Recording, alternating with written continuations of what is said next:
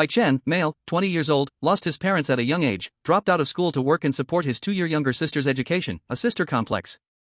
Jiangcheng, afternoon.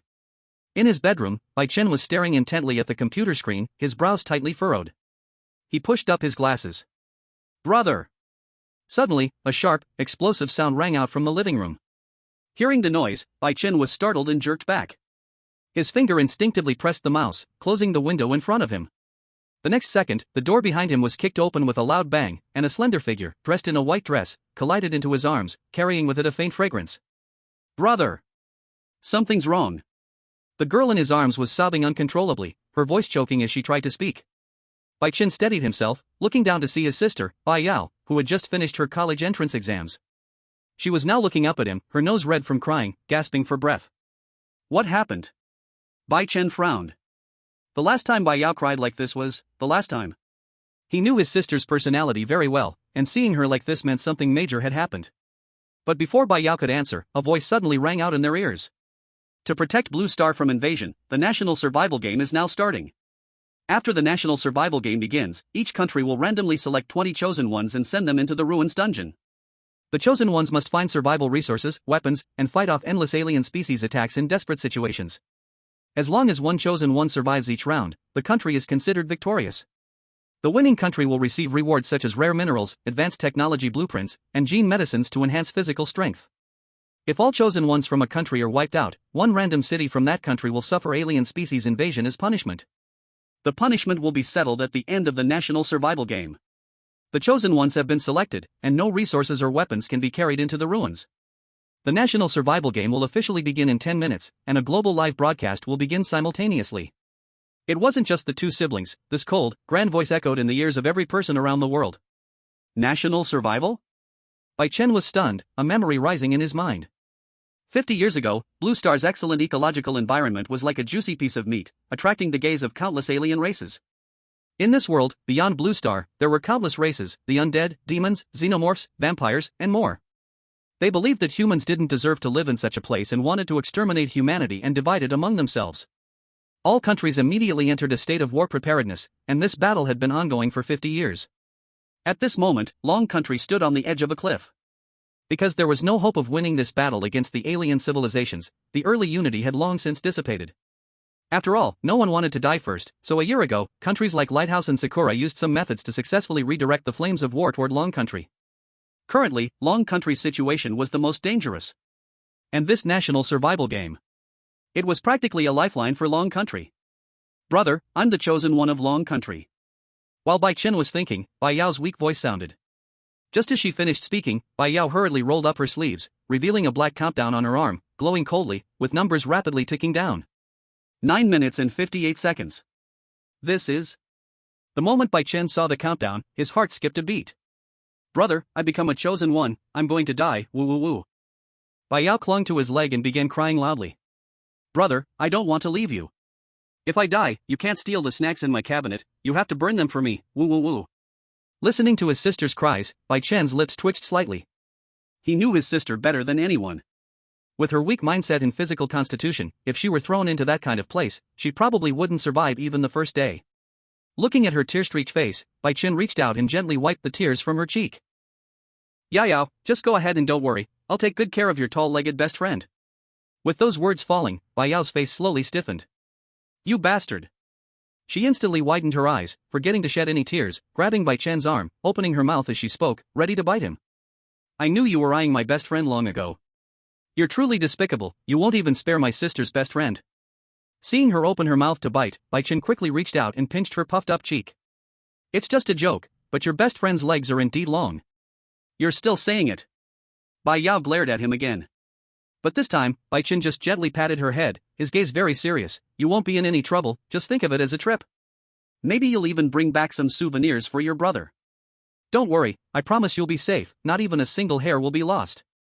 Although Bai Yao didn't know where her brother got his confidence, looking at his serious eyes and recalling how Bai Chen had never lied to her since childhood, her anxiety gradually faded. She sniffed and nodded obediently. Then you better not lie to me. If you do, I swear, from now on, all your lottery draws will have a guaranteed prize. Bai Chen's expression froze. What a vicious curse. He didn't say anything further. Bai Yao went to her room to change into workout clothes. Just as she came out, the countdown on her arm ended, and a soft white light suddenly enveloped her, her figure instantly turning transparent. "Brother, I'm leaving." Before leaving, Bai Yao forced a smile. A few seconds later, a living person completely disappeared from the spot. After she was teleported away, the ease on Bai Chen's face instantly faded, replaced by heaviness. He turned around and sat back in front of the computer, reopening the interface he had just closed. On the pitch-black screen, 7 golden words stood out clearly. "Welcome to the National Fate Administrator System." This thing suddenly appeared in Bai Chen's mind this morning, but he materialized it on the computer. At first, he didn't understand what this was. His golden finger? But with the appearance of the National Fate survival game, Bai Chen suddenly realized. So it was prepared for this, but I didn't expect Yao Yao to actually become a chosen one. Bai Chen muttered to himself while moving the mouse. After entering the relic management interface, most of the functions in front of him were grayed out and unavailable, but one function, supplies, was emitting a faint white glow. He also noticed that his administrator level in the top right corner was only level 1. So, in order to help my sister, I still have to find a way to level up my administrator rank. Bai Chen frowned slightly as he checked the upgrade conditions. It was a normal experience bar, but the experience source required him to bind a chosen one. This person's monster kills and task completions would reward him with experience. Does this even need to be said? Of course, it's got to be my dear sister. Without hesitation, Bai Chen decided to bind Bai Yao. But when he opened the list of chosen ones from Dragon Country, he found an unexpected name inside. Meanwhile, after her vision cleared, Bai Yao found herself in a wilderness filled with the smell of decay. The entire world seemed to be trapped in darkness. The unfamiliar environment made her murmur. Will I really be okay? She looked around and found that the chosen ones from Dragon Country had all awakened. Soon, a woman dressed in combat gear stepped forward, speaking in a serious tone. Don't be afraid, I'm Qin Jia, the commander of Dragon Country's starry army. I believe everyone has heard my name. Please rest assured, I will do my best to ensure no one gets hurt. Qin Jia? Bai Yao. Chapter 2, Undying Tribe Relics, Church Sanctuary. Hearing that name, Bai Yao was first stunned. At once, a wave of safety rushed in. The Interstellar Legion was a new legion formed after Dragon Nation went to war with alien civilizations. And Qin Jia was the youngest commander among them. But she became famous not because of her face or her age, but because she became famous in one battle a year ago. At that time, Dragon Nation was framed by Lighthouse Nation, Sakura Nation, and other countries, and was watched by many races at the same time. It was Qin Jia who relied on outstanding command ability to win that battle with fewer against more. This commander who had both beauty and strength became known in every home in Dragon Nation from then on. Bai Yao still remembered that ever since Qin Jia became famous, her brother never stopped teaching her to take Qin Jia as a role model.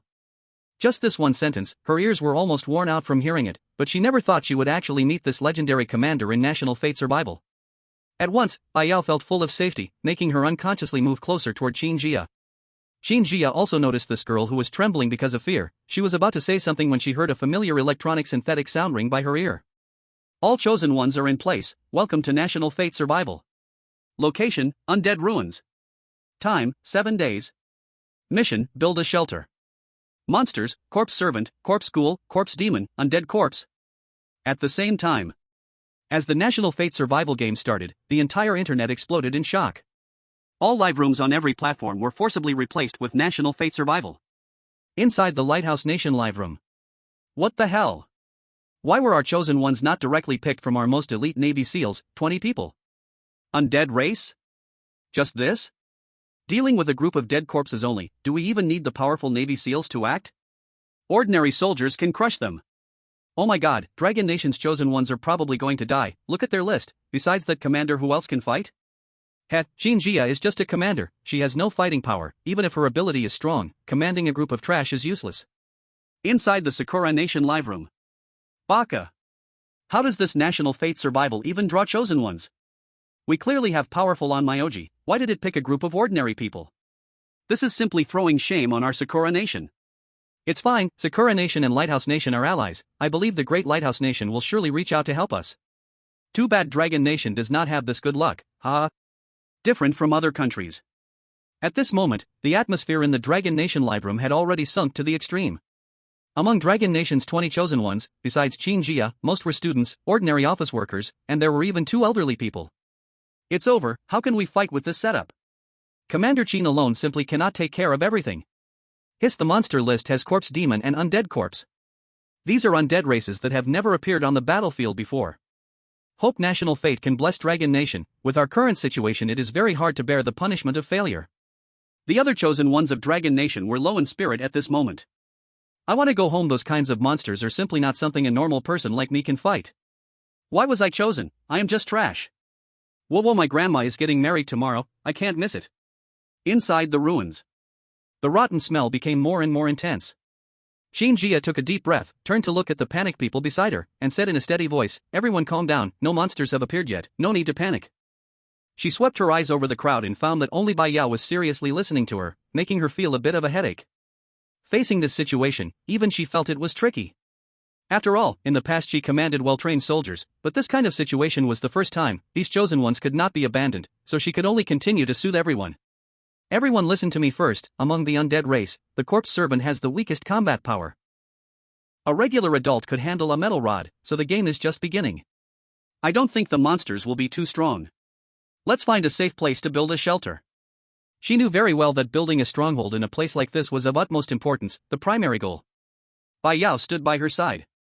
She remembered something Bai Chen had said before and followed Qin Jia to encourage everyone. "I know everyone is scared, I am too, but I believe in Sister Qin. Once the shelter is set up, even if we encounter stronger monsters later, we'll definitely have the strength to fight back." Qin Jia looked at her in surprise and then gave a nod of approval. She had initially thought that this young girl would be like the others, but unexpectedly, she had adjusted so quickly. Bai Yao and Qin Jia's words had an effect. The tense nerves of the group relaxed slightly. Seeing this, Qin Jia looked ahead. After her eyes gradually adjusted to the darkness, she could make out the outlines of some buildings. There seemed to be a small town ahead. "Let's move forward. I don't see any supplies here, staying here won't be useful." With that, she immediately led the team forward. At the same time, she pulled Bai Yao to her side. "Little sister, what's your name?" "My name is Bai Yao." Bai Yao felt a little excited. After all, Qin Jia was like an idol to her. She wondered if her brother was watching. If he saw this, he would probably be excited too, right? "Your name is really beautiful.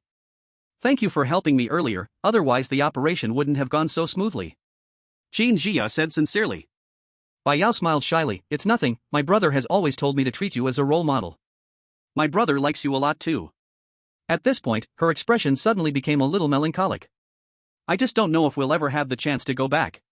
Qin Jia gently patted her head. "What are you saying? We will definitely go back.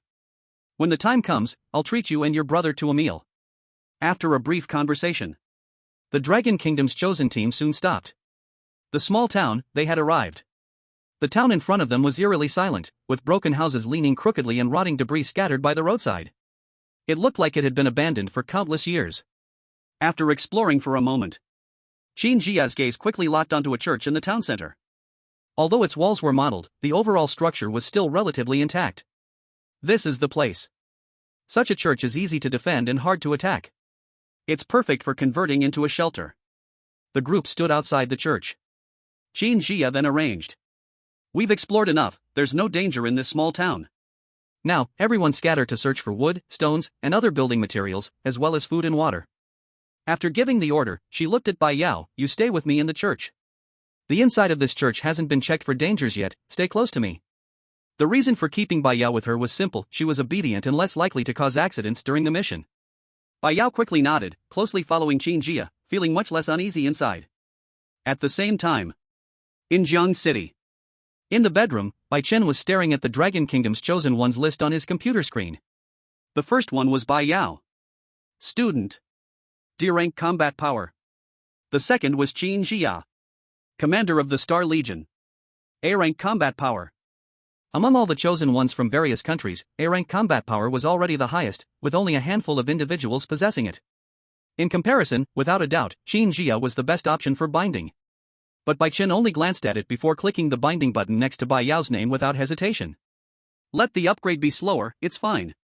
My sister is more important." Although he admired Qin Jia as well.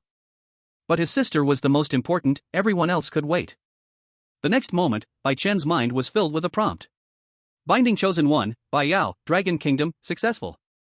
Current admin level, level 1. Unlockable functions, supplies, chests, can control all blue and lower chests. Control range, 50 kilometers.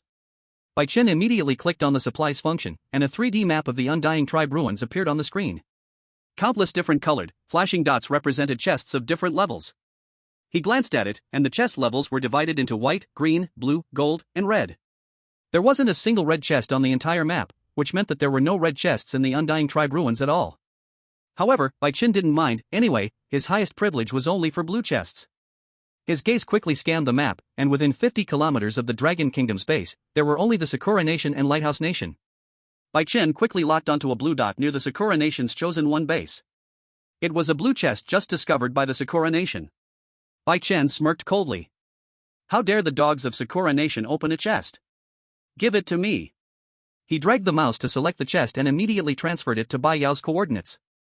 Not only that, he also transferred all the white and green chests. The people of Sakura Nation wouldn't get a single chest. After doing all this, Bai Chen immediately opened the livestream, not looking at anyone except Bai Yao. After all, what's more important than his sister? Yao Yao, Big Brother has prepared a big surprise for you. Bai Chen pushed his glasses up the bridge of his nose, already imagining his sister's reaction after receiving the surprise. Happy? Excited? Sakura Nation base. They were quite lucky. Their starting point was in a valley, and they immediately took over a cave as a shelter. In the forest around the cave, a chosen one with dyed yellow hair was excitedly shouting, "Captain! I found a blue chest!" When he passed by here earlier, he noticed something sticking out of the ground and directly dug it up. To his surprise, it was a chest. His instinct told him that there must be something good inside. Upon hearing his call, the leader of the Sakura Nation Chosen Ones immediately walked over quickly. The yellow-haired Chosen One's attention was all on the leader, completely unaware that the chest behind him suddenly vanished. By the time the Sakura Nation leader arrived, all he saw was an empty ground. Where's the chest? He thought the yellow-haired one had hidden it and asked. The chest? The chest was right on the ground, didn't you see? The yellow-haired one said while pointing at the ground. But when they looked, they were shocked. Where's the chest? Baka! Who are you asking? The leader's face turned livid with anger, and he raised his hand to slap the yellow-haired one. The crisp sound echoed through the forest. Are you playing with me? I'm telling you, you have to find me a chest today, or you'll wait to die. The yellow-haired one covered his swollen face and dared not speak, feeling full of grievance. The chest was clearly right here just now. Sakura Nation livestream. The onlookers could see the truth, only the audience knew that the yellow-haired one was truly wronged. I saw it. The chest really disappeared out of nowhere. Baka! Which thief stole our chest? Damn! The blue chest must be worth a lot, and it was stolen like this. Bastard! This useless fool can't even guard the chest, causing Sakura Nation to lose valuable supplies. Even if he survives, he must commit seppuku. On the other side. Inside the church, Bai Yao was following Qin Jia, checking each room. Sister Qin, this room is fine, I even found a longsword. Although the dark room was a bit scary, there was still a good find. Bloodstained longsword. Quality, green. Attack power, 10. This is a knight's sword, stained with the blood of the undead. This sword can deal extra damage to the undead. After reading the information, Qin Jia directly handed the longsword to Bai Yao. Bai Yao was stunned for a moment. She thought Qin Jia would use the sword herself. Sister Qin, if you're giving me the weapon, what will you do? Qin Jia smiled helplessly. You just hold on to it. I have experience dealing with the undead, so I won't need it. Others only knew her as the commander stationed at the rear, but they didn't know her true strength. She was very clear that, with her combat power, this sword was a weapon that was unnecessary for her. But for Bai Yao, who had no combat ability, this was the key to survival. Alright, thank you, Sister Qin, hee. Bai Yao happily held the sword, feeling a warmth in her heart. When they returned to the corridor and were about to go to the next room, it was so dark that Bai Yao couldn't see the ground clearly. Naturally, she didn't notice that something had suddenly appeared on the ground ahead. Ouch! She felt like she kicked something, her toe hurt, and her body lost balance instantly, almost bumping into Qin Jia in front of her. Be careful! Qin Jia quickly turned around to support her. Bai Yao winced in pain. Hiss! What is this? So hard! Both of them looked down at the same time, and they saw a completely blue treasure chest quietly lying on the ground. Just now, Bai Yao had kicked the lock of the chest. This is a treasure chest? Bai Yao's eyes widened in surprise. The next moment, the blue treasure chest opened with a click, and a dazzling golden light burst out from inside, lighting up the dim corridor. It also illuminated the confused expressions of the two women. The bullet screen in the Dragon Kingdom live broadcast room exploded in an instant. Wow! A blue treasure chest? Wait, sisters, you're just walking along and opened a treasure chest? Is that right? Commander Qin picked the right person. This girl seems to be possessed by the luck of the gods. Tears. This should be the second best news for Dragon Kingdom right now, the first being that Qin Jia is in the Chosen One. This treasure chest looks so familiar. I think I saw it in a live broadcast from Sakura Country. Chapter 4, Infinite Bullets. Golden AK-47. The golden light from the blue treasure chest was so bright that it made it hard to open their eyes. Bai Yao and Qin Jia were both frozen in place. Before they could react, a brilliantly glowing item slowly floated out of the chest. It was a golden AK-47, entirely forged from gold, with intricate carvings on the body, and the muzzle faintly glowed with cold light. Weapon information immediately appeared before Bai Yao's eyes. Golden AK-47. Quality, blue. Attack power, 15. The golden AK-47, forged from gold, its bullets deal massive damage to the undead. Continuous firing may cause the barrel to overheat. Ammo capacity, infinite. This, an AK-47 with infinite bullets? Bai Yao, still holding the green quality longsword, stared at the golden Alaska floating in front of her, completely dumbfounded.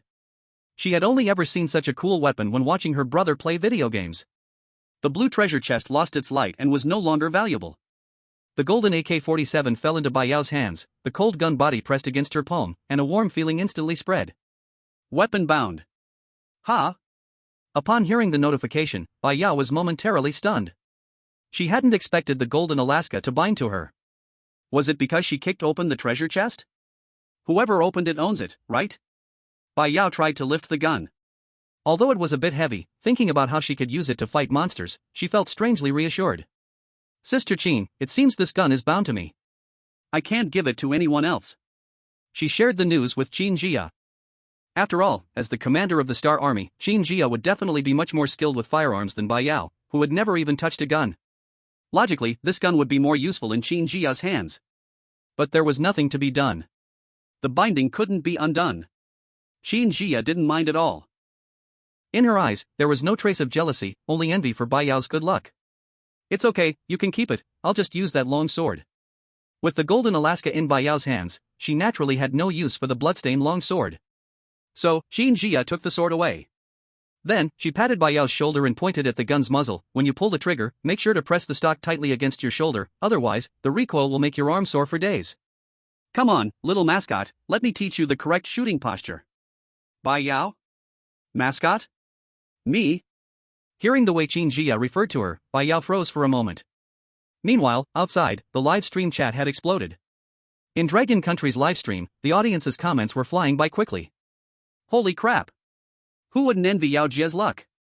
Is this even fair? I ask you, is it fair?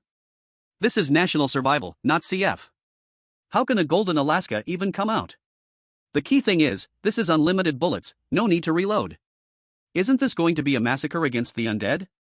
LMAO, little mascot has appeared. No kidding, no kidding, if Yao Jia opens a few more boxes with this luck, I think Dragon Country could just lie down and win.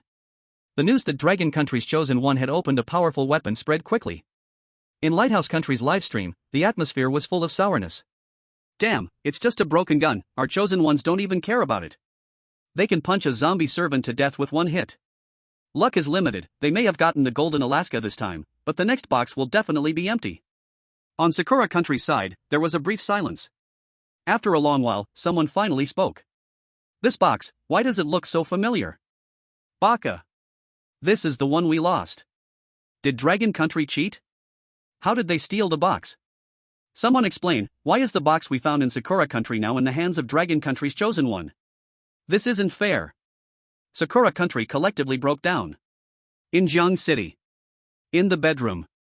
Bai Chen looked at the livestream where Bai Yao was happily holding the golden Alaska, and couldn't help but smile.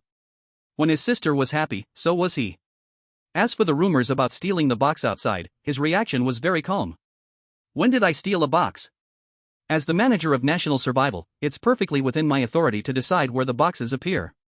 However, besides that, Bai Chen also noticed some attacking comments about Bai Yao from Sakura Country and Lighthouse Country. Looks like once my permissions are upgraded, I'll have to teach these dogs a lesson. His eyes narrowed slightly.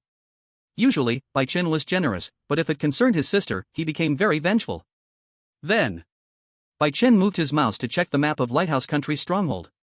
He was shocked to find that their stronghold had 2 blue treasure chests. Bai Chen immediately transferred all the chests to Dragon Country's stronghold. Still very close to her, she would easily find them if she looked around. At this moment, a flashing skull icon suddenly appeared on the map. It caught Bai Chen's attention. The skull icon was located in the church where Bai Yao was, and even closer to her. Bai Chen's heart tightened, he quickly clicked the icon, and the system popped up a prompt. Zombie servant. Insufficient permissions, unable to control, please upgrade administrator level. As expected, it's the undead. Bai Chen let out a slight breath of relief. The icon hadn't appeared earlier because this zombie servant had been in a dormant state, undetected. But just now, the noise from Bai Yao opening the treasure chest had woken it up. However, it was just a zombie servant. Bai Chen had no concerns at all. With Qin Jia's combat power, dealing with a zombie servant was more than enough. Not to mention Bai Yao had the golden Alaska in her hands. I just wonder if Yao will get scared. Bai Chen suddenly remembered when he used to tell ghost stories to his sister to help her fall asleep. She spent the entire night without closing her eyes. But this time, she had to face a real monster. Inside the church. The 2 women had already searched most of the rooms and found no danger. Now, only the room at the deepest part remained. Qin Jia walked ahead, reaching out to push open the door. The wooden door creaked with a rotten sound. A cloud of dust rose. This seems to be the confession room. I'll go in first. Stay close behind me.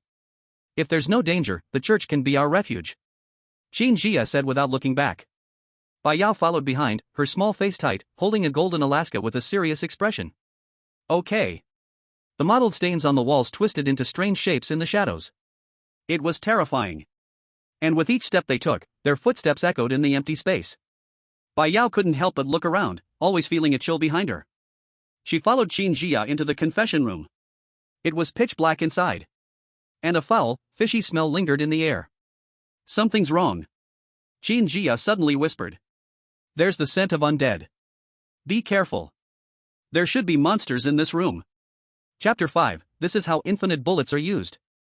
To be honest, Qin Jia wasn't surprised by the appearance of undead at this point. They had been in the ruins for almost half a day, and if they hadn't encountered any monsters by now, that would have been really strange. Hearing her say that there were undead here, Bai Yao's heart skipped a beat. Are they coming? Just as Bai Yao was feeling tense, she suddenly heard a soft clinking sound from behind. It was small, but in the eerie silence of the confession room, it was very jarring. Bai Yao quickly turned around. And came face to face with a pair of murky, blood-red eyes. With the light from the golden Alaska, she clearly saw the monster in front of her. It was a half-human corpse, with dark blue-black skin stretched tightly over protruding bones, and rotting flesh had fallen off in many places, revealing its white ribs. Its throat emitted a strange hissing sound. It swiped at her with its claws. Ah! How ugly! Bai Yao was still scared. She let out a terrified scream.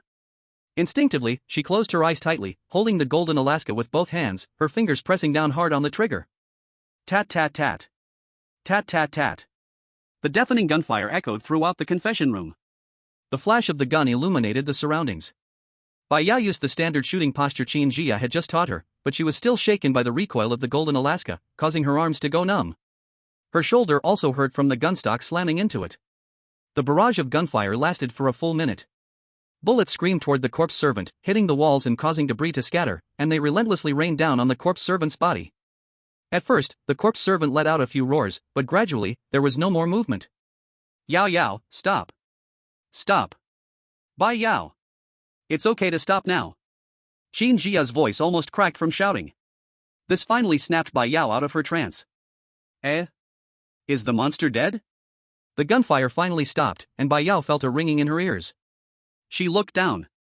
The corpse servant had been reduced to a pile of rotten flesh. Its already decayed body was now covered in grotesque bullet holes. Black-green fluid and dark red blood mixed together, flowing all over the floor, with only a few intact bones left. Ugh, how disgusting. Bai Yao's expression was one of complete revulsion towards the corpse servant, with no trace of guilt. Who was the one who sprayed the AK for a whole minute? The scene was a bit gruesome. Bai Yao felt her stomach churn as she looked at the corpse servant's miserable state and quickly turned her face away. Qin Jia hurried to support her, gently comforting her.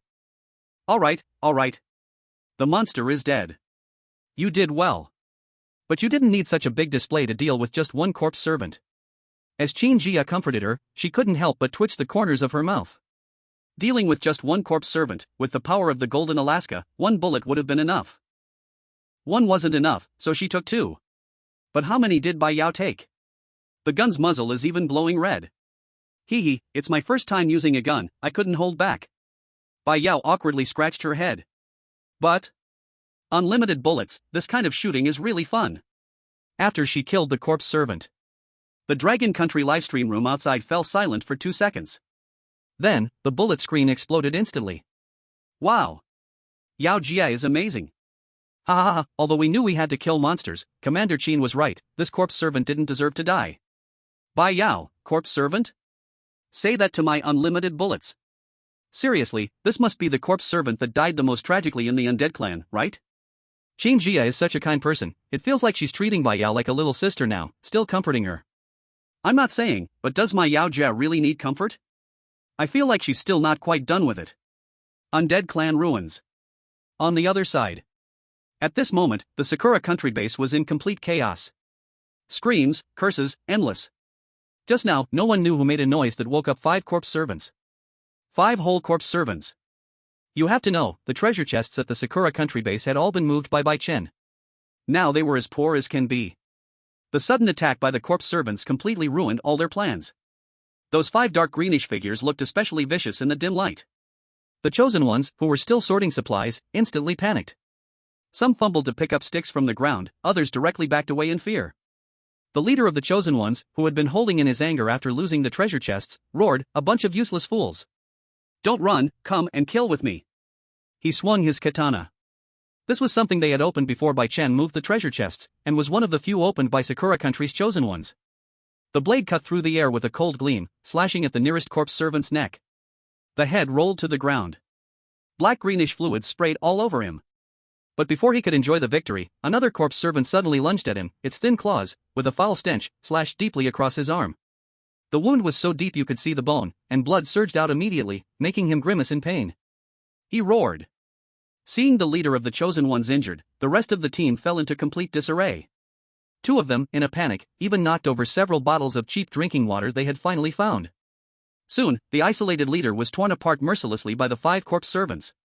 Screams echoed throughout the entire valley. Throughout the undead clan ruins, all the chosen ones heard the system prompt. Sakura Country chosen one Fuchuan Naiku has been killed by a corpse servant. Seeing this scene, the Sakura Country livestream room erupted in wails. This isn't right. Why did Dragon Country easily deal with 1 corpse servant, and we have to face 5? I won't accept this, Dragon Country must be cheating. That Golden Alaska should have belonged to us. Our chosen ones are useless. Lost the treasure chest and can't even deal with monsters, hurry up and die, don't disgrace Sakura Country. Where's our ally, Lighthouse Country? Can't our chosen ones ask them for help? Ask? How can we ask? We don't even know the coordinates. Jiang City. Suddenly, a system prompt popped up on Bai Chen's computer screen. Chosen one Bai Yao killed a corpse servant *1, experience +1. He nodded in satisfaction, although it was only a little experience, and there was still a long way to go to level up. But survival had just begun. As the difficulty gradually increased, there would be plenty of opportunities to gain experience. Bai Chen was still watching the livestream. He saw someone complain that Bai Yao was wasting bullets by shooting randomly, and he couldn't help but sneer. Foolish, aren't unlimited bullets meant to be used up and not saved for the new year to set off firecrackers? He used to play the biohazard mode, and when there were unlimited bullets, he would just shoot zombies endlessly. You could say, it's no surprise she's my little sister. Bai Chen caught a glimpse out of the corner of his eye, and suddenly, a system prompt popped up. It occupied most of the screen. Ding! The limited time challenge task will begin in 1 hour. Please allocate the tasks wisely. If no allocation is made within the time limit, the system will automatically assign it to 3 countries. Task 1, defend against the attack of the corpse demon. Reward, shelter upgrade. Task 2, enter the buried corpse valley and collect 50 corpse hearts. Reward, 5 people's survival resources for 3 days. Task 3, use corpse blood to complete a prayer. Reward, random treasure chest reward.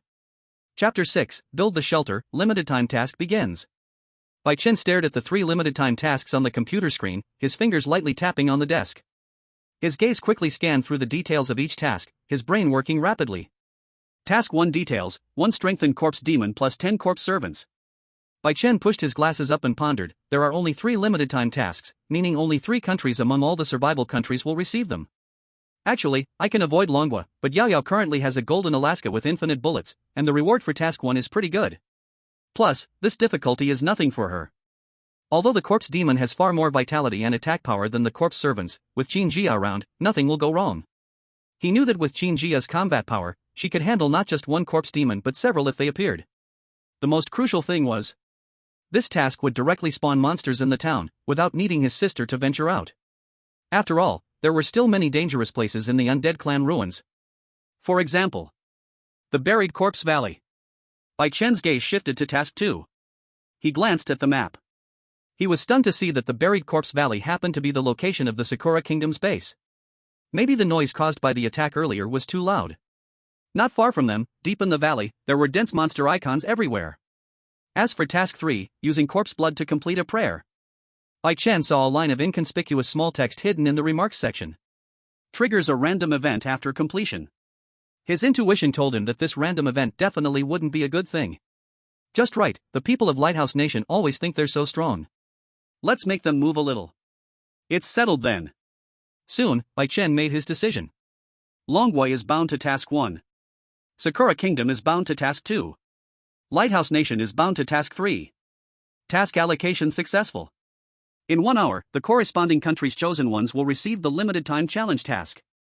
The system prompt rang in his mind. Bai Chen leaned back in his chair, a cold smile tugging at the corner of his mouth.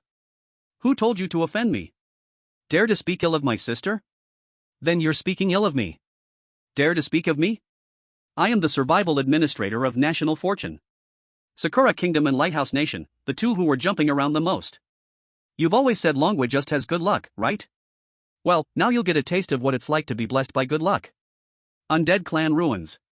Inside the church, Bai Yao and Qin Jia had confirmed that the corpse servants in the confession room had been completely dealt with, and the church was now safe.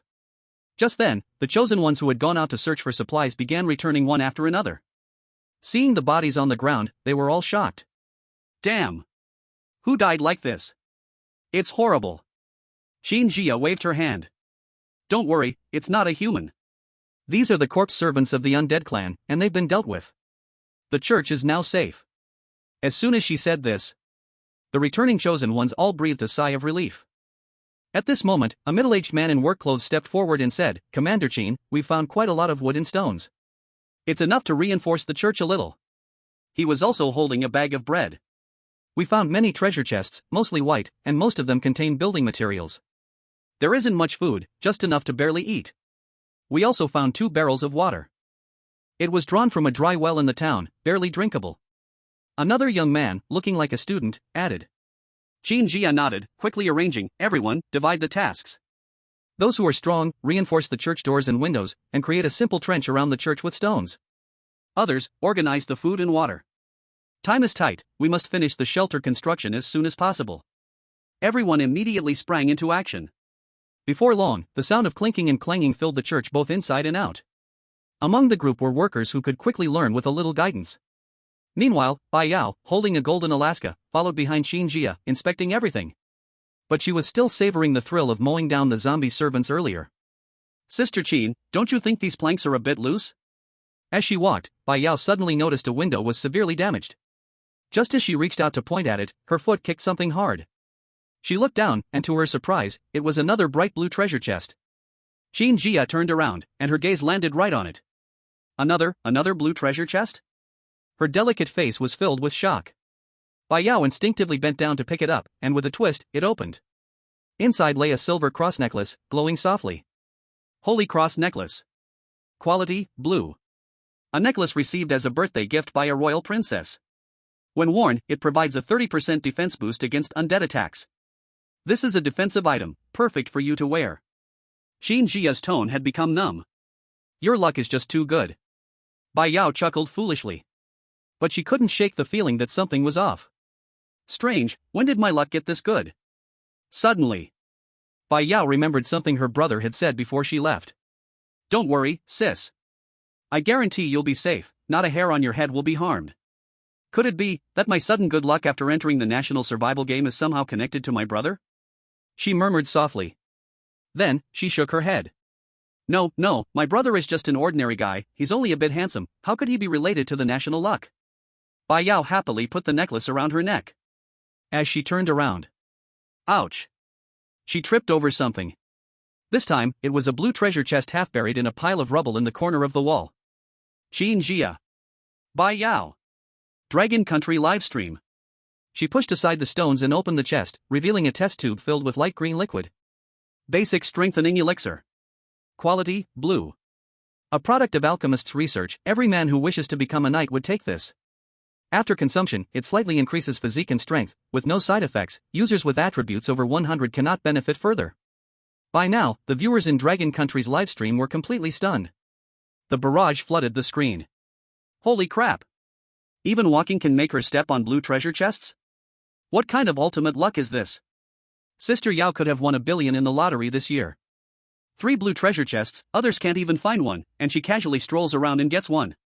I seriously suspect these relic treasure chests have legs. Are they all running towards Sister Yao? Bai Yao hesitated while holding the strengthening elixir. Sister Qin, who should this potion be used for? You should take it first. Xin Jia said without hesitation. You haven't been trained, your physique is too weak. Bai Yao nodded. Xin Jia's words were not wrong. Just now, she secretly checked and noticed that her shoulder was already bruised. She twisted open the test tube and drank it. A cool liquid slid down her throat, instantly spreading through her limbs, and she felt a warm sensation all over her body. Her shoulder, which had been aching from the rifle but earlier, no longer hurt. Took basic strengthening elixir. Strength plus 15, physique plus 10, speed plus 5. Chosen 1, Bai Yao. Strength, 20. Physique, 15. Speed, 10. Looking at her stats, Bai Yao suddenly fell silent. So, before taking the potion, she had been so weak? Sister Qin, next time we find a potion, you should use it. You can become stronger.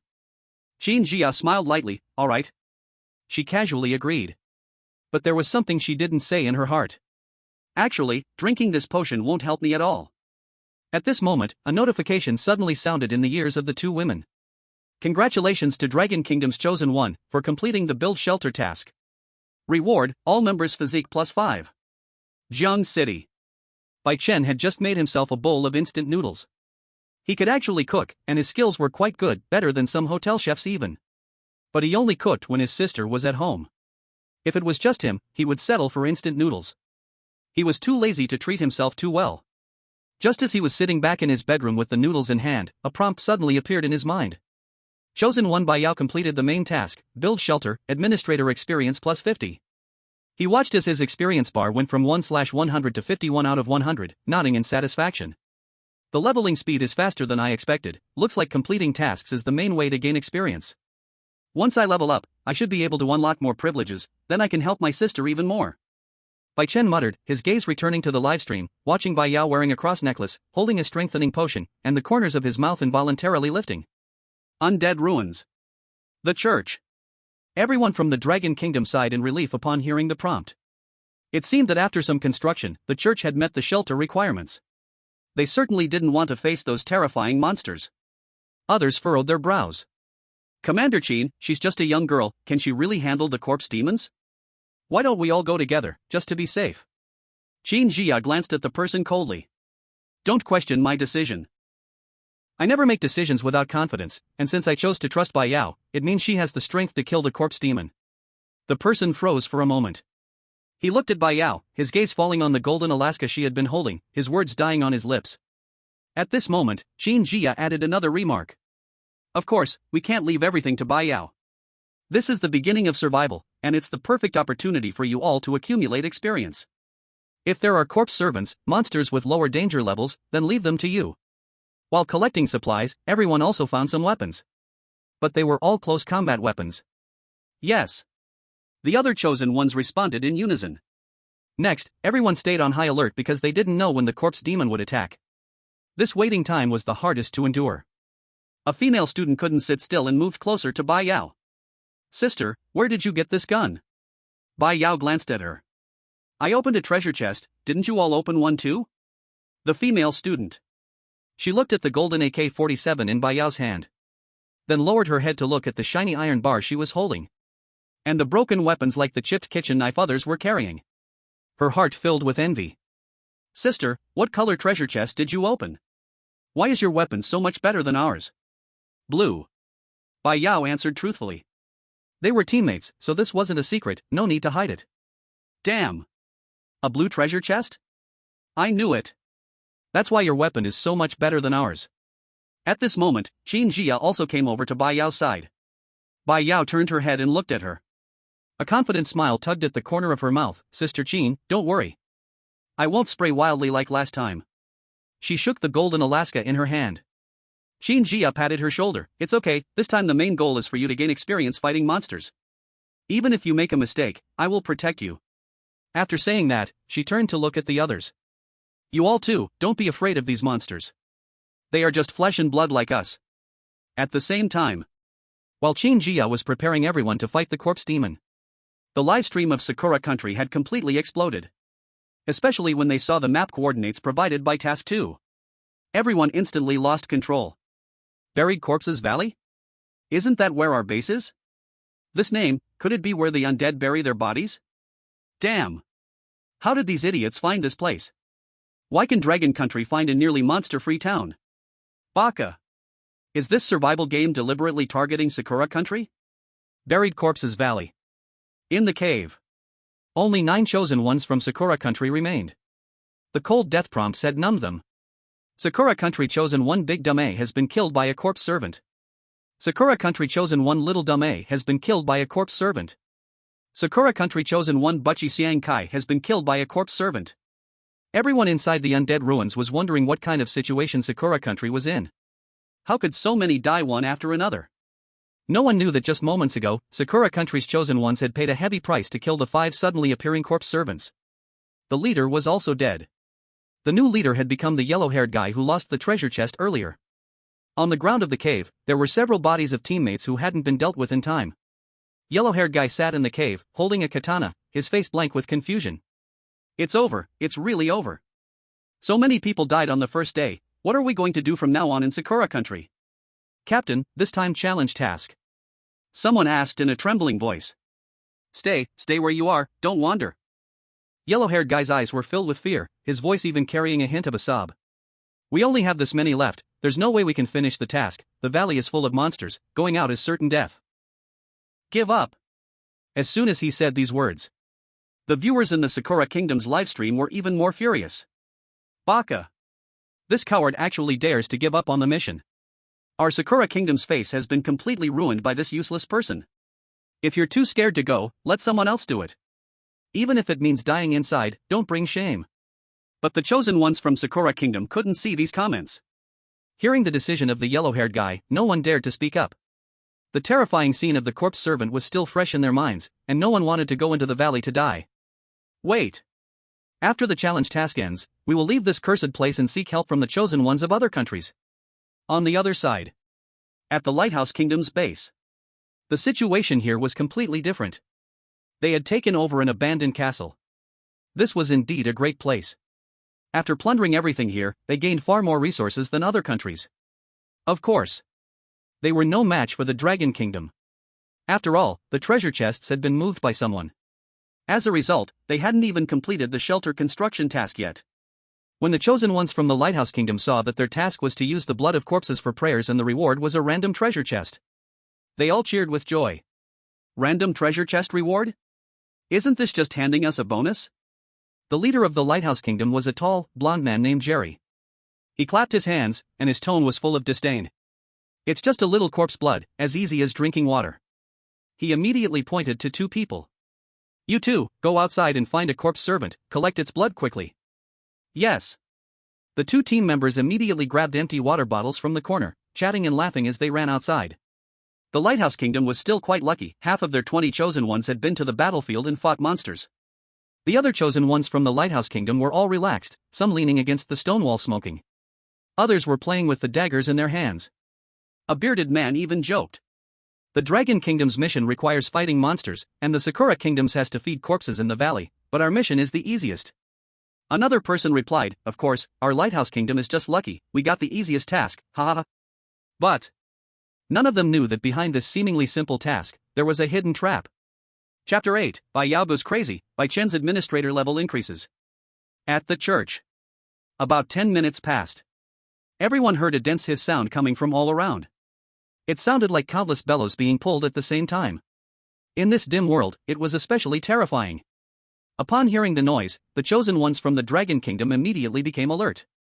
A few of the more timid ones shrank back. But some others stood on tiptoe to look outside. A quick glance made them suck in a breath of cold air.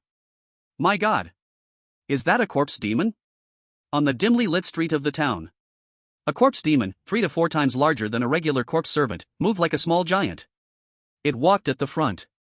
Its dark blue skin showed thick muscles, and its blood-red eyes gleamed with fierce light in the darkness, staring hard at the church. Behind it were 10 wobbly corpse servants, their decayed arms flailing wildly in the air, rushing madly toward the church. This corpse demon is different. Experienced Qin Jia immediately noticed something wrong. The corpse demons she had seen on the interstellar battlefield were much smaller than this one. Bai Yao, be cautious, this corpse demon is stronger than any I've seen before. She reminded her. Bai Yao immediately nodded. All right. Her eyes tightly focused on the dark figures quickly approaching ahead. This was her second time facing monsters. But there was little fear in her eyes. Only excitement for the upcoming battle with the monster. At that moment, someone watching the live stream immediately noticed Bai Yao's abnormality. He furrowed his brows. Hiss. Could it be that my sister has awakened some strange preferences? Bai Chen rubbed his head and pondered. He didn't know. Having Bai Yao get her hands on a golden AK-47 would be the biggest regret of his life. Damn it! Is this monster really something humans can fight against? A middle-aged worker gripped the kitchen knife tightly, his palms drenched in sweat. A female student let out a cry of alarm. It runs so fast. It's coming. 3, 2, 1. Bai Yao silently counted in her heart. When the group of undead entered the optimal shooting range, her eyes narrowed, and without hesitation, she pulled the trigger of the Golden Alaska. Dod-day-day. Dod-day-day. The crisp sound of gunfire echoed through the empty town, bullets pouring down like a torrential rain. However, without training, her accuracy was still lacking. The corpse demon leading the charge was completely unharmed. The 2 zombie servants following closely behind were instantly turned into a sieve. Blood splattered, and their bodies fell to the ground like torn sacks, twitching a few times before going still. Everyone! The corpse demon, roar! Seeing its servants killed, the corpse demon let out an enraged roar. It sounded like thunder, shaking people's ears. It suddenly pushed off the ground with its feet, its dark figure turning into a shadow that pounced toward the trench. Its speed was more than double what it was before, and the ground trembled slightly beneath its feet. Qin Jia's pupil shrank, and she was about to warn Bai Yao. But when she turned her head, she found Bai Yao had already adjusted her gun. Biting her lower lip, Bai Yao squinted her eyes. Go to the spa. Bai Yao pulled the trigger again. Dod-day-day. The barrel of the Golden Alaska turned slightly red from the continuous fire. This time, the bullets accurately hit the corpse demon's head, instantly leaving several horrifying blood holes in its skull. Thud. The corpse demon stumbled and fell to the ground. Bai Yao let out a breath of relief. She placed her hands on her waist, a smug expression on her face. Humph, with the gun barrel pressed right against your face, how could I miss? Trash. Roar. Maybe it was those words that angered the corpse demon. The corpse demon, which had already fallen, climbed up again. Its sharp claws slammed onto the trench, and with terrifying strength, it shattered the freshly built trench into pieces. Be careful. Qin Jia immediately drew her bloodstained sword, flipped, and jumped out, ready to directly deal with the corpse demon. But she didn't expect. Bai Yao didn't retreat, instead, she stepped forward, pushing the golden AK's muzzle right into the mouth of the furious corpse demon. The corpse demon. Her eyes gleamed with excitement. I once sneaked a look at my brother's study materials. It said that the greatest killing power is when you stuff it in the mouth. Saying that, Bai Yao's finger tightened on the trigger again. The bullet shot directly into the corpse demon's face. Its entire head was reduced to mush. Its massive body crashed to the ground with a boom. This time, it couldn't get up again. After all, its head was gone. If it could stand again, that would be too unreal. At least, no mere corpse demon could do that. The scene fell into silence. Everyone was stunned, staring at Bai Yao in disbelief. Qin Jia, having heard what she just said, seemed to be thinking something, her delicate face suddenly flushed. But looking at Bai Yao's expression, it was clear she hadn't understood the deeper meaning. You never learn properly. Qin Jia muttered under her breath. Then, she looked at the other chosen ones. What are you waiting for? The remaining zombie servants are up to you. Longwa livestream. Damn. Yao Jie's moves are so fierce. The muzzle to the face, point-blank shooting. I loved watching that. Yao Jie, can you explain your study materials? About the study materials, my girlfriend says they aren't talking nonsense on it. To be honest, I really want to be friends with Yao Jie's brother. Seriously, just now, I was really sweating for Bai Yao. This corpse demon's vitality is so strong. Now, I feel like a fool. Shoo. Don't speak carelessly, didn't you see Commander Qin was also panicked just now? While netizens in Dragon Country were still sighing in amazement. The remaining 8 corpse servants saw that the corpse ghost was dead, but still mindlessly rushed forward. Clearly, they lacked the intelligence of the corpse ghost. Other chosen ones exchanged glances. Although they still felt a bit scared inside, seeing the tragic state of the corpse ghost on the ground, they gathered their courage and charged forward. The middle-aged worker took the lead, swinging a kitchen knife to chop at a corpse servant. The blade struck its neck, directly chopping off its head. The female student gripped an iron rod, closed her eyes, and swung wildly at the corpse servant. To her surprise, she hit it right in the temple. Watching the corpse servant collapse on the ground, she froze for a moment before realizing and excitedly shouted. I knocked it down. I can fight monsters too. A few others were also beating on a corpse servant, various weapons falling one after another. Soon, everyone started gaining some experience. It wasn't long before they had killed all the remaining corpse servants. At this time, Bai Yao also put down her golden Alaska and blew on the red-hot muzzle.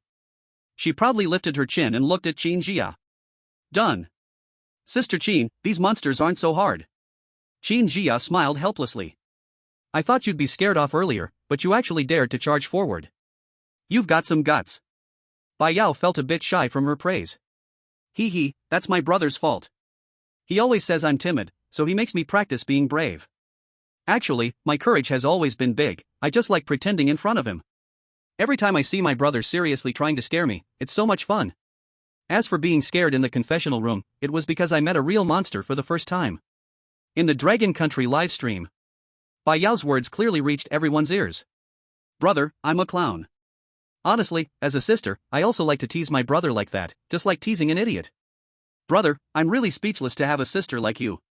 Holy shit. Brothers, something's wrong, quick, go check the Lighthouse Country livestream. Oh? Isn't their mission the easiest? What could go wrong? Jiang City. In the bedroom, Bai Chen couldn't help but twitch his mouth. She's learned badly. Really, she's learned badly. He was a bit angry and embarrassed. However, looking at Bai Yao's proud expression in the livestream, Bai Chen immediately calmed down. Forget it, she's my sister, what can I say? I'll just steal all her snacks later. Just as he finished speaking, Bai Chen heard the system's prompt in his mind. Chosen 1 Bai Yao killed a corpse ghost *1, experience plus 15. Chosen 1 Bai Yao killed a corpse servant *1, experience plus 2. Almost there, I'll be a level 2 administrator soon. Bai Chen glanced at the experience bar. 68/100. Not bad, the level up speed is pretty fast. He sighed with emotion. His gaze then shifted to the Lighthouse Country livestream. A cold smile curled at the corner of his mouth. Let me see what random events you can come up with. Lighthouse Country base. Inside the abandoned castle. Jerry had completed the prayer with the corpse blood. The next moment, a flash of white light appeared, and a white treasure chest suddenly appeared, falling to the ground. Ward Law? Jerry was stunned. A random treasure chest and you give me a white one? His face instantly turned ashen. Fuck. He had thought his luck was good. But at the crucial moment, things fell apart. The Lighthouse Country livestream was also in an uproar. Oh my god, Jerry, you're such an idiot. You shouldn't have been the one to pray. This guy probably didn't pray with sincerity, or how could he have gotten such a useless white trash item? Look at Dragon Country, they've had good luck ever since they entered the National Survival Mission. I really suspect they're cheating in some way. Jerry was red-faced for quite a while. His teammates finally managed to calm him down. Forget it, a white treasure chest is still a treasure chest. Let's see what we can get. Hopefully, it'll help us build the shelter. However, Jerry had lost interest, so he casually pointed to someone and asked them to open it. The person walked up and quickly opened the white treasure chest. But inside, it was completely empty. Huh? Where are the rewards from the treasure chest? He looked down, puzzled. The next second, a black claw suddenly reached out from inside and instantly crushed his head. The chosen one from the lighthouse nation, Lasil, has been killed by a corpse demon. Roar! Along with the cold death prompt, the roar of the corpse demon followed closely. A corpse demon actually crawled out of the white treasure chest. What's going on? Why is there a corpse demon? The chosen ones from the lighthouse nation instantly panicked. In this chaos, the corpse demon found an opportunity and ripped another person apart. It was only then that Jerry finally reacted. Fuck! This is a trap from the challenge mission. No more chosen ones could die. Jerry, barehanded, walked up and engaged in a close-quarters fight with the corpse demon. After a few rounds, he grabbed the corpse demon's head and killed it in the same way. After crushing the corpse demon's head, Jerry was still angry, so he started punching and kicking its corpse. Only then did he vent his anger. At this moment, a chosen one glanced into the treasure chest and was stunned. Jerry, look! There's actually a long spear in the treasure chest. Grave of the Buried Corpses Valley. The blonde man, along with the remaining 8 people, huddled in the corner of the cave, listening to the monstrous roars outside, not daring to breathe. Finally, the time for the time challenge mission ended. The prompt sounded in their ears. Sakura Nation has abandoned the time challenge mission, no reward. The blonde man's tense nerves finally relaxed, and he quickly told his team, his voice trembling. Quick, pack up, we need to leave here fast. If we stay any longer, the monsters will find us. The others hurriedly packed up their limited supplies and stumbled out of the grave of the Buried Corpses Valley. They were badly off. Not only did they get no reward, but they also had to abandon their stronghold. Bai Chen watched the broadcasts from the Lighthouse Nation and Sakura Nation, seeing their broken defenses. A smile spread across his face that he couldn't hide. It's fine, next time there's something good like this, I'll be sure to share it with you first. Then, a series of system prompts suddenly rang in his mind. Timed challenge mission ended. Dragon Nation, completed time challenge mission 1, reward, shelter upgrade. Lighthouse Nation, completed time challenge mission 3, reward, Knight Commander's long spear. Sakura Nation, abandoned time challenge mission 2, no reward. Chosen one Bai Yao completed the mission, experience plus 50. Administrator's experience is full, level increased to 2. New privileges unlocked, material control privileges upgraded, please check. Chapter 9, Undead Bodyguards, the monster tide is coming. Finally unlocked new privileges. Bai Chen looked at the screen, where it showed the prompt monster control privileges unlocked. A flash of brilliance appeared in his eyes. He quickly clicked to open the privilege details. Monsters. Currently able to control low-level undead, zombie servants, corpse demons. Control limit, 50, commands such as patrol, guard, attack can be set. Besides the monster privileges, his original material control privileges had also been upgraded. Current controllable chest levels, white, green, blue. Controllable range, 100 kilometers. The range had doubled. This privilege came just in time. Bai Chen smiled with satisfaction. Before, within the 50 kilometers range, he could only scavenge from Sakura Nation and Lighthouse Nation. Within the 2 nation strongholds, treasure chests were already invisible, all moved away by Bai Chen. Even if he wanted to scavenge, there was nothing to scavenge. But now, the range expanded, and Bai Chen had more sheep to scavenge. He excitedly opened the map. By moving the map view, he found that around the town near the Dragon Nation stronghold, there were monster icons lurking. There were zombie servants and corpse demons. Bai Chen selected 15 corpse demons and 35 zombie servants, exactly filling the monster control limit. 50 of them. Without hesitation, he directly issued the command to the 50 marked monsters. Protect the town, attack all outsiders and monsters. Protect Bai Yao, obey all of Bai Yao's instructions. The moment these 2 commands were successfully given. In the ruins of the undead. In the unseen darkness. Those originally terrifying undead suddenly stopped their aimless wandering. Stiffly, they turned around.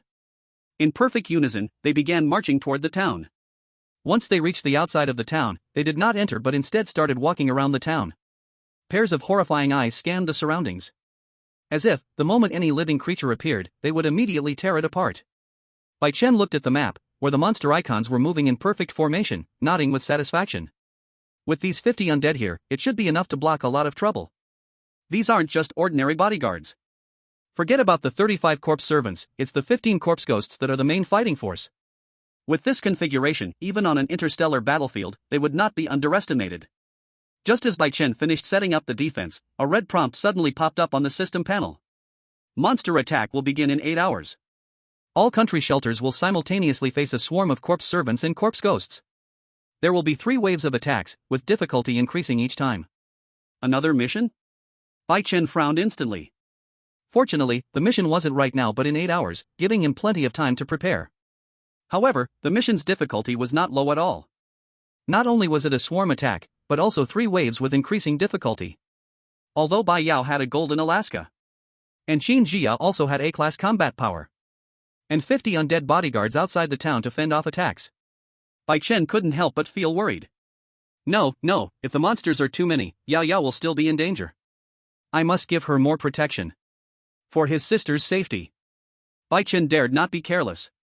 He quickly swiped across the map, and after expanding his resource range to 100 kilometers, 2 more countries appeared. They were Kimchi Country and Country 3. In their bases, there were still many undiscovered treasure chests. It was unclear how these people were checking. Among them, there were still 2 blue treasure chests. Without hesitation, Bai Chen moved all these treasure chests to Dragon Country. After all, people from these 2 countries weren't very honest. One had dirty hands, the other was always making little moves in the interstellar battlefield. Giving them a little lesson, Bai Chen had no psychological burden. After doing all this, looking at the map where the treasure chest icons around the town had once again become dense, Bai Chen was finally satisfied.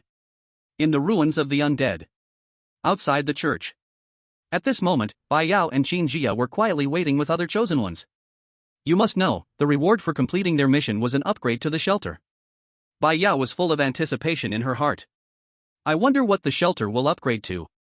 It would be best if it could be equipped with heavy firepower, and if it also had unlimited bullets, that would be even better. That way, no matter how many monsters come, we wouldn't be afraid. We could just blast them all into bits. Hearing her words, the others all looked speechless. Even Xin Jia couldn't help but twitch the corner of her mouth. Heavy firepower? Unlimited bullets? A golden Alaska is already way beyond the standard. Do you think this national fortune game is your family's? However, Bai Yao's words did make everyone imagine a little. Indeed, if there really was that kind of firepower, it would be like a god slaying gods, a Buddha slaying Buddhas. What a pity. It could only be a fantasy, a little moment of joy. How could this ever come true? Dragon Country livestream. Why is Sister Yao still making wishes? Hey, don't say it, with Sister Yao's luck, she might really make her wish come true. Stop joking, no matter how good the luck, there must be a limit. How could it be so easy to say whatever comes to mind, unless Bai Yao had someone backing her up? This is the national operation, how could there be someone behind her? At this moment, the surface of the church was glowing with a faint white light. The next second, the white light suddenly intensified, and everyone instinctively squinted. After the light dissipated, a brand new shelter appeared before their eyes. It can't be said that it resembled the previous church in some way. It could only be said that it was completely unrelated. The originally simple wooden door and windows had now turned into heavy steel. Mysterious patterns were carved on them, looking very tough. And the holes on the outer walls of the church, which were previously broken, were now completely repaired, covered with a layer of hard stone slabs. Not only that, but after the Dragon Kingdom's chosen ones walked inside, they found. Even the originally messy ground was now clean, all the scattered rubble and dust had disappeared. Every room even had a wooden bed added. The Dragon Kingdom's live stream immediately erupted in exclamations. Damn! This is an upgrade? I would believe it if you said they just replaced it with a fortress. A fortress can't be called this, but it's way too luxurious. Steel doors and windows. With this strength, even corpse demons can't break through. With such a shelter, plus Sister Yao's golden Alaska and Commander Chin's strength, Dragon Kingdom is definitely safe this time. Laughing to death, Sakura Country hasn't even finished building their shelter task yet, they're still looking for the next stronghold. Inside the church.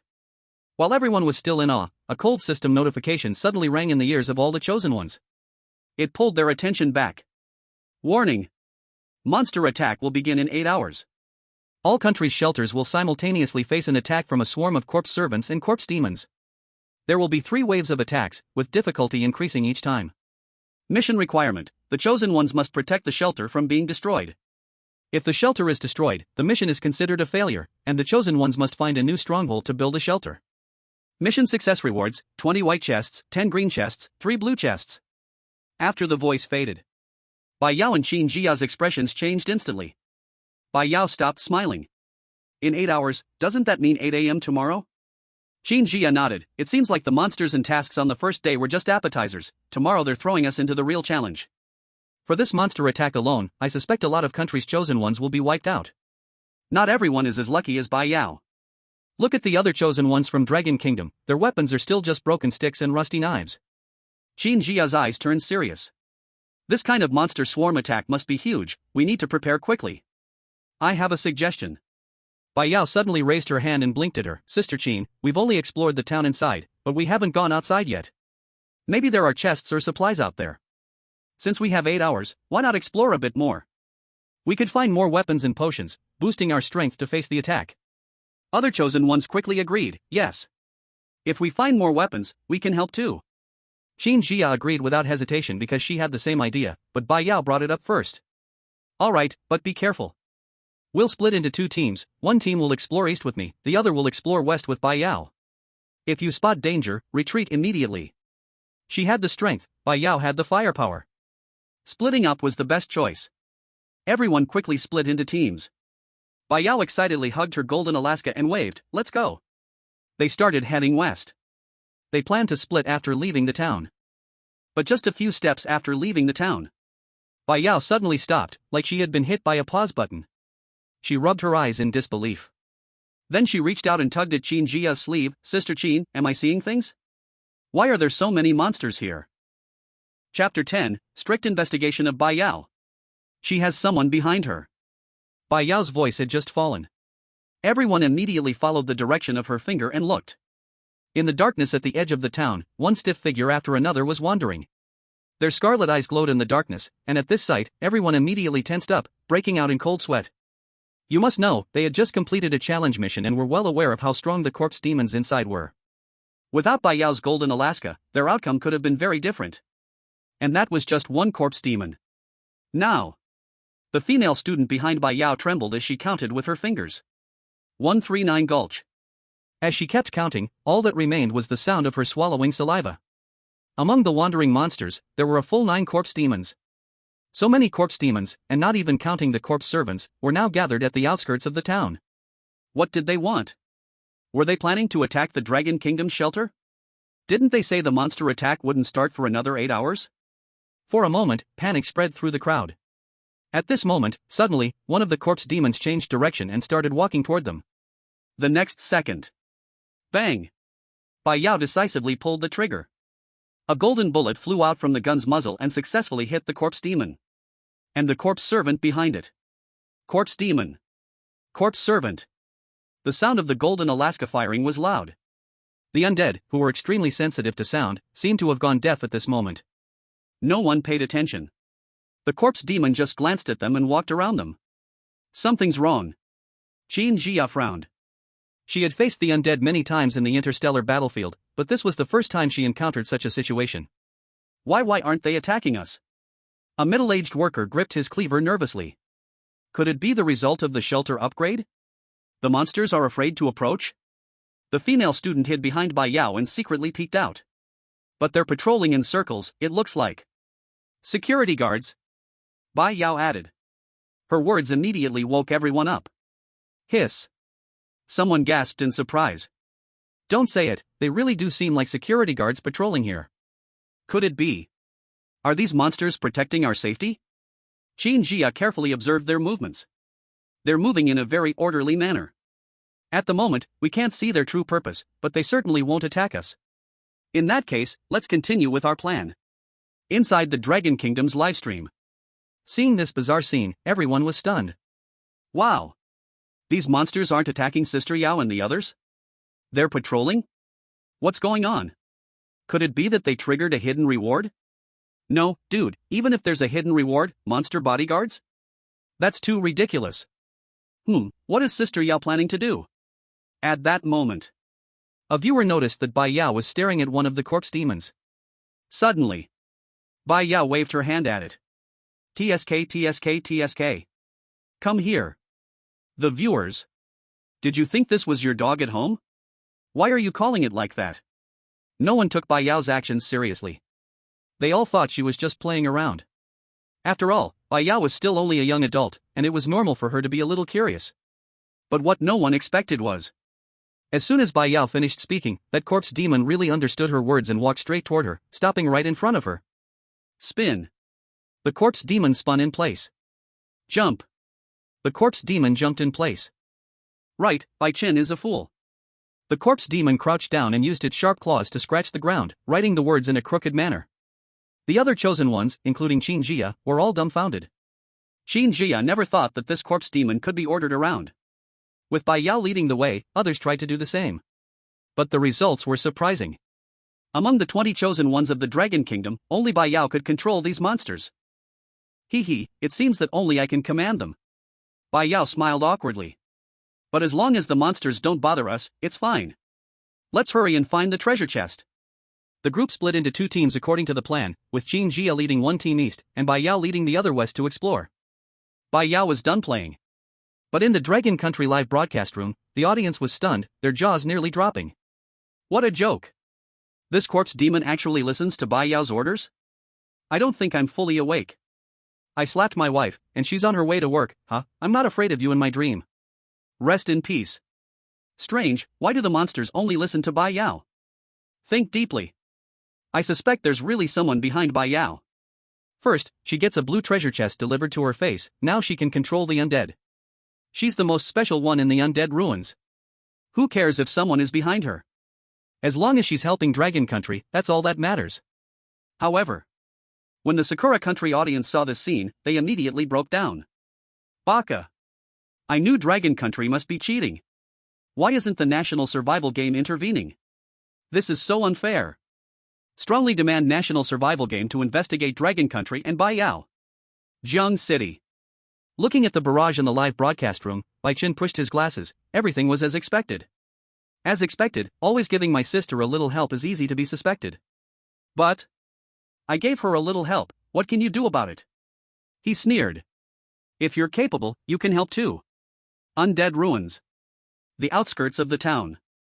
It was the 10th minute since the Dragon Country chosen ones started acting separately. Sister Yao, I can't carry them anymore. The female student struggled to carry several treasure chests, both white and green, panting heavily. It wasn't just her. The others were in the same condition.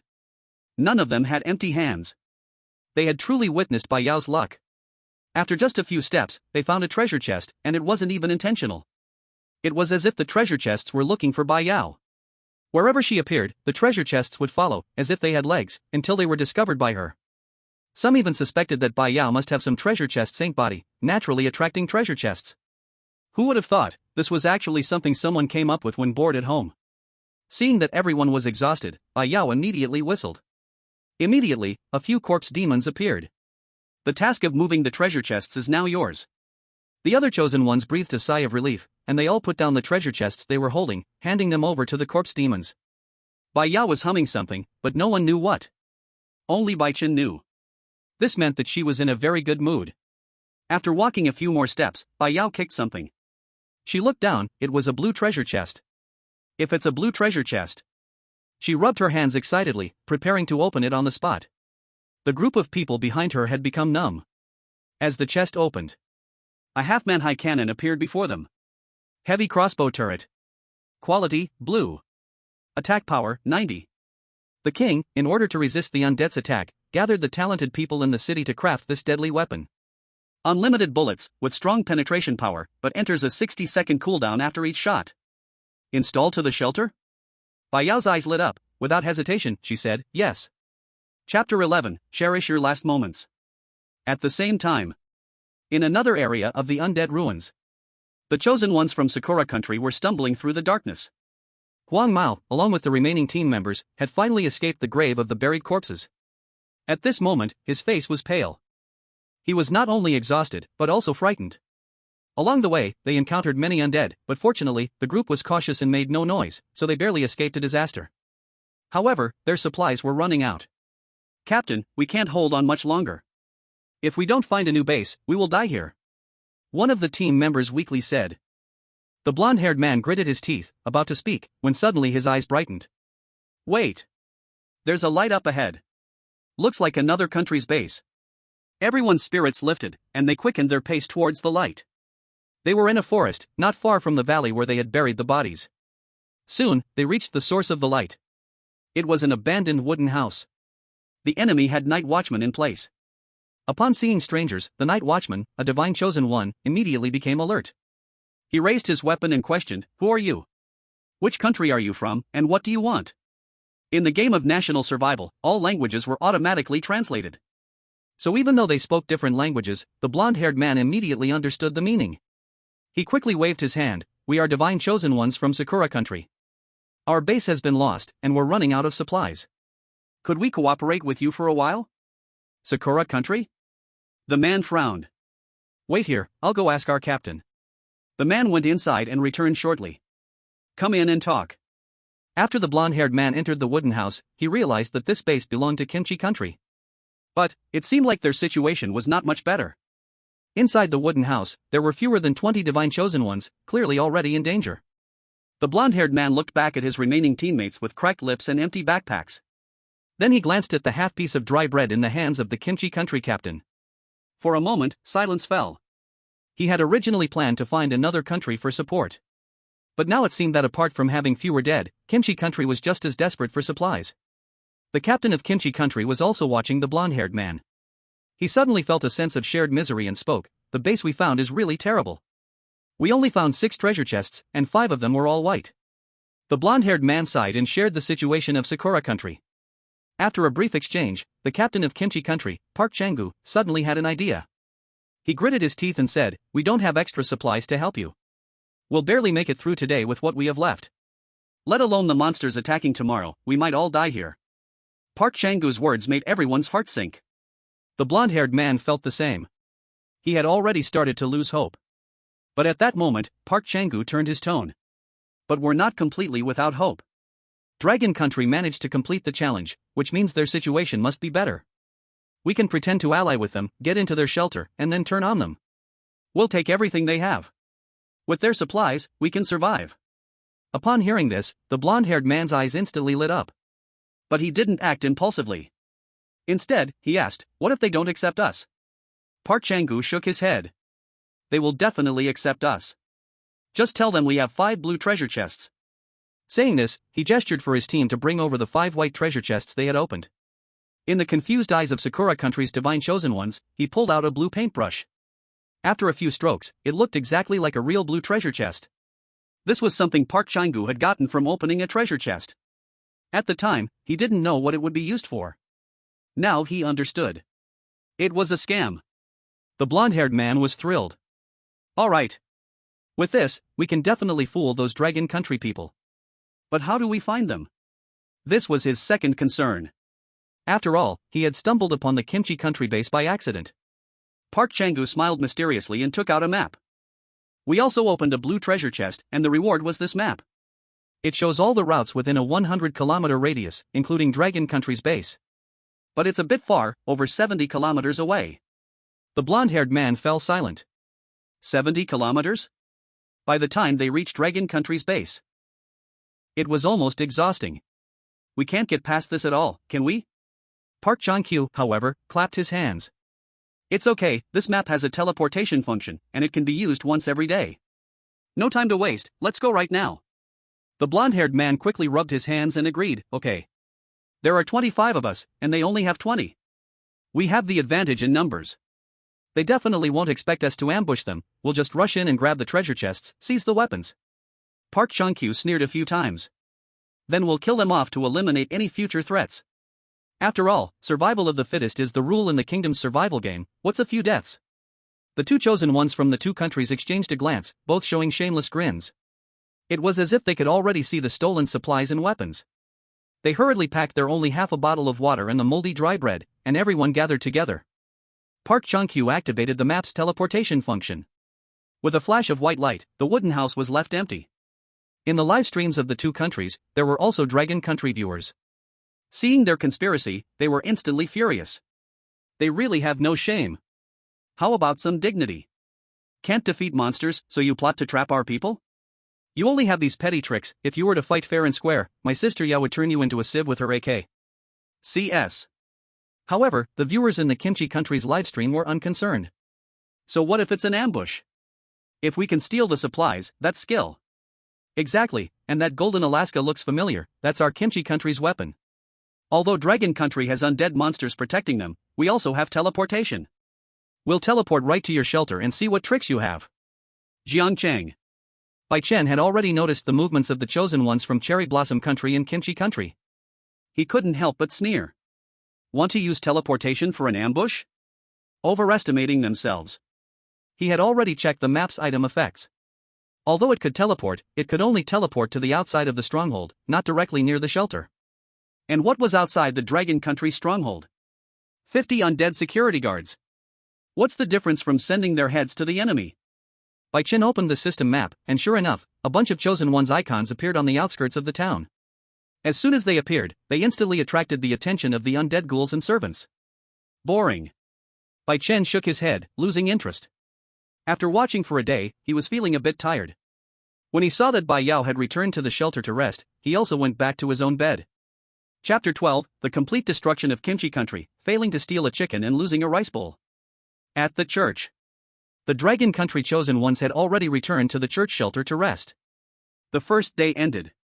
After a long period of being on edge and experiencing a battle, everyone was visibly tired. Even Qin Jia was no exception. Although she had high combat power, she was not a superhuman, and the whole Dragon Country team required her to worry about them. Qin Jia arranged for people to take turns keeping watch.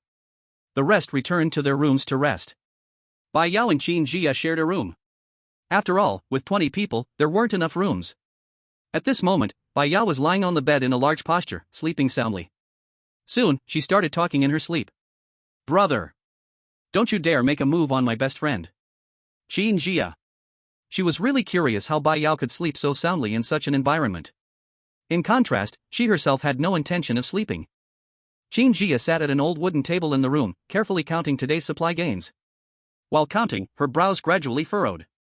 In the earlier exploration, the team she led didn't even see a single treasure chest, but Bai Yao's team had actually obtained 8 white treasure chests, 4 green treasure chests, and even 2 rare blue treasure chests. The 2 strong crossbow turrets they had opened were now securely installed on the roof of the church. This is so wrong. Qin Jia muttered softly, her fingertips tapping on the table. She glanced up at the sleeping Bai Yao, her gaze complex. Since entering the ruins, Bai Yao's luck had been ridiculously good. As things went on, she didn't even try to pretend anymore. It was far beyond just being lucky. Even Qin Jia began to have doubts. Was there really someone secretly helping Bai Yao from behind? But then, she thought for a moment. The national survival game was started by the will of Blue Star to resist alien species. It was related to the survival of the entire Blue Star. Could there really be someone in reality who has the power to influence the national survival game?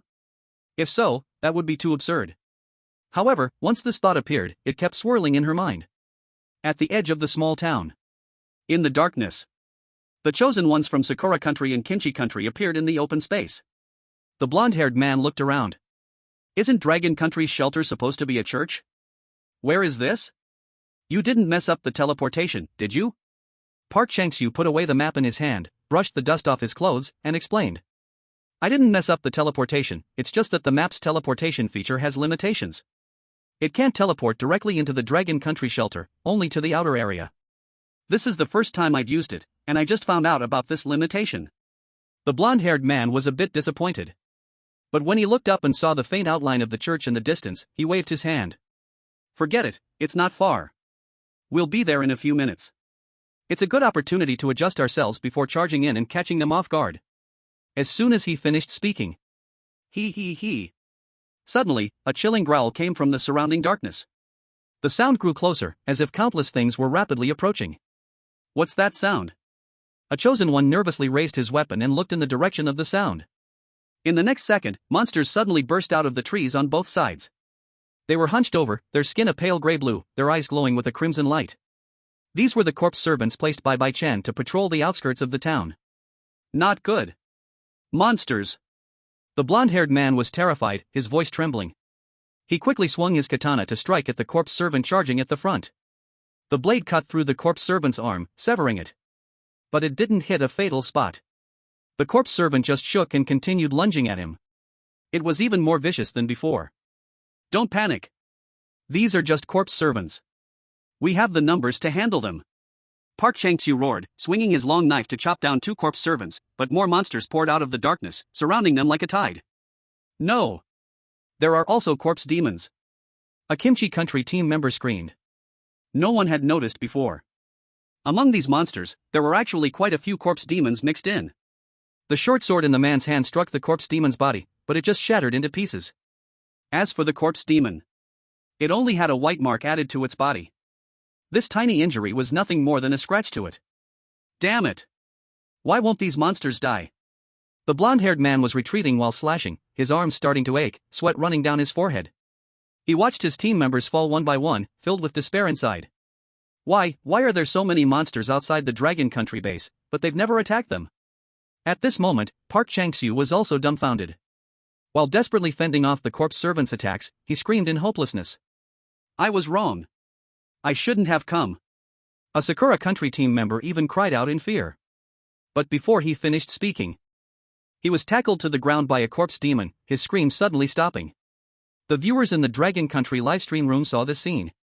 They instantly erupted in excitement. Laughing to death, with this little skill, they're thinking about sneaking an attack? We don't even need the Dragon Country chosen ones to step in. Our security alone could stop them at this stage.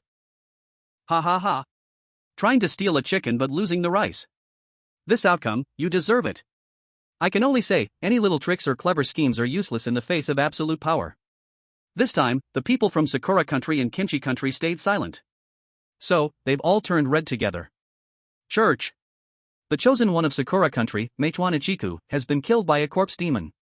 The chosen one of Kimchi Country, Shin Jinbin, has been killed by a corpse demon. The chosen one of Kimchi Country, Park Chang-woo, has been killed by a corpse demon. All the chosen ones from Kimchi Country are dead. Kimchi Country has been eliminated. Failure punishment, undead invasion. The death notifications rang for half an hour before finally stopping. What did Kimchi Country go through? They were completely wiped out? Jin Jia's pupils contracted. She had just finished checking her supplies and confirmed that her current stockpile would last for some time. But she didn't expect that in just a short time, a whole country would be wiped out. But that wasn't her concern. The most important thing now was to rest, recharge, and wait for the monster attack tomorrow. Jin Jia stood up, stretched lazily, and was about to lie down next to Bai Yao. But just then. Dong! Dong! Dong! Though the door was one room away, Jin Jia's keen hearing still caught the knocking sound from outside. It was the church's front door. Soon, a Night Watch chosen one quickly walked over to her, his expression serious as he reported. There are chosen ones from other countries asking to see you. As soon as he finished speaking, the sound of Sakura Country's blonde-haired man's crying plea came from outside. Dragon Country friends. Please open the door. Save us. The outside is full of monsters. Help.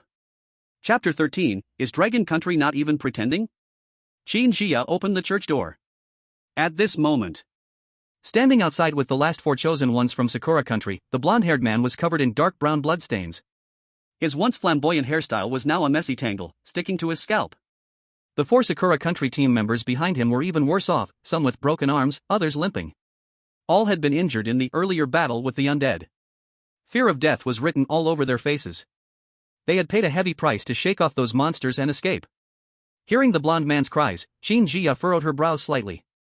Monsters? What monsters? She knew clearly that what these people had encountered were probably the same undead from Guardian Town. But she didn't explain. Instead, she grew suspicious.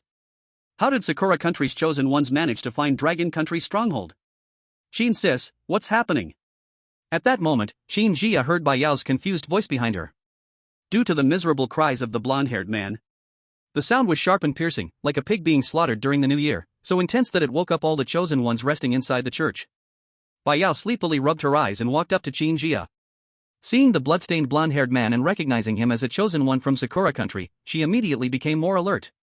A look of disgust appeared in her eyes. Sakura Country people? What are you here for? Looking for trouble? As she spoke, Bai Yao raised her golden Alaska. You still have a gun? Seeing the golden Alaska, the blonde-haired man was momentarily stunned. For some reason, he felt like this gun should be his. If he had such a weapon, how could Sakura Country have ended up in such a miserable state? Especially when he saw the clean and tidy interior of the church, it felt like night and day compared to their own situation of eating stale bread and sleeping in damp caves. For a moment, the blonde-haired man's heart was filled with resentment, his eyes full of jealousy. Why do you get to eat well, live well, and have guns, while we can only live in caves and gnaw on broken bread?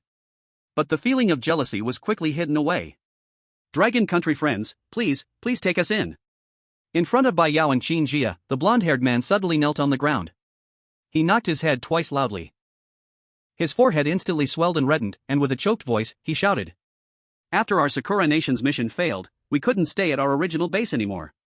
All the other brothers died, and only a few of us managed to escape. By accident, we ended up here with you. Our supplies are long gone, and outside, there are monsters everywhere. Please, just let us stay for one day, he said, while secretly watching Qin Jia's expression, praying that she would soften. If she softens, then his chance would come. At night. Although the number of online viewers in the Dragon Kingdom's livestream dropped significantly, there were still quite a few compared to other countries. Seeing the yellow-haired man show up, everyone exploded. The beast from Sakura Nation acted so well. It's a shame they aren't an actor. Holy shit. I just checked, guess what? This yellow-haired guy really is an actor, but the kind you'd never expect. Commander Qin, don't believe him. This beast was just planning to rob our supplies with the Kimchi Nation. Yao Jia, quickly raise the AK. If he keeps pretending, shoot him. Even if it's not a trap, we can't take in these ingrates from Sakura Nation, or we'll be stabbed in the back sooner or later. In the church. Qin Jia listened to the yellow-haired man's tearful performance, but her mind clearly flashed with the death prompt from half an hour ago. Around the same time, the Kimchi Nation team was completely wiped out. It seemed there were also people from Sakura Nation among them, which meant they came together. Realizing this, Qin Jia suddenly sneered. By accident? I want to ask, how did you and the Kimchi Nation plan to accidentally arrive at our base and launch an ambush? Hearing this, the yellow-haired man's sorrowful expression froze instantly. His eyes subconsciously dodged, not daring to meet hers. This small flaw was caught by Qin Jia. At this moment, the yellow-haired man knew his lie had been exposed. The facade on his face instantly tore apart, and a flash of madness and viciousness appeared in his eyes. He suddenly sprang up from the ground. If you won't help me, then I'll take it myself. Like a starving wolf, he pounced at Qin Jia. He was secretly holding a short knife hidden in his sleeve. It was a weapon he had taken from the dead Kimchi Nation's chosen one. However, Qin Jia was already prepared, swiftly dodging the yellow-haired man's attack. At the same time, her right leg bent and her knee shot upward with a whistle of wind. Put. The yellow-haired man felt a sharp pain in his abdomen, as if his internal organs had been shattered. A mouthful of fresh blood mixed with stomach acid shot out, and his body flew backward like a kite with its string cut, crashing heavily into the mud 3 meters away. The short knife also flew out of his hand. Captain! The remaining 4 Sakura Nation chosen ones, with red eyes, were about to charge forward. But just then, a series of rapid footsteps came from the side. They could vaguely hear that familiar, terrifying low growl. Undead. The 4 Sakura Nation chosen ones were stunned. How could this be? They had carefully observed after shaking off the monsters, and they wouldn't actively enter the town, only wandering outside. Although they didn't know why, it at least meant the town was safe. But now, how had they all followed them over? Ha ha ha. Looking at the approaching monsters, the yellow-haired man suddenly laughed.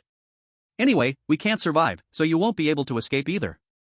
With so many undead, even if you survive, you will suffer heavy losses. This is what you get for not helping us. However, listening to the yellow-haired man's frenzied voice, all the Dragon Kingdom chosen ones remained calm. Qin Jia tilted her head and looked at Bai Yao. Did you bring them here? Bai Yao's eyes were confused. It wasn't me, I don't know. At this moment, the 4 Sakura Nation chosen ones had already lifted the yellow-haired man and started running. This way, the undead would surely attack the Dragon Kingdom team first. The yellow-haired man was thinking in his heart that this scene would happen. Not long after, his eyes suddenly filled with fear. He saw that the vast swarm of undead completely ignored the people of the Dragon Kingdom. They kept running straight toward them. Kill them first.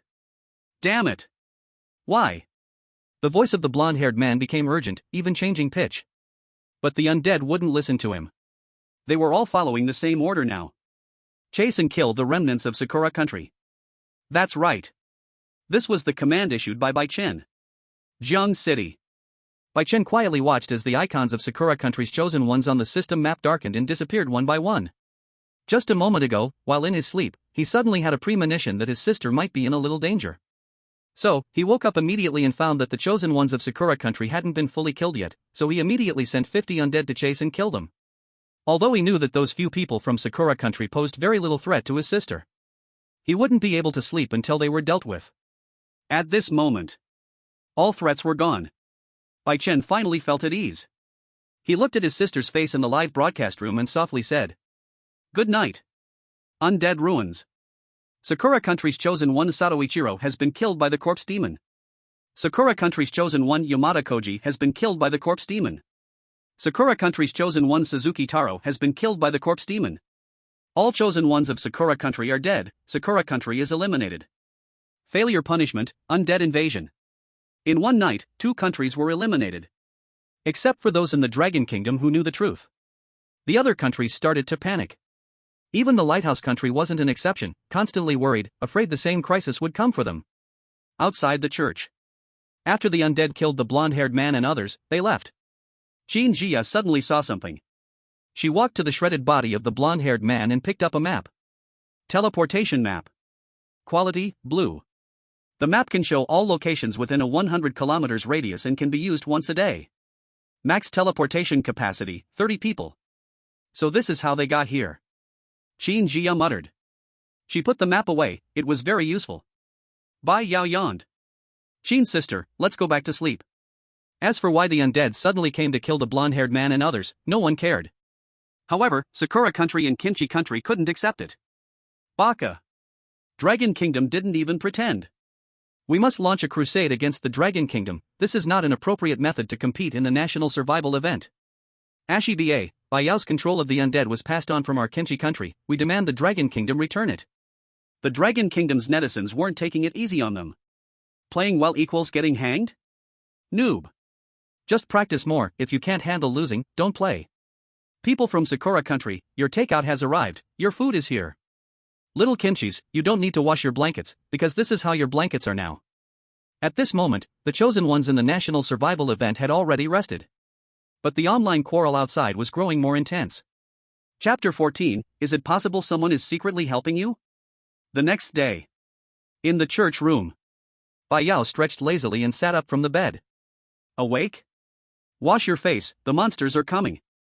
Qin Jia's voice suddenly sounded coldly. When Bai Yao heard that the monsters were coming, she instantly woke up. She saw Qin Jia standing by the window. At this moment, the sky outside the window was completely covered by a thick crimson red. The bright sun that should have been shining was now casting an eerie red light. Why is the sun like this? The strange crimson color made Bai Yao shiver with goosebumps. However, when she touched the golden Alaska beside her, the slight unease in her heart vanished instantly. She picked up some drinking water and began to wash up. This was allowed by Qin Jia. Because the Dragon Kingdom didn't lack supplies, simple washing up was more than enough.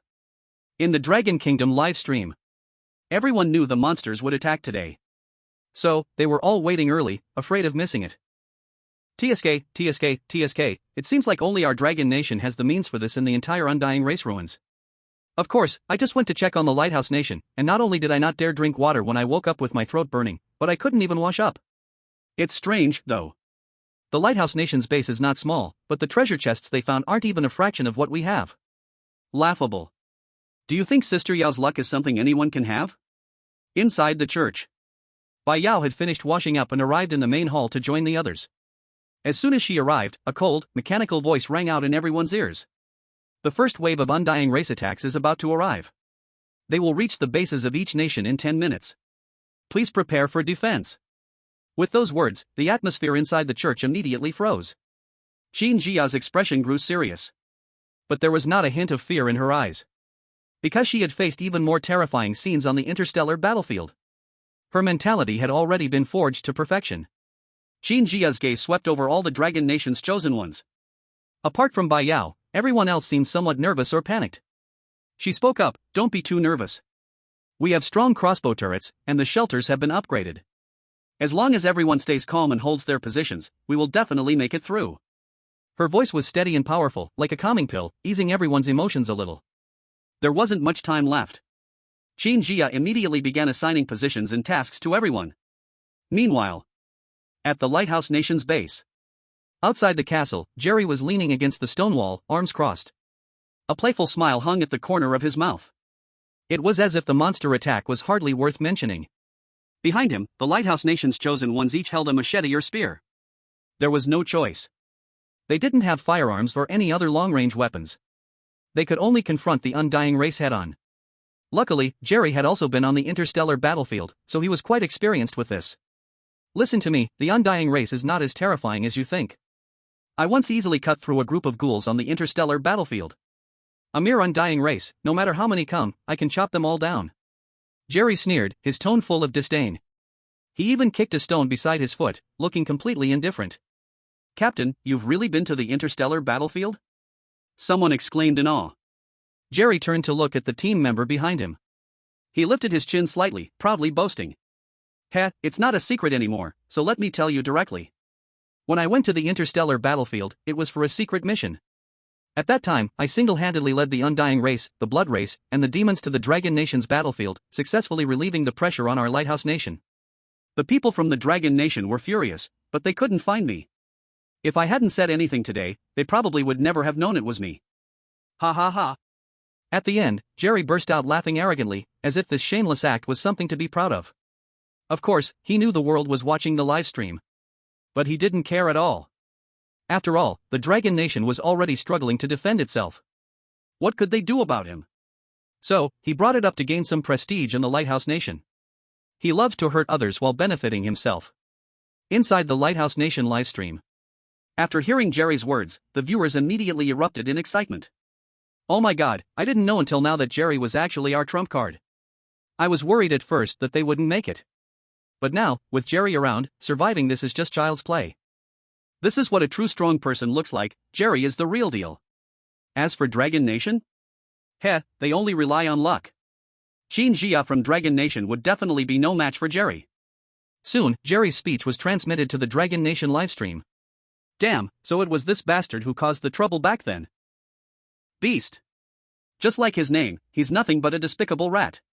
So many people sacrificed on the interstellar battlefield back then, all because of him. If Commander Qin knew about this, he could have killed this guy in the national survival game, avenging the fallen heroes. Jiang Chang. Bai Chen had already woken up. He silently listened to Jerry's arrogant voice, his eyes gradually turning cold. Then, he slowly uttered two words. Beast. In the national survival game, I can still deal with you. Although his current authority was limited, it was enough. The church. Qin Jia had already arranged everything. At this moment, she immediately raised her voice and shouted loudly to everyone. You all heard what I just said, now everyone get into combat positions. Although there were 19 other chosen ones besides her. But the situation for Dragon Country was easy to arrange. Qin Jia picked 2 people with sharp eyes to go to the rooftop and control the crossbow turret. The 2 elderly members of the team were not suitable for combat, so they were in charge of logistics and treating the wounded. Among all the treasure chests, there wasn't just food and water, but also quite a few medical supplies. The others would step up for close combat when firepower was insufficient and wait for the battle in the hall. As for Bai Yao, she could go wherever she wanted. With her golden Alaska in hand, she was the main force. As Qin Jia's words fell, the chosen ones instantly moved, their hurried footsteps echoed through the church. Bai Yao took a deep breath, holding the golden Alaska, running to the door and looking into the distance. Her face filled with excitement. I feel like this next battle is going to be so thrilling. Qin Jia. The corner of her mouth twitched slightly. Everyone else was panicking, but why was this girl getting excited instead? Suddenly, she thought of something and asked.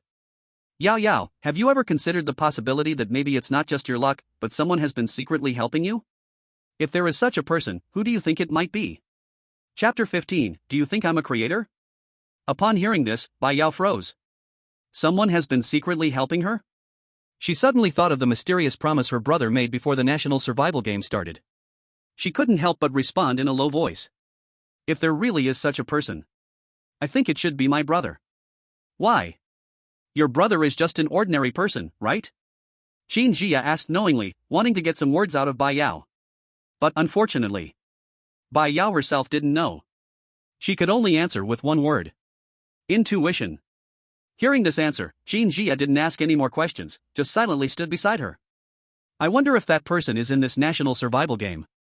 Her emotions were surging inside. That person was from the Lighthouse Country, his name was Jerry. The mastermind behind the betrayal of Dragon Country a year ago. Dragon Country had long discovered this, but only Lighthouse Country remained smug, thinking they had hidden it well.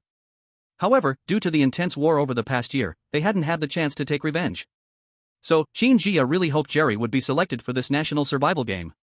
In that case, she could take revenge for Dragon Country and for the many soldiers who sacrificed on the interstellar battlefield. Roar. 10 minutes had passed. A roar interrupted Qin Jia's thoughts. Sister Qin, the monsters are finally here. Bai Yao, holding the golden Alaska, spoke with an uncontainable excitement in her voice. After playing the fool in front of that idiot Bai Chen for so many years, she finally found a chance to unleash her true nature. Behind her, 2 team members on the rooftop quickly climbed up the wooden ladder to operate the crossbow turret. The remaining chosen ones at the door were all tense, like drawn bows, ready for battle. In front of them, at the end of the small town in the distance, a black tide appeared. It was countless undead running. Their grayish-blue skin looked even more eerie under the red light. They were packed tightly together, and the continuous howling sounds merged into one.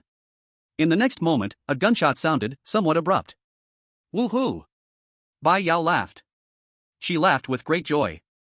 Da da da. Golden bullets poured out like a torrential rain. The corpse servant at the front was instantly pierced by a dense shower of bullets. Filthy blood splattered everywhere. It fell directly to the ground. As this corpse servant fell, the others behind it were not spared. In no time, the corpse servants at the front were all taken down under Bai Yao's continuous gunfire. Their bodies fell heavily to the ground, gradually stacking up, which actually slowed the advance of the zombie horde behind. At this moment, roar! A larger and more imposing corpse demon leaped out from behind, moving swiftly. It recognized Bai Yao as a threat. It wanted to charge directly and eliminate this human. Be careful! A chosen one on the rooftop immediately shouted. Although the corpse demon was still some distance from Bai Yao, for some reason, perhaps out of anxiety or something else, the person pulled the trigger of the crossbow turret. Bang! A long, thick crossbow bolt shot out, directly piercing the corpse demon's wide-open blood-stained mouth. The powerful impact shattered the corpse demon's head into pieces. But it didn't end there. After passing through, the crossbow bolt pierced through and pinned the 10 corpse servants behind the demon together. Finally, the arrowhead embedded into the ground, bringing everything to a halt. Awesome! Bai Yao turned around and gave a thumbs up to the chosen one. At the same time, she glanced at the golden Alaska in her hand and then at the crossbow bolt. She immediately felt that her weapon wasn't as appealing anymore. If only there was a weapon that had the power of the crossbow turret, but with the rate of fire of the golden Alaska. She mumbled to herself. Jean Jia didn't hear clearly. But the viewers in Dragon Country's livestream heard it loud and clear. Listen. Is this even human talk? Undying race, if there was such a weapon, wouldn't you just win? Why even bother surviving? Ha, didn't you all guess that Sister Yao has someone backing her? Has that big shot heard her? Quickly, bring out the weapon. Big shot, do I look like a weapon to you? Alright, you're making it sound like it's real. Isn't it just that you got lucky? Why is everyone guessing so wildly? Jiang City. Bai Chen looked at the live stream chat and couldn't help but feel a headache. They all think I'm the creator of the world, huh? I'm just the GM, not the planner. The corner of his mouth twitched slightly. But, if one day he really upgraded from administrator to planner, he would definitely fulfill his sister's wish. After all, she was the only sister he had. If he didn't spoil her, who would? Coming back to his senses, Bai Chen lightly tapped his fingers on the desk. In his mind, the system notifications were flashing rapidly. Chosen 1 Bai Yao killed a corpse servant, experience +1. Chosen 1 Bai Yao killed a corpse servant, experience +1. Chosen 1 binds weapon crossbow turret, kills corpse demon *1, kills corpse servant *10, experience +12. Ha! When he heard the last notification, Bai Chen was momentarily stunned. Unlike the golden AK's binding, although the crossbow turret was also activated by Bai Yao, others could still use it, but only with the right to use it. He didn't expect that when others used the bound weapon to kill monsters, he could still gain experience. This is good. Bai Chen pushed his glasses up. As long as Bai Yao uses more weapons, I can gain more experience. After leveling up, the experience bar increased, relying on just her alone probably won't be enough. An idea began to form in his mind. However, Bai Chen's gaze soon shifted from the experience bar. It fell on the system map. He raised an eyebrow. No one had noticed, but the undead security guards that were originally scattered around the town's perimeter had now disappeared. Dragon Country now had enough firepower to not need them. As for where they went, Bai Chen's expression grew cold. He recalled Jerry from Lighthouse Country, that arrogant face, truly thinking no one could deal with him? Jerry, huh? Since you like to lure monsters and harm others so much, let me give you a taste of being chased and bitten by monsters. Bai Chen immediately opened the monster permissions. He transferred 50 undead directly to the Lighthouse Country base and edited a new command. Only attack chosen 1 Jerry, ignore all other targets. Unlike the teleportation with the props map, Bai Chen has no limitations when it comes to teleporting monsters. As long as he wants, he could even teleport a monster onto a chosen one's bed while they are asleep. Just like right now. Watching the undead faction icon he controls appear on the map, Bai Chen leans back in his chair, crosses his arms in front of his chest, and quietly waits for the show to begin. Undead Ruins. Castle. Jerry holds the knight captain's long spear that came out of the treasure chest. He thrusts it forward. His incredible strength instantly drives the spear through 3 approaching corpse servants. Jerry smugly shakes the blood off the tip of his spear, his face full of contempt for them. These trash monsters, I didn't even feel like fighting them on the interstellar battlefield before. I told you, these low-level monsters are not worth mentioning. With this kind of difficulty, they think they can break our Lighthouse Kingdom's stronghold? The chosen ones from Lighthouse Kingdom behind him also sigh in relief. While dealing with the advancing corpse servants, they agree with him. Jerry, you are really too amazing. With Jerry here, we don't need to worry about our safety at all. Hearing the flattery from his teammates, Jerry enjoys it greatly. He waves his hand. Don't worry, I'll definitely protect your safety. As soon as his voice falls, the next second, he suddenly hears some noise and looks to the right. He sees a group of corpse ghosts and corpse servants appearing out of thin air. They ignore the other chosen ones waving weapons nearby. With blood-red eyes, they lock onto Jerry, emitting a hiss growl. F***CK. Where the hell did they come from? Chapter 16, How great it would be if she could be my sister-in-law. These undead crazily pounce on Jerry. More than 50 monsters crowd together, and their blood-red eyes focus solely on him. F***CK. Get the hell away from me. Jerry, relying on his great strength, grasps the knight captain's long spear tightly, swings it fiercely, and knocks 3 corpse servants flying. He also pierces the chest of a corpse ghost charging in the front.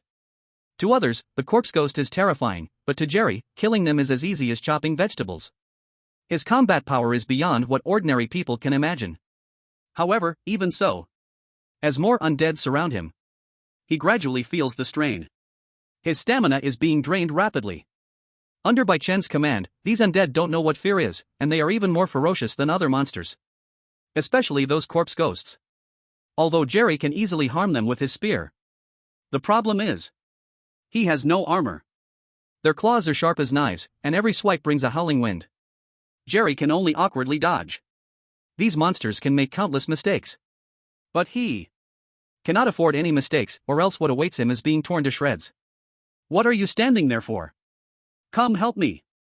Jerry, struggling to hold on, begins calling for help from the other teammates. But at this moment, the monster attacks are not over.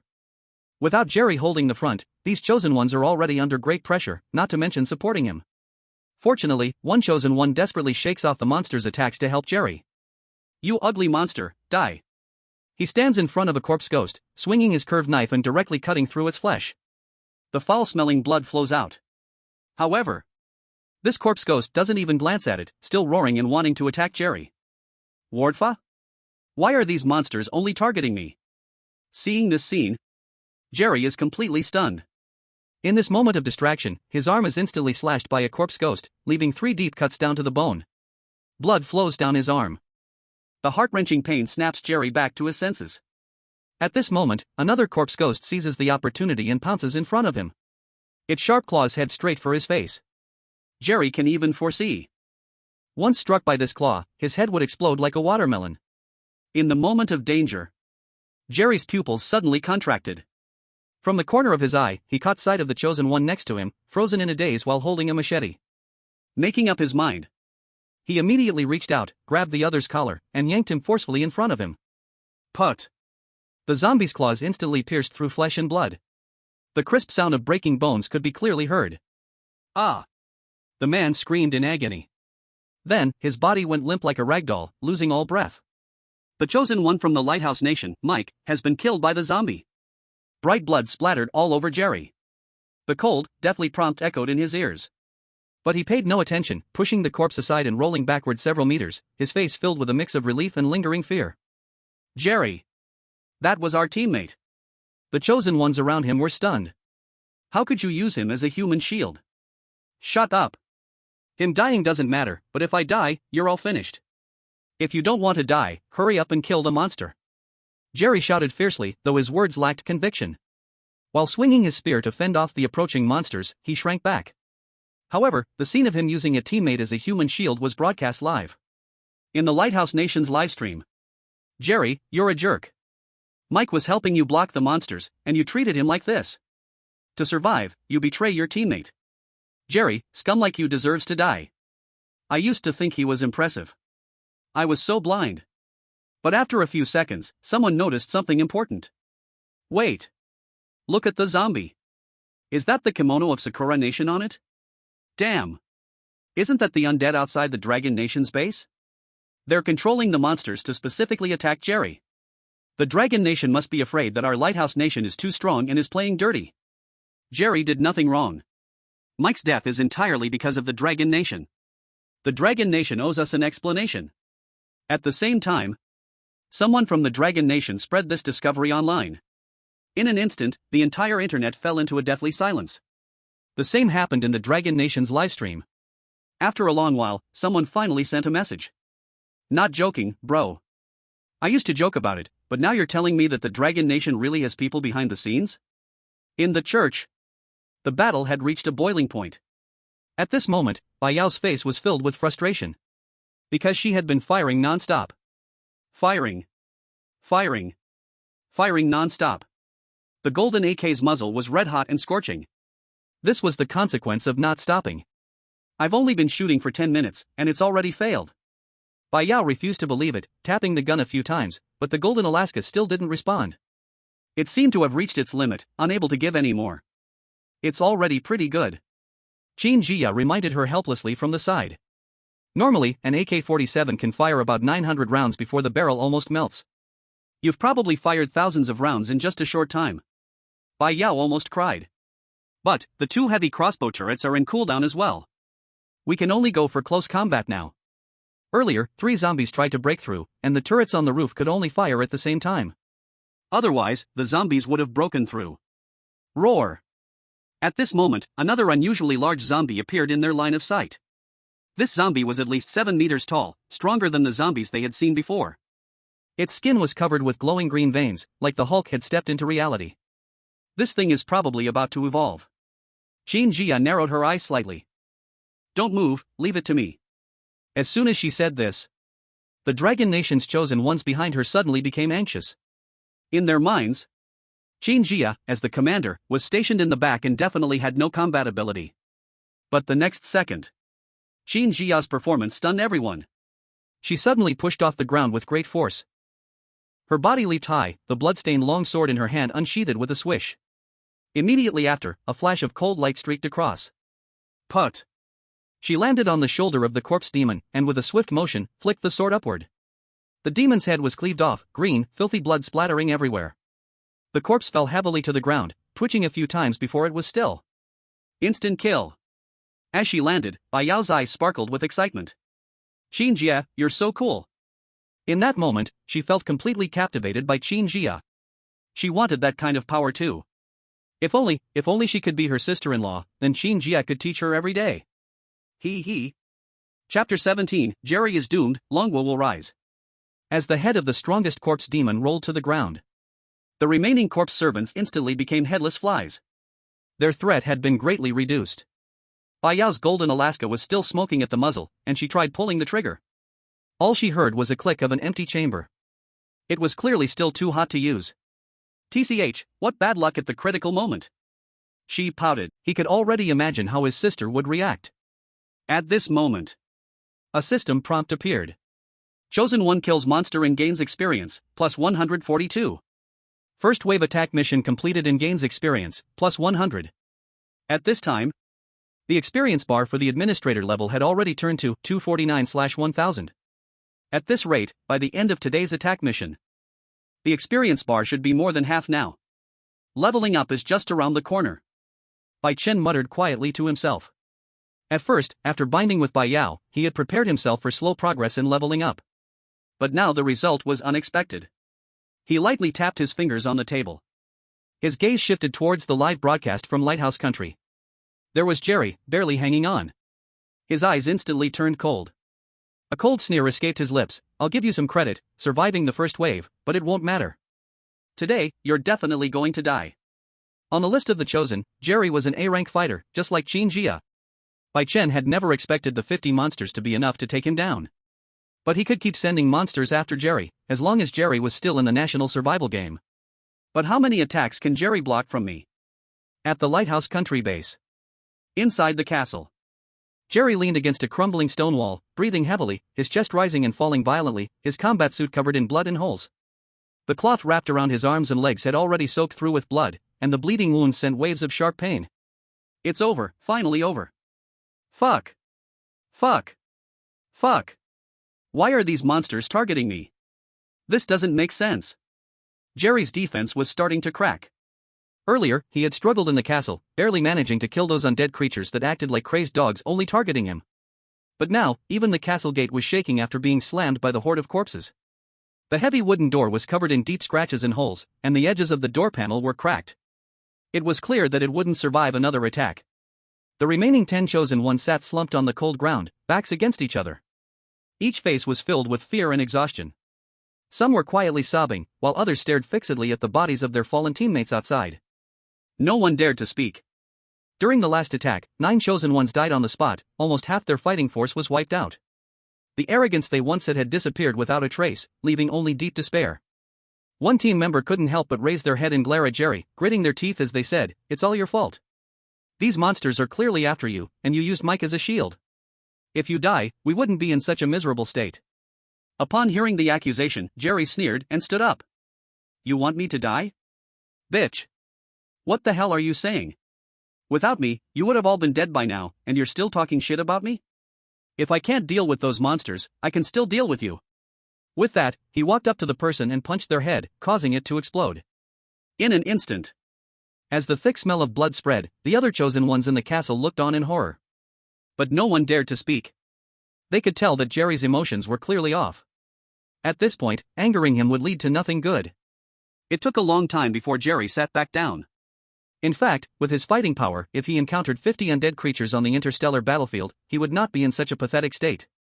He could easily finish them off. But in the national survival game, without good equipment, the strength of the corpse spirits was greater than outside. Also, the feeling of being targeted. These factors had made Jerry's emotions sensitive, like a volcano ready to erupt. Inside the Lighthouse Country live broadcast, the once boasting barrage of comments about Jerry had disappeared without a trace. "It's all Dragon Country's fault. They must have controlled the monsters to attack us. Otherwise, why would they only target Jerry? Dragon Country is so shameless. If they can't play fair, they go behind the scenes. We must have the Blue Star will punish Dragon Country. They must have used something to break the rules, otherwise how could they control the undead? How could they teleport directly from the town to the castle? Shut up, you idiots, Jerry is also a useless fool. He brags about how awesome he is on the interstellar battlefield, but now look at him, pathetic." I think so too. The Dragon Kingdom is spreading rumors that they have someone behind them. Surely it's Jerry who is showing off in his livestream about tricking the Dragon Kingdom, angering the powerful figure behind them. The live chat was filled with endless arguments. At this moment, inside the Undying Clan ruins, a cold notification suddenly echoed in the minds of all the chosen ones.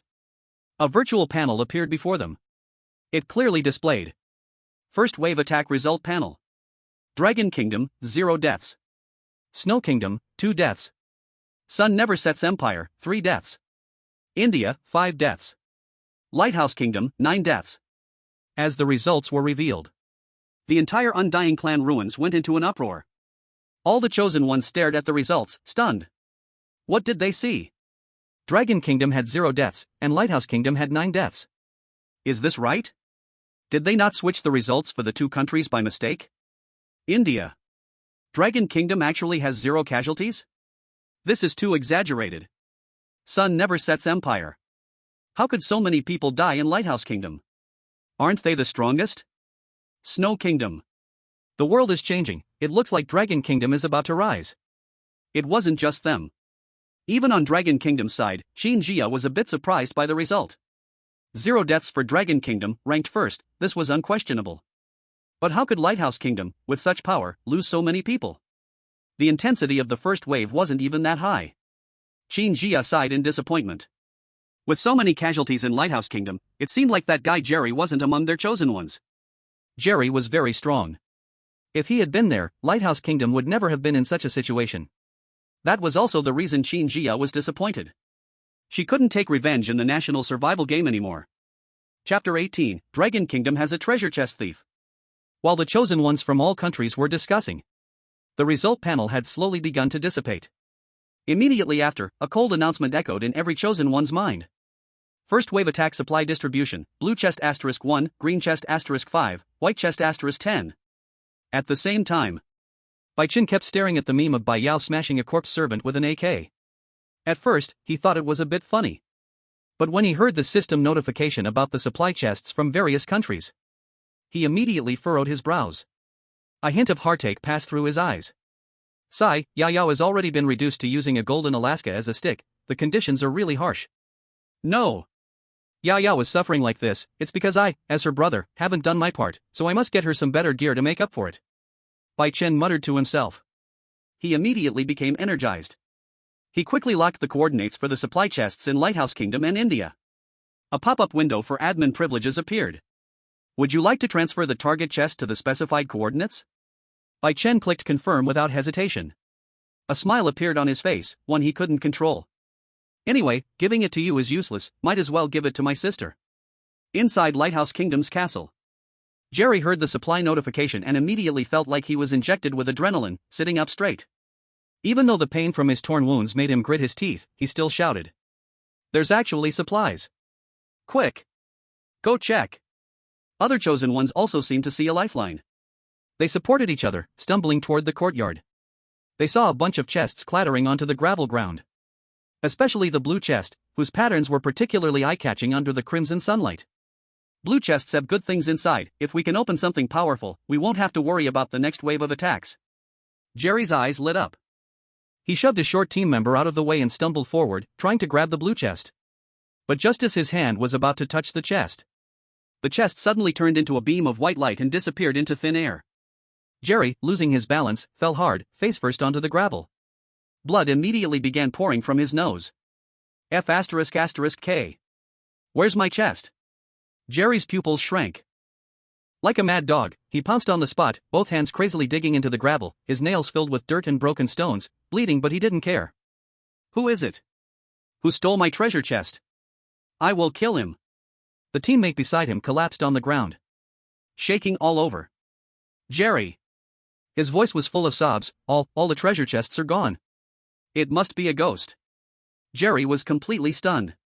The treasure chest supplies he had just obtained hadn't even warmed up before they were gone. His eyes slowly filled with despair. The next moment, a thought suddenly flashed through his mind. The national survival game is targeting me. Jerry recalled the monsters that had only attacked him and the treasure chests that had just disappeared. What else could this be if not targeting him? Answer me. Inside the Lighthouse Country livestream. Dragon Country. It must be Dragon Country's doing. Before, Sakura Country also lost treasure chests, and now it looks like it was Dragon Country. I said that the god chosen from Dragon Country, Bai Yao, couldn't be so lucky. Turns out it wasn't luck, it was cheating. 666, Dragon Country doesn't even pretend anymore. Dragon Country must give us an explanation today. On the other side, the base of Asan Country was even more chaotic. The god-chosen ones were dancing around the newly appeared treasure chests. Some were even so excited that they knelt and kowtowed. They were repeatedly bowing to the treasure chests. Blessed by Lord Shiva. These treasure chests are life-saving. We are saved. Thank you, Lord Shiva. Just as they were excited, suddenly, one of the team members noticed something terrifying. The pile of treasure chests that had been surrounded suddenly disappeared without a trace. A minute later, the Asan Country god-chosen ones instantly collapsed. Some were crying and rolling on the ground. There's a thief. Give us back our treasure chests. Those were our life-saving supplies. Without food and water, we can't survive. Some were praying madly to the sky, while others grabbed their teammates' collars and questioned, "Did you hide them? Hand them over." The scene was in total chaos, and some even fought because of mutual suspicion. At the same time, inside the church, the god-chosen ones from Dragon Country were gathered around their own supply treasure chests. There's even a blue treasure chest in the supplies, how awesome. We must let Bai Yao open it, she's the luckiest. Qin Jia smiled and patted Bai Yao's shoulder. Yao, you open the blue treasure chest, I believe you'll get something good. Bai Yao's eyes lit up as she leaned forward to the blue treasure chest. Okay. I'll open it. As soon as she touched the blue treasure chest, it suddenly exploded with a loud boom, sending a hot wave shooting into the sky. Everyone was startled. When they looked up again, they saw a small, orange-red flamethrower hovering in the air. Portable flamethrower. Quality, blue. Damage, 10. The king discovered that the undead feared fire, so he specially developed the portable flamethrower, which can cause continuous burning damage. The flamethrower can shoot flames for 5 minutes, then enters a 5-minute cooldown period. Chapter 19, A Flaw Appears, Bai Chen enters the undead ruins for repairs. Flamethrower. Seeing the information about the portable flamethrower, Bai Yao smiled so much that her eyes squinted. After getting the flamethrower, she excitedly raised it and inspected it several times. I feel like this thing is even stronger than the golden Alaska, she mumbled to herself. Suddenly, a prompt sounded in Bai Yao's mind. Weapon has been bound. Eh? It's bound again. Bai Yao was stunned for a moment, then felt a little embarrassed. After all, the blue treasure chest she opened was from supplies, not one she had found herself. But now, the weapon could only be used by her. This made Bai Yao, who already had a golden Alaska, feel a little embarrassed. But just then, Bai Yao suddenly heard some strange sounds coming from the sky. She turned around and was immediately stunned. The other God-chosen ones, including Qin Jia, also looked at this treasure chest rain in shock. They saw dozens of treasure chests falling from the crimson sky. Clang clang they piled up in the courtyard, quickly becoming a small mountain. At the highest point, the gleam of 2 blue treasure chests stood out brightly. Where did these treasure chests come from? Qin Jia took a sharp breath. The supplies from the Dragon Kingdom had already been received, so why were there still treasure chests? She looked confused, walked forward, and began counting the treasure chests.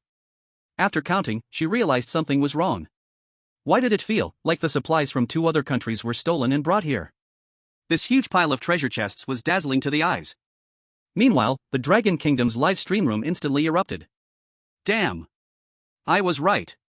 As soon as I heard the news that the treasure chests from the Lighthouse Country and the 3 country had disappeared, I knew they were definitely going to give them to us. Is there a profit? They're going to fight tonight. Laughing to death, Jerry from the Lighthouse Country is still there, searching with disbelief. Isn't this a little dishonorable? Now the Lighthouse Country is demanding an explanation online. Dishonorable? How did they treat us before? Why didn't I hear you say dishonorable back then? Soon, what happened in front of the church was transmitted outside. When the viewers from the Lighthouse Country and the 3 countries saw the scene, they immediately fell apart. I knew it. It's the Dragon Kingdom's doing. Those are our supply chests. We demand that the Dragon Kingdom apologize to the Lighthouse Country and compensate us. At the same time, the Dragon Kingdom held an emergency meeting. The meeting room was brightly lit. On the big screen, the live broadcast of the national survival game was playing, with several leaders sitting around the table. Some of them looked at the pile of treasure chests on the screen, frowning deeply. The Lighthouse Country has now firmly believed that we did this and is demanding an explanation. They also said we have someone behind us? When this was said, the leader couldn't help but twitch the corners of his mouth. They say we have someone behind us? We don't even know this is happening. The head of the intelligence department spoke in a deep voice. We've investigated, and Bai Yao and her brother Bai Chen are just ordinary people, their background is clean, and they couldn't possibly have the ability to control the national fortune. As for Qin Jia, I don't think there's even a need to investigate. If she had that ability, she would have told us long ago. Now the Lighthouse Country is forcing us to give an explanation, but I, more than anyone, want to know what's really going on. Now, even the people of the Dragon Kingdom believed this was a secret weapon hidden by their country. The leaders were also very helpless. A secret weapon? If it really existed, why would they even need to tell you? It would have been used already. Knock knock knock. At that moment, the secretary knocked on the door and hurried in. The Lighthouse Country has started to apply pressure again. It seems that unless they get a reasonable explanation, they won't let it go. Explanation? What's there to explain to them? An elderly man in military uniform, who had been silent, suddenly spoke. No matter what the truth is, that hidden existence is also helping the Dragon Kingdom. The chosen ones in the immortal race relics are also working hard to bring glory to the country. How can we outside let them down? Aren't they demanding an explanation? At this point, the elderly man took the tablet from the secretary. He directly tagged the Lighthouse Country online and attached a photo of a taped mouth. The explanation you wanted, is this enough? The sarcasm was very obvious. Soon, the Lighthouse Country saw this response and was enraged nationwide. But it didn't matter. They could only shout a few times online. Because once the national survival game started, the pressure on the Dragon Kingdom and the interstellar battlefield was greatly reduced. If the lighthouse country dared to do anything now, what awaited them would be a mad retaliation from the fully powered Dragon Kingdom. After all, the Dragon Kingdom had been able to hold out so long in the interstellar battlefield, and its strength was naturally not to be underestimated. At the same time, in the church, Bai Yao looked at the treasure chests all over the ground, and seeing that others still wanted her to open them, she quickly waved her hand. She wore a slightly embarrassed expression. I won't open them anymore. I already bound the flamethrower just now, and if I open more, they'll all be bound. You won't be able to use it anymore. But after she finished saying this, she realized that the other chosen ones didn't care at all. It's fine. If we open it and don't get anything good, doesn't that mean we've wasted a precious chest? Yeah, just go ahead. Even if something good comes out, it's not a big deal if it's bound. Whoever uses it, it's the same. Hearing these responses, Bai Yao finally let out a sigh of relief. She had been a bit worried that others might be unhappy about it. But now it seemed everyone was still united. Well, I'll go ahead and open it then. After Bai Yao said that, she immediately stepped forward and opened a blue treasure chest. The moment the chest opened, a soft white light flashed across. A piece of white metal appeared before her eyes. Shelter reinforcement material. Quality, blue.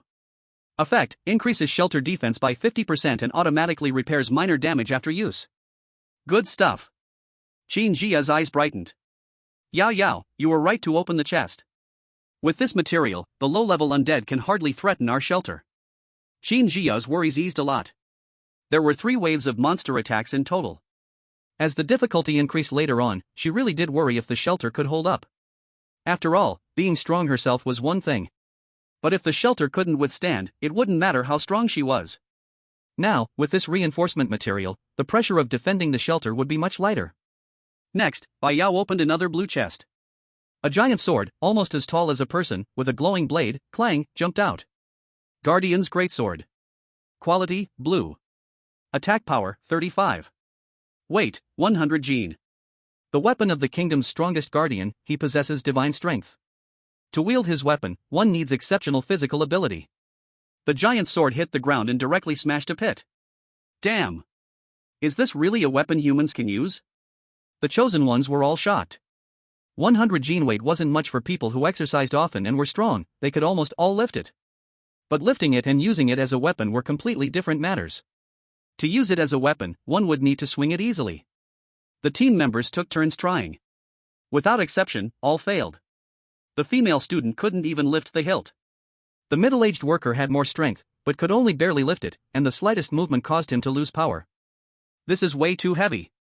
Who can even lift this? Someone couldn't help but mutter. If no one could use it, wouldn't this greatsword just become a decoration? At this time, there were also many foreign accounts watching in the live stream of Longua.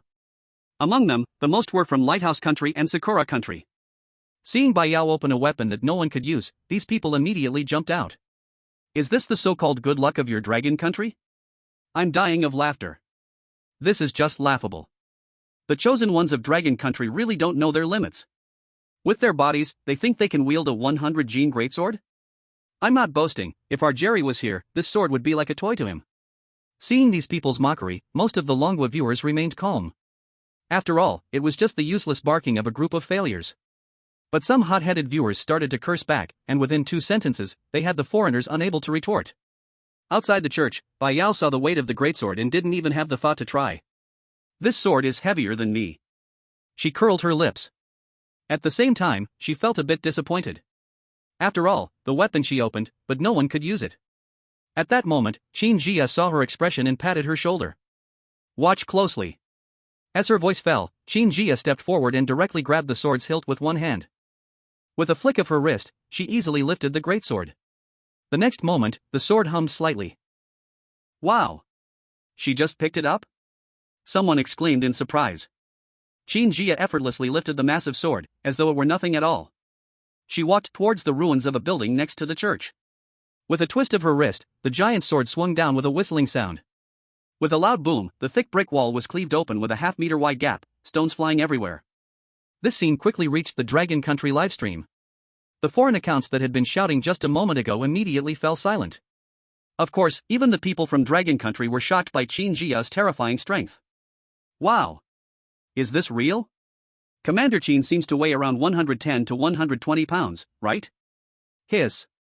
Does that mean if you have no strength, you can't even be a commander nowadays? No exaggeration or offense, but Commander Qin isn't as strong as you all think. If I fought her one-on-one, it'd be a 70-30 split in my favor. Oh? So you'd kill her 7 times in 3 minutes, right? Not that weak. At the church. Qin Jia looked at everyone's shocked expressions and didn't offer too many explanations. Some things are not meant for ordinary people to understand. Alright, she clapped her hands, catching everyone's attention. I don't know when the second wave of attacks will come, so our time is limited. Let's not waste any more time and use the reinforcement materials now. Bai Yao handed over the reinforcement materials. There was only this one piece, and they had no idea how to use it at first. But Qin Jia directly tossed the materials onto the church wall. In the next moment, a flash of white light appeared. The white metal instantly transformed into a silvery, sticky liquid, seeming almost alive as it spread rapidly across the wall. In no time at all. A 2-finger-thick layer of solid silver-white armor covered the church's exterior wall, with fine patterns emerging on the surface. Even the gaps in the doors and windows were automatically sealed, leaving no trace of a crack. Sharp, densely packed spikes extended from it, each gleaming coldly. Just as the reinforcement materials were fully applied. A cold prompt sounded in the ears of all the chosen ones inside the undead ruins. Attention, all chosen ones. The second wave of attacks will begin in 2 hours. In Jiangcheng. Bai Chen had been staring at the live stream. At this moment, the image of Qin Jia's slender figure holding the massive sword still lingered in his mind. He couldn't help but twitch his lips. That sense of incongruity was off the charts. When he first saw Qin Jia's A-level combat power, he had known this woman was definitely not simple. But he never expected her to be this strong. With the same A-level power, Qin Jia was definitely on a completely different level compared to Jerry. This kind of strength doesn't seem like it could be achieved through normal training, Bai Chen muttered. I remember she said she would treat me and Yao Yao to a meal after this. I'll ask her how she did it when that happens. Maybe teach Yao Yao and me while you're at it. But asking someone for a favor always requires a little incentive. Bai Chen's gaze shifted to Jerry from Lighthouse Country. His initial idea of just killing him suddenly changed. Sending this guy to Qin Jia might be a nice gift for her. Just then, Bai Chen froze, a system prompt ringing in his mind. A vulnerability has been detected in the national survival game. Please, Administrator, enter the undead ruins to inspect and complete the fix. Fixing reward, Administrator level increased to level 3. After hearing the system's prompt clearly, Bai Chen almost thought he had misheard it. I need to enter to fix the vulnerability? Then what exactly is your system for? System. Bai Chen furrowed his brows. Although the reward was tempting, it would directly raise his administrator level to level 3.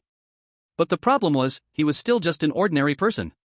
If he entered the undead ruins and encountered monsters, he wouldn't even know how he died. Host, please don't worry. Upon entering the ruins, the host will be granted level 3 administrator privileges. Level 3 administrator permission. Can control 150 monsters, can control corpse servants, corpse demons, corpse monsters. Map range 300 kilometers.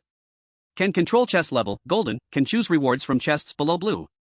And the rewards the host gets after entering the undead clan ruins can be used directly or brought back to reality. Listening to the system's explanation, Bai Chen gradually widened his eyes. Isn't it just painting a big pie for me? System. Bai Chen saw that the system didn't reply to his question. After 2 seconds of hesitation and thinking, he gritted his teeth. I'll take this task. Whether there are rewards or not, he actually mainly wants to visit his sister. Yes.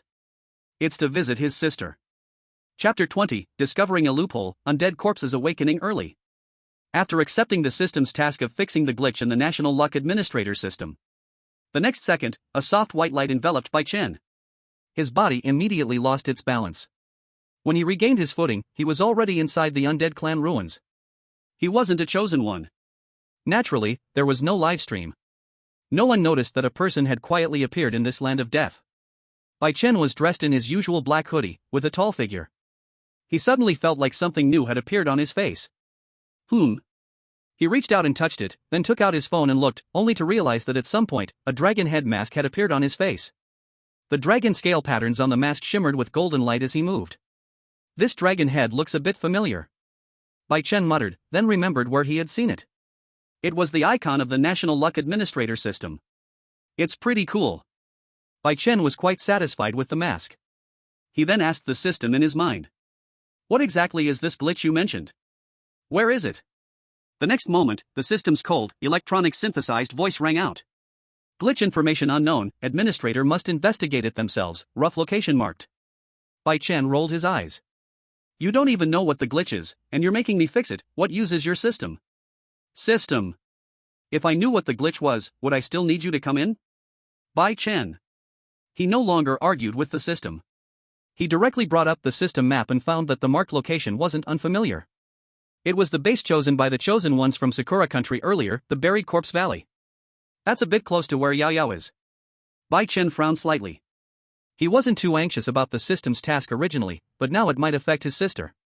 If that's the case, then he would have to take it seriously. It's a bit far. Bai Chen looked at the distance. The buried corpse valley was a full 121 kilometers away from his current location. The level 3 administrator's permission only allowed him to teleport monsters, not himself. But walking this distance wasn't really practical. Fortunately, Bai Chen discovered a new icon among the nearby monsters.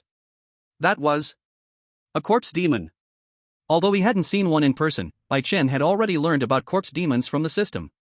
They were created from beasts infected by the undead, and they were cruel in nature. Bai Chen directly controlled 3 to teleport over. The next moment, 3 monsters appeared before him. One was a completely rotting wild boar, with cloudy eyes, panting heavily. One was a giant lizard oozing pus, emitting a foul stench. The last one was in better condition, a wolf with dried flesh and exposed bones, but even so, its size was as big as a cow. You're the one. Bai Chen released the other 2 and then directly climbed onto the back of the corpse wolf. Under his control, the corpse wolf quickly ran toward the buried corpse valley. Along the way, he happened to pass by the resting Snow Country base. Get up! Prepare for battle! When Snow Country's chosen leader, Andre, saw the corpse demon, he immediately woke up. He was so scared that he almost tripped and fell. But when the Snow Country chosen ones came out, they realized that there was actually a person sitting on the back of the corpse demon. Oh my god, he's actually riding an undying, that must be a corpse demon, right? Andre was completely stunned. Who is this person? Which country's chosen one is he? In the Snow Country's livestream room, they managed to capture Bai Chen, but it was only his back. No matter how they looked at it, they couldn't tell which country he was from. Only the chosen ones from Snow Country had seen Bai Chen. This event didn't have much impact. 2 hours quickly passed. The sound of the National Luck Survival prompt rang through the entire ruins like a cold alarm bell. The second wave of attacks is about to arrive. It will reach the various country strongholds in 10 minutes. Please be prepared for defense. Dragon Country Stronghold. Outside the church. After hearing the National Luck prompt, Bai Yao and Qin Jia instantly became alert.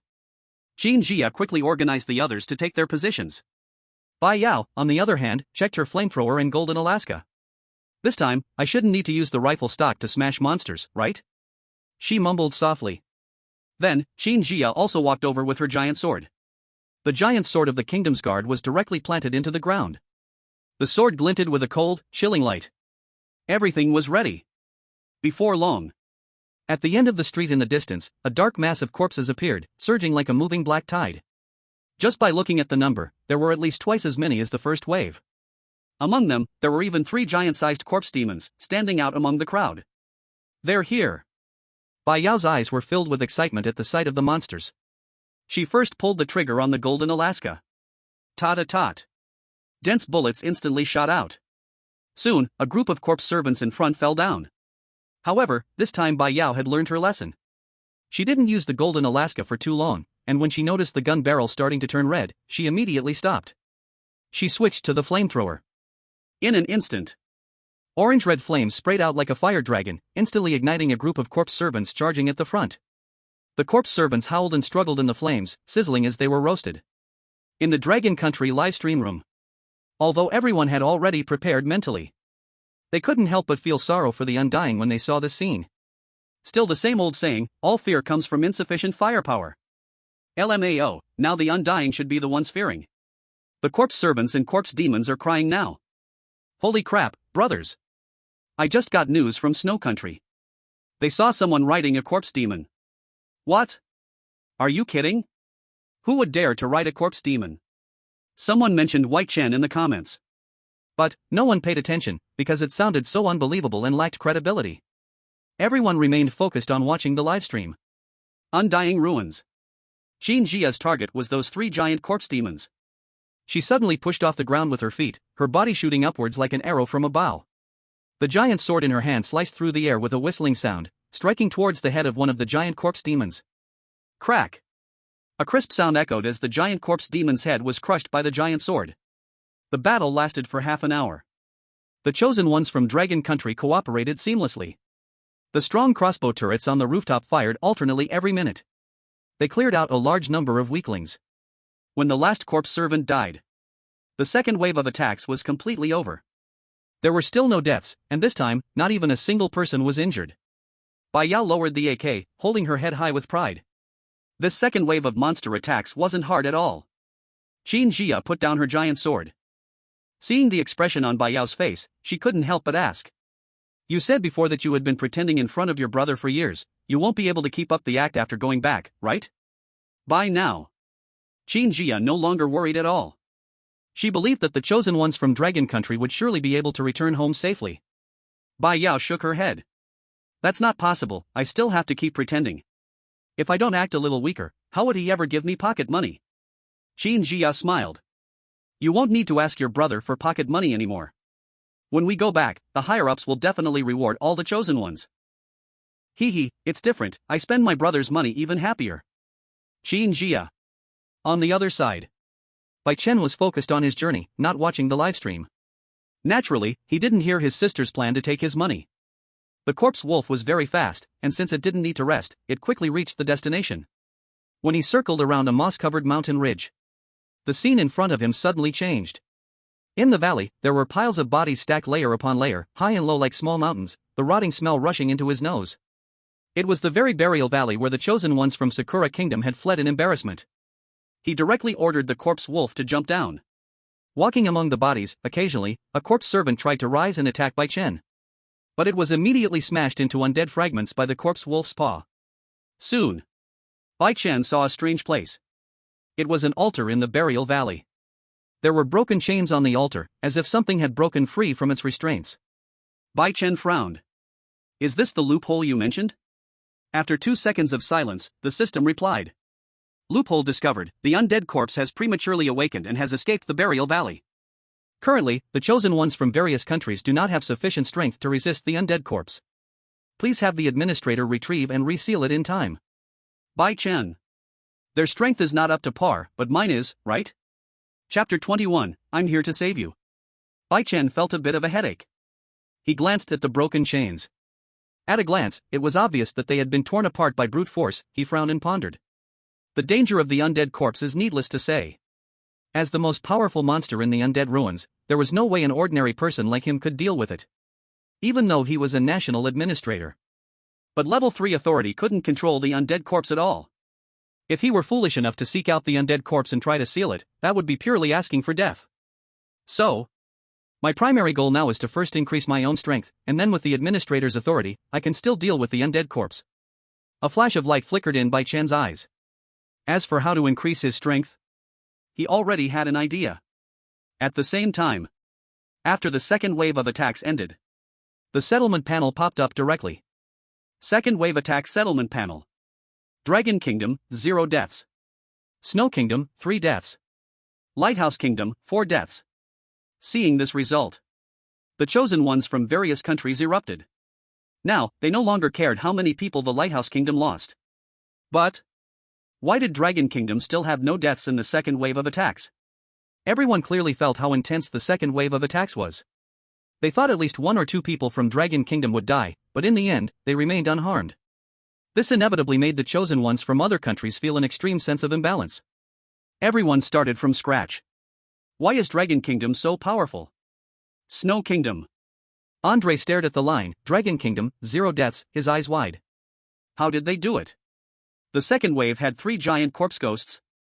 Thinking about the strength of those giant corpse ghosts, Andre couldn't help but feel a toothache. If Bai Chen had paid attention to the list of chosen ones before, he would know that Andre was also an A-level combatant. Even he found it difficult. This was enough to show how hard it was. Soon after, the settlement panel disappeared. The prompt sounded again. Second wave attack successfully repelled, supplies distributed to each country. Blue chest *2. Green chest *15. White chest *30. The chosen ones from various countries had been waiting for this moment, and once the prompt appeared, they rushed out of their shelters. Dragon Kingdom was the same. Outside the church, various chests had piled up into small mountains. Other chosen ones gathered around, only Bai Yao didn't move. She was no longer interested in the chests. Yet Qin Jia still smiled and gave her a push. Don't just stand there, go open the blue chest. From now on, any chest above blue will be opened by you. Bai Yao pouted. Am I some kind of treasure chest opener? She said this out loud. But she still obediently stepped forward and opened the 2 blue treasure chests. However, she saw that the rewards inside both chests were the same. 2 bottles containing light green liquid lay inside. This substance was not unfamiliar to Bai Yao. She had used it once before. Immediately, a prompt appeared. Beginner Strengthening Potion. Quality, blue. A product of alchemist's research, every man who wants to become a knight will take it. After consumption, it can slightly improve physique and strength, with no side effects. Users with attributes over 100 will not gain additional benefits. Qin Jia walked over, and upon seeing the strengthening potion, didn't think much, directly patting Bai Yao. You take one, and we'll distribute the other later. As soon as she finished speaking, the other chosen ones immediately waved their hands. Sister Qin, just let Bai Yao use both potions, we don't need them. Yes, Bai Yao and you are the most important. Once your strength increases, we'll be safer. The female students also chimed in. What Yao Jia opens is for Yao Jia. Everyone knew. The reason they were still alive wasn't because they were strong, but because of Qin Jia and Bai Yao. So naturally, no one wanted to compete with Bai Yao for something so important. Qin Jia had already been thinking this way. But she worried that splitting it might cause disunity in the team. Now, seeing that everyone felt the same, she no longer had any concerns. Since that's the case, Yao Yao, just use both of them. Okay, thank you all. Seeing that the team was united in opinion, Bai Yao didn't hesitate. She directly used both beginner strengthening potions. With a rush of warmth spreading from her throat throughout her body, a prompt popped up. Used beginner strengthening potion. Strength plus 30. Physique plus 20. Speed plus 10. Chosen 1, Bai Yao. Strength, 50. Physique, 35. Speed, 20. After drinking it, Bai Yao clenched her fist. The effect of the 2 strengthening potions was very obvious, directly improving her physical abilities by a large margin. Qin Jia watched and could feel the change in her. Bai Yao suddenly thought of something. Sister Qin, once all my 3-dimensional attributes reach 100, will I be able to be like you? Her eyes were full of longing. Qin Jia was momentarily stunned. It should be possible, you're just a bit off. Her thoughts weren't said aloud. She didn't want to discourage the child. On the other side. At the Lighthouse Nation base. In the castle, after surviving the second wave of attacks, Jerry was still alive. However, his condition was very poor. He had reached his limit. We can't hold it anymore. If we lose the shelter, we lose it. We'll just find another place. Jerry looked at the remaining 4 chosen ones, already considering giving up the shelter. Although abandoning the shelter came at a great cost. But if they didn't give up now, by the time the third wave of attacks came, they might lose their lives. The others didn't speak. They silently agreed with Jerry's suggestion. At that moment, Jerry suddenly heard the prompt for the treasure chest supplies. In an instant, his heart leapt into his throat, afraid the chest would disappear just like last time. Tense, he walked out, and upon seeing the chests on the ground, still intact, he nearly burst into tears. He staggered over and embraced the blue treasure chest. This is amazing. It didn't disappear this time. With these supplies, even if we change bases, it won't be that hard. The other chosen ones also breathed a sigh of relief. If the treasure chest hadn't disappeared last time, they wouldn't have ended up in their current situation. Seeing this, even the live stream on the Lighthouse Nation was filled with cheers. Ha ha ha. Long Nation must be afraid, they won't dare make another move. I knew our threat worked, Long Nation just talks tough but won't dare provoke us again. Now we have supplies, Jerry will definitely be able to hang on. I just hope Jerry and the others don't get wiped out. Some people are still naively thinking that Dragon Kingdom is afraid. The next moment. A whoa! A sharp, loud wolf howl suddenly echoed in everyone's ears inside the live stream room. What sound is that? Why is there a wolf howling? How could there be wolves in the Undying Clan ruins? You must have heard it wrong. How is it possible that so many people are hearing it wrong? It's a wolf howl. Don't forget, the Undying clan has corpse demons. Damn. Why would corpse demons show up at this time? While they were in chaos, wildly guessing. Inside the castle, Jerry stood frozen in place, his body stiff. A huge corpse wolf suddenly charged in, followed by a large group of corpse demons. A pair of blood-red eyes stared at him relentlessly, glaring fiercely. In that moment, Jerry's heart died. He had barely survived the monster attack, and now this. Why? The third wave hadn't even started. Why are monsters targeting the Lighthouse Kingdom's base? He had already given up hope. But then, Jerry suddenly realized that there was a figure sitting on the corpse wolf's back. The person was dressed in a black robe, wearing a dragon-headed mask. Jerry was stunned, stammering as he asked, who are you? He didn't understand. Why could this person control the Undying clan? After a brief silence of 2 seconds, the person on the corpse wolf's back let out a light laugh. You can call me a national fortune merchant. I am here to save you. Chapter 22, Has the Lighthouse Kingdom also obtained the golden AK-47? Outside the castle, Bai Chen rode the corpse wolf, his black cloak fluttering slightly in the wind. This cloak was something he found along the way from a white treasure chest. It was rough but could block the wind and dust. In addition, he had also picked up quite a few things along the way, all for preparing for the next plan. At this moment, Jerry and the remaining 4 team members were all glaring at him with full vigilance, gripping their weapons tightly. It was no surprise they were so frightened. Anyone who looked at this large group of Undying clan would feel their heart tremble. After all, with the current situation of the Lighthouse Kingdom's chosen ones, not to mention a large group of corpse demons, even just 2 or 3 would be extremely hard for them to handle. And after hearing Bai Chen say he was a national fortune merchant, here to save them, Jerry's eyes grew even more wary. Save us? Jerry tightened his grip on his long spear. What exactly do you want to do? This is national fortune survival. What survival chance? Why should I trust you, a freak riding a corpse demon? His mind was full of doubt. Mainly because Bai Chen's appearance was too intimidating. This person could control the Undying clan. Maybe he was more dangerous than the monsters themselves. Bai Chen understood their reaction. So, he raised his hand and lightly waved it. A golden light flashed from his palm. An AK-47 made entirely of gold appeared out of thin air. It was the same model as Bai Yao's golden Alaska. The pattern on the gun's body gleamed with golden light. The moment the golden Alaska appeared, Jerry's gaze was immediately locked onto it.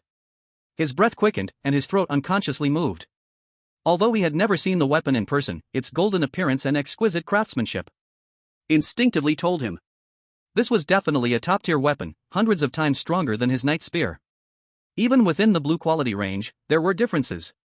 In fact, even without Bai Chen secretly helping, Bai Yao herself was extremely lucky. The golden Alaska, portable flamethrower, and powerful crossbow turrets were all top-tier weapons in the blue quality range. What quality is this weapon? Jerry's voice was tight, his eyes fixed on the golden Alaska, afraid it would disappear the next second. Bai Chen played with the golden Alaska, tapping lightly on its body with his finger. Slowly speaking, golden AK-47, blue quality, attack power 15, and most importantly, it has infinite ammunition. The golden bullets fired deal even greater damage to the Undying clan. Infinite ammunition? Jerry's heart skipped a beat. In his mind, the first wave of the attack, when he was surrounded by the corpse horde, flashed before his eyes. If they had had this gun at that time, even with his own strength, even when targeted, it wouldn't be so miserable, to the point where the second wave of attacks almost killed him. As for Mike and the other chosen ones, they would never die. The Lighthouse country wouldn't have fallen into the life and death situation it was in now. Jerry now only hated why this national fortune merchant hadn't appeared sooner. He suppressed the excitement in his chest. Pretending to be calm, he asked, "How will you help us? Is it free?" Free? Hearing Jerry's words, even though he knew he was here to scam them, Bai Chen couldn't help but twitch his mouth. Free for you? How bold are you? How can there be such a shameless person like you? He mercilessly scolded. Jerry's face instantly stiffened. Bai Chen sneered. How to help you? I already said I'm a national fortune merchant, what else can I do? Of course, it's a trade. This golden Alaska, in exchange for your 2 blue chests. Jerry's pupils contracted sharply, raising his voice. What? 2. We only have 2 blue chests left. You're taking advantage of us. Even a lion wouldn't open its mouth so wide. As soon as he finished speaking, the Lighthouse Country livestream exploded. F***CK. Jerry, are you an idiot? 2 blue chests for an infinite ammo golden Alaska? That's a huge profit. The Dragon Country is only this strong because of that golden Alaska, they can achieve 0 casualties. That's right, if they didn't have that golden Alaska, Dragon Country would have been wiped out long ago. Jerry, what are you still talking about? Hurry up and make the trade. Jerry, you're an idiot. If the National Fortune merchant leaves, you'll be the criminal of Lighthouse Country. Jerry had no idea that the bullet screen had started sending him nice greetings. He was now sweating coldly on his forehead. Because after learning that the golden Alaska was a blue-quality weapon, he had always had a lucky thought in his mind. It was too much of a loss to exchange 2 blue chests for a blue-quality weapon. What if he could open a golden Alaska with just 1 chest? They're both blue quality, there's no reason not to open it. But then he thought about it. It seemed that his luck hadn't been very good lately. Bai Chen saw through Jerry's thoughts. Are you going to trade or not? If not, I'll leave. 2 blue chests for a golden Alaska is a great deal. Jerry retorted, but the golden Alaska is only blue quality. 1 blue chest is enough. Bai Chen shook his head, his tone as flat as if he were stating a fact. But you won't open it. Jerry was stumped, then quickly said, but 2 is too much of a loss. I'll give you 5 green chests. 5. That's plenty. Bai Chen still shook his head and repeated. You won't open a golden Alaska. Jerry, I'll add 10 white chests. All the white chests I have, they're yours. Bai Chen, you won't open it. Jerry. F***CK. Jerry exploded with a curse. After calming down a bit, he glanced at Bai Chen's obedient undead group behind him. This man can control the undead. The identity of the National Fortune merchant should be true. If he could get this gun, maybe he could survive. Bai Chen saw Jerry's hesitation and deliberately put the golden Alaska away, turning the direction of the undead wolves, acting as if he was going to leave. No haggling, if you think it's too expensive, forget it, but Dragon Country will probably be happy to trade. They have 0 casualties now, and with more golden AKs, they'll probably become invincible soon, but you, Lighthouse Country, TSK. Bai Chen shook his head in disgust. Wait. Jerry quickly shouted, his neck bulging with veins from the urgency of Bai Chen's words. I'll trade. I'll trade, is that okay? He could accept that he wasn't strong. But he couldn't accept Dragon Country becoming stronger. Today, he had just openly declared that he had once tricked Dragon Country, mocking them for being incompetent, unable to do anything to him. But now, after 2 waves of monster attacks, the chosen ones of Dragon Country had emerged unscathed, while their side was on the brink of being wiped out. Such a gap was something Jerry could not accept. With a painful face, he dragged out 2 blue chests from the pile. Here you go. These are our last 2 blue boxes. Quickly, give me the gun. Bai Chen's lips curled slightly as he took the treasure chest and casually stored it into his system space. Then, with a flick of his wrist, the golden Alaska fell with a loud clink on the ground in front of Jerry. Good luck. With that, he turned and left with his army of undead spirits. Jerry lunged forward, grabbing the golden Alaska, clutching it tightly to his chest. Feeling the coldness of the gun, tears almost came to his eyes. This golden Alaska was his lifeline. It was the lifeline of the Lighthouse Nation. As the trade was completed, the bullet comments from the Lighthouse Nation let out a sigh of relief. Thank goodness Jerry didn't stay foolish all the way. God bless, now our Lighthouse Nation also has a golden Alaska with unlimited ammo. Let's see how long Dragon Nation can keep acting so arrogant. Ha, those Dragon Nation people are probably turning green with envy now, right? Some were fantasizing about the Dragon Nation's reaction. In fact, this trade had already been broadcasted. But no one from Dragon Nation reacted. How laughable. Did they really think our chosen ones from Dragon Nation got here just because of a golden Alaska? As the live stream of the Lighthouse Nation was filled with joy, someone suddenly noticed. Jerry's face was gradually turning pale. Golden AK-47. Quality, green. Attack, 0. A golden AK-47 crafted by the kingdom's finest artisans, excellent craftsmanship, a high-value artifact. Looking at the information of the golden Alaska, Jerry's face shifted between green and purple. 2 blue treasure chests, and he got an artifact in return. F***K. He had been tricked. When the information about the golden Alaska reached the livestream, the entire Lighthouse Nation went into chaos. I knew it was a scam. That golden Alaska was suspicious from the start. Jerry, you fool with water in your brain. 2 blue treasure chests for an artifact. Our last hope is gone. We're doomed now. This national merchant was definitely sent by Dragon Nation. They played us on purpose. Too insidious. Dragon Nation must give us an explanation. Jerry, you idiot, what are you staring at? pack up and run away already. Jerry looked at the information panel of the Golden Alaska in his hands, trembling with rage. Thinking about how he had just cried while holding this worthless thing. He was utterly embarrassed. He suddenly slammed the artifact Golden Alaska onto the gravel ground. A national merchant? You scammer. If I see you again, I'll definitely kill you. The Golden Alaska hit the ground with a loud clink, creating a large dent instantly.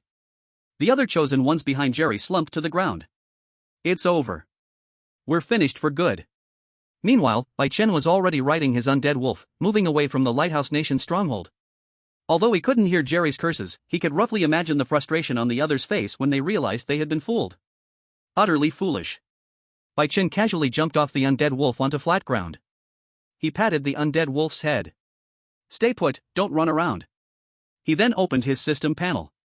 Taking out the 2 blue treasure chests that had just arrived in front of him, he immediately used his administrator privileges. In the next moment, a panel filled with various rewards appeared in front of him, dazzling and beautiful. Among them were many familiar rewards. The probability of each reward's appearance was also listed behind. For example, Golden AK-47, probability 1.3%. Strong Crossbow Turret, probability 15%. Kingdom Guard's Greatsword, probability 30%. Beginner's Strengthening Potion, probability 50%. Bai Chen had already decided what reward he wanted. Those powerful weapons with small probabilities were not his target. Because they weren't that useful to him. Do you wish to choose the Beginner's Strengthening Potion as the designated reward? Yes. Among all these rewards, only the Beginner's Strengthening Potion could truly enhance his own strength. For these chosen ones struggling to survive in the undead ruins, powerful weapons would be the better choice. But for Bai Chen, he only wanted to have terrifying physical strength, like Qin Jia. As soon as Bai Chen's words fell, the 2 blue boxes exploded, releasing soft white light. 2 vials with a faint green glow floated in the air. A system prompt sounded. Primary Strengthening Potion. Quality, blue. The result of alchemist's research, every man who wants to become a knight will take this. After consumption, it slightly increases physique and strength, no side effects, cannot increase attributes for those with stats above 100. Bai Chen immediately used both potions without hesitation. A warm current surged through his entire body in an instant. His previously ordinary body seemed to be infused with new strength, and when he clenched his fists, he could clearly feel the tightness of his muscles. Used Primary Strengthening Potion, Strength plus 30, Physique plus 20, Speed plus 10. Administrator, Bai Chen. Level, 2. Administrator Experience, 249 out of 1000. Strength, 60. Physique, 45. Speed, 35. To support his sister and pay for her education, Bai Chen had worked many jobs since he was young. Though it was tiring, it had also made his physical fitness much higher than that of the average person. Then, from a green chest he had picked up earlier, he used his administrator privileges to open and obtained a Golden Alaska. Of course, it was still just a green quality craft item. Bai Chen stored the Golden Alaska in the system space. He then looked toward the direction of the Ashen Country stronghold, a slight smile curling at the corners of his mouth. If Bai Yao had seen him smile like this here, she would immediately guess that her older brother was up to no good again. The Lighthouse Country's big fool has been taken advantage of. The Ashen Country still has supply chests, we can't waste this good opportunity, we need to hurry over. Otherwise, if they open them first, it'll be bad. Without hesitation, Bai Chen set out to rob the Ashen Country. After all, it's the same whether it's once or several times. Soon, Bai Chen rode the corpse wolf, leading a large group of corpse demons behind him, making his way toward the Ashen Country stronghold. The Ashen Country stronghold was a ruined temple. The walls were worn and the statues were missing arms and legs. The chosen ones were gathered around 2 blue chests at the entrance of the temple, looking worried. The previous supply chest had mysteriously disappeared, and these 2 blue chests were their last hope. Their leader, dressed in filthy clothes, was repeatedly bowing and praying in front of the temple, muttering to himself. "Bless us, Lord Shiva, bless us, so we can get powerful rewards from the chests." At that moment, suddenly, someone shouted, "Monster! Monster!" The leader, who had been praying, was startled and quickly turned around, only to find himself surrounded by a mass of corpse demons. He was so frightened he almost hid behind the statue. Thankfully, he saw at the front, the figure wearing a dragon head mask atop the corpse wolf. Bai Chen looked at the terrified Ashen chosen ones. He spoke slowly. "I am a national fortune merchant, and I think you might need my help." After saying that, Bai Chen directly took out the Golden Alaska. "Trade your 2 blue chests for this Golden Alaska." He waved the golden Alaska in his hand, and in the dim temple, the golden light dazzled, making everyone squint their eyes. Golden AK-47, blue quality, attack power 15, unlimited ammo. It can help you survive the third wave of attacks easily. Seeing this scene, the viewers in the Ashen Country livestream room instantly collapsed. The earlier events from the Lighthouse Country had already been spread. Now, everyone knew that the so-called national fortune merchant was just a big scammer. Don't trust him. It's a scam. The Lighthouse Country just got tricked out of 2 blue chests. That golden Alaska is a craft item. It can't shoot at all. Ignore this scammer, make him go away. He's here to steal your last chest. The Ashen Country viewers were itching to jump out of the screen and pass on the message. Unfortunately, the chosen ones could not see the livestream comments. The leader stared greedily at the golden Alaska, swallowing his saliva. This thing looked at least 100 times stronger than the machetes and iron rods they had. He rubbed his hands together. Carefully asked, "Do you really only need 2 blue treasure chests?" Bai Chen nodded, his tone leaving no room for doubt. That's right. My deal is very fair. I never ask for more. If I say 2 treasure chests, then it's 2 treasure chests. Also, I can tell you that the chosen ones of Dragon Country rely on this golden Alaska. After 2 waves of attacks, there were 0 casualties, not even a single injury. Why only 2 blue treasure chests? Because you only have 2. As for the other green and white treasure chests, Bai Chen didn't even look at them. And right now, Dragon Country doesn't lack basic supplies. As soon as he said this, the leader couldn't hold back any longer and immediately turned to shout at the team behind him, "Quick! Bring the treasure chests here. We'll exchange." The team didn't hesitate. They all believed that this was the result of the leader's prayers to the Shiva god being answered. Soon, the treasure chests were brought over. Bai Chen took the treasure chests and casually stored them in his system space. With a flick of his wrist, he threw the golden Alaska craft over. "Thank you, National Fortune Merchant. You are such a good person." Upon hearing this, Bai Chen nearly laughed out loud. See that? They still have to thank me. Bai Chen rode off on his corpse wolf, leaving without looking back. Moments later, a heart-wrenching wail erupted from the A3 country base. No! My treasure chests! Bai Chen opened the 2 blue treasure chests he just obtained, and inside were 2 primary strengthening potions. Using primary strengthening potion. Strength, 90. Constitution, 65. Speed, 45. He clenched his fist, feeling his strength was many times stronger than before. There doesn't seem to be much more to gain around here. The countries nearby were few, with Sakura Country and Kimchi Country already eliminated. Only Dragon Country remained. It's about time to check on Yao Yao. Haven't seen her in these past few days, really miss her. Bai Chen patted the corpse wolf. Let's go to the town. Chapter 24, 2 women with hidden agendas. Meanwhile, outside. At this very moment, with the appearance of Bai Chen, the national fortune merchant, the internet had completely exploded. Hashtag national fortune merchant hashtag. Hashtag Lighthouse Country a 3 country duped hashtag. Hashtag national fortune survival's biggest trap hashtag. One by one, related topics began to dominate the trending search lists in various countries. The heat remained high. People from Lighthouse Country went wild on social media. Watch. The national fortune merchant's next target will definitely be Dragon Country. Wait until the national fortune merchant steals their treasure chests, and then let's see how arrogant they still are. I suspect Dragon Country is in cahoots with the national fortune merchant. Oh my god, you guys are probably overthinking it. What makes Dragon Country capable of colluding with the national fortune merchant? Dragon Country now has the most supplies, they'll definitely get the worst when they're duped next. Wait for Dragon Country to be tricked, it'll be hilarious. By then, they'll be crying before they know it. People from Lighthouse Country were gradually going crazy. They couldn't accept that only they were the ones getting scammed and tricked. As for A3 Country, who suffered the same fate, the people from Lighthouse Country didn't care at all because deep down they looked down on them. What kind of random countries could compare with us? Now, only if Dragon Country also gets duped by the national fortune merchant, can the people from Lighthouse Country feel balanced. Outside the church. The chosen ones of Dragon Country had just finished counting the newly arrived supplies. They were moving food, fresh water, medicine, and other supplies into the building. Bai Yao sat on the stone steps in front of the church, holding the golden Alaska. She had already developed the habit. Without the golden Alaska in her hands, she felt like something was missing. While the national fortune merchant's actions had caused an uproar in the outside world, inside the Undying Clan ruins. Except for the 2 countries who had already been tricked, no one knew of Bai Chen's existence. Bai Yao rested her arms on her thighs, her hands supporting her chin as she mumbled. Time is passing so slowly.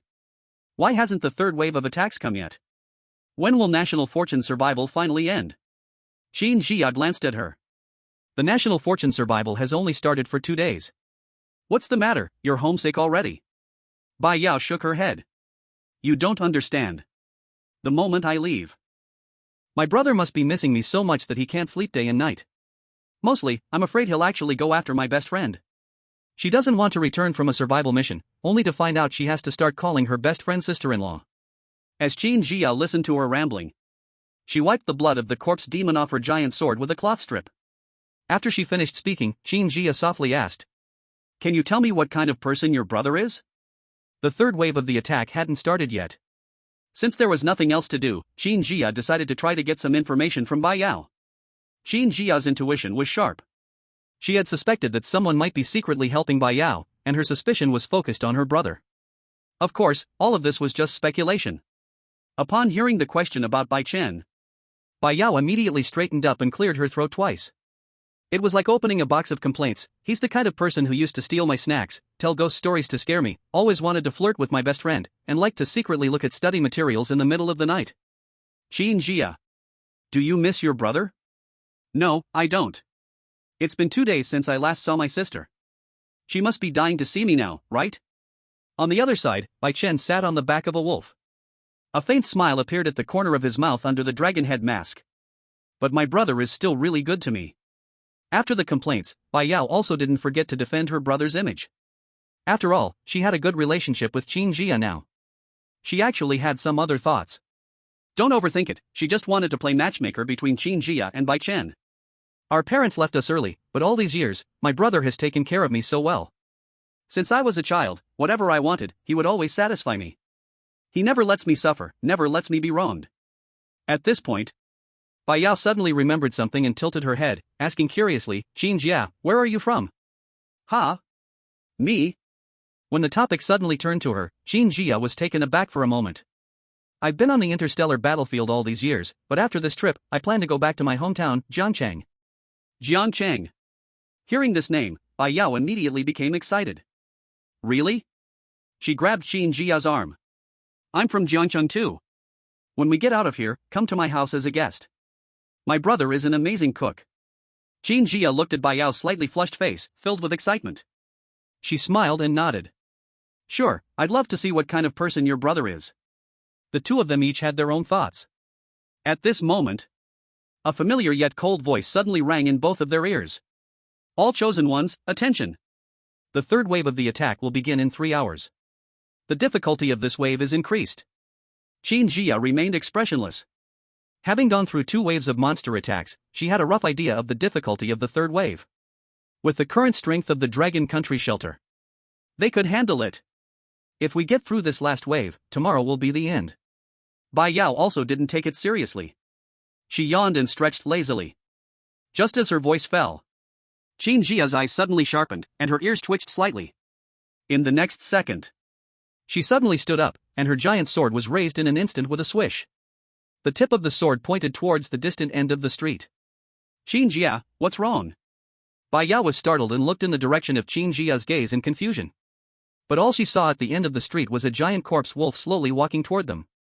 And on its back, there sat a figure cloaked in black, wearing a dragon head mask. Chapter 25, You have to fool them. Quickly, fool them. Stop. Who are you? Qin Jia immediately recognized that the wolf under this person's rider was no ordinary wolf. This was likely the undead corpse demon that had never appeared on the interstellar battlefield before. And this person could actually make a corpse demon obediently act as a mount? Bai Yao looked at the figure on the wolf's back. And a strange feeling stirred in her heart. She felt that the figure looked familiar, as if she had seen it somewhere before. But this person was wrapped up tightly. Bai Yao only had a vague sense that the person seemed familiar, but she couldn't figure out who it was.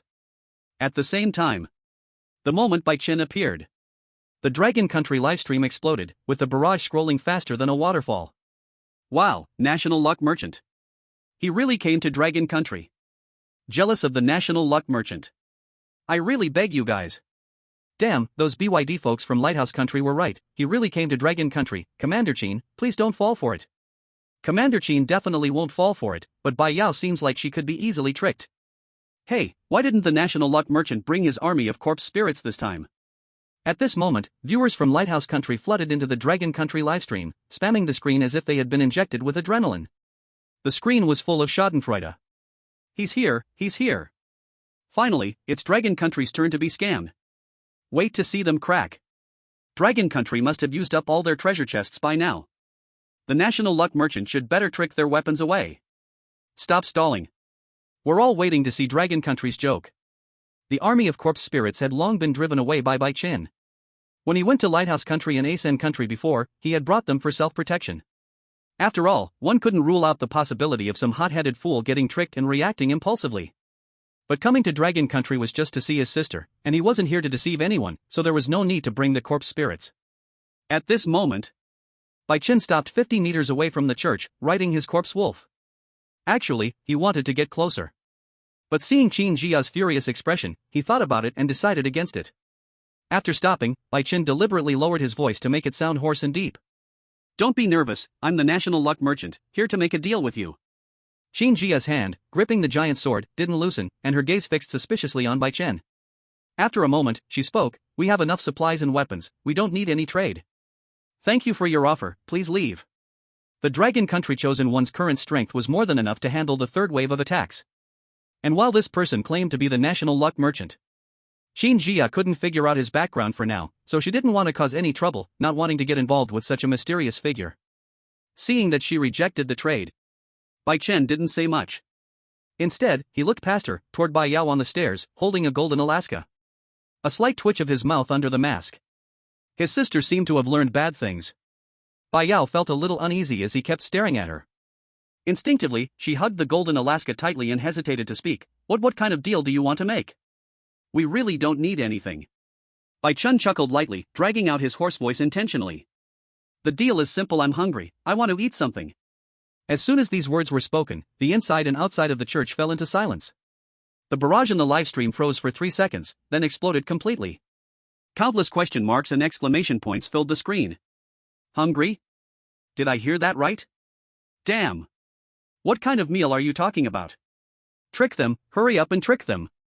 National Luck Merchant, are you a starving ghost, not tricking treasure chests but asking for food? This isn't fair, why is it about food in Dragon Country, but treasure chests when it's with us? I said it. Dragon Country must have some secret deal with the National Luck Merchant, why else wouldn't he trick Dragon Country? Dragon Country, confess, understand? Outside the church. Bai Yao stood frozen in place, instinctively reaching into her pocket for the bread she hadn't finished eating this morning. She was just about to hand it over when she heard Bai Chen add, I only eat freshly made. As soon as his voice fell, his stomach, in perfect timing, growled loudly. Bai Yao. Qin Jia. Livestream. Having food is already a blessing, and now he's picky? Although Bai Yao had no evidence, she felt like he was picking on her, because when they were at home, Bai Chen liked to do this to make things difficult for her.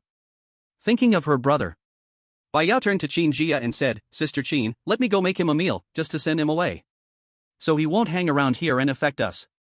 It won't take much time to cook. Qin Jia hesitated for a moment, then stared at Bai Chen again before nodding. Go ahead, I'll watch him from outside. Bai Yao jogged into the church. Qin Jia stood on the steps, gripping the giant sword tightly, her eyes locked onto Bai Chen. During the waiting period, the two unintentionally locked eyes. But neither of them looked any longer. 10 minutes later, Bai Yao ran out holding a steaming bowl of fried rice. The Dragon Kingdom had obtained so many treasure chests, and they'd opened everything inside. This included some pots, bowls, and ingredients. However, the appearance of this bowl of fried rice was a bit off, blackish and unclear what was added to it. Bai Yao carefully walked up to the corpse wolf. She tilted her head and handed the fried rice to Bai Chen. It's ready, fried rice. You should eat it, it's still hot. Bai Chen took the fried rice, the bowl's edge still warm. He brought it close to his nose and sniffed it. At that moment, the viewers in the live stream all held their breath. The barrage of comments dropped by half. Even the foreign viewers were the same, all of them glued to the screen, thinking he was about to take off his mask and eat. Everyone was dying to see his true face beneath the mask. They were too curious. Mainly, they wanted to know which country the National Fortune Merchant was from. Because the National Fortune Survival had a built-in translator, no matter what country he was from, the language he spoke would be translated to that country's language. So, when he wore the mask, it was impossible to figure out his identity. Is he going to take off the mask? Finally, we'll see what the national fortune merchant looks like. I think he's definitely from the Dragon Kingdom. After all, there's a saying in Dragon Kingdom that goes, "Dragon people don't deceive dragon people." Hurry, take it off. I'm dying of suspense. I do hope the national fortune merchant is from Dragon Kingdom. Who cares what you guys think? We'll benefit anyway. Wait, seriously, does no one care about that fried rice? Can anyone actually eat it? It's so black. Under the expectant gaze of countless eyes from the outside world, Bai Chen simply sniffed it. But he didn't take off his mask. Then, he stored the fried rice in his system backpack and spoke with a hoarse voice, a smile in his tone. Deal done, it smells good, I'll bring you what you need tonight. After finishing his sentence, Bai Chen patted the corpse wolf's neck. He mounted it and turned, walking away. The corpse wolf started running, disappearing around the corner at the end of the street in the blink of an eye. He had no intention of revealing himself. One reason was that exposing his identity as the National Fortune Administrator was too risky, and it wasn't the right time yet. Another reason was that he wanted to surprise Bai Yao. After he left, Bai Yao and Qin Jia exchanged a glance. What do we need? Neither of the two women could figure out what they actually needed. However, Qin Jia's gaze on Bai Chen turned somewhat strange. It smells good? Are you sure it smells good? Unable to resist, she finally asked. Yao Yao, have you ever cooked before? No. Bai Yao answered honestly. She truly had never cooked. After all, Bai Chen was always the one who cooked. She only needed to eat. Then, are you sure the fried rice you made is edible? Hiss. Bai Yao took a sharp breath and thought for a moment. Not sure. Qin Jia. After leaving the Dragon Kingdom base, Bai Chen finally told the corpse wolf to stop. He took the fried rice out of his backpack, looking at the blackish bowl, and finally didn't have the courage to try it. So, he placed the fried rice in front of the corpse wolf. Here, eat it. My sister made it with her own hands, a reward for you. The corpse wolf had no thoughts of its own. It simply obeyed Bai Chen's orders and devoured the fried rice in 2 bites. But the next second. Ugh! The corpse wolf threw up on the ground. It shook its head wildly as if trying to fling the taste out of its mouth. Bai Chen fell silent. After a while, he reached a conclusion. How bold, Bai Yao, you actually tried to poison me. Chapter 26, Kidnap Cherry, you think I'm a cherry blossom man? After the mysterious national fortune merchant left, no unexpected events came. Soon, the 2-hour countdown ended. The cold, metallic beep echoed through the entire undead clan ruins. The third wave of attacks is about to arrive. It will reach the various country bases in 10 minutes. Please prepare your defenses. At this moment, the sky gradually darkened. The scarlet sun sank below the end of the ruins. Outside the church, Bai Yao leaned against the door with her golden Alaska, yawning. She didn't seem nervous at all. Finally here. Let's finish this and go back to sleep. I haven't had enough rest. She had been sleeping soundly. But then the annoying yellow-haired guy from Sakura country woke her up, ruining her rest. Qin Jia, holding the Kingdom Guard giant sword, stood quietly beside her, her expression calm and unchanged. Don't be careless. Although, based on my calculations, the intensity of the third wave of monsters is within our acceptable range, I don't want anyone getting hurt. Especially you. Qin Jia now suspected that someone might be secretly helping Bai Yao. So, among the 20 chosen ones of Dragon Country, Bai Yao's safety was her top priority. Even if she herself got injured, she couldn't let Bai Yao get into trouble. Got it, Qin Jia. I'm just saying that, I definitely won't be careless. Bai Yao chuckled awkwardly. After being lectured, she immediately changed her attitude, her eyes quickly becoming serious. Behind them, the rooftop strong crossbow turret was ready to fire, and the chosen ones were gripping their weapons, ready for action. Soon, a series of intense roars echoed from the distance. The horde of corpses surged like a tidal wave. Among them, the number of giant corpse demons had increased to 10. The number of corpse servants was so high it was impossible to count. As soon as the undead clan appeared, Bai Yao pulled the trigger of her golden Alaska. Golden bullets shot out in a dense pattern. Qin Jia didn't hold back either. She leaped into the air, her giant sword howling as it cleaved toward the head of a giant corpse demon. The crossbow turrets on the rooftop also fired in alternating patterns. With perfect coordination from the Dragon Country chosen ones, the seemingly terrifying third wave of attacks was wiped out in just half an hour. Still, there were no casualties. The live chat room for Dragon Country exploded in joy. It's over. The monster attack is finally over, and not a single person died. I said it all along. With Yao Jia's firepower coverage, and Commander Qin's incredible combat strength, dealing with these small monsters is like child's play, right? LMAO, why aren't the Lighthouse Country people saying anything? Are they born silent? Lighthouse Country, speak up. I dare you to speak. Are you Yudelin? Alright, stop it. I just came back from their live stream. Jerry already led his team to flee, abandoning the shelter. At the Lighthouse Country base, Jerry had already led his team to abandon the castle and flee. At this moment, they were hiding far away, watching the dense swarm of monsters break through the ruined castle. Jerry's face was pale, his back drenched in cold sweat, secretly relieved. Fortunately, we didn't choose to hold the line. Otherwise, we'd all be dead inside the shelter now. He calmed himself and spoke to the remaining 4 team members. Now that our shelter is completely gone, our numbers are too few. Even if we find another suitable base and rebuild the shelter, we won't be able to defend it if another monster attack comes. So, Jerry sighed and made his decision. We have no choice but to find another country to take us in. Of course, we absolutely cannot go to Dragon Country. As one of the top experts in Lighthouse Country, Jerry would never have considered seeking help from another country in normal times. In his eyes, others should be the ones begging him. But now, there was no choice. If they didn't seek help, they would die in this undead clan ruin. Agreed. I agree, it's the only way. The remaining 4 team members had no objections. However, when Jerry's words reached the livestream, they instantly enraged the self-proclaimed noble people of Lighthouse Country. F***K. Jerry, what are you saying? Other countries take him in? Oh my god, Jerry, you idiot. Do you have any idea how you're embarrassing our Lighthouse Nation?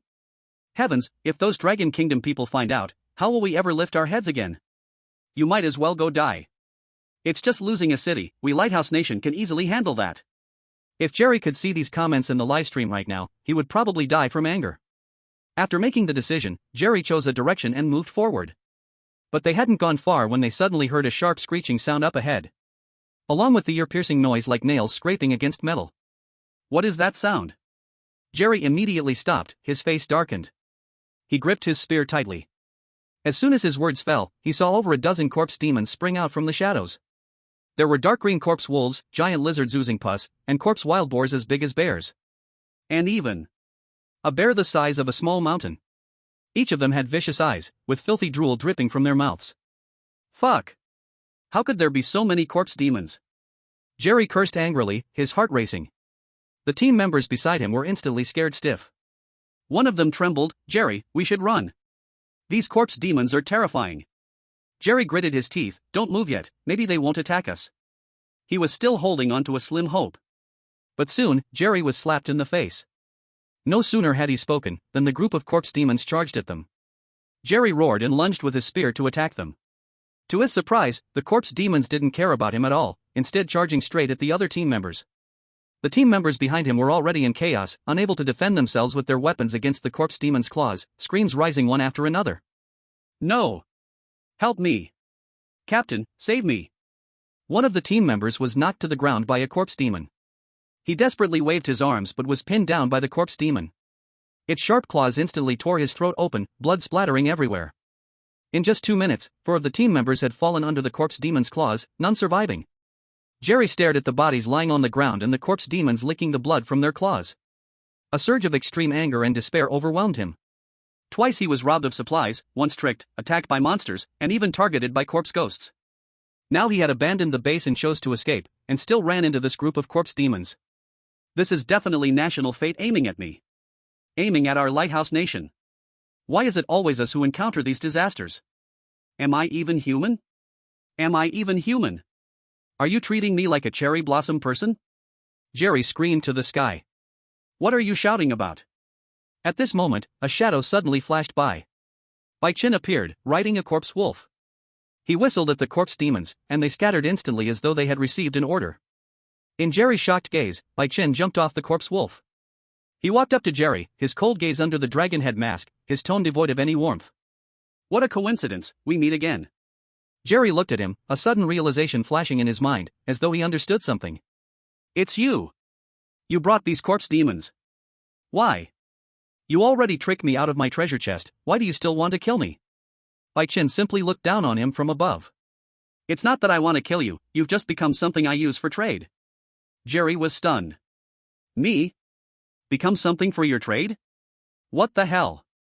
Before he could finish his last curse in his mind, Bai Chen suddenly pulled out a stick. With a precise strike, he hit Jerry on the head with it. A dull thud echoed. Jerry's vision went black, and he fainted on the spot. Chapter 27, His name is Jerry. After Jerry was knocked unconscious, the Lighthouse Nation livestream's comments went completely wild. It's the National Fate Merchant. Why is he capturing Jerry? It must be the Dragon Kingdom that sent him to capture Jerry. Didn't you hear him say he's going to trade Jerry? Fuck. Dragon Country, you can't handle this. Jerry can die, but not at the hands of Dragon Country. It's useless to say anything outside. Jerry can die, but Dragon Country must give us an explanation. After the national survival mission ends, they must hand over Qin Jia. That's right. And Bai Yao cannot be spared either. After Bai Chen knocked Jerry unconscious, he couldn't help but laugh when thinking about what he was going to do next. Feeling pleased, he hummed a little tune. Looking at Jerry, who was unconscious on the ground, Bai Chen's lips curved slightly beneath his dragon head mask. Fool. If you hadn't confessed, I wouldn't have even known it was you. Indeed. If Jerry hadn't exposed himself, Bai Chen's intelligence wouldn't have revealed that this man was the one who had betrayed Dragon Country in the past. Jerry's fall to this point was entirely his own fault. Then, Bai Chen pulled out a hemp rope. With his level 3 administrator privileges, he could have anything he wanted. He dragged Jerry, like a dead pig, and tied him to the tail of a corpse wolf. Bai Chen then directly mounted the corpse wolf's back. He patted the corpse wolf's neck and said, "Go." The corpse wolf growled low and dragged Jerry across the ground, scraping the rocks that tore Jerry's clothes in several places, and blood soaked his back. Bai Chen wasn't worried about Jerry dying. After all, he was an A-level combatant. Even if weakened, he wouldn't die so easily. At most, he would suffer more pain. It was what he deserved. 2 more hours passed. At Dragon Country's base. Outside the church. The Chosen Ones had just finished cleaning the battlefield. They had no choice. If they didn't clean up, so many monster corpses would soon start to rot and stink. Although it wouldn't pose any great harm. But it was torturous. Qin Jia had long been used to it on the interstellar battlefield, but others weren't. So, putting in the effort to clean up was the Chosen One's own idea. After cleaning up, the Dragon Country Chosen Ones were all exhausted. Qin Jia glanced at the sky. The sun had completely set, and the entire undead ruins fell back into darkness. Alright, everyone go rest. We don't know what awaits us tomorrow. She waved her hand, signaling for the Chosen Ones to rest. She and Bai Yao returned to their room. Bai Yao was already so tired her eyelids were fighting against each other. As soon as she lay down on the bed and her head touched the pillow, she immediately fell asleep. Not long after, a slight smile appeared on her lips. It seemed like she was dreaming of something beautiful. Meanwhile, Qin Jia, sitting beside her, had no intention of sleeping. She leaned against the bed. Her mind kept replaying the mysterious national fortune merchant from earlier in the day. Something feels strange. Qin Jia frowned. She felt that the national fortune merchant was a bit off. Not that she thought he would harm Dragon Country. She just felt that his appearance and the trade he proposed were all very strange. However, Qin Jia didn't doubt his identity. After all, being able to control the undead here, she didn't believe that he wasn't connected to the national fortune. He said he would send us what we need tonight, but we don't really need anything anymore, do we? Qin Jia pondered the words Bai Chen had left before he left. If she had to say what they needed most, it was for the national survival mission to end directly, so that Dragon Country could claim its reward. But she knew that this was impossible. As she was thinking about this, suddenly, Qin Jia felt a chill at the back of her neck, as if a pair of eyes were watching her in the dark. Her intuition, honed on the interstellar battlefield, was very sharp. And it was always accurate. In the next moment, Qin Jia quickly turned her head toward the window. She saw a dark figure standing outside the church's window, unmoving. The gaze that she felt was coming from this shadow. Who? Even though she had seen life and death countless times on the interstellar battlefield, she couldn't help but shout. Qin Jia was also startled by the sudden scene. She quickly stood up, grabbing the already bloodstained sword and pointing it toward the window. Her voice carried a hint of caution. Stop with the tricks, come out. Her voice woke Bai Yao from her dreams. Bai Yao rubbed her drowsy eyes and sat up, following Qin Jia's gaze toward the window, just in time to lock eyes with the shadow. She blinked. Her expression gradually turned to one of terror. A ghost. Bai Yao was also startled. She jumped straight out of bed, wrapped her arms around Qin Jia's waist, and hid behind her. Instinctively, she cried out the name from her dream. Sister-in-law, help! Qin Jia? What did you just call me? She was stunned. When did she become Bai Yao's sister-in-law? She hadn't even been in a relationship yet. In the Long Kingdom livestream, it wasn't just the two girls who were startled. Even the viewers outside weren't spared. What the hell? What is this thing? It scared me so much I almost pissed myself. Guessing blindly, you've probably already pissed yourself. Could this be some monster attacking in the middle of the night? No honor in martial arts. Glad Commander Qin spotted it. I'm not the only one noticing Bai Yao calling Qin Commander sister-in-law, right? Can't hate on this, good little sister dreaming of finding a wife for her brother. But this is Qin Jia. If I were Bai Yao's brother, I'd be bowing to her. Wait, this doesn't look like a monster. Why do I feel like it's that national business person? Not only did the viewers in the livestream notice. After the scare, Qin Jia also realized that the shadow looked more and more familiar. This was the national business person, right? Remembering what he said earlier about coming tonight, it all started to make sense. Qin Jia's caution eased a little, but she still didn't lower her bloodstained sword. That's right.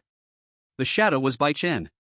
He looked at the two girls in the room, especially Bai Yao's scared look, and couldn't help but feel amused. However, there was something Qin Jia misunderstood. He wasn't looking at this commander. He was just watching his sister. Then, Bai Chen waved at them through the window, signaling them to come out. Qin Jia grabbed a flashlight. With her other hand holding the sword, she cautiously walked to the church door. After a 2-second hesitation, she opened the door. Bai Yao hid behind her, only her round eyes visible, glaring angrily at the figure outside. Her gaze was unfriendly. How annoying. She just wanted to get a good night's sleep, but there were always interruptions. What do you want again? What, do you think my fried rice was so good you want another serving? Bai Yao asked, still hiding behind Qin Jia. Bai Chen. Better not mention the fried rice. I'm just here to finish our deal. Since I said I would do it, I will. After saying that, he turned and walked behind the corpse wolf, dragging Jerry, who was tied to the wolf's tail, over. With a loud thud, he tossed him to the ground. Jerry grunted as he hit the ground, with several lumps on his head. He had woken up a few times on the way but was knocked unconscious again by Bai Chen each time. Since Jerry's face was down, Qin Jia shone the flashlight on him, but didn't recognize him. She asked, puzzled, who is he? She didn't understand why the national business person brought someone here. The Long Kingdom's chosen ones had no casualties, they weren't short on people. Bai Chen didn't say much, just bent down and tugged at Jerry's hair, lifting his face. Then, slowly, he said, "His name is Jerry." As the words left his mouth, Qin Jia froze in place. Chapter 28, Sword Slashes Jerry, Blood Debt Paid in Full. Jerry? Qin Jia certainly knew that name, and she would remember it for the rest of her life. Because he was the enemy of the entire Long Kingdom. At this moment, Qin Jia looked at Jerry on the ground and shone the flashlight on his face. It really is Jerry. Qin Jia was stunned for a moment, never expecting the national business person would bring the enemy right to her. In an instant, the events from a year ago flashed rapidly through her mind. The brutal scenes on the interstellar battlefield. It all started because of Jerry, who brought the war to the battlefield of the Dragon Nation. Monsters, covering the sky and earth, surged like a tidal wave, crazily attacking the Dragon Nation's defense line on the interstellar battlefield. Countless lives were lost. Even her direct squad was completely wiped out. This event could be called the obsession of her entire life. Jerry. Qin Jia gritted her teeth, her voice squeezed out through her clenched jaws. She tightened her grip on the bloodstained sword in her hand. When looking at the culprit, her eyes were filled with a murderous intent. Jerry had planned to continue pretending to be unconscious to avoid the situation. But he never expected that the national merchant would reveal his name so casually. He also didn't expect that the national merchant would bring him to the Dragon Nation. Jerry could no longer pretend. Because at this moment, the woman across from him exuded a nearly tangible killing intent that made the back of his neck feel cold. The hair on his body stood on end.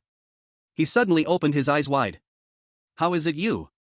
When he saw Qin Jia and met her murderous gaze, Jerry immediately shook with fear, almost wetting his pants. He let out a strange cry. His pupils contracted sharply in fear. He never imagined that one day he would fall into Qin Jia's hands in such a way. But Jerry still held on to a sliver of hope. "Qin Jia. I'm Jerry from the Lighthouse Nation. Let me go now, or you'll suffer the wrath of our Lighthouse Nation." He was gambling. He was gambling that Qin Jia didn't know he was the one responsible for the disaster a year ago. Although Jerry had revealed it, only the people of the Dragon Nation knew. But... Clown. Qin Jia quietly spat out 2 words. Stop struggling, today is the day you pay with blood for your sins. How did you know? Jerry's eyes widened, the last shred of hope vanished with Qin Jia's words. Suddenly, it seemed like something came to his mind, and he wildly screamed. I know. You and the National Merchant are in cahoots. The Dragon Nation is cheating openly. You're working together to target me, to target the Lighthouse Nation. I will report this to the Blue Star Will. Dragon Nation is cheating. Jerry's voice exploded. Standing by and watching the drama, Bai Chen suddenly received a system prompt. Received a report. Lighthouse Nation's Chosen One Jerry reports Dragon Nation's Chosen One Qin Jia for cheating, accusing Dragon Nation of colluding with the National Merchant. Please confirm with the administrator if the situation is true. Bai Chen. Looking at the system prompt, he suddenly felt like someone in court was accusing him. Without hesitation, he selected the situation is not true. What a joke. What, you want me to punish myself in my own country? After Bai Chen made his decision, the next second, a cold electronic synthesized voice rang out across the entire Undying Clan ruins.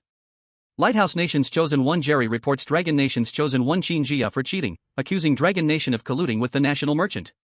After investigation, the situation is not true, the report is rejected. Jerry's false report punishment, Lighthouse Nation's current living supplies -5%. When this prompt came out, the audience in the Lighthouse Nation's livestream was stunned. Ward FA? Jerry, look at what stupid thing you've done. God. A 5% reduction in living supplies? Do you know how huge this loss is? National Merchant, I believe you didn't collude with Dragon Nation, please withdraw the punishment, I beg you. Damn Jerry, you're such a stupid rat. It's all your fault. Since the interstellar battlefield opened, the resources of all countries had been scarce. Now, the Lighthouse Nation had lost 5% of its living supplies. It may not sound like much, but when considering the massive scale of a country's resources, even a 1% loss is a big deal. Qin Jia's eyes were cold. She stepped forward towards Jerry, each step crunching on the shattered stones, making a crack-crack sound, like it was pounding on Jerry's heart. Although she didn't understand why the National Merchant helped her. But since the other party sent Jerry here, she had no reason not to accept this gift. The blood debts of the past should also be settled today. Today is your day to die.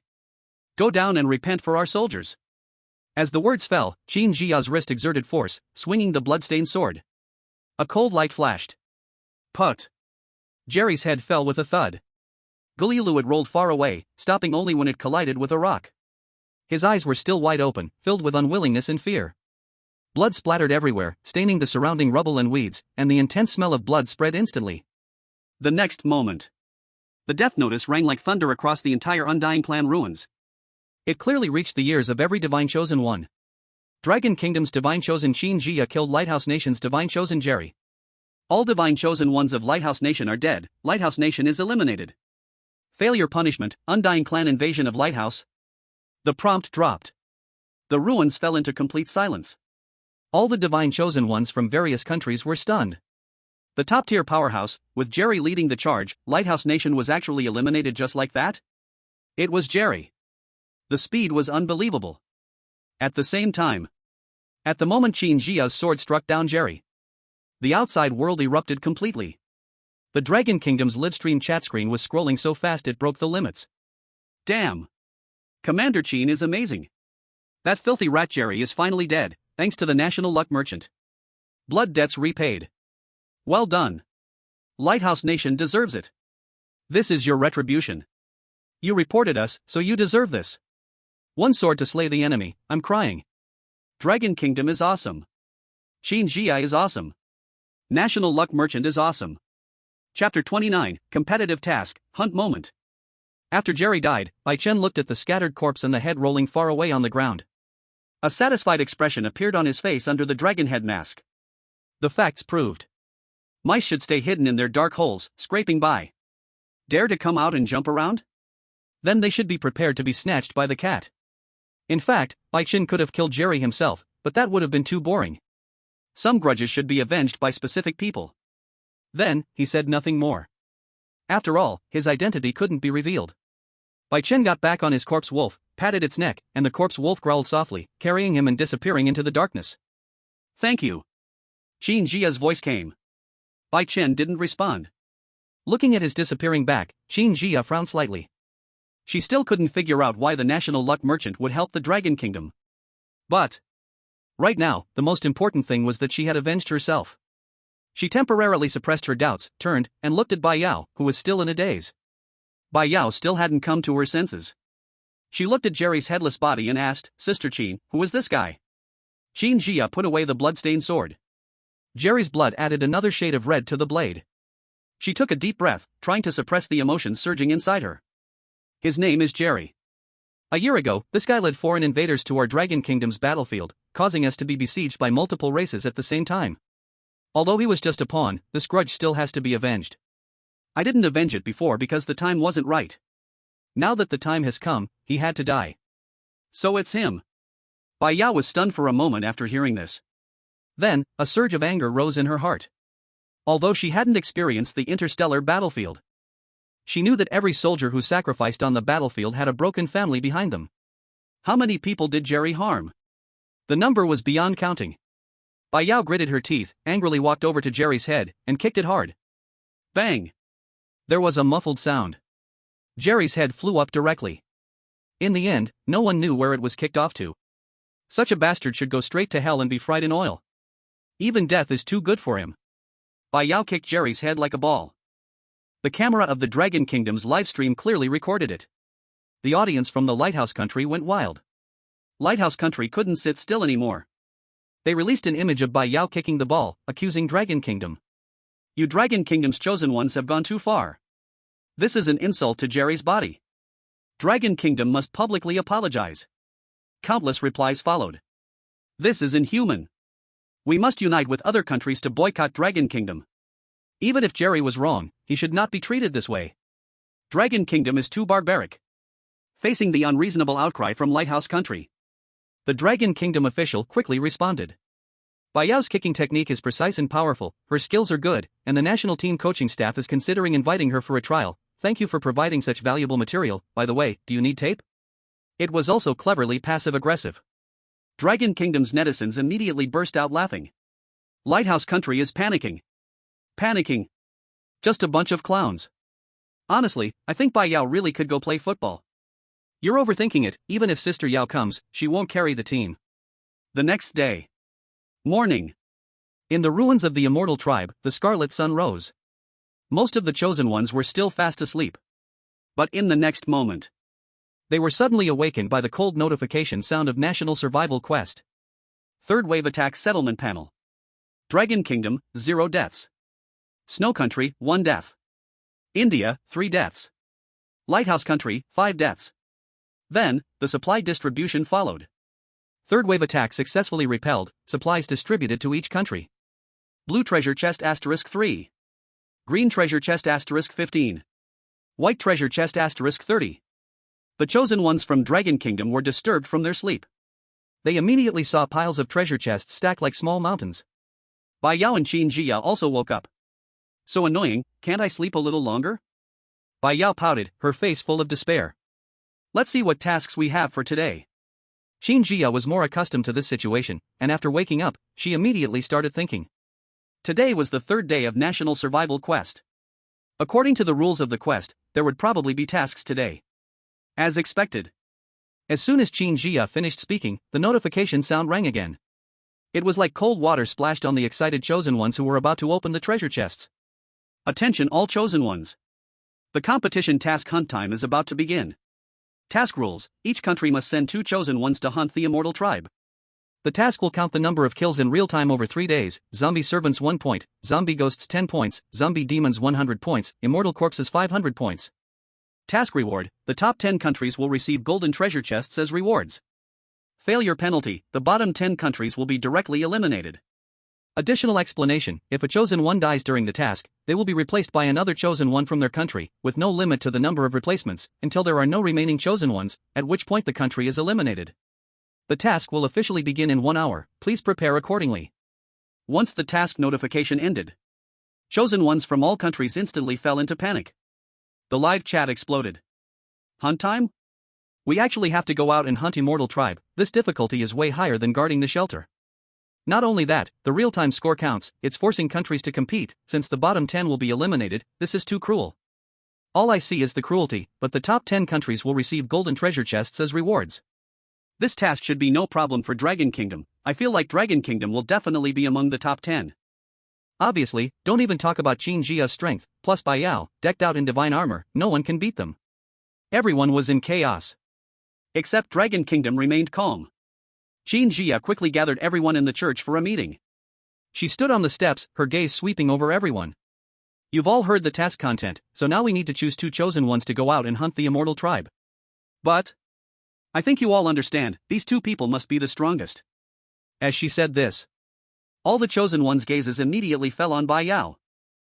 Commander Qin, apart from you and Bai Yao, who else can go? Ha ha ha, I know my own limits. Qin Jia heard this and laughed too. Indeed, there was no need for any discussion about who to send. Undoubtedly, it would be her and Bai Yao. As for this, Bai Yao had no objections either. It was just right, she was getting a bit tired of staying in the shelter. Going out to hunt the undead sounded exciting. Below, the female student also spoke. Commander, don't worry, while you're out hunting the undead, we will guard the base. Even if monsters come, we'll make sure they don't leave a single piece of them behind. Alright, you can open those 3 blue chests directly. Bai Yao and I won't need anything. Qin Jia wasn't too worried. After all, with the 2 powerful crossbow turrets on the rooftop, as long as they didn't encounter a zombie wave like yesterday, they could easily handle it. Meanwhile, Bai Chen rode the corpse wolf and stopped not far outside the Asian nation's base. He waved his hand. Go, get the chests for me. After waiting all night, this was the moment he had been waiting for. As soon as his voice fell, one by one, corpse ghosts stepped out from behind him, rushing straight into the Asian nation's base. Moments later, a heart-wrenching scream echoed through the sky. No! My chests! Chapter 30, they've come. Moments later, a few muscular corpse ghosts dragged 3 blue chests, covered in blue, running out from the Asian nation's base. They didn't harm anyone, they just took the chests. Because Bai Chen's order was to steal the blue chests. Unless it was like Jerry from Lighthouse Country, provoking trouble for himself, Bai Chen wouldn't usually order the monsters to attack or kill. Stop. Put down our chests. The chosen ones from the Asian nation quickly followed from the base. They just couldn't understand. Why would a group of corpse ghosts suddenly rush in and steal their chests? As a result, when they came out, they saw Bai Chen, riding on the corpse wolf, moving away in the distance. It's that national merchant. What merchant? This is a national robber. The chosen ones from the Asian nation collectively broke down. They had been waiting to open the blue chests and get something good to deal with the upcoming competitive mission. But now, their chests were stolen. What's going on? A few minutes later, after leaving a distance from the Asian nation's base, Bai Chen ordered the corpse wolf to stop. Then he ordered the 3 corpse ghosts to put down the blue chests. Immediately after, he directly used his administrator privileges. Designate the output of basic strengthening potions. As soon as his words fell, Bai Chen opened each of the blue chests, and 3 green potions slowly floated out. He picked up the potions and drank them in one gulp. As soon as the potion went down, Bai Chen frowned. Because the feeling after drinking this strengthening potion was completely different from before.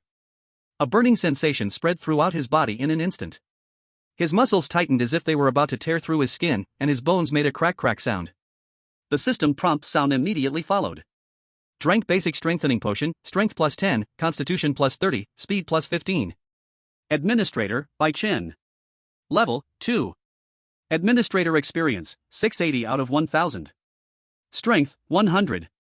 Constitution, 95. Speed, 60. After using the 3 basic strengthening potions, his strength only increased by 10 points. Seeing the system panel at this moment, Bai Chen immediately understood why.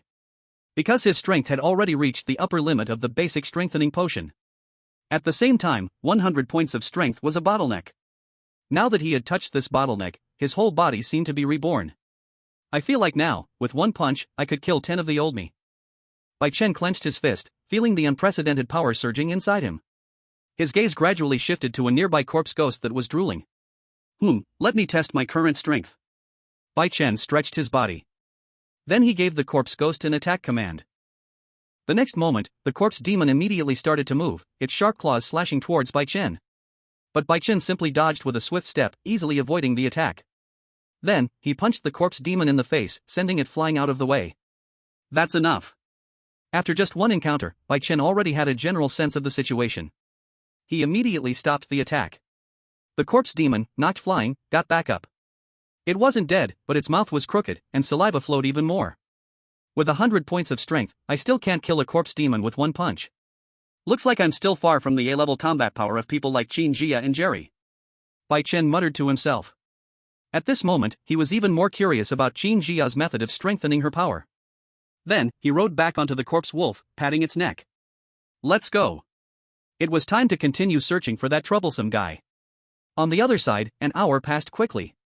The cold sound of the national survival alert rang on time. The competitive task Hunt the Moment has officially begun. Please have each country send its chosen ones to hunt the undead. Qin Jia and Bai Yao were already prepared. Bai Yao held a golden Alaska in one hand, with a portable flamethrower hanging from her waist. In the other hand, she was nibbling on a large chicken leg. She leaned towards Qin Jia and mumbled. Qin Jia, let's go. Qin Jia only carried a giant sword of the kingdom's defender.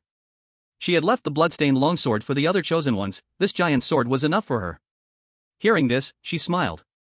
Why do you always think about fighting? If your brother saw you like this, he'd probably die of anger. He. Bai Yao didn't answer, just chuckled. Qin Jia gave the chosen ones in the shelter a few more instructions. Then, she and Bai Yao left the church. The two of them walked out of the small town. In front of them, a semi-transparent real-time ranking board instantly appeared. The names of the countries were densely listed in a long string, with all countries showing 0 points at the moment, and Longwa temporarily ranked first. So many zeros, even more than Chuandu's zeros. What do you mean? Qin Jia was confused and didn't understand what she said. She had been stationed on the interstellar battlefield for a long time and had long lost touch with the network. Qin Jia, you're so innocent. Bai Yao laughed and leaned over to explain in her ear. In the Longwa live stream, Bai Yao's joke immediately sparked a lot of responses. Yao Jia, stop talking nonsense, he's a straightforward guy. Identification complete, the person above is a golden standard Yang Yuhuan. As a person from Chuandu, I can say this is all rumors. By the way, I have a friend who wants to ask, which proctology hospital has better techniques? 666, more new friends are appearing. Let's search north first. I noticed before that most of the monsters come from that direction. It should be easier to find. Qin Jia changed the subject. Then, the two women began to search northward. Half an hour later, looking at the three swaying corpse servants in front of them, both women were annoyed. What the hell? Where are all the undead around here? They can't all have been killed in yesterday's monster attack, right? Bai Yao gritted her teeth. The excitement from when they first set out was completely gone. She really didn't expect that after searching for half an hour, they would only find these three corpse servants. She angrily kicked a stone at her feet. The stone hit one of the corpse servants with a bang. And the corpse servant slowly turned its head. After seeing the two of them, it immediately revealed a mouthful of yellow, sharp teeth. It roared and rushed towards them. Dealing with you is such a waste of time. Bai Yao mumbled. Feeling extremely unhappy, she decided to vent her anger on the three corpse servants. She raised the golden Alaska and aimed it at the corpse servants. Da-day-day. She pulled the trigger. Golden bullets whistled out. They directly turned the three corpse servants into a beehive. Green, dirty blood splattered everywhere, and the bodies were full of bullet holes. Longwa kills a corpse servant, plus 1 point. Longwa kills a corpse servant, plus 1 point. Longwa kills a corpse servant, plus 1 point. The two women simultaneously looked at the ranking board. The points for the Dragon Kingdom went from 0 to 3. But at this moment, their ranking dropped directly to 40th. Meanwhile, the Snow Kingdom, ranked first, had already shot up to 100 points, and the second-ranked Sun Never Sets Empire had 80 points. Even a completely unheard-of nation had reached 50 points. The gap was visibly widening. Clearly, their search for the Undying Clan was going smoothly. Bai Yao's face turned red with frustration. It's all that country merchant's fault. Qin Jia looked at her, confused. What does that country merchant have to do with this? Bai Yao pouted. Actually, I don't really know, but my gut tells me that the reason we can't see any Undying Clan is because of that guy. She wasn't lying. Her instinct was indeed pointing to that country merchant. We haven't seen a single corpse demon for such a long time. If this continues, forget about first place, we're probably going to end up at the bottom and be eliminated. At the same time, Bai Chen, riding the corpse wolf through the ruins, suddenly thought of something. He immediately ordered the corpse wolf to stop. Hiss. How could I forget about this? He slapped his forehead. He had just remembered the task of hunting time.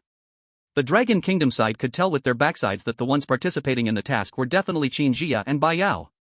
The two women's strength was absolutely fine. But after 3 monster attacks and with most of the monsters Bai Chen controlled being near the Dragon Kingdom's stronghold, there probably wouldn't be many Undying clan left there now. At this moment, Bai Chen could already imagine the scene of his little sister frantically pacing. He furrowed his brows and opened the system to check the leaderboard. Sure enough, the Dragon Kingdom only had a pitiful 3 points. This won't do, Bai Chen muttered to himself. He couldn't just stand by and watch in this situation. System, open the map for me. The news of the Dragon Kingdom's failure in the hunting task quickly spread. The Lighthouse Kingdom and Sakura Kingdom were the first to jump out. God told me this is karma. That's right, it's definitely because the Dragon Kingdom cheated before, and the National Luck Merchant caught them. Now this is their punishment. Ha ha ha. Let you guys from Dragon Kingdom act so arrogantly. Didn't you say your luck was great? How come you only have 3 points now? So what if you had things going well earlier? If your ranking in the hunting task is at the bottom, you'll still be eliminated. What does this show? Cheating is useless, real strength is the hard truth. However, at this moment, the two countries who were jumping the highest completely forgot one thing. They had already been eliminated. As these two countries were sending out mocking remarks, suddenly, someone noticed that in the Dragon Kingdom's livestream, the two women had simultaneously looked in the same direction. Right after that, a roar of monsters echoed in the distance. The Undying clan had appeared. Chapter 31, 503 points, back to first. Qin's sister, did you hear that? Bai Yao tugged at Qin Jia's sleeve. Qin Jia nodded. I heard it.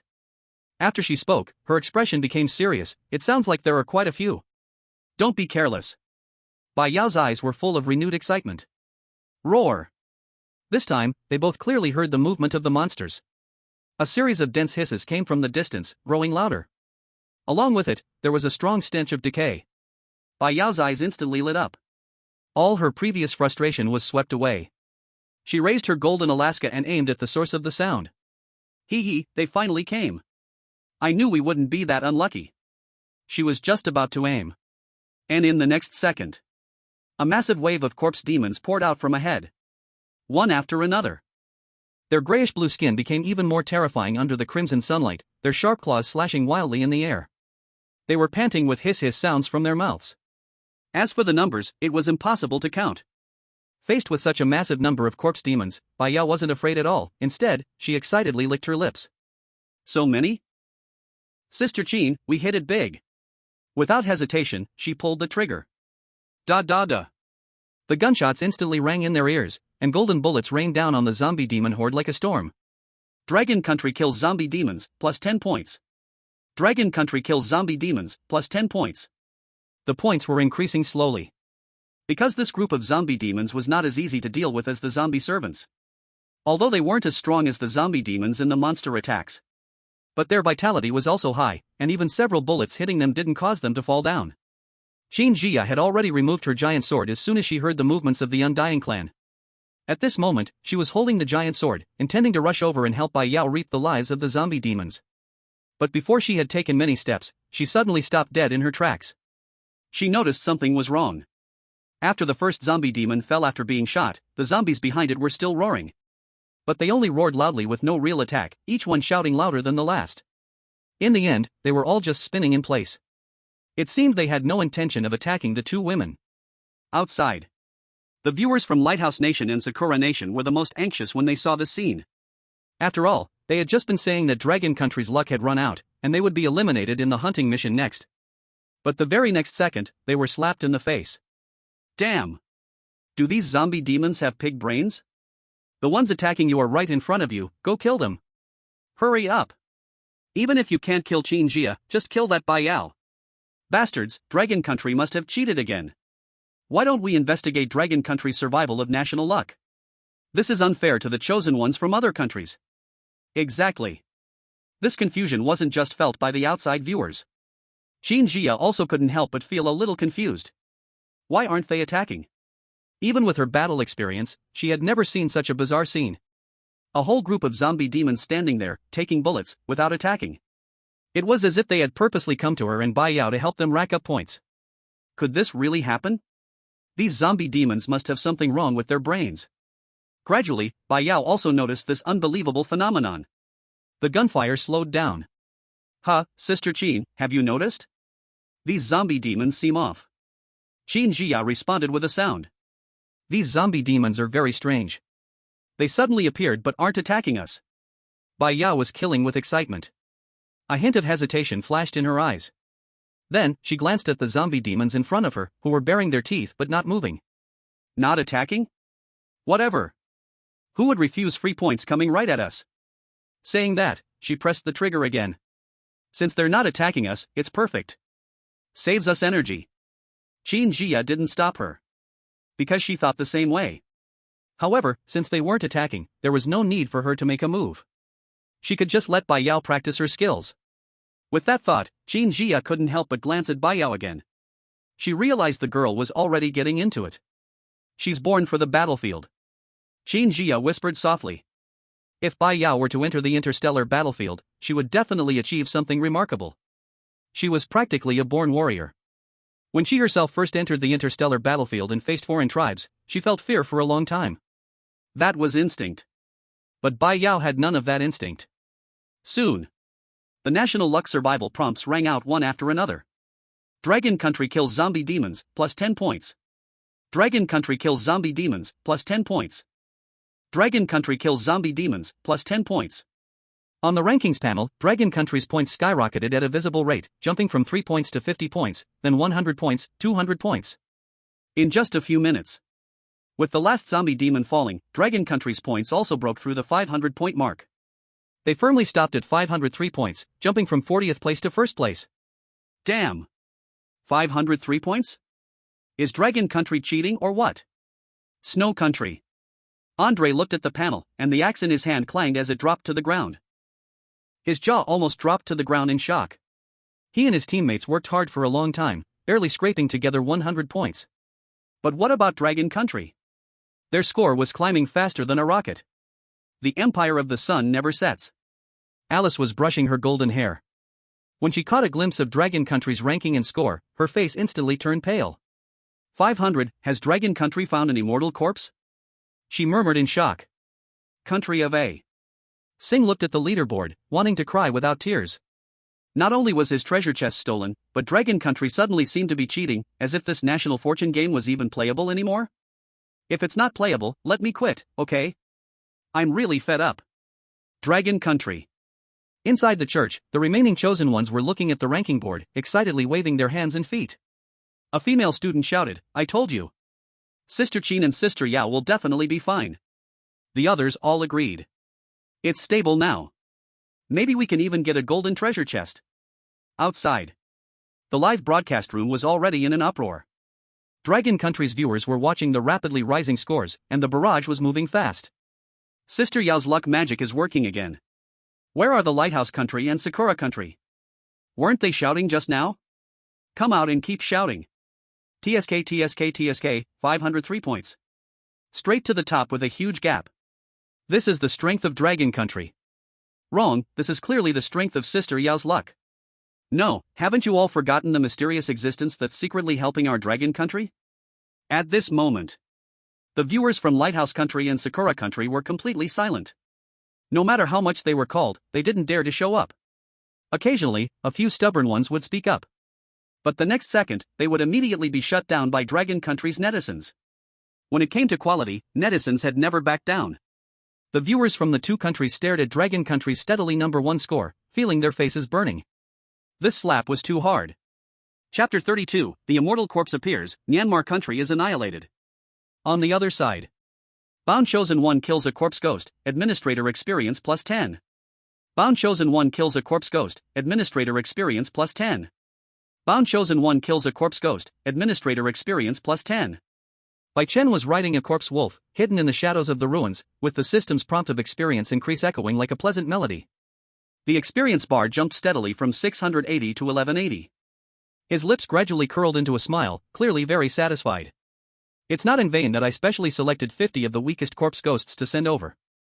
Not only did Bai Chen choose the weakest corpse ghosts, he also gave them an instruction. Do not attack humans. It was precisely because of this instruction that the group of corpse ghosts would stay still and take hits, allowing Bai Yao to earn points. Was this fair? Of course not. He could already imagine how loud the curses would be from the outside, but Bai Chen didn't care about the opinions of other countries. If you can, become an administrator too. By the way, the experience bar is full, so why hasn't it leveled up yet? Bai Chen frowned as he still didn't hear the sound he was waiting for. He opened the system panel, but found that his administrator level was still stuck at level 2. Although the experience bar was far beyond the limit, it was still motionless. Bai Chen, with a hint of confusion in his tone, asked in his mind. System, why hasn't it leveled up even though the experience is enough? The cold mechanical voice quickly responded. Experience bar temporarily locked. After the administrator completes the task of fixing the loophole, level 3 permissions will be unlocked directly, and the current experience will not disappear. I see. Bai Chen breathed a sigh of relief. He didn't care whether he leveled up now, he was mostly worried that the experience would disappear. As long as the current experience wouldn't disappear, it was fine. After all, this was the hard work of his little sister. Just as he was thinking, Bai Chen suddenly noticed that the corpse wolf under him seemed to be acting strangely. The next second, the corpse wolf began to stir restlessly, scratching the ground anxiously, its sharp claws leaving 3 marks on the surface. It also let out a low whine from its throat. Something's not right. Bai Chen instantly became alert. Having been a mount for a day, he had come to understand the corpse wolf very well. This creature had no thoughts of its own, only instincts. And something that could make its instincts feel this fearful and uneasy. At this thought, Bai Chen's mind immediately flashed with a name. It seemed only the escaping undead corpse could have done it. Sure enough. Just as Bai Chen guessed about the undead corpse, the next second, the system's cold notification sound rang out. Myanmar's chosen one Mao Dang has been killed by the undead corpse. Myanmar's chosen one Zhu Sua has been killed by the undead corpse. Myanmar's chosen one Wu Dengshang has been killed by the undead corpse. All of Myanmar's chosen ones are dead. Myanmar has been eliminated. This is directly attacking the base? Bai Chen was stunned for a moment. When he heard the first 2 death notifications, he didn't think much of it. He just thought it was 2 unlucky people from Myanmar who had encountered the undead corpse and been killed. But when the third name appeared, he realized something was wrong. By right, during the hunting period of the mission, monsters shouldn't attack chosen ones in the refuge. Of course. The escaping undead corpse was a loophole, and it didn't have to follow the rules. This is interesting, this guy seems harder to deal with than I thought. Bai Chen's expression became more serious. That silly girl Bai Yao must be able to hear this prompt too. Knowing her and Qin Jia's personalities, they'll definitely go. At this thought, he immediately slapped the corpse wolf's neck, his tone urgent. Go, speed up. He must find the undead corpse before Yao Yao and the others. Otherwise, he wouldn't be able to rest easy. At the same time, just as Bai Chen had expected, Bai Yao was looking at the Dragon Country's 503-point ranking panel, her face full of excitement. If she didn't have some burden, she probably would have jumped up and cheered already. She excitedly tugged on Qin Jia's arm, shaking it back and forth. Qin Jia. Look, look. Our Dragon Country is at 503 points, leading by a huge gap. We don't need to worry about being last anymore, we're definitely getting the golden chest. Hee, if the blue chest has such good stuff, I'm really curious what rewards the golden chest will have. Qin Jia helplessly rubbed her forehead, about to say something. But suddenly, the cold notification sound from the National Luck Survival System suddenly poured down like a bucket of cold water. Myanmar's chosen ones have been killed by the undead corpse, Myanmar has been eliminated. Undead corpse? Bai Yao's smile instantly froze, replaced by a face of shock. She didn't expect a country to be eliminated so quickly. But not long after, her eyes lit up. She immediately leaned towards Qin Jia, her tone no longer fearful of the undead corpse, but filled with anticipation for the 500 points. Qin Jia. It's the undead corpse. How about we go and kill it? That's 500 points. If we can get it, we'll definitely blow the second place away by 800 streets. By then, we can basically secure the first place spot. Qin Jia frowned. Her fingertips unconsciously rubbed the cold hilt of her giant sword. But we don't know the undead corpse's weaknesses, its attack methods, speed, or defense are all unknown. Charging in could be disastrous. But if Snow Country or the Empire of the Sun never sets gets there first, then the 500 points will be gone. Bai Yao knew this too. But she really didn't want to just hand over those 500 points. Actually, Qin Jia had the same thought, but her command style was more cautious. This came from the situation on the interstellar battlefield of Dragon Country. Any bit of aggression could lead to extremely serious consequences. However, Bai Yao had just reminded her. This wasn't the interstellar battlefield anymore, and right now, in the entire undead ruins, Dragon Country was by far the strongest. As the strongest, if they didn't act a bit more aggressively and continue to play it safe, they would be surpassed by others sooner or later. After realizing this, Qin Jia nodded. You can go, but this time, there's no need for you to act, just let me handle it. Facing the completely unknown undead corpse, Qin Jia was very worried about Bai Yao's safety. Understood, Sister Qin, I promise to listen. Bai Yao nodded vigorously, as if smashing garlic. But in the blink of an eye, her face fell, filled with worry. Wait, Sister Qin, where is the Myanmar base? We can't just run there, right? The ruins are so vast, if we run, the flowers will wither before we even get there. Qin Jia couldn't help but chuckle at her anxious expression. Then, she took out a neatly folded map from her backpack and waved it in front of her. This is something we seized from the Sakura Kingdom's yellow hair before. We can teleport directly there. Bai Yao leaned forward to look, her eyes instantly widening. There's such a function? I didn't even notice back then. Qin Jia nodded and then placed her hand on Bai Yao's shoulder. We'll first teleport to the Vietnam base. The map shows that Myanmar's refuge has already been destroyed and is no longer accessible, but that's good. We don't need to worry about disturbing that undead corpse. Anyway, the two bases are only about 30 kilometers apart. These might be the closest two bases in the undead ruins. At the same time, the outside world's network exploded. In the national survival game, the news of Myanmar's elimination just spread through the national survival alerts across all countries. Outside the national survival game, a live stream video was being crazily forwarded. And this video proved that Qin Jia's concerns were not without reason. Chapter 33, The Terrifying Undead Corpse, Ability, Infection. In the footage, there were no gigantic monsters, just an undead corpse standing in front of the ruins of Myanmar's refuge, no taller than an ordinary human. It wore a tattered black robe, its exposed skin a deathly gray. Its fingers were long and sharp, with dark red bloodstains still left in the gaps of its nails. What made the scalp tingle the most was that there were a dozen or so corpse servants lingering around it, and these servants were wearing the clothes of Myanmar's chosen ones. If you looked closely at their faces, you could see the terror frozen on them. Their expressions were frozen at the moment they were infected. After watching this video, the networks across various countries exploded. Aren't those Myanmar's chosen ones? How did they become corpse servants?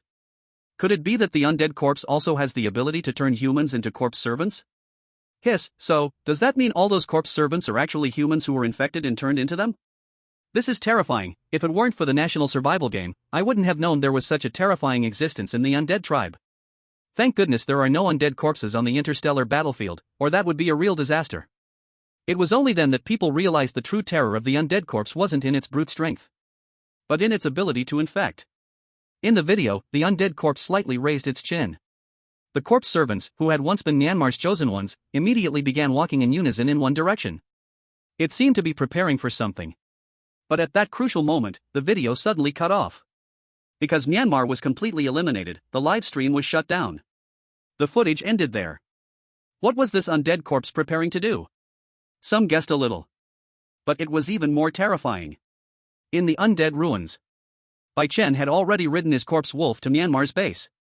The air was thick with the stench of decay and blood. The door to the refuge had been violently broken open, and inside was a scene of devastation. Weapons and bloodstains were scattered on the ground, but there wasn't a single intact body. Not only were there no people, but there were also no undead creatures. The undead corpse had left after killing all the Myanmar chosen ones. The place is empty. Bai Chen jumped down from the corpse wolf's back, kicking away a piece of rubble at his feet. He had an uneasy premonition in his heart. At that moment, the system notification sounded. The information about the undying corpse has been updated, please check it promptly, Administrator. He immediately opened the system panel and found the undying corpse in the monster encyclopedia. Monster, undying corpse. Race, undead. Strength, 100. Constitution, 150. Speed, 110. All three attributes are above 100. Bai Chen continued to read further. Ability, infection, control. Description, leader of the undead, possesses intelligence. If you don't want to be infected, take the primary enhancement potion in advance. It actually has intelligence. Bai Chen muttered to himself. Having intelligence means this undying corpse can strategize, instead of just following instincts. That's going to be difficult to handle. However, the primary enhancement potion preventing infection by the undying corpse was something he hadn't anticipated. No wonder the chance of the primary enhancement potion appearing in the blue treasure chest is as high as 50%. It all makes sense now. Bai Chen crouched down, looking at the bloodstains stretching far into the distance. He opened the map to compare and suddenly realized. Is it heading to attack the Yu Kingdom base? The Yu Kingdom and Myanmar Kingdom bases are closest to each other, and the Yu Kingdom's chosen ones probably don't even know the danger is closing in. Bai Chen immediately ordered the corpse wolf to speed up and chase after it. What Qin Jia thought, he also thought. So, Bai Yao and Qin Jia were probably teleported directly to the Yu Kingdom base using the map. Damn it, I hope they don't run into the undying corpse. Bai Chen's heart tightened. Qin Jia hadn't drunk the primary enhancement potion, and if she got infected, it would be a nightmare for the other chosen ones. On the other side. Outside the Yu Kingdom base. The light faded, and the figures of Bai Yao and Qin Jia appeared there. As soon as Bai Yao steadied herself, she spoke, "Sister Qin, let's go quickly, we can't let the undying corpse escape." But Qin Jia raised her hand to stop her, turning to look at the distance. A group of Yu Kingdom's chosen ones ran out of the base, each carrying supplies and holding weapons. They looked like they were preparing to leave the base entirely. The leader was a dark-skinned man holding a long sword. The two sides collided unexpectedly. They froze in place. Who are you? Which country's chosen ones, and what are you doing here? The leader of the Yu Kingdom's chosen ones was the first to react, gripping his long sword, his tone full of hostility. To him, they might be trying to steal the supplies. Qin Jia spoke calmly, not at all flustered. We are the Dragon Kingdom's chosen ones, here to track the undying corpse's trail. Where are you headed? As soon as the words undying corpse were mentioned, the Yu Kingdom's chosen ones' faces immediately changed, and the leader of the group swallowed hard. Undying corpse? We are trying to avoid the undying corpse. We don't even want this shelter anymore, you should leave too. That monster is something no human can handle. Yu Kingdom's chosen one, Anan, gripped his long sword, his voice filled with lingering fear. We sent 2 people on a hunting mission, I was one of them. When Myanmar was eliminated, we were hiding nearby. He swallowed hard. I saw the undying corpse scratch 2 Myanmar chosen ones with my own eyes. In less than half a minute, those 2 turned into zombie-like creatures, infected and became corpse servants, leading the undying corpse to attack the Myanmar base. Anan suddenly clenched his fist. Then we were discovered. I managed to escape, but my teammate must have been infected too. He might even be leading the undying corpse here to attack us now. We can't handle that undying corpse, we had to abandon the base and run. Infected? Bai Yao was stunned for a moment. The undying corpse can turn humans into corpse servants? That's no different from the zombies in movies, isn't it like killing one and getting a whole group? She instinctively moved closer to Qin Jia. She felt a little safer inside. Qin Jia slightly furrowed her brows. Having the ability to infect means that the undead will grow like a snowball. So, it must be killed before it infects more people, otherwise, the longer it drags on, the harder it will be to handle. The chosen ones of Yu country were in chaos at this moment, and Anan smiled bitterly. We can't stay any longer, I advise you to leave too. Wait. Don't leave. As soon as Anan finished speaking, suddenly, hurried footsteps came from behind. Bai Yao and Qin Jia turned to look. They saw a burly man with a big beard running over. It was Andre from the snow country. He was carrying a huge axe, which seemed just as formidable as Qin Jia's giant sword. When he saw Qin Jia and Bai Yao, Andre suddenly stopped, clearly surprised to see them here, and loudly shouted, "People from Dragon Country? How come you are here?" The countries here were densely packed. There were many national outposts near Yu country, including the Snow Country and the Empire of the Rising Sun. They had basically met once or twice before. But they had never encountered the chosen ones of Dragon Country. People here all assumed that Dragon Country must be far away, so Andre was very surprised to see Bai Yao and Qin Jia. You came faster than I did? Soon, another 10 or so people walked out from behind. Alice, dragging her golden hair, stepped forward. Other chosen ones from nearby countries who were participating in the hunt also gathered here. This should be the first time so many chosen ones from different countries are meeting, right? Alice smiled. Andre leaned closer to Anan and whispered, "What about the undead? Did you encounter it?" Anan saw 2 more strong country chosen ones arrive and his mind was racing. Andre was the strongest chosen one of the Snow Country, and Alice was the same. Now, Dragon Country was even more impressive. Until now, no one had died, which was enough to prove their strength. If these people were here, did that mean he wouldn't have to run anymore? So, Anan immediately told them about his experience. But he slightly altered the story. He made it sound less terrifying, because he was afraid that Andre and others might also run away. Andre frowned after hearing it. After thinking for a moment, he suddenly looked up, his eyes lighting up as he looked at Qin Jia and Alice. How about we team up? We deal with the undead together, and whoever gets the points can compensate the others with some supplies or something. What do you think? Alice immediately nodded. The undead's infection ability is too dangerous. If we leave it unchecked, those corpse servants alone will be a huge problem in the end. Qin Jia also nodded slightly. Okay. The remaining chosen ones from your country looked at each other, hesitant. Anan became anxious. We definitely have to stay too, it's decided like this. Seeing him say that, the remaining chosen ones from your country could only stay, gritting their teeth. Afterward, everyone started discussing tactics. How about letting Miss Qin lead the command? We'll just follow her orders. Andre suggested that Qin Jia take charge. After all, her ability as a commander was widely recognized. Don't pick me, I don't know how to lead. Qin Jia immediately refused. In a multinational joint operation, if something went wrong, the blame would fall on the commander. She didn't want to take the fall for no reason. Andre wanted to persuade her again. But just then, the sound of rapid footsteps grew even closer. What's that sound? Alice instantly drew her sword. She looked warily in the direction the sound was coming from. Andre also grabbed his giant axe and squinted, peering ahead. The next moment, a shadow raced toward them from a distance. It was so fast that only an afterimage was left, and it wasn't until it got close that everyone saw it was a massive undead wolf. It's a corpse demon. Andre shouted, ready to charge. Wait, it's not an enemy. Bai Yao quickly reminded. She had already recognized it, it was that national fortune merchant. Andre froze for a moment. He squinted his eyes and took another look, only to realize that there was actually a person sitting on the wolf's back. The more he looked, the more familiar it seemed. This isn't. Andre let out a strange scream. It's you! He knew it, he definitely wasn't mistaken at that time, there was really someone riding the undead. And now, this person was standing right in front of him. The chosen ones from other countries looked confused, not understanding why Andre was so excited. Bai Yao, however, excitedly introduced. This is the national fortune merchant. You can trade with him, he is a conscientious merchant. Upon hearing Bai Yao's words, the live stream room instantly exploded. The speed of the barrage was so fast that it was hard to see. Ah, conscientious merchant, if the people from the lighthouse country heard someone praise the national fortune merchant like this, they'd probably die from anger.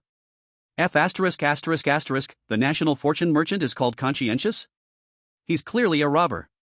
The Dragon Kingdom's chosen one even praises him as conscientious, they must be the same kind of people. No choice, maybe we have good character, unlike some people, whose bad character makes them even look down on the national fortune merchant. Outside the outpost of Yu Kingdom, Bai Chen jumped down from the wolf's back. He scanned the many chosen ones from different countries present, and the curiosity in their eyes was all noticed by him. A sly smile unconsciously appeared on the corner of his mouth under the dragon head mask. It seems you all are discussing how to deal with the undead. Just right, I have detailed information about the undead, and methods to deal with the infection. At these words, everyone's eyes immediately lit up. The information they had received so far was from Anan's mouth. But this guy had never fought with the undead, so he only knew about its infection ability.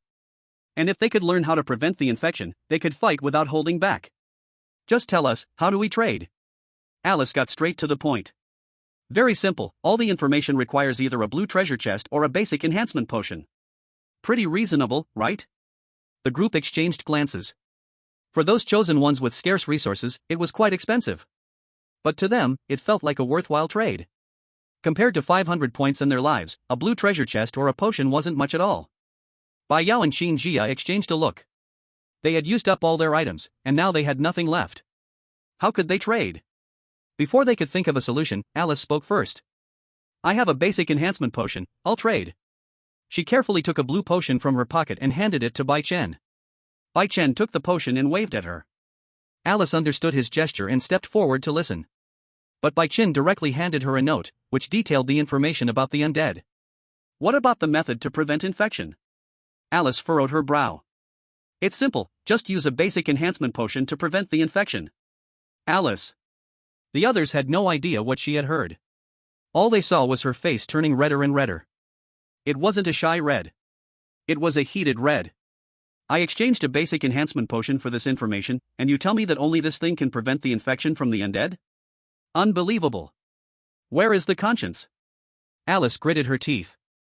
Fortunately, she still had one more potion on her. Because her attributes had all exceeded 100, but she didn't want to give it to anyone else, so she carried it with her. She hadn't expected to nearly get tricked.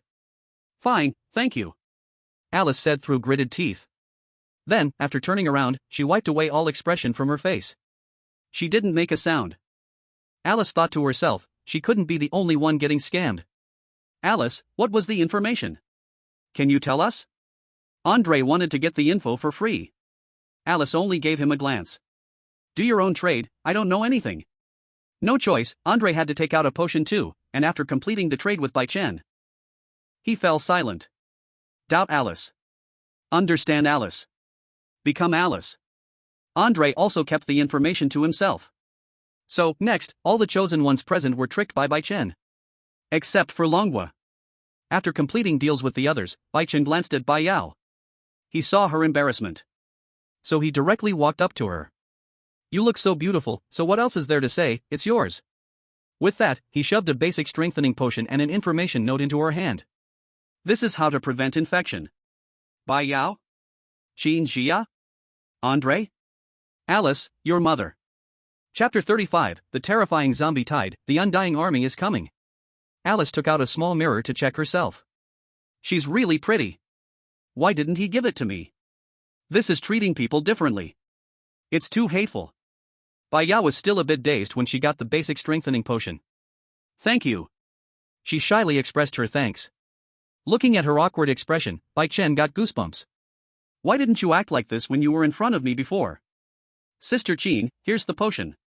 Once you use it, you won't be infected by the undead. Qin Jia nodded. She took the potion and used it directly, but her three-dimensional attributes had already far surpassed 100 points. So she didn't feel any effect. Meanwhile, the other country's chosen ones were in chaos. The basic strengthening potions were already scarce. One had already been tricked away by the national transport merchant. So many people didn't have any potions to use. As a result, this group of people turned their gaze to Bai Chen. National transport merchant, can you return the basic strengthening potion to us? Someone rubbed their hands, begging. Bai Chen glanced at him. He directly took out all the basic strengthening potions he had.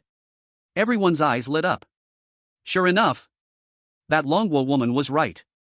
The national transport merchant is truly a very conscientious businessman. It seems like he was just messing with us earlier. Yeah, right. Gulp, gulp. Chosen ones. Bai Chen threw the empty potion bottles to the ground and wiped his mouth. Now it's gone. He had no obligation to help these unrelated chosen ones. From another perspective, these people were competitors from Longhua. Maybe tomorrow, they would turn into enemies of his sister. So it was already pretty nice that Bai Chen hadn't directly tricked them to death, and now they still wanted him to help them?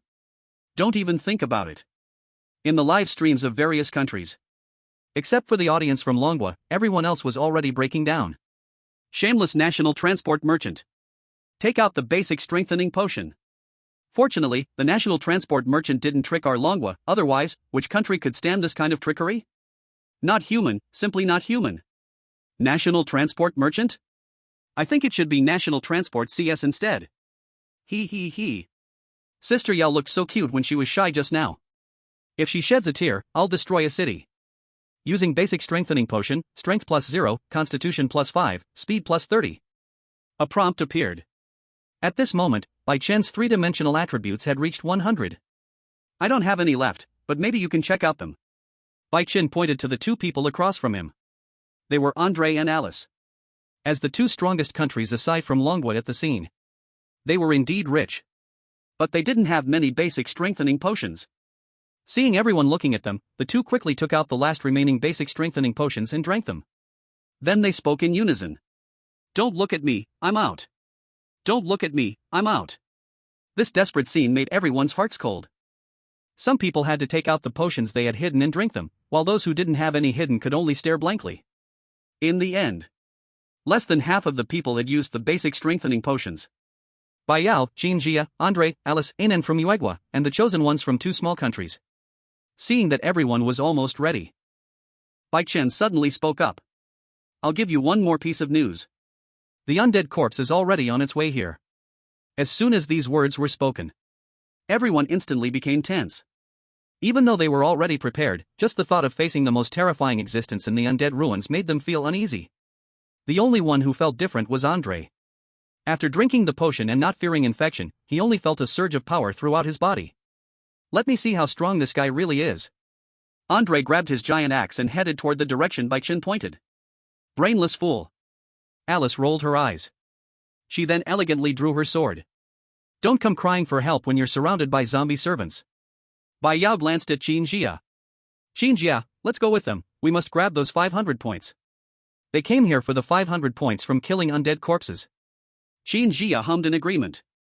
The two women quickly followed, not wanting Andre to get ahead. The chosen ones from the three strongest countries had already set off. The rest could only follow, braving the danger. Bai Chen, meanwhile, rode on a corpse wolf, trailing behind. He quietly called out to the system in his mind. Hey, system, if the undead corpse is killed by the chosen ones, does it count as me completing the task? Yes. After receiving the reply, Bai Chen felt relieved. Otherwise, if it didn't count, he would have to snatch the undead corpse from these 3 A-grade warriors. Just thinking about it gave him a headache. That's right. Alice is also an A-grade warrior. Staring at this astonishing number, Andre was dumbfounded. Didn't the undead corpse only wipe out one from Myanmar? The Myanmar chosen ones were fewer than 20 people, so how did this huge number come about? Fool. Alice didn't forget to throw a jab at him. The information the national merchants gave was very clear. The undead corpse has not only infection powers but also control abilities. It must be on its way here. The undead corpse has controlled these monsters. This is a bit troublesome. Looking at the massive number of corpses, Alice could no longer maintain her elegance. At the very back of the zombie tide, everyone finally saw the undead corpse. It was unremarkable. If you didn't look carefully, you might even mistake it for a zombie servant. But at this moment, the undead corpse was staring at them, and then a strange smile curled up on its rotting lips. Imagine a decaying corpse smiling at you. It was enough to send chills down your spine. Chapter 36, Just Let You Win. Day. At that moment, the chosen ones suddenly heard a loud gunshot. Turning around, they saw the soft and weak little girl from Dragon Country, now holding a golden Alaska, pulling the trigger without letting go. Gone was any trace of shyness or timidity on her face. Only the excitement to take down the undead corpse. Golden bullets shot out from the barrel, forming a line as they aimed at the undead corpse. After so many battles, Bai Yao's shooting skills had improved considerably. Plus, with the help of a basic enhancement potion to boost her physical abilities, the recoil of the golden Alaska was almost negligible to her now. What kind of gun is this? It doesn't need to reload. Alice, seeing this, lost all her graceful composure. She glanced at the sword on her waist and then at the powerful, infinite ammo golden Alaska. It was as if a primitive person had just seen modern technology. She fell silent without a word. Are we even participating in the same survival game? Just let you win. Roar. The undead corpse, sensing the threat, let out an angry roar. The next second, it raised its hand and waved in front of it. Immediately, a large, thick zombie bear appeared to block the bullets. All the bullets hit the zombie bear, and its painful howls shook their eardrums. Even though this zombie bear was tough and resilient, under the firepower of the golden Alaska, it eventually couldn't hold on. Dragon Country kills zombie demon, points plus 100. Thud. The zombie bear's body fell heavily to the ground, kicking up a cloud of dust. When the dust cleared, Bai Yao was about to continue aiming, but found that the undead corpse had vanished. Clearly, it had been frightened by the golden Alaska and had hidden away. If the chosen ones got too close, the undead corpse could directly control other low-level undead, and drown them with sheer numbers. But when faced with a ranged attacker like Bai Yao, it had no other way to respond except to have other monsters block the shots for it. Seeing the undead corpse hide away, Andre and the others finally relaxed. Who wouldn't want the 500 points? Even if they got compensation, it was nowhere near as important as the points. So, when they saw Bai Yao miss, failing to take down the undead corpse directly, they were happy instead. Bai Yao hadn't noticed these changes yet. But Qin Jia had already caught on to it. She saw the changes in everyone's expressions and was even more certain that refusing to take charge was the right decision. A team brought together by interests would eventually fall apart for the same reason, because of those very interests. Thinking this, Qin Jia knew that the discord had already begun. Yao, stay here. If you see the undead corpse, shoot, but don't get too close. Hearing the advice, Bai Yao nodded.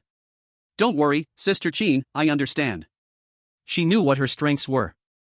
She would never foolishly give up her ranged advantage to fight in close combat. Of course, what neither woman knew was that even if Bai Yao charged in to kill, there would be no accident. After all, Bai Chen was watching from behind. His authority was far more effective than the undead corpse's control.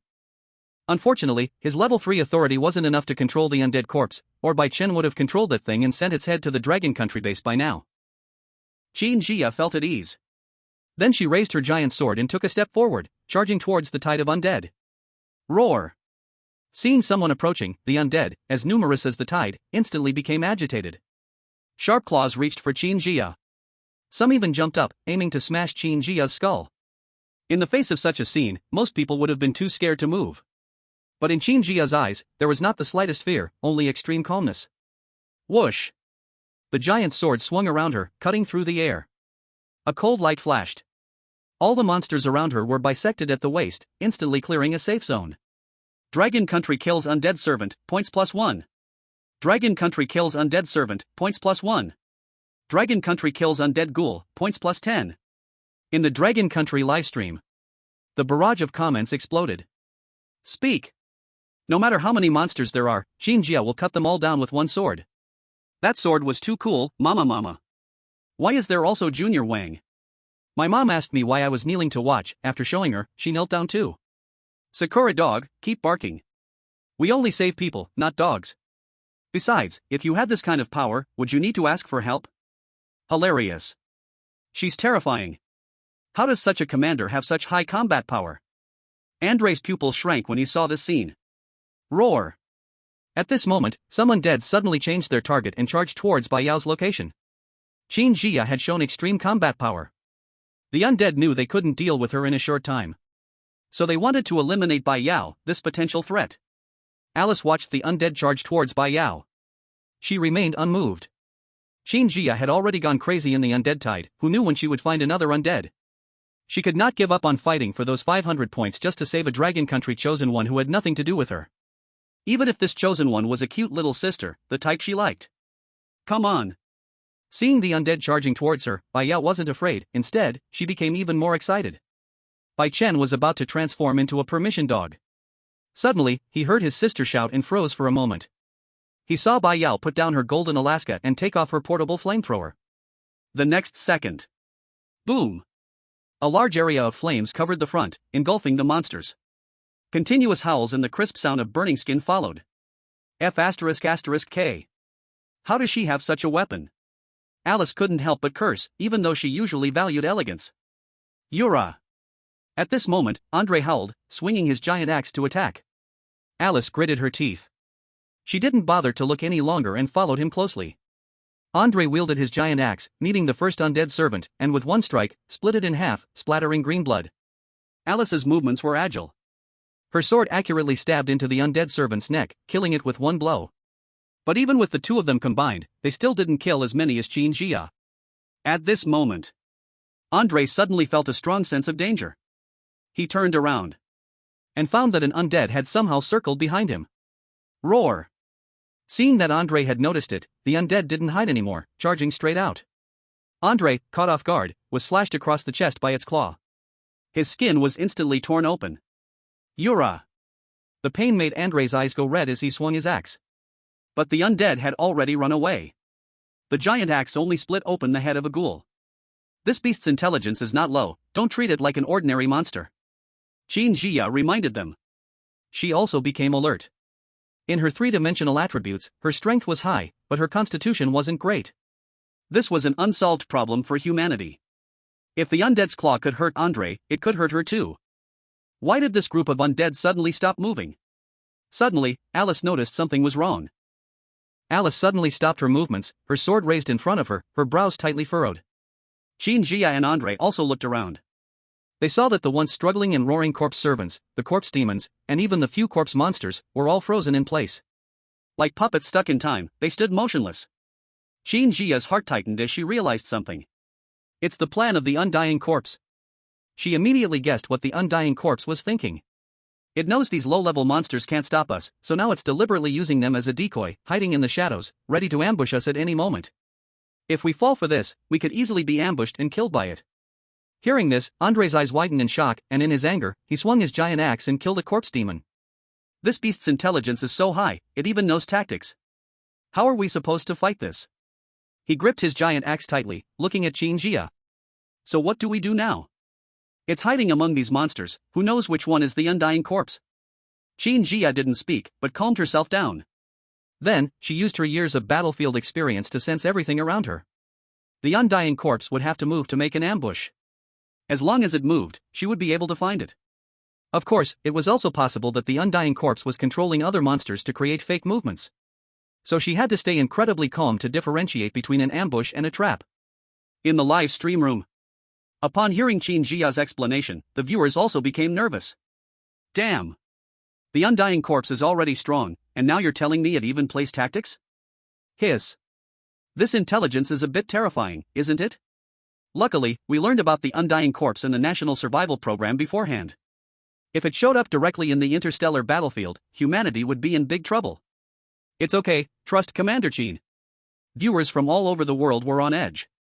Before this, they had all believed these three chosen ones were invincible.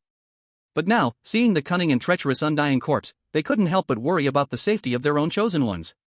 In the midst of the corpses, Qin Jia suddenly had a vague premonition.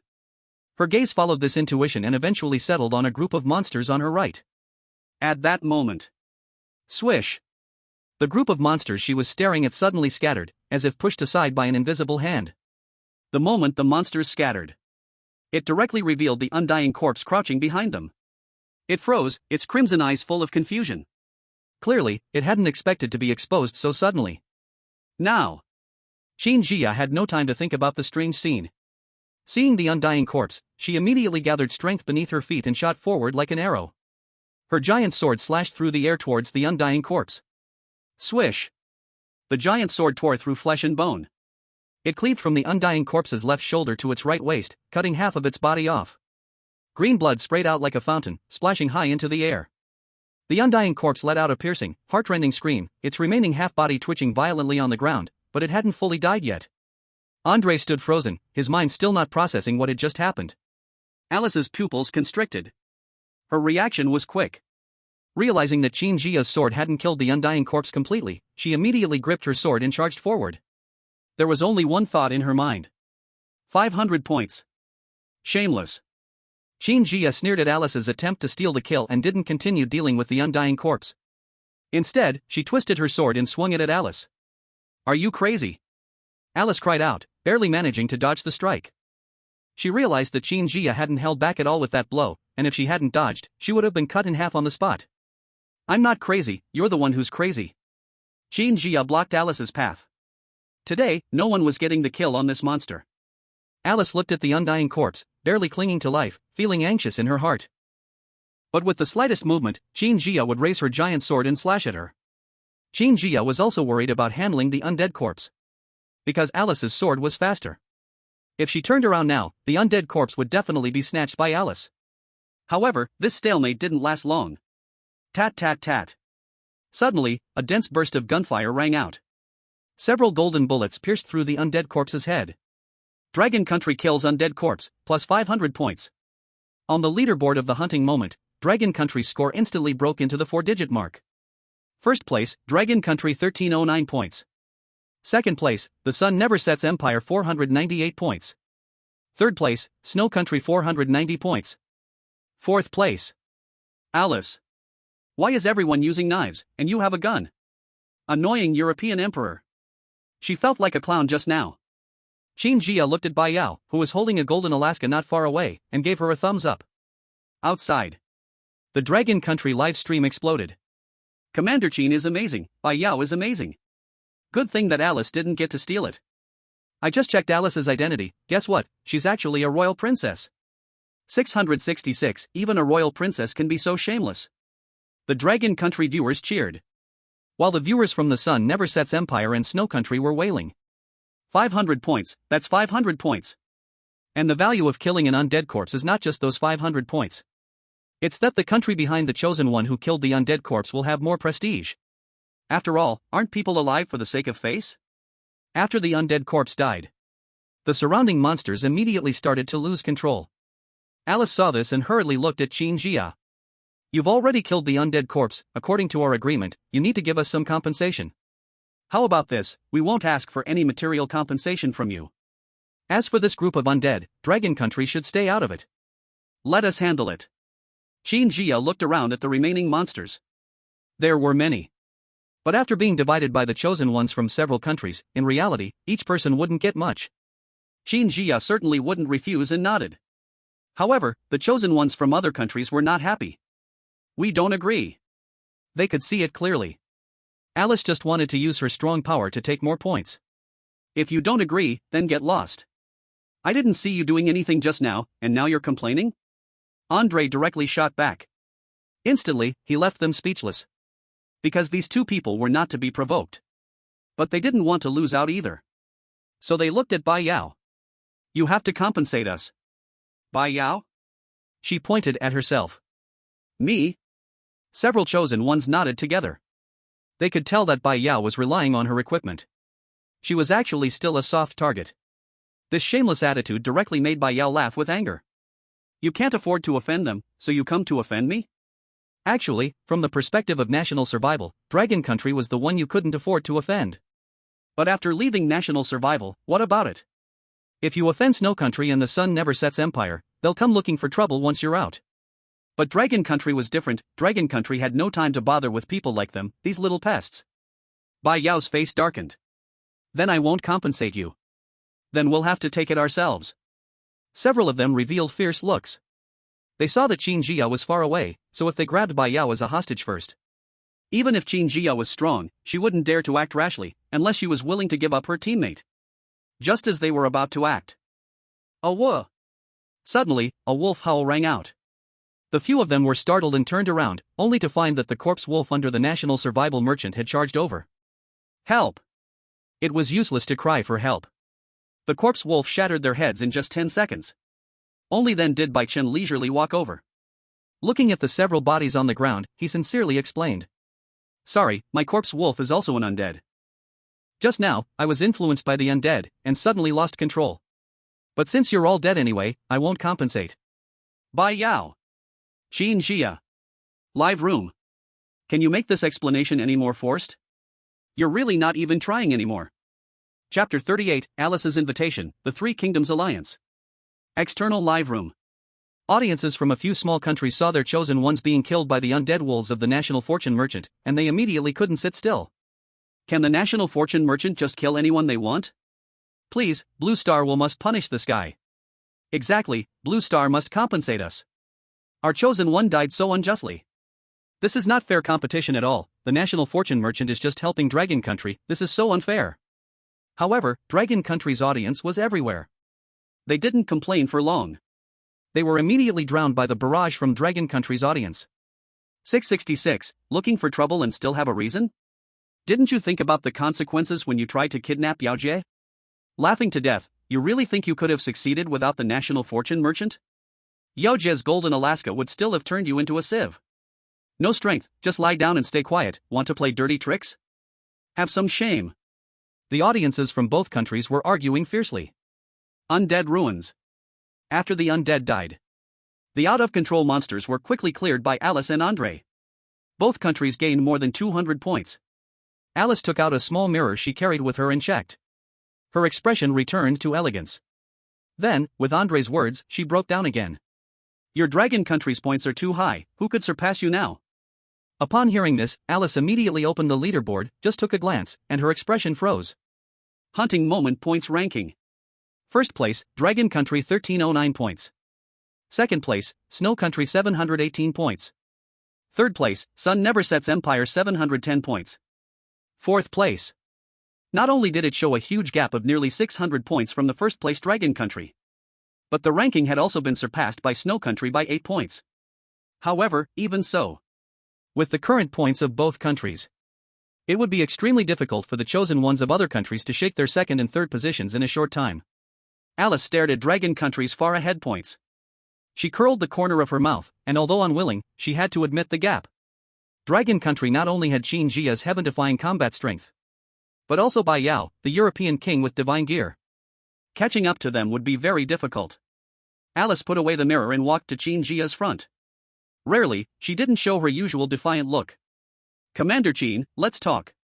I represent the Sun Never Sets Empire to invite you to cooperate. Qin Jia raised an eyebrow, noticing she had put away her sword. She also put down her giant sword, though didn't put it on her back, instead left it by her side. Cooperate? What cooperation do you want with me? Alice got straight to the point. The cooperation means that the chosen ones of our 3 countries will join forces to secure the top 3 spots in the hunting moment task. Although your dragon country's points are high, today is only the first day, and with 2 more days left, you can't be sure things will continue smoothly, right? But if we join forces, there will be no threat to this ranking. Alice now clearly understood that surpassing Dragon Country was basically impossible. However, even if she couldn't get first, she at least had to secure a spot in the top 3. So she thought of the alliance between the 3 countries. Just imagine, the 3 countries who were originally in the top 3, joining forces. Would the other countries' chosen ones have a chance at survival? Even if we can't find monsters. Wouldn't we still find you? Points in life, you must choose one, right? However, Alice didn't say this out loud, the live broadcast was still going on, and she couldn't openly say such things. Xuanyuan thought for a moment. Okay, but the cooperation is limited to these 3 days, and if you try any tricks on Dragon Country during this process, I will immediately withdraw from the cooperation. And counterattack. The moment the word counterattack left her lips, Alice's pupils instantly contracted. She knew. Xuanyuan could do it. Don't worry, my cooperation this time is very sincere.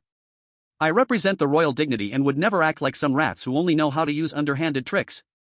That's right, but that rat is already dead. Xuanyuan replied calmly. At this moment, looking at the 2 women forming a partnership, Andre was already stunned. Wait, Alice, did you ask me about the 3-nation alliance? Was there any need to ask you? Alice retorted. Andre fell silent. Indeed, there was no need to ask.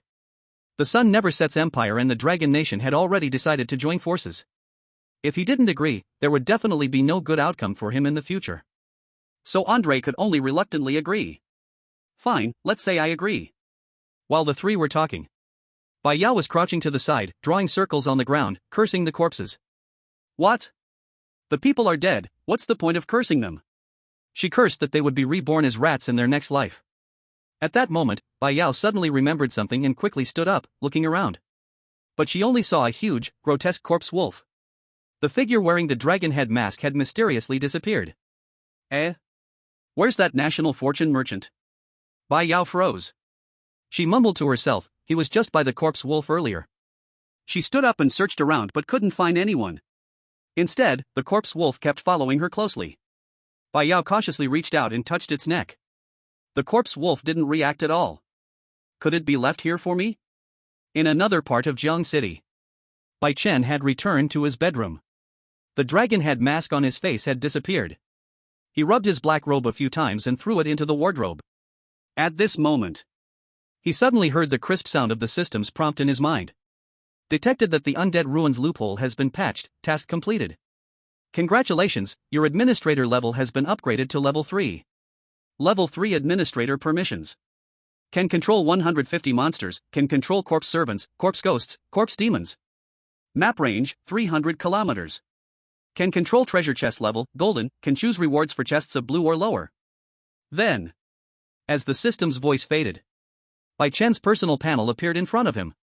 Administrator, Bai Chen. Level, 3. Administrator experience, 1360/5000. Strength, 100. Constitution, 100. Speed, 100. All 3 attributes are 100. How should I continue to level up next? Bai Chen rubbed his chin, the low-level strengthening potions from the Undead Ruins were now useless to him. And it wasn't just the 3 attributes. The 5,000 experience points also made his head spin.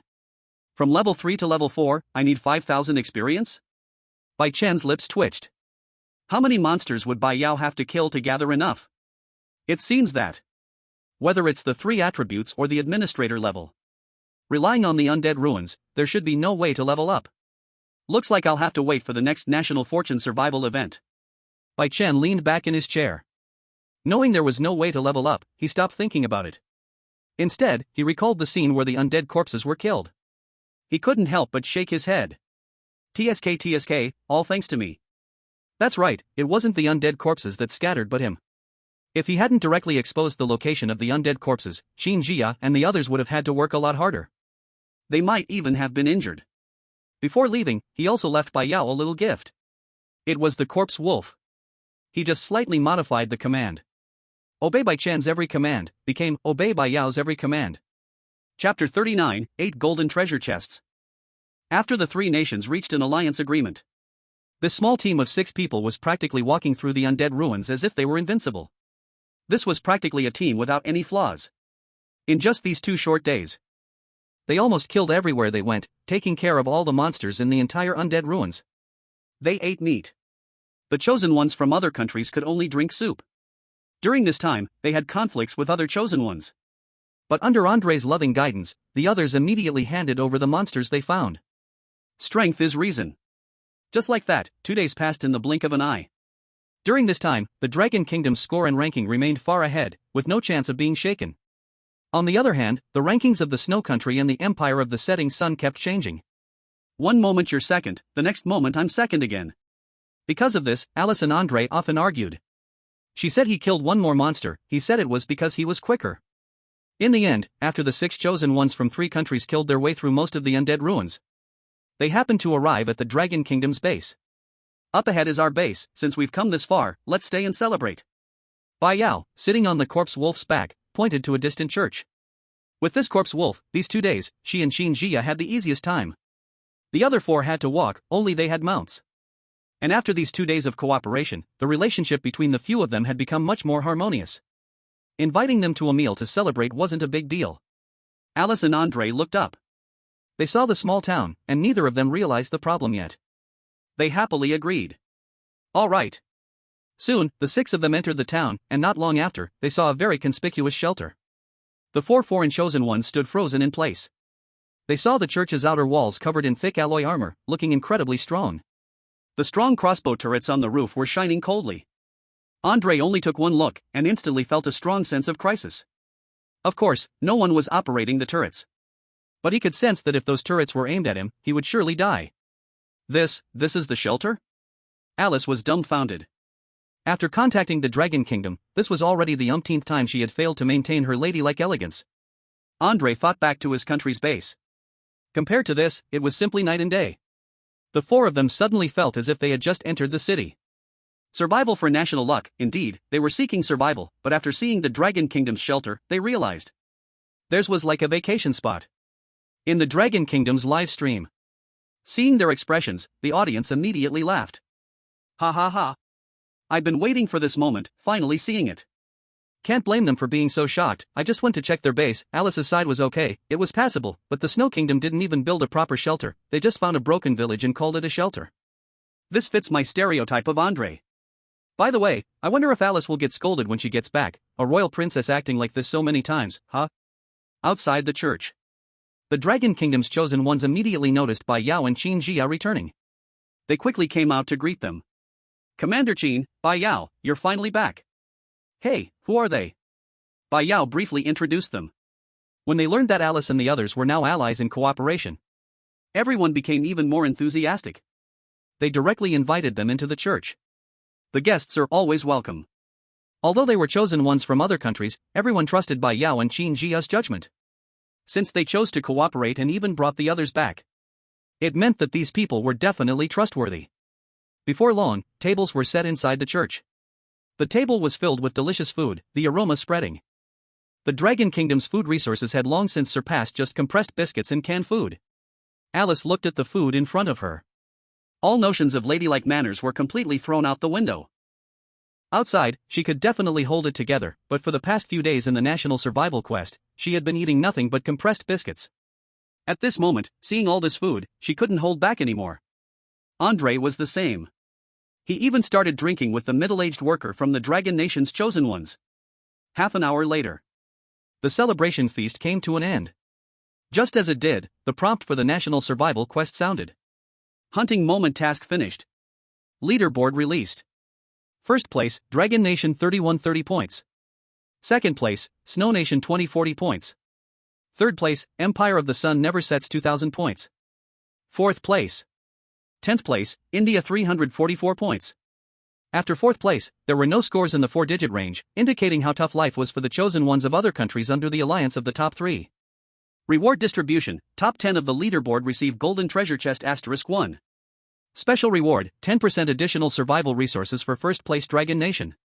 Second place Snow Nation gets 5% additional survival resources. Third place Empire of the Sun Never Sets gets 3% additional survival resources. Hearing this, Andre suddenly sobered up. He slammed the table and stood up. Did I hear that right? Snow Nation gets 5% additional survival resources? Are you sure it's not the Snow Nation chosen ones who get the 5%? Alice was shocked too. But she quickly came to her senses. You heard right, it's not the chosen ones, it's our country. Though just 3 words difference, the meaning was worlds apart. Andre's face turned red with excitement. Alice sighed with relief.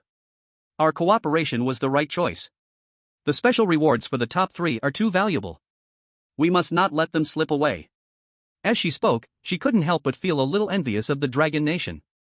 The reward for first place was the highest, it was a full 10%. At this moment, even the usually calm Qin Jia was a little excited inside. She knew very well what a small 10% could do for the Dragon Nation. In the entire Undying Clan ruins, the chosen ones from other countries, upon hearing the special rewards for the top 3, were overwhelmed with envy, jealousy, and hatred, their emotions tangled. But soon, some of them began to panic. The bottom 10 countries are eliminated. When this prompt appeared, the chosen ones in the bases of the last 10 countries started showing terrified expressions. The next second. Bang! Bang! Bang! Their heads suddenly exploded, blood and brain matter splattering across the walls, the scene so bloody that it was unbearable to watch. When this scene was broadcasted to the outside world, many people lost the courage to even watch. This is too cruel, exploding their heads directly? We've all been stunned by the Dragon Nation's smooth sailing. Their wind is favorable, but for us, death is always around the corner. Thank goodness my country is ranked 11th from the bottom, I almost died. The rules of this mission are too brutal, 10 whole countries just eliminated like that. When the national survival quest ends, how many people will die when the punishment arrives? Viewers from all countries were on edge, their hearts pounding. In the church, a few people had already packed up, ready to say their goodbyes. Qin Jia thought about the map's teleportation ability in her hands. I'll just send you back directly. Although it could only teleport to one location, the bases of the 2 countries were not far apart, much better than walking all the way back from the Dragon Nation. Thank you, and if you get the chance, please come visit us in the Empire of the Sun Never Sets. Alice was back to her graceful self. Andre, same here. Then, the few of them walked out of the church. As soon as they stepped onto the open ground, they all stopped in unison. They saw a burst of golden light rushing toward them. 1, 2, 3, 4. Alice, with a dazed look in her eyes, counted the treasure chests before her, and the more she counted, the more her voice trembled. Eventually, she counted up to 8. Can anyone tell me why Dragon Nation has 8 golden treasure chests? At the same time, at the bases of the other 7 top 10 countries, heart-wrenching cries echoed. My treasure chests! Chapter 40, Where did these dogs come from? In the live broadcast rooms outside. The barrage exploded instantly. The viewers from the countries ranked 4th to 10th were completely in an uproar. The golden treasure chest that I thought would safely fall into my hands with joy. But, it unexpectedly disappeared without any warning. Now, seeing these 8 golden treasure chests neatly arranged in Dragon Country, I feel nothing but frustration in my heart. Where did their rewards go? Isn't it obvious? Born, ha! This is a golden treasure chest, you can steal the blue ones, but you even steal the golden ones. Give it back to us, quickly give it back. To be honest, stealing the golden treasure chest is actually the normal thing to do, otherwise, who would care about our white treasure chests? I want to report this, Blue Star Will, are you going to do anything about that thief? Whoa whoa. Our country finally fought its way into the top 10, and we were waiting to make a spectacular comeback with these treasure chests. And in the Dragon Country live broadcast room, the audience had no reaction to the voices outside. After all, we don't even know how the treasure chests came, what's the use of looking for us? Oh, you're saying return the treasure chests? Well, that's not going to happen. Hiss. Could it be that the mysterious figure helped again? TSK, the blue treasure chest before was fine, but now even the golden treasure chests are not spared, though this method is a bit like CS, but I like it. 8 golden treasure chests, just looking at them makes my mouth water. Jiang Cheng. In the bedroom. Bai Chen was completely focused, staring at the golden, dazzling screen in the live broadcast room. He clapped his hands with satisfaction. That's right. It's still him. As for the barrage comments accusing him of stealing treasure chests, Bai Chen didn't take them to heart at all. Wasn't the admin thing a steal? This is obviously a reasonable redistribution of resources. He was just allocating resources reasonably according to his standards. What? You doubt that this distribution is unreasonable, and then you ask why Dragon Country gets 8? Big bold. I'm the admin, I say it's reasonable, it's reasonable. If you're not happy, you can be the admin too. Actually, Bai Chen originally didn't plan to transfer treasure chests anymore. After all, Dragon Country doesn't lack blue treasure chests now. Bai Yao certainly didn't need that little reward inside. But golden treasure chests, such rare treasures, are a different story. In fact, his original idea was to transfer Snow Country and the Empire of the Rising Sun's treasure chests as well. But recalling that in these past few days of cooperation, Andre and Alice had been quite honest. They didn't do anything shady. So he gave them a pass. Otherwise, there would have been 10 golden treasure chests in Dragon Country right now. This level 3 authority is really useful, I can control even golden quality treasure chests at will. At this moment, Bai Chen was very glad that he had taken on the task of patching up the loopholes without hesitation.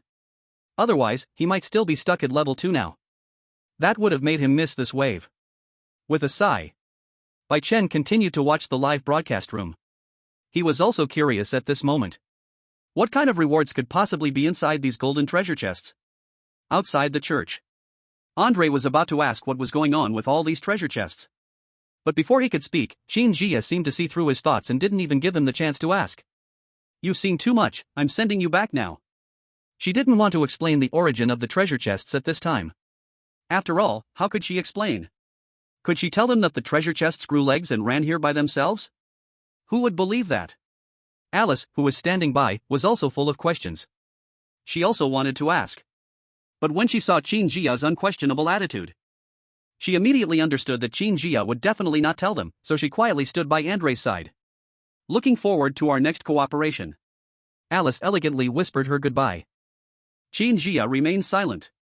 She quickly opened the map transfer, accurately pinpointing the destination as the sun never sets Empire's stronghold. Then, a dazzling white light flashed, and the figures of Alice and the others instantly disappeared without a trace. After sending the two away, as soon as Qin Jia turned around, she saw Bai Yao had somehow arrived in front of the treasure chest. She had a look of obsession on her face. She let out a foolish giggle. Hee. So many golden treasure chests. She carefully crouched beside the treasure chest, reached out, and gently touched its surface, her eyes filled with excitement. The blue treasure chests from earlier had completely lost their appeal to her. But the golden treasure chests were different. Looking at her completely greedy appearance, Qin Jia couldn't help but smile wryly. Stop touching them, these chests are all yours. Open them quickly. Bai Yao suddenly lifted her head, her eyes sparkling with surprise, and asked in disbelief, really? Qin Jia smiled helplessly and nodded firmly, really. She was very clear in her mind. There was definitely a mysterious person secretly helping the Dragon Kingdom. And judging by this person's previous actions, he was very biased towards Bai Yao. Therefore, Qin Jia could almost conclude that these golden treasure chests were definitely prepared specifically for Bai Yao.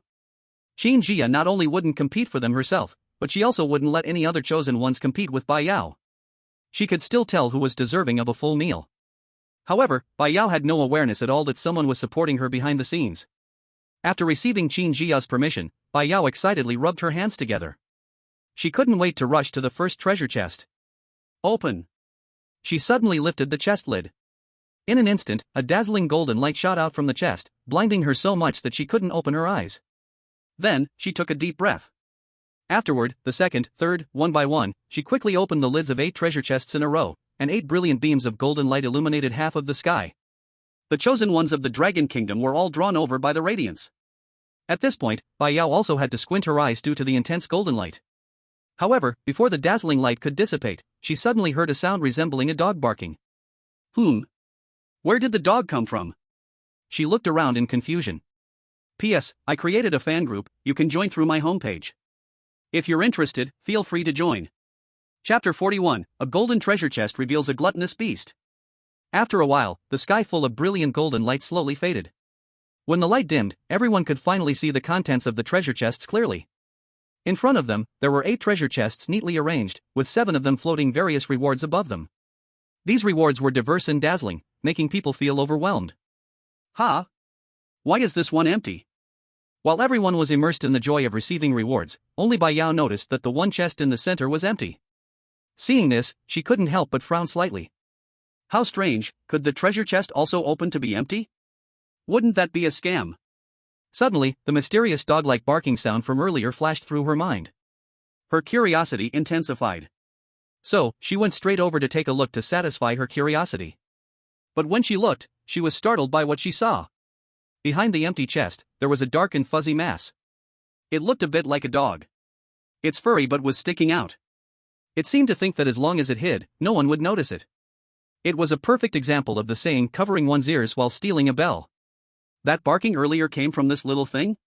A trace of fondness flashed across Bai Yao's eyes involuntarily. Girls, after all, tend to like fluffy things, whether they are toys or pets. Although she still couldn't see the full appearance of this dark creature, but just looking at its fluffy little butt, it seemed like it could be quite cute. What are you hiding for? Come out. Bai Yao didn't think much of it. Things that come out of golden treasure chests can't possibly be monsters, right? If a monster came out of the treasure chest, then it must be some kind of divine punishment to be this unlucky. She immediately reached out and grabbed the creature's tail, yanking it out with force. Soon, Bai Yao clearly saw its true form. It was a little beast, only the size of a palm, with messy fur and eyes that gleamed brightly. It looked fierce. It was hard to tell if the fierceness was real or just an act. Before Bai Yao could examine it more carefully, the little beast fluffed up its fur after being pulled out. With a snap of its jaws, it bit hard onto Bai Yao's hand. Bai Yao! Now she knew. The fierceness was not an act. She silently pulled back her hand, and saw that a shallow bite mark was left on the back of her hand. Though there was no bleeding, it still hurt a bit. After 2 seconds of silence, Bai Yao suddenly turned to Qin Jia. Her eyes instantly filled with tears, and she said pitifully, "Sister Qin, it bit me." Outside, in the Dragon Kingdom livestream, the viewers went wild after seeing this scene. Ah, this little thing is so fierce. But so cute. So bold. Daring to bite our Yao Jia, do you know you've offended the group's pet? Bai Yao is so cute, he. I can't watch anymore. I said before, if she sheds a single tear, I'll destroy a city. You destroy a city, I'll destroy a city. 666, even the living Hell King has arrived. But seriously, don't you guys wonder what this little creature is? It came out of a golden treasure chest, it has to be something special. Outside the church, Qin Jia looked at Bai Yao, who appeared pitiful. The corners of her mouth twitched slightly. She walked up and carefully examined Bai Yao's hand, finding that it wasn't serious, then said unhappily. You can face so many terrifying monsters without batting an eye, but you cry just because this little thing bit you? And there's no blood either? It's different. My brother said, the crying child gets candy. Bai Yao explains seriously. In fact, she only reacted instinctively earlier. Because whenever she wanted something delicious, she would use this trick to trick Bai Chen. Her silly older brother would always buy her food without hesitation to coax her. But clearly, this trick didn't work on Qin Jia. You opened it yourself, you educate it yourself. Oh. Hearing this, Bai Yao wiped away the 2 tears she had just managed to squeeze out. Then, she instantly changed her face. She turned to look at the little beast, which was still baring its teeth, looking very dissatisfied. At that moment, Bai Yao suddenly saw a panel appear on top of the little beast's head. Taotie. Quality, golden. Status, juvenile. Introduction: an offspring of an adult Taotie and a dog, its bloodline is impure, but it still retains the characteristic of eating without excreting. It has a very big appetite, please feed it carefully. Battle pet bound. Bai Yao. She was completely speechless. After all that talk about feeding carefully, and it was directly bound. At least give it a chance to be cautious. Taotie. The legendary creature that only eats and never excretes, can she afford to raise it? But there was no choice. Since it was already bound, Bai Yao squinted her eyes and flashed the little beast a gentle smile. Come here, little brat, I don't mean you any harm. I'll give you something delicious. Chomp chomp chomp. The Taotie seemed to understand, tilting its head, hesitating for a moment before finally running over with its little short legs. Of course, it probably only understood the part about something delicious. However, just as the Taotie arrived in front of Bai Yao, she grabbed its tail and lifted it up. Little brat, you just bit me, right? Bai Yao stopped pretending. Ah. Ah. The next moment, the Taotie let out a piercing, miserable scream in the open field. Bai Yao showed no mercy. There was no affection in her eyes for the cute creature. Only the excitement of revenge for the bite it received earlier remains. Dare to bite me again? Dare to threaten me again? Even my brother wouldn't dare to threaten me. If you bite me again, I'll break all your teeth. You love to eat, right? I'll make sure you can't eat anything. The Taotie let out a miserable cry. It surrendered. It had surrendered a long time ago. The god-chosen ones around looked at this scene, beads of cold sweat forming on their foreheads. The sight was so cruel, it was unbearable to watch. At this moment, in the Dragon Kingdom livestream, the bullet comments surged. Damn, isn't Yao Jia from Zhongcheng? Why does she give off the vibe of a Sichuan Tyrannosaurus? Taotie cub, I was absolutely terrified at that moment. Sigh, why did you mess with Yao Jia? What did you think would happen? Hiss. Yao Jia, take it easy. Don't hurt it too much, after all, it's a golden quality battle pet. Suddenly I thought, if Yao Jia is this violent, was our brother okay at home back then? Jiangcheng. In the bedroom, Bai Chen stared at the livestream, watching the violent woman, and fell into silence. Bai Yao, you make me feel like a stranger. He rubbed his temples and couldn't help but mutter to himself. So, this is the real you? How come you acted so obedient in front of me before? Bai Chen couldn't help but think back to the many times he had teased his sister. She had never once revealed her true character. You're really patient. Chapter 42, Absorb the Strange Stone, Power plus 100. Outside the church. Bai Yao had given Taotie a harsh beating. After it became obedient, she finally set it down. Taotie curled up on the ground, not daring to move. It would never bare its teeth again. Bai Yao squatted down and poked its head. If you bite me again, I'll feed you shit. Hearing this, Taotie's eyes brightened. It stared at Bai Yao's hand thoughtfully. Bai Yao? You really do eat, huh? The legendary Taotie only eats and never poops, just like the Pixiu, but Pixiu loves treasures while Taotie eats anything. So I suggest you stop trying to threaten it with that. Qin Jia calmly explained from the side. Then, she looked at Taotie on the ground, lost in thought. But eating anything is fine. Right now, it's still in its juvenile state. If you can raise it, it will definitely be a powerful helper. Bai Yao's eyes lit up. Right. It's one of the 4 great beasts, and although its bloodline isn't pure, its strength can't be that bad. After hearing Qin Jia's words, she began to imagine the scene where, after Taotie matured, it would fight alongside her, dominating the national survival challenge. At this moment, someone suddenly shouted. There are still rewards in the other treasure chests.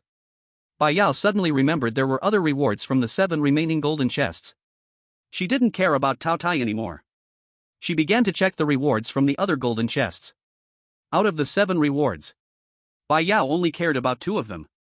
It wasn't that the others were bad, but they weren't useful to her. Most of them were close-range weapons. She didn't want to fight those monsters in close combat. So, Bai Yao experienced what it felt like to be a rich woman for a moment. With a wave of her hand, she distributed the other 5 rewards. Qin Jia picked a well-crafted longsword. Sister Qin, why do you like swords so much? Bai Yao asked when she saw the weapon Qin Jia picked. Qin Jia smiled.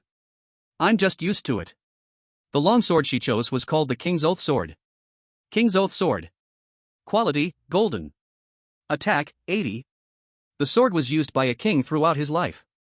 During the invasion of the undead, he used the sword to decapitate the undead corpse. But the king still lost. Before his death, he saw a second undead corpse approaching, bringing more undead. Qin Jia threw aside the large sword she originally had. She looked at the King's Oath Sword's information, slightly dazed. Her intuition told her that the information was definitely not just some random story. This meant that, inside the undead ruins, there might still be a second undead corpse?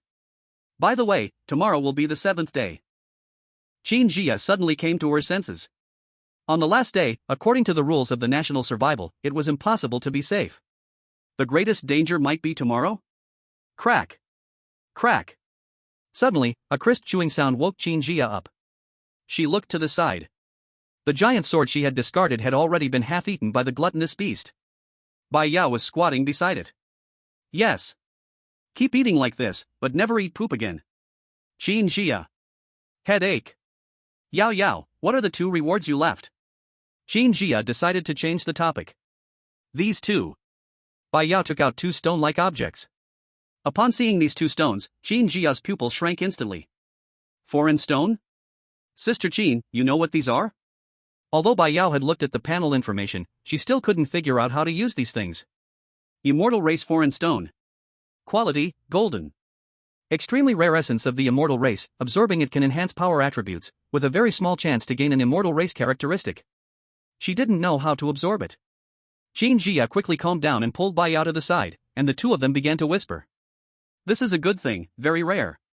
You have to go through several wars with alien races in the interstellar battlefield to get one.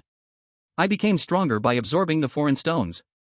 Foreign stones are divided into power type, constitution type, and speed type. Power types are the most, so those of us who absorb foreign stones usually have much stronger strength than the other two attributes. As for how to use it, it's by using blood as a medium.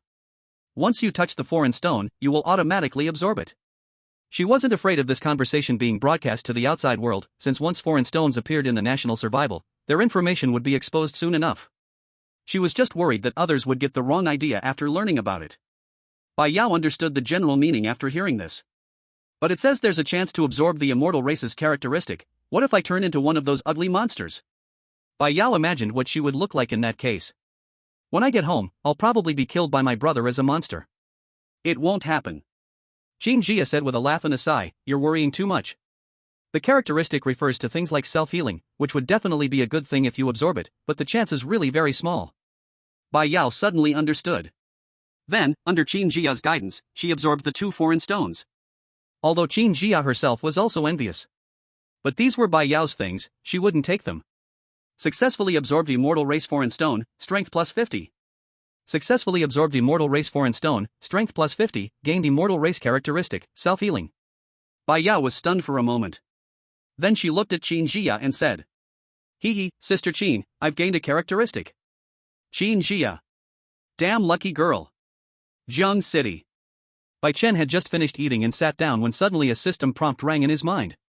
Chosen 1 Bai Yao successfully absorbed immortal race foreign stone, administrator strength plus 50. Chosen 1 Bai Yao successfully absorbed immortal race foreign stone, administrator strength plus 50. Administrator gained immortal race characteristic, self-healing. So this can also be fed back. His strength attribute instantly increased by 100 points. Bai Chen suddenly felt an intense heat all over his body. A strong impulse urged him to release the power inside him. Boom! Bai Chen punched the wall. The solid wall was instantly penetrated, and when he withdrew his hand, a large hole was left behind. His fist was scraped open. But under the effect of the newly acquired self-healing characteristic, the wound began to heal at a visible speed. In less than a minute, it healed completely, and there was no trace of injury left. Not bad, not bad. Bai Chen was very satisfied with his current strength. He now understood how Qin Jia's strength came about. It was through the foreign stones of alien races. Thinking of this, Bai Chen instantly had an idea. The foreign stone is golden quality. If in the future my administrator level increases, the moment the golden treasure chest reward could be freely selected, wouldn't that mean the strange stone could be obtained in any amount? His eyes lit up. It felt as though he had found a road that led to the sky. As for how the golden treasure chest comes to be, do I really need to ask? What else could it come from? After his mood calmed, Bai Chen suddenly noticed the hole he had left in the wall. He peered through the hole. He could still clearly see in the room across from him, a stuffed bear whose head had been blown off. Cotton was scattered all over the floor. This was Bai Yao's room. Oh no. Bai Chen was instantly startled, realizing he seemed to have caused trouble. Chapter 43, the 7th day of the National Survival Challenge, the ultimate challenge arrives. The 7th day. In the morning, as the scarlet sun just rose over the horizon, a cold notification sound echoed throughout the Undying Clan ruins. Ultimate challenge begins. Challenge rules: each country will send 2 divine selected warriors to be transported to the burial valley of corpses, where they must defend against the undead army's attack.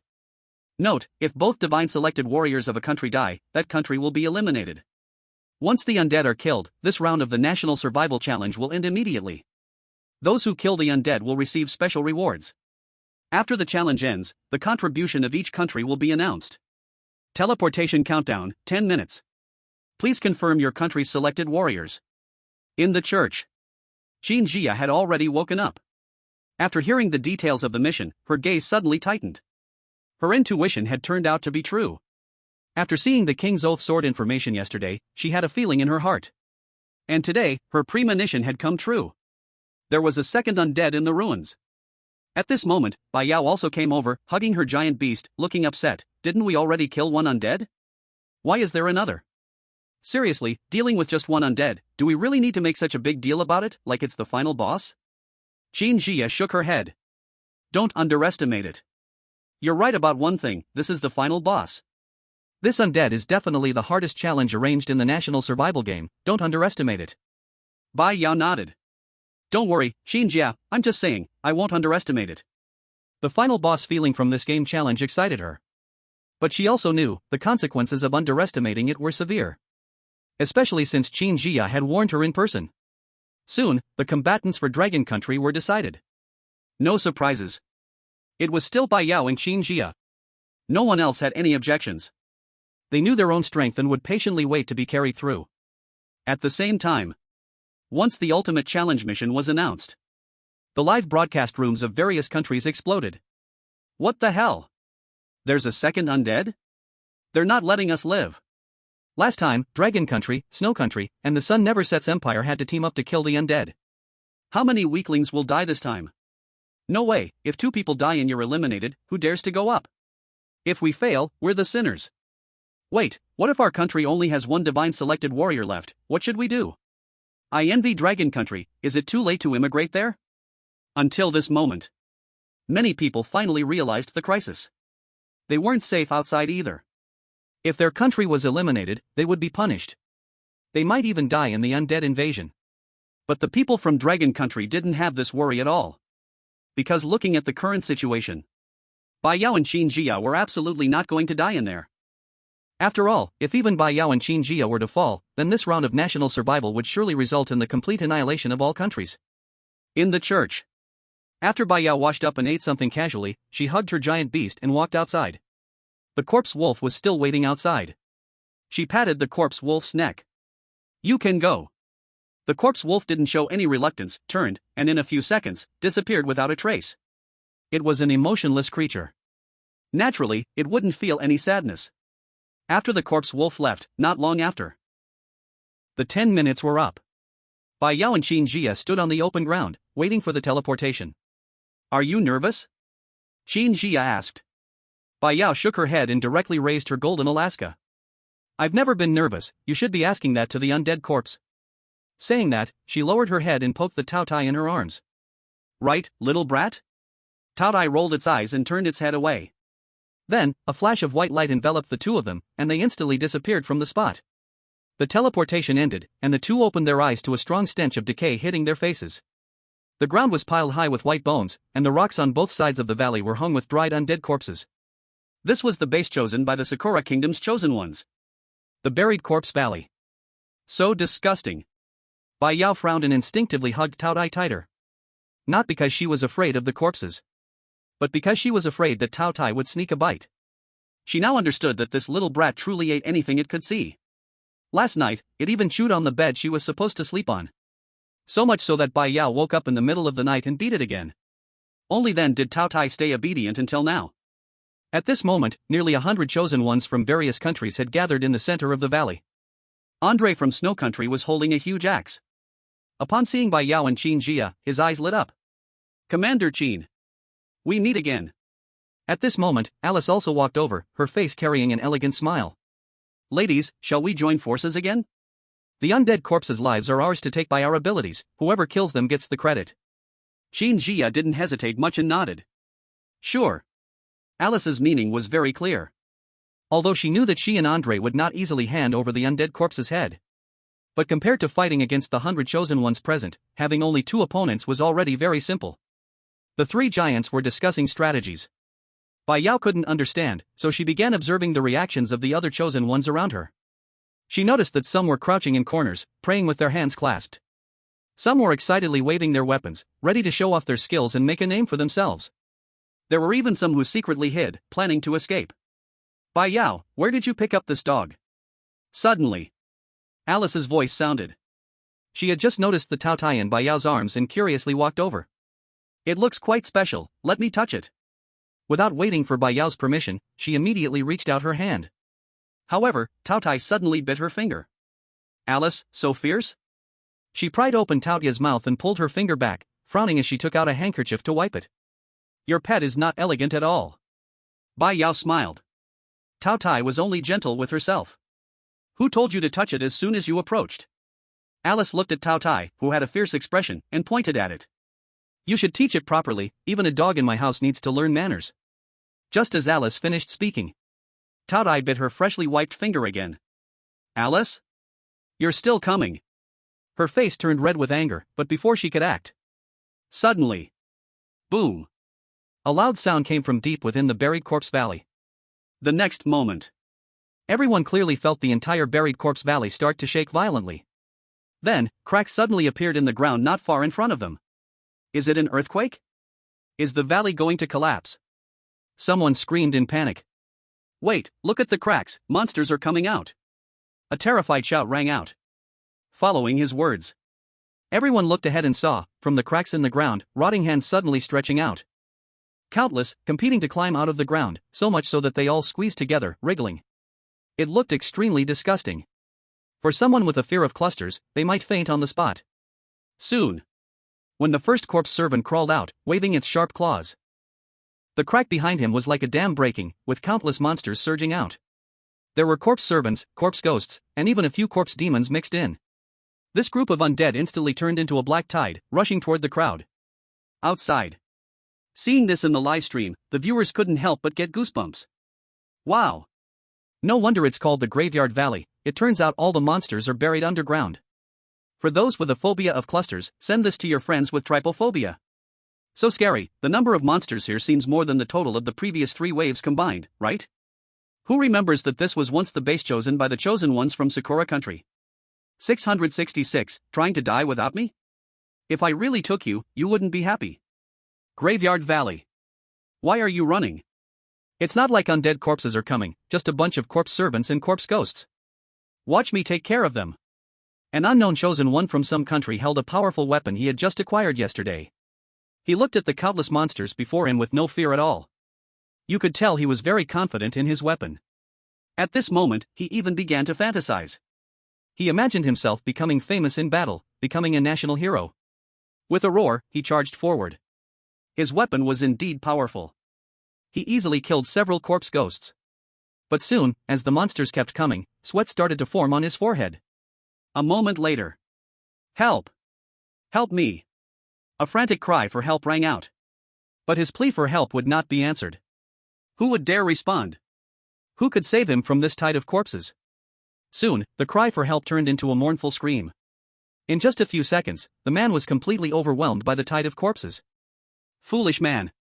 Behind, Xuanyuan silently watched the scene with helplessness on her face. How could someone be this stupid? In this situation, even if it were her, it would be a struggle to survive. 2 fists can't fight 4 hands. And how many hands were there here? Bai Yao was looking around. Why haven't we seen that undead corpse yet? Knowing that killing the undead corpse would end it, she now only thought about quickly killing the undead corpse and going home to have her brother cook for her. It had been 7 days since she last had Bai Chen's cooking. The more she thought about it, the hungrier she got. The undead corpse is smart. It definitely won't reveal itself so easily. Xuanyuan was not surprised by this. Then, she looked at the situation. Taking advantage of the fact that the tide of corpses hadn't fully erupted, she immediately gave the order. Let's go, retreat to the entrance of the valley. The terrain there is narrow and easy to defend. Alice and the others weren't fools. They knew that charging in now would be suicide. So, they obediently followed Xuanyuan and started retreating. Outside. Seeing this, the Sakura country viewers, who had just calmed down, began jumping again. The people from Dragon Country just don't have the warrior spirit. All they do is run. If it were our Sakura country's chosen ones, they'd definitely go up to fight. But their comments didn't anger any Dragon Country viewers. Ah, yes, your warrior spirit is the best, make sure to pass it on. Laughing to death, when you try to pass it on, you'll find there's no one left to pass it to. It's still you Sakura country, even sending people's heads can be called warrior spirit. Charging into battle now wouldn't be called warrior spirit, it'd be called having a brain full of bubbles. Meanwhile, everyone quickly retreated to the entrance of the valley. There was only one narrow path here, and if the monsters came, they would be severely limited. After they retreated here, the undead horde soon followed. But the numbers were not too many. Tat tat tat. The gunshots rang out suddenly. Bai Yao, expressionless, pulled the trigger. The muzzle spat fire, and the golden bullets accurately hit the monsters' heads. In just a few seconds, several corpse servants and corpse ghosts were killed. The small wave of corpses that followed was instantly torn open. Let me do it. At this moment, Andre shouted loudly and jumped out. He had been itching to act for a long time. With the giant axe in hand, he charged forward, chopping wildly, combined with Bai Yao's precise finishing strikes. In less than 2 minutes, all the undead in the group were killed. Just then, The Taotie, which had been obediently staying at Bai Yao's feet, suddenly darted out. Its movements were incredibly fast. By the time everyone reacted, they only saw a shadow of it. When they finally saw it clearly, it was already drooling as it ran to a corpse servant's body that had just been killed. Brat! Come back here. Bai Yao immediately felt something was wrong. She seemed to know what the Taotie was about to do. As expected. In the next second, the Taotie's mouth suddenly opened to an exaggerated extent. Then, with one bite, it swallowed the corpse servant whole. Immediately after, it ran to another body and, without chewing, swallowed it down just like that. In no time, it had eaten all the undead corpses clean.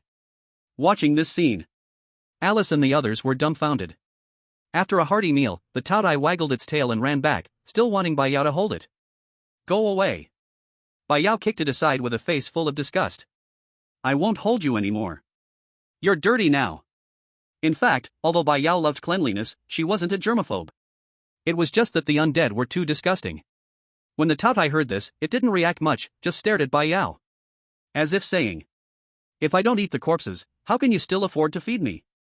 The two of them just stared at each other, eyeing each other down. At that moment, Andre walked over casually. What kind of creature is this? What it did just now was too scary. Will it eat anything? Bai Yao nodded. Yes, it eats anything. Andre's eyes lit up. He playfully offered his giant axe to the Taotie. Come on, if you're so brave, eat this. He originally just wanted to tease the Taotie. But he never expected the Taotie to be completely unbothered. Moving up and with a crunch, it bit a chunk off the giant axe. Bai Yao. Xin Jia. Alice. My axe. Andre was horrified, quickly pulling back the giant axe. He looked at the large chunk missing from the axe, feeling heartbroken. In the Dragon Country livestream, the viewers were absolutely stunned. I'm dying of laughter. Did you really think the Taotie was playing with you? Taotie, what are you babbling about? Let me taste it. Giant axe, I was so scared at that moment. I suddenly thought, if we keep a Taotie, wouldn't it be able to destroy the corpses after killing people? Hiss. Kid, your idea is a bit bold, I'll report you first. The sound of Bai Yao scolding the Taotie filled their ears. And Andre was crying while hugging his giant axe, saying sorry. Xin Jia felt a bit of a headache. She stared at the Taotie, which was being scolded, and suddenly an idea popped into her head. Yao Yao, what do you think about letting it eat live undead directly? Chapter 45, The Pitiful Undead Corpse. Bai Yao's eyes immediately lit up when she heard Xin Jia's words. Right. Let it eat the living ones. Although it's a bit dirty, it will help us deal with the monsters, which is a good thing. And it's better than eating corpses. This way, it can help us and get full, a win-win. Then, she looked at the Taotie, her expression serious, pointing at it. Did you hear that? Next time, don't eat corpses. If you want to eat the living ones. The Taotie tilted its head. Roar. Just at that moment, a roar echoed, and a few more corpse servants stumbled into the valley entrance. Seeing this, Bai Yao immediately shouted at the Taotie, Brat. Go! Eat them! The Taotie understood the command. It wagged its tail and swiftly darted forward. When it reached the corpse servants, they tried to attack the Taotie, but their agility was no match for it. The attacks of the few corpse servants missed as the Taotie easily dodged them. Then, the Taotie opened its mouth to the limit. With one bite, it swallowed several corpse servants into its stomach. It swallowed them cleanly, leaving not even a single bone fragment behind. The two women exchanged a look, both seeing surprise in each other's eyes. It seemed that they had previously underestimated the strength of the gluttonous beast. They had thought that in its juvenile state, it had no combat ability. But in reality, they were terribly wrong. After realizing this, Bai Yao also successfully experienced what it felt like to be a commander. From now on, when monsters appeared, she couldn't be bothered to raise a gun. She simply took charge from the rear. She let the gluttonous beast charge forward into battle.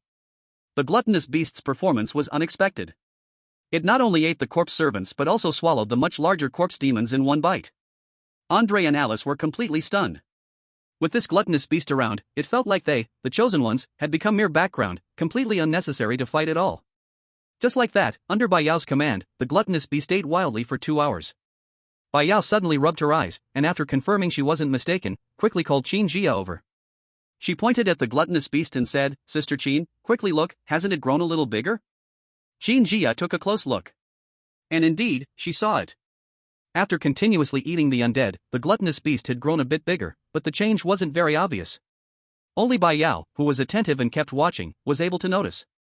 At this moment, Bai Yao suddenly froze. Because she heard a prompt in her mind. The gluttonous beast has gained the healing ability by consuming the undead. What's wrong? Seeing Bai Yao's change in expression, Qin Jia curiously asked. Sister Qin. Bai Yao hesitated for a moment, then pointed at the gluttonous beast. Just now, the national survival system prompted me that it gained the undead's healing ability from eating them. Isn't this like absorbing alien stones? Hearing this, Qin Jia fell silent. She thought of the great costs she had to pay to obtain an alien stone. There were times when she almost lost her life because of it. And so far, she had only gained one ability. Yet this gluttonous beast, it just eats undead and instantly gains abilities. She couldn't help but feel that she, a human, was no better than a gluttonous beast. Just as she felt a little defeated, suddenly, roar. A deafening roar came from deep within the corpse burial valley. The sound caused their eardrums to buzz. Their faces instantly changed. This sound. It's an undead corpse. This guy is finally coming out. Qin Jia immediately stood up. She drew her King's Oath sword. Let's go. We need to kill this thing quickly, or it'll just hide again and we'll be in trouble. Everyone followed immediately, heading deep into the valley. After a moment, they saw a dense crowd of corpses surrounding a tall figure. When Bai Yao saw the size of this undead corpse, she immediately understood why it could be the final boss.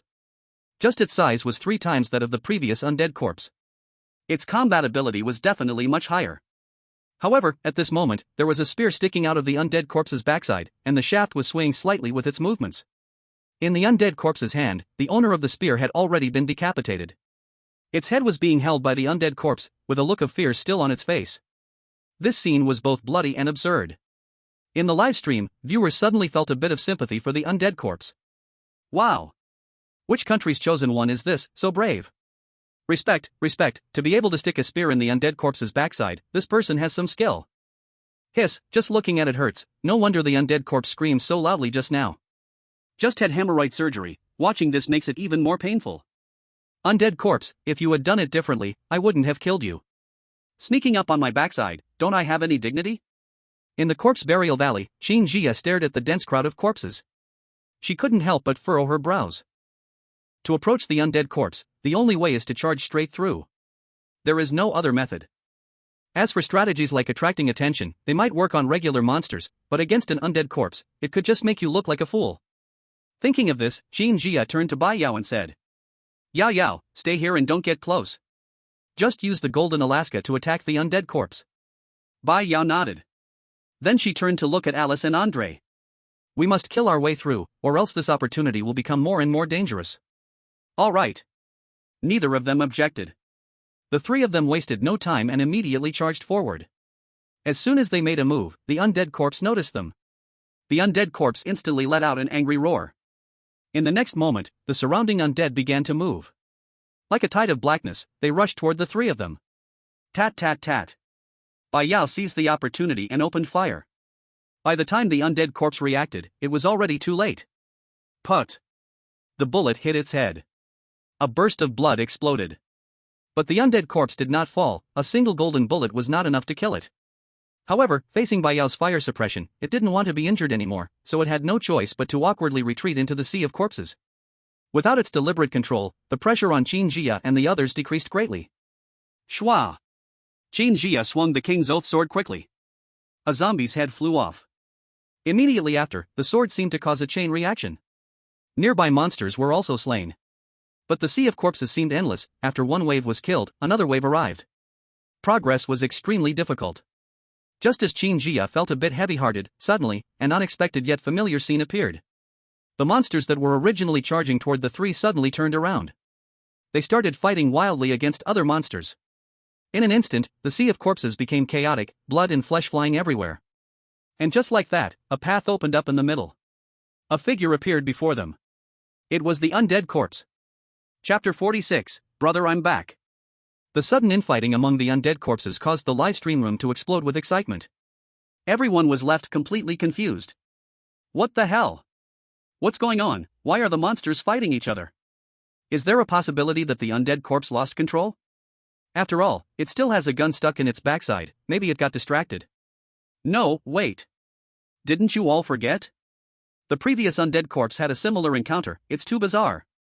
I'm guessing that the person behind us has started making a move. No, who's this person you keep talking about, the one behind us? We don't even know if such a person exists. Jiang City. In the bedroom. Bai Chen was sitting with his legs crossed, watching the chaotic sea of corpses in the livestream. A slight smile appeared at the corner of his mouth. Done. That's right, it was him again. Although the second undead corpse was larger and stronger, it still wouldn't be able to defeat Qin Jia in a direct confrontation. The only trouble was the countless undead creatures. Their numbers were overwhelming and caused too many obstacles. So, in order to see his sister sooner, and also not to see Qin Jia, the chosen one of the Dragon Kingdom, getting injured or facing any accidents, he resorted to his old trick. He made the undead fight among themselves.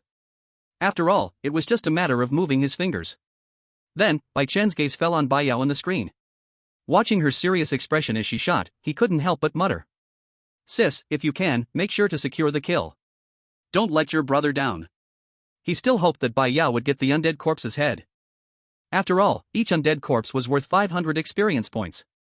His brother was in desperate need of experience.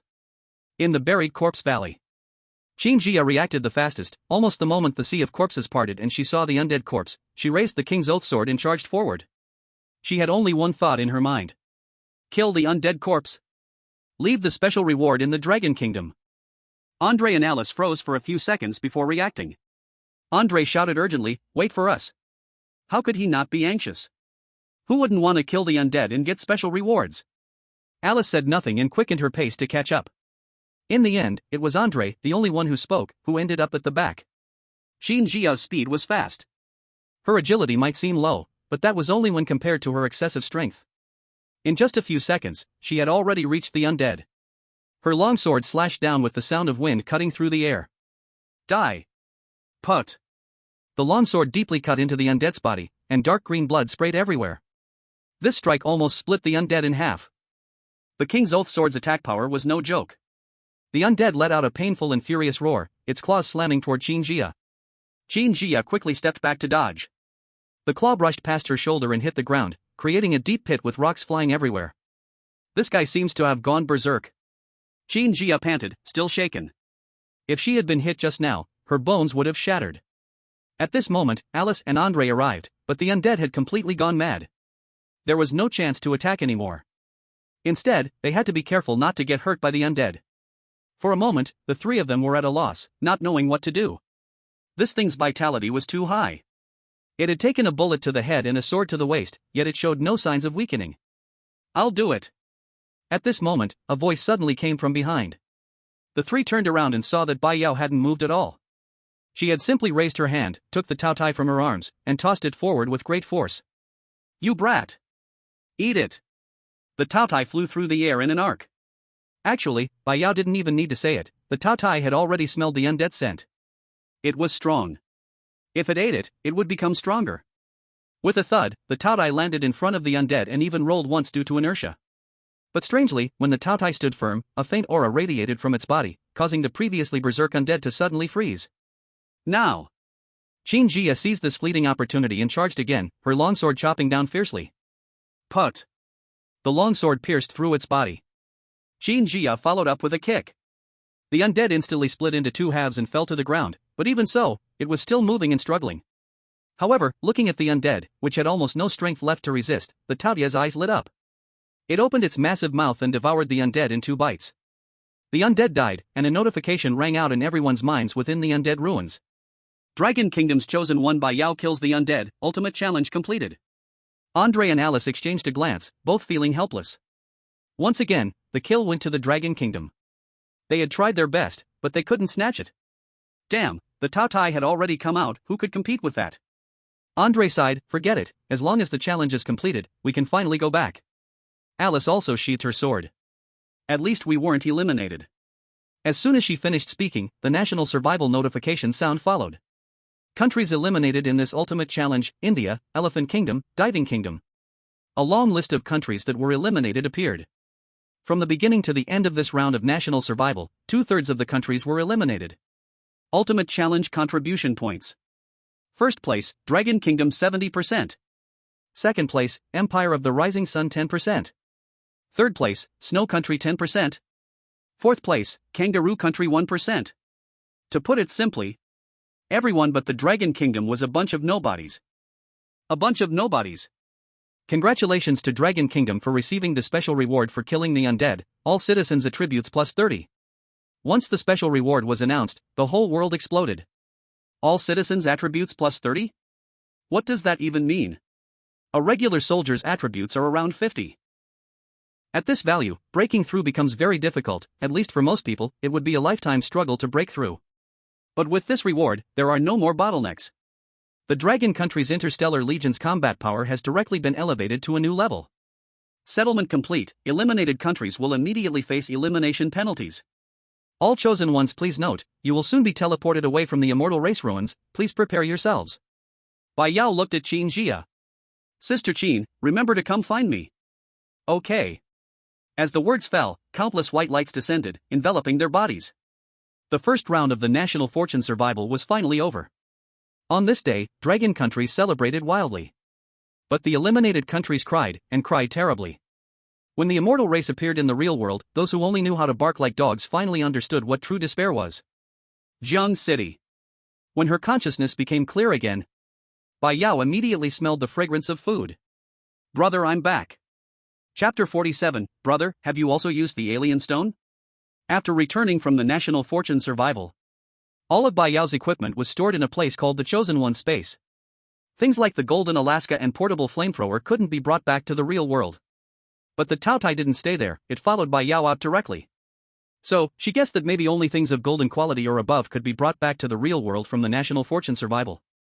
At this moment, after smelling the tempting food aroma at home, Bai Yao's mood instantly became excited, and so did the Taotie in her arms. The Taotie also smelled it, struggling wildly to jump out, but Bai Yao didn't let it go. She was worried it might cause trouble in the house. And her brother was just an ordinary person, what if the Taotie hurt him? When she entered the living room, Bai Yao immediately saw Bai Chen, who was wearing an apron, walking out of the kitchen holding the last plate of food. Welcome home. Bai Chen just smiled, not reacting much, his attitude the same as before. This immediately triggered Bai Yao's strong dissatisfaction. She put her hands on her hips and glared at him with her beautiful eyes. Smelly Bai Chen, how come you're not even a little excited that your good sister is back? What should I be excited about? Excited that you were lying to fools before? Bai Chen rolled his eyes at her. Eat. I won't, you should say, welcome back, respected sister. Are you eating or not? Eating. Bai Yao knew when to stop. After a little fuss, she immediately returned to normal. Then, she looked at the table full of dishes. Sweet and sour ribs, cola chicken wings, scrambled eggs with tomatoes, braised pork knuckles. All her favorite dishes. And under the table, the Taotie was squatting there, drooling non-stop, eager to try to jump up and eat. You little brat. Get over here. Bai Yao dashed forward and gave it a big snout. The Taotie immediately became obedient. All right, sit down. Bai Chen just smiled when he saw this, then brought the last 2 bowls of rice to the table. Brother. Your cooking is still so good, you don't know how much I've been craving these days. Bai Yao mumbled as she stuffed food into her mouth. By the way, I also learned how to make fried rice. Brother, did you see that? The National Fortune merchant saw my fried rice and was drooling. One day I'll make a portion for you to try. While drinking water, Bai Chen was choked by this sentence. Cough, cough. No need. How could I bear to let you cook? Leave cooking to me. Though he hadn't eaten the fried rice, the fact that it made the corpse wolves puke says a lot about its power. He really dared not try it. Then, the two of them ate and chatted.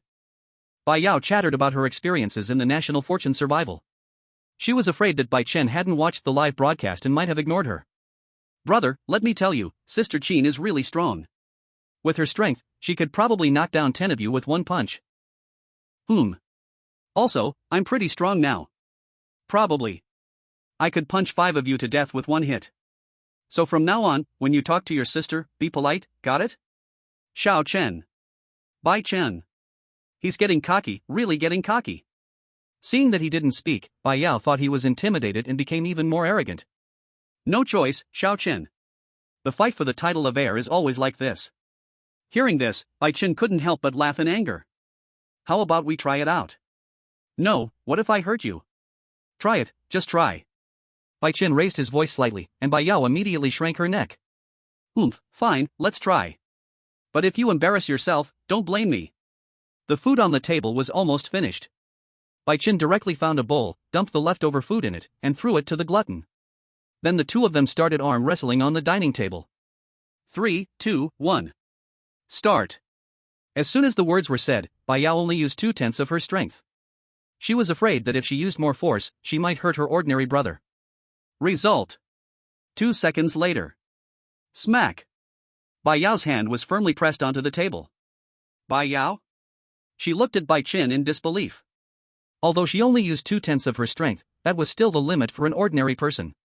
Her brother was actually this strong? Looking at Bai Chen's disdainful gaze, Bai Yao was extremely unconvinced. Let's go again.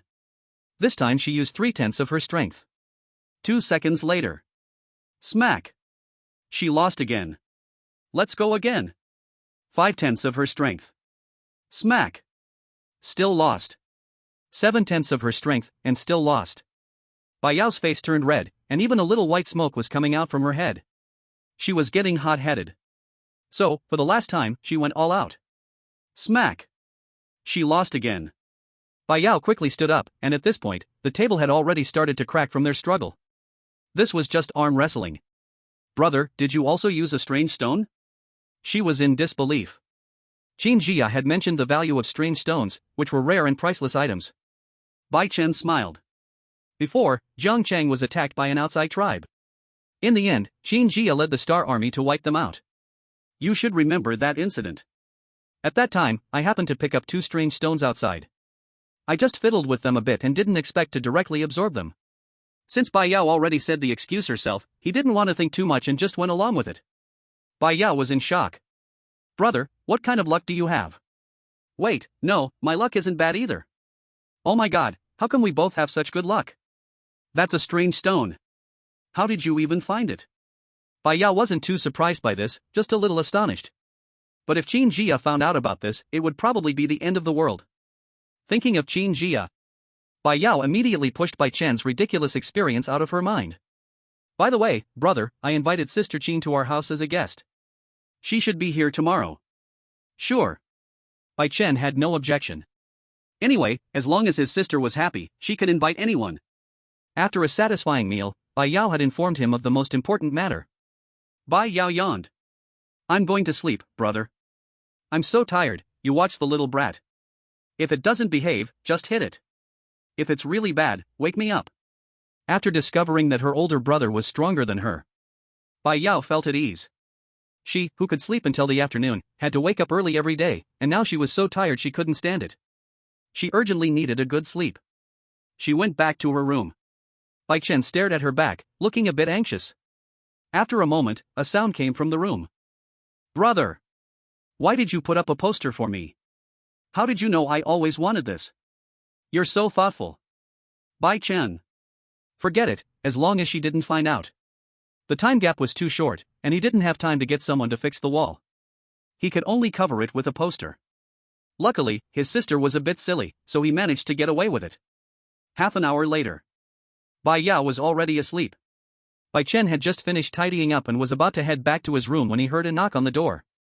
Knock knock knock. It was a hurried knock. Who is it? Bai Chen walked to the door and asked through it. A muffled response came from outside. Hello, I'm the delivery person called by Ms. Zhangya. Zhangya?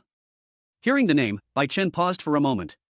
Zhangya was Bai Yao's best friend, they had a very good relationship, long legs. Bai Chen naturally knew her, but they weren't close. However, Bai Chen wasn't surprised by her calling for a delivery. After all, it was a global livestream. She must know Bai Yao had already returned home, perhaps she couldn't come herself, so she bought a gift and had someone deliver it. Bai Chen looked through the peephole to check outside. The person outside was wearing a red uniform, indeed it was a delivery company outfit. But he was wearing a helmet and a mask, so his face couldn't be seen. There was nothing unusual. Bai Chen didn't think much of it and opened the door. Just hand me the item. After opening the door, he was about to reach out to take the item, but in that moment, he suddenly felt a sharp pain in the middle of his forehead. Immediately, an intense sense of danger washed over him. At the same time, the delivery person outside moved, pulling a black pistol from his chest and aimed it directly at Bai Chen's head.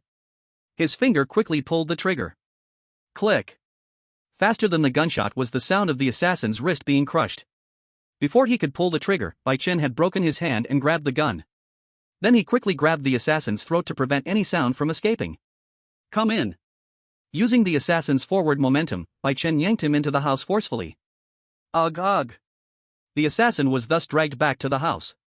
With his throat held, the assassin's face had turned purple, his feet flailing in the air, shoes screeching loudly on the floor. Worried about disturbing his sister's sleep, Bai Chen lifted him slightly higher. The assassin was only 1.7 meters tall, while Bai Chen was 1.86 meters, so when Bai Chen lifted his hand, the assassin's feet were off the ground. The assassin's eyes were filled with disbelief. According to the information he had received, he was told everything about Bai Chen and Bai Yao, including their friends. No family members. And the intel clearly stated that Bai Chen was just an ordinary person, someone who didn't even exercise. But now, what was going on? Why was this ordinary person so strong? He couldn't even fight back.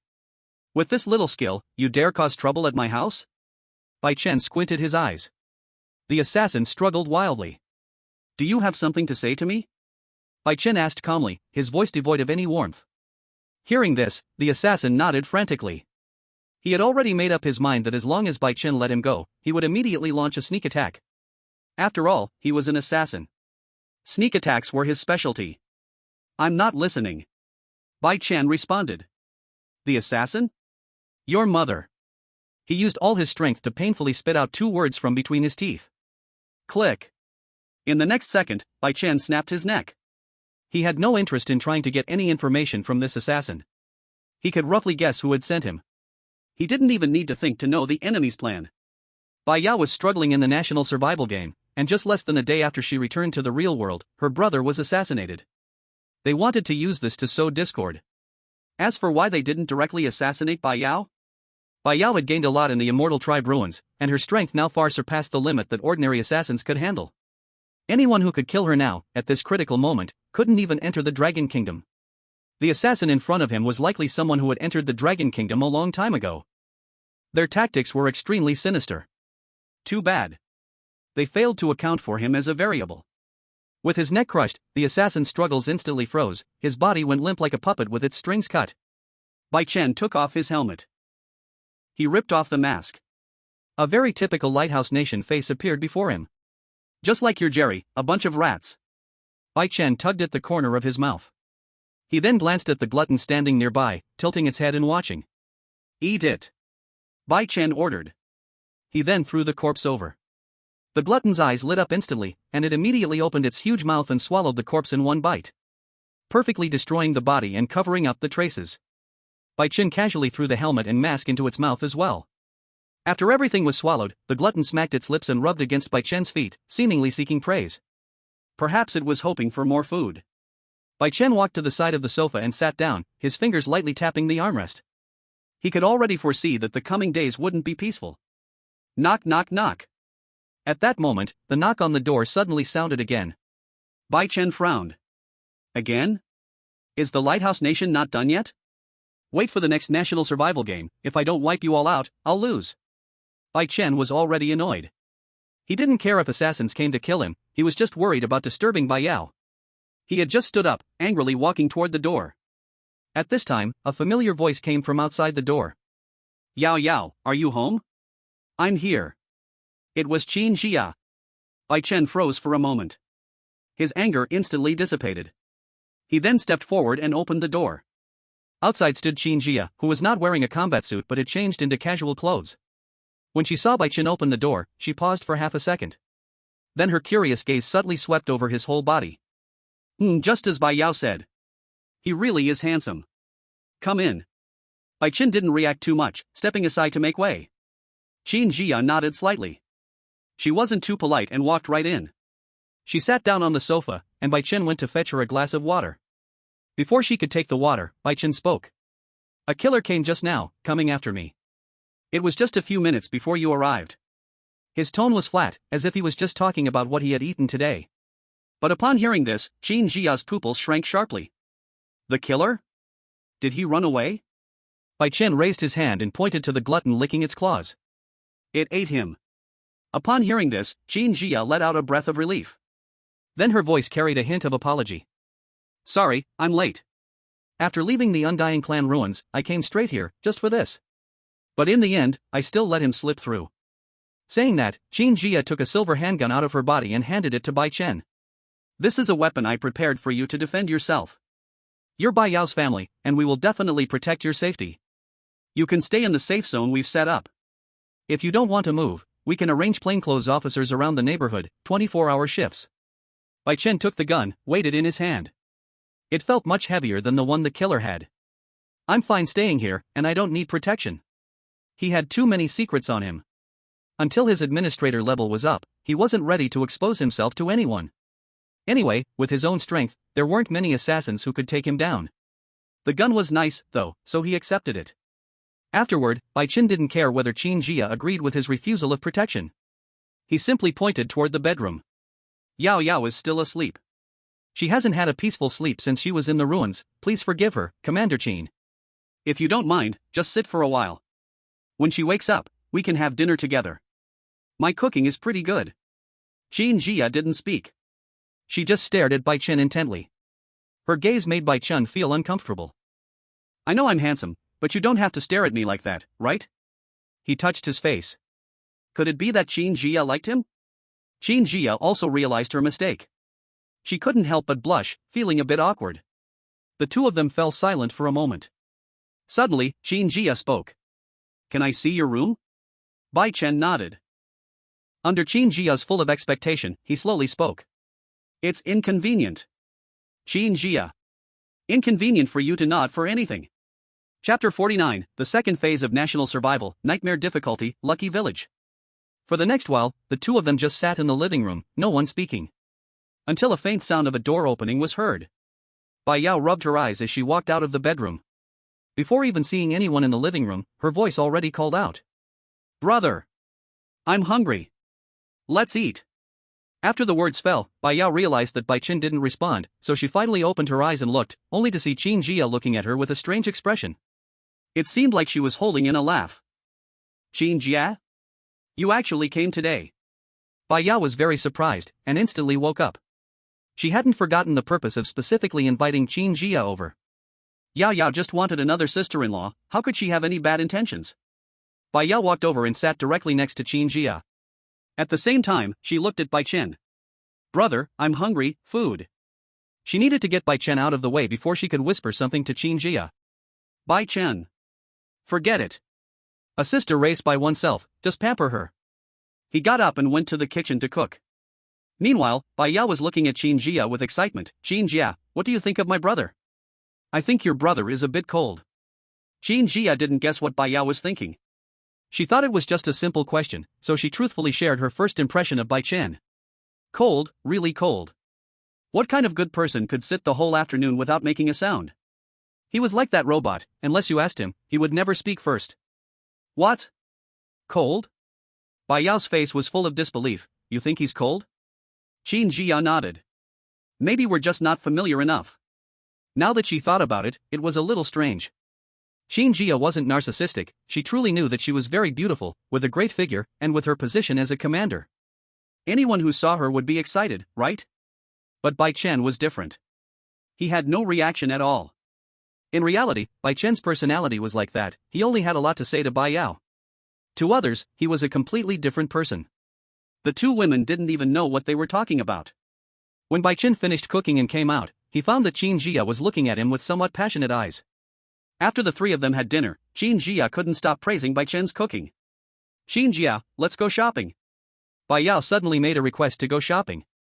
Without waiting for Qin Jia to say anything, she immediately looked at Bai Chen. Brother, beg me, then I'll let you come with us. Upon hearing this, Bai Chen's face instantly changed. Accompanying Bai Yao to shop was simply a torture. But torture aside, every time Bai Yao wanted to go shopping, Bai Chen would still go with her. But you want me to beg you? I have my pride, okay. Bai Chen was about to agree. Although begging was out of the question, he still had to go shopping with his sister. But before the words left his mouth, a cold, mechanical voice suddenly rang in his mind. Administrator, please note. The second phase of national survival is about to start. Since the administrator already has certain experience, please participate in selecting the survival location. You guys go ahead, I'm not feeling well today. After hearing the system's prompt, Bai Chen didn't change his expression. He smoothly turned the conversation and refused. Anyway, there's no need to worry about their safety. Not to mention Qin Jia, just Bai Yao's own strength was enough that no one would dare to have ill intentions toward her. Upon hearing that Bai Chen actually refused her, Bai Yao immediately panicked. How could her plan proceed without him going? So she directly grabbed Bai Chen's arm and started to act cute. Brother, please beg me. Just come with me. Watching her act cute, Bai Chen's lips couldn't help but twitch. Pretending. Still pretending. Ha, I've seen through you. At this moment, Qin Jia suddenly spoke. It's okay, Yao Yao, we can go. Let your brother rest at home. She hadn't told Bai Yao about the assassin's attempt on Bai Chen's life yet. She felt that it might be because of this incident. There was no way around it, since Qin Jia had said so. Bai Yao could only give up. After the two women left, Bai Chen immediately returned to his bedroom and opened the system. 3 panels popped up in front of him. Survival Location 1, Goblin Forest. Time, 3 days. Monsters, Common Goblins, Elite Goblins, Goblin Leader, Fallen Saintess. Difficulty, Easy. Survival Location 2, Ancient Corpse Village. Time, 5 days. Monsters, White Zombies, Purple Zombies, Black Zombies, Flying Zombies. Difficulty, High. Survival Location 3, Lucky Village. Time, 7 days. Monsters, Paper Ghosts, Puppet Ghosts, Coffin Ghosts, Funeral Clothes Ghosts, Village Chief. Difficulty, Nightmare. Note, if this survival location is chosen, the number of participating countries will be reduced to 20. After seeing the difficulty of the 3 survival locations, Bai Chen's first reaction was to choose the easiest Goblin Forest. After all, the easier it is, the safer his sister will be. But just as Bai Chen was about to confirm his choice, a news update suddenly popped up on his computer. Lighthouse Nation, Sakura Nation, and Kimchi Nation secretly united, intending to send the cursed undead to Dragon Nation, but were discovered and repelled by the interstellar army in time. It seems you are still not willing to change your ways. Bai Chen paused. His eyes instantly turned cold. He then remembered the assassins who had come to kill him today. The decision he had made before immediately changed. Choose Survival Location 3, Lucky Village. Since we're going to play, let's go big. After all, my sister is protected by me. Who is protecting you all? Choice confirmed. The second phase of National Fate Survival will begin in 7 days. Lucky Village. P.S. Don't worry, I won't drag on the daily life, the next chapter will go straight into the dungeon. The daily life after the dungeon will decrease because the protagonist will be entering dungeons more often, so interactions will not be lacking. Chapter 50, Staying in the Village. The same day Bai Yao finished shopping, Qin Jia left. As the commander of the interstellar army, she had many things to take care of. 7 days passed in the blink of an eye. That day. It was just past 9 a.m. Suddenly, a familiar cold mechanical voice exploded in everyone's ears and drilled straight into their minds without warning. In 10 minutes, the second phase of National Fate Survival will begin. All chosen ones, please prepare. The chosen ones who survived the last phase will re-enter the National Fate Survival, and vacant spots will be randomly filled with new participants. The 20 countries participating in this phase of National Fate Survival are Dragon Nation, Lighthouse Nation, Sakura Nation, Kimchi Nation, India, and others. The moment the notification sound dissipated, the global internet seemed to have been hit by a bomb, instantly causing a huge uproar. The servers of major platforms immediately went red. Damn! Why is it so urgent? The last phase just ended 7 days ago. Is the will of Blue Star trying to kill us all off quickly? Hiss. Lucky Village? That name sounds pretty festive. The second phase of National Fate Survival should be easy, right? My instinct tells me, probably not. National Fate Survival can never be easy. Luckily, the chosen ones won't be replaced. Our Dragon Nation still has Yao Yao and Commander Qin. We're good. In Jiangcheng. At home. Bai Yao was lying on the sofa, munching on an apple, scrolling through her phone. After hearing the notification sound, she froze for a moment, then immediately sat up straight. Bro, did you hear that? Bai Chen, who was peeling an apple beside her, nodded. I heard it. You're going to participate in the National Fate Survival again. No kidding, I know this earlier than anyone else. Bai Yao was a bit frustrated. How long has it been? Why is it happening again? I haven't even had enough rest. She pouted. But the annoyance in her heart quickly dissipated. Bai Yao stood up and stretched. Then, she threw the apple core to the ground for the gluttonous beast beside her. She ran to Bai Chen's side, patted his shoulder, and lifted her chin high. Ahem. Little Chen, you didn't watch the live stream last time, did you? This time, you must pay close attention. Wait and see how your little sister, will shine again. It was obvious. After gaining a significant boost in power within the undead clan ruins, Bai Yao was now floating on air. Even the undead corpses were killed by me, so who cares about any random cat or dog this time? I'll still handle them easily. What, you say the undead corpse was eaten by Taotie after Qin Jia was severely injured? Qin Jia and Taotie are part of my strength, okay? Seeing her acting so recklessly, Bai Chen's face instantly darkened. After a moment, he squinted and smiled. Alright, then. I'll wait and see. He had originally planned to remind his sister. The survival location, Jishan village, was definitely not a good place. He knew very well. His sister had been afraid of ghosts since she was little. She might pretend to be brave at other times, but when it came to ghosts, she was truly scared. But now, seeing Bai Yao's arrogant attitude with her nose in the air, Bai Chen suddenly changed his mind. Her mindset had already gone off track, so let her go inside and be scared for a moment. That way, she won't take any monster lightly. Of course, it would only be a little scare. After all, with him around, Bai Yao definitely wouldn't get hurt for real. Alright, hurry up and change your clothes. Don't forget to bring this little brat along. Bai Chen instructed. Hearing her name being called, Taotie looked up and tilted its head. It had already assumed that little brat was its name. Don't miss me. Bai Yao skipped back to her room to change clothes and soon came out in sportswear. At this time, the 10-minute countdown was nearly over. Taotie squatted to the side, its round eyes fixed on Bai Yao, seemingly sensing something. It moved closer and rubbed against her pants leg. Bai Yao bent down and picked it up. In the next second, a flash of white light suddenly struck. Countdown finished, all chosen ones enter the survival location. The cold notification echoed. As the white light enveloped her body, Bai Yao and Taotie's figures vanished from their original spots. Bai Chen returned to his room. He didn't hurry to open the system but instead took out his phone to make a call. Hello, Master. Time to fix the wall. After the call ended, Bai Chen casually opened his phone livestream and the system. A list of chosen ones, visible only to him, appeared before him. The Dragon Country still had the same people, no change. Lighthouse Country, Sakura Country, and others had a whole new set of names. But Bai Chen wasn't focused on the names. He was more interested in the battle power behind their names. Lighthouse Country had 2 A-class powers, Sakura Country had 2 A-class powers. Kimchi Country's strongest had a B-class power. Quite hidden, huh? Just based on battle power alone, Lighthouse Country and Sakura Country had already surpassed Dragon Country. Bai Chen nearly sneered. But it's fine. After all, this is a survival challenge. No matter how many of you come, that's how many will die. Old grudges, new scores. This time, in Jishan village, everything will be settled. On the other side, the sky over Jishan village was clear and spotless. Bai Yao suddenly opened her eyes. Her golden Alaska and portable flamethrower were still stored in the chosen one's space. She could take them out at any time. Then, Bai Yao began to look around. She realized she was standing on a narrow village path, with rows of old mud brick houses on both sides.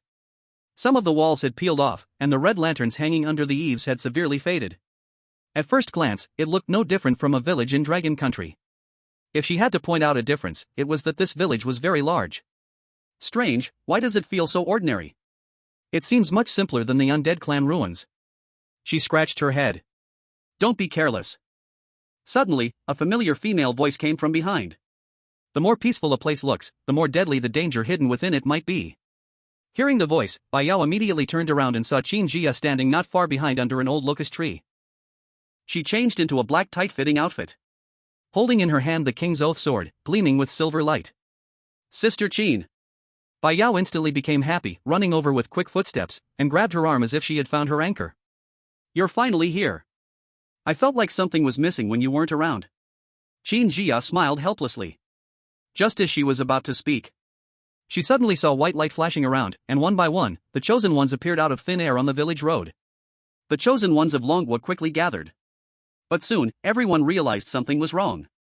The white light of the teleportation had not stopped. Soon after, the chosen ones from other countries also appeared one after another. This time, the National Fortune Survival event had actually teleported everyone together. Soon, Qin Jia found the leading figures among the chosen ones from each country. The leaders of the Lighthouse Nation were 2 soldiers in combat uniforms. From their appearance, they were a pair of twin brothers. As soon as they appeared, they immediately cast hostile looks at the chosen ones from Longwa. The leaders from Yinghua Nation were a woman in a pink kimono and a short samurai. Why are all the countries here?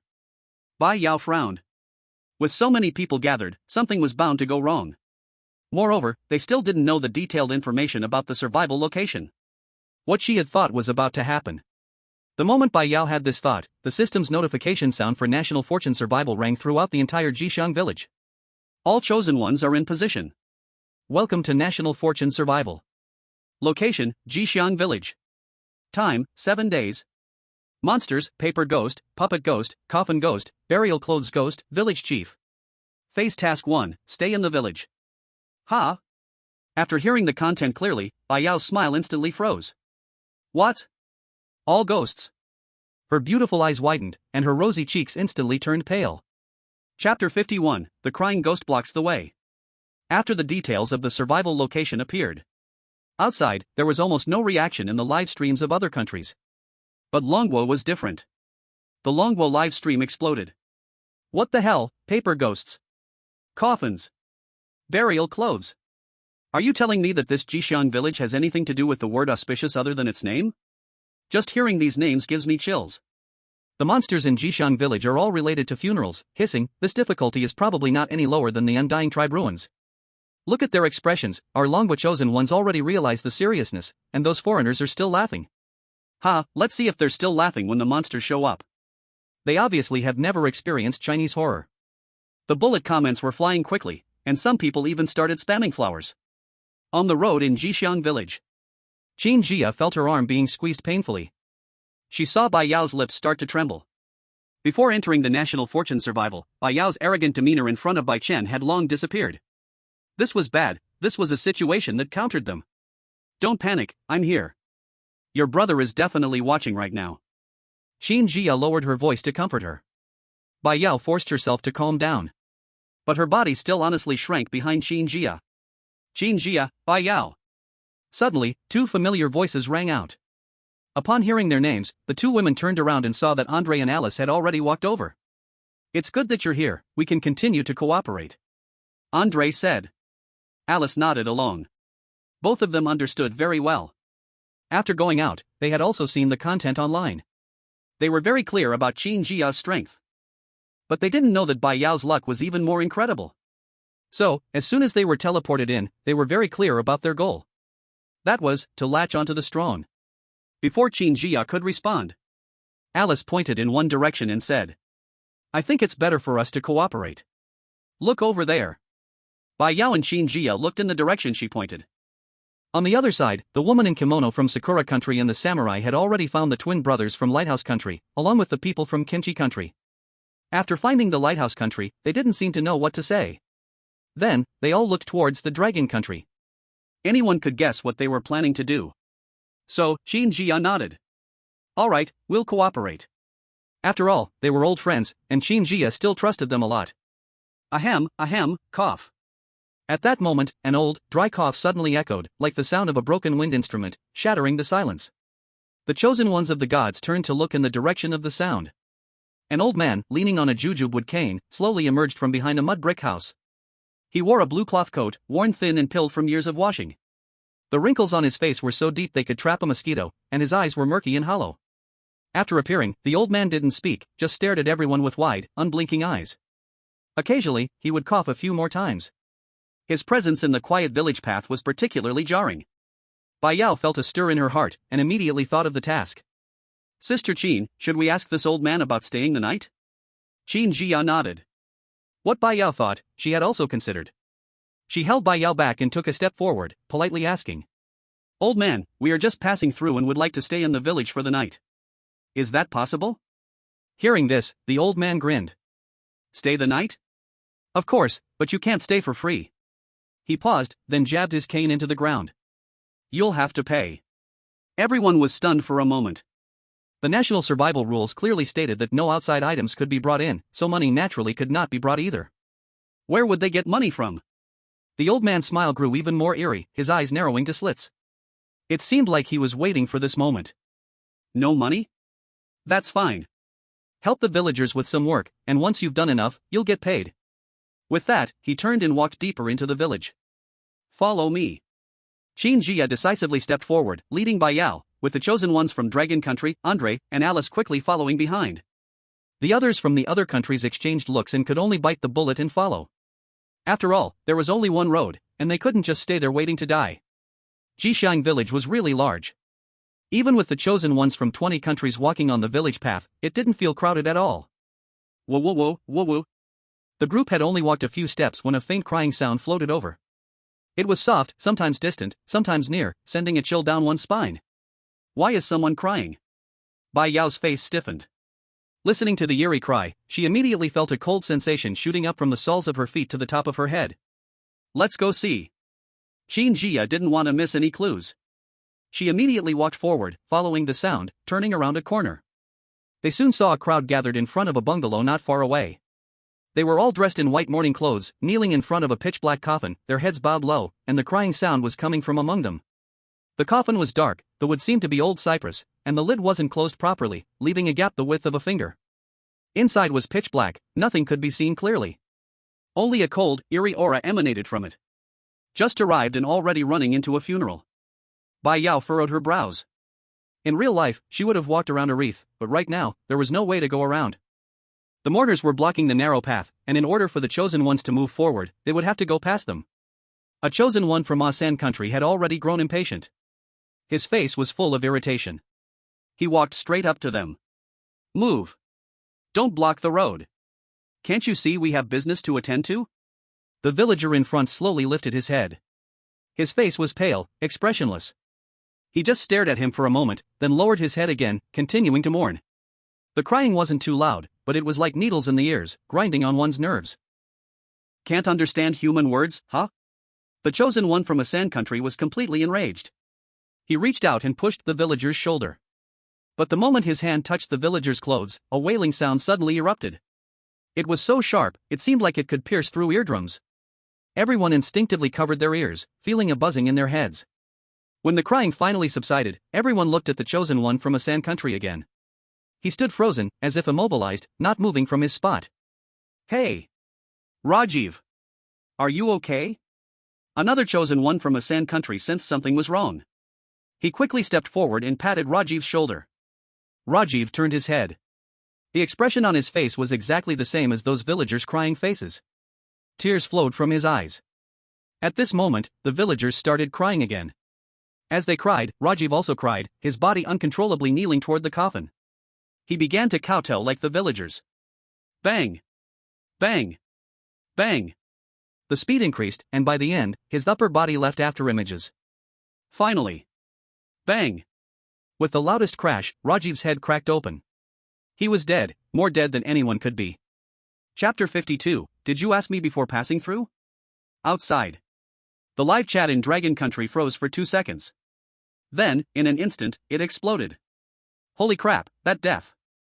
After watching it, I almost sent myself away. My wife asked me why I was kneeling to watch. I showed her, and she kneeled too. Heh, a bunch of useless people. You got scared and all knelt down? You need to toughen up. Alright, I'm off to wash my pants. I just want to know now, how do we deal with this kind of monster? Undead can be killed casually, but this, not even touching it. Dragon Country's fear of Chinese-style horror is ingrained in their bones. Even without experience facing monsters, they understand better than anyone. If they used methods for dealing with other foreign races on these strange creatures, the outcome would only be one. That is, death. Rajiv's body slumped on the ground, blood splattering onto the black coffin, flowing down the wood grain.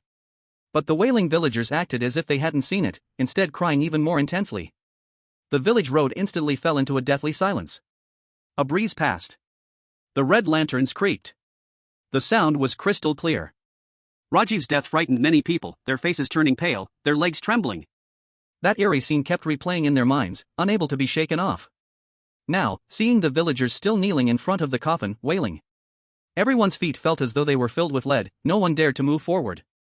But there was only one way into the village.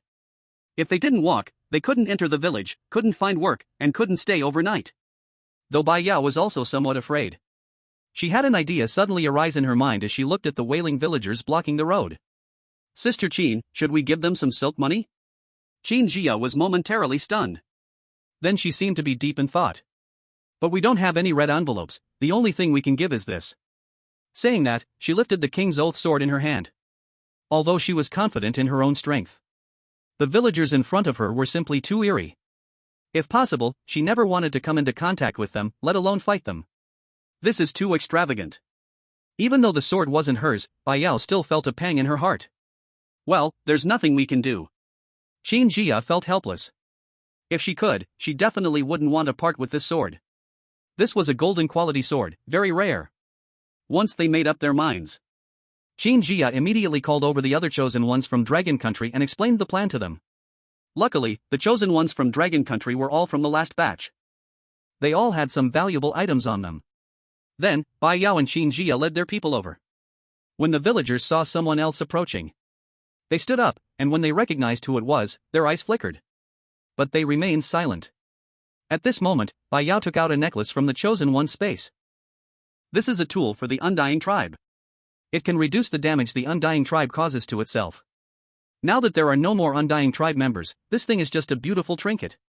She clutched the necklace and moved forward, her voice trembling but unyielding. We want to pass, this is for you. Seeing this scene, the woman from the Sakura country let out a mocking laugh from not far away. Her sharp voice sneered. It's just a broken necklace. Dragon country people are so foolish, thinking this will make the monsters step aside? The twin siblings from Lighthouse Country crossed their arms and sneered coldly. Simply asking for death. Their eyes gleamed with malicious delight, waiting for the spectacle. But in the next second, they stopped laughing. The villager at the front slowly raised his head, his hollow eyes fixed on the necklace as his withered hand reached out. He weighed it in his hand for a moment and nodded slowly. It was useful. Qin Jia also prepared to hand over her King's Oath sword. But Bai Yao grabbed her arm and stopped her. Qin Jia, wait a moment. As she spoke, she pulled out a portable flamethrower and handed it to the villager. The villager's cloudy eyes lit up when he saw the flamethrower, and he immediately took it. The other chosen ones from Dragon Country saw this and quickly pulled things from their spaces. After giving their offerings, the villagers received them one by one. Although their faces were still expressionless, they all retreated to the sides. Hurry up! Qin Jia pulled Bai Yao and rushed forward, with the Dragon Country group following closely behind. After they passed, suddenly, one villager followed them. He took out a stack of colorful paper money and handed it to Bai Yao. For me? Bai Yao was stunned. The woman in the kimono, who saw this, was also stunned. Her eyes widened in disbelief. She never expected that the Dragon Country chosen ones actually succeeded. Not only did they pass, but the villagers were even giving them money? Seeing this, she quickly grabbed the samurai and started running ahead, hoping to sneak through behind the Dragon Country. But as soon as she stepped into the gap the villagers had opened, the villagers suddenly all looked up in unison, their hollow eyes staring at them. This made them freeze in place. They could only silently retreat. After distancing themselves from the villagers, the woman in the kimono began to stomp her feet anxiously.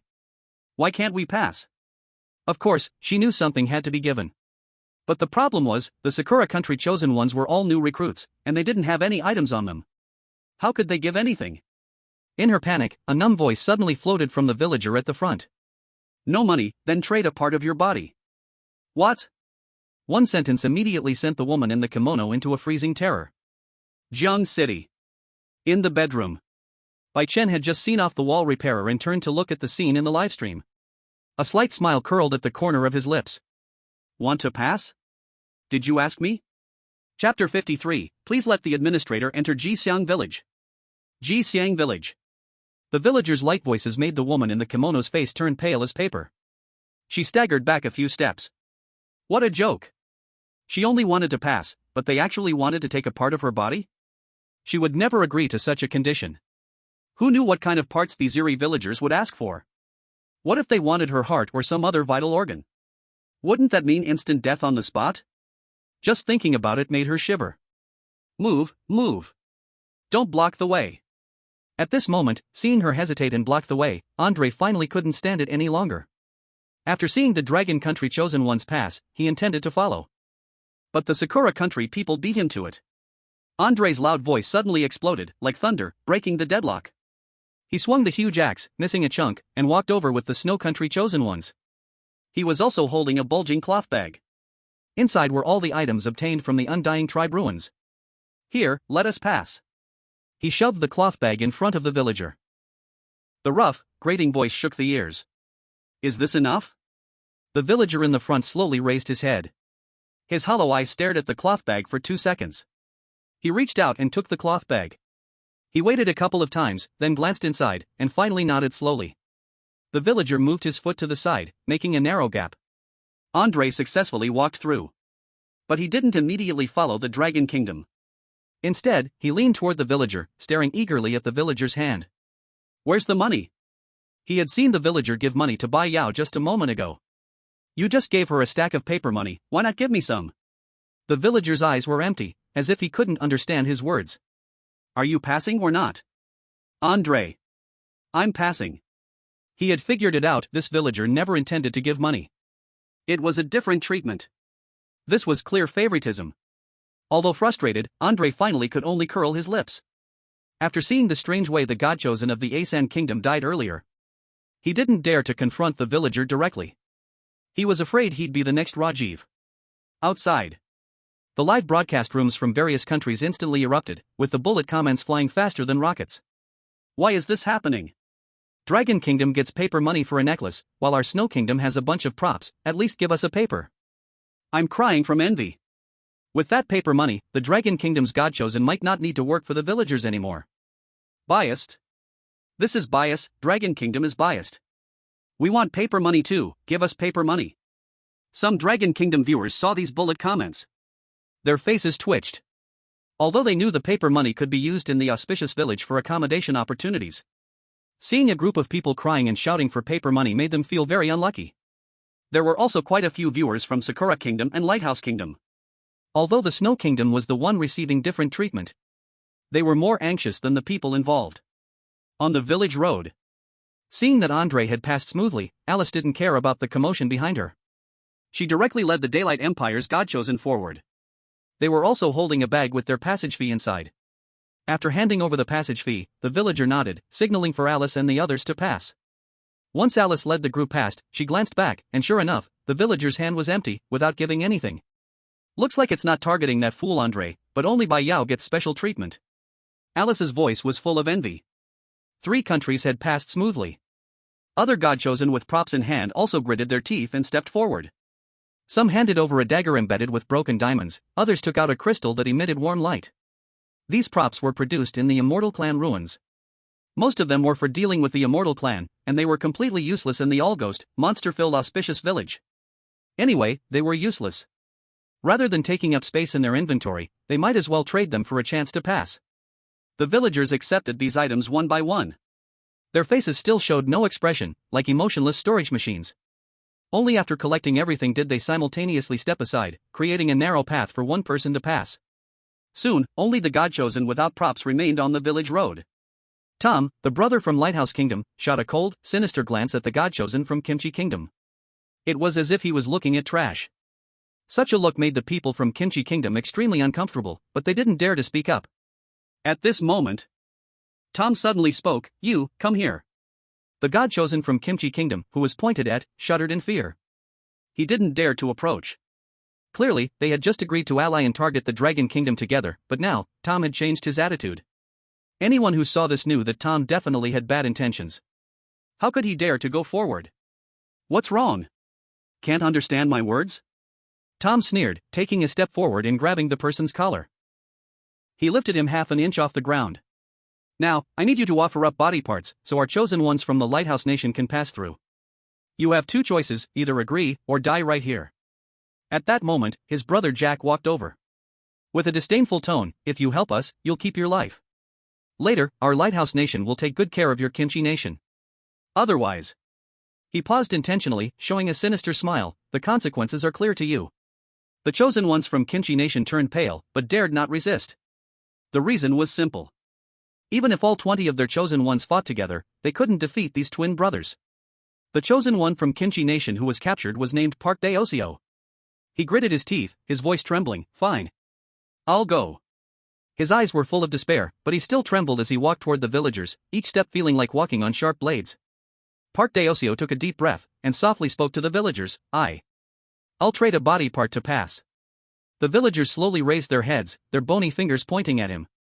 "Finger." Before Park could react, he heard a crack, and his index finger suddenly fell to the ground, blood gushing out instantly. "Ah!" he screamed, clutching his bleeding hand, crouching on the ground. At that moment, Tom had already grabbed the next chosen one from Kimchi Nation and walked over. The villagers glanced at him and said, "Teeth." As soon as the words fell, the person's front tooth directly fell off, mixed with blood and foam, landing on the ground. Tom continued, grabbing the next person. This time, the villagers softly said, "Eyes." The next moment, the chosen one from Kimchi Nation felt a sudden darkness before his left eyeball fell out. It rolled a few times on the ground before stopping at the villager's feet. "My eye." A piercing scream echoed through the village street. The sound made people's scalp tingle. However, Tom and Jack remained emotionless. After all, it wasn't their people dying. They didn't even raise an eyebrow. On the outside, viewers from Kimchi Nation's live broadcast, who would have certainly condemned the Lighthouse Nation's chosen ones for their inhumanity, were met with shocking comments. They instantly refreshed everyone's understanding of shamelessness. The chosen ones from Dragon Nation must have many more tools. Why don't they take them out and help us? Yeah. They have so many treasures, what's wrong with giving us a little? We're all human, is it really that selfish? Dragon Nation is going too far. Letting people die without helping. I curse their chosen ones to have their eyes gouged out. Especially that Bai Yao, look how happy she was when she got the money, the next one to die is her. Viewers from Dragon Nation instantly found it laughable. They immediately launched a wave of C-word in Kimchi Nation's live chat.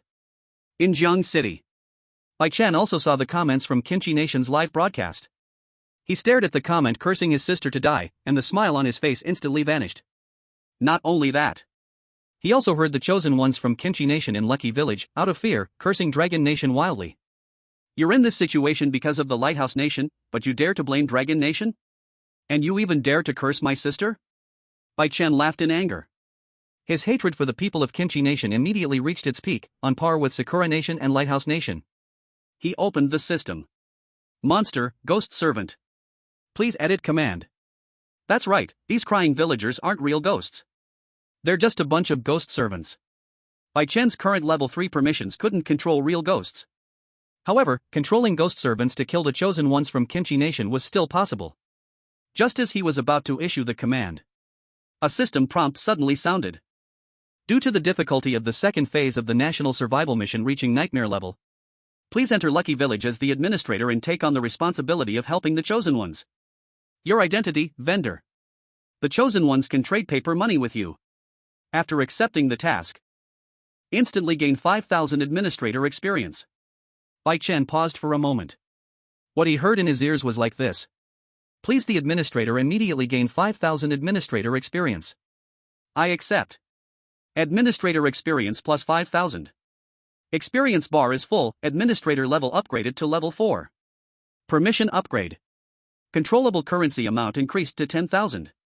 Can control paper monsters, puppet ghosts, burial clothes ghosts, coffin ghosts. Permission unlocked. Teleport, full map range. After receiving the task, Bai Chen felt a flash of white light on his body, and his clothes turned into the same simple clothes as the villagers of Jixiang Village. A shoulder pole appeared on his shoulder, hanging 2 cargo boxes. The dragon head mask also reappeared on his face. A dark, pitch-black tunnel appeared before his eyes. Just as Bai Chen was about to walk in, he suddenly remembered something and quickly opened the system. Edit command, kill the god chosen of Pickled Cabbage Country. Jixiang Village. The last god chosen of Pickled Cabbage Country was also captured by Tom. However, it was unknown whether it was because he had seen the tragic fate of his earlier companions. He was so terrified. He began struggling desperately. As a result, he kicked the villager's body. At this moment, everyone around was stunned. The villager looked down at the footprint on his body. A crying face reappeared. The sharp cry echoed endlessly. The next second, all the god chosen from Pickled Cabbage Country also started crying. Their eyes grew more terrified. Their cries became louder. In the end, all 20 of them bled from their 7 orifices at the same time. They collectively died instantly. Chapter 54, Let the Pickled Cabbage Country be yours then? As the god chosen of Pickled Cabbage Country fell one after another, the cold death prompt echoed through the sky above Jixiang Village like a funeral bell. Pickled Cabbage Country god chosen Park Daosher was killed by the coffin ghost servant. Pickled Cabbage Country god chosen Kim Minjun was killed by the coffin ghost servant. Pickled Cabbage Country god chosen Li Jaehyun was killed by the coffin ghost servant. All god chosen of Pickled Cabbage Country are dead. Pickled Cabbage Country has been eliminated. Elimination penalty, coffin ghost descends into the city. As soon as the prompt sound fell, the group of mourning villagers suddenly stopped their crying, all of them lowered their heads, their withered hands grabbing the edge of the black coffin. They silently walked deeper into the village. The village road, which was once blocked, instantly became empty. Just left? The remaining God-chosen looked at each other, completely not expecting that this group of strange villagers would just leave like this. Except for Bai Chen. No one knew why these ghost servants suddenly left. This was not an order he had given. But it was their own reason. Earlier, Bai Chen had not let these ghost servants kill directly because of this. The power of these ghost servants was limited. Every time they killed, they would consume their energy, and once their energy was used up, they needed to go back home. Outside. At this moment, the live broadcast room of Pickled Cabbage Country was completely in chaos. The barrage was almost about to burst the screen. It's over, it's over. We have been eliminated. The coffin ghost is going to enter the city. The Lighthouse Country bastards. They were the ones who pushed us out. Dragon Country is also responsible. I strongly request that after the national survival ends, Dragon Country deal with the coffin ghost. Exactly, if Dragon Country had not watched us die, Lighthouse Country wouldn't have forced our people. If they hadn't forced our God-chosen, he wouldn't have kicked that villager, and no one would have died. You guys are right, Dragon Country must give us an explanation. Not sure if they were incited by their country's netizens. Pickled Cabbage Country actually went as far as to question Dragon Country. In response, Dragon Country replied with a picture of duct tape and additionally, specially filmed a video of the Star Legion gathering. Dragon Country is willing to extend a helping hand to Pickled Cabbage Country. But after fighting the coffin ghost, our soldiers will definitely need to rest. Please Pickled Cabbage Country give up the capital city to provide a rest area for the Star Legion. Still the same old passive-aggressive attitude. This reply is so obvious in its intention, even a fool can see it. What does it mean to give up the first city? Just hand over the Kimchi Country to you all, right? After realizing that Dragon Country wasn't afraid of their provocation, they didn't know whether Kimchi Country had woken up or became scared, but they didn't dare to act anymore. On the road in Lucky Village, the remaining chosen ones look at each other, still not reacting. Only the woman in a kimono from Sakura Country flashes a trace of sly joy in her eyes. Her mouth can't help but curl upwards. It's so simple. A few chosen ones from Kimchi Country had to die, and the road was cleared. It's worth it. The samurai beside her furrows his brow but remains silent. No matter what, it's better to get into the village than be blocked at the entrance. Meanwhile, over on Bai Yao's side, she had already started moving forward after Andre, Alice, and others caught up. Finally, everyone walked into the village. The scene before them made everyone feel something was wrong. In the village, between the scattered adobe houses, there were many shops. Most of them were closed, with faded signs that were too blurry to read. And the shops that were open, they were all identical paper offering shops. Red paper-made sedan chairs, villas, and servants neatly arranged. The bright red color stood out strangely in the gloomy village. What was even more eerie was, at the entrance of each paper shop, there stood an old woman. Blue cloth coat, round bun, even the wrinkles on her face were a perfect replica. Her face was as pale as if it had been covered in paper, her eyes were hollow, staring blankly ahead, unmoving. So eerie. Bai Yao looked at the scene, shivers running down her spine. The arrogant look she had at home was completely gone. She shrunk closer to Qin Jia. Qin Jia furrowed her brow slightly. Why are all the shops paper offerings? In the monster information provided by the National Survival Project, there was a paper-made ghost. If she could, Qin Jia really didn't want to get close to these ghosts. But there was no choice. All the shops that were open were paper offerings shops. Clearly, this was forcing the chosen ones to make a choice. Either give up the chance to stay overnight, or earn money from the ghost's hands. Outside, in Dragon Country's live broadcast room. After seeing this, the viewers instantly felt their scalps go numb. Damn. Just looking at it makes it feel so scary. If I were there, I'd probably already pee myself. As expected, it's our Chinese-style horror. Exactly, just this scene is more terrifying than a ghost suddenly jumping out to your face. The more you look at it, the scarier it gets. By the way, didn't they just earn some paper money from that group of wailing villagers? If it's not enough, why not stop working? Can't do that, who knows if the money is enough? What if it's not enough? The viewers' hearts were in their throats. At this moment, in front of the paper offering shop closest to them, the old woman suddenly moved. She slowly raised her withered hand, pointing at the paper money in Bai Yao's hand, her hoarse voice sounding like sandpaper. Want to buy paper, people? 10 yuan each. Chapter 55, Does anyone want to make a deal with me? Qin Jia stood in front of Bai Yao. We don't want to buy paper, people. The old woman's hollow eyes turned slightly, and upon hearing this, her expression seemed a little disappointed. Qin Jia keenly caught this emotion. She boldly stepped forward. "Old lady, we came to the village looking for a place to stay. We don't have enough money. Can we work here to earn a reward? You see, we have many people and are strong." The old woman stared at Qin Jia's face, watching for a full half-minute. During this time, no one dared to move, even their breathing became as light as possible, afraid of disturbing the ghost before them. Finally, the old woman slowly nodded, a few hoarse words squeezed out of her throat. "Come in, all of you come in." After saying that, she turned and walked into the depths of the paper offering shop, her frail figure looking like a paper doll that could fall apart at any moment. "Be careful," Qin Jia reminded once again. Then she led Bai Yao to follow.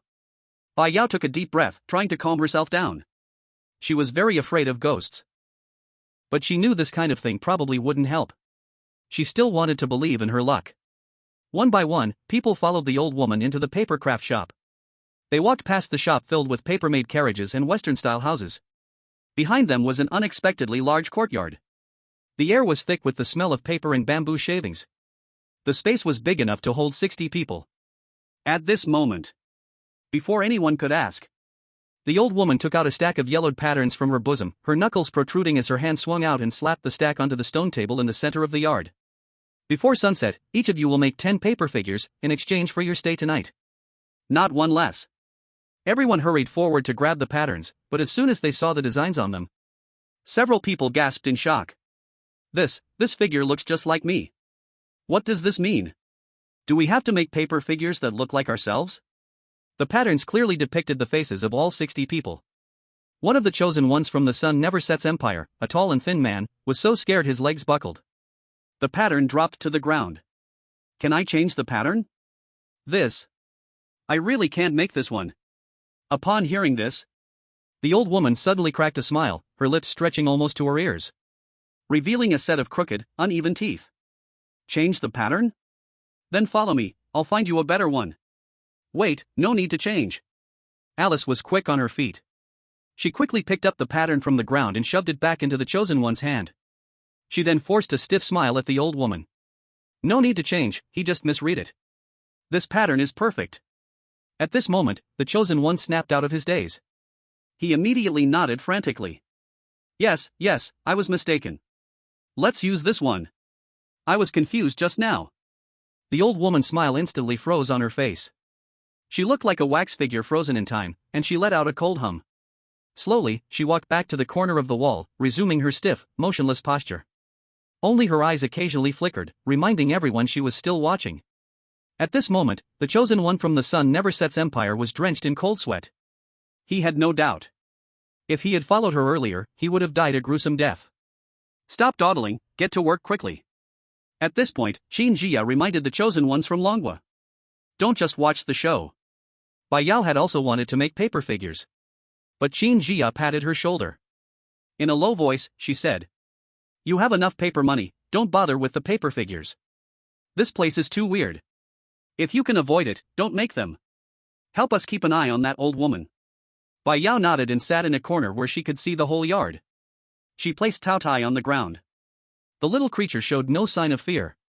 It looked at the paper figures in the yard, its mouth watering. It smelled food on these things. The others didn't dare to waste time either. They quickly grabbed the bamboo strips and yellow paper, busy cutting away. The sound of scissors snipping through paper echoed in the yard. But it couldn't drown out the sound of people's heavy breathing. Soon, strange things began happening one after another. One of the chosen ones, while cutting the yellow paper, was still half an inch away from the blade, yet the scissors seemed to be controlled by something. They shook for a moment and then cut into his index finger. Blood dripped onto the paper. The paper figure's eyes suddenly glowed red. It was as though it had come to life. "Ah! My hand!" Another chosen one screamed in agony as his middle finger was sliced open by the scissors. Everyone felt a chill in their hearts, but they dared not stop their hands. If they didn't finish making 10 paper figures before sunset, who knew what might happen? As time passed, the sound of children's laughter occasionally drifted in from outside the window. But every time someone peeked outside, the village road was empty. Not even a shadow could be seen. This made the laughter sound eerily unsettling. Half a day passed in the blink of an eye. Many had already finished their work. When the last chosen one trembled and placed the 10th paper figure on the ground, The entire courtyard suddenly fell into dead silence. The wind, the laughter, everything disappeared. In this deathly silence, the door of the paper shop creaked open. A slow, deliberate footstep echoed from the darkness. Each step felt like a hammer striking the hearts of everyone present. Everyone turned their heads in unison. A figure emerged from the dark shop. Then, a hoarse voice sounded. "Does anyone want to make a deal with me? P.S. Please don't block me, I beg you, Shinhee." Chapter 56, The Sigma Peddler. Bai Chen stepped out from the darkness. He carried a vendor's pole on his shoulder, his steps neither fast nor slow. A string of copper bells hung from his waist, swaying gently with each step. Ding! Ding! The sound was crisp and clear. At first, people were only curious, wondering which ghost from Lucky Village this was. But when they saw the dragon head mask on his face, the air in the entire courtyard seemed to freeze. "It's you?" Bai Yao suddenly stood up. The national fortune merchant. Her voice shot up, pointing directly at the mask, her eyes wide with shock. She would never forget this mask. Or rather, anyone who had seen Bai Chen in the Undying Clan ruins could never forget this dragon head mask. This swindler! This time, Bai Yao stopped mid-sentence. Even she couldn't bring herself to call him a conscientious merchant. After leaving the ruins, she had watched the video clips of the national fortune merchant online. She realized that his conscience only existed in Longwa. For other countries, he would cheat you without hesitation. Others had the same reaction. "TSK, how could we forget this swindler? Don't think we can't recognize you just because you changed your clothes. I'm not the national fortune merchant." Bai Chen paused and glanced at her. "I'm just a peddler." "Huh?" Bai Yao looked confused. "Isn't that still the national fortune merchant?" "Bai Chen." The identity of the national fortune merchant was something he had made up, allowing him to cheat without any hesitation. But this time was different. The identity of the peddler was given by the system. His job was to help the chosen ones. Of course, he could still cheat if he wanted to, but he wanted to save at least a little bit of his reputation. To prevent his silly little sister from ruining his image. Bai Chen chose not to respond. Instead, he scanned the crowd. His voice was not loud, but it pierced through everyone's ears like nails. "Paper figures for 5 each. Pay up front, no credit." As soon as he finished speaking, Alice made her move. She picked up the 10 paper figures she had made, each resembling her own appearance. With graceful steps, she walked up and flicked the tip of her hair with her fingers, smiling as she said, "So, you're the peddler. Given how beautiful I am, and how well made these paper figures are, could you give me 10 each?" She took half a step closer, a refreshing fragrance filling the air. She lowered her voice.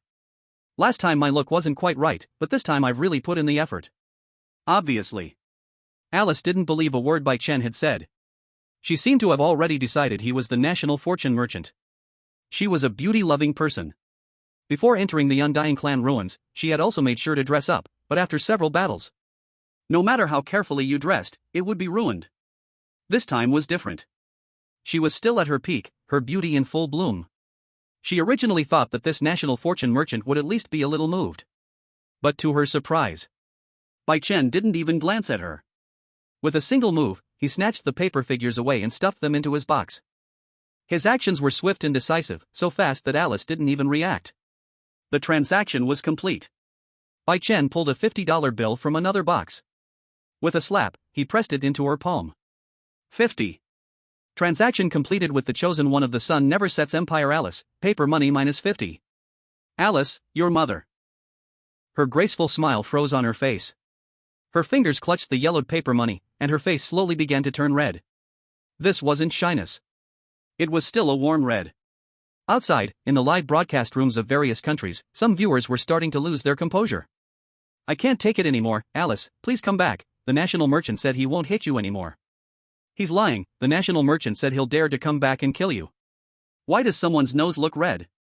"Can't help but say, this vendor seems to have a better conscience than the national merchant, at least he marked the prices clearly and actually paid the money." "Sigma vendor absolutely won't be fooled by any trickery." The whole place went dead silent. Someone lowered their head to look at the paper figure they had made, silently pressing on the nose of the paper figure. They began to consider whether they should sell it to this national merchant. Alice's face turned bright red with anger. But she didn't dare to say anything. In the end, she could only walk back with a stomach full of frustration. At this moment, a hoarse whisper came from the corner. "Vendor, what are you doing here?" The old woman slowly lifted her head, her eye sockets dark, like two empty wells. She shakily stood up, a hint of murderous intent in her gaze. My shop doesn't welcome you. Bai Chen glanced at her. He wasn't surprised. The vendor identity given to him by the system was not just a simple role. He was truly present in this auspicious village, and the villagers all knew him. It made sense that the old woman wanted to drive him away because the paper figures she had made for the chosen ones were very useful. Bai Chen looked at her, his tone flat. Go die. As he spoke, he issued a command to the old woman. In the next second, the old woman moved. Are the NPCs going to fight now? Bai Yao sat next to Qin Jia, watching the drama unfold. I don't know. Qin Jia furrowed her brows slightly. But no matter what, her intuition told her that trading the paper figures to the vendor was the right choice. If the old woman took the paper figures, something bad might happen. If it really comes to a fight, I hope the vendor wins. Bai Yao pouted. What vendor? I think he's clearly a national merchant. I wonder if this time, seeing how cute and beautiful I am, he might give me some nice things again. Just when everyone thought the vendor was about to fight with the old woman, a shocking scene unfolded that left everyone speechless. The old woman, no one knew where she found a rope. She grabbed the rope and walked deep into the yard. In the end, she hanged herself on a tree. She really went and died. Bai Yao was stunned. At this moment, a chosen one from the Empire of the Sun never set saw the old woman was dead. He hurriedly raised his hand, his voice shaky. I want to sell. Go ahead. Bai Chen nodded. The two completed the transaction smoothly. The crowd instantly erupted. I want to sell too. Buy mine first. Get out of the way, what quality do you think you have to sell? Let me go first. Don't crowd, can't we do this one by one? Some people were arguing, their faces flushed, but no one paid attention to their words. After all, no one dared to guarantee how many paper figures the vendor would buy. What if he buys before them? The old woman was dead. If they couldn't get the money, how would they stay the night? Chapter 57. Are you still saying you're not a national merchant? The chosen ones were scrambling like crazy, tightly clutching their paper figures. Afraid that if they were one step slower, they wouldn't be able to sell. In no time, except for Qin Jia, everyone else had sold their paper figures. Many people, with sweaty palms clutching the paper money, finally relaxed. At least they now had money for lodging tonight. In the end, only Qin Jia remained standing in the yard. She took a deep breath, walked forward with an unchanged face, and gently placed the 10 paper figures she had made on the stone table. Put. Bai Chen glanced at her, unable to hold back. He couldn't help but laugh, but immediately stopped. It's useless. Qin Jia still heard it. Qin Jia. You laughed just now, right? Bai Chen responded seriously, no, you must have misheard. Qin Jia stared at him with a suspicious look for a few seconds. Then she looked at so Bai Chen was very alert. Of course, those words still counted today. He was too lazy to explain anything to Bai Yao. He knew his sister best. If he explained one thing to her, she'd counter with 100 questions. He didn't want to argue with his silly sister about this pointless stuff. There were other transactions waiting for him elsewhere.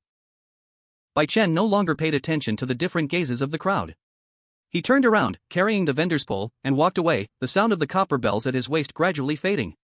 By the time he stepped out of the door, he vanished in an instant. After he left, the people in the courtyard were momentarily at a loss, looking at each other in confusion. Qin Jia was the first to react. She glanced at the place in the deep part of the courtyard where the old woman had hanged herself, her brows slightly furrowed, and spoke up to remind everyone. The old woman is dead, and we've got the money. We can leave now and find a place to stay. Everyone nodded in agreement. The most important thing was that no one wanted to stay another second in this bizarre paper figurine shop. As everyone packed up and prepared to leave, Qin Jia noticed that Bai Yao had not followed them. Instead, she was standing in the paper figurine shop, staring at the remaining paper figurines with a thoughtful look. Yao, Qin Jia walked over and patted her on the shoulder. What are you looking at? Why aren't you leaving? Bai Yao turned her head, her eyes glancing around. She grinned and said, Qin Jia, I think it's such a waste to leave these paper figurines here. Qin Jia shook her head. This place is too strange. We should try not to touch these things if we can avoid it. Bai Yao quickly waved her hand. No, Qin Jia, that's not what I mean. I'm not interested in these things. But... She stepped aside. Qin Jia immediately saw the gluttonous beast on the ground, drooling over the paper figurines. It seems like it's quite interested, Qin Jia said. Well. I guess it's not that bad. Bai Yao pointed at the pile of various paper figurines in the shop, including cars, houses, and paper people. She said to the gluttonous beast, "Go ahead. These are all yours." Once she got the green light, the gluttonous beast immediately became excited. It opened its massive mouth and in just a few bites, devoured all the paper figurines in the shop, not leaving anything behind. What's more, it ran back to the courtyard and swallowed the old woman's hanged corpse in one gulp. After finishing all of that, the gluttonous beast's size visibly grew larger. The two women exchanged a glance. They both saw the shock in each other's eyes. They knew that, back when they were in the immortal clan's ruins, the gluttonous beast ate so many immortals, yet it only grew a little bit. But here, in Jixiang village, it only ate a few paper figurines, and didn't even touch a real ghost, yet it had grown this much. Outside, in the Long Kingdom livestream chat, the screen was filled with a flurry of comments. It's still Yao Jia. No wasting anything. Paper figurine ghost, robbers. There are robbers. Gluttonous beast, hee, I'm full. Truly worthy of being the gluttonous beast, eats anything. I got scared for a second there, thought Yao Jia was really interested in those paper things, but turns out it was just the gluttonous beast that was hungry. In my next life, I want to be the gluttonous beast raised by Yao Jia. Wake up, brother, you can't even be a dog. Chapter 58, It's wrong, it's $1, 10 pieces.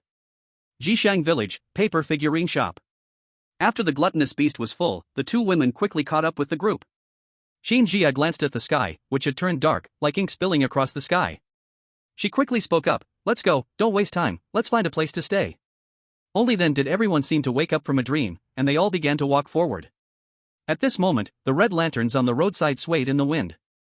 The red glow cast twisted shadows on the ground, and the entire village was submerged in an indescribable eerie atmosphere.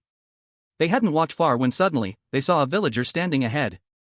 His face was expressionless, like a wooden post, staring at them.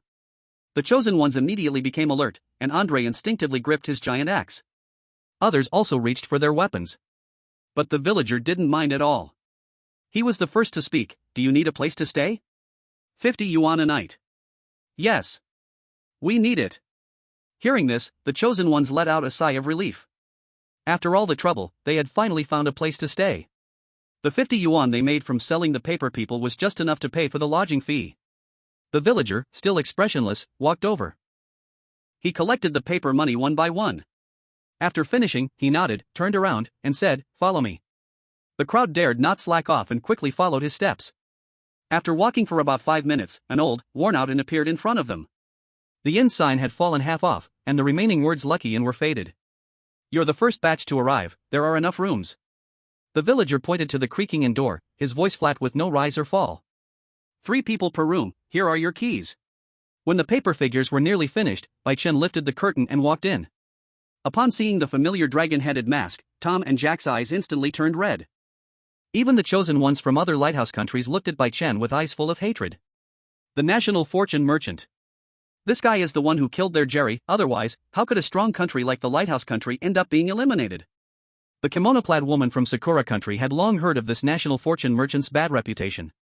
At this moment, she also eyed Bai Chen warily. Bai Chen completely ignored their small movements and walked directly to the old woman in the corner.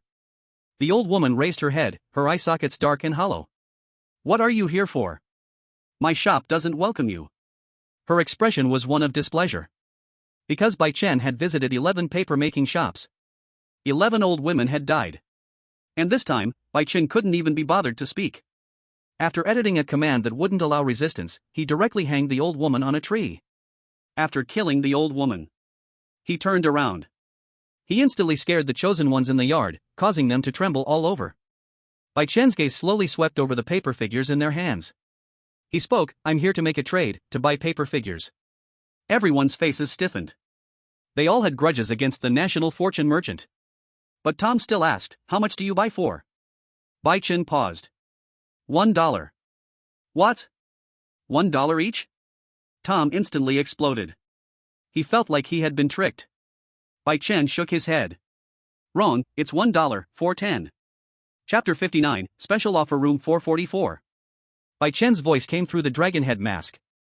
His tone sounded calm, but almost as if he was holding back a laugh. That short sentence was like a thunderclap that exploded in the heads of the chosen ones. "Grab the little ones?" Tom's face instantly turned the color of liver, his forehead veins bulging. "Are you crazy? $1 for 10? How is this any different from outright robbery? Exactly, we worked hard for half a day, and you're offering us this little? You could have just robbed us directly, but you still want to pay us $1. The kimono woman from Sakura country also frowned. She had long heard of the national fortune merchant being a scammer. But she never expected it to be this bad. Not selling? Then forget it. Bai Chen wasn't going to be lenient with them. He acted as if he was about to turn away. Anyway, the old woman is already dead, and in all of Lucky Village, I'm the only one buying paper figures. If you keep these paper figures, they can't be eaten, nor can they be used. At night, you'll have nowhere to stay. If the creatures in the village get their eyes on them, the consequences are on you. His tone carried a casual air, yet it precisely hit the soft spot of everyone. The two bodies, now just skins, were still lying in the corner of the yard. That was the fate of the chosen ones who had resisted the old woman. They died in a very strange manner. If an old woman in a paper-making shop met such a fate, imagine what the things at night might be like. They definitely didn't want to repeat the same mistake. Tom trembled with anger but was helpless. He knew Bai Chen was telling the truth. In this eerie village, besides this crooked merchant, no one else would buy these paper figures. This was a blatant conspiracy. Jack beside him quickly pulled his arm. Forget it, bear with it. Having some is better than having none. At least we can exchange it for some money. Maybe we can even manage to gather enough for accommodation. Tom gritted his teeth. His eyes coldly swept across the people from Sakura country, suddenly charging forward and grabbing all their paper figures. Some resisted. But Tom slapped one of them so hard that they vomited blood. The kimono woman and the warrior were both angry, but dared not say anything. First, their strength was far weaker than Tom and his brother. Second, if they dared to resist these two, outside, Lighthouse country would definitely cause trouble for Sakura country. They couldn't afford this responsibility. Soon, Tom had grabbed all the paper figures. Since it's $1 for 10, I'll buy them all. Tom and the others quickly carried all the paper figures and walked briskly in front of Bai Chen, throwing them harshly into the nearby crate. Bai Chen ignored the quarrel between them. He pulled out 4 crumpled 10 yuan paper bills. Hold on to it. Transaction completed with the Lighthouse country's chosen one, Tom, paper money -40. Good luck. Bai Chen didn't even try to act, his voice laced with a hint of amusement. It seemed that tricking them gave him a sense of joy. Tom's expression twisted. But he could only watch helplessly as Bai Chen picked up the bundle and turned to leave. At the same time, outside, the live streams of the Lighthouse country and the Sakura country exploded. Viewers were angrily cursing. Damn! This street vendor is definitely sent by Dragon Country to target us. This is outrageous. This is cheating. Baka. This is too much. Why is the Dragon Country's chosen one treated so generously, while we are treated so harshly? It's unfair.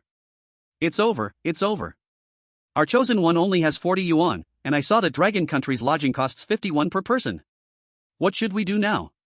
Selling paper people still can't cover the lodging costs for one person. Swindler. A swindler. Tom, hurry up and report this swindler to the Blue Star Will. Report? Do you think we have too many resources or something? Lucky Village. After Bai Chen left the paper shop, he was directly teleported by the system to an old locust tree at the edge of the village. He looked at the mountain of paper people piled in his vendor's basket, a cold smile curling at the corner of his mouth. These paper people had all absorbed the chosen one's vital essence during their creation. If a chosen one were to die, 10 of these paper people would be consumed at once, and through them, the chosen one could be revived. It was a very precious death replacement tool. However, the premise was that the chosen one themselves had to be in possession of these tools for them to serve as a substitute for death. If the old woman took them away, they would no longer be death replacement tools, but death agents. They would only make the chosen one even more dangerous. Because only when the chosen one dies could the death agent appear. Earlier, in some of the paper shops, the old woman already took the paper people away, but I don't know where she put them. Right now, I only have 2,000 death replacement paper people. That means 200 opportunities for death replacement. Among them, the paper people from Dragon Country, Snow Country, and the Empire of the Rising Sun cannot be used. Now, the cooperative relationship between these three countries had become increasingly strong. Putting that aside, there were only 1,400 paper people left, giving 140 opportunities for death replacement. This nightmare-level difficulty dungeon, if I divide the 140 opportunities for death replacement between the two of them, each will have 71 lives. It's still a bit too few. Bai Chen muttered to himself while shaking his head. But his hands never stopped, directly erasing the faces of the remaining paper people. Xinjia's paper people were so poorly made that they were completely useless. On the other side, the people in the paper shop's courtyard were still arguing over the paper people they had just fought over. At that moment, the sound of footsteps suddenly came from the door. The pace was slow and heavy. Everyone immediately fell silent, ceasing their argument, and looked toward the door with caution. There stood a villager in a gray cloth robe, hunched over, his expression numb like a puppet. He stared at them with an expressionless face, and in a hoarse voice, asked, "Lodging? 50 yuan per night." Tom and Jack exchanged a glance, both seeing deep despair in each other's eyes. They only had 40 yuan, not even enough for one person's lodging. The two from the Sakura country looked even paler. They had their paper people stolen by Tom and had not a single cent left. Tom, gritting his teeth, moved forward a bit, his voice tinged with pleading. We don't have enough money, can you be a little flexible?" He had already prepared to be kicked out, even starting to think about where he would hide tonight. But the villager fell silent for a moment. Then he spoke. "Special price room, 40 yuan for 4 people." Upon hearing this special price room, everyone instantly became excited. "This room, we'll take it." Tom quickly handed over the 40 yuan in paper money, and the villager took it, then turned and walked away. "You all stay here in the paper shop. The ghosts here are all dead. It shouldn't be too dangerous." Tom looked at the remaining chosen ones, his tone unquestionable. "There are only 4 spots for the discounted rooms. Only the 4 strongest people can stay in there. As for the other chosen ones, anyway, it has nothing to do with me. It's just another country. If something really happens, then death is death." Having said that, he quickly caught up with Jack, the woman in the kimono, the samurai, and the others to follow the villagers. A moment later, they were brought to a rundown inn. The villager handed them a key. "Room 444. They didn't have time to think too much, as it was already completely dark outside. They hurried into the inn, searching for room 444. Chapter 60, Ghosts Cannot Be Killed. Meanwhile, in room 443 of the Lucky Inn. At this moment, the expressions on Qin Jia and Alice's faces had completely lost control. 1, 2, 3. They truly couldn't imagine how, in such a small room, Bai Yao could find so many treasure chests.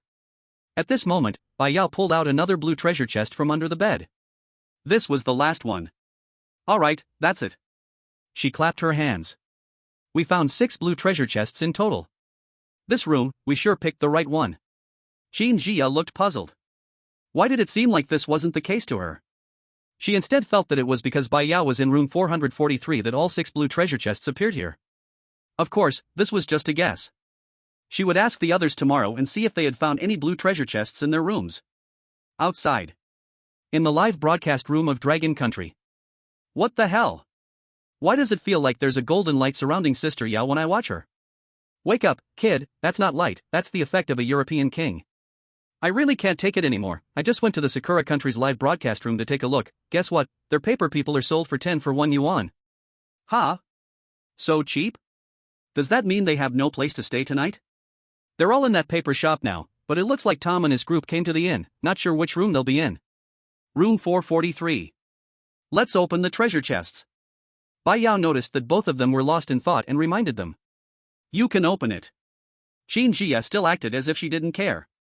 Alice, however, was unwilling to leave it to chance and took one chest, wanting to try it herself. So, she opened one, while Bai Yao opened 5. Bai Yao rubbed her hands together and directly opened all the chests. 3 talismans, a golden sack, and an old firewood knife. Broken evil talisman. Quality, blue. A traveling Taoist priest passed through Lucky Village. He noticed the strange occurrences in the village and wanted to stay and investigate. The next day, he died, leaving behind 3 talismans that could temporarily repel ghosts. Golden sack. Quality, blue. Ghosts cannot be killed, but gold can suppress the power of ghosts. If you put a ghost in this golden sack, you might want to consider making a trade with the vendor. Firewood knife. Quality, blue. I say, this knife must sever the ghost in sight. This firewood knife is too old, it might not last long, and using it will also bring the same side effects. 3 items as rewards. But they brought a lot of information. The 3 women in the room looked at each other, all seeing the shock in each other's eyes. Ghosts cannot be killed? There really are things in this world that cannot be killed? There were once powerful foreign creatures, but no matter how strong they were, they would always be killed. It was just that the cost was a bit higher. But now, the 3 women learned that ghosts really cannot be killed. Then what about the old woman we met in the paper shop? She seemed to have really died. Alice frowned. She recalled the scene in the paper shop. Qin Jia shook her head. Maybe she wasn't really a ghost, or perhaps only the vendor can kill her, I'm not sure. But the information provided by the National Luck Survival can't be wrong. If we want to deal with real ghosts, we can only use gold to suppress their power. This information is too important. Luckily, Yao Yao brought out the golden sack. If ghosts start appearing outside in the future and we don't know how to deal with them, humans would surely suffer heavy casualties. The news that ghosts can't be killed quickly spread across the globe. Damn! Ghosts are this terrifying? They can't even be killed. I thought the monsters in Lucky Village were just a little strange, but now it looks like this is a nightmare-level difficulty. Blue stars must have gone crazy. How could humans possibly fight against ghosts? All countries will be wiped out this time, mark my words. Damn it, hurry up and collect gold. Without gold, how are we supposed to deal with coffin ghosts? In an instant, fear spread among the global audience. Except Dragon Country. Because they had already seen Bai Yao take out the golden Alaska. Room 443. Ha! Bai Yao looked at the golden sack and suddenly thought of something. She took out the golden Alaska from the chosen one's space. If gold can suppress ghosts, then wouldn't my golden Alaska also work? You have to know, the bullets of the golden Alaska are also made of gold. Qin Jia and Alice were both momentarily stunned. It seems that might actually be the case. Hiss. The weapon obtained from the undead ruins can actually be useful in Lucky Village. Then, the 3 breaking evil talisman were divided between the 3 women, 1 for each. The golden sack was in Qin Jia's hands. She was more skilled at close combat. Alice didn't dare to take the old, rusty axe. With no other choice, Bai Yao had to put it away as a trump card. This thing, all 3 of them thought, was just a burden. Dissecting ghosts would also end up dissecting themselves. What, ghosts can't be killed, but am I also indestructible? Alice, it's your turn. After distributing everything, Bai Yao and Qin Jia turned to Alice. Alice, following Bai Yao's example, rubbed her hands and then opened the treasure chest. Silver silk thread. Quality, blue. What kind of foul hands would open this? But let's keep it, maybe it'll be useful. Alice. Her face turned red again. Fuck. This was the second time Alice had cursed live in front of the entire world. After taking out the silver silk thread, she grabbed the blue treasure chest and angrily walked to the door, flinging it out angrily. Go to hell. Opening a treasure chest is fine, but how dare you mock me? Room 444, isn't this number a little? On the stairs. The woman in the kimono held the key and furrowed her brows. Normally, she wouldn't think much of it, but this was Lucky Village. A place filled with so many bizarre things. The number 444 was hard not to associate with something ominous. Don't think too much about it. Be happy if we find a place to stay. We have to survive this round first. Later, we can deal with that national fortune merchant. Tom was furious just thinking about how he had been tricked by that guy. When Jerry was tricked earlier, he had been cursing him in the livestream. Now it was his turn. He could already guess what the bullet comments in the livestream were saying. The 4 of them quickly reached the 4th floor. Just when they didn't know which way to go, they suddenly heard a woman's angry voice.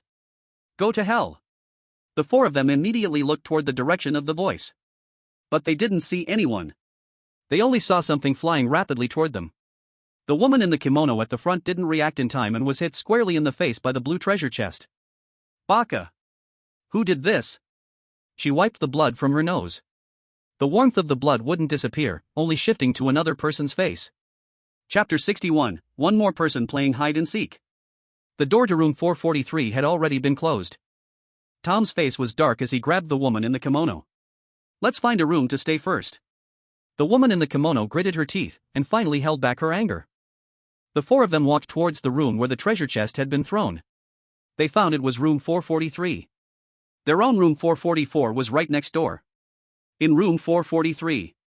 Alice pressed her ear to the door and listened for a moment, then sat on the bed and whispered. I think I just saw people from Sakura Country and Lighthouse Country. Qin Jia was checking the breaking evil talisman, and nodded when she heard. I heard them. They should be staying in room 444, right next to ours. Hearing that they were next door, Bai Yao looked left and right, then suddenly made a throat-slashing gesture. Qin Jia, how about we take them out before they notice? We can eliminate these threats first. No. Qin Jia immediately shook her head. We don't know if going out casually will trigger any danger, and there are 4 of them. We only have 3 people. It wouldn't be worth it to force a confrontation. Bai Yao pouted, feeling a bit disappointed, and sat back down on the bed. Actually, she was just suggesting an idea. If Qin Jia had agreed, she would have definitely acted. But since Qin Jia didn't agree, she listened obediently and didn't make any decisions on her own. Qin Jia looked at her expression, then suddenly smiled. Just because we can't go out doesn't mean Taotie can't. Bai Yao froze for a moment. Then she heard Qin Jia continue. Taotie is one of the 4 fiends, and it should be more terrifying than the village's ghosts. Even if its bloodline isn't pure, it shouldn't be killed by ghosts. She still remembered. Inside the Undying Clan ruins, even the strongest undead corpse was scared by Taotie. Otherwise, she wouldn't have had the chance to launch a successful sneak attack. If even an undead corpse was that afraid, ghosts should be about the same. Upon hearing this, Bai Yao's eyes lit up, and she quickly grabbed Taotie. Did you hear that, little brat? I'm letting you out now. Go cause some trouble at the door of room 444. It would be best if you can lead the ghost directly into their room. She wasn't expecting Taotie to kill the 4 of them. But causing a commotion and getting them targeted was still an easy task. Taotie reluctantly let out a cry. It was about to protest when it saw Bai Yao smiling and raising her hand. Taotie.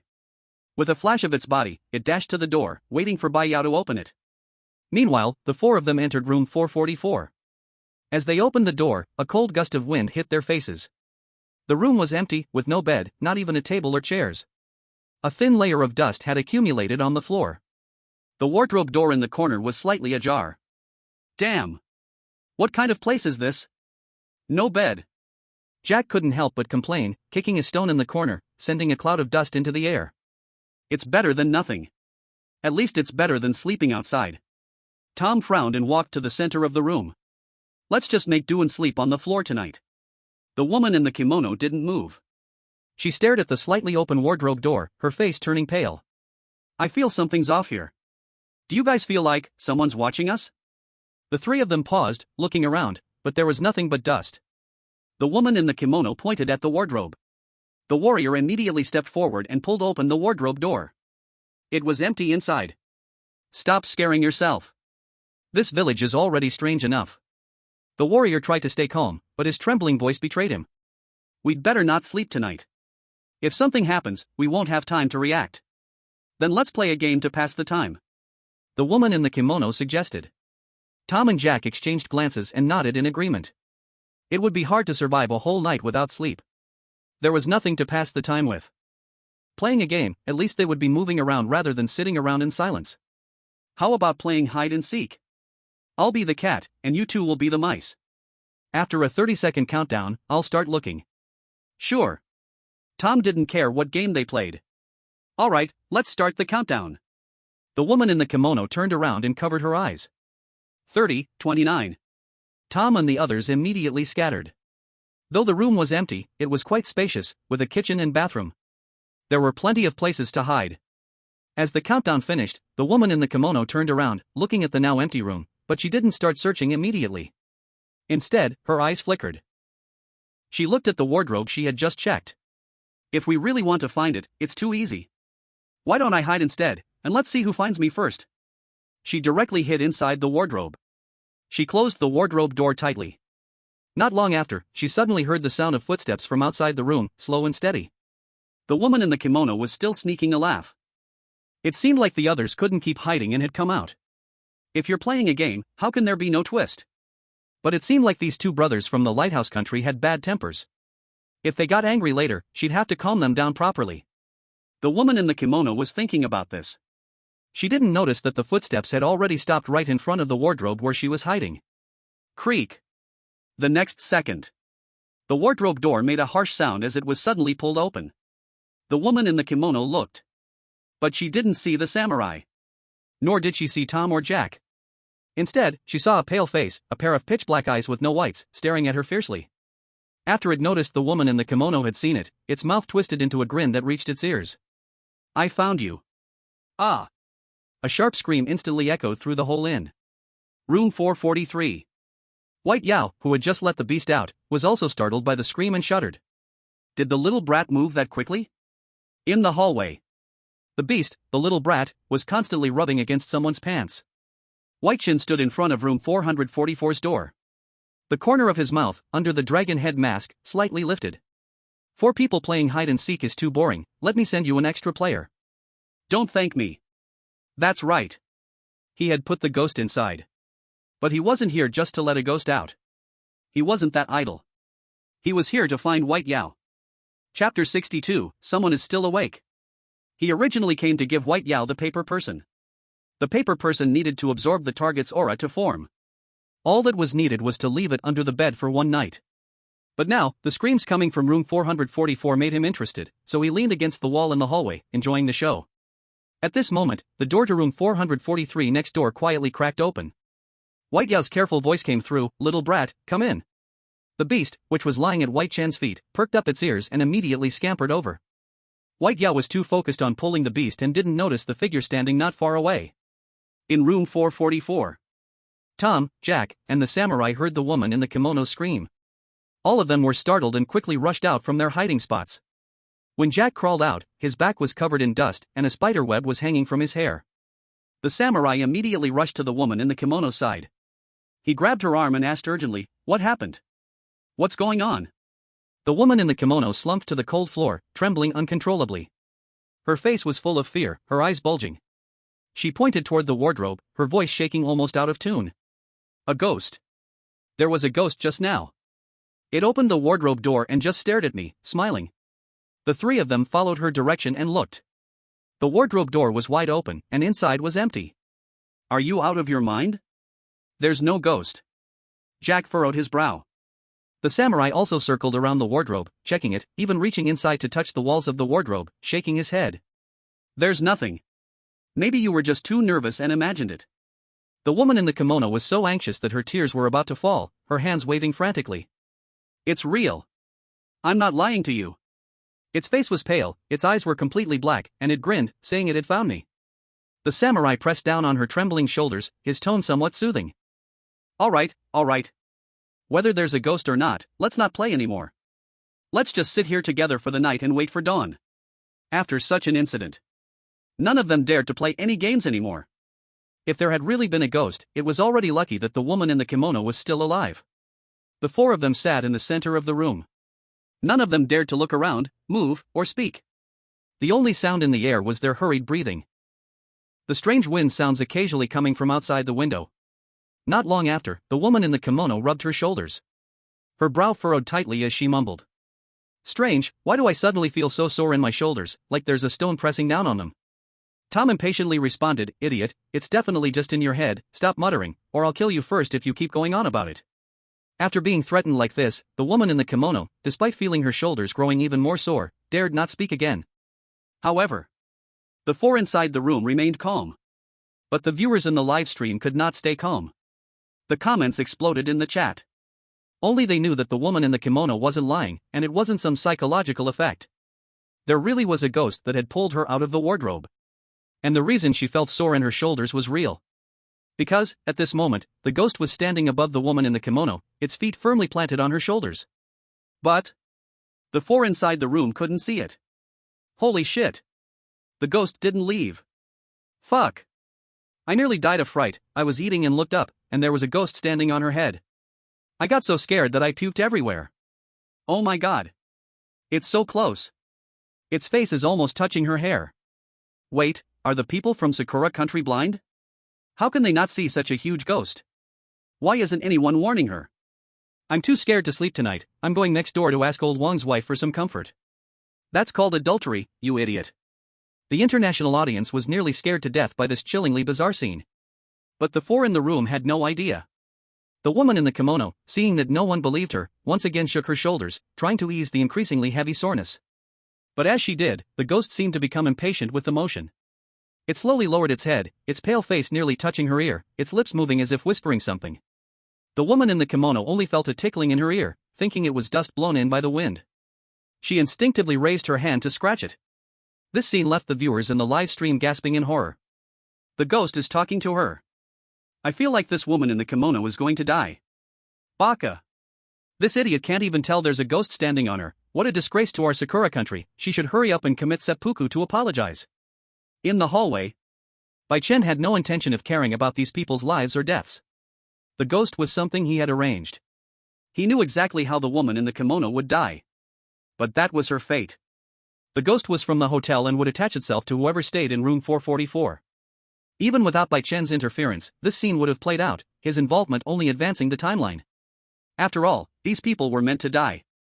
Once they decided to join forces against Longhua, it was inevitable that Bai Chen would not spare them. It's about time. Bai Chen left the door of room 444 and walked next door. He didn't knock. Instead, he teleported inside. Inside the room, it was completely silent, and the three women on the bed seemed to have already fallen asleep. Bai Chen lightened his steps and paused when he passed Alice's bed.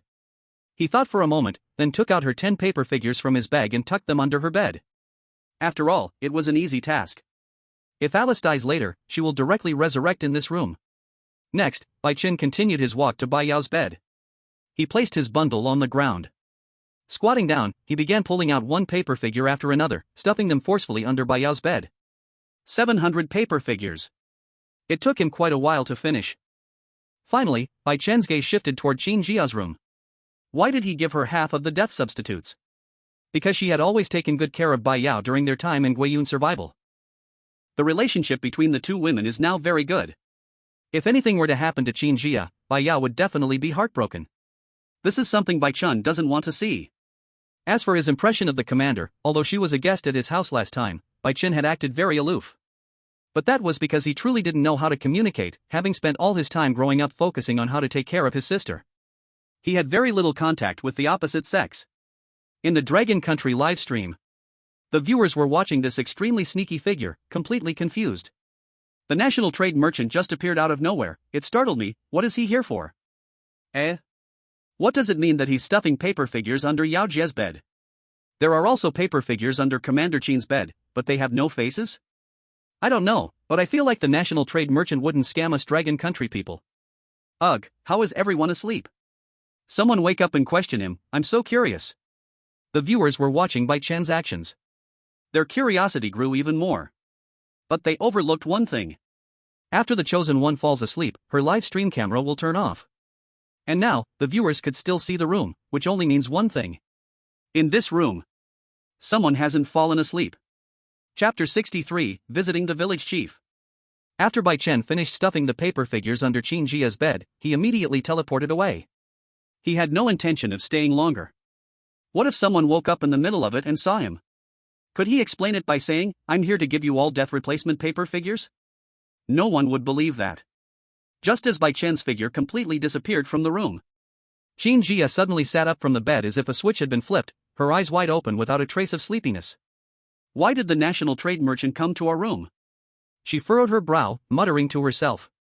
When she first sensed someone had appeared in the room, Qin Jia had thought it was a ghost. Her hand had instinctively placed the broken evil repelling talisman under her pillow, ready to throw it out if she opened her eyes. Although the room was dark, she could still make out the outline. Carrying a vendor's shoulder pole. Who else could it be other than the national trade merchant? Qin Jia got out of bed quietly, barefoot. The coldness of the floor sent a chill through her soles, making her more awake. She crouched down by the bed, her fingers tentatively reaching under the bed, feeling a soft pile of things. Pulling it out, she saw it was a crumpled paper figure. But Qin Jia didn't wake her up. Holding the broken evil repelling talisman, she scanned every corner of the room with a vigilant gaze. Only when the first light of dawn appeared did she let out a slight breath of relief. She stayed on guard all night. Qin Jia walked into the bathroom and splashed her face with cold water. The coldness instantly drove away the remaining drowsiness. Then she walked to the window where the two others were sleeping. The sky brightened, and it was time to get up. Bai Yao groggily opened her eyes and rubbed them. Qin Jia, why didn't you wake me up for the night watch? Alice also stretched and sat up. Rubbing her swollen temples, she murmured. You didn't call me either. Qin Jia was about to say something. At that moment, a cold, emotionless mechanical voice suddenly exploded in their minds. Stage task, staying in the village completed. Survivors who completed the task have a +5 speed boost. Stage task 2, visit the village chief. The first 5 survivors to reach the chief's house and complete the visit will receive a special reward. As soon as this prompt disappeared, Bai Yao leapt out of bed like a spring had been pressed. Instantly, all sleepiness was gone. Special reward. Qin Jia, it's a special reward. Alice also became a bit excited. The three girls now had experience and naturally knew what the so-called special reward was. It was a national reward. Their goal for entering the national survival was for this, wasn't it? Qin Jia couldn't hide her joy, but quickly masked her emotions, speaking in a low voice. Special rewards are related to the country. We must beat others to the top 5, but before we leave, we need to make sure we have our gear. This village might not be safe during the day.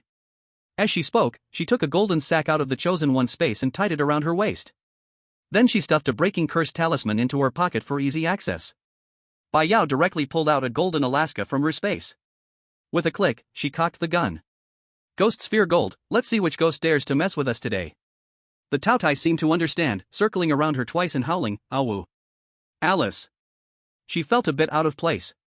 She had nothing special on her, and in the end, she could only sadly clutch the breaking curse talisman. The three quickly packed up, and Qin Jia took one last look at the room. She confirmed that the paper doll under the bed had not been touched. Then she spoke, "Is everyone ready? Let's go." "Ready." They opened the door, and the sound of hurried footsteps could already be heard in the hotel. Clearly, everyone was getting ready to fight for the top 5 in the task. Qin Jia found a Chinese chosen one and asked him to spread the word. "Your task today is not to visit the village chief, but to continue working. This hotel should be safe. We might have to stay here for the next 7 days." Alice agreed. When they left the hotel, Andre was already waiting outside. "Let's go." Meanwhile, in room 444. Tom and his 3 companions walked out of room 444 with pale faces. Their eyes were bloodshot, and their under-eyes were dark purple. It was clear they hadn't slept a wink all night.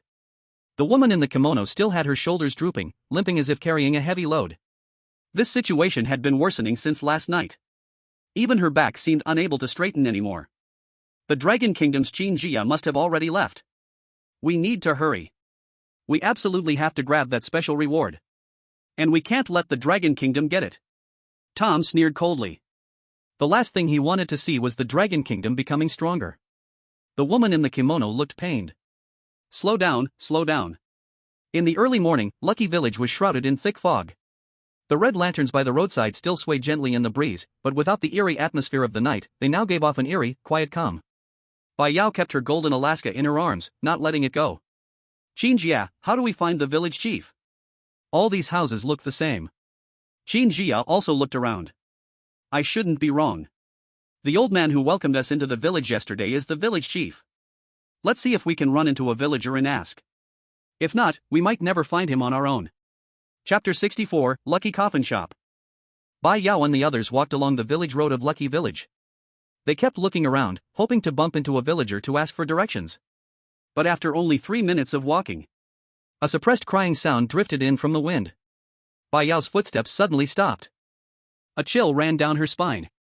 She was all too familiar with that sound of crying. Why is it this group of mourners again? She looked ahead with a face full of helplessness. In the middle of the intersection, it was still the same pitch-black coffin. The glossy coffin emitted a cold glow. A group of villagers in plain clothes were kneeling in front of the coffin, their heads lowered, their cries more mournful than yesterday. Bai Yao instinctively shrank closer to Qin Jia, gently nudging her arm and quietly asking, "Sister Qin, should we ask them for directions? But these villagers feel too strange. They were wailing when we entered the village yesterday, and today they're still crying. Who could have died to make them this heartbroken?" Qin Jia furrowed her brows tightly, her fingers already gripping the golden bag at her waist. This scene was truly eerie, but the road was blocked, and they could only brace themselves and move forward. At the same time, outside, in the Dragon Kingdom live broadcast room, as soon as the audience saw the mourners again, they immediately became alert. "Damn, still crying. Hey, who is actually in that coffin? This is too creepy. It feels like they're purposely blocking people. That coffin is the same one from yesterday, and there's still blood from that Asian Kingdom's chosen one on it. Commander Qin, maybe we should wait a bit." "I think Tom and the others are coming out too, they're stubborn, so let them go first." "Tom, I'm going up at 8. I'm dying, that woman from Sakura country is still stepping on a ghost, they're really giving no chance at all, huh? We'll just ask them, if needed we can give them something. After all, we got plenty of items in the Undying Clan ruins, and there aren't many of us this time, it should be enough." Qin Jia didn't want to waste time. After all, they had already figured out the rules of these crying villagers yesterday. At most, they'd just give a little more in return. Seeing that Qin Jia had said so, Bai Yao had no objections. Alice and Andre exchanged a glance, hesitated for a moment, then nodded. Okay. The four of them walked toward the villagers. Just as they were 3 steps away from the villagers. Before they could even speak, the crying suddenly stopped with a sharp click. Like a tape being cut off. All the villagers simultaneously raised their heads, dozens of faces turning toward them in unison, their movements synchronized like puppets being controlled. Even the sound of their necks turning could be faintly heard. Bai Yao immediately got goosebumps. She grabbed the back of Taotie's neck, ready to throw him out at any moment. Taotie? Jia took a deep breath and quickly calmed down. She took a small step forward, trying to make her voice steady. Hello, we'd like to ask how to get to the village chief's house, we want to visit him. The villagers stared at the four of them. Their eyes were hollow, like 2 dry wells, with no sign of life. After 2 seconds, the same leading villager slowly raised his hand. He pointed toward the west side of the village. His voice was hoarse as he said, go straight through here, and when you reach the end, you'll be there. Thank you. Jia quickly thanked him. She was wondering if they would ask for something like last time. But the villagers simply moved to both sides, clearing a path.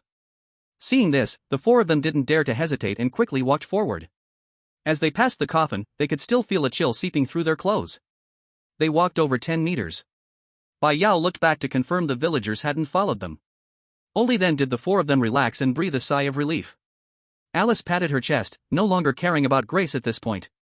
That scared the life out of me, their eyes just now were so creepy. No danger was the best outcome, of course. The four of them continued walking. Along the way, Bai Yao suddenly frowned at a closed shop by the road. Sister Qin, look.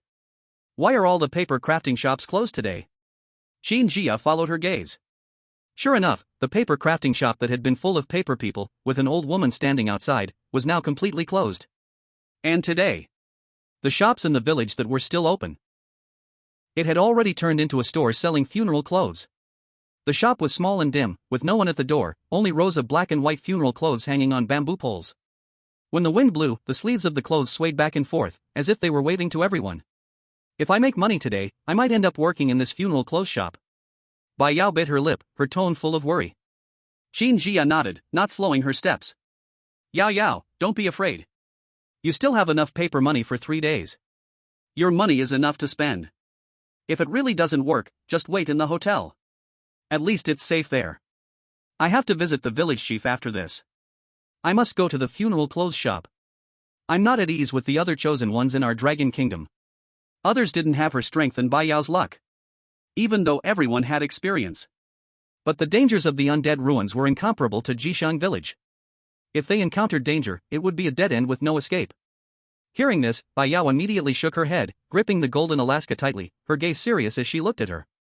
Sister Qin, she took 2 steps forward, her toes rubbing against the ground as she stared hesitantly at the dark shop door and said, how about, we go in and take a look? Maybe the village chief is inside, and if we go in, we might directly complete the task and get a reward. But as soon as she finished speaking, she saw Taotie suddenly bare its teeth and growl at the shop. Its tail stretched tight like a drawn bowstring, the fur on its back all standing up. It seemed like something terrifying inside made it instinctively resist entering. Seeing this, Bai Yao and Jia immediately discarded the idea of entering the coffin shop to investigate. Didn't others know? Didn't they realize? To scare a gluttonous beast like this, if they really entered the coffin shop, they'd be lucky to survive 1 out of 10 times. Bai Yao immediately gripped her golden Alaska tightly. This coffin shop is suspicious. I think we should stay out. Upon hearing this, Andre frowned. But if the village chief is inside, and we don't go in to pay a visit, we won't complete the visitation task, and we won't get the special reward. Just as the 3 hesitated, Jia suddenly shouted in a stern voice, we can't go in. The 3 of them turned around in unison and saw her face change drastically. It was as if she had suddenly remembered something. Jia rushed forward and grabbed Bai Yao's arm, pulling her back. At the same time, she said to Alice and Andre, let's go. The village chief is not here, but I know where he is. Ha? Sister Qin, you know where the village chief is? Bai Yao looked puzzled. Alice and Andre both turned to look at her at the same time.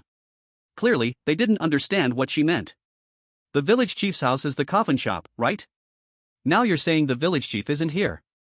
Could it be that the villagers who were mourning earlier tricked us? Alice, more curious than the others, followed and asked, Jia, are you saying we were all tricked by those villagers? Unexpectedly, Jia shook her head at this question.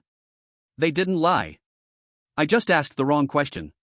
Hearing this, the two were even more confused. But Bai Yao's eyes lit up as if she had figured something out. I get it now. Earlier, Sister Qin asked where the village chief's house is because she wanted to pay a visit. So the villagers told us that this is the village chief's house, but the village chief doesn't necessarily have to be at home. If we rashly enter that coffin shop, we might end up dead right there. As for where the village chief is, I don't know. Qin Jia nodded. Bai Yao's words were exactly what she meant. Alright, stop asking. Follow me back. Where the village chief is, I'm just guessing, but I think I'm probably right. The four quickly retraced their steps. But after walking for less than 5 minutes, they bumped into Tom and the others rushing toward them. Among them, the woman in the kimono stood out. She could no longer straighten her back, her body bent at a 90-degree angle, her face pale. If it weren't for the samurai supporting her, she might have had trouble walking.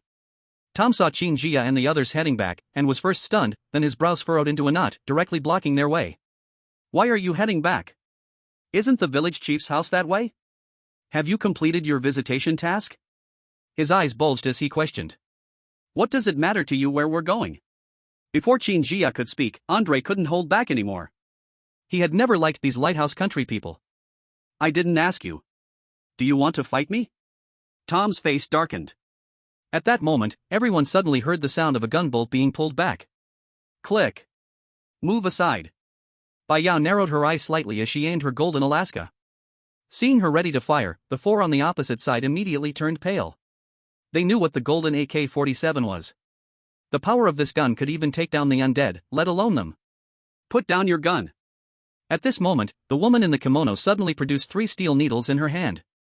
She was a master of hidden weapons from Sakura country.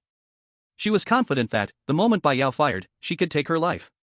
Even though she couldn't straighten her back now, it didn't affect her. Her posture was just a bit strange. Qin Jia, who had been silent all this time, suddenly drew her long sword. If your country wants to be eliminated, feel free to try. She didn't really want to fight with other chosen ones in Lucky Village. If she could kill with one blow, that would be fine. But if she got injured, there was a high chance that the monsters here would take advantage of it. But that didn't mean she would tolerate any provocation from other chosen ones. Especially the lighthouse country and its dogs. At this moment, the woman in the kimono suddenly felt an intense sense of danger.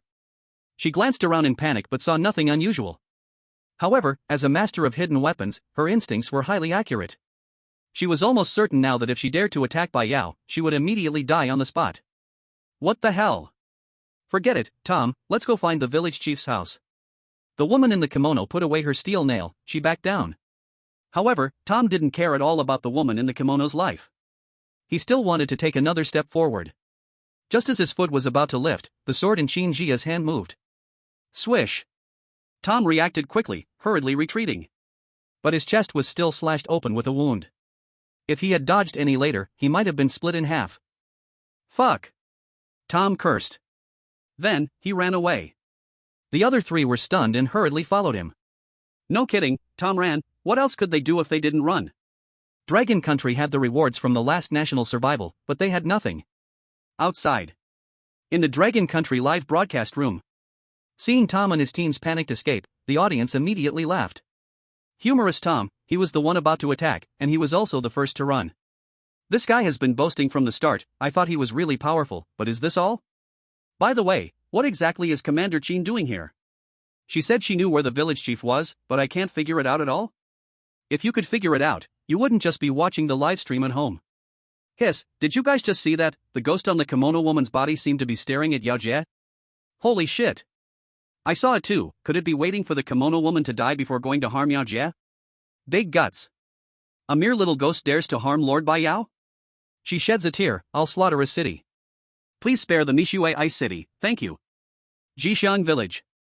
20 minutes later. A suppressed cry reached their ears, the person not yet seen, but the sound arrived first. The 4 of them softened their steps. Only when they got closer did they realize. The leading villager was sitting by the coffin with his back to them. He was holding a hammer, striking something on the coffin lid, making dull thumping sounds. Chapter 66, The Village Chief is in the coffin. The 4 of them softened their steps. They walked toward the mourning villagers. With each step, the cry grew louder, and their hearts tightened with every sound. After all, everyone knew these villagers weren't human, but ghosts. Ghosts right in front of them, who wouldn't be scared? When they got closer, The four of them finally saw what the villager hammering the coffin was doing. They saw him with his back to them, squatting beside the coffin, holding a rusty, blackened hammer. He was striking the coffin nails one by one. The nails were dark, and the tips were still stained with dark red rust. With each strike, the coffin would shake slightly, as if something inside was moving. The sound of their footsteps startled him. The villager stopped hammering, slowly turned his head. His hollow eyes stared at the four of them, full of confusion. "Didn't I already tell you where the village chief's house is? Why are you back again?" Qin Jia took a step forward. Her gaze fixed firmly on the black, shiny coffin. In a calm tone, she said, "I'm here to meet the village chief in person, please let the village chief meet with us." As soon as these words were spoken, Bai Yao and the other three were instantly stunned. Bai Yao blinked. She quickly glanced around. The kneeling villagers were like statues, motionless. Except for the eerie coffin in front of them, there was no sign of the village chief. Andre frowned and muttered softly, "Could the village chief be hiding among these villagers? But no one looks like the village chief?" Alice looked at Qin Jia in confusion. Then looked at the coffin. The words she was about to say were swallowed back down, and she couldn't help but feel uneasy. The outside world. In the Dragon Kingdom live stream room. It wasn't just Bai Yao and the others who were confused, but also the viewers in the live stream. What? What does Sister Qin mean by this? The village chief is here? I stared at the screen so hard, but I couldn't find him. Could it be those villagers kneeling down? That doesn't seem right, though. Wait. We seem to have overlooked something. Don't forget about that coffin. What? Could it be the village chief is in the coffin? Oh my god, watching you all guess here is giving me goosebumps. Hiss. Seems like it makes sense. The village chief's family runs a coffin shop, isn't it normal for the village chief to sleep in a coffin? Normal? Who in the world sleeps in a coffin if they run a coffin shop? The leading villager, upon hearing Qin Jia's words, immediately showed an impatient expression, squeezing out a few words from his throat. Such a hassle. He casually threw the hammer on the ground. Then, he reached out his finger, grabbed the half-driven coffin nail, and with a sudden force, yanked it out. The pointed end was dark red, still dripping blood. He tossed the nail aside, grabbed the edge of the coffin lid with both hands, took a deep breath, and suddenly pushed it aside. The heavy coffin lid let out a loud creak as it scraped across, a sound so piercing it made one's teeth ache.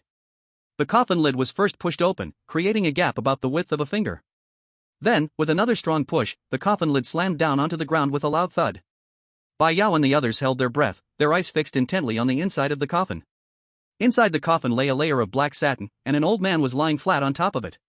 It was the same old man who had greeted the chosen ones of various nations at the village entrance yesterday. So he was the village chief. When Qin Jia saw that the village chief was really inside, she breathed a sigh of relief. She had guessed correctly. Then, she began explaining to everyone.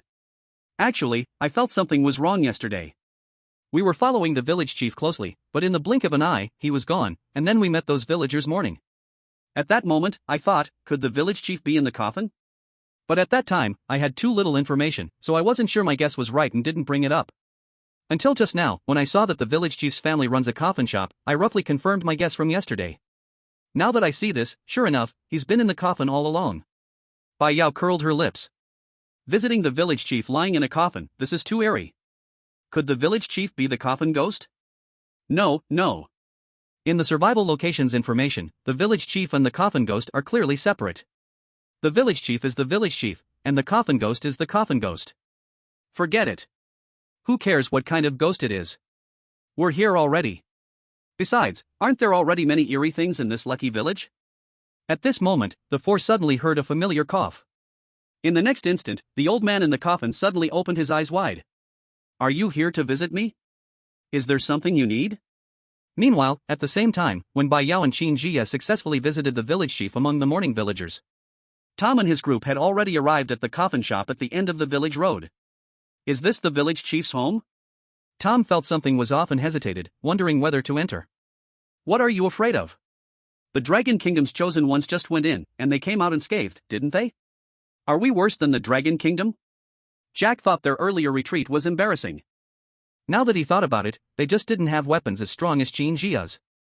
Give them a good weapon, and Qin Jia would definitely not be their opponent. So, at this moment, in front of the coffin shop, Jack didn't want to lose face again. But what he didn't expect was that Qin Jia had come. But she hadn't gone in at all. Only a fool would go inside. Let's wait a moment. Tom grabbed Jack, who was rushing forward, pulling him back. Then, Tom turned his head to look at the woman in the kimono. "What are you looking at me for?" The woman in the kimono was startled. Could it be? A sense of ominous premonition grew in her heart. Sure enough, the next second, Tom grabbed her and pulled her forward. "You should know your own situation. Now, I believe what you said yesterday. There really is a ghost. And that ghost has definitely set its sights on you. We can't solve this for you. With the way you're looking, you probably won't live much longer. How about you go in and scout the way for us? If the mission succeeds, the reward will be yours, from your cherry blossom country. If it fails, don't blame me." The logic was sound. Letting the woman in the kimono scout the way was the least risky option. But the problem was, she felt like she could still survive for another 2 days. "Wait, don't pull me. I don't want to go in. Nada." She was still shouting for the samurai. The two were actually married. But at this moment, the samurai could only cover his face with both hands and look away. He let Tom throw the woman in the kimono into the coffin shop and slammed the door shut. Even though they were married, the samurai felt that letting the woman scout the way was the most appropriate action. Mainly because he also didn't dare to go against Tom and Jack's decisions. Inside the coffin shop, the woman in the kimono's cries were muffled, trapped within the dark store. It was so dark, she couldn't even see her own hand. Her eyes gradually became filled with despair. Outside, in the live broadcast room, reactions from viewers in various countries were mixed. Tom did the right thing. This woman from the cherry blossom country wouldn't live much longer anyway. She should be used to scout the way. Otherwise, what would we do if our lighthouse country's chosen ones are in danger? That's right, I support Tom. Baka. To serve the lighthouse country is an honor for our cherry blossom country, and this woman dares to resist. At least her husband knows what's best. Tisk, TSK, how can someone enjoy being a dog? Ugh, what a useless husband, this is the reality. Inside the coffin shop, the woman in the kimono was crying her heart out, her throat nearly hoarse from screaming. At that moment, a steady sound of footsteps came from the deep part of the shop. In the silence, it was exceptionally clear. The woman in the kimono suddenly looked up and saw a figure carrying a goods basket slowly approaching. It was the peddler. The national fortune merchant. She seemed to have grabbed onto the last straw of hope and crawled over, desperately grabbing the peddler's pants leg. "Save me. Please, save me. I'll do anything as long as it lets me live." The peddler said nothing, his face devoid of expression. He slowly raised his hand. In the next second, he precisely grabbed the ghost on the woman's shoulder. The ghost struggled wildly after being caught, letting out sharp, piercing shrieks as its limbs flailed in the air. The peddler's gaze grew cold. He raised his hand and slapped the ghost twice, loud and clear. The crisp sound of slapping echoed through the shop. Immediately, the ghost grew quiet. Then, the peddler twisted his wrist sharply. With a crack, the ghost's neck was directly snapped. He casually tossed the ghost's body into the cargo box behind him. This ghost had dared to stare at his sister earlier. Today, it dared to look, tomorrow it might dare to act against Yao Yao. So, it had to die.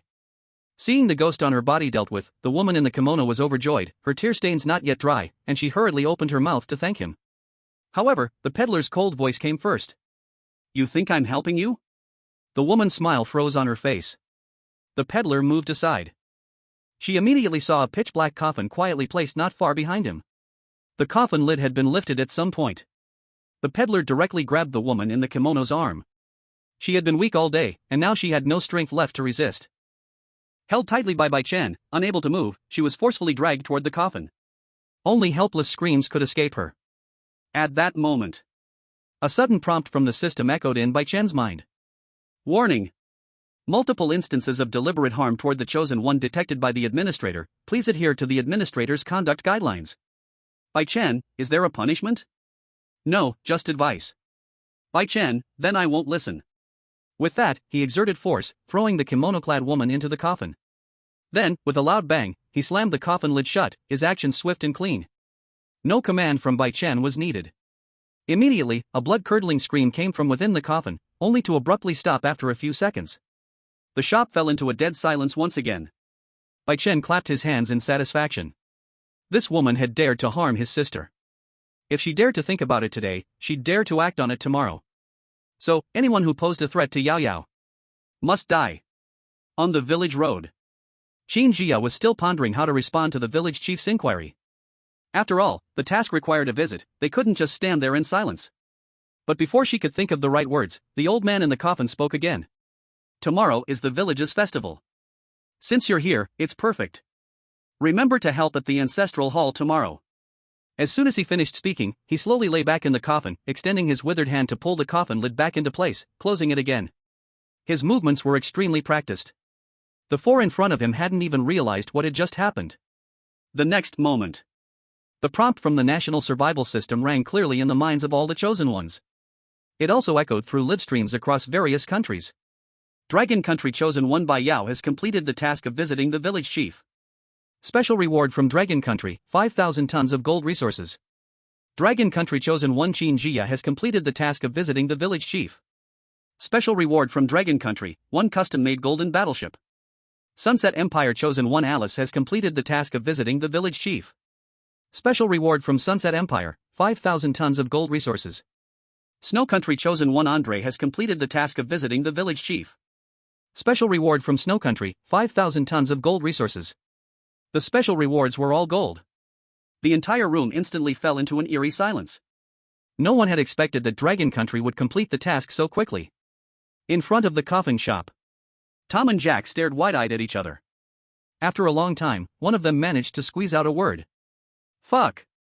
We've been had. Bai Yao opened her mouth. That was it? I thought we were supposed to fight. Andre also widened his eyes, scratching his head in disbelief. Alice patted her chest. It's done. You idiot, what good would it do for us to fight with ghosts? Only Qin Jia frowned. Don't be too happy too soon. The village chief asked us to help with the village festival tomorrow. I feel it's not a good thing. The four fell silent. Yeah. The real danger might be tomorrow. Inside Dragon Country's livestream, the audience's joy quickly faded. Because they noticed something wrong, which was that this time, the special rewards were all gold. Even a fool knows that this gold is not for them to sell. Damn, are ghosts going to appear in the real world soon? It's very likely. And it probably has nothing to do with the national survival punishment. This gold is for us to deal with the ghosts. Hiss, if that's the case, 5,000 tons of gold might not even be enough. The gold rewards caused quite a stir in the outside world. Just as everyone was guessing the purpose of the gold rewards. Suddenly, the prompt that had just dissipated rang once again. The content of this prompt stunned everyone. Dragon Country Chosen 1 Taotie has completed the task of visiting the village chief. Special reward from Dragon Country, 1 controllable vengeful spirit. All countries? No way, man, are you not even pretending anymore? Taotie can also be considered a chosen one? Chapter 68, what happens if I add my own name to the list? At the same time, inside the coffin shop, Bai Chen sat on the coffin, staring at the system panel slowly appearing. In the list of the chosen ones, the original 20 names that were firmly fixed now surprisingly ended with the words Taotie. A faint smile curled at the corner of his mouth. That's right. This is still his work. Ever since his permission level rose to level 4, he had unlocked a small feature he hadn't paid much attention to before, something that hadn't been mentioned in the permission update. He had only noticed it when he was casually browsing the list just now. This was the adjustment of the Chosen Ones list. Now, the Dragon Kingdom's Chosen Ones list temporarily became 21 people. However, once the task in Lucky Village is finished, 1 extra person will be kicked out of the Chosen Ones group. In fact, for the other Chosen Ones of the Dragon Kingdom, this is actually a good thing. Bai Chen had limited energy, so naturally, he couldn't care for everyone the way he cared for Bai Yao. The ordinary Chosen Ones are still in a life or death situation. What if? Bai Chen squinted his eyes as he looked at the list. What if I add my own name to the Dragon Kingdom's Chosen Ones list? Suddenly, this idea formed in his mind. If he could add his own name, could he join his sister in the National Survival Challenge? If he could join, wouldn't it mean that the administrator was directly joining the game with cheats? The more Bai Chen thought about it, the more excited he became. Actually, whether or not to cheat didn't matter. He just wanted to be with Bai Yao. Outside. Dragon Kingdom Star Army. Command Center.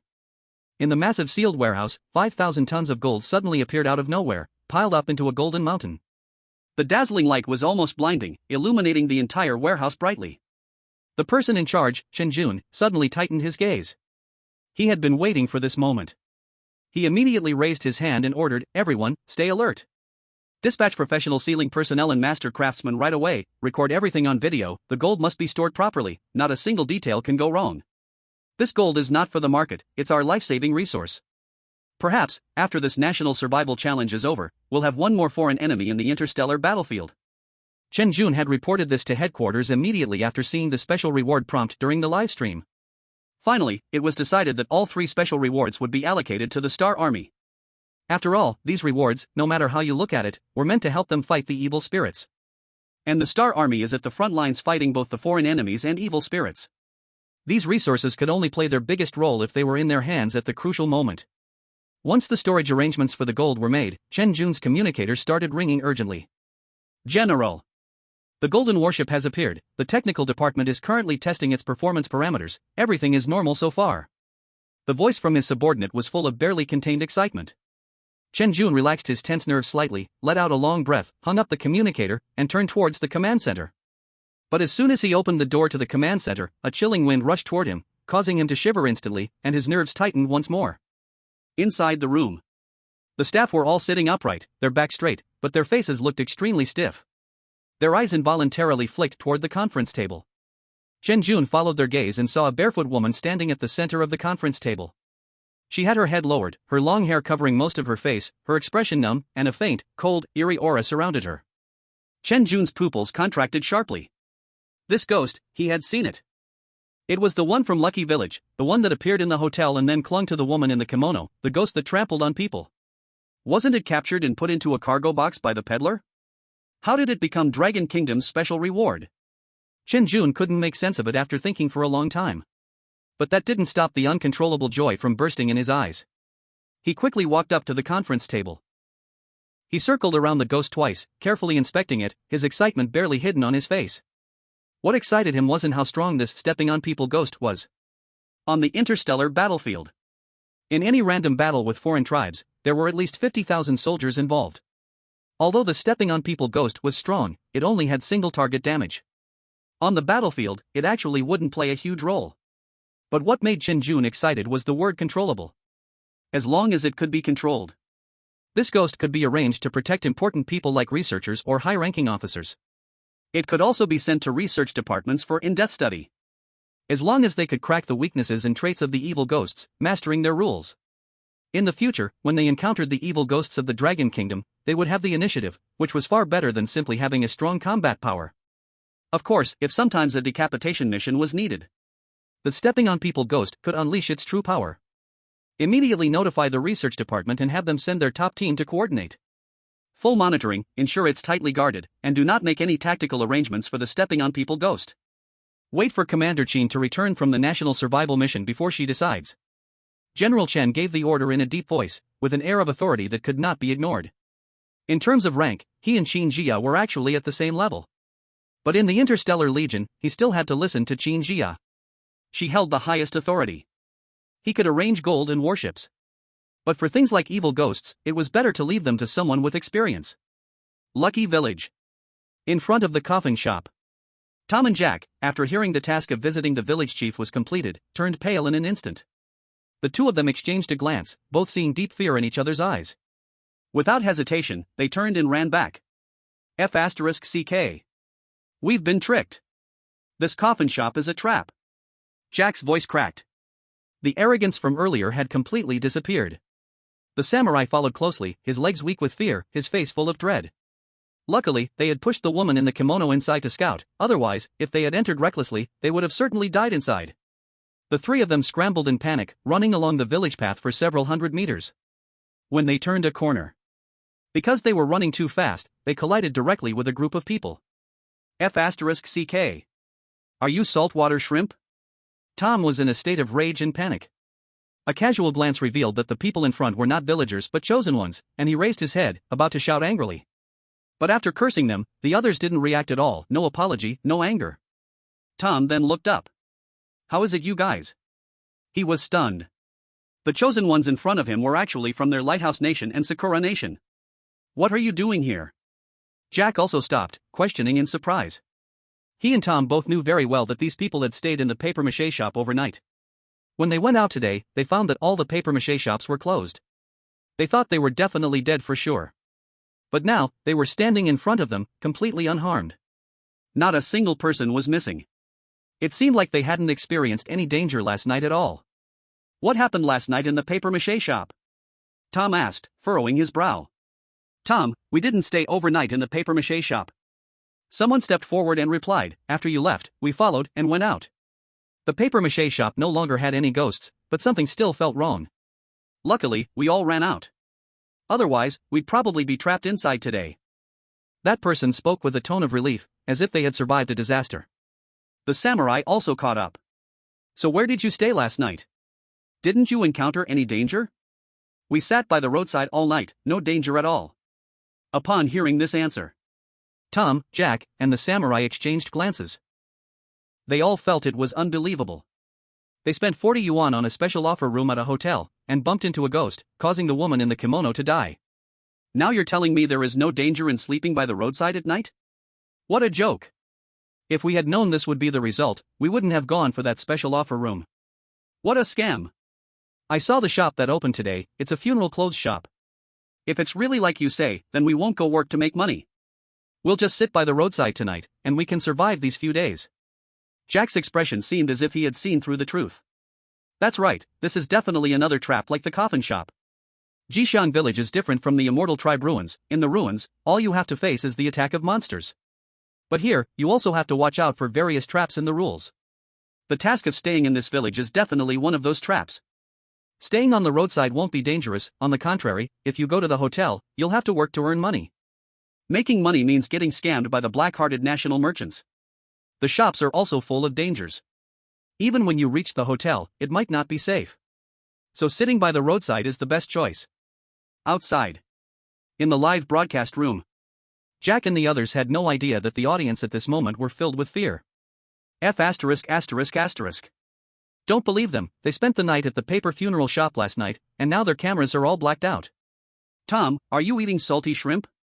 Look at their faces, is that how a living person should look? It's over, these two idiots are going to fall into this trap, aren't they? Baka.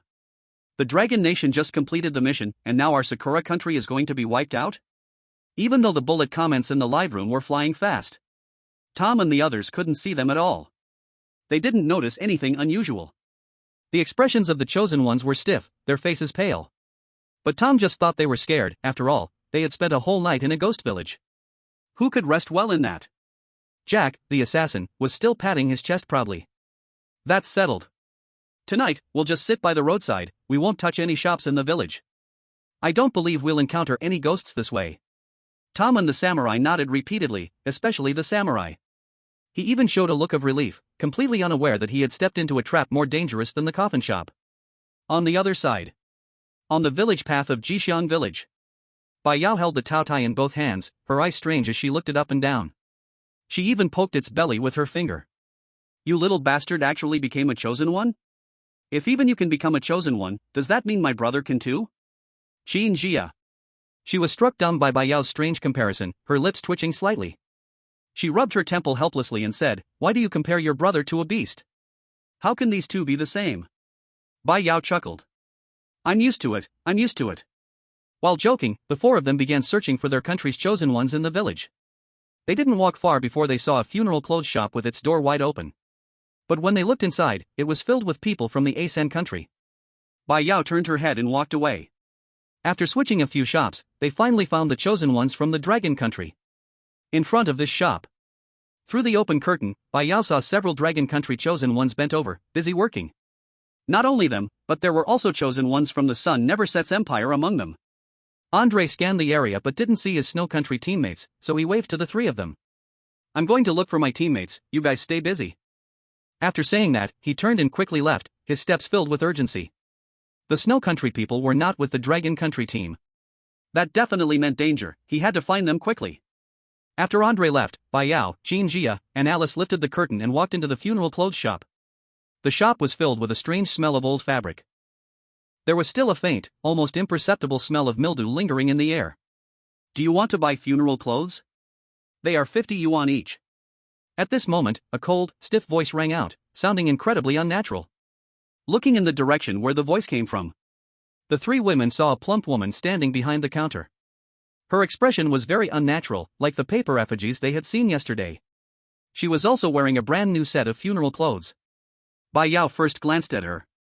Then, she looked down at herself, and finally tilted her head to look at Qin Jia. Her tone suddenly became a bit displeased. Tisk. She turned her head again and glanced at Alice. Only then did she feel a little balanced inside. Qin Jia didn't notice Bai Yao's little mood. We are not buying funeral clothes. We are here to work. The plump woman raised her head. You three? Just the two of us, she is watching. Qin Jia pointed at herself and Alice. The plump woman nodded. All right, then each of you can sew 20 funeral clothes, and the stitches must be neat, no slanting at all, otherwise it doesn't count. Each funeral cloth must also have the character's longevity embroidered on it. Finish before sunset, and we'll give you 2.5 yuan for each one. 2.5 yuan? Alice frowned. The funeral clothes shop sells each piece for 50 yuan, yet we only get 2.5 yuan for making one. You are even blacker than the two national traders combined. That's the price. If you don't want to do it, there are plenty of others who will. The plump woman responded with a stiff expression. Qin Jia tugged at Alice. This should be the rule. We can only earn a maximum of 50 yuan each day by working here. It's a way to push us into working more. Although Alice understood this, she was still very displeased. But there was no other choice. They couldn't sleep on the streets after all. Who would be foolish enough to voluntarily spend the night outside? Each of them picked up a neatly folded set of white cloth and needles, sitting down in an empty spot. Bai Yao put down her feast, picked up her golden Alaska, and aimed her gaze at the plump woman. It seemed like if this ghost made any move, she would shoot in the next second. She wouldn't allow someone that big to exist in this world. Except for Qin Jia. The funeral clothes shop owner didn't say much. She just slowly sat down, her gaze fixated on the chosen one sewing. She kept urging them. Hurry up and sew, they need to be worn tonight, don't waste time, it would be bad if you delay anything important. Her voice wasn't loud, but it was like a needle poking into people's hearts. The chosen ones didn't dare be lazy, their heads lowered as they worked quickly, the needles and thread weaving across the white cloth. Qin Jia and Alice's movements were quick. Before long, they caught up with the speed of the other chosen ones. As time passed, everyone had sewn up the 19th funeral cloth. The sun outside was about to set. They were nearly done with the task, and a slight ease appeared on everyone's face. But at this moment, the dressing mirror hanging in the corner of the shop suddenly made a loud crack. The glass cracked, forming spiderweb-like fractures. Bright red blood seeped out from the cracks, slowly flowing down the mirror and pooling on the ground, giving off a strong, fishy smell. What's going on? Everyone raised their heads to look. They saw that the blood in the mirror was seeping more and more, gradually revealing a ghostly figure wearing a set of funeral clothes. Its face was blue-gray, its eye sockets deep, its mouth split all the way to its ears, and it was reaching its dry hand out towards the mirror. The next second, the ghostly figure directly passed through the mirror and slowly walked out. It was holding a sewing needle that gleamed with a cold light. Be careful! Qin Jia shouted in a low voice. She suddenly stood up, ready to draw her sword. But just then, da-day-day. Dense gunfire sounded. Bai Yao fired. Golden bullets rained down like a storm, each one hitting the funeral cloth ghost's body with perfect accuracy. Every bullet made the funeral cloth ghost's movements slow down. Stop! The plump woman's expression changed instantly. The stiffness on her face vanished in an instant. The replacement was nothing but ferocity. Bai Yao glanced at her. The gun barrel slightly adjusted its direction. A few shots were fired at her. Put! Put! Put! The bullets pierced the full woman's chest, but the next second, she seemed to lose air, her body gradually deflating. In the end, she turned into a paper figure. Chapter 70, The National Fortune Merchant Brings the Money. Looking at the completely deflated paper figure on the ground, Bai Yao finally let out a smile. Her mood instantly brightened. After taking care of the paper woman boss, she turned the gun back toward the funeral-clad ghost crawling out of the mirror. At this point, the funeral-clad ghost had been slowed down by the golden bullets, its grayish-blue skin riddled with bullet holes. Without a word, Bai Yao fired another round of bullets. The funeral-clad ghost let out an ear-piercing shriek. It collapsed to the ground, completely immobilized by the golden bullets in its body. Bai Yao, satisfied, finally holstered her golden Alaska. At this moment, outside, the Dragon Country livestream had completely exploded. The audience, who had been worried about the safety of Dragon Country's chosen ones, was instantly fired up when they saw Bai Yao fire a burst of bullets and eliminate two ghosts. Wow! Yao Jie is amazing. This golden Alaska is just too fierce. I feel like when Yao Jie shot the boss lady, it was like revenge, right? Hiss. I feel like this golden Alaska was specially made for Lucky Village, huh? Yeah, unlimited golden bullets, it's the perfect weapon against fierce ghosts. Who cares about ghosts? With 100 golden bullets, can you still move? If 100 isn't enough, then 200. The Dragon Country audience cheered. But the audience from other countries weren't so calm. Especially the people from Sakura Country. They felt that this golden Alaska should belong to them. Inside the funeral clothing store. After a brief moment of calm, Jia drew out a golden bag from her waist. Although the golden bullets can suppress, they're not completely reliable. Let's put it in this first. She stepped forward and put the funeral-clad ghost into the bag. At that moment, Alice suddenly changed her expression and pointed at the paper woman boss's corpse on the ground, realizing something, and immediately exclaimed, "Wait! Who's going to pay us now that she's dead?" This sentence was like a bucket of cold water, instantly waking everyone up. They had been so focused on handling the danger that they forgot the main reason they were working was to make money. Now that the boss lady had turned into a paper figure, didn't that mean all the funeral clothes they'd been sewing all afternoon were in vain? But no one blamed Bai Yao. After all, in that situation, if Bai Yao hadn't taken action against the boss lady directly, it would have been too late to fight back once the dead had arrived. Right now, everyone was just worried about what to do in the evening. They couldn't just sit by the roadside all night, right? That would be foolish, wouldn't it? Bai Yao scratched her head, feeling a bit troubled. She had only been thinking about fighting ghosts earlier, completely forgetting about the money. Now, although she still had some leftover money, it was nowhere near enough to cover everyone's accommodation. Jia thought for a moment and said in a deep voice, "Maybe we can take the finished funeral clothes with us. Perhaps other funeral stores will buy them?" Alice's eyes lit up. That's a good idea. Lucky Village isn't just home to this one funeral store. We can take the clothes we've made and ask at other shops to see if they can exchange them for money. After all, these clothes were sewn according to specific requirements. The requirements should be the same at all the stores. As the group discussed how to handle the funeral clothes, creak. The door to the funeral clothing store was suddenly pushed open. A figure walked in, carrying a merchant's pole. Everyone looked up. They instantly breathed a sigh of relief. Good, now they didn't have to worry about how to make money. How could they have forgotten about him earlier? It was the merchant. The person entering was none other than Bai Chen. As soon as he stepped in, his gaze landed on the paper figure remains on the ground. He froze for a moment, then mumbled under his breath. Well, that saves me the trouble of doing it myself. Seeing the bullet holes in the paper figure's chest, he could tell. This must have been Bai Yao's doing. Originally, Bai Chen was also planning to get rid of the shopkeeper's wife when he came to make the trade. After all the shops in the village didn't welcome him, the peddler. But now, it's good. He doesn't have to do anything himself anymore. Bai Chen's gaze swept across the funeral clothing store, and finally landed on the golden sack in Jia's hand. It was obvious that the sack contained a ghost. National merchant, you're here to collect the funeral clothes, right? Hurry up and tell me you're here to collect the funeral clothes. At this moment, Bai Yao's voice interrupted Bai Chen's thoughts.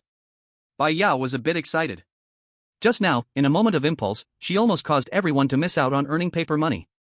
Though no one blamed her, she still felt uneasy about it. Now it's better. The national merchant has come to give out money. I'm not a national merchant, please call me a peddler.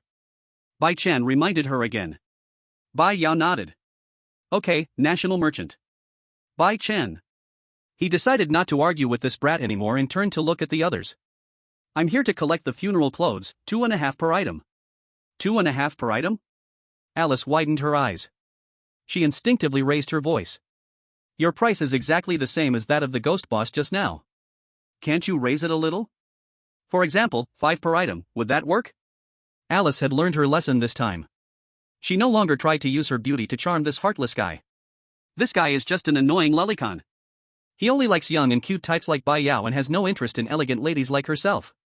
As for her price increase, Bai Chen responded very bluntly. No. Do you think my paper money comes from the wind? Do you know how precious this money is? And you just casually ask for 5 per item? I said 2.5, so it's 2.5, no exceptions today, no matter who comes. Seeing this, the chosen ones from the Empire of the Sun never set side. Useless Alice.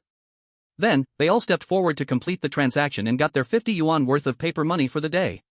At this moment, Jia's gaze was also quietly studying him. Then, she gently nudged Bai Yao with her elbow. Though she didn't say anything, Bai Yao immediately understood. She quickly ran up to Bai Chen, looked up at him, and said coquettishly, pretending to be shy, "National merchant, look, we've been stitching all afternoon, and even fought with ghosts. Can you give us more? How about 5 per item?" After speaking, she stared at Bai Chen, her fingertips touching each other, waiting for his response. This smooth combo of moves from Bai Yao stunned the live stream audience. Wow, is this the same person who just shot at the ghost in the funeral clothes? Hey! That evil spirit should hurry up and get off my Yao Jia. I can't handle this, Bai Yao is so cute, I'm dying. Seriously, please stop polluting my eyes. What are you, a man, doing with breast milk? Request? You have to queue up for that. Where's my city-slaying brother? She drops a tear, I'll drink honey snow ice city. 666, someone is reformed.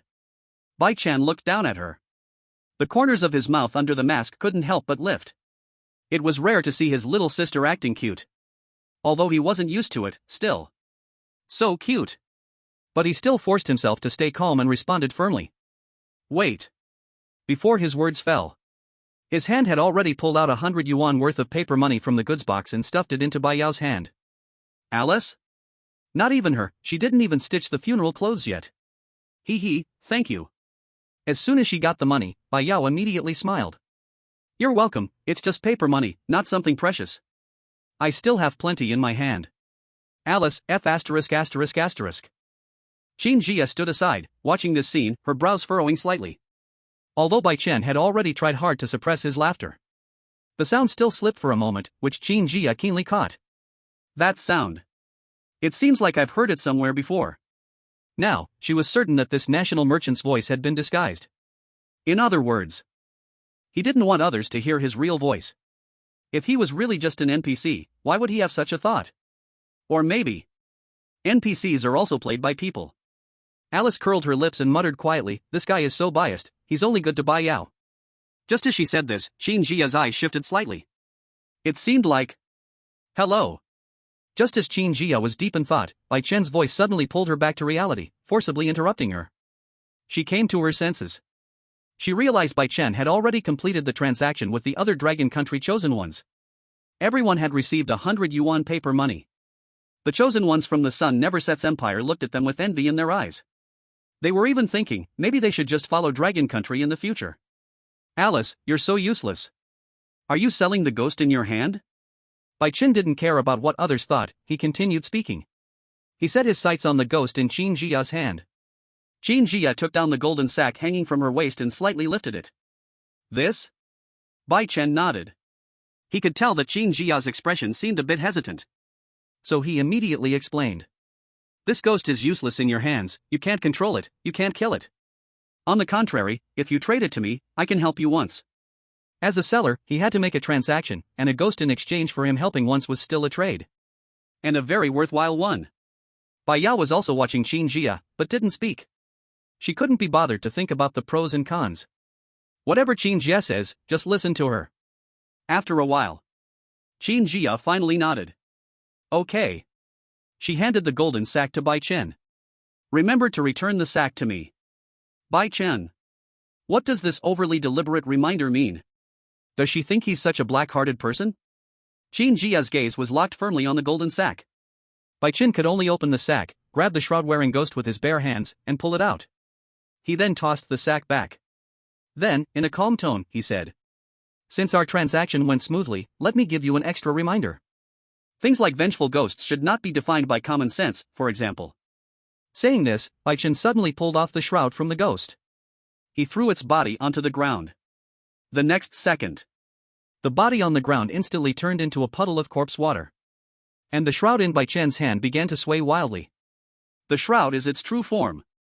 In front of a vengeful ghost, one careless move can lead to death. Seeing this scene, Qin Jia immediately broke out in a cold sweat. Thank you for the reminder. If it weren't for the seller showing the demonstration, she might not have thought of it. After all, the shroud-wearing ghost had just appeared and was shot full of holes by Bai Yao's golden Alaska, the bullet suppressing its movement. Who would have thought that the shroud was actually the true body? Just then, the shroud Bai Chen held suddenly stopped struggling. That's because he had issued a command to make the ghost's consciousness fall into an eternal slumber. Then, Bai Chen walked up to Bai Yao again and draped the shroud over her. What are you doing? Qin Jia panicked. After just saying that the shroud is the ghost's true form, now you're putting it on Bai Yao? Are you trying to kill her? Wait, Jia, I'm fine. Bai Yao quickly stopped Jia. Because a panel was now floating in front of her. Ghost Shroud. Quality, red. Defense, 200. Sold by the seller from Jisiang village, handcrafted, no technology involved, can resist the killing rule of vengeful ghosts 3 times a day, ignores all mental pollution. Red. Red? Bai Yao was dumbfounded. At the same time, the outside world exploded. Damn. It's a big red one. Isn't this right? This is how Bai Yao just got herself a red quality piece of armor. Just looking at the description, it's so awesome. It can resist the killing rule of vengeful ghosts 3 times a day. The Raji from before was killed by the crying villagers' killing rule, right? Shouldn't the seller be even more awesome? Yeah, why is no one focusing on this? In the funeral clothes shop, Bai Yao pointed at herself, her face filled with disbelief. Although she had always known that the national merchants favored her, how could they favor her to such an extent? Are you my brother? What, you don't want it? Want it? Of course I want it. This sentence was not spoken by Bai Yao. It was Jia. Seeing the red quality item appear, this legendary commander finally couldn't stay calm anymore. Seeing Bai Yao still standing there dumbfounded, Jia quickly rushed up and pressed the funeral clothes onto her. She was afraid the national merchant would regret it. Seeing this, Bai Chen waved his hand. Good luck to you. How could he regret it? Tomorrow's village festival, it's very dangerous. He was about to leave. Suddenly, the door of the funeral clothes shop was pushed open again, and a villager with an expressionless face walked in. He scanned the room and said in a stiff tone, "Are you staying overnight? 50 yuan per person." The people from the Empire of the Sun never sat looked heartbroken. They had worked so hard to earn 50 yuan, and now it was gone. Tomorrow, they'd have to go out and work again. But no one dared to bargain with the villager, they could only pay the money. The divine chosen ones from Dragon Country, however, were in a much better mood. After paying 50 for the night, they still had 50 left. They could rest tomorrow. After collecting the money, the villager turned and glanced at Bai Chen. Do you want to stay? Bai Chen. He ignored the villager and walked straight out. As soon as he stepped out of the funeral clothes shop, Bai Chen's figure instantly disappeared. At the same time, on the other side of Jishan village, by the village road, Tom, Jack, and the warrior were sitting under an old locust tree. Other divine chosen ones from the Lighthouse Country and the Sakura Country were also gathered around. The group wore smug looks on their faces, feeling they had seen through the village's traps. I wasn't wrong, was I? Jack said smugly. As long as we don't enter any shops and don't deal with that black-hearted national merchant, we won't be cheated. You see, it's already dark, and we haven't encountered any danger. Tonight, we'll sleep by the roadside, no need to waste money. Tom nodded. You're still smart, otherwise, we would have definitely been scammed by that national merchant again today. Every time I think of that national merchant, it makes me angry. I've never met such a black-hearted person. The warrior also echoed, exactly, we won't be fooled, today he won't earn a single cent from us. While they were talking, a figure suddenly appeared in front of them. It was none other than Bai Chen, whom they had just been talking about. Seeing Bai Chen, Tom and the others' expressions instantly changed, but soon they returned to their arrogant demeanor. Jack stood up, crossed his arms, and looked down at Bai Chen from a higher position. Isn't this the national merchant? What, you want to trade with us today? Let me tell you, no way, we don't have a single cent on us. Don't even think about scamming us. Bai Chen calmly scanned them. He said softly. Who said no money means no trade?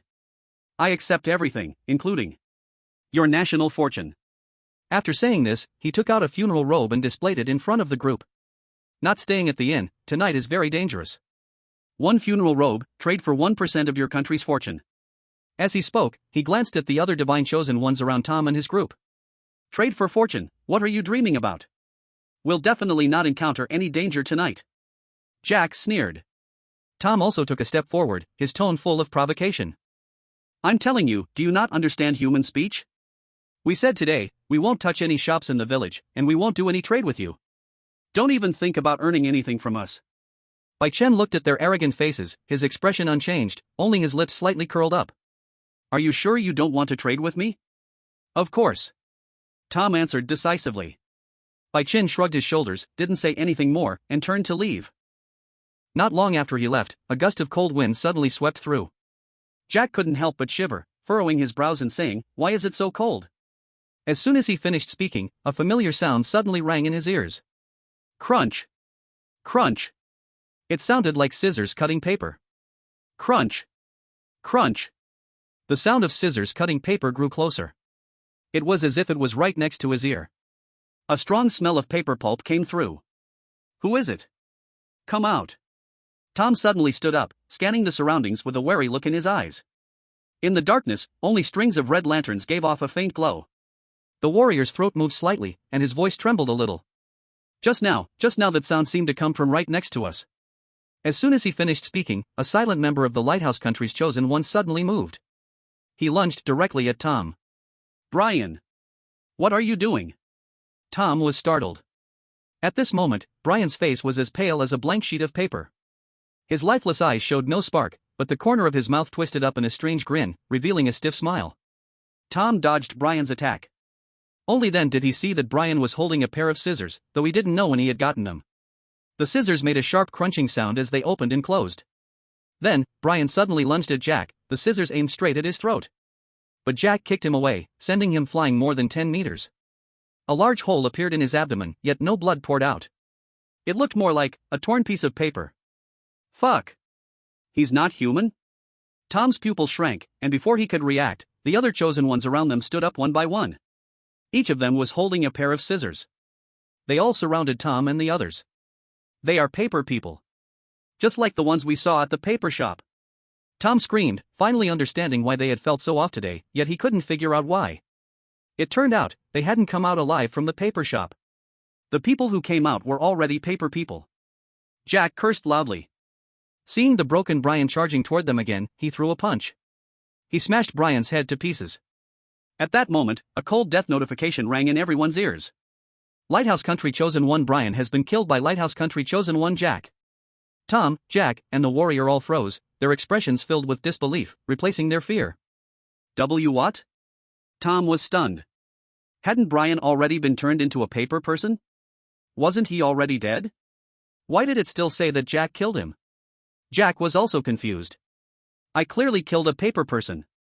The warrior suddenly thought of something, his face turning pale in an instant. Could it be that they never turned into paper people? They were just controlled by ghosts? As soon as that thought crossed their minds, all three of them felt a chill run down their spines. If that's true, then the people they had killed earlier were their real comrades. Doesn't matter. Kill our way out first.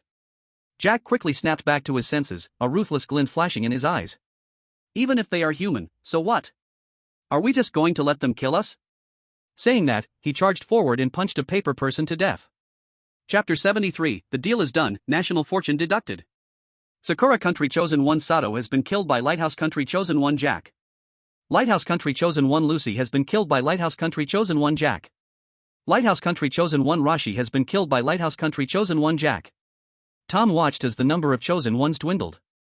A pang of pain shot through his heart. But he knew Jack was right, now was not the time to hesitate. He gritted his teeth and joined the fight. All three of them were Class A fighters, and together, a group of paper people was no match for them. Soon, a large group was wiped out. Wrinkled pieces of paper were scattered all over the ground. Just as the three of them sighed in relief, they suddenly noticed that the remaining paper people chosen ones had stopped attacking. They all stood stiffly in place, their heads turning in unison toward the same direction, still wearing that eerie smile on their faces. Why aren't they moving? The warrior looked at the paper people warily, a sense of ominous dread growing in his heart. Jack frowned. He was about to move forward to check, when a clear sound of children's laughter suddenly came from the darkness. Hee hee hee. Hee hee hee hee. The laughter carried an indescribable eeriness. It seemed to come from all directions, seeping into everyone's ears, sending chills down their spines. Who is laughing? Show yourself. Tom shouted, looking toward the source of the laughter. The laughter grew louder. It grew closer. Then, slowly, a group of small figures emerged from the darkness. They were about half the size of a person, wearing brightly colored paper clothes, with faces drawn in red paper, and their eyes were deep black holes. These paper children had not appeared in the paper shop before. But the sound of their laughter was something the three of them were very familiar with. These paper children marched in a neat line, step by step, toward the three of them. Their faces still wore the same stiff smile as the chosen ones of the paper figures. Their mouths kept chanting. Play with us. Play with us. Damn it. Jack's face changed, instinctively sensing danger, and he wanted to take action. Wait! Tom suddenly grabbed him, looking with terror at something behind the paper children. The paper children parted to create a path. An old woman, dressed in a dark red funeral robe, slowly walked out. Her hair was gray and styled in a bun, her face covered with deep wrinkles, and her eyes were murky. But her mouth twisted into an exaggerated smile, the same old woman who had sold paper figures in the shop earlier. The difference was, this old woman gave off a far more dangerous aura than the one they had encountered before.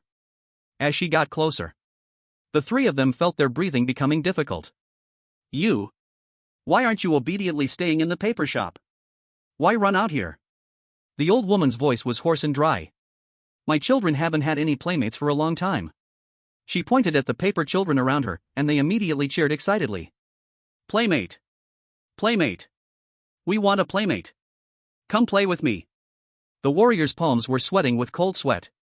He lowered his voice and said to Tom and Jack, "This old woman is too strange, and these paper children. I feel like we shouldn't make a move too rashly. How about asking the businessman for help? Even if he cheats us, it's better than dying here." Hearing the warrior's suggestion, Tom looked unwilling. "Let's try pulling back for a bit." Jack also knew the situation was bad, looking around, but noticed the paper figures had surrounded them again. "Where can we retreat to?" "There's nowhere left to retreat." Tom's sweat was pouring down. He punched and killed a paper figure that got too close, then ran for his life. Jack and the warrior followed closely behind. The three of them ran with all their might, but the sound of children's laughter and the old woman's hoarse voice followed them relentlessly. "Run, run, you can't escape." The paper children were extremely fast, floating up like the wind. They somehow had small paper scissors in their hands. They kept stabbing the three of them, creating bloody holes in their bodies. The pain made the three of them scream loudly. "Get away! You damn ghostly things!" The warrior's eyes turned red, and with a slap, he killed a paper child flying near him. But in the next second, the old woman appeared, quickly fixing the paper figure, making it fly again to continue the chase. "Baka! These things can't be killed!" The warrior shouted in despair. The old woman moved slowly behind them, her face always wearing that eerie smile. "My children can't be killed. You should stay and be their playmates." The three of them were running more and more frantically, their strength rapidly depleting. Yet the paper children and the old woman kept chasing them without relenting. They were almost caught. Tom looked ahead, where he could faintly see a figure in the distance. A glimmer of hope sparked in his heart. "Help!" The next second, Bai Chen instantly appeared, blocking their path. "Let's complete our transaction." Although he was wearing a dragon head mask, Tom and the others could clearly hear. He was laughing. They could even imagine how happy that black-hearted guy's face must be beneath the mask at this moment. "I already warned you, who told you not to listen to me? Now I am really angry, so for a shroud, you need to pay 2% of the country's luck." Fuck! Jack was immediately caught off guard by Bai Chen's sudden price hike. "I'm making a deal with you, give me the shroud now." At this moment, the warrior suddenly shouted in panic, because he saw the paper children chasing after them again. Bai Chen immediately handed him the shroud in his hand. The next second, a prompt sounded. Sakura Kingdom's chosen one, Inoue Ichiro, has completed the transaction. 2% of Sakura Kingdom's luck has been deducted. The warrior hurriedly put on the shroud. He was surprised to find that the paper people behind him really gave up on him. They turned and flew toward Tom and Jack. The two of them were immediately shocked and shouted in unison. "I want to change too." Bai Chen smiled and took out 2 more shrouds. Lighthouse Kingdom's chosen one, Tom, has completed the transaction. 2% of Lighthouse Kingdom's luck has been deducted. Lighthouse Kingdom's chosen one, Jack, has completed the transaction. 2% of Lighthouse Kingdom's luck has been deducted. Chapter 74, Is he really an evil lowly lover? Tom and Jack almost simultaneously lunged forward. They snatched the 2 shrouds from Bai Chen's hands and hurriedly tried to put them on. The rough, stiff fabric rubbed against their skin, carrying a faint scent of blood. But at this moment, in their eyes, the shroud was more precious than any treasure. As soon as they put it on, the paper children chasing them suddenly froze in midair, as if an invisible hand had pressed the pause button. After hovering for a few seconds, they all turned towards the old woman's direction, no longer interested in the 2 of them. Danger averted. Bai Chen also immediately teleported away. Jack's legs went weak and he collapsed onto the ground. He breathed heavily, cold sweat continuously slid down his forehead, his back already soaked. Phew, phew. Finally, we're temporarily safe. He looked down at the shroud on his body, his expression complicated. relief, fear. But there was also a trace of unwillingness at being duped. No matter what, a shroud could never be worth as much as the country's luck. Fortunately, he survived. Considering his strength, he probably wouldn't face much punishment once they left. After all, if he and Tom were gone, who knows if the next time the country's luck for survival is activated, the Lighthouse Kingdom can even draw a powerful chosen one. Tom leaned against the old locust tree nearby, his legs still trembling slightly. Fuck. That black-hearted country luck merchant actually raised the price on us. He gritted his teeth and cursed under his breath. But deep down, he knew better than anyone. If the country luck merchant hadn't shown up in time, they would probably have become the paper children's toys, dying without a trace. The warrior, Inoue Ichiro, stroked the shroud on his body. The strange sense of security brought by the thin cloth made him unable to stop himself from speaking. No matter what, as long as we survive, it's fine. Tom remained silent, not responding. He looked up towards the direction where the country luck merchant had disappeared, his heart filled with mixed emotions. On the other side, Bai Chen appeared in an open space on the edge of Lucky Village. The system's prompt sounded in his ears. Congratulations to Administrator Bai Chen for completing 3 country luck transactions, gaining a total of 6% country luck. Country luck has been automatically replenished to Longwa. Longwa's current country luck has increased by 6%. New function unlocked, Country Luck Shop. For every 1% country luck obtained, it can be automatically converted into 1 country luck coin. Current country luck coin balance, 6 coins. Country Luck Shop? Bai Chen mumbled to himself, then opened the system panel. Sure enough, a new shop icon appeared. He smiled slightly. Although it felt satisfying to have tricked the Lighthouse Kingdom and Sakura Kingdom. But seeing the increase in Longwa's country luck, this was the result he was most satisfied with. Immediately, Bai Chen opened the National Fortune Store, and a dazzling array of products appeared before his eyes. Savior, requires 25 National Fortune coins, can be used once per National Language Survival session, marks one chosen one as the Savior, doubling their 3-dimensional attributes. If the Savior survives after the session, the National Fortune rewards will be doubled. Exotic Stone Blind Box, requires 5 National Fortune coins, randomly gives an exotic stone from another tribe. Administrator Experience, requires 1 National Fortune coin, purchase gives you 1000 Administrator Experience points immediately. After scanning the list, Bai Chen realized that most of the products in the store were too expensive for him to afford. Even the ones he could afford weren't really needed. The Exotic Stone Blind Box was obviously not cost-effective. Administrator Experience was the same, buying experience points was the worst deal. Fortunately, he found one more product at the end. Lucky Wheel, requires 1 National Fortune coin to spin once, or 10 National Fortune coins for a 10 spin. The prize pool includes all products worth 25 National Fortune coins or less. Bai Chen's eyes lit up instantly. This Lucky Wheel looks good. However, he only had 6 National Fortune coins at the moment. And he always believed that 10 spins were the real deal. The chances of getting something good were higher. I'll save up for a while, and once I have 10 National Fortune coins, I'll try it. Bai Chen closed the system panel, already planning ahead in his mind. Right now, the most important thing was still tomorrow's village festival. The chosen ones didn't know about the danger of the village festival. Didn't he know too? Meanwhile, on the other side, Tom and the others. The old woman stared at their funeral garments, her mouth still curled into a strange smile. Her gaze seemed as if she was looking at 3 dead people. But she didn't take action again. Nor did she say anything. She simply turned around and left. The paper children and the remaining paper people also retreated like a tide. They quickly vanished into the darkness, leaving only crumpled pieces of paper scattered on the ground. The old woman's figure also gradually became transparent. Finally, she completely disappeared, leaving only a cold breeze that made the 3 of them involuntarily shiver. Finally, she's gone. Jack let out a long sigh and collapsed, no longer willing to move. The earlier escape had nearly exhausted all his energy. Tom leaned against a tree trunk and rested for a while before slightly recovering. He looked down at the funeral garment and suddenly thought of something. Did you guys feel that this funeral garment seems to have some other effect, aside from stopping the paper people's attacks? Ichiro Inoue paused slightly. After carefully feeling for a moment. It seems, my body feels lighter. Jack also stood up and jumped around, realizing it was true, but their body sizes hadn't changed. What the hell? Tom frowned, I don't know, but now that the ghost shopkeeper has left, let's take off these funeral garments. We should avoid using the things the National Fortune merchant gave us too much. But Jack shook his head. Don't forget, it was the paper people who told us it was safe at night. That means we're still in danger right now. Maybe, the moment we take off these funeral garments, the ghost will spot us. I suggest we keep wearing them and wait until daytime to take them off. While the three discussed this, outside, the live stream was also full of chatter. Dragon Country's viewers were shouting in excitement. Lighthouse Country and Sakura Country got screwed this time, they lost 6% of their national fortune in one go, that's satisfying. I love the national fortune merchant, I'll never call him a shady businessman again. Big guts. What national fortune merchant? That's clearly our dear godfather.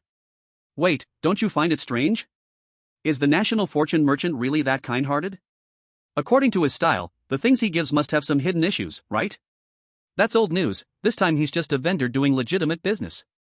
At this moment, the viewers from Lighthouse Country and Sakura Country were all furious. Baka. Damn national fortune merchant. He actually stole so much of our national fortune. Tom and Jack, those idiots, why did they agree to the national fortune trade? These two fools deserve to die, how dare they trade national fortune for funeral garments, who do they think they are? Wait until this national fortune survival session is over, then we'll see what happens. Ichiro Inoue must commit seppuku to apologize. Jishan Village. By the village road. Tom and the others were still discussing their plan. How about, we go back to the hotel? At worst, we can try to find other chosen ones from other countries and see if we can borrow some money? Ichiro Inoue suggested. Borrow? Who would lend us money? Jack sneered. Who would lend out their hard-earned money? Besides, we've already spent it all on rooms. There's no money left to borrow. Tom also shook his head. Jack's right. Borrowing money won't work. We should find a relatively safe place to rest first. We'll think of something when it gets light.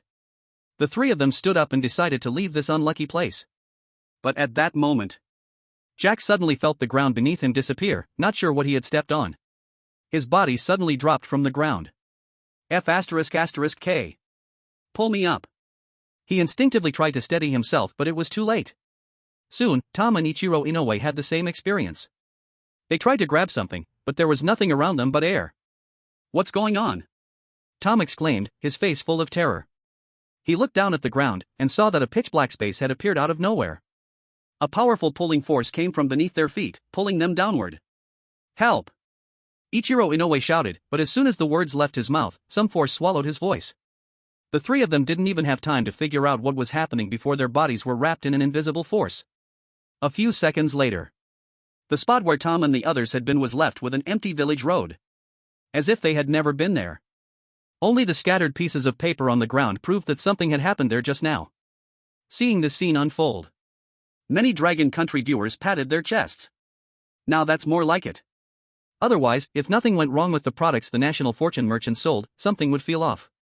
Now, much better. In the hotel, Bai Yao was wearing the red quality ghost death robe, tossing and turning in bed, unable to sleep. She was too excited. She had just obtained a red quality super strong armor.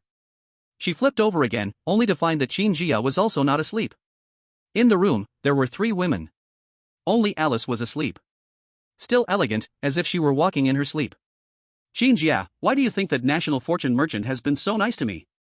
Could it be that he's really an evil lolicon? Chapter 75, Attack Mission, The Dangerous Hotel. Bai Yao turned over again and lay on the bed. Her hands propped up her face, and her eyes were filled with confusion. Qin Jia was organizing her things. When she heard this, her actions paused. She looked up at her, and the corners of her mouth twitched slightly. There aren't that many evil lolicons. She gave a perfunctory response. But in reality, her heart had been in turmoil for a long time. Since the time at the death robe shop, she had been guessing. Now she was sure that the national fortune merchant was absolutely an NPC played by someone else. And this person had to be someone Bai Yao knew. A figure suddenly flashed in Qin Jia's mind. It's a bit like... She raised her eyebrows slightly. If it's really him, everything would make sense. But that smelly, quiet guy doesn't seem like it at all. Forget it. Once this national fortune survival is over, I'll test again after we go out. Qin Jia thought silently in her heart. But on her face, she remained calm, facing Bai Yao's eager look, and continued, maybe it's just your good luck, you happened to catch his eye. After all, you're quite likable. Really? Bai Yao's eyes lit up. Qin Jia was amused by her and laughed lightly, shaking her head helplessly. Stop dwelling on this. The most important thing now is tomorrow's village festival. I have a feeling that the village festival will be much more dangerous than the shops these past 2 days. Better rest up, because tomorrow we might have to fight again. Bai Yao obediently lay down. But she still couldn't help muttering. It's just that this national fortune merchant gives me a feeling that's very much like my brother, always taking care of me in different ways. Qin Jia. Go to sleep. Bai Yao replied with a soft okay. Not speaking anymore, but still excited and wide awake. Qin Jia noticed this and stopped talking further. She leaned back against the headboard, closing her eyes to rest. The room quieted down, with only Alice's even breathing filling the air. Bai Yao tossed and turned, her eyelids growing heavier. At the same time, outside, Bai Chen sneezed. Achoo! He rubbed his nose. Why do I feel like someone is cursing me? It must be that girl Yao Yao. Without any evidence, he could tell the truth just by instinct. At that moment, a voice from the system echoed in Bai Chen's mind. Ding! The time challenge will begin in 10 minutes. Please choose a task type and assign it, Administrator. Task 1, Night Raid on the village chief's house. Details, sneak into the coffin shop at night to steal the village chief's journal. Task Reward, Golden Chest. Task 2, Burn the paper offering shop. Details, enter any paper offering shop, set fire to all paper offerings and escape from the paper ghost's pursuit. Task Reward, Golden Chest. Task 3, Haunted Hotel. Details, group task, ghosts appear in the hotel and attack all rooms. Task Reward, Blue and Golden Chests. After carefully reading the details of the 3 tasks, Bai Chen quickly made a decision in his heart. Right now, the chosen ones from Sakura Country and Lighthouse Country were no different from being wiped out. He didn't need to target anyone anymore. Since that was the case, he chose Task 3. Not for anything else, but because everyone could get a chest from the reward. But undoubtedly, these chests would ultimately end up in Bai Yao's hands. After all, who would take a chest and not want to open it? Why should you take all the good things for yourself? Choose Task 3. Administrator has made a selection. The Haunted Hotel attack task has begun. After Bai Chen confirmed his choice, a cold mechanical prompt suddenly exploded in the minds of all the chosen ones. Attention all chosen ones. Attention all chosen ones. Attention all chosen ones. The attack task has begun. Please prepare, chosen ones. In 10 minutes, a large number of ghosts will appear in the hotel. Task requirements, protect your own room and do not let the ghosts break in. Task success reward, Blue Chest. Top 10 rooms causing damage to ghosts will receive a golden chest. Task failure punishment, chosen ones whose rooms are breached will be devoured by ghosts and die completely. The prompt sounded like thunder, instantly waking all the sleeping chosen ones. In room 443, Bai Yao suddenly shot up from the bed. Her eyes wide open, the sleepiness completely gone. What's going on? Qin Jia also instantly opened her eyes. Her gaze sharp, she quickly got up. Another sudden attack, get up, prepare yourself. Not long after the prompt appeared, the entire hotel was thrown into chaos. Why would there suddenly be an attack task? Are the ghosts going to break into the hotel? How could we possibly fight against evil spirits? It's over, I don't want to die yet. Someone save me. The chosen ones fell into panic. They thought that paying for the room would guarantee a safe night, but they never expected something like this to happen. They had already experienced the horror of evil spirits. Facing those illogical, unbeatable rules of killing, they had no chance of victory at all. Bai Yao was also a bit panicked at first, but instinctively, she reached for the golden Alaska beside her and tightly gripped the gun, instantly calming herself down. Qin Jia quickly analyzed, we only have 10 minutes to prepare, and the only thing we have to fight against the evil spirits is those 3 talismans and your golden Alaska. But others are definitely in a doomed situation, though I believe the national survival game won't set up a situation where death is guaranteed. Her words had barely left her lips. Sure enough, the second national survival prompt sounded again, bringing a glimmer of hope to the panicking chosen ones. Supplementary prompt, talismans and items will randomly refresh inside the hotel. Some items can temporarily repel ghosts, while others can cause substantial damage to ghosts. Task duration, 1 hour. 1 hour later, all the ghosts will automatically disappear. There are props. Bai Yao's eyes lit up, and she instantly became energized. Qin Jia, let's quickly go out and find talismans and props. Qin Jia nodded, her tone hurried, no time to waste, let's go now. Alice, wake up. When the prompt sounded, Alice had already woken up. But judging by her gaze, it was clear that her mind was still a mess. Bai Yao and Qin Jia immediately moved forward. They grabbed Alice's arms, each pulling her up from the bed, forcefully turning her on. What happened? Alice looked confused. We have a mission to fend off an attack. In 10 minutes, ghosts will be everywhere in the hotel. We need to hurry and find props. Alice instantly woke up. F***K. What was the point of paying for the room then? Stop talking nonsense. Let's go. Jia pulled Alice's other arm, urging her forward. Alice dared not delay any further, nodded quickly, stood up, and left the room with the two women. Chapter 76, What I Take, I Own. The three of them had just rushed out of room 443 when they were stunned by the chaotic scene in the hallway. The hallway, which was usually neat, was now in disarray, with overturned flower pots. The entire hotel was filled with the sounds of God's chosen ones fighting and cursing. Clearly, the props were limited. Whoever could grab more would be safer. Look over there. Jia suddenly raised her hand, pointing toward the end of the hallway. Bai Yao and Alice followed her gaze and saw 6 people fighting in front of 2 room doors. The target they were fighting over was a yellow talisman on the floor. The talisman emitted a faint yellow glow, standing out amidst the chaos. Bai Yao squinted, and the prop panel automatically displayed the information. Exorcism Talisman. Quality, blue. Effect, when pasted on a door, the door will not be attacked by ghosts for a short period. Exorcism Talisman. Bai Yao's eyes lit up. This talisman can be used in critical situations. Jia, should we? Jia nodded. This exorcism talisman is crucial, we must get it. The people fighting over it were unfamiliar small country God's chosen ones. In this situation, there was no need for politeness. Besides, they were also grabbing, the exorcism talisman hadn't been claimed yet. She was about to act. But at this moment, Alice moved faster. She walked straight toward the 2 groups of people fighting. At that moment, the 2 groups were locked in a fierce struggle. A blond man was holding down a brown-haired man's hand, shouting, "We saw this talisman first." Bullshit. We clearly picked it up first. The brown-haired man retorted, raising his foot to kick. At that moment, a slender figure suddenly squeezed in. Alice bent down, stretched out her hand, and grabbed the exorcism talisman from the ground firmly. The entire movement was smooth and quick, too fast for anyone to react. The 2 groups instantly stopped fighting, all staring dumbfounded at Alice, their faces full of astonishment. Do you think we're blind? The blond man reacted and was furious, ready to grab it. Give the talisman back. It's ours. Alice sidestepped his hand, raised an eyebrow at him, her tone mocking. Ours? Now that the talisman is in my hand, it's mine. Bai Yao and Jia were still somewhat reasonable.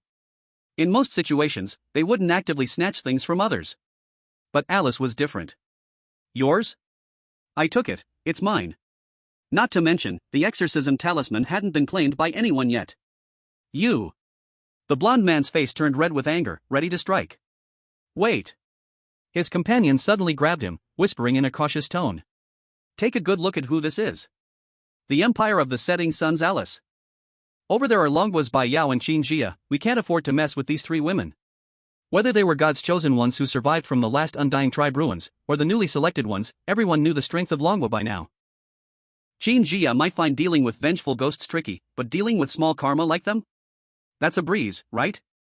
And don't even get me started on Bai Yao. She has people backing her up. The blond man's gaze locked with Jia's cold eyes. And the dark muzzle of the golden Alaska gun Bai Yao held. He shivered, the anger he had felt just moments ago vanishing in an instant as he quickly withdrew his hand. The other group saw Bai Yao and Jia as well, and they exchanged looks, none of them daring to move forward. They knew in their hearts that they were no match for these 3 women in terms of power. Rather than fight over the talismans and risk death, it was better to go search for other tools elsewhere. You guys are ruthless. The blond man gritted his teeth and spoke to his companions. Let's go, let's check the 3rd floor. The 2 groups quickly scattered, leaving Bai Yao and the others standing still. Alice handed the exorcism talisman to Jia, proudly tilting her chin up, done. Well done. Bai Yao gave her a thumbs up. But we need to hurry, time's running out, the ghost is almost here. Jia put away the exorcism talisman and nodded, let's split up, search the 4th floor carefully, don't miss any corner. The 3 of them immediately split up and began searching the 4th floor. Here's one. Not long after, Alice pulled out a talisman from under a flower pot. It was a breaking evil talisman. There seemed to be quite a few of these. Shortly after, in just 10 minutes, the 3 of them had gathered 4 breaking evil talismans. What's this? Bai Yao suddenly stopped beside a service desk on the 4th floor. Her sharp eyes had spotted something covered in cloth. She lifted the cloth, revealing a metallic-looking device. It was a small crossbow platform. Made entirely of gold. Golden crossbow platform. Quality, blue.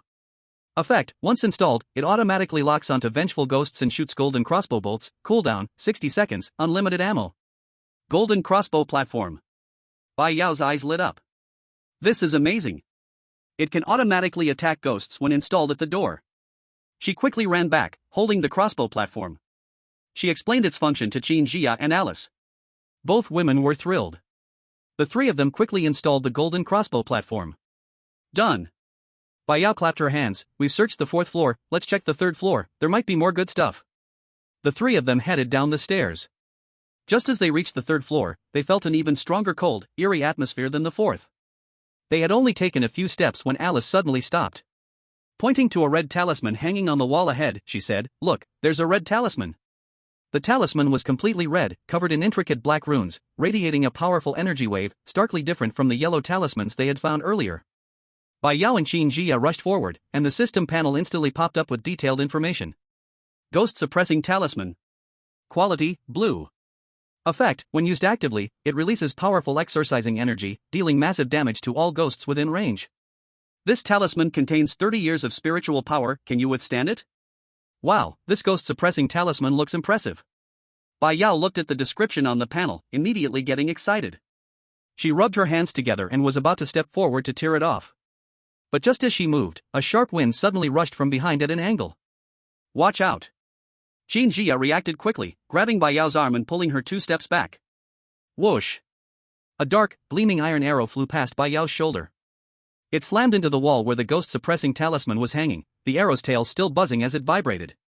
Who's there? Bai Yao was startled. If she had been a moment slower, the arrow would have pierced right into her body. The three women turned their heads at the same time. They looked in the direction the arrow had come from, and saw a dark figure flash past the stairwell on the 3rd floor, disappearing quickly around a corner.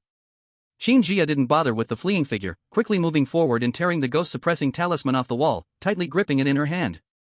She turned back to look at Bai Yao, her expression serious. Are you okay? It's fine, it's fine.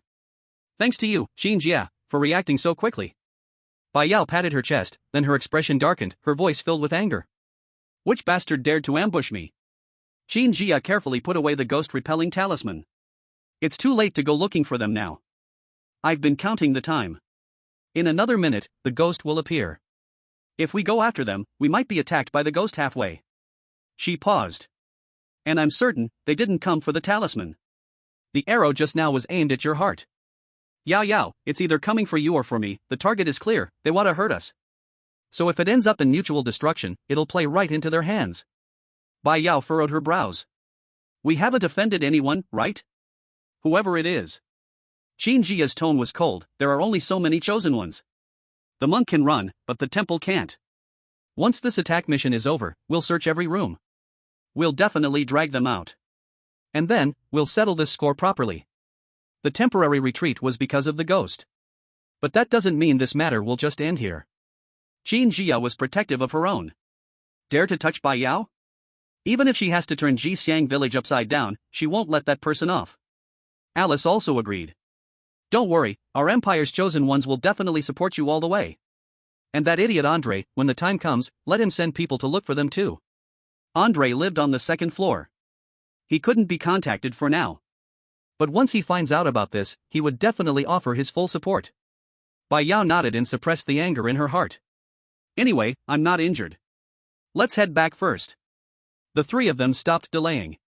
At this moment, the lights on the 3rd floor began to flicker wildly, flashing on and off, the chilling aura growing stronger. Hurry! The ghost is coming. The three of them quickened their steps. They rushed back up the stairs to the 4th floor, heading straight for room 443. As soon as the door closed, the next moment, terrifying shrieks echoed from outside. The ghost was here. Outside. In the Dragon Country live broadcast room. The viewers were also extremely angry at this moment. Bai Yao and the others didn't see it. But with the god's view, they could see everything clearly. Damn you, Asen Country. You always like to do little tricks, and now you dare to ambush Sister Yao? By the way, where did that bow and arrow come from? I didn't see any other treasure chests. He picked it up in the paper effigy shop. There are many such weapons, but they're not golden and useless against powerful ghosts. Holy crap! Look at Asen Country's live broadcast, Father appeared. Third floor of the hotel. Sunil was leaning against the wall, holding an ancient bow and arrow, panting heavily.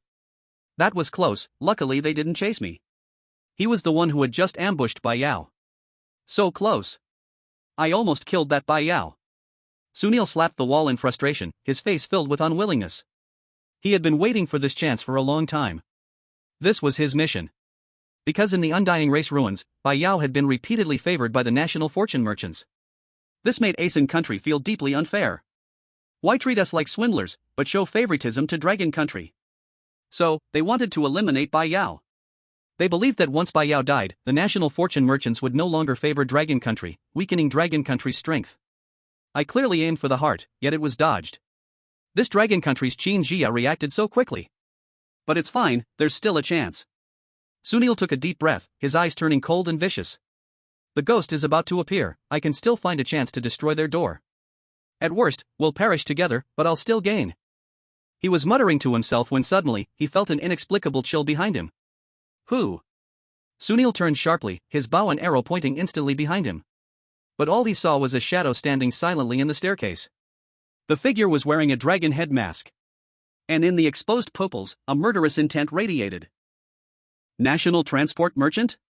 Sunil was stunned and scared. When did he arrive? Bai Chen didn't speak, he just slowly raised his hand. Sunil instinctively wanted to shoot an arrow, but it was too late. Slap. A crisp sound of a slap echoed through the stairs. Sunil felt a huge force slap his face, and his whole body flew out like a kite with a broken string, crashing heavily into the wall with a dull thud. He spit out a mouthful of blood, and several of his teeth fell out. Bai Chen walked over without a word. He stomped on his rib, breaking it. You dare to touch Bai Yao? You're quite brave. He was really angry now. He wanted to kill. Chapter 78, The Ghost Walking on Its Hands. Sunil collapsed on the ground, his chest heaving violently, his broken ribs making each breath feel like a sharp pain. He looked up, staring at the approaching national transport merchant. His eyes were filled with shock and fear. He couldn't understand. Why would a national transport merchant go this far for Bai Yao? It was just an attempted ambush, why use such extreme measures? What do you want to do? Sunil's voice trembled, yet he still forced himself to show an expression of facing death without fear. He had prepared himself in his heart. No matter what the other party asked, he would never reveal a word. If he had to die, at least he could keep the secret for the Three Kingdoms. Bai Chen stopped in his tracks, looking down at him. The gaze behind the mask was devoid of any warmth. Sunil gritted his teeth, waiting for the interrogation he had imagined, even envisioning himself heroically sacrificing his life in his mind. However, the expected interrogation didn't come. Instead, Bai Chen reached out, grabbed his hair, and twisted his wrist violently. Crack! A clear sound of bones breaking echoed through the stairs.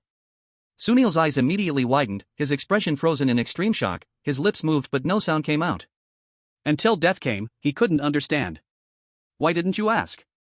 Why did you kill without asking? The national transport merchant wasn't like this. Bai Chen released his grip, and Sunil's lifeless body fell limply to the ground. He never intended to interrogate. Since it was the chosen one of the Three Kingdoms who dared to touch his sister, there was no need to leave any survivors. No need for interrogation. Just eliminate the Three Kingdoms, simple as that.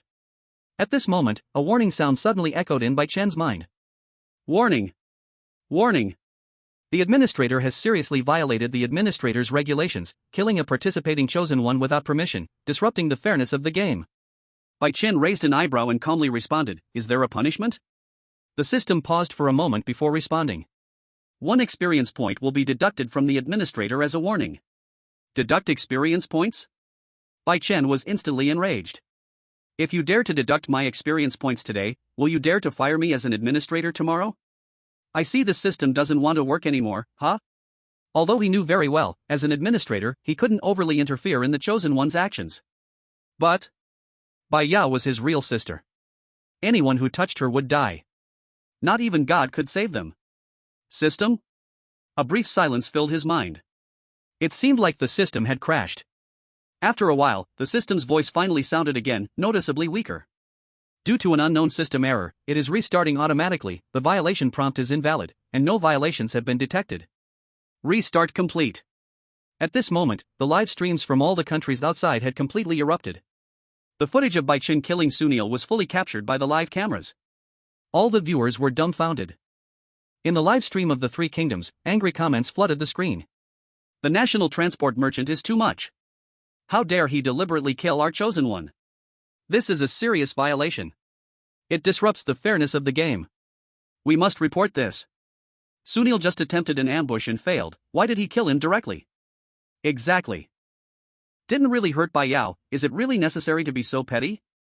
Dragon Country definitely bribed the national fortune merchants. Otherwise, why would they always favor the chosen ones from Dragon Country? However, their anger and protests were met with no response. The other country's spectators either watched coldly or didn't care at all. After all, everyone now knows that Bai Yao is the favorite of Dragon Country. Although no one knows why the national fortune merchants also pamper her. As long as you don't provoke her, it's fine. At most, drop a few treasure chests, just drop them, and consider yourself a part of someone else's game. But then, you go out of your way to make things difficult for yourself, and even dare to attack Bai Yao? Isn't that just asking for death? Meanwhile, in room 443 of the hotel, the atmosphere had become tense to the extreme. Thump, thump, thump. The heavy footsteps came from the corridor, growing louder, until they finally stopped in front of room 443. The footsteps sounded strange, not like the normal steps a human could make. It sounded more like the noise a ball makes when it hits the ground and bounces back up. Behind room 443's door, Bai Yao, Qin Jia, and Alice all gripped their weapons and talismans tightly. Bai Yao held a golden Alaska, aiming the barrel at the door. She couldn't help but ask. Sister Qin, why does this sound so strange? Qin Jia. Isn't that obvious? The ghost outside is obviously terrifying, how could it not be strange? However, as she answered, she also felt a bit curious.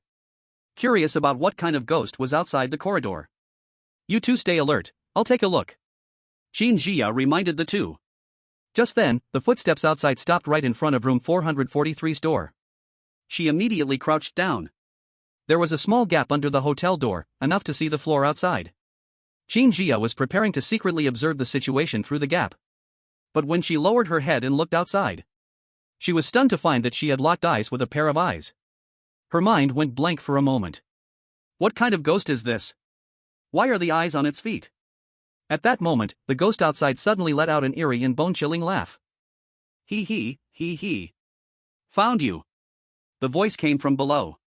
Only then did Qin Jia realize. This wasn't a ghost with eyes on its feet, the ghost outside was actually walking upside down. The strange footsteps were the sounds of its head hitting the ground. Bang! The ghost began to slam against the door. Alice tightened her grip on the breaking evil talisman. I'm ready. If it dares to come in, I'll smash it with the talisman. But just then, the golden crossbow on the door suddenly began to move, automatically aiming at a direction. Then, whoosh! A sharp sound pierced the air as the golden crossbow on the doorframe activated. A golden bolt shot out quickly. Bang!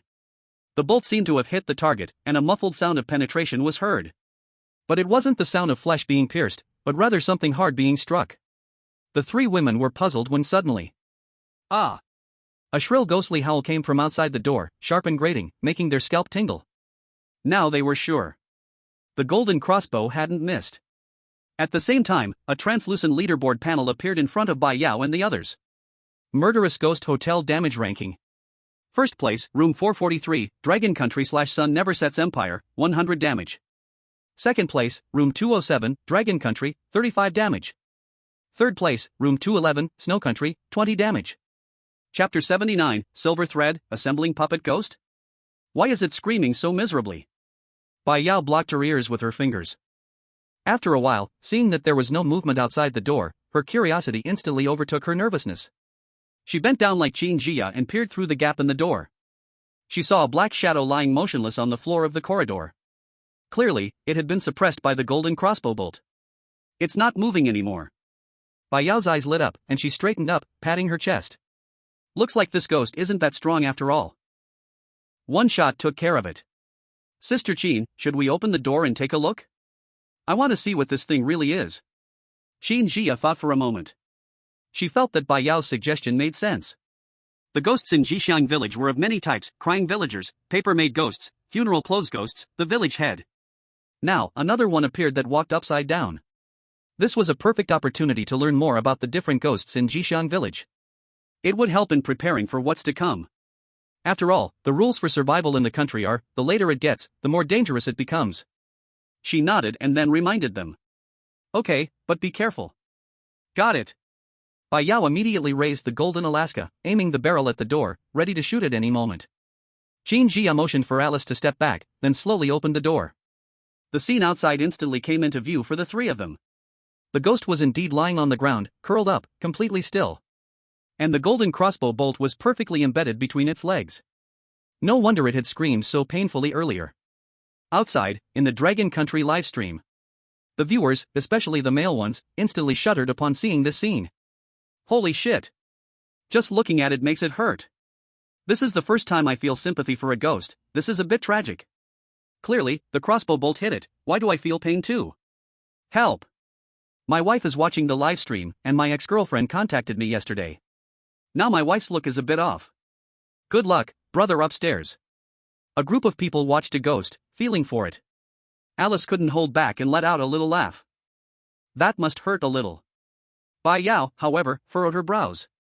She imagined the ghost walking on its head just now and couldn't help but complain. Just imagining it feels so awkward. Qin Jia shook her head helplessly. She walked up to observe closely and finally noticed what was strange about this ghost. Its facial features were no different from a normal human's, but its skin was rough, like tree bark. The color was a dull brown, and it felt hard to the touch. This seems like... Qin Jia furrowed her brows, and a name instantly rang in her mind.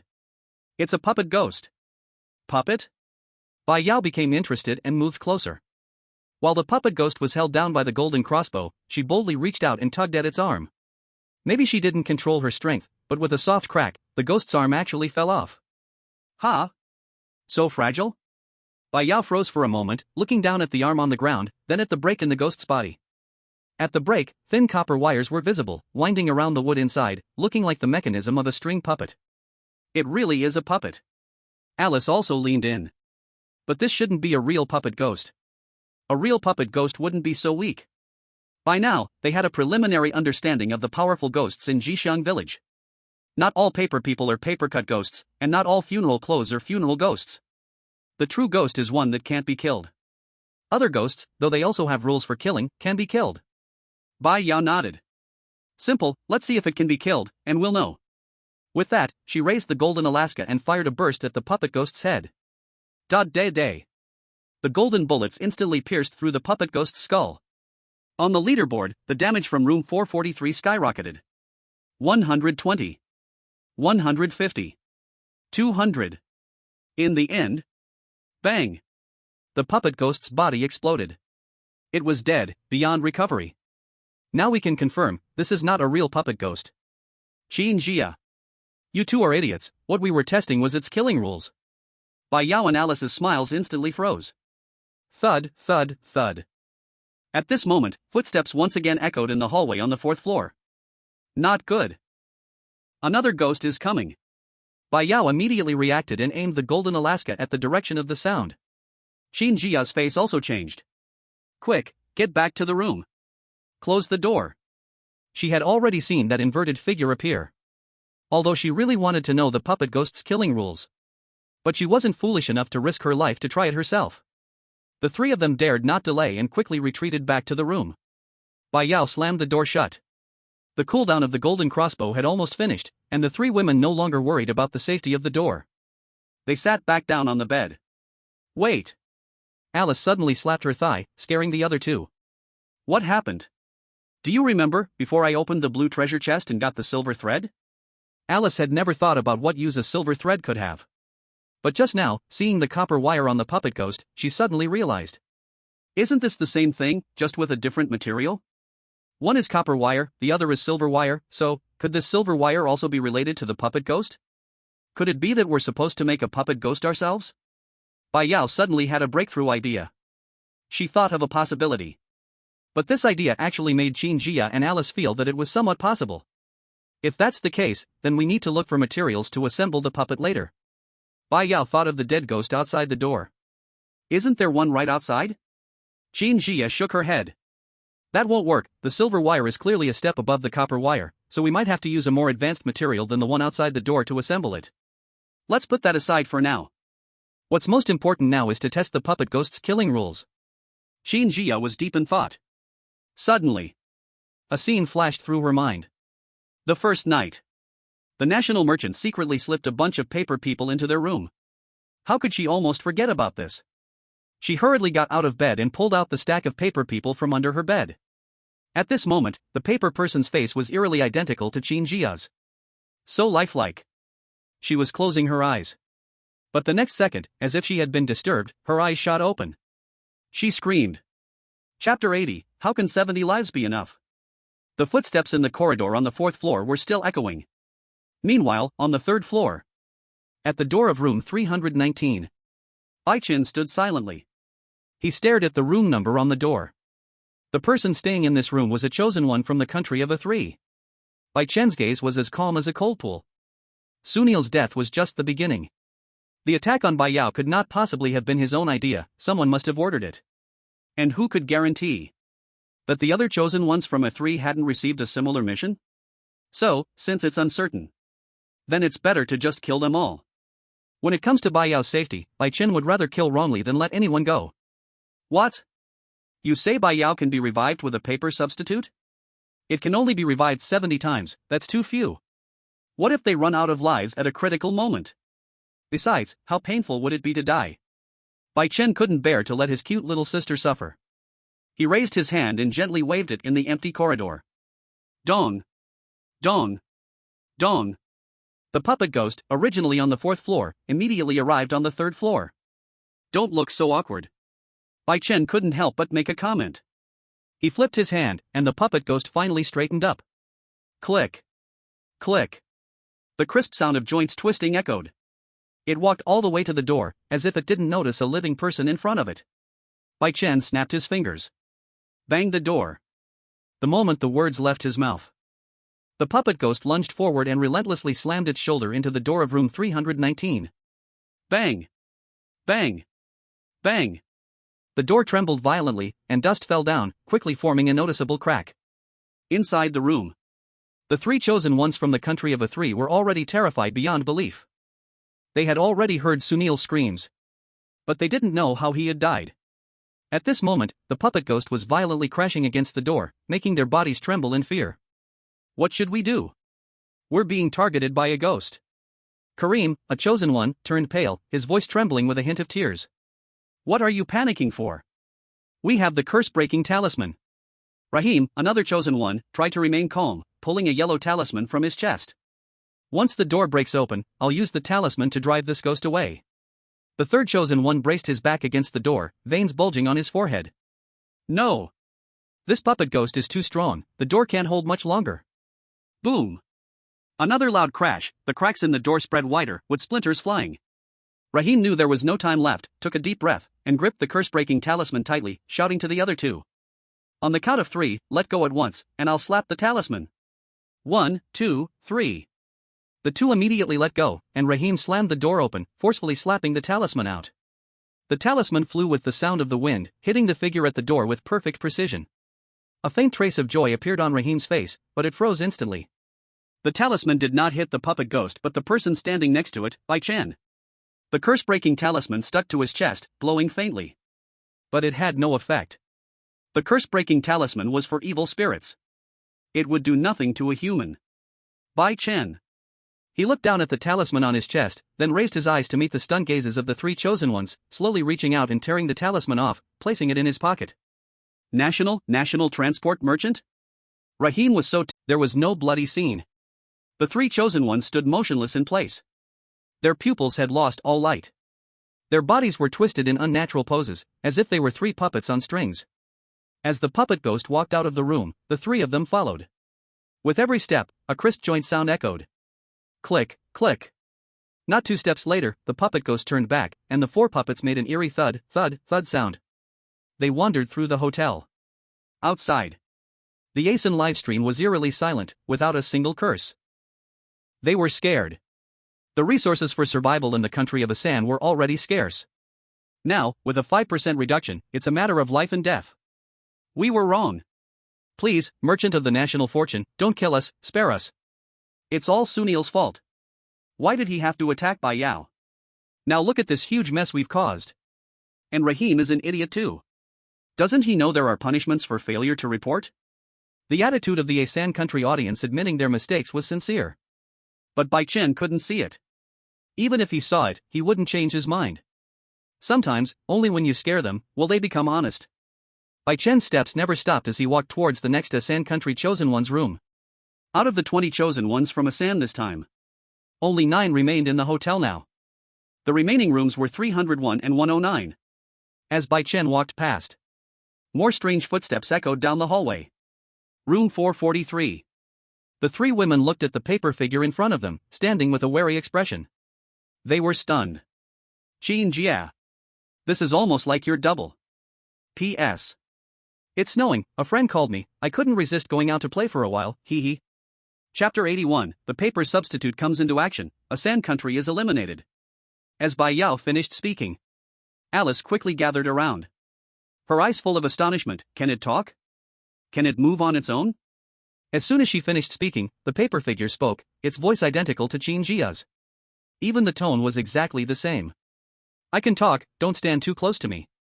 The paper figure frowned and took a step back. This was Qin Jia's first time seeing this situation.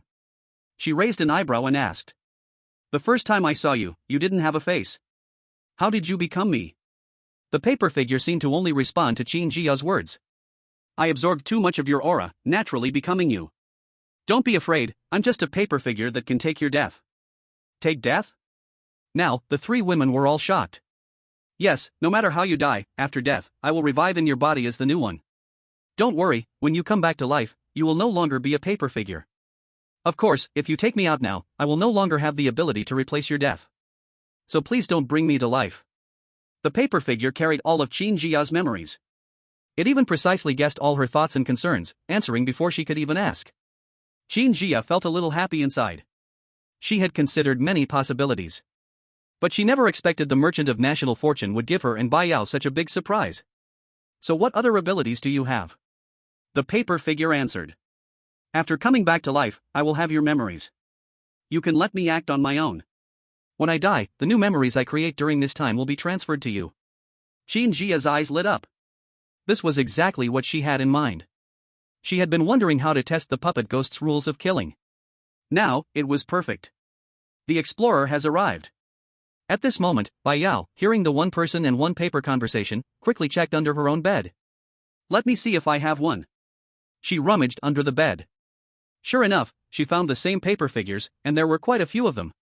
She was about to take them out when Qin Jia stopped her. Don't take them out yet, just let my paper figure go first. Your paper figure is under the bed. This is a death replacement tool. Okay. Bai Yao obediently stuffed the half-drawn paper figure back under the bed. Alice, seeing that both of them had 70 paper figures, couldn't help but look under her own bed. She reached out and groped for a moment, but only found one. She then got off the bed and looked in disbelief. Alice. Why do I only have one paper figure? F******. Another day of being isolated. She knew, just by thinking with her backside, that this paper figure must have been sent by the merchant of national fortune at some point. No one else would treat her differently like this. Qin Jia smiled. Then she looked at her death replacement paper figure. You go out and check the situation of the entire hotel, find where the puppet ghost is. We must test its killing rules. Although it's another version of herself, Qin Jia had no hesitation when it came to sending the other party to their death. In her eyes, this was just a paper doll prop. Received. The paper doll nodded, turned, and walked toward the door. Qin Jia stepped forward, cracked the door open to check for any unusual activity outside, then motioned for the paper doll to slip out, quickly closing the door behind it. And just as the paper doll left the room, a series of death notifications exploded in the minds of the 3 women. The chosen one of a 3 country, Prakash, has been killed by the puppet ghost. The chosen one of a 3 country, Vijay, has been killed by the puppet ghost. The chosen one of a 3 country, Raj, has been killed by the puppet ghost. Qin Jia frowned slightly. Why is it always a 3 country? In such a short time, there have already been 6 death notifications for chosen ones from a 3 country. Bai Yao tilted her head in confusion. What's going on with the 3 countries' chosen ones, dying so quickly? Could it be that they're being targeted? Maybe it's just bad luck. Qin Jia felt a bit strange, but she didn't think too much about it. After all, among the 20 countries participating in the survival game of Lucky Village's national fortune, a 3 country was already at the bottom. In this situation, if their luck was even worse, death was the most normal thing to expect. Meanwhile, outside. In the live stream room, the Dragon Country viewers had already erupted. Nice. The national fortune merchants never hold grudges overnight, making a three-country pay for their mistakes. Now they'll be more honest, right? TSK, a three-country seems to be on the verge of being eliminated. I can't take it anymore, Alice is breaking down again. People are just so different. Alice, I feel a little out of place, should I just go back to the Empire of the Setting Sun? It's okay, Alice should just come to Dragon Country, the national fortune merchants won't be biased. At this moment, Qin Jia's replacement paper doll had quietly stepped out of room 443. It walked slowly along the fourth-floor corridor. It didn't deliberately cover up any noise, after all, its task was to provoke the puppet ghost to attack it. This would test the puppet ghost's killing rules. The fourth-floor corridor was empty. The paper doll turned around for a while, realizing there were no puppet ghosts on this floor, and walked toward the stairs. It slowly descended to the third floor. The cold and eerie atmosphere on the third floor was even thicker. Obviously, this floor was even more dangerous. However, the paper doll still didn't find any sign of the puppet ghosts. She frowned. Where did the puppet ghosts go? Unable to find any, she could only continue moving down. The situation on the second floor was the same, but as she stood on the second floor staircase, the paper doll heard a strange sound, a series of thuds. It was the sound of puppet ghosts' footsteps. From the sound, it seemed to be coming from the first floor. The paper doll scratched its head. Why did they all go to the first floor? Having located the puppet ghosts, the paper doll didn't stay on the second floor. It continued its descent to the first floor of the hotel. Just as it rounded the corner of the corridor, a loud crash and a scream echoed. It immediately stopped. Carefully, it peeked around the corner toward the source of the noise. What it saw made the paper doll freeze in place. At the entrance of room 109, a figure wearing a dragon head mask stood still. It was the national fortune merchant. Around him were more than 10 puppet ghosts, all stopped in front of room 109. Inside room 109, the chosen ones were screaming in terror and cursing. From the sounds, it seemed to be people from a three-country. The puppet ghosts were relentlessly banging against the door of room 109. Bang! Bang! Bang! The door was shaking, cracking with deep lines all over it. Bai Chen stood among the ghosts. Hands in his pockets, he looked as if he were watching a drama that had nothing to do with him. The paper doll was already stunned. It had Qin Jia's memories. Naturally, it knew what the national fortune merchant was supposed to do. He was just a simple vendor, wasn't he? But now, why was he with the puppet ghosts, attacking the chosen ones? The paper figure's ability to think was still inferior to Qin Jia's. If it had been Qin Jia herself here, she would have been able to guess some of the reasons. At this moment, the sound of the paper figure's footsteps disturbed a nearby puppet ghost. The puppet ghost took a step forward. The paper figure took a step back. In the next second, a clicking sound immediately came from her body. Her skin quickly became wooden. Then, her pupils lost their light. She was dead. Bai Chen slowly turned his head. He saw the paper figure, now turned into a puppet. He couldn't help but shake his head. Why bother? You could have just asked me directly. Then, he withdrew his gaze. He looked back at the door of room 109. It's almost time. He snapped his fingers. In the next second, all the puppet ghosts rushed forward. Boom! A loud crash.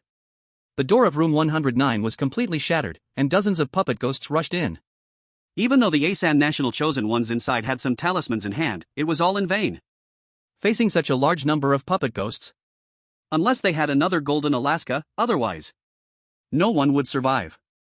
A moment later, the screams from inside the room kept ringing, before quickly fading into silence. Asan National Chosen 1 Alan has been killed by a puppet ghost. Asan National Chosen 1 Ba Chang has been killed by a puppet ghost. 2 death prompts echoed again. Asan National, eliminated. All chosen ones from Asan National have died, Asan National eliminated. Elimination penalty, a puppet ghost will randomly appear in one city. Chapter 82, The Killing Rules of the Puppet Ghost. In room 443, Qin Jia suddenly stood up. Sister Qin, what's wrong? Bai Yao was startled by her sudden movement. Instinctively, she raised her golden Alaska and cautiously stared at the door. Did something happen to the paper figure?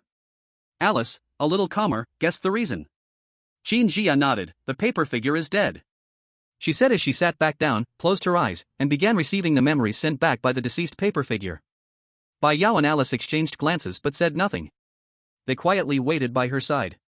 Less than 2 minutes later, Qin Jia slowly opened her eyes, her gaze returning to its usual calmness. Sister Qin, how is it? Bai Yao immediately leaned in. Do you know the puppet ghost's killing rules now? I know. Qin Jia's tone was calm as she sat back down. The puppet ghost's killing rules are simple. You cannot make the same move as it. The same move? Alice furrowed her brows.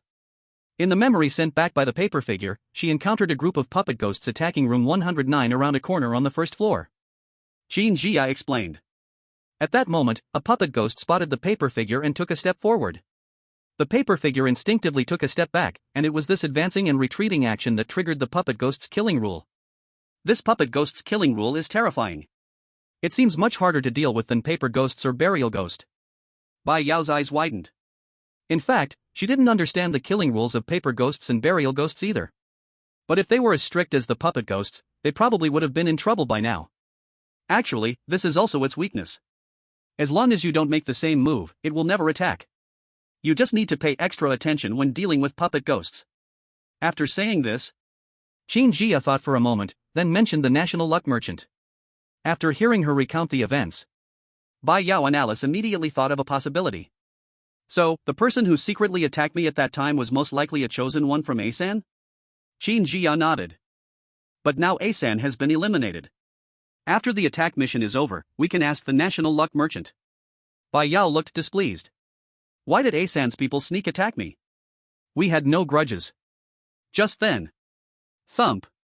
Thump. Thump. The heavy footsteps once again echoed outside the door. They're back. Qin Jia immediately reacted. These were the footsteps of the puppet ghost. As soon as she finished speaking, the golden crossbow mounted on the doorframe automatically locked onto the target. Whoosh! A golden arrow shot out, hitting the figure outside the door with pinpoint accuracy. In the next moment, the damage leaderboard in front of the three women refreshed. The damage value of room 443 directly rose to 300 points. It still firmly held the top of the ranking. It threw the second place far away. Done. Bai Yao let out a breath of relief. This golden crossbow platform is too easy to use, we do not need to move at all. Qin Jia fell into deep thought. If the action of the National Fortune Merchant just now was revenge on the Asan country, then now that the Asan country is eliminated, those puppet ghosts will surely break apart. Her guess was correct. Bai Chen had already left the hotel at this moment. But right at this time, the prompt of National Fortune Survival suddenly rang again. All chosen ones, please pay attention. In 10 minutes, paper effigy ghosts will appear at the hotel entrance. Successfully repel the paper effigy ghosts, you will gain 1 extra golden treasure chest and immediately end this hotel attack mission. The prompt sound fell. Inside room 443, the three women's eyes lit up at the same time, showing looks of surprise. Golden treasure chest. All of Bai Yao's focus was on the golden treasure chest. She grabbed Qin Jia's arm and shook it with excitement. Sister Qin, it is a golden treasure chest.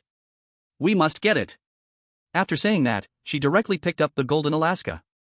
Although at the very beginning she was very afraid of fierce ghosts. But after several battles with fierce ghosts, she no longer had the original panic. Especially when holding the golden Alaska. After all fear comes from not enough firepower. Qin Jia nodded. Right, this golden treasure chest must be taken, but before that, we need to clean up the remaining scattered puppet ghosts inside the hotel. Alice understood Qin Jia's meaning. Yes, we cannot let these puppet ghosts sneak attack us from behind when we deal with the paper effigy ghosts, that would be trouble, we must deal with them first. Good, then let us go.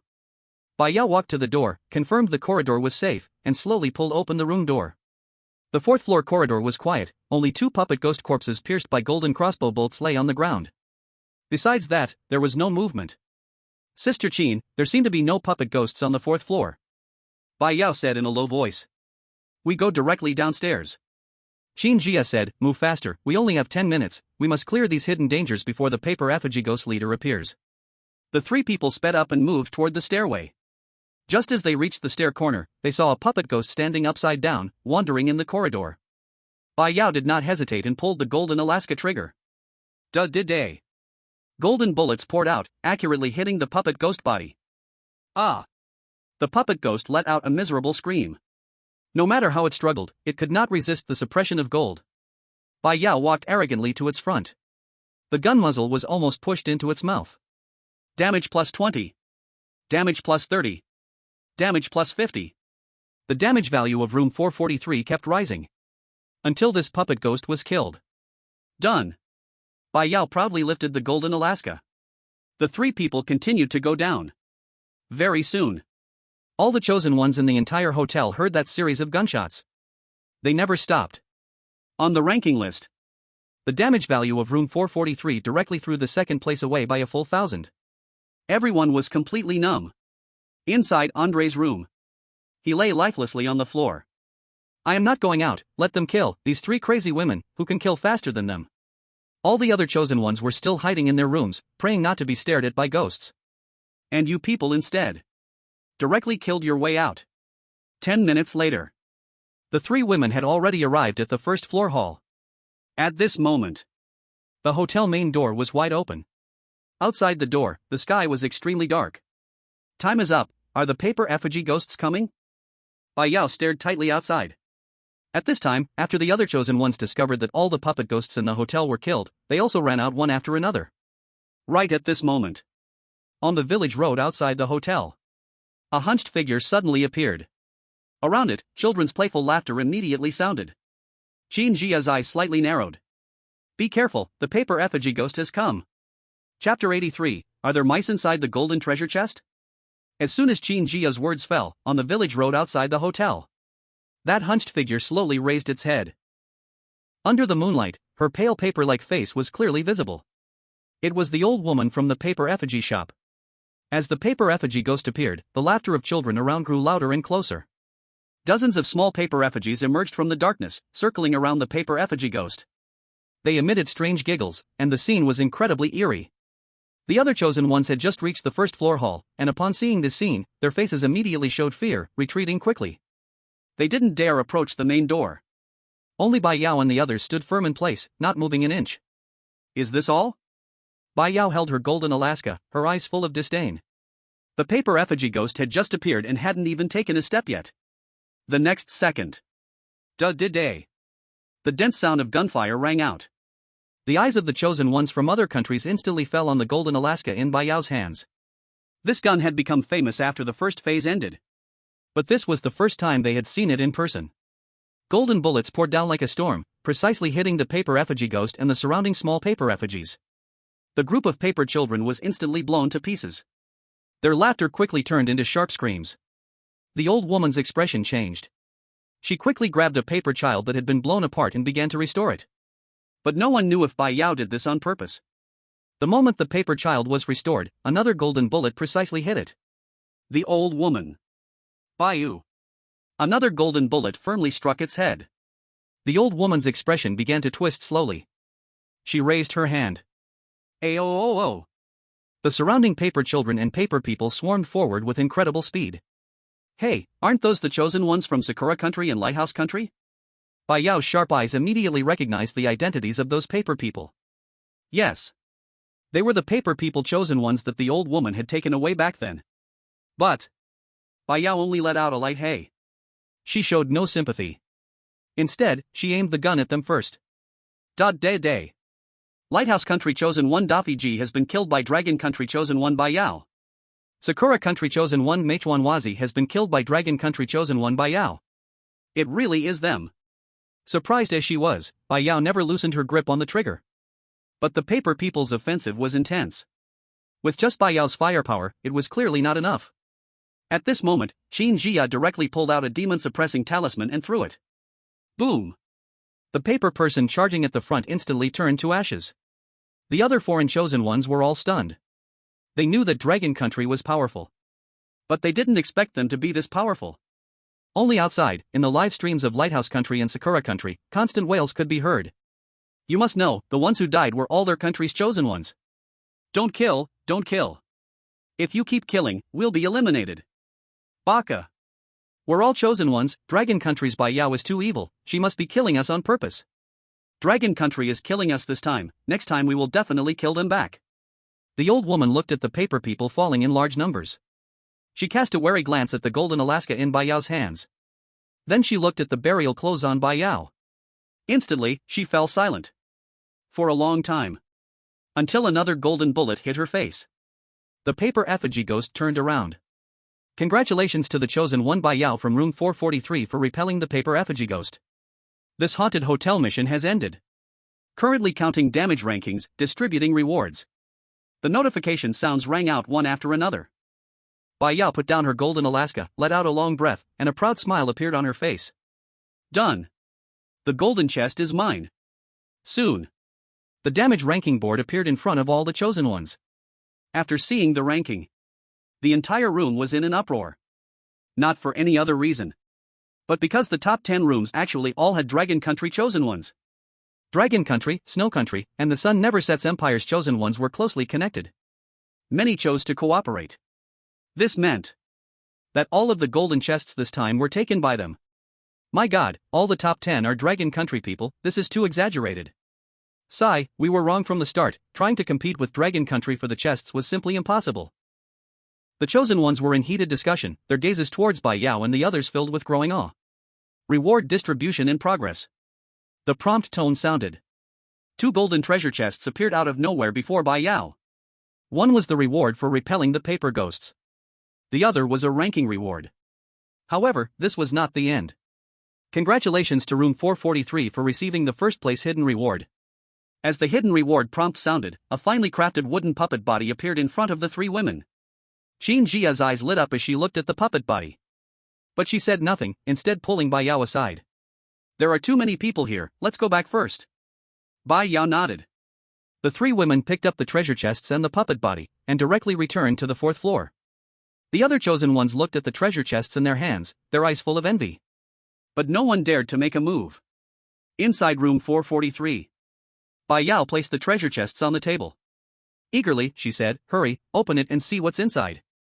At that moment, Alice took a step back, shaking her head, I don't need the treasure chest, I barely contributed to this mission. She gave a wry smile. It felt like she was just an accessory hanging on the Dragon Kingdom's leg. Seeing her say this, Bai Yao and Xin Jia didn't try to persuade her. Then, Bai Yao picked up a golden treasure chest, twisting it open with a hard pull, and the chest lid opened with a snap. 2 blood-red stones floated out. Eerie Ghost Stone. Quality, golden. A very rare ghost essence, absorbing it can enhance physical strength and speed, with a very small chance of gaining a ghost's killing rule. At the same time, Xin Jia opened the other golden treasure chest. She saw a snow-white mouse jump out of it. Xin Jia? Bai Yao? Alice. P.S. The past few days, I've been a bit stuck with the writing, and the update time is not fixed. Sorry about that, I'll adjust and store some chapters to fix the update time later.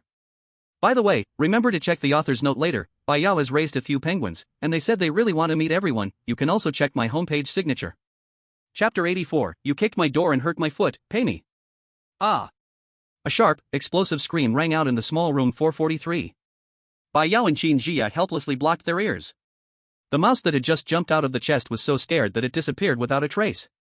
No one knew Alice's weakness. She wasn't afraid of the undead or the eerie ghosts. But she was truly terrified of mice. Finally, when Alice's scream faded, a panel appeared in front of the 3 women. Treasure hunting mouse. Quality, golden. Status, juvenile. Introduction, naturally fond of treasure, this mouse is timid. Please take good care of it, it will bring you many surprises, but do not bully the mouse. Treasure hunting mouse? Bai Yao's eyes widened. Meanwhile, Xin Jia saw a line of small text under the panel. Battle pet bound. Xin Jia wasn't afraid of mice. Moreover, this mouse was a legendary treasure hunting mouse. Ha! Where did it go? At that moment, Bai Yao realized that the treasure hunting mouse, after being scared by Alice's scream, had disappeared and hidden somewhere. Looking around, she couldn't find it. Sorry. Alice looked like she was about to cry.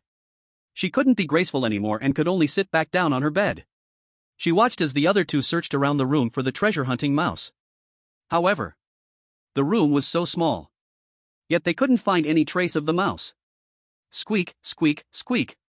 Suddenly, a sharp mouse squeak rang out. The 3 women turned their heads at the same time, following the sound. But they found. The squeak was coming from the mouth of the gluttonous beast at the door. Squeak, squeak, squeak. As the mouse's cries grew more urgent, the expression on the gluttonous beast's face also became more guilty. The three women were stunned. The treasure-hunting mouse had actually crawled into the gluttonous beast's mouth. Bai Yao, looking at the gluttonous beast in front of her. She really didn't expect that after searching for so long, the treasure-hunting mouse was actually in the gluttonous beast's mouth. You little brat. Spit it out right now. Seeing Bai Yao storm towards it angrily, he raised his hand. The Taotie shivered in fear, quickly opening its mouth, and a white shadow instantly shot out. It was the treasure-hunting rat, covered in saliva, trembling as it hid under Qin Jia's feet. The outside world is so terrifying. It should return to the box. Qin Jia silently took a cloth and wiped the treasure-hunting rat's body. On the other side, the mournful wail of the Taotie could already be heard. 5 minutes later, Bai Yao sat down again. The three women looked at the puppet torso on the table, deep in thought. After observing for a while, Qin Jia spoke. This puppet torso seems to be made of much better wood than the puppet ghosts we've encountered before. Perhaps it pairs with the silver thread in Alice's hands. Alice took out the silver thread. Now we have the puppet torso and the silver thread. What are we still missing? The limbs? The limbs and the head. As long as we find those, we can assemble our own puppet ghost. Bai Yao's eyes sparkled with excitement. After all, wearing the ghost's shroud, she feared nothing now. However, at that moment, the survival system's prompt sound rang out again. Attention all chosen ones. The in-raid mission has ended. Today's Jixiang village will hold the village festival. All chosen ones must arrive at the village center shrine by 6 p.m. to participate. 6 p.m., village festival? Upon hearing this, the three women exchanged glances. Qin Jia, did the village chief mention what time we should go help? Bai Yao asked. Qin Jia froze. It seems he didn't. Another trap. Qin Jia's voice turned somber. The village chief only told us to help at the shrine during the village festival, but never mentioned a specific time. This is definitely on purpose. Bai Yao frowned. He didn't say the time, but if we go late, something bad will surely happen. This village chief is so annoying. Qin Jia felt a headache coming on. Jixiang village is full of traps. No wonder it's a nightmare-level difficulty. It's hard to spot traps in this high-pressure environment at all times. Alice's face turned pale, not sure if she had fully recovered from the shadow of the treasure-hunting rat. The three women fell silent, and the atmosphere in the room grew heavy. After a moment, Bai Yao suddenly lifted her head. What if we wait until dawn to go? I remember Qin Jia, you said that the survival system won't put the chosen ones in a situation where there are 10 deaths and no life, so it's unlikely that anything will happen if we go now. Although Bai Yao knew that even if she left the inn now, she would be fine. With a shroud and a golden Alaska, her safety was guaranteed. But the shroud was given to her later by a survival merchant. Normally, chosen ones going out at night would certainly face certain death. Alright, it's not long until dawn. Let's tough it out. Qin Jia hesitated for a moment. Then a glimmer of satisfaction appeared in her eyes. Not bad, Yao is thinking things through now. Okay.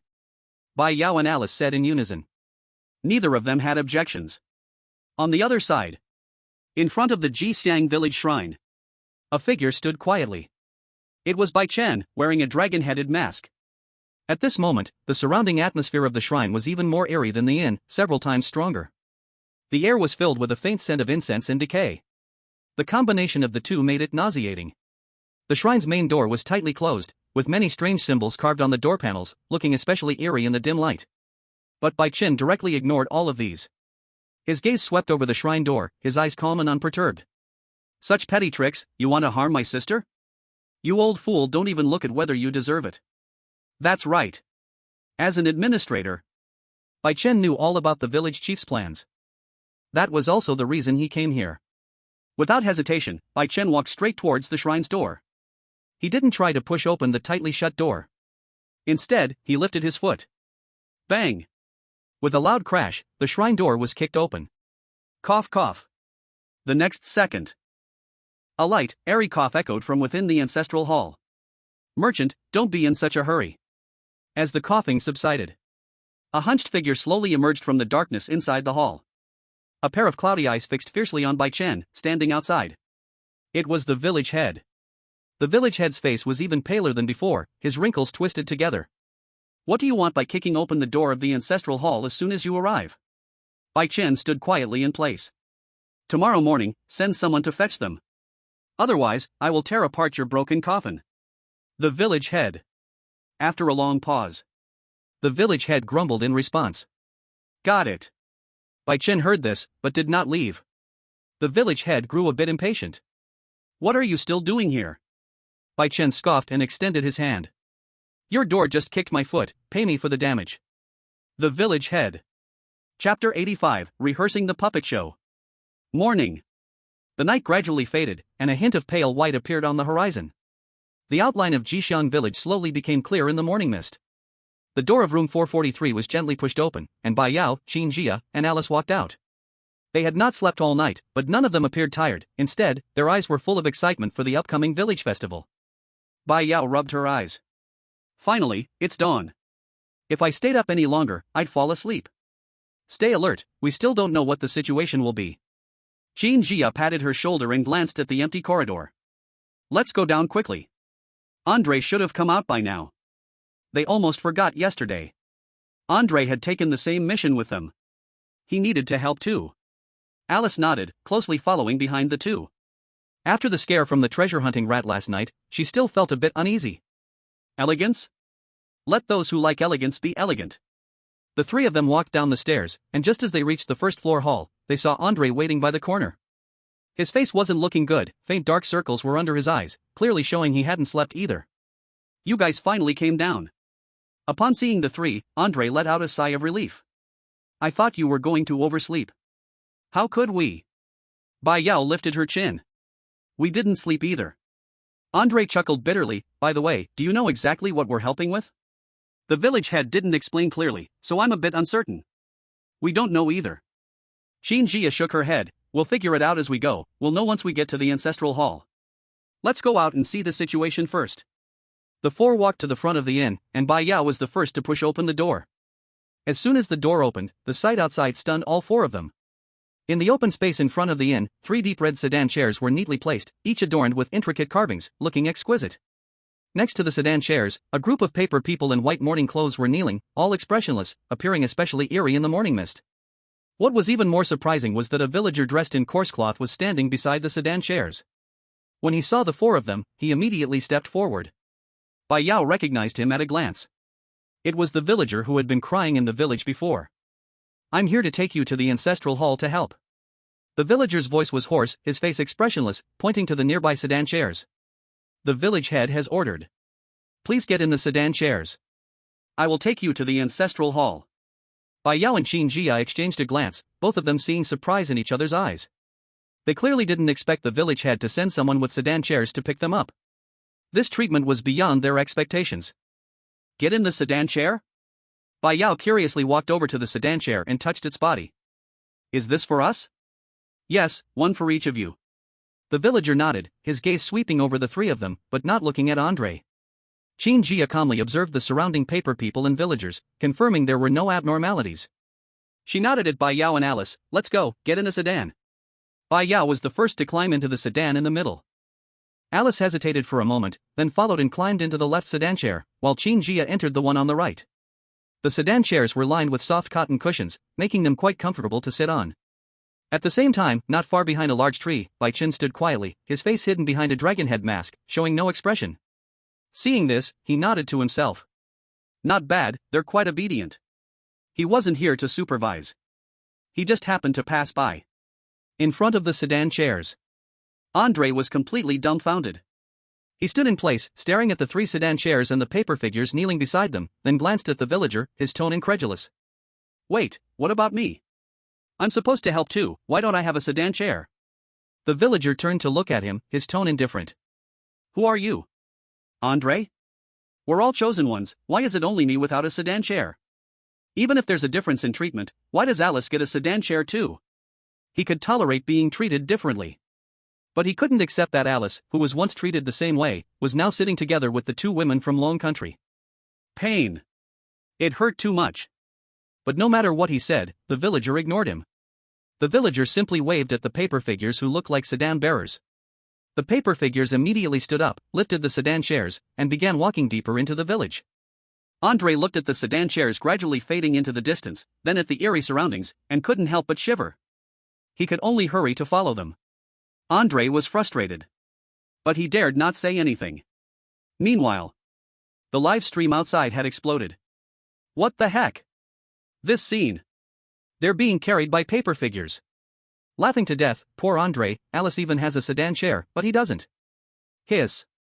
This kind of differential treatment looks so familiar. Is this something the adoptive father did again? The national trade merchants did it? That makes sense. Honestly, when Yao Jia was sitting in the sedan chair, her expression was so cute. I wonder if she has a boyfriend. Big guts. Be careful, her brother breaks your legs. Just kidding, one leg won't be enough. Meanwhile, in the Sun Never Sets Empire's livestream. Do you think there's a possibility that Alice getting a sedan chair is all because of Long Country's influence? That's obvious. What face does our princess even have?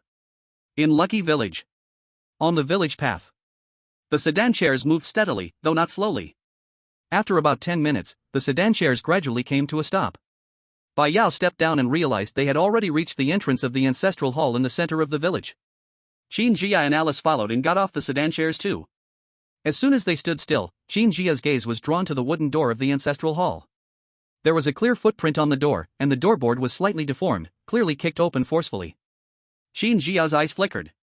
From the looks of it, someone must have come here last night and violently kicked open the door of the ancestral hall. There must have been a conflict with the village head. The only person capable of this should be that national trade merchant, right? Could it be that the sedan chairs earlier were also because of him? The more Qin Jia thought about it, the more she felt like she had guessed right. After all, the village head had set a trap for them, clearly wanting to harm them. There was no reason to send someone to greet them.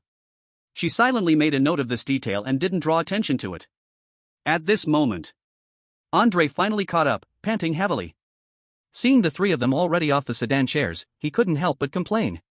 This road is too long, I'm exhausted. Squeak. Before anyone could respond to Andre. Suddenly, the door of the ancestral hall slowly creaked open, and the hunched figure of the village head appeared from inside. His face was incredibly dark, and his gaze swept over Bai Yao and the others, finally stopping on them. Bai Yao asked, "Village head, what do we need to help with?" The village head didn't seem to want to speak. But he had to assign them a task.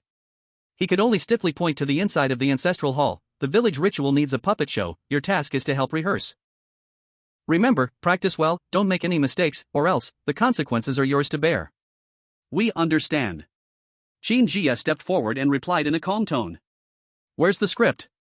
Let's start rehearsing right now." The village chief pulled out a yellowed, worn-out script from his chest and tossed it over. Bai Yao reached out to catch it, and as her fingertips brushed the script, a sharp chill ran through her. The cover of the script had no text, only a blurry blood handprint, looking extremely eerie. Just follow the contents of the script and control the 10 puppets to finish the auspicious dance. The village chief said this, then turned and walked into the ancestral hall, leaving a cold remark. "There are puppets in the backyard, go get them yourselves. Don't try anything funny, I can see every move you make." Bai Yao flipped open the script, and the first page was written in crooked, shaky handwriting, as if it had been written in fresh blood. The most noticeable part was a line of recurring dialogue. "Sacrifice a living person, auspiciousness will last forever." This line of dialogue is too sinister, isn't it? Bai Yao furrowed her brows and handed the script to Qin Jia. "Sacrifice a living person? This isn't an auspicious dance, it's clearly an evil dance." Qin Jia quickly flipped through the script a few times. Evil dance is normal, this place was never a normal one anyway. Andre leaned over to glance at the script, thought of something, and shivered in fear. Sacrifice a living person? He doesn't want to use us as sacrifices, does he? How about we run now? This puppet show is too weird. Can't run. Alice shook her head. There's still a chance if we go to rehearse the puppet show, but if we run now, we will definitely die on the spot. She still had something she didn't say. Except for Bai Yao. The four of them fell into a brief silence, and finally, it was Qin Jia who spoke first. "Let's go check the backyard, we have plenty of props on us, maybe we can find a way to deal with this." Bai Yao nodded and tucked the script into her chest. "Exactly. If worst comes to worst, we'll fight them. Bastards, stay close to me." The beast Taotie responded lazily. The treasure-seeking mouse was placed on its head by Qin Jia. The four of them, along with the 2 battle pets, walked down the corridor inside the ancestral hall toward the backyard. The corridor was filled with a strong stench of decay, and many faded portraits hung on the walls. The faces in the paintings were all twisted and deformed, as if silently screaming. They pushed open the wooden door to the backyard. In the open space, 10 puppets were neatly arranged. These puppets looked identical to the puppet ghosts they had encountered earlier, stiff in posture, with expressionless faces. But the difference was, they were motionless, their eyes hollow, making them look like ordinary puppets. These wouldn't be puppet ghosts, right? Andre pulled out his giant axe, which had a chunk missing. Taotie quietly raised its head, looking a bit greedy. Qin Jia said nothing and directly walked up to one of the puppets. She noticed that each puppet had a few copper wire strings hanging from the top of their heads. Let's try controlling these puppets to dance. Alice and I will control 3 each, Bai Yao and Andre, you control 2 each. Andre, with his big, muscular frame, seemed simple-minded, with well-developed limbs. It would be quite a challenge for him to control 3 puppets. As for making Bai Yao control 2, it was purely a special consideration. Alice had no objections. The 4 of them quickly divided the work and began to try. Qin Jia opened the script and read the first set of action instructions aloud. First move, raise hand, turn, step. The 4 of them followed the instructions and slowly controlled the puppets. At first, their movements were clumsy, and the puppets' actions were shaky, but soon enough, they grasped the technique, and the puppets' movements became smoother and more coordinated. As the puppets began to dance, eerie creaking sounds filled the backyard. It was the sound of the puppet joints moving, mixed with the rustling of the threads, giving one goosebumps. Sacrifice a living person, auspiciousness will last forever. Bai Yao controlled the puppets while repeating the lines of the script, feeling increasingly uneasy the more she said it. Why do I suddenly feel a chill on my back? Qin Jia's face grew increasingly serious. Be careful, pay attention to the changes in the puppets. If any danger were to appear here, it would definitely come from these puppets. At that moment, the puppet dance reached the 3rd section. Qin Jia recited the gesture for raising her hand, bowing, and making a sacrificial motion. After the puppet-controlled movements matched her actions. In an instant, a strange event occurred. The eyes of all the puppets suddenly lit up with a crimson glow. Not good. Qin Jia hurriedly waved her hand, simultaneously giving the command, stop controlling them. But it was already too late. The puppets suddenly broke free from the control of the threads, turning around to face Bai Yao and the others. Their movements were no longer the stiff ones controlled by strings, they began to imitate the movements of the 4 of them. At first, it was clumsy, like children just learning to walk, but in just a few seconds, their movements became smoother and more fluid. They are imitating us. Alice instantly realized the killing rule of the puppet ghosts, her face turning pale. She quickly moved into action. Don't make the same movements as them, or we'll die. Upon hearing this, Andre, scared out of his wits, swung his giant axe and started spinning it like a windmill. If you can, then go ahead and try to mimic me. At this critical moment, Bai Yao suddenly pulled out a golden Alaska and pointed the muzzle at the puppets. Look at me, you little bastards. The Taotie at her feet curiously lifted its head, looking at Bai Yao. It seemed to be asking, what do you want me to do? Bai Yao kicked it in the rear, irritably saying, I didn't call you, stay to the side. The Taotie whimpered in grievance, obediently retreating to the corner of the wall. The puppets, imitating the movements, froze for a moment after hearing Bai Yao's shout, and then they too raised their guns, mimicking Bai Yao's aiming posture. At that moment, their movements completely synchronized. Bai Yao suddenly felt a chill run down her spine. But the next second, the color of her ghostly ceremonial robe started to change. It seemed as if it was being soaked in blood, and after a moment, 1/3 of it turned crimson. She had used up her one chance to block the killing rule. But Bai Yao didn't mind. Instead, the corner of her mouth lifted slightly. Imitating me? Then let me show you what true firepower suppression looks like. Bai Yao sneered and pulled the trigger without hesitation. Day. Golden bullets rained down like a storm, shooting toward the puppets. The puppets' bodies were immediately pierced by several large holes, with chips flying everywhere. The puppets, who were mimicking the trigger-pulling movements, looked confused. It seemed like they couldn't understand why they didn't have any bullets to fire. The next second, they were directly hit in the head by the golden bullets. Crack! With a crisp sound, the puppets' heads exploded, and the crimson light went out instantly. Their bodies froze and fell to the ground. These aren't even puppet ghosts, where are the real puppet ghosts? Bai Yao furrowed her brow. However, seeing that she had dealt with these puppets, Qin Jia's face didn't improve much. Everyone, I think we might need to run now. Don't forget. The village chief can see us. Qin Jia's reminder was like a cold splash of water on everyone's heads. Bai Yao immediately realized that the action of destroying the puppets had definitely been seen by the village chief. If nothing unexpected happened, the village chief would be coming soon. Damn it! I forgot about that. That dark-minded voyeur. Andre cursed loudly. Bai Yao quickly stowed away her golden Alaska. Then let's run now. Her current equipment and strength were enough to handle these ghost-like creatures that could be killed. But when faced with a real ghost, it would be tricky. Not to mention the village chief of Lucky Village.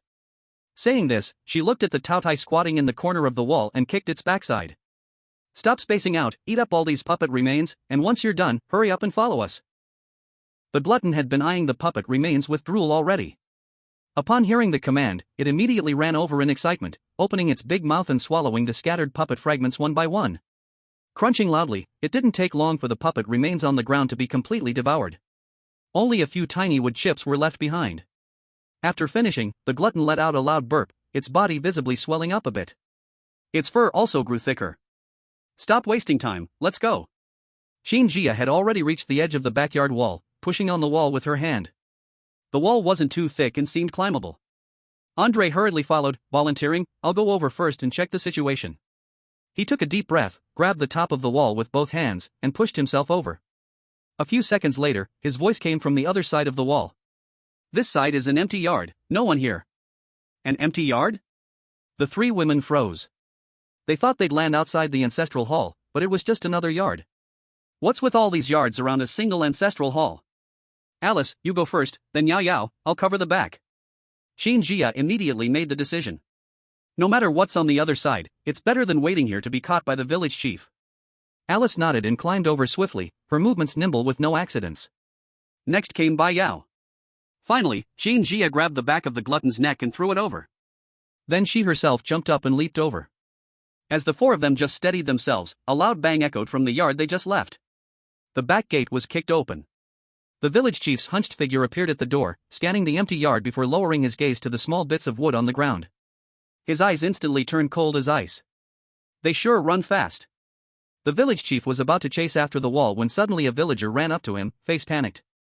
The villager whispered something in his ear. The village chief's expression changed dramatically, the anger replaced by surprise. He glanced toward the wall, then weighed his options.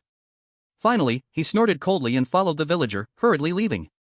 On the other side of the wall, the four of them held their breath, listening to the sounds outside until the footsteps completely faded away, then they sighed in relief.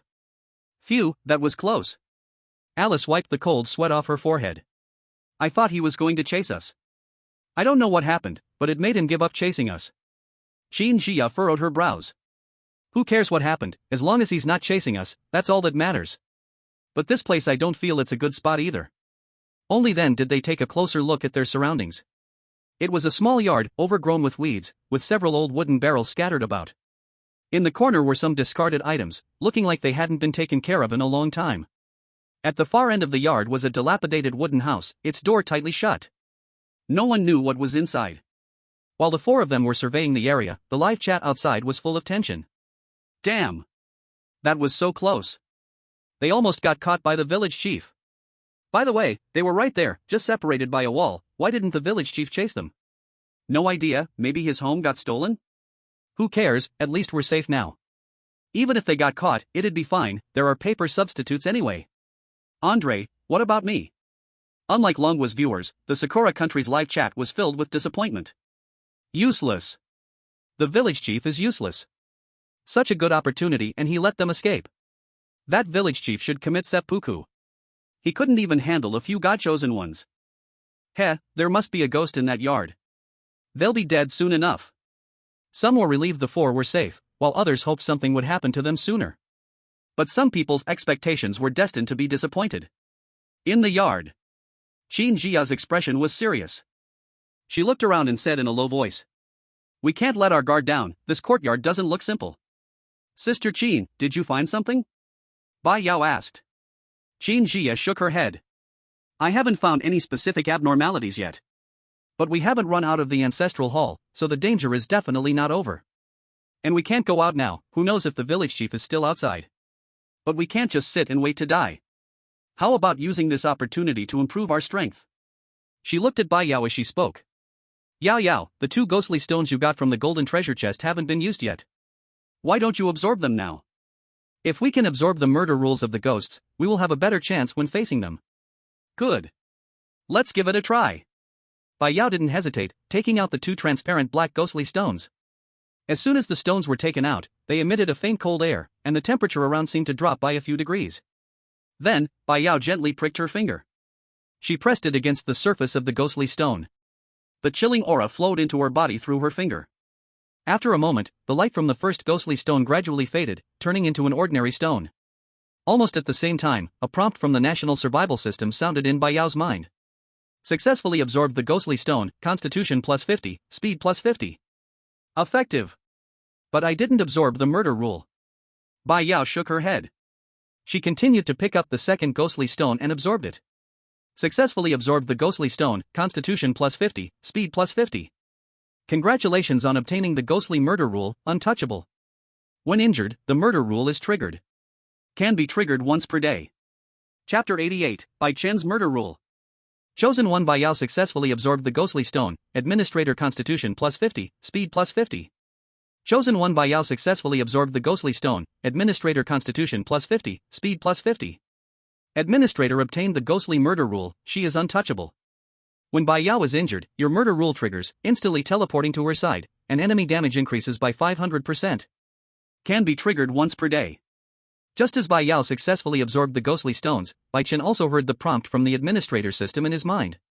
At this moment, Bai Chen was sitting in the central grand chair of the ancestral hall, crossing his legs. Upon hearing the prompt, he didn't even raise his eyelids. For him, these attribute boosts were secondary. The key was that teleportation and the damage boost murder rule. With this, even if Bai Yao encountered a danger she couldn't resolve, he could arrive immediately to ensure his sister's safety. Although he could also teleport, he couldn't always be by Bai Yao's side. What if he missed something? Now, it's better. Anyone who dares to harm Bai Yao will have to face a big nose punch from him. Let the enemy see what it means to be a privileged dog. After roughly understanding the abilities, Bai Chen withdrew his thoughts and continued to sit in the grand chair, leisurely crossing his legs. The light in the ancestral hall was dim. Soon, hurried footsteps could be heard outside the hall, and then, the village chief rushed in. As soon as he entered, he saw Bai Chen sitting in the grand chair, and his face immediately darkened, his tone clearly impatient. Peddler, what are you doing here again? That's right, the news the villagers had told him earlier was that the peddler had come again. He specifically called for him to come over. Otherwise, he would dismantle the coffins in the ancestral hall. Under the pressure from the peddler, the village chief had no choice but to let the duck slip away. So, the village chief was in a very bad mood now. Bai Chen remained calm, still sitting without changing his posture. Today, the village is holding a village ceremony, such a big event, why wasn't I invited? The veins on the village chief's forehead instantly popped, and he almost couldn't hold back his anger. But didn't you come on your own? Was there a need for me to invite you? That's different. Bai Chen shook his head. It's a different matter whether I invite myself or if you invite me. Forget it, I can't explain it to you. Those who are willing don't need teaching, those who are unwilling can't be taught. The village chief? He stood there frozen for 3 full seconds. Then he finally realized. This guy wasn't here to ask for an invitation, he was just deliberately causing trouble to distract him. The village chief immediately understood that killing those chosen ones today was basically impossible. With this weird vendor pestering him, he couldn't get away. Bai Chen looked at his angry face, a faint smile tugging at the corner of his mouth. Yes, his current authority couldn't control the village chief. But the village chief couldn't kill him either. I can't control you, but does that mean I can't annoy you? What exactly do you want? The village chief gritted his teeth, suppressing the fury in his heart. He had no time to waste arguing with the vendor, there was still a pile of work to do for the village ritual. Nothing. Bai Chen said slowly. I just came to join the fun. By the way, I think you're running low on the paper effigies for the village ritual, right? I have some stock. Want to buy some? High quality, fair prices. The village chief watched as the guy fumbled around in his crate for paper effigies. He nearly burst out laughing in frustration. Isn't this just stuff from a paper effigy shop? You're bringing my own things back to sell to me? Do you want to buy? If not, I'm not leaving. If you have the guts, you can leave. Bai Chen had a smug, shameless attitude. The village chief's expression twisted slowly. He couldn't leave, and he didn't dare leave. If he left, this guy would definitely cause trouble in the ancestral hall, and he couldn't risk destroying the entire hall just to kill a few chosen ones. It wasn't worth it. The village chief took a deep breath. I'll buy. With that, he took out the paper money and completed the transaction with Bai Chen. Bai Chen didn't even budge, not even moving his rear. Just kidding, even though you bought it, I'm still not leaving. The village chief, you son of a... He snorted coldly. You, the vendor, just don't want me to leave, right? Fine, then I won't leave. Even if I don't act. they still won't survive. Elsewhere, in the courtyard, Qin Jia saw that Bai Yao had finished absorbing the strange stone and immediately walked up, her face full of expectation. Yao, how was it? Did you absorb the killing rules of the vengeful ghost? Bai Yao nodded vigorously, her face full of excitement. I absorbed it. Andre and Alice quickly gathered around, their eyes full of curiosity. Alice impatiently asked, what are the rules? Are they powerful? Bai Yao's excitement faded slightly, replaced by confusion. The killing rule I absorbed is called uninjurable. As long as I get injured, it will automatically trigger. I can only use it once a day, but the introduction didn't say exactly what happens when it's triggered. Qin Jia pondered when she heard that. Only once a day, that seems normal. The killing rules of vengeful ghosts are things humans can't accept. If there were no restrictions, it wouldn't be human anymore. It could easily turn into a new vengeful ghost. As for what happens after triggering, Qin Jia paused, then continued. We'll find a chance to test it out. Bai Yao nodded. Even if she accidentally kills herself trying, it doesn't matter. After all, she has the death substitute paperman. She can try many times. Bai Yao kept Qin Jia's words in mind. Alright, I understand. Squeak squeak squeak. Just after learning about Bai Yao's absorbed killing rule, a sudden urgent mouse squeak broke the silence. All four of them looked in the direction of the sound. They saw the treasure-hunting mouse standing on the head of the gluttonous beast, looking extremely excited. It kept squeaking, as if it had found something good. Qin Jia immediately thought of the treasure-hunting mouse's information. A mouse born to love treasures, timid, please take good care of it. It will bring you many surprises. Never bully the mouse. Born to love treasures? Did you find something good in this yard? Qin Jia's eyes brightened, and she quickly crouched down to ask the treasure-hunting mouse. As soon as she asked, the treasure-hunting mouse instantly became even more excited. It squeaked squeak squeak without stopping. Then, without waiting for Qin Jia to ask anything more, the mouse suddenly bit hard on Taotie's furry big head. Ayo! Taotie cried out in pain. But it understood the meaning of the treasure-hunting mouse, and immediately ran toward one direction. Seeing this, the four people also immediately followed closely behind and chased after it. This yard was only this big. Taotie dashed here and there, and finally stopped in front of a room door. This place is. Bai Yao stopped at the door. She found that the wooden door of this room was actually wide open, and inside the door, standing straight and proper, was a deep red tassel spear. The spear shaft was covered with bloody handprints. But there was no spear tip. P.S. Posting 2 chapters first. I got blown by the wind when I went out at noon, now I have a fever, I will take some medicine first. There are 2 more chapters later, one is extra, my head is empty right now, I cannot think of the plot. Chapter 89 Put Together the Spear. Qin Jia raised her hand to signal everyone to slow their steps, her eyes cautiously sweeping over the open wooden door, and said in a deep voice. Be careful, the situation inside is unclear. There was not the slightest fear in Bai Yao's eyes, instead there was a kind of eager excitement. She softly replied, got it, Sister Qin. The 4 people carefully stepped over the threshold and walked into the room. The light inside was darker than in the yard, and the air was filled with a faint moldy smell. They had just walked in less than 2 steps when Qin Jia, who was walking in front, suddenly stopped her feet. She softly made a surprised sound. Her gaze fell straight onto the deep red tassel spear in the center of the room. Because in her line of sight, a panel of information suddenly floated above the tassel spear. Broken ghost spear. Quality, gold. Attack power, 10. The ghost spear with the broken spear tip has already lost its sharp edge, but you can consider making it into a put-together spear. Put-together spear? Qin Jia slightly frowned her brows, she could not help but mutter once, her tone full of doubt. Sister Qin, what put-together spear? Bai Yao leaned over. She did not see any panel. Andre and Alice were the same as well. The 3 people followed Qin Jia's gaze and looked toward the tassel spear. But other than that spear shaft covered with bloody handprints and without a spear tip, they saw nothing else. Seeing this scene, Qin Jia understood in her heart. It seemed that this spear had chosen its owner, only she could see its panel information. She turned her head to look at the 3 people and explained. This spear's panel can only be seen by me, it is called the broken ghost spear. After saying that, Qin Jia did not hesitate. She took a deep breath and slowly stretched out her hand.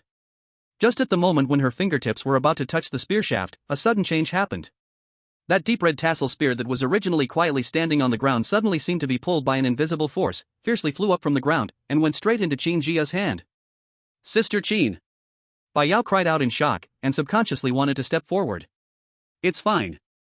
Qin Jia raised her hand to signal her to be at ease, and steadily caught the flying ghost spear. But before she could carefully feel it, a sudden movement came from her waist. The king's oath sword hanging there actually automatically broke free from the sword sheath, and turned into a streak of white light and flew out. This scene stunned all four people. They only saw that the king's oath sword flew to the broken place of the ghost spear, and actually connected precisely, the sword blade and the spear shaft perfectly fused, forming a weapon that looked somewhat strange and mismatched. The spear body was deep red, but the spear tip was a silver-white sword blade. The red tassel gently swayed at the side. At the same time, the panel information in front of Qin Jia's eyes also changed. Ghost spear put together spear version. Quality, gold. Attack power, 150. The ghost spear put together with the king's oath sword has no special features for now. Maybe it can be put together a few more times? The scene of the ghost spear being put together with the king's oath sword instead made the many viewers in the outside live broadcast room completely stunned.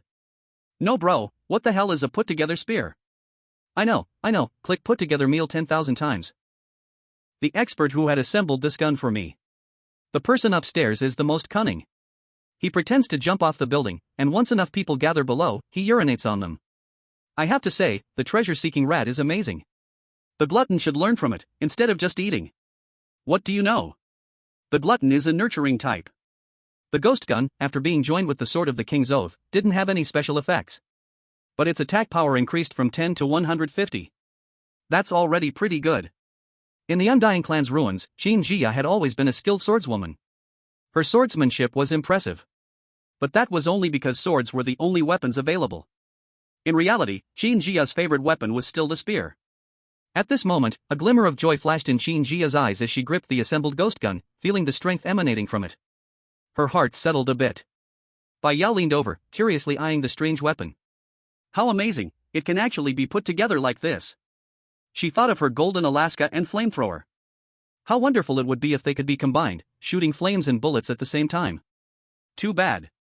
The flamethrower had already been given away as toll. Sister Qin, is this gun super powerful now? Its attack power has greatly increased, but I'm not sure if it will harm the vengeful spirits. Although this gun was called the ghost gun. Without the gun's tip, no one could say for sure if it would hurt the vengeful spirits. Qin Jia then turned to look at the treasure-seeking rat squatting on the glutton's head. Her tone carried a hint of admiration. The treasure-seeking rat really lives up to its name. It's amazing. A golden quality weapon, how could it not be considered a treasure? The treasure-seeking rat seemed to understand her praise, and proudly squeaked a few times. Just as the atmosphere lightened a bit, Bai Yao suddenly gasped in surprise. She pointed at the table behind the ghost gun. Look! There's a photo there! The three of them immediately followed her gaze, and sure enough, there was a yellowed photo on the table in the corner of the room. They quickly went over and gathered around the table, carefully examining the contents of the photo. The moment they saw the photo, the expressions of all four of them changed. The photo clearly showed all four of them together. In the photo, Bai Yao's face was pale. Alice's eyes were wide, her mouth slightly open, her face filled with terror. Qin Jia furrowed her brows, her gaze serious, her hands tightly gripping her weapon, in a defensive posture. Andre. He had turned into a puppet, standing stiffly to the side. What, how could there be a photo of us? Alice was shocked, her voice trembling as she instinctively took a step back, her face filled with disbelief. We never took a photo like this together. Andre's face was also grim.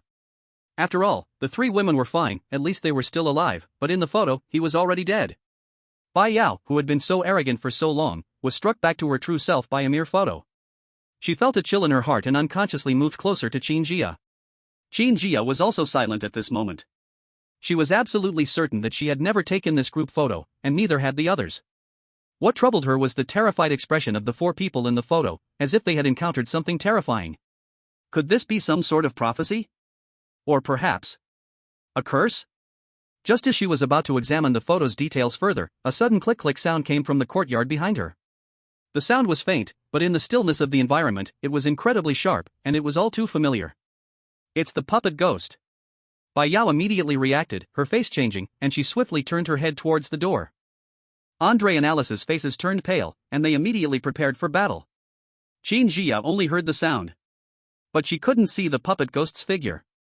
She was about to say something when, suddenly, a gust of cold wind blew through the room. The wind came swiftly and forcefully, blowing directly towards the photo on the table. Chapter 90, Triggering the No-Injury Killing Rule. For Ji-Sher Man Yu. Not good. Qin Jia instinctively reached out to grab, but it was still one step too late. The photo was blown by the wind and floated up, flying out of the open wooden door, spinning in the air a few times before disappearing. Click-clack, click-clack. The sound of the puppet ghost was getting closer, as if it was approaching the house. Qin Jia took a deep breath, tightening the ghost gun in her hand. It seems we're in for another fierce battle. At the same time, inside the ancestral hall, the village head sat on the side, his face ashen. He stared at Bai Chen, who was leisurely sitting in the grand chair, with an anger so intense that it was almost bursting out. Give me back the photo. I won't. Bai Chen's fingers firmly held onto a yellowed photo. It was the same one Bai Yao had just found. Right in front of the village head. Bai Chen directly tore the photo into pieces. If you want to play, play openly. Why use these sneaky tricks? That's right. This was indeed a cursed photo. Once the person in the photo saw it, they would be cursed, eventually meeting the same fate as shown in the photo. Originally, all 4 people in the photo were supposed to die. But since the 3 women had death replacement paper figures, only Andre died. But now, none of this mattered anymore, because Bai Chen had destroyed the photo. Merchant! The village head shouted angrily. This guy had repeatedly destroyed his plans. Did he really think he was a patient person? With the village head's angry roar, the sound of puppet ghosts and paper-made ghosts came from all around. Soon, they were surrounded by a dense mass of vengeful spirits. But in the face of this situation, Bai Chen remained unflustered. He secretly issued a control command to the vengeful spirits summoned by the village head. Attack the village head at all costs. Once the command was given, the vengeful spirits turned around, all looking at the village head. Village head? Go! Kill him! He still hadn't realized the seriousness of the situation. At his command, the vengeful spirits moved. But they didn't attack Bai Chen. Instead, they attacked the village head. Merchant! You tricked me! In the courtyard. As soon as Qin Jia's words fell, the 4 of them tensed up, their eyes fixed on the open wooden door. In the next second, a huge figure appeared in the doorway, completely blocking the light from outside. The 4 of them looked up and immediately gasped. This wasn't just any ordinary puppet ghost. The puppet ghost in front of them was more than 3 meters tall, twice the height of the ones they'd encountered before, and its originally slender wooden arms and legs had become as thick as stone columns. The wood grain on its body was clearly visible. The most bizarre thing was that its face no longer had the previous vacant expression, but an angry one. This should be the real puppet ghost. Qin Jia tightened her grip on the ghost gun. She was right. No sooner had she spoken, the giant puppet ghost moved. It raised its thick wooden hand, and with a howling wind, it slammed directly toward the 4 people at the door. Dodge! Qin Jia shouted, yanking Bai Yao with her as she quickly stepped back. Andre and Alice were a little slower to react, scrambling to hide inside the house. Bang! The wooden hand slammed hard against the doorframe, causing the entire wooden doorframe to instantly shatter, wood chips flying. The tremendous impact made the whole house shake, with dust falling from the corners of the walls. That was close. Bai Yao patted her chest, still a bit shaken. Alice's face was pale, breathing heavily. Why isn't this guy following the killing rules? The puppet ghosts they'd encountered before only attacked when the killing rules were triggered. But this one. Qin Jia's gaze swept across the cramped room, and she inwardly groaned. The room was already small, and now the puppet ghost had blocked the door, completely sealing off their escape route. There was nowhere left to run. The puppet ghost missed its strike and let out an angry roar. It slowly withdrew its hand, and then golden threads suddenly sprouted from her body. The threads fluttered in the air, twisting towards the 4 people in the room like venomous snakes. Be careful of these threads. Qin Jia swung the ghost gun, slashing at the approaching golden threads. Clang! The blade of the gun hit the golden thread, making a metallic sound as if struck by metal. The thread was directly cut and shattered. But it was only one thread. She alone could not handle them. But the room was too small, and the golden threads were too numerous, there was no way to avoid them. Several threads had already coiled around Andre, who was swinging his giant axe wildly. Yet, the threads still left several cuts on his body. Sweat was pouring from his forehead. He wasn't afraid of pain. But who knew what kind of effect being cut by these golden threads would have on him? Bai Yao was also dodging the attacks of the threads, her speed having been greatly improved after absorbing the strange stone, and she hadn't been touched by the threads yet. But she was barely holding on. She watched the threads getting closer, and then looked at the blocked doorway, and a bold thought suddenly popped into her mind. The rule of killing she had absorbed from the strange stone was invulnerability. The trigger condition was being injured. And now, perhaps it was time to trigger it. Otherwise, even if they could kill the puppet ghost, they would all be badly injured. So, this was the best opportunity. Anyway, she still had the death replacement paper man. Even if things went wrong, she would have a backup plan. With that thought in mind, Bai Yao stopped dodging. She took a deep breath, stepped forward, and rolled up the sleeve of the death garment, revealing her fair arm. Yao Yao, you! Qin Jia saw her action and was about to call her back. But then she suddenly remembered the killing rule Bai Yao had just absorbed. Instantly understanding her plan. Sister Qin, trust me. Bai Yao turned back and smiled at her. As soon as her voice fell, a golden thread coiled towards her, cutting straight towards her arm where the sleeve had been rolled up. Bai Yao didn't dodge and allowed the thread to slice across her arm. Sizzle! The thread cut through her skin, leaving a faint wound. Blood immediately began to seep out. And the death garment also had a portion stained red with blood. This meant that the ghost garment had already resisted the killing rule of the evil ghost for the second time today. But this was not a good thing. Bai Yao had resisted the killing rule. But Andre, who was also cut by the golden thread, didn't have the death garment. Qin Jia and Alice turned their heads at the same time. Sure enough. At this moment, Andre was stiff all over, his face in pain. Though he hadn't turned into a puppet yet, he wasn't far from death. Now, the only way to survive was to kill the puppet ghost. The two women looked back at Bai Yao. Bai Yao was still standing in place. At this moment, a prompt suddenly rang in her mind. You have been injured, would you like to trigger the invulnerability killing rule? Chapter 91, There's something wrong. This national fortune merchant is definitely suspicious. The moment the system prompt rang in her mind, Bai Yao didn't hesitate for a second and silently thought, trigger. She didn't know what would happen after triggering it, nor was she sure if this rule could deal with the giant puppet ghost in front of her. She only knew that this was the only hope right now. The wound on her arm was still aching, making her eyes redden from the pain. She was terrified of pain. Tears swirled in her eyes, but she stubbornly didn't let them fall. Yao Yao. Qin Jia was also heartbroken. From the time the two of them began interacting in the Undying Clan ruins until now, she had already treated Bai Yao like her own little sister. But fighting the evil ghost wasn't her strong suit. Qin Jia could only grip the ghost gun tightly and keep her eyes fixed on the golden threads attacking Bai Yao. I'll block them for you. The best she could do was prevent Bai Yao from taking more damage. Alice also reacted, pulling out her long sword and slashing at the golden threads that were getting closer to Bai Yao. But there were so many golden threads, too dense to handle. The two couldn't hold it back at all. In the blink of an eye, several golden threads broke through the defense line. It looked like they were about to wrap around Bai Yao's body.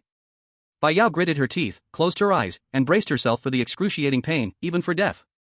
Anyway, she had the substitute death paper man. At worst, she would resurrect once. As long as she could deal with this puppet ghost, this price wasn't much. But it hurts. Whoa, brother, I miss you.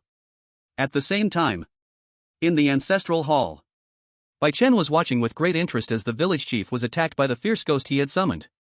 Although the village chief wouldn't be killed, he looked terribly embarrassed, continuously cursing. Merchant of goods. You won't die well. Bai Chen sneered.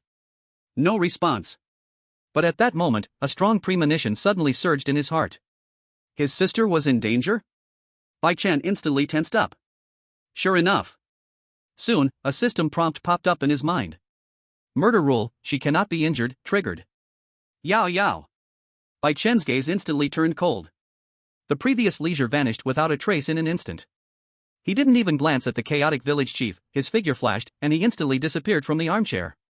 He teleported directly to the location where Bai Yao was. The village chief was still struggling with the fierce ghost when he suddenly realized that Bai Chen had disappeared. He was stunned at first, then immediately realized. His expression changed to one of wild joy. Finally he left. Outside. In the live stream, Dragon Country viewers watched as Bai Yao allowed the golden threads to cut into her. Each of them clenched their hearts. My heart hurts for Yao Jia, such a deep wound, just watching it hurts. Whoa, my Yao Yao, before it was Commander Qin protecting her, now she is standing out, voluntarily getting hurt to protect everyone. Yao Yao has really grown. What do you mean you're Yao Yao? She's clearly mine. Big brother-in-law, warning. So what exactly is Yao Jia's murder rule? I still don't understand it at all. Everyone in Dragon Country was heartbroken for Bai Yao, occasionally some paid attention to Andre. Meanwhile, in the Lighthouse Country's livestream, the viewers were gloating. Ha ha ha, is this Dragon Country woman stupid? Voluntarily stepping up to get beaten. Can the puppet ghost do anything useful? Just kill her already. What a waste. Just wait, she will soon become a puppet just like that stupid Andre. Dragon Country's chosen ones are going to be wiped out. Viewers from Sakura Country, Lighthouse Country, and other places were hoping something bad would happen to Bai Yao and the others. If they don't die. They really couldn't accept it. In the yard. Inside the small house. Bai Yao had already closed her eyes, waiting for several seconds. But the anticipated excruciating pain had yet to come. She opened her eyes in confusion, and the scene before her completely stunned her. The golden threads that were originally attacking her had all landed on a figure that suddenly appeared. That figure was wearing familiar clothes, with a dragon head mask. The national fortune merchant? Why is he here? What shocked her even more was that those incredibly sharp golden threads, which even Qin Jia's ghost gun would have a hard time cutting, had landed on the national fortune merchant. And they seemed to have met a hard steel plate. They were instantly repelled, leaving no trace whatsoever. The three women in the room were stunned. They never expected that this mysterious merchant would suddenly appear here and block the attack for Bai Yao. Bai Chen did not respond to Bai Yao's confusion. He only glanced at her arm with a look of heartache. This silly girl. Who taught you to use it like this? No, after we go out this time, I must teach her properly. But now. Bai Chen withdrew his thoughts. His eyes fixed firmly on the puppet ghost at the door. It was as if the puppet ghost had sensed something, and it actually took a step back under his gaze. Bai Chen immediately took a step forward. Strangely, the originally ferocious giant puppet ghost, when Bai Chen took that step, actually took another uncontrollable step back. A trace of fear seemed to flash through the hollow eyes. The angry expression on the face could no longer be maintained, beginning to crumble. Next. Bai Chen didn't give the puppet ghost any chance to react. He suddenly charged toward it. His speed was astonishing, leaving only a black shadow in the eyes of the crowd. The puppet ghost finally reacted, trying to raise its wooden hand to block, but it was already too late. Slap. A dull sound rang out. Bai Chen raised his hand directly and slapped the puppet ghost hard across the face. The force of the slap was beyond imagination. The puppet ghost had originally planned to dodge, but for some reason, its body suddenly froze and couldn't move. It could only helplessly endure the slap. The next moment, its head was directly slapped off. Bang! The sound was heavy as the head hit the ground in the courtyard. In fact, Bai Chen could control the puppet ghost. He could directly manipulate it, turning it into a puppet for Bai Yao and others, like a bodyguard. But it wasn't necessary. Since it had hurt Bai Yao, it must die. After the puppet ghost's head fell to the ground, its body continued to twitch wildly, still trying to stand up. Bai Chen stepped forward. He directly dismantled the puppet ghost, tearing its torso and limbs apart. The golden threads used for connection were also all ripped apart. I'll borrow your gun for a bit. Bai Chen turned his head and waved at Qin Jia, who was in shock. More precisely, he waved at her ghost gun. An astonishing scene occurred. The ghost gun in Qin Jia's hand buzzed twice and flew directly toward Bai Chen. Hey! My gun! Qin Jia froze for a moment. Of course, she was willing to lend her gun to the national businessman, but she hadn't expected the ghost gun to listen to him so easily. After getting the gun, Bai Chen wrapped the broken golden threads around the gun. The ghost gun's panel changed again.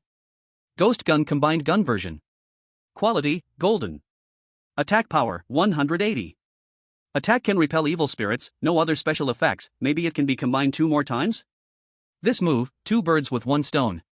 It not only suppressed the puppet ghost but also upgraded the ghost gun. After finishing what he was doing, Bai Chen spoke again. Yao, also let me borrow your golden Alaska. As soon as the words left his mouth, Bai Yao's eyes flashed. Why, does she feel strangely familiar when he calls her name? It was like she had heard it countless times before. Something's wrong. This national businessman definitely has some issues. Chapter 92, Golden Gatling. Bai Yao stared at the national businessman in front of her wearing the dragon mask, her doubts growing heavier. The way he called her name was too familiar. So familiar that it made her think of Bai Chen. But her brother was clearly not in the national survival game, and this person had appeared since the Undying Tribe ruins. Even in Jishan village, these evil spirits recognized him. Bai Yao thought for a moment about her idiot brother's figure. The two didn't seem to match up. Forget it, now is not the time to think about these things. Bai Yao suppressed her doubts and didn't speak up. No matter what the true identity of the national businessman was, he had helped her multiple times, so he couldn't be a bad person. Okay. Bai Yao responded directly, raised her hand, took down the golden Alaska from her back, and handed it to him. Here. Bai Chen took the golden Alaska, and as his fingers touched the gun, he couldn't help but secretly laugh. This silly girl, still so easy to trick, saying borrow just like that. When they go back, I'll borrow her snacks too. He waved the AK in his hands, then turned to look at the disassembled remains of the puppet ghost in the yard. The next moment, Bai Chen's figure flickered, already appearing next to the puppet ghost's remains.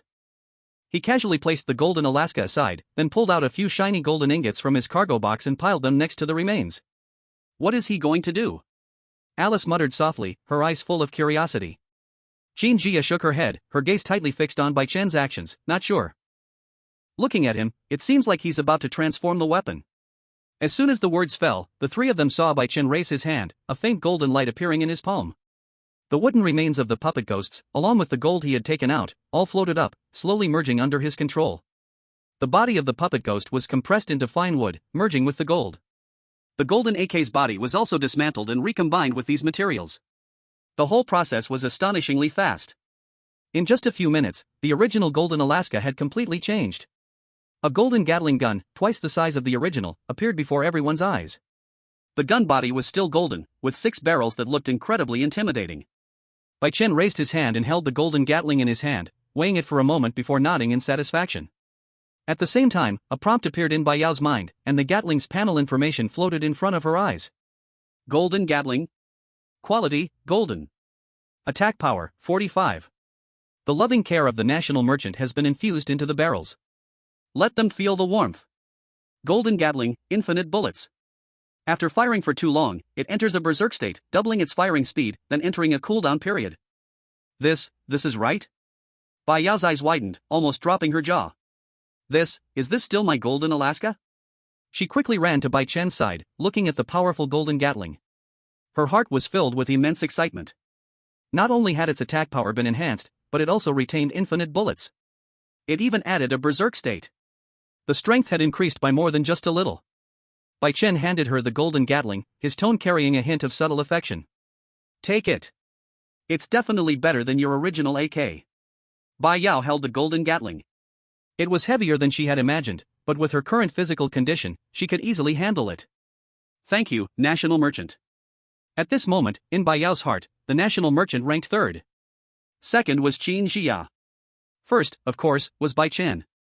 No matter how good others were, no one could shake Bai Chen's position in Bai Yao's heart. At this time, Qin Jia and Alice also gathered around. Qin Jia was fine. Her ghost gun had also been upgraded by the National Merchant. Only Alice's eyes were filled with envy. By the way, how is Andre? Alice suddenly remembered Andre, who was still inside the room. The three women quickly turned to look. They saw that after the puppet ghosts were completely suppressed by the National Merchant, Andre had already returned to normal. He was no longer stiff, though his face was still pale. He was slumped on the ground, his eyes vacant. Clearly, he hadn't recovered from the shock yet. Andre, are you okay? Alice stepped forward and asked softly.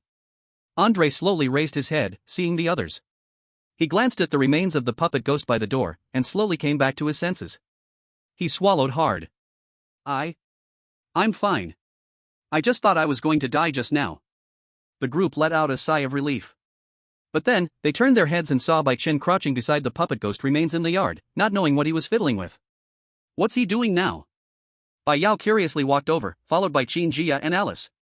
As they got closer, all three women were stunned.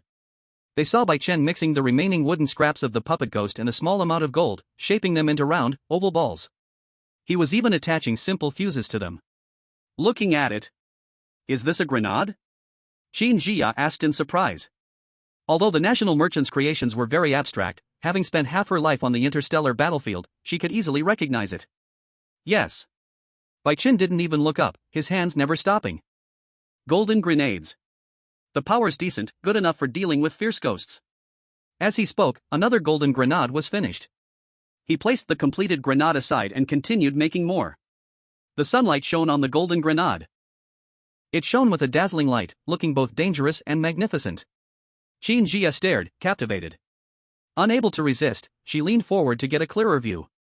At that moment, a gentle breeze blew past. A strand of her hair happened to brush across Bai Chen's face. Bai Chen froze. Instinctively, he looked up suddenly. The distance between them was already close, and with his head raised, their faces almost touched, their noses nearly brushing against each other. Xin Jia. She was startled and quickly took 2 steps back, her cheeks instantly flushing red. Bai Chen was also momentarily stunned, but then, as if nothing had happened, he averted his gaze and continued looking down to make grenades. But in his heart, he couldn't help but think. That was close, I almost got taken advantage of, luckily I reacted fast. Bai Yao's gaze shifted back and forth between the two of them. It was more like it now. Xin Jia forced herself to calm down, clearing her throat as she turned her head. But her ears remained flushed with redness. Before long, Bai Chen had used up all the remaining materials and made 8 golden grenades. He stood up, gathered the grenades together, and divided them into 4 piles. You 3, each take 2. Bai Chen picked up 6 grenades and handed them to Bai Yao, Xin Jia, and Alice. The 3 women took the grenades, feeling their weight in their hands. Golden grenade. Quality, blue. A weapon against vengeful spirits. When using it, will you feel a hint of sympathy for the puppet ghost? Bai Yao weighed the golden grenade in her hand, excitedly saying. Thank you, national merchant. This was just like the ghost-suppressing talisman. A weapon for dealing with powerful spirits over a wide area. It would be very useful in Jixiang village. Xin Jia also nodded, solemnly putting the grenade away. Thank you. The 2 remaining grenades were left on the ground, and Bai Yao and Alice both assumed they were for Andre, turning to look at him inside the house. But the next second, they saw Bai Chen bend down, pick up the 2 grenades, and casually shove them into his pocket. Andre, who witnessed everything. Bai Chen noticed the 3 women's gazes and casually explained. These 2 I'm keeping as backups. He wasn't planning to give them to Andre. The guy was too lucky. He wouldn't need them. Seriously, it wasn't that he was treating them differently. Anyone who knew him knew. He was always fair and just. After saying that, Bai Chen clapped his hands. He turned to the 3 women and said, I've given you everything, you handle the rest here, I'm leaving now. As soon as his words ended, his figure swayed slightly and instantly disappeared from the spot. The ancestral hall. The village chief, who had been busy for a long time, had finally dealt with these damn vengeful spirits. He was now very angry. So angry that wooden patterns began to appear on his face. At that moment, a voice suddenly appeared in his line of sight. Bai Chen, holding a golden grenade, had already pulled the fuse. Surprise! The village chief's expression shifted from anger to panic. He didn't understand what the merchant was saying in his strange language. But he knew. This guy showing up was definitely not a good thing. No. Boom. Chapter 93, The Village Ritual is Delayed, Starting the Night Watch. In the yard. Where should we go next? Alice played with the golden grenade in her hand and looked at Xin Jia, asking. Xin Jia glanced around the yard. Now that the puppet ghost is dealt with, we can take this opportunity to leave the ancestral hall quickly, otherwise, the village chief will definitely continue targeting us. Even if there's danger outside, it's still better than staying in the ancestral hall. I agree. Bai Yao waved the golden gatling in her hand. Since getting the golden gatling, she had become extremely cocky.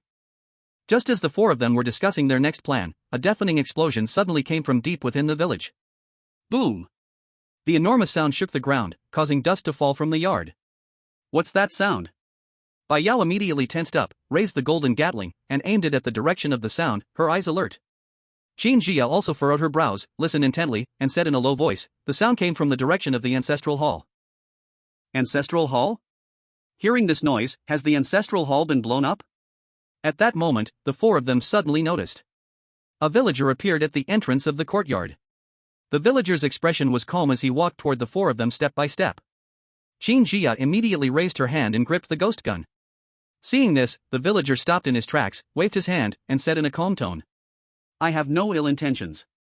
The village chief sent me to deliver a message. The village chief? The 4 of them exchanged glances, all a little surprised. The village chief had just wanted to kill them, so why would he suddenly send someone with a message? The village ritual has been postponed. The villager said. Please leave. Do not stay at the ancestral hall. Postponed? Bai Yao was stunned. Is that it? Nothing else? Nothing else. The villager shook his head. You should leave through the back gate. After saying that, he turned and walked away. There was no act of aggression, and he didn't even glance at the 4 of them again. Watching the villager's retreating figure, the 4 of them were stunned. He's just leaving like that? Alice said in confusion. He really has no ill intentions? It seems so. Xin Jia furrowed her brows, her mind filled with questions. It should be related to the explosion just now. No matter what he wants, since he told us to leave, let's just go first. Bai Yao said. It's too dangerous here. Let's leave and see what happened at the ancestral hall. Qin Jia nodded. Alright, let's go through the back door, but be careful. The four of them left through the back gate, which led to a narrow alley. On both sides of the alley were low houses, eerily quiet. They walked slowly down the alley, gradually getting closer to the direction of the ancestral hall. After walking for a few minutes, they turned out of the alley and saw the main entrance of the ancestral hall. The scene before them left them completely stunned. The ancestral hall had been blown to pieces, the roof collapsed halfway, and the walls were blasted with several large holes. Rubble and wood scraps were scattered everywhere, and the air was thick with the smell of gunpowder and burnt wood. Qin Jia stared at the ruins, the corners of her mouth twitching involuntarily. Suddenly, she remembered the 2 golden hand grenades Bai Chen had stuffed into her pocket before he left. Now I know why he kept 2 hand grenades for himself. Turns out he was going to blow up the ancestral hall. So it was the National Luck Merchant? Bai Yao finally realized. That makes sense. Who else but him could have blown up the ancestral hall? No wonder the village chief suddenly asked us to leave, probably because he was too busy dealing with the explosion and had no energy to handle us anymore. In the external live stream room, the explosion sound was captured by the live cameras, and viewers from all over the world went crazy. What the heck? What's going on with this explosion? Did the village chief really get attacked? Where's the prophet who predicted the attack? Someone cut him off tonight. The National Luck Merchant is awesome. But why would the National Luck Merchant blow up the ancestral hall? Is this an NPC civil war? F***CK. Useless village chief, he let the dragon country chosen one survive again. Inside Lucky Village. The 4 of them were still staring at the destroyed ancestral hall, dazed. Suddenly, the survival prompt from the National Luck program rang in their minds. Not just them. The other chosen ones still at the inn also received the same message. Attention all chosen ones. Due to uncontrollable factors, the village ritual has been postponed. All national chosen ones should arrive at the village cemetery by midnight 12 o'clock to complete the night watch task. Night watch task requirements: chosen ones must remain in the cemetery until 6 in the morning and must not leave the cemetery area. The village has 3 cemeteries. Please proceed to the cemetery you are assigned to. Task reward: golden chest. Chosen ones who complete the task will receive special rewards. After the prompt disappeared, the 4 of them stood frozen. A night watch task? With the new task now issued, the 4 of them no longer hesitated. They turned and left the area around the ancestral hall, hurrying back toward the inn. This wasn't the place to discuss. However, not long after the 4 of them left, a figure slowly crawled out of the pile of rubble in the destroyed ancestral hall. It was the village chief. He was completely charred, and the wooden wrinkles on his face became even clearer, his eyes filled with hatred. You, all of you must die. Chapter 94, Bai Yao acts alone. The 4 of them hurried back to the hotel. At this time, some people were already waiting in the lobby. Seeing them return, they were about to ask something. But Qin Jia had no intention of answering anyone. She directly grabbed Bai Yao and Alice and went back to their room. It's still daytime, and we have some time. Let's rest for now, or we'll be too tired to keep watch tonight. Earlier, to get a chance to stay, they had to go out and work.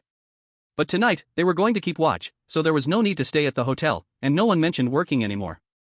However, unlike room 443, the other rooms in the hotel were filled with a tense and oppressive atmosphere. Time passed quickly, and soon it was just past 11 p.m. Outside the window, Jisiang village was completely engulfed in darkness, with only a few scattered candlelights shining from the windows of some houses, making it even eerier. The 3 women in room 443 had already woken up. At this moment, the voice of the national survival prompt echoed in the minds of all the chosen ones, clear as day. Midnight is approaching, please proceed to the assigned funeral homes. Failure to arrive on time will result in immediate elimination. Bai Yao, assigned funeral home East Village Funeral Home. Qin Jia, assigned funeral home West Village Funeral Home. Alice, assigned funeral home West Village Funeral Home. Andre, assigned funeral home North Village Funeral Home. When the assignment list was announced, the 3 women's expressions all changed. East Village and West Village? Opposite directions? Qin Jia furrowed her brows, her eyes filled with worry as she looked at Bai Yao. She glanced at the list again. There was no one they knew going to the East Village Funeral Home. Not even from Snow Country or the Empire of the Sun Never Sets. Alice could no longer sit still.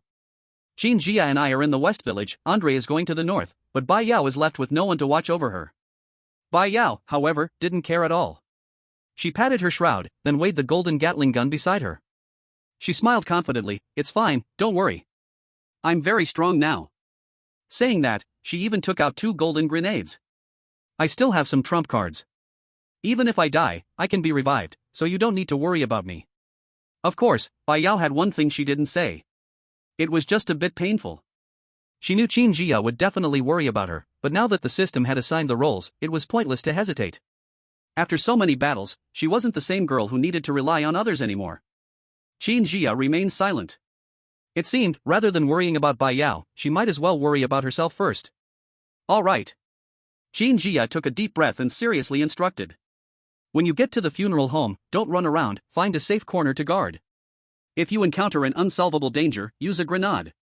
If someone tries to harm you, shoot first, kill a few of them, and they'll behave." The chosen ones heading to the East Village funeral home were mostly friendly with the Lighthouse Nation. Qin Jia knew without thinking that when they saw Bai Yao alone, they would have certain thoughts. "Got it, Qin Jia." Bai Yao nodded vigorously. "All right, time is running out. Let's hurry up and leave, we can't afford to be late." Qin Jia stood up, gripping her ghost gun tightly. The punishment for being late was too severe, and no one dared to risk delaying. The 3 women didn't waste any more time and walked out of the hotel together. The street outside was pitch black. The trees by the roadside were illuminated by the faint moonlight, casting twisted black shadows. It looked extremely creepy. "I'm off." Bai Yao waved her hand. She walked towards the East Village. Seeing her leave, Qin Jia turned to Alice and said, "Let's go too." "Okay," Alice replied. They had just taken a few steps. At that moment, Qin Jia's peripheral vision suddenly caught sight of a black shadow darting across the shadowy roadside. "Who's there?" Qin Jia suddenly stopped in her tracks. She was about to see what that shadow really was. But then, she suddenly realized. The direction the shadow was heading toward was also the east of the village. Instinctively, she glanced toward the east of the village, and in an instant, her pupils shrank. Just a moment ago, she and Bai Yao had headed toward the village's east cemetery with several other chosen ones from different countries, probably more than 10 people. But in the short span of just a few seconds, the figures of those chosen ones had completely disappeared. It was as if they had evaporated into thin air, leaving not a single sound behind. Qin Jia's heart sank heavily. But when she looked at the time, it was already 11:30. If she delayed any further, she and Alice would be late. There was no time left for her to check on Bai Yao's situation. Qin Jia gritted her teeth and forced herself to look away. She knew she couldn't act impulsively now. If she was late and erased, she wouldn't be able to help Bai Yao anymore. Besides, Bai Yao had the shroud and the Gatling gun. In fact, she was still very safe. The 2 of them stopped hesitating and quickened their pace, running toward the village's west cemetery. In the darkness, their figures soon disappeared as well. On the small path toward the east of the village, Bai Yao was carrying the golden Gatling gun, walking briskly, completely unaware that not far behind her, in the darkness, a heavily stealthy figure was silently following her. She was cautiously observing her surroundings, her pace never slowing down. Soon, not far ahead, a dilapidated building appeared, with a faded wooden sign hanging at the entrance. It read East Village Cemetery in large characters. By now, several chosen ones had already gathered at the cemetery's entrance. Bai Yao walked quickly toward them, giving a quick glance. She immediately understood. Those foreign chosen ones also noticed Bai Yao. When they first saw her, a hint of wariness flashed in their eyes. But when they saw she was alone, their expressions changed. "It seems, she isn't with that Commander Qin Jia?" "It's true. Even Alice from the Sun Never Sets Empire isn't here." "If that's the case, doesn't it mean no one is protecting her anymore?" Almost everyone knew about Bai Yao's golden Alaska. But because of that, they all thought Bai Yao was just relying on her weapon to fight, and that her own strength was negligible. Bai Yao overheard some of the gossip. But she couldn't be bothered to care about their chatter. She found a corner not far from the cemetery door and stood still. She glanced at the time, and there were only 2 minutes left until midnight. As the time approached, the temperature around the cemetery seemed to drop, and a cold, eerie atmosphere began to spread, sending chills down one's spine. And in the darkness behind her, a pair of eyes became sharp. They fixedly stared at the group of people in front. Chapter 95, Moral Kidnapping? Only 1 minute left until midnight. The old wooden door of the cemetery suddenly creaked open. A stronger, colder aura rushed in, mixed with a faint smell of decay. The chosen ones around instinctively took half a step back, their faces full of fear. Only Bai Yao's expression remained unchanged, and she was the first to step inside. She knew in her heart that there was no escaping, and instead of cowering in fear, it was better to take control of the situation. The other chosen ones, seeing this, could only brace themselves and follow her in. As soon as they stepped into the cemetery, the wooden door slammed shut with a loud bang. The sound of the lock clicking into place was clearly audible, completely cutting off any thoughts of retreat. Bai Yao quickly scanned the interior of the cemetery, using the faint moonlight coming through the windows. This was a not too large hall, with a thick layer of dust covering the floor, and spider webs in the corners, giving it a dilapidated look. The most striking feature was that 3 black coffins were placed side by side in the center of the hall. The surfaces of the coffins were mottled. It looks like it's been here for some time, giving off a heavy, suffocating aura of death. 3 coffins? Bai Yao muttered softly, her brow slightly raised. Could this be the coffin ghost? But for now, the coffins remained completely still, without any sign of unusual movement, and Bai Yao didn't rush forward to check them. She chose a corner near the door, where the view was wide, and slowly sat down with her back against the wall. This position allowed her to keep an eye on the coffins while also staying alert to any potential danger from behind, a perfect defensive spot. The other chosen ones also found places to sit, none daring to speak, even their breathing was quiet. The entire funeral home was eerily silent, with only the faint sounds of hearts beating and the softest breaths being heard. The oppressive atmosphere felt like a massive stone pressing down on everyone's chest. Bai Yao's gaze was cautious as she listened closely for any sounds around her. She could feel that countless eyes were watching her from the darkness, but she didn't mind. With the golden gatling and golden grenades, no matter if it was an evil ghost or someone with ill intentions, she was confident she could handle it. Time passed little by little. No one knew how much time had passed. Just as everyone's nerves began to relax slightly, a sharp sound suddenly broke the silence of the funeral home. Zzzzz. It was the sound of nails scraping against wood. Sharp and jarring, it was especially clear in the quiet funeral home.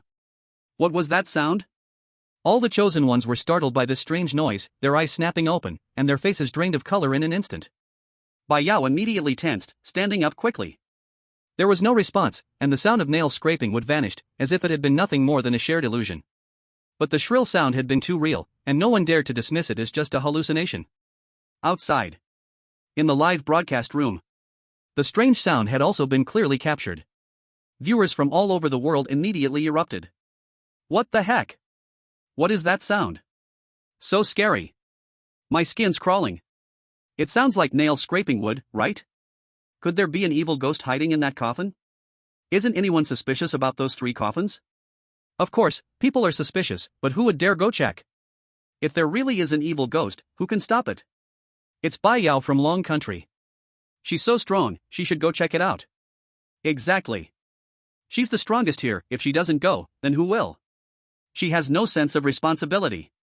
Inside the funeral home at the village's east end, everyone froze in fear for a few minutes. Just when some were starting to believe the previous sound had been a mere illusion, the sharp sound rang out again. Zzzzz. Zzzzz. This time, the sound was clearer and longer, and everyone heard it loud and clear, the sound coming from the center of the hall, from the far right coffin. Over there. It's the far right coffin. A chosen one screamed in fear, pointing at the coffin, his body trembling uncontrollably. It's really coming from inside the coffin. There's something in there. Another person followed, shouting, their voice full of despair. The chatter broke out in an instant. The previously suffocating atmosphere was completely shattered, replaced by endless panic. What do we do? It must be an evil ghost inside. Should we run? We can't run. The door's been locked. We're trapped here. We're dead whether we stay or run. This is a death trap. The chosen ones were shouting over one another, the chaos spiraling as some began to lose it. At that moment, a malicious gaze fell upon Bai Yao. The one speaking was a burly man from Kangaroo Country. He stared at Bai Yao, then said loudly, "Everyone, quiet down. There's no use in panicking now." The crowd gradually quieted down, all looking at him, eager to know what he had in mind. The burly chosen one pointed at Bai Yao and said, "Look, she's the strongest here. This lady from Long Country can definitely handle whatever's inside there. Why don't we let her go and see what's really going on?" As soon as he spoke, someone immediately agreed. "Yes. I agree. Bai Yao's weapon is so strong, she's the perfect one to go. We are just ordinary people, we can't deal with the evil spirits. She's the only one who has the ability. She has to go. This is for everyone's good. Only by figuring out what's inside can we figure out how to survive." More and more of the chosen ones turned their gaze toward Bai Yao. They attempted to manipulate her with moral pressure. They knew they couldn't deal with the evil spirits, so they wanted to push this dangerous task onto Bai Yao. Anyway, if something goes wrong, it's Bai Yao who will suffer, not them. Bai Yao looked at their ugly faces and couldn't help but sneer. She knew that these people would definitely get bad ideas when they saw she was alone, but she didn't expect them to act so quickly, using the most disgusting method of moral manipulation. I'm not going, what can you do about it? Bai Yao spoke coldly. Her voice was not loud, but it immediately silenced all the discussions. You don't dare to go yourselves, but want to push it on me? I'm not your bodyguard, I have no obligation to help you scout the way. Whoever wants to go, let them go. If anyone dares to force me, don't blame me for being rude. How can you say that? The strong man from Kangaroo Country, who had spoken earlier, immediately retorted. We are all in the same boat now. If you help us, you are helping yourself. If the evil spirit comes out, we will all die. Exactly. You can't be so selfish. A chosen one from Diving Country also chimed in. Her eyes were filled with venom. If you don't go, none of us will survive, and you won't have it easy either. At this moment, the sound of fingernails scratching the wooden board from the black coffin on the far right rang out again, this time more urgently than before. Screech. Screech. Screech. It was as if the thing inside was getting impatient and might burst out at any moment. Bai Yao raised an eyebrow. She knew that just talking wouldn't stop these people. So noisy. Even more annoying than that fool Bai Chen. She took a deep breath and directly pulled out the golden Gatling gun from the chosen space. The golden barrel of the Gatling, along with its 6 gun barrels, exuded an undeniable sense of intimidation. It was far more powerful than the golden Alaska that everyone had seen before. Wasn't that an AK? Why did it change into this? Is this a Gatling? The chosen ones immediately exploded in shock, and even the strong man from Kangaroo Country, who had been shouting earlier, was stunned, his eyes fixed on the golden Gatling, swallowing his saliva. They only knew Bai Yao had a powerful golden Alaska. But they had never seen this Gatling gun, and the pressure from this weapon was far stronger than the golden Alaska. How does she have this kind of weapon? Someone whispered, their tone filled with envy and jealousy. The chosen one from Diving Country looked even uglier now. She had originally thought Bai Yao only had an AK, and even if it was powerful, there was room to maneuver. But when the Gatling came out, her confidence instantly disappeared by half. With this thing, if it sprayed around, everyone would be finished. But she still steeled herself and said, "Why did you take out a weapon? We just want you to check it out, not to act." Check it out? No need. Bai Yao sneered. She raised the golden Gatling with both hands and directly aimed the gun at the black coffin on the far right, still making noise. She couldn't let herself be manipulated by these people. The reason she was going to act was purely because she also wanted to know what was inside the coffin. Rather than cautiously approaching to check, it was much more efficient to just shoot with the Gatling. Simple and effective. Are you crazy? What if the evil spirit inside gets angered? The strong man from Kangaroo Country yelled urgently, as he wasn't ready to face an evil spirit head-on yet. Bai Yao completely ignored him, her finger already on the trigger. She could feel that the thing inside the coffin was still moving. The noise and movement grew louder, clearly, something was about to come out. So much nonsense, Bai Yao muttered under her breath, and in the next second, she pulled the trigger. Dada! The golden Gatling gun immediately emitted a sharp roar, and golden bullets poured down like a heavy rain towards the black coffin. The bullets were incredibly fast, with a piercing sound as they struck the coffin boards in a dense shower. Bang, bang, bang. The originally solid black coffin board was instantly riddled with holes, with splinters flying everywhere. In no time, the entire coffin board was shattered, revealing what was inside. It was a body wrapped entirely in black cloth, with long, sharp nails. This was the source of the scratching sound just moments ago. The gunfire did not stop, continuing to shoot at the corpse. The body was blasted into a bloody mess, and an extremely sharp wail erupted from it. Ah! The scream was high-pitched and piercing. Everyone present, the chosen ones, felt their scalps tingle. Many of them covered their ears, their faces turning pale. Bai Yao remained expressionless, continuing to pull the trigger until the scream completely faded away, the body reduced to a mangled, shapeless form, with no further movement. But she still did not let go. Instead, she turned the gun towards the muscular man from Kangaroo Nation who had just morally blackmailed her. The man's face changed dramatically. "You lunatic!" He yelled in anger and quickly tried to dodge, but it was too late. The bullets hit his legs directly. In an instant, blood sprayed everywhere. The man's miserable screams echoed throughout the mortuary. Bai Yao glanced at the slightly reddened gun barrel and released the trigger. The roar of the Gatling gun gradually ceased. Everyone looked at her in horror. No one expected that Bai Yao not only shot ghosts, but also shot people. The muscular man from Kangaroo Nation was still screaming. But his teammates dared not speak. They were all afraid that in the next second, Bai Yao would raise her gun again and shoot them too. The shattered body and coffin lay in a mess, with no further strange noises. The evil spirit has been killed? Someone asked cautiously, their voice still trembling. It should be dead. With so many bullets, even an evil spirit wouldn't survive. Some people sighed in relief. Though they had also participated in the moral blackmail earlier, compared to Bai Yao, they were far more afraid of the evil spirit, because evil spirits wouldn't reason with you. But gradually, many people's gazes fell once again on Bai Yao's golden Gatling gun. The fear in their eyes slowly gave way to greed, glinting with malicious intent. This weapon can kill ghosts. They had already known that Bai Yao's weapon was powerful, but now seeing the power of the Gatling gun, they were completely tempted. And they had confirmed that Bai Yao had come alone, Qin Jia wasn't with her. This was a perfect opportunity to snatch the weapon. The Gatling gun was dangerous, but as long as they didn't give her the chance to fire, it would be fine. One of the chosen ones quietly exchanged a glance with his companion. The two of them slowly moved half a step towards Bai Yao, their eyes fixed tightly on the golden Gatling gun. Other chosen ones with improper intentions also exchanged looks, eager to act. Bai Yao saw all of this, and a mocking smile curled on her lips. She had already guessed that these people would be tempted when they saw such a powerful weapon. She didn't put the Gatling gun away. Instead, she raised it again, the muzzle slowly sweeping across all the chosen ones present, her voice cold as she spoke. If any of you want to snatch my weapon, feel free to try. She lightly pulled the trigger. The barrel slowly rotated. As long as she exerted a little more force, the bullets would fire. The chosen ones who had been moving quietly froze, instinctively stopping in their tracks. You've all seen the firing rate of my Gatling gun. Bai Yao continued, her voice filled with a strong warning. You can bet whether your move is faster, or my bullet is faster. Just now, the scene of the Gatling gun sweeping the coffin was still fresh in memory. The dense bullets, not to mention humans, not even a fierce ghost could withstand. No one dared to bet their own life on it. The chosen one smiled awkwardly, slowly retreating. The others who were eager to move also withdrew their gazes, no longer daring to entertain any crooked ideas. The muscular man from the Kangaroo country was still screaming in agony. Bai Yao, now annoyed by the noise, spoke impatiently. Shut up, or I'll shoot you. The muscular man from Kangaroo country.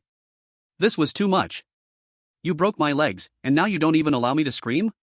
His face alternated between green and white, wanting to say something but ultimately didn't dare to open his mouth.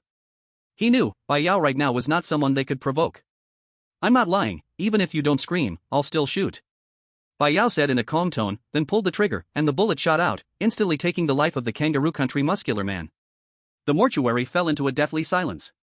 No one dared to speak. No one knew if they would suddenly anger this mad woman again. No one knew how much time passed. A hoarse and eerie voice suddenly came from the coffin on the left, breaking the silence. Let me out, I'll help you grab her weapon, what do you say? With these words, all the chosen ones froze. They all turned their heads in unison. The voice came from the far left coffin. The thing inside the coffin was making a deal with them? It even offered to help them grab Bai Yao's weapon? Bai Yao furrowed her brows, directly lifting the golden Gatling gun and aiming it at the left coffin.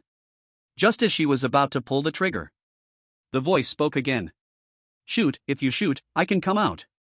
Chapter 97, Jack appears extra update for all readers.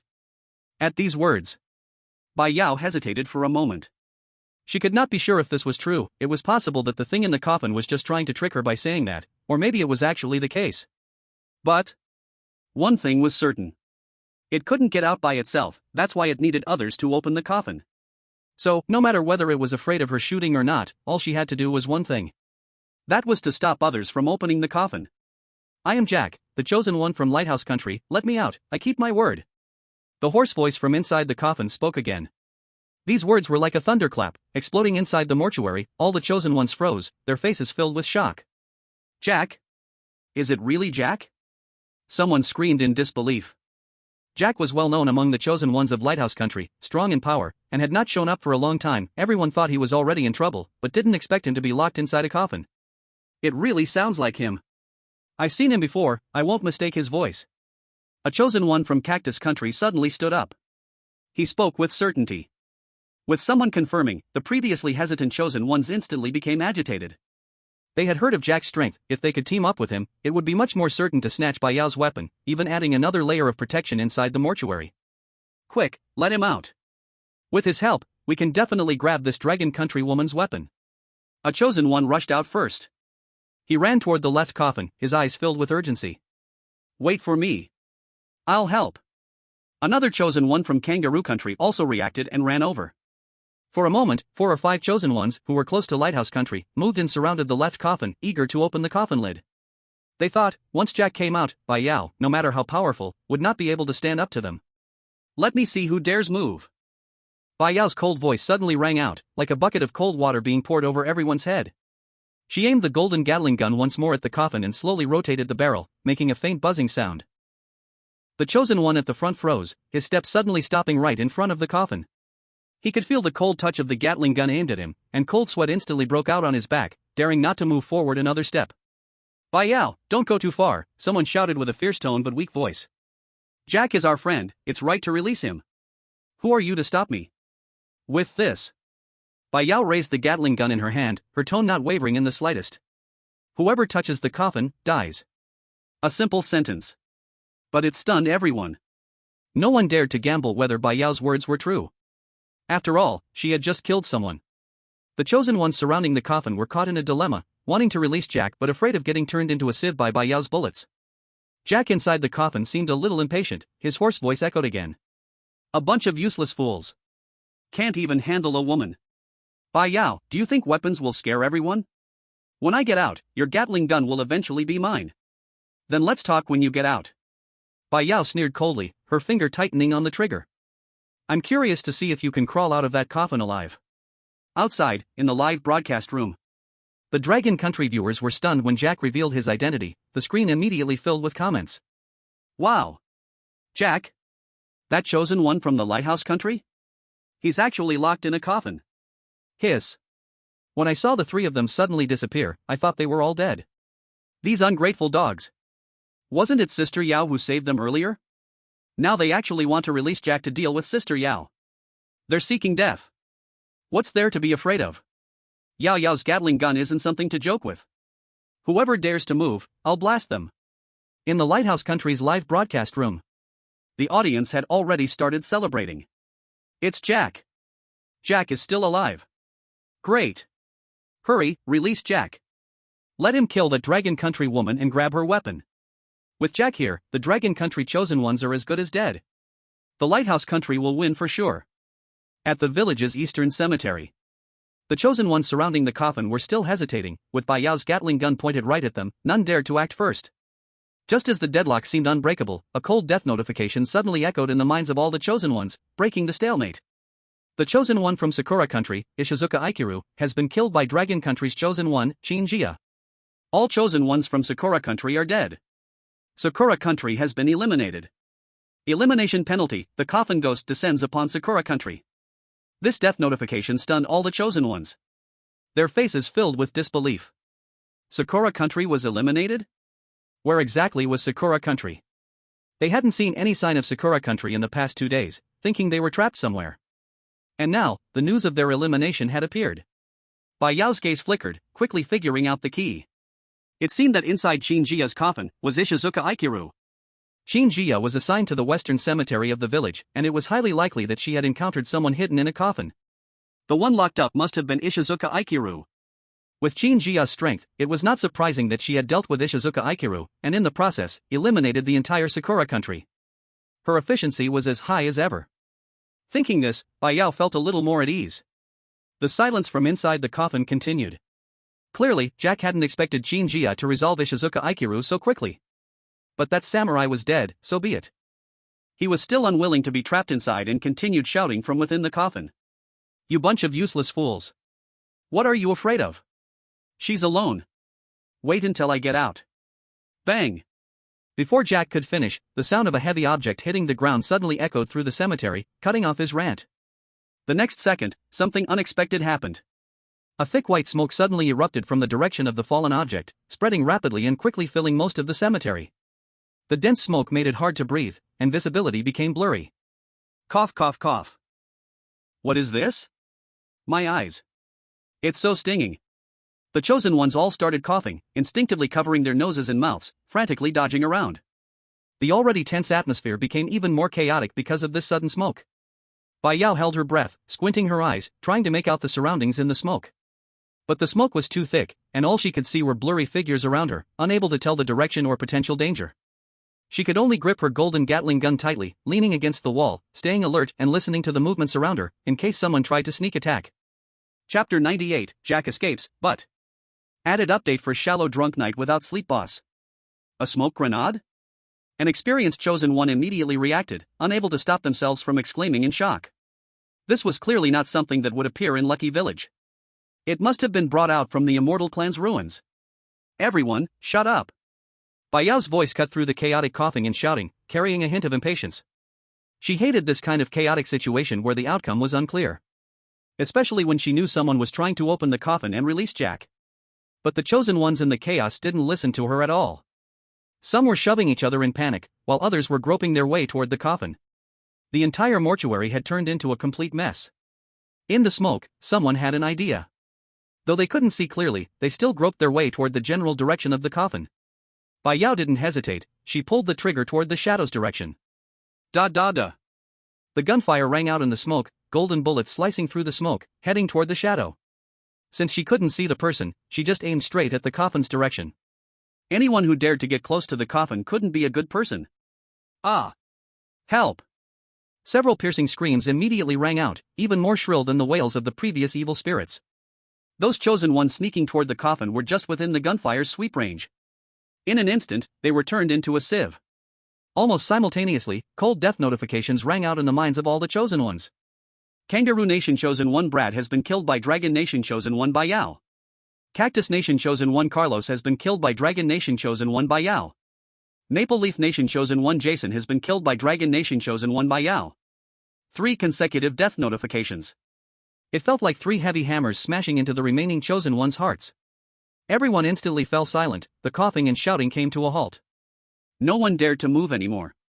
They finally realized that Bai Yao really had the guts to kill, and in this chaos, her Gatling gun was like the scythe of death. Anyone who moved would die. Bai Yao continued to spray for half a minute, and when she saw that no one dared to move, she finally released the trigger. The roar of the Gatling gun gradually stopped, and a rich blood scent filled the smoke, making people feel nauseous. Who else dares to move toward the coffin? Bai Yao's voice was icy cold, especially clear in the silent mortuary. The next one to die will be them. Outside. In the live stream room.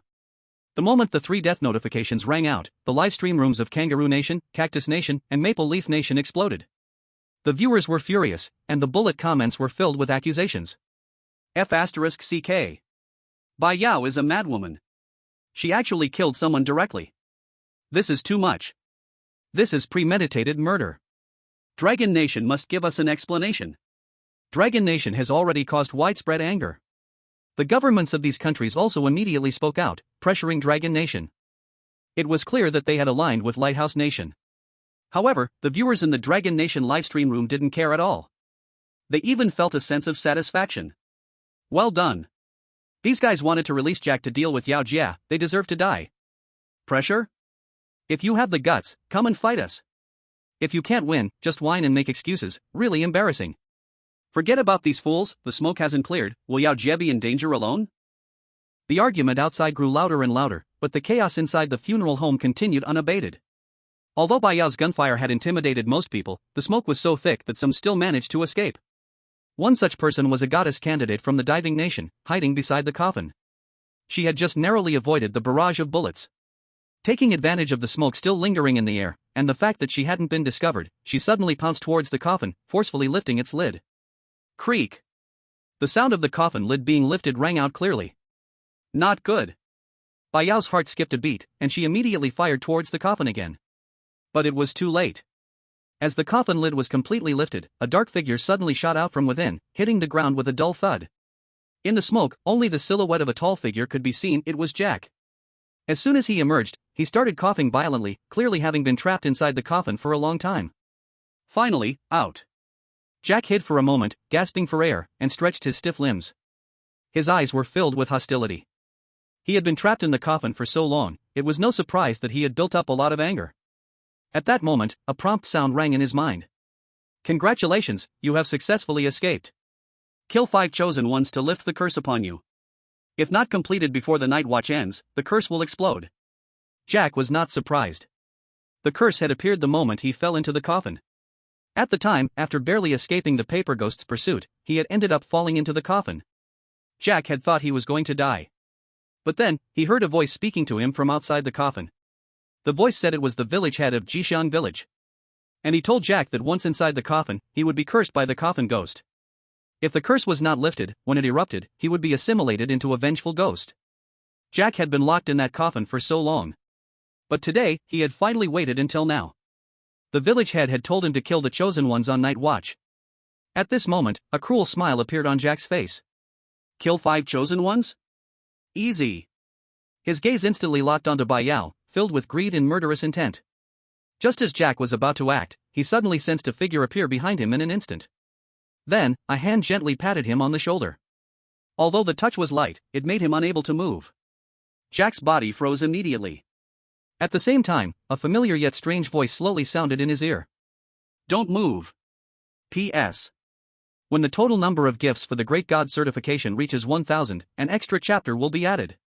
Great God certification adds 1 more chapter. Gift King adds 5 more chapters.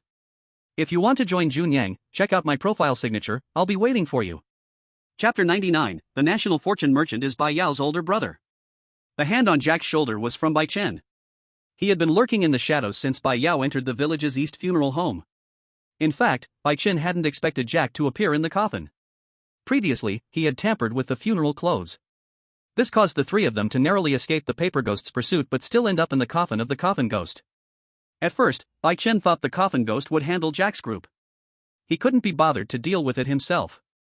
But he never expected that the village head of Jixiang village would still use the situation to his advantage. He directly used the coffin ghost to curse Jack's group, making them become part of the villagers. In fact, this curse didn't necessarily have to kill anyone to be lifted. Bai Chen could also control the coffin ghost to lift the curse on the 3 of them. It would just require them to pay a little more national fortune in exchange. But now, it seemed unnecessary. Since Jack wanted to lay a hand on Bai Yao, there was no need for further discussion. Today, he must die. What do you want to do? Jack tensed all over, his voice trembling. He had already heard it. The person behind him was a national merchant.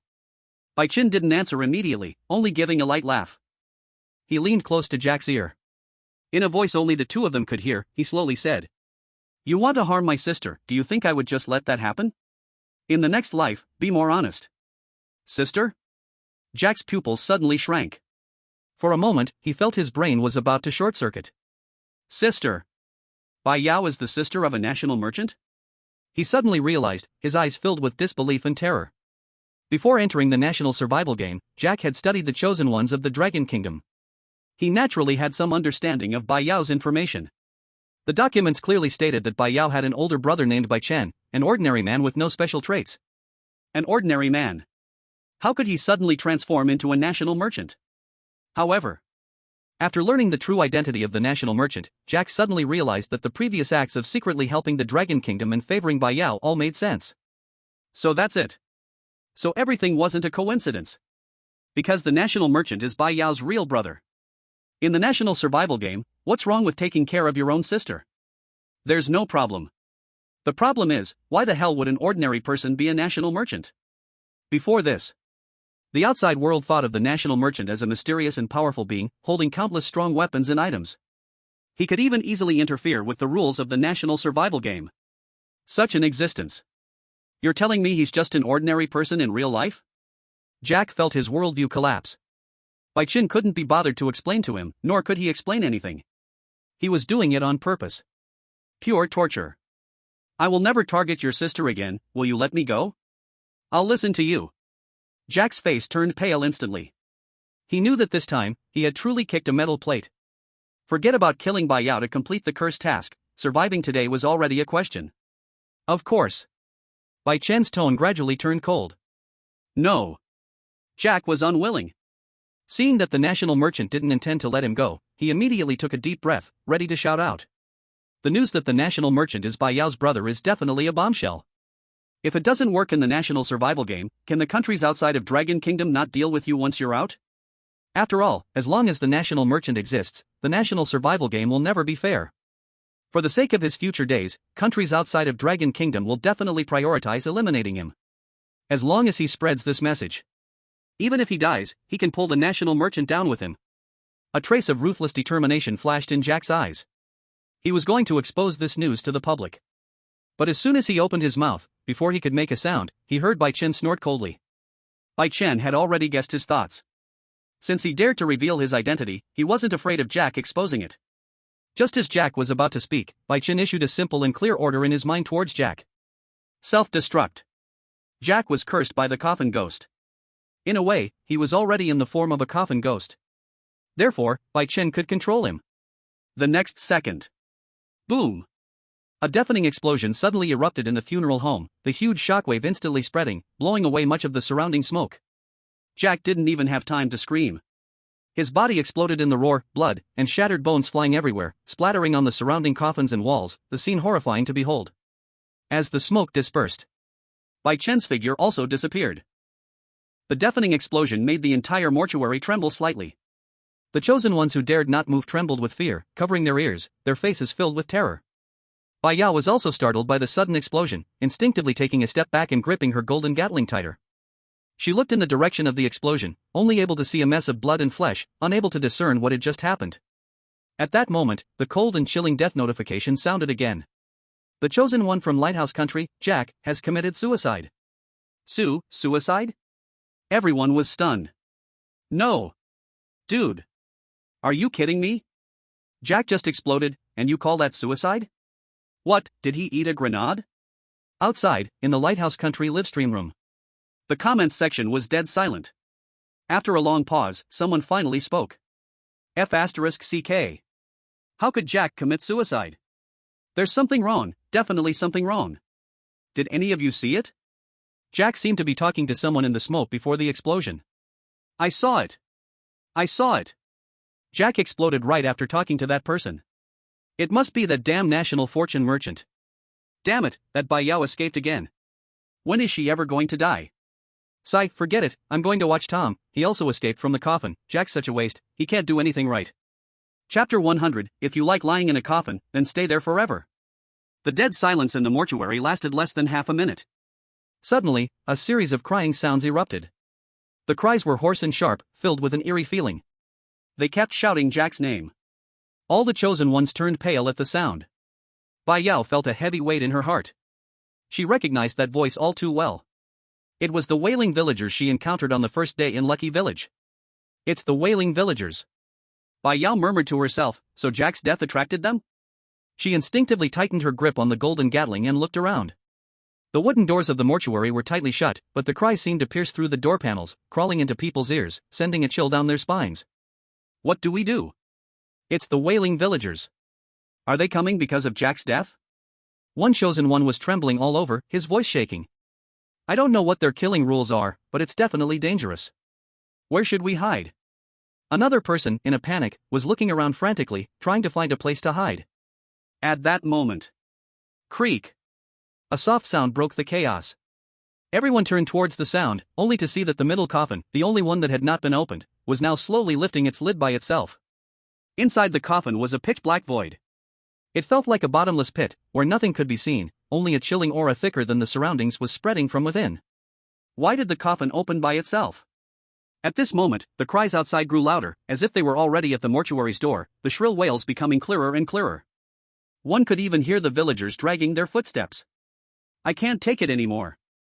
A chosen one suddenly screamed. He had seen how the wailing villagers killed before. Although he didn't know the exact rules, he knew it was related to sound. Staying outside meant certain death. He glanced at the open black coffin, as if seizing the last lifeline. We're all going to die anyway, might as well gamble. With that, he gritted his teeth and rushed toward the middle coffin.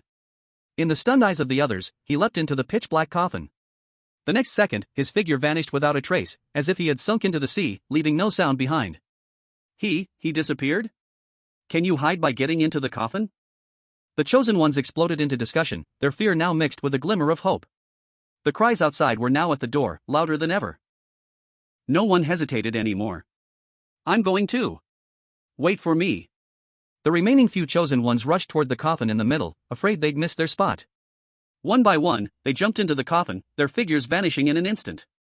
In the blink of an eye, the few remaining people around the coffin were left with only the last chosen one from the Eagle Sauce country. Bai Yao hesitated for a moment, took a step forward, wanting to observe the situation inside the coffin a little longer. At that moment, a cold laugh suddenly came from ahead. Bai Yao, just die outside. The chosen one greedily stared at the golden Gatling gun in Bai Yao's hands. It was as if he could already picture the scene of him taking this weapon for himself. He couldn't help but burst into laughter. Ha ha ha. When you're dead, your weapon will be mine. With that, he leaped into the coffin. Then, unexpectedly, he slammed the coffin lid shut behind him. Bang! The coffin lid closed again, tightly sealing the entrance. Bai Yao? She stood frozen in place, blinking, with no trace of panic on her face. Instead, she shrugged helplessly. Really, who's competing with you to get into the coffin? She muttered softly, feeling a bit speechless inside. She hadn't planned on going in anyway. She had only stepped forward to take a look at the inside of the coffin. And this person actually closed the door to prevent her from entering? It was so absurd. Like some kind of illness. At that moment. Bang! The wooden door of the funeral parlor was suddenly slammed open. The next moment, a shrill cry instantly filled the entire funeral parlor. Bai Yao immediately tensed up, about to raise her golden Gatling gun. Suddenly, she felt a strong sense of dizziness, her head spinning as if countless needles were stabbing into her temples. But then, the ghostly ceremonial garment on her body suddenly glowed red. The fabric, which had recovered after the night, was now stained red again in large patches. The cold, eerie sensation and dizziness disappeared without a trace. The ghostly ceremonial garment was still in action. It blocked the killing rule once more. Bai Yao touched the garment, understanding in her heart. It seemed the killing rule of the mourning villagers was indeed related to sound. Once the crying reached a certain decibel level, it triggered the killing rule.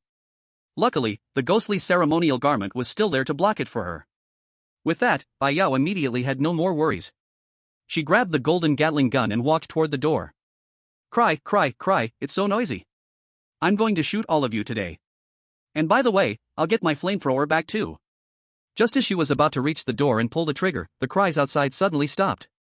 Then, a chaotic wail of ghosts, filled with fear and pleading, came in. Stop, stop, stop. We won't cry anymore. We'll leave right now. We'll never come back. The voices grew fainter and fainter, and in the blink of an eye, they disappeared into the night. Bai Yao stood stunned for a few seconds, carefully sticking her head out to check. But the funeral parlor door was empty.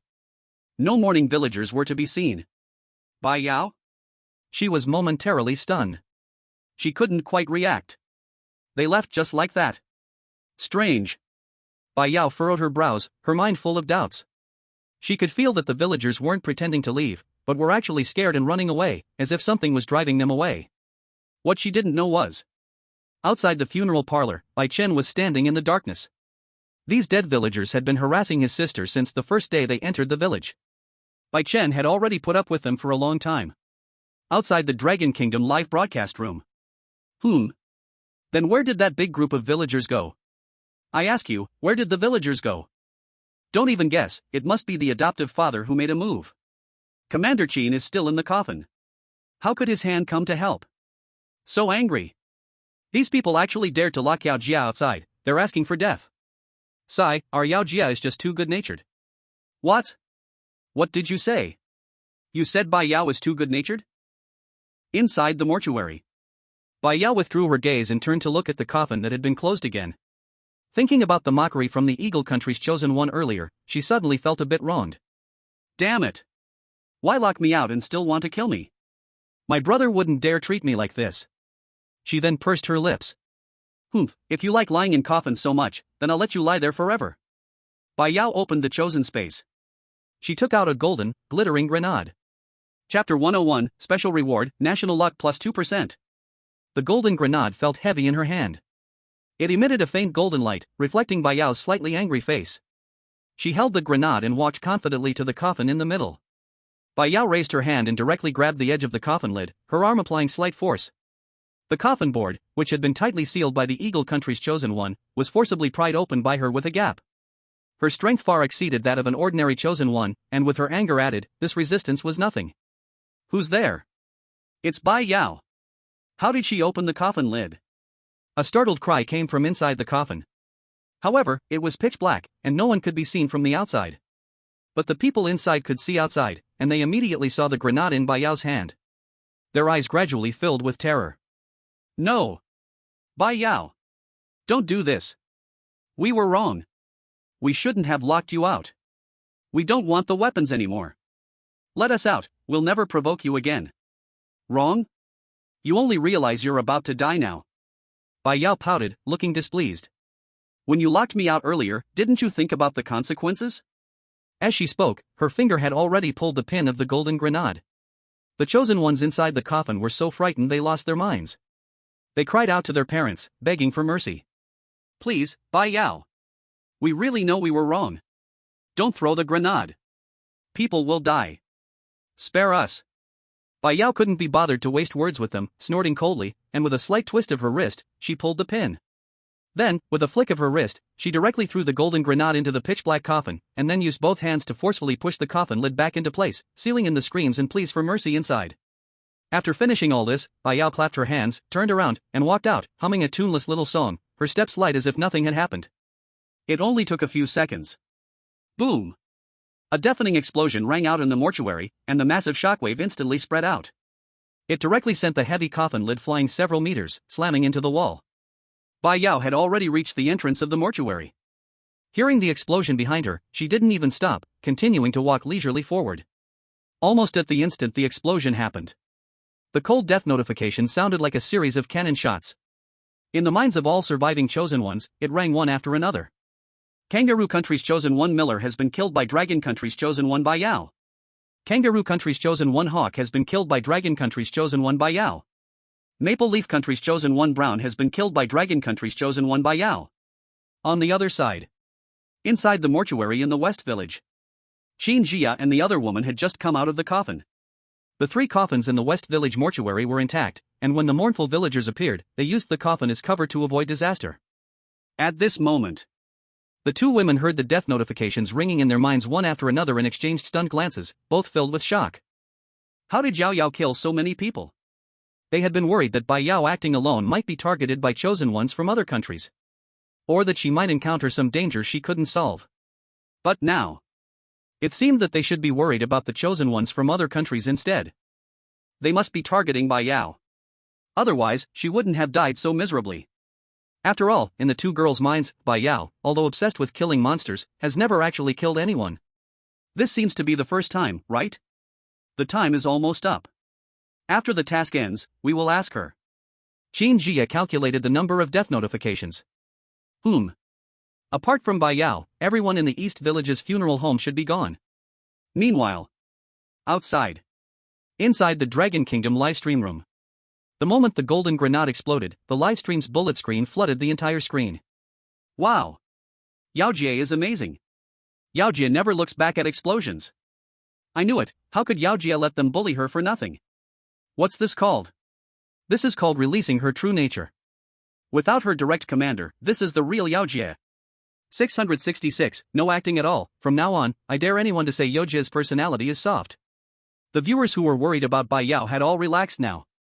But in the livestream rooms of the countries whose chosen ones were killed, it had fallen completely silent. Then came an overwhelming wave of anger and wailing. But no one cared. In front of the East Village funeral home, Bai Yao walked to the empty space outside the funeral home and squatted down on a clean stone. The funeral home inside was in a mess, but she didn't care at all, just propping up her chin and waiting for dawn. The night watch task required holding out until 6 a.m., and now, she just needed to wait a little longer before the task would be considered complete. She touched the ghost burial clothes on her body. The shockwave from the explosion hadn't hurt her, these burial clothes' protection ability was indeed ridiculously strong. She squatted like this for a while. The first light of dawn gradually appeared on the horizon, and the darkness started to slowly fade away.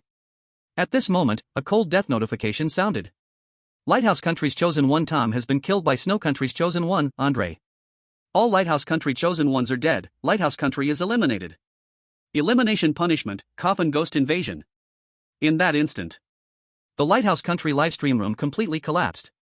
Eliminated again. 2 consecutive eliminations in the National Fortune survival, and now the people of Lighthouse Country couldn't hold their face anymore. However, still, no one cared. Andre over there finished too. Bai Yao raised her eyebrows, it seemed her guess was right. 3 funeral homes. Each coffin contained one person. But this had nothing to do with her. The more chosen ones from Lighthouse Country died, the better. A few more minutes passed. The sun gradually rose. Night watch task completed. All surviving chosen ones receive rewards, golden chest *1. Chosen ones who killed the coffin people receive extra reward, national fortune plus 2%. Congratulations to Dragon Country Chosen 1 Qin Jia for receiving an additional reward, Dragon Country national fortune plus 2%. Congratulations to Snow Country Chosen 1 Andre for receiving an additional reward, Snow Country national fortune plus 2%. Originally, the notifications were supposed to end here. But suddenly, everyone heard a sound of static electricity, as if there was a malfunction. Then, the notification sounded again. Congratulations to Dragon Country Chosen 1 Bai Yao for receiving a special reward, Dragon Country national fortune plus 2%. Bai Yao? She opened her mouth wide.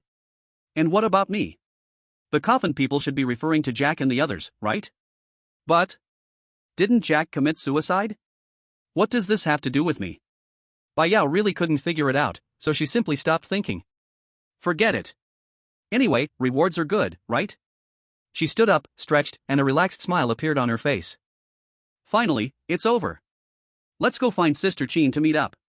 Bai Yao murmured, turned, and headed back along the path she came. P.S. Let me report the gift progress, 2169. I had some writer's block today, and the auspicious village dungeon is almost over. The next part is hard to write, so the update was a bit late.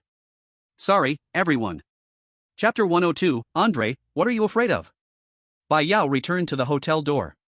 She saw Qin Jia and Alice standing there waiting for her. Next to them stood a familiar figure. Snow Country's chosen one, Andre. But Andre didn't look well, his face was pale to the point of being frightening. The left arm was empty. Although the wound had stopped bleeding, it was clear it had been treated in a rush, obviously just dragged back from the edge of life and death. Sister Qin, Alice. Bai Yao quickly walked over, her gaze sweeping over Andre's empty left arm. It was Tom. Alice explained briefly. Just now, Andre had already told her and Qin Jia about the situation.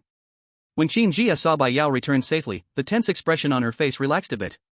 She stepped forward and asked, "Are you okay? Did you solve things on the east side of the village?" It's all taken care of." Bai Yao shrugged. "They saw you weren't here and tried to grab my weapon, but in the end, I blew them up with a grenade."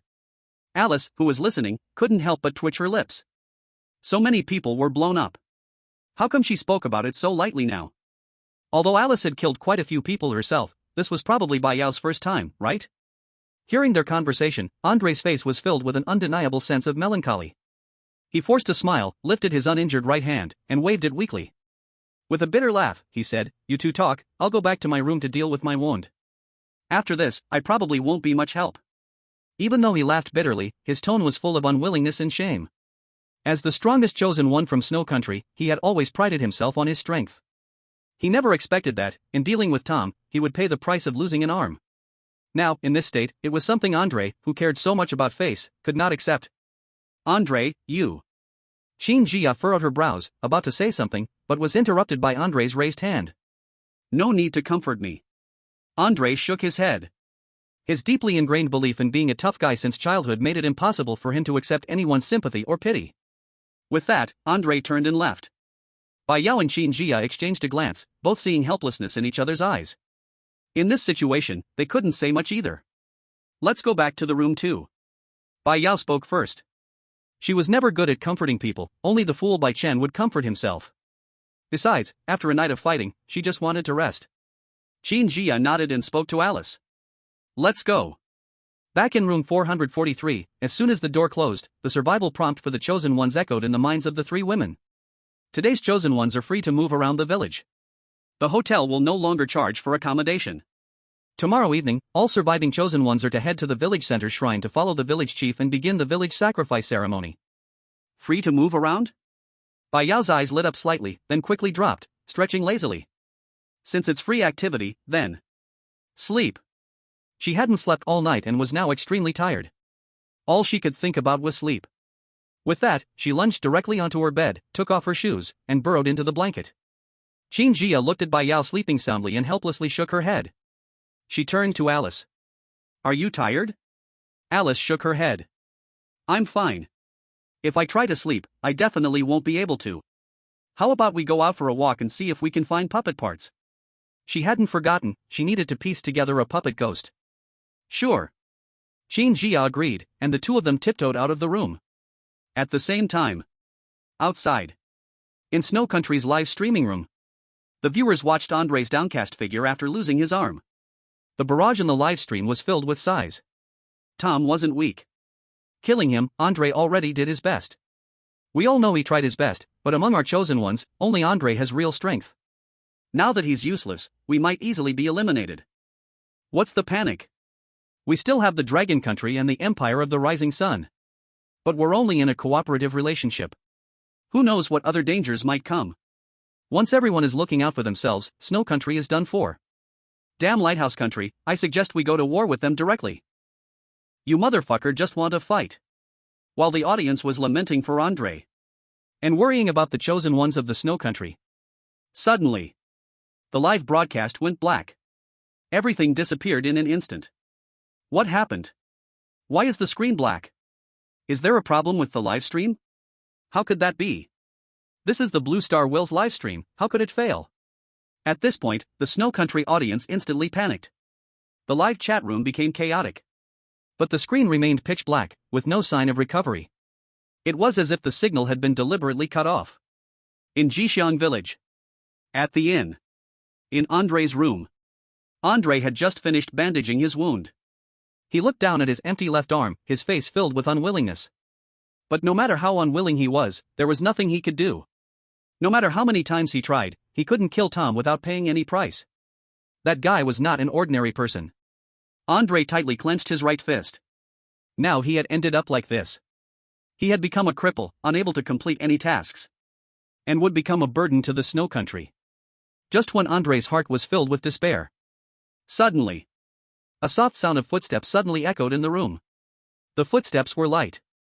They appeared from the door and slowly approached Andre. Who is it? Andre suddenly raised his head and quickly turned, his eyes alert as he looked toward the source of the sound.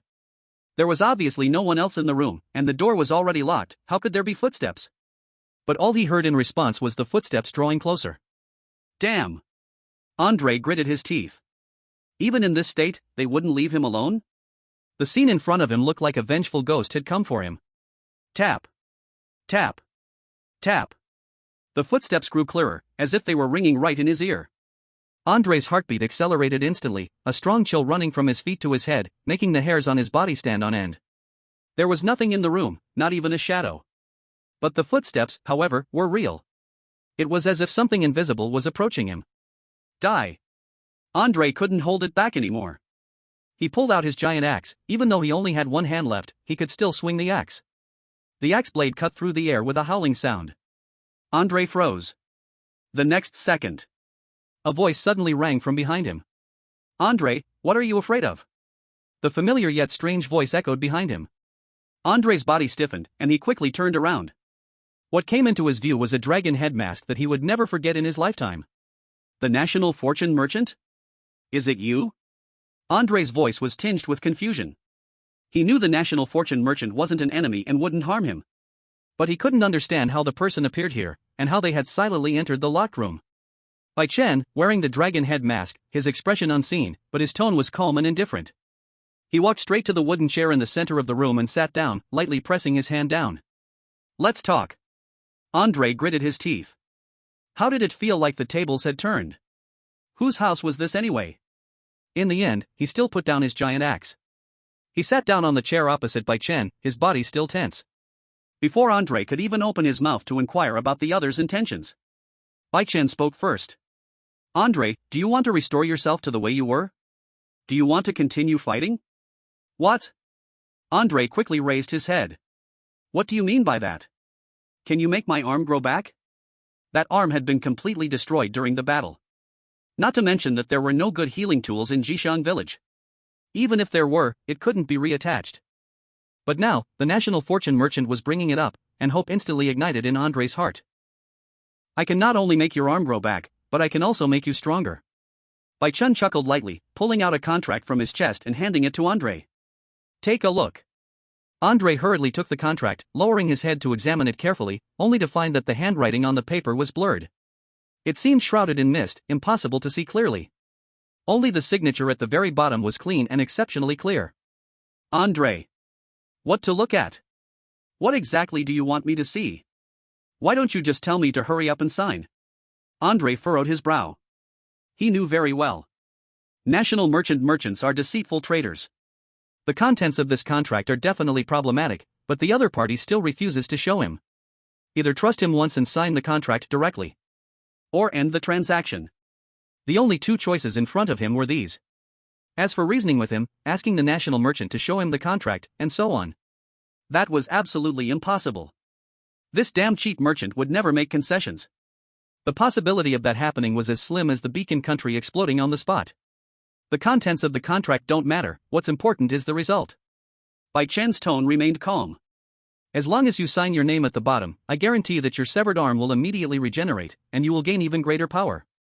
Do you want to be a burden to Snow Country like this? Do you want Snow Country to be eliminated? Andre's breathing instantly became rapid. He looked down at his empty left arm and then remembered his glory as Snow Country's strongest chosen one, and now his downfall. The internal struggle exploded in an instant. He knew this was most likely a trap, but even if it was, he wanted to jump in and give it a try. Anyway, although the national merchant was a cheat. From every transaction in Lucky Village, it was clear that he would still keep his word. He said he could restore him and make him stronger, that was true. The only thing unclear was what price he would have to pay. Fine. I'll sign. After a moment of hesitation, Andre suddenly raised his head, his eyes becoming firm. He decided to be brave this time. Bai Chen handed over a pen. Andre no longer hesitated and wrote his name carefully at the signature line of the contract. The moment the signature was written, Andre suddenly felt a tingling sensation in the empty space of his left arm. It felt like countless tiny bugs were crawling.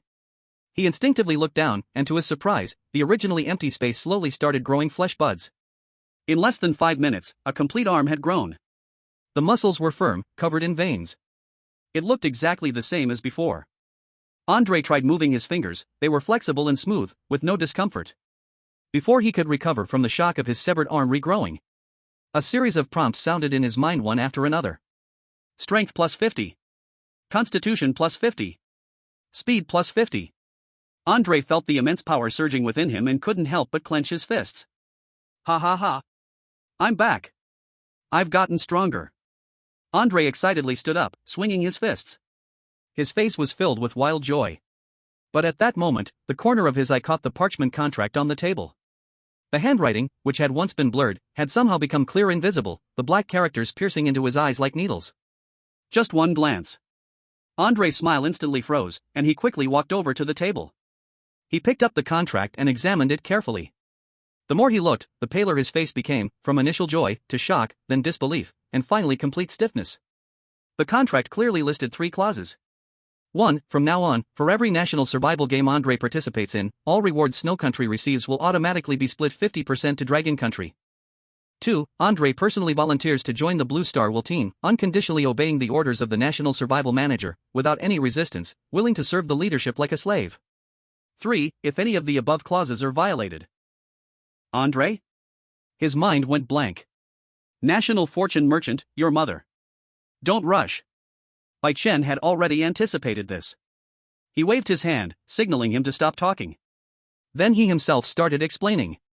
Take a good look at what you've joined. The Blue Star Will, you've joined the Blue Star Will, and will Snow Nation still lack that 50% reward? Yes, Dragon Nation will take 50% from Snow Nation, but I didn't stop you from stealing the reward from Lighthouse Nation. Bai Chen said nothing. Andre fell into deep thought. Seems like, that's right. You make a good point. Bai Chen looked at him with a faint, almost imperceptible smile at the corner of his mouth. All right, now the contract is in effect, there's no turning back. Just fulfill it, it will be good for both you and Snow Nation. Andre fell silent. After a while, he stared intently at Bai Chen's dragon head mask. You're from Dragon Nation, right? I want to know who you really are. Although his brain wasn't the sharpest. By now, he could guess that the National Fortune Merchant was from Dragon Nation. Otherwise, he wouldn't be so biased toward Dragon Nation. Come to Dragon Nation sometime, and you'll know. At the same time, outside, in Snow Nation's live broadcast room, the screen, which had been pitch black, suddenly returned, and the Snow Nation viewers instantly erupted. They rushed to the screen to see what was going on. But the moment they saw the screen clearly, everyone froze. The barrage in the live chat paused for a few seconds, then exploded. What the hell? Andre's arm, it's grown back? What happened? What did we miss during that black screen? Who cares what happened? Anyway, Andre's back, that's a good thing. That's right, now Andre can lead Snow Nation to victory again. Wait, look at Andre's face, it doesn't seem quite right. Indeed, there's no joy, it actually looks a bit frustrated. No one knew. In the brief few minutes of black screen, Andre had already become someone else's shape. Chapter 104, Upgrade. Level 5 Administrator. At this moment, Bai Chen had already left the hotel and casually found an empty yard. With a flick of his finger in the air, a light curtain appeared, visible only to him. It was the National Fortune Shop.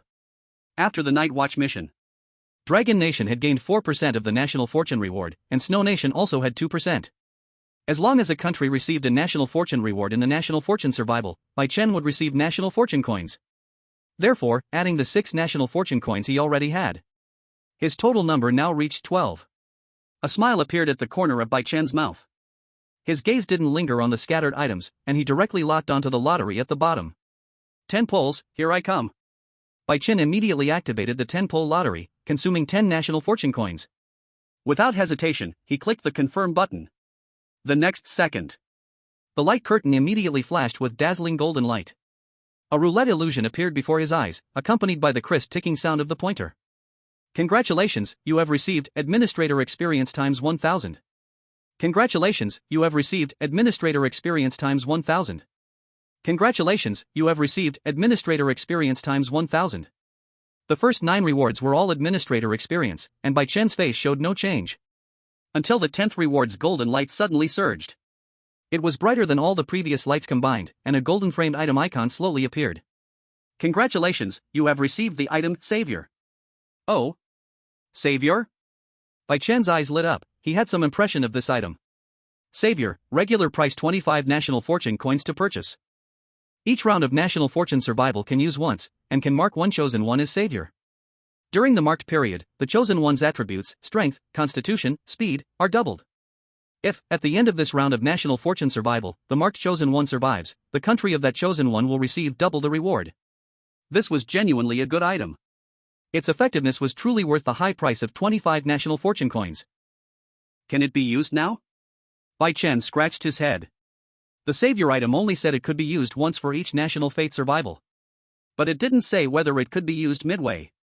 Bai Chen clicked it. Immediately, a long list of chosen ones appeared. It really can be used. His eyes lit up. Without hesitation, he chose Bai Yao to be the Savior. In his view, Bai Yao's attributes were still too weak right now. Then, Bai Chen shifted his focus back to the experience bar. With the previous accumulation, the experience bar had already become 14,000/15,000. Only 1,000 experience points were needed to reach level 5 administrator. Before this, Bai Yao had completed tasks and killed fierce ghosts, which had already brought Bai Chen's experience to 5,000. So close to leveling up, might as well just top it off. Bai Chen smacked his lips and directly spent 1 National Fate coin to buy 1,000 experience points in the store. The moment the purchase was successful, the experience bar immediately filled up, and the system notification sounded. Congratulations, administrator level has been upgraded to level 5. Full permissions have been upgraded. Permissions upgrade list. Increased controllable monsters, village chief. Gold chest rewards can be freely chosen. New permission, monster stat adjustments. You can now adjust specific monsters' health, attack, defense, and other base stats. Currently adjustable monsters, Paper Ghost, Funeral Ghost, Coffin Ghost, Puppet Ghost, Village Chief. This upgrade is a big win. Bai Chen immediately couldn't sit still. Especially the last permission to adjust monster stats. It was like it was made just for him. He could take even better care of his sister now. Just as Bai Chen was thinking about whether to test the new permission with the village chief, suddenly, 2 female voices sounded from outside the courtyard. One of them, clearly complaining, was Alice's voice. Xinjia, we've been looking for almost an hour, but we haven't even seen a shadow of the puppet's head or limbs. This lucky village is so small, where could it be hiding? Alice's voice was filled with frustration. Soon, Xinjia's voice also came through. Don't rush, this puppet should be pretty important. The more important it is, the less likely it will be easy to find. Let's search again, just don't go near the ancestral hall. Don't go near the ancestral hall? Listening to the two women's conversation, Bai Chen couldn't help but twitch his mouth. These two silly girls, how could they possibly find it? As a national fate administrator, Bai Chen knew exactly what the puppet's head and limbs they were talking about were, and he knew where they were hidden. It was a key item. There was no way they could find it now. Moreover, it was hidden in the ancestral hall, and if they didn't go near it, they'd never find it in their lifetime. However, none of that was a problem. Bai Chen didn't even have to think. He just heard Qin Jia and Alice's voices, and Bai Yao was probably sleeping soundly at the inn right now. This girl just knows how to slack off. Forget it, for Yao Yao's sake, I'll help you once. Bai Chen shook his head. The next moment, his figure flashed, and somehow, he found himself holding the puppet's head and a complete set of puppet limbs. The puppet was made of rough material, with a bit of dust on it, looking no different from an ordinary puppet. Only, it was a bit heavier. Bai Chen walked to the wall, listened for the footsteps outside, and confirmed that the two women were just about to reach the other side of the wall. He flicked his wrist, throwing the puppet's head and limbs out at the same time. Thud. Thud. Two muffled thuds sounded consecutively. Ow. Alice yelped in pain. Qin Jia also covered her head, but didn't yell. Instead, she looked at the puppet body on the ground, falling into silence. What is that? Alice finally looked down at the ground. Then her eyes instantly widened. Her pupil shrank slightly. The puppet's head and limbs? Qin Jia frowned. How is it that just when we were talking about it, this thing shows up? Her suspicious gaze turned toward the courtyard, where the puppet parts had just been thrown out. At the same time, inside the ancestral hall, the village chief covered his face, looking somewhat dazed and helpless. He had no idea what had just happened. Suddenly, he was slapped. But he never saw who slapped him. Damn it, the traveling merchant. The village chief thought of a possibility, gritting his teeth and shouting. If he didn't know who did it, then it must have been the merchant, no doubt about it. P.S. Gift progress, 2274. Chapter 105, So he is Bai Chen. Qin Jia stared at the courtyard wall for 2 seconds, still furrowing her brows. Could it be the national fortune merchant inside? It shouldn't be, though. Yao Yao isn't around. Would this person help us on his own? Qin Jia was a bit confused. But she wasn't planning to delve deeper. As long as they got the puppet parts, it was fine. The two women quickly walked through the alley. They didn't encounter any more problems along the way and soon returned to the inn. They pushed open the door to room 443. Qin Jia was still thinking whether to wake Bai Yao up. But as soon as they entered, they saw a small figure sitting on the bed, with a confused expression on her face. Bai Yao, you're awake? Qin Jia froze for a moment. Bai Yao heard the sound and slowly turned her head. When she saw the puppet parts in their arms, her eyes instantly lit up. The confusion she had just a moment ago vanished, and with a sudden leap, she jumped off the bed. You found the puppet's head and limbs? As soon as Bai Yao saw the parts, everything she had been thinking about was forgotten. Are you going to assemble the puppet? Take me with you, take me with you. Qin Jia. She smiled helplessly and nodded, sure, you can help out. Great. Bai Yao cheered. She was a little different from other girls, perhaps influenced by Bai Chen. She had always been very interested in assembly toys since she was little. Later, she even disassembled several of Bai Chen's action figures. But after that, she never saw Bai Chen buy any more action figures. Bai Yao still couldn't figure out why. Qin Jia placed the puppet's head and limbs on the ground. She took out the puppet's torso from the divine selection space. Bai Yao sat down on the spot and rolled up her sleeves to start assembling. First, she threaded silver wire through all the holes in the puppet's body. Then, she connected the head and limbs. This process wasn't exactly easy, nor was it too difficult, but it required patience. But luckily, Bai Yao was very patient. Qin Jia and Alice silently assisted on the side. The three of them each played their roles, working together in perfect harmony. They quickly assembled a complete puppet. The final step. Bai Yao held her breath, gently cradling the puppet's head, carefully aligning it with the neck joint. Qin Jia reached out and pressed down on the puppet's torso, applying a gentle force. With a click, the fully assembled puppet was finally complete. It was a puppet about the height of an adult, with a rough wooden texture all over its body. Its limbs hung stiffly at its sides, but its face was completely smooth. There were no facial features, making it look a little eerie. Is it finished assembling? Alice leaned in to take a look, frowning. But it doesn't have a face. Can it still be useful like this?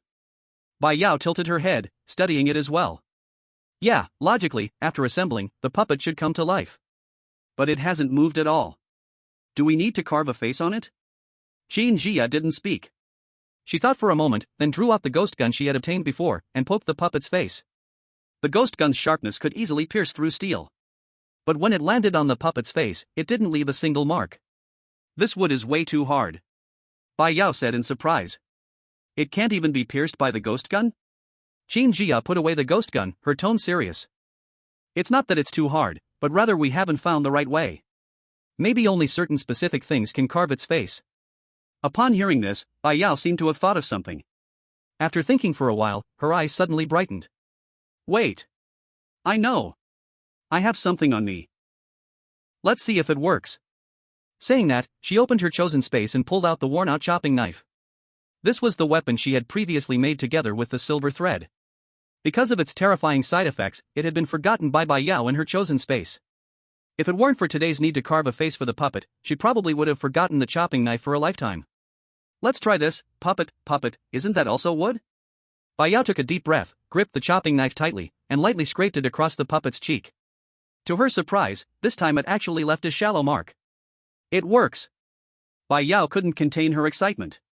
Jia and Alice both sighed in relief. Thankfully, the carving tool was in their hands. Then, Jia looked at Bai Yao and asked, "Can you carve?" "Of course." Bai Yao puffed out her chest, full of pride. "Come on, I'm an art student. Though I specialize in painting, I still know a bit about carving." In reality, what Bai Yao claimed to know a bit about was really just a tiny bit. She had been worried that she might not carve well, but as soon as she heard Jia's question, her competitive spirit was instantly ignited. After all, how the puppet looked didn't really matter. So, Bai Yao's grip on the chopping knife became even steadier. "Don't worry, just leave it to me." Jia and Alice exchanged glances, helpless. At this point, they had no choice but to leave it to Bai Yao. Otherwise, who's going to carve? You or me? At least she's an art student. Alice leaned in, full of curiosity. "Bai Yao, what kind of face do you want to carve?" Upon hearing this question, Bai Yao paused for a moment. She hadn't really thought about it. She had often seen comics and things, but now, at a critical moment, she couldn't remember any of those faces. How about using him as a reference? Just watch. Bai Yao replied casually, picking up the chopping knife to begin carving. Make it a bit more elegant. Alice, gradually recovering from the scare of the treasure-seeking rat, didn't forget to remind her. After saying that, she and Jia quietly watched from the side, not interrupting further. Bai Yao's expression was exceptionally focused. Time passed little by little, and the puppet's features gradually became clearer. Thick eyebrows, narrow eyes, a high nose bridge. Very handsome. Just like you. Done. Bai Yao put down the chopping knife, her face full of a sense of accomplishment. How's it? Isn't it handsome? Alice leaned in to take a look. Before seeing this face, she had always thought that the looks of Dragon Country people were not to her taste. But now, she realized she was wrong. It was just that she had never seen someone truly handsome. Jia also walked up, but after just one glance, her pupils suddenly contracted. She froze, unable to move. Yao, why did you carve your brother's face? Alice? So, he's Bai Chen? She only knew that Bai Yao had an older brother named Bai Chen, but had never seen what he looked like. When the information about Bai Yao was being collected in the Empire of the Never-Setting Sun, Dragon Country had already fully blocked all this information. Aside from knowing the name, there was nothing else. Bai Yao gave a shy smile. Naturally, she thought of it, so she carved it. Jia fell silent. Although, carving your brother's face on the puppet's ghostly face, doesn't that seem a little ominous? It's all because of the national fortune merchant. If he showed his face, she could have carved his. Anyway, the national fortune merchant is so strong, he definitely wouldn't care about things like bad luck. Bai Yao didn't answer. Actually, there was another reason why she carved Bai Chen's face. It came from her intuition. It felt as if Bai Chen's face being carved on the puppet was destined. At that moment, the assembled puppet suddenly swayed slightly, and a flash of red light appeared in its eyes, then disappeared just as quickly, so fast that one might think it was an illusion. Ha! Did the puppet move? Bai Yao was the first to notice, staring at the puppet with wide eyes. Did you see that? Its eyes seemed to glow for a moment. Jia instantly became alert, quickly pulling Bai Yao behind her, gripping the ghost gun at her waist. Be careful, it's about to come to life. Although she pieced it together herself. But no one knows if the puppet ghost will be an enemy or a friend once it comes to life. Alice also nervously took 2 steps back. But after waiting for a long time, the puppet, aside from the slight movement earlier, remained still, standing quietly on the table, its expression still gentle. Meanwhile, outside, in the Dragon Kingdom live broadcast room, after watching Bai Yao carve the puppet from start to finish, the bullet comments exploded. 666, Sister Yao is actually an art student? Folks, there's another career path for art students, no need to go to taverns anymore. Go to a tavern? What do you want to do, tell me? Answer me. Are you crazy? What else can you do in a tavern besides drink? Do you want me to spell it out? Hiss. My focus is a bit different from yours, turns out brother-in-law is so handsome. I had already looked into Sister Yao's family situation, it's her brother-in-law who worked hard to raise her, but now it seems he didn't need to work so hard. He could be a male model, just relying on this face, he'd definitely be number one in the industry. Male model? Sis, I want to keep him. At this moment, in a courtyard in Jixiang village, Bai Chen had just finished studying his new permissions. He was wondering whether he should practice with the village chief. Suddenly, achoo! Bai Chen took off his mask and rubbed his nose. He murmured with confusion. Strange, why does it feel like someone is talking about me? Chapter 106, The Ancestral Hall is on fire. In room 443. The atmosphere became a bit tense. Bai Yao, Xin Jia, and Alice all stared intensely at the puppet. Why isn't it moving again? Alice couldn't help but mutter softly. Bai Yao remained silent, her eyes fixed on the puppet's face. After a long pause, she cleared her throat and softly called out to the puppet. Xiao Chen, activate. As soon as the words left her mouth, the previously still puppet suddenly made a click sound. It jerked up from the ground. Its eyes lit up again with red light, but this time it wasn't a flash, it stayed. The puppet, Xiao Chen, moved stiffly, each movement accompanied by the click of its joints. It slowly turned its head, its gaze sweeping over the three people in the room, finally locking on Bai Yao. The red light in its eyes dimmed slightly, showing no intention of attacking. Bai Yao proudly lifted her chin. I knew it, he just needed a name. Xin Jia. No respect at all, aren't you afraid your brother will beat you when he comes back? She complained helplessly. Bai Yao gave a disdainful look. Beat me? If he dares beat me, I'll cry in front of him. Come on, Xiao Chen, turn right. The puppet awkwardly turned right. Turn left. The puppet turned back. Come on, let's have a fight. The red light in the puppet's eyes flashed, and it charged straight forward, only to be kicked away by Bai Yao. Bang! A loud crash. A deep dent was left in the wall of the room. Youth has no price, my brother won't fall apart. Surprisingly, the puppet's body showed no signs of damage at all. Yao Yao, I feel like your strength has increased or something. Xin Jia reflected on Bai Yao's earlier attack. With her experience, she could clearly feel that Bai Yao was different from before. Hee, Xin Jia, you notice that? Bai Yao wore a proud expression. Before you guys came back, I suddenly had a dream when I was sleeping. In the dream, I heard a voice saying that I am the savior of the Dragon Kingdom, and when I woke up, I found that all my attributes had doubled. Now that I think about it, the voice sounded a bit like that fool Bai Chen. Xin Jia? Although she understood each word, when they were put together, it just felt so strange. What does it mean to wake up and find your attributes have doubled? The puppet. It seems like no one cares about me. The three women spent the rest of the time resting at the inn. Bai Yao paid extra attention to the puppet Xiao Chen. From time to time, he would issue commands to it. The puppet, which couldn't do anything at first, had now reached a point where its cooking skills were second only to the true Bai Chen. This day had certainly given the three women a feast to remember. The ingredients in Lucky Village were far superior to those from the Undying Clan ruins. Time passed quickly. Before they knew it, it was already the evening of the fifth day. The sunset gradually disappeared at the horizon, and Lucky Village was shrouded in dimness, with only the faint candlelight from the red lanterns along the roadside. It looked particularly eerie. Suddenly, a loud clang clang clang of a gong broke the silence of the village. Time's up.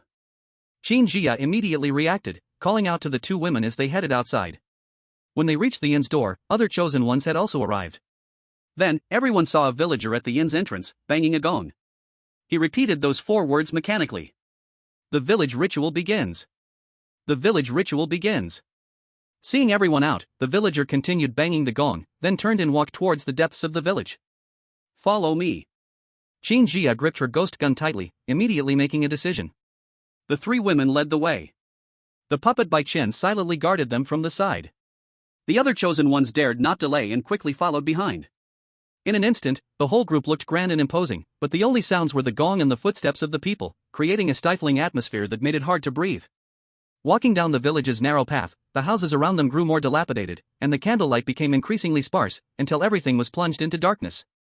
Only the gong in the villagers' hand emitted a dull sound in the dark, guiding their way. They didn't know how long they had been walking, when suddenly a light appeared ahead. Bai Yao looked up and froze in place. Ahead was the shrine that had been destroyed earlier. But now, the shrine had been completely restored, exactly as it had been the first time they saw it. The village chief fixed it pretty fast. Should we blow it up again? Bai Yao's eyes gleamed with a hint of eagerness. She still had a grenade on her. Qin Jia and Alice hadn't used their grenades either. It was enough to blow up the shrine. Don't be so cocky. Qin Jia couldn't help but facepalm, feeling a headache coming on. She felt like Bai Yao was slowly unleashing her true nature. She had been such a well-behaved girl at first. Just then, Alice instinctively looked around. Suddenly, she noticed someone was missing. Where's Andre? He's not in the group. Bai Yao and Qin Jia immediately scanned the surroundings. And just as Alice had said, the chosen ones from the snow country were all there, except for Andre. Alice asked one of the chosen ones who shared a room with Andre. The answer was that Andre had left early in the morning and hadn't returned. No one knew where he had gone. But no death notice had been heard, meaning Andre was still safe for now. Alice furrowed her brows. Although he lost an arm and is much weaker than before, not showing up for the village ritual is almost asking for death. Could he have given up? Before Bai Yao and Qin Jia could think further, the villager banging the gong had already reached the shrine's door, stopped, and turned around. Still with that expressionless face, he said mechanically, "Please enter the shrine and prepare for the village ritual." As soon as he finished speaking, the large vermilion door of the shrine creaked open. However, the expected darkness didn't come. Instead, a burst of flames lit up the scene before them. The chosen ones stood dumbfounded. The villagers were also stunned. They turned around in confusion, only to realize the shrine was on fire. Chapter 107, Vendor. You're a beast. At this moment, Bai Yao suddenly squinted. She saw a figure suddenly darting out from the shrine. The speed was very fast. No one else noticed. If she hadn't happened to glance inside, she might have missed it. And the more she looked at the figure, the more it seemed. Bai Yao quickly tugged at Qin Jia's sleeve. Qin Jia. Alice. I just saw a shadow run past the ancestral hall. It looked very much like Andre. Andre? Alice froze for a moment, then shook her head, looking incredulous. How could it be him? With such a big fire in the ancestral hall, could it be Andre started it? He's lost his arm, how could he still have that ability? Hearing this, Bai Yao hesitated a bit. Could it be that I really saw it wrong? Maybe. After all, the scene in the ancestral hall was chaotic. With the flickering firelight, it was easy to get the wrong impression. At that moment, Alice added. And speaking of starting the fire, I think it's more likely something the national fortune merchant did. After all, the last time the ancestral hall was blown up, it was him too. What kind of proper chosen one would do such a thing? Meanwhile, outside, in the Snow Country live broadcast, the viewers in the bullet comments were completely in turmoil. Because they found Andre's screen had gone black again. The screens of other chosen ones were all fine, but Andre, since he left this morning, has been unseen. No one knew what he was doing. Trash national fortune stream. Bring me Andre back. What's going on? It's still blacked out.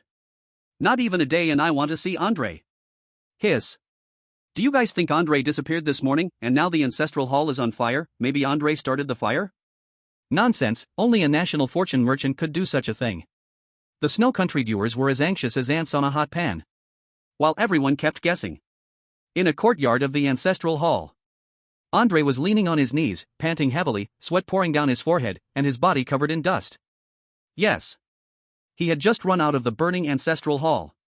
In the courtyard, Bai Chen leaned against the wall, still wearing the dragon head mask, making it hard to see his expression. His eyes were calm as he watched Andre panting heavily. The task is done. Andre took a moment to catch his breath before finally looking up at Bai Chen.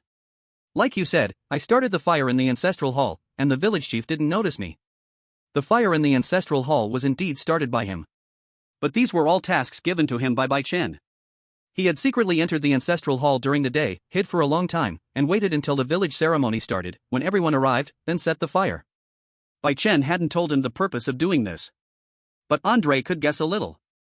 It must have been to stop the village chief from holding the ceremony. Hearing this, Bai Chen nodded in satisfaction. Good job. Upon hearing the compliment, Andre became even more excited, rubbing his hands together, looking at Bai Chen expectantly. So, what's the reward? I've burned the ancestral hall like you told me, I should get a reward, right? This guy was indeed a shrewd merchant. But the things he had on hand were indeed valuable. He had thought Bai Chen would, like before, just boost his stats. But unexpectedly, after hearing the word reward, Bai Chen suddenly looked at him with a strange expression.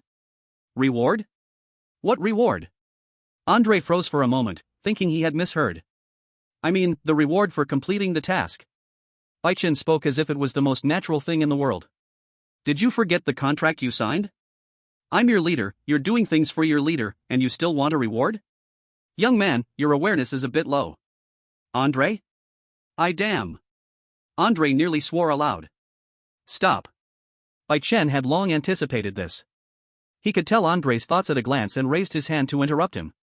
Don't curse at the drop of a hat, we are the Blue Star Wool team, we must have some quality. He paused for a moment, seeing Andre's sour expression, knowing not to push too far. So he slowly added. How about this, at the end of this national fortune survival, I'll take 25% of the reward from Snow Country, how about that? Are you serious? Andre froze for a moment. According to the contract, Snow Country was originally only supposed to receive 50% of the reward. But now, being able to get 75%, it feels like a real bargain. Of course, I keep my word. Don't worry, if you work under me, I'll never treat anyone unfairly. Bai Chen patted Andre's shoulder. He looked magnanimous. Andre was silent. After thinking for a long time, he finally looked up. National merchant, you're truly a good person. Andre scratched his head. Strange, he always felt something was off, but couldn't pinpoint what exactly was wrong. Never mind. Actually, whether there's a reward or not isn't that important. Though the contract signed is no different from a slavery contract, just the fact that he could join the Blue Star Wool team is already a huge win. But at that moment, a roar, filled with extreme fury, suddenly came from the direction of the ancestral hall. Both of them in the yard looked up at the same time. My ancestral hall. Then, another sentence filled with hatred and cursing, precisely directed at Bai Chen. Vendor. You're a beast. Bai Chen? What the hell? Andre, class, mind your class. Chapter 108, Chosen of the Ghost Gods. As soon as the village chief's roar fell, the flames at the ancestral hall's door suddenly shot up 3 meters high, accompanied by rapid footsteps, and a figure broke through the thick smoke. It was the village chief of Lucky Village. His face, full of wrinkles, was now twisted in anger, his eyes bloodshot, and veins were bulging on his forehead. All the chosen ones were so frightened by this momentum that they took a step back, not daring to breathe too heavily. Qin Jia instinctively tightened her grip on the ghost gun at her waist. The puppet immediately shielded Bai Yao, the red glow in its eyes growing even stronger. The village chief ignored everyone's fear. His gaze swept over each person present, like a sweep of garbage, and finally settled on the burning ancestral hall. After a while, he squeezed out a cold voice through his teeth, "Come with me." No one dared to argue, and no one dared to ask. Qin Jia exchanged a glance with Bai Yao and Alice, signaling them to be careful, then took the lead and followed the village chief. The other chosen ones had no choice but to follow along with heavy steps. The group was dead silent, with only the sound of footsteps and the crackling of the burning ancestral hall in the background. The village chief didn't lead them elsewhere, but instead circled to a side courtyard of the ancestral hall. The door of the side courtyard was open, and several expressionless villagers stood inside, with a large pile of black burial clothes stacked on the ground. Everyone, put on the burial clothes. The village chief turned around, his voice still cold, with no room for negotiation. Put on burial clothes? Although they felt confused about this, no one dared to refuse. They all stepped forward and grabbed the burial clothes, putting them on. Only Bai Yao stood still, not moving. A villager walked up to Bai Yao, asking expressionlessly, "Why aren't you wearing it?" Bai Yao lazily raised her eyelids without speaking, just slowly lifting her sleeve. She showed her ghost burial clothes. Villager. After a few seconds of stunned silence, the villager stiffly turned around and went back to his original spot. Soon, all the chosen ones had put on the burial clothes. Qin Jia and Alice were no exception. The people in the courtyard looked like a group preparing for a funeral procession, creating an eerie atmosphere. The village chief swept a glance over everyone, then coldly threw out a sentence. "Wait here, don't run around." After saying that, he turned and left the side courtyard, and the gate was closed from the outside by the villagers. He just left like this? Alice leaned against the door, looking outside through the gap, but it was empty, with no sign of anyone. Are we just going to stay here? It seems so. Qin Jia leaned against the wall, vigilantly observing the surroundings of the courtyard. The first time the village's ancestral hall was blown up, the second time it was set on fire. Lucky village only has 7 days, the village chief definitely can't delay any longer. So, the original rules should have changed by now. Be careful. Qin Jia was still calmly analyzing. At first, the courtyard was still relatively quiet, with only the chosen ones quietly discussing. Everyone was puzzled. What exactly did the village chief want them to wear burial clothes for and stay here? Soon, there came a chaotic sound of footsteps outside the yard, as if many people were running towards this side. The footsteps grew louder and louder. What's that sound? Someone asked nervously. It seems like someone is coming. All the chosen ones immediately became alert, gripping their weapons tightly and looking towards the main gate. Bai Yao and the 3 women stood together. The puppet stood in the front, its red eyes fixed on the gate. Creak, the gate was pushed open from the outside, and one by one, figures dressed in black funeral clothes entered. When they saw these figures, all the chosen ones gasped, their faces filled with terror. In fact, many of them were so scared that their legs went weak. The ones entering were identical to them. The only difference was the faces of these ghostly chosen ones were wearing a strange smile. Is that me? Someone trembled, pointing at a copy of themselves across from them. Why do they look just like me? Not just you. Everyone has one, another chosen one cried out. Look, that's from the Empire of the Sun Never Sets, that's from the Snow Country, even Qin Jia from the Dragon Country is here. Hey, why isn't Bai Yao here? Bai Yao looked in the direction they pointed. Indeed, among the ghostly chosen ones, she saw figures identical to Qin Jia and Alice. But there was no sign of herself. It's because of the funeral clothes. Qin Jia furrowed her brow, instantly guessing the reason. After all, only Bai Yao was wearing the funeral clothes that the village chief didn't give her. That's why she wasn't among these ghosts. Meanwhile, outside, all the live streams across the countries exploded. The bullet screens were scrolling rapidly, full of terrified comments. Holy crap! 2 Qin commanders? The more I watch, the more scared I get. I'm really afraid that another identical me will show up outside the door next. This is giving me chills. So, is there any mom out there who's willing to watch this with me? You know, I've never had a childhood. Get lost, Junior. It's over, it's over. How do we fight this? Fight ourselves? It's so disturbing to watch. Audiences from various countries were deeply scared by this bizarre scene. They had never seen such monsters that could perfectly replicate human appearance. The fear this caused psychologically was even harder to bear than the pure threat of strength. In the courtyard, the ghostly chosen ones had completely entered the yard and surrounded the chosen ones. They didn't immediately attack, but simply stood in place, their faces bearing that eerie smile, staring fixedly at their originals. Their eyes were hollow, yet they exuded an indescribable malice. The air seemed to freeze, oppressive enough to make it hard to breathe. Some chosen ones with weaker mental fortitude began to tremble, unable to hold their weapons steady. What are you afraid of? It's just that they look the same, just fight. Bai Yao couldn't stand the oppressive atmosphere and was the first to break the silence. She pulled out the golden Gatling gun from the chosen space. She aimed the barrel directly at the ghostly Alice. Alice. I get the logic, but why not shoot at Qin Jia? She and Qin Jia were still fairly calm. It was just that when they first saw the group of ghosts, they were a little startled. But at that moment, the 2 women heard Qin Jia murmur softly. Something's wrong. As soon as her voice fell, the ghostly chosen ones began to move, pulling out their own weapons. Even the ghostly Qin Jia drew out that ghostly gun. It was still the good gun version. These ghosts. Fortunately, Yao Yao wasn't copied. Seeing this, Qin Jia actually breathed a sigh of relief. Thank goodness. Thank goodness Bai Yao didn't wear the funeral clothes given by the village chief. Otherwise, if a ghostly Bai Yao appeared right now, a golden Gatling gun alone is enough to give them a headache. Chapter 109, Raise them even if you can't afford to. Da. The urgent gunfire suddenly rang out. It was Bai Yao already pulling the trigger. Golden bullets poured down like a storm, heading straight for Ghost Alice. Poochie. Poochie. Poochie. The smile on Ghost Alice's face hadn't even faded, and her body was already pierced by the dense bullets.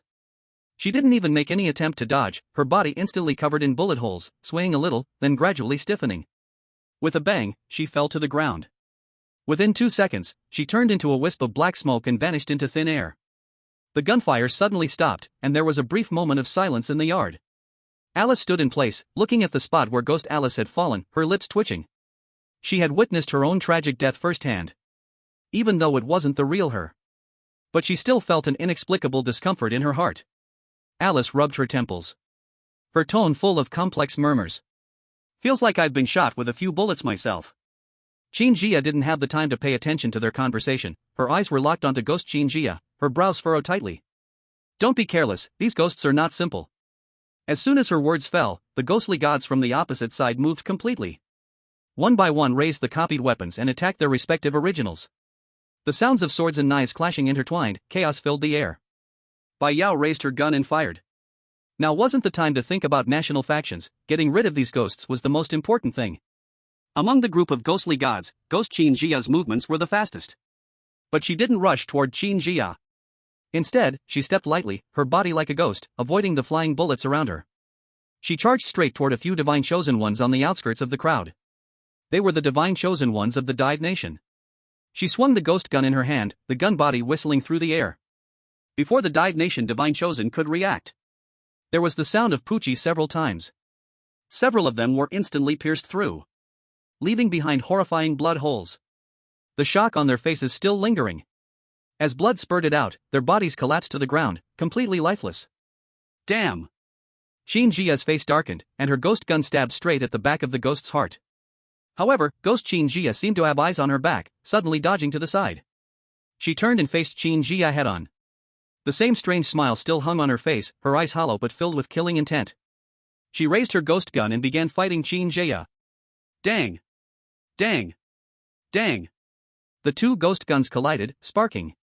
Their movements and techniques were nearly identical, as if they were looking into a mirror. You stab, I block, you slash, I dodge. Neither could do anything to the other. The divine chosen ones of other nations were also embroiled in bitter battles. These copies not only replicated their appearance and weapons but also their fighting styles, even more ferocious since they had no sense of pain. Many divine chosen ones had already been injured, their screams rising and falling. Yao Yao, help! Alice had also joined the battle. The other version of herself was already dead. She wielded a long sword, cutting down many ghosts in just a few moves. These ghosts were different from the others. Even if they weren't made of gold, they could still be hurt by her. This might be the last lifeline left for the divine chosen ones by the national fate of survival. Otherwise, this group of ghosts could easily kill everyone. Coming! Bai Yao replied, raising the golden Gatling gun once more, sweeping it across the ghostly gods attacking Alice. Meanwhile, the live streams of various countries exploded. Especially in the Dive Nation stream, it was completely flooded with angry bullet comments. It's all Qin Jia's fault. If it weren't for her being so strong, our divine chosen wouldn't have died. Exactly, why is she so powerful? She should be responsible for the people her copies killed. Dragon Nation, just wait. We have decided to unite with the Lighthouse Nation, and the grudge of today is not over. 666, can we blame this on us? Well, I'll just say it again, weak. Practice more. Exactly. If you can't afford to lose, then don't participate in national survival games. Just kill yourself as soon as you enter, save yourself from blaming others when you die.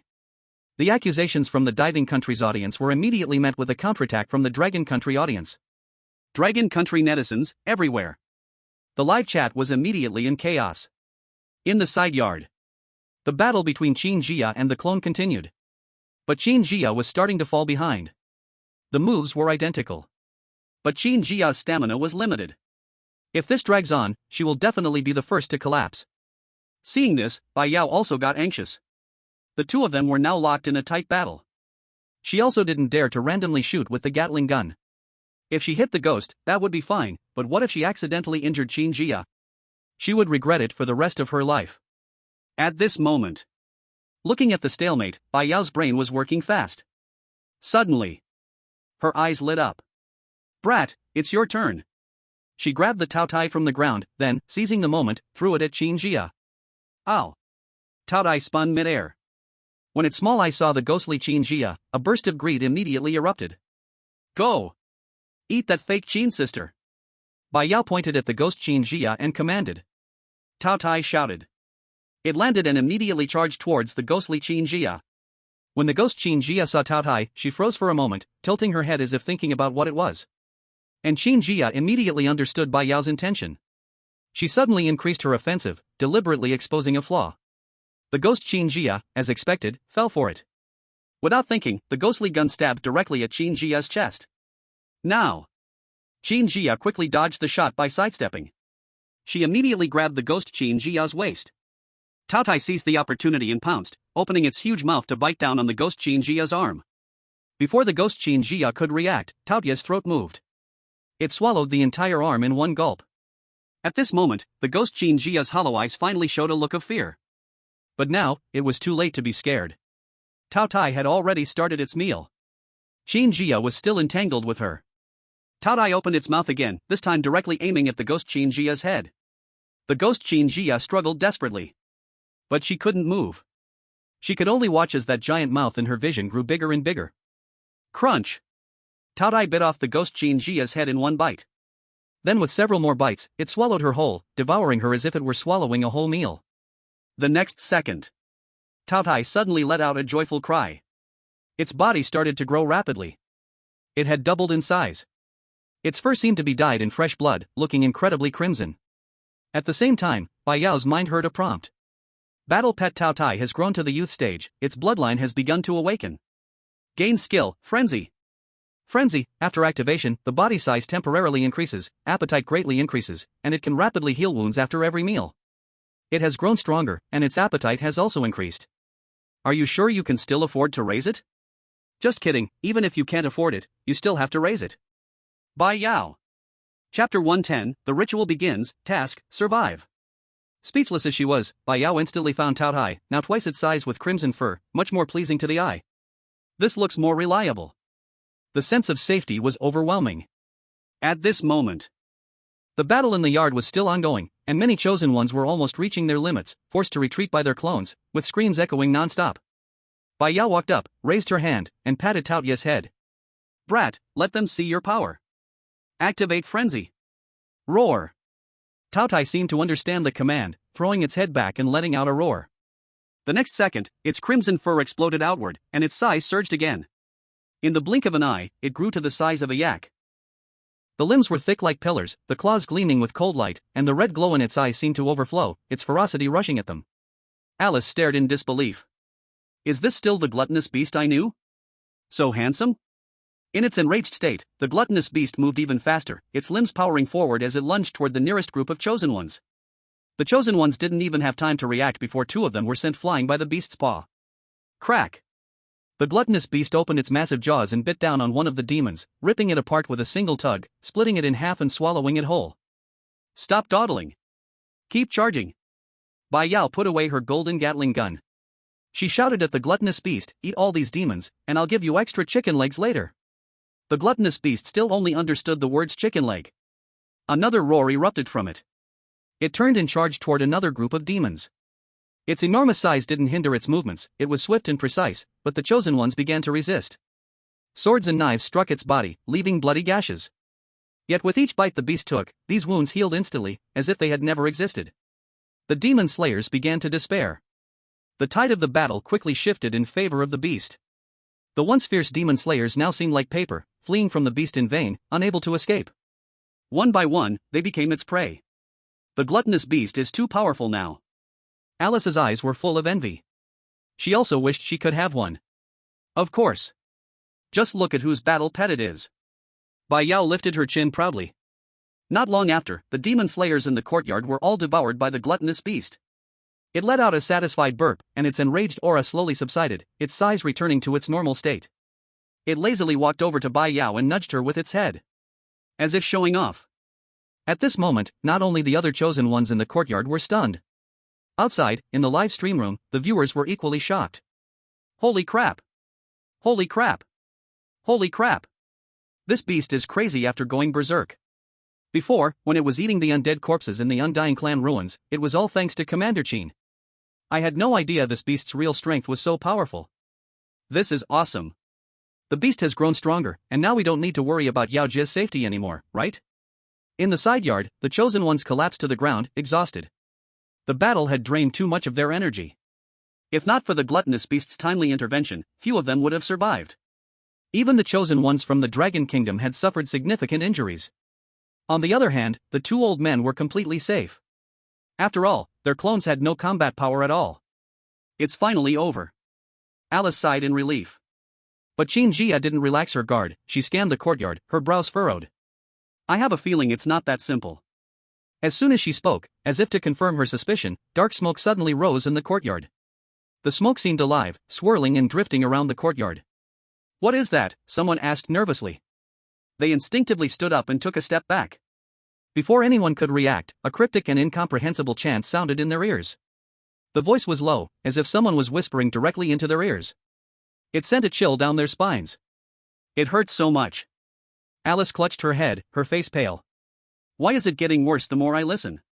Bai Yao furrowed her brows too, feeling her head grow heavier. She shook her head vigorously, forcing herself to stay awake.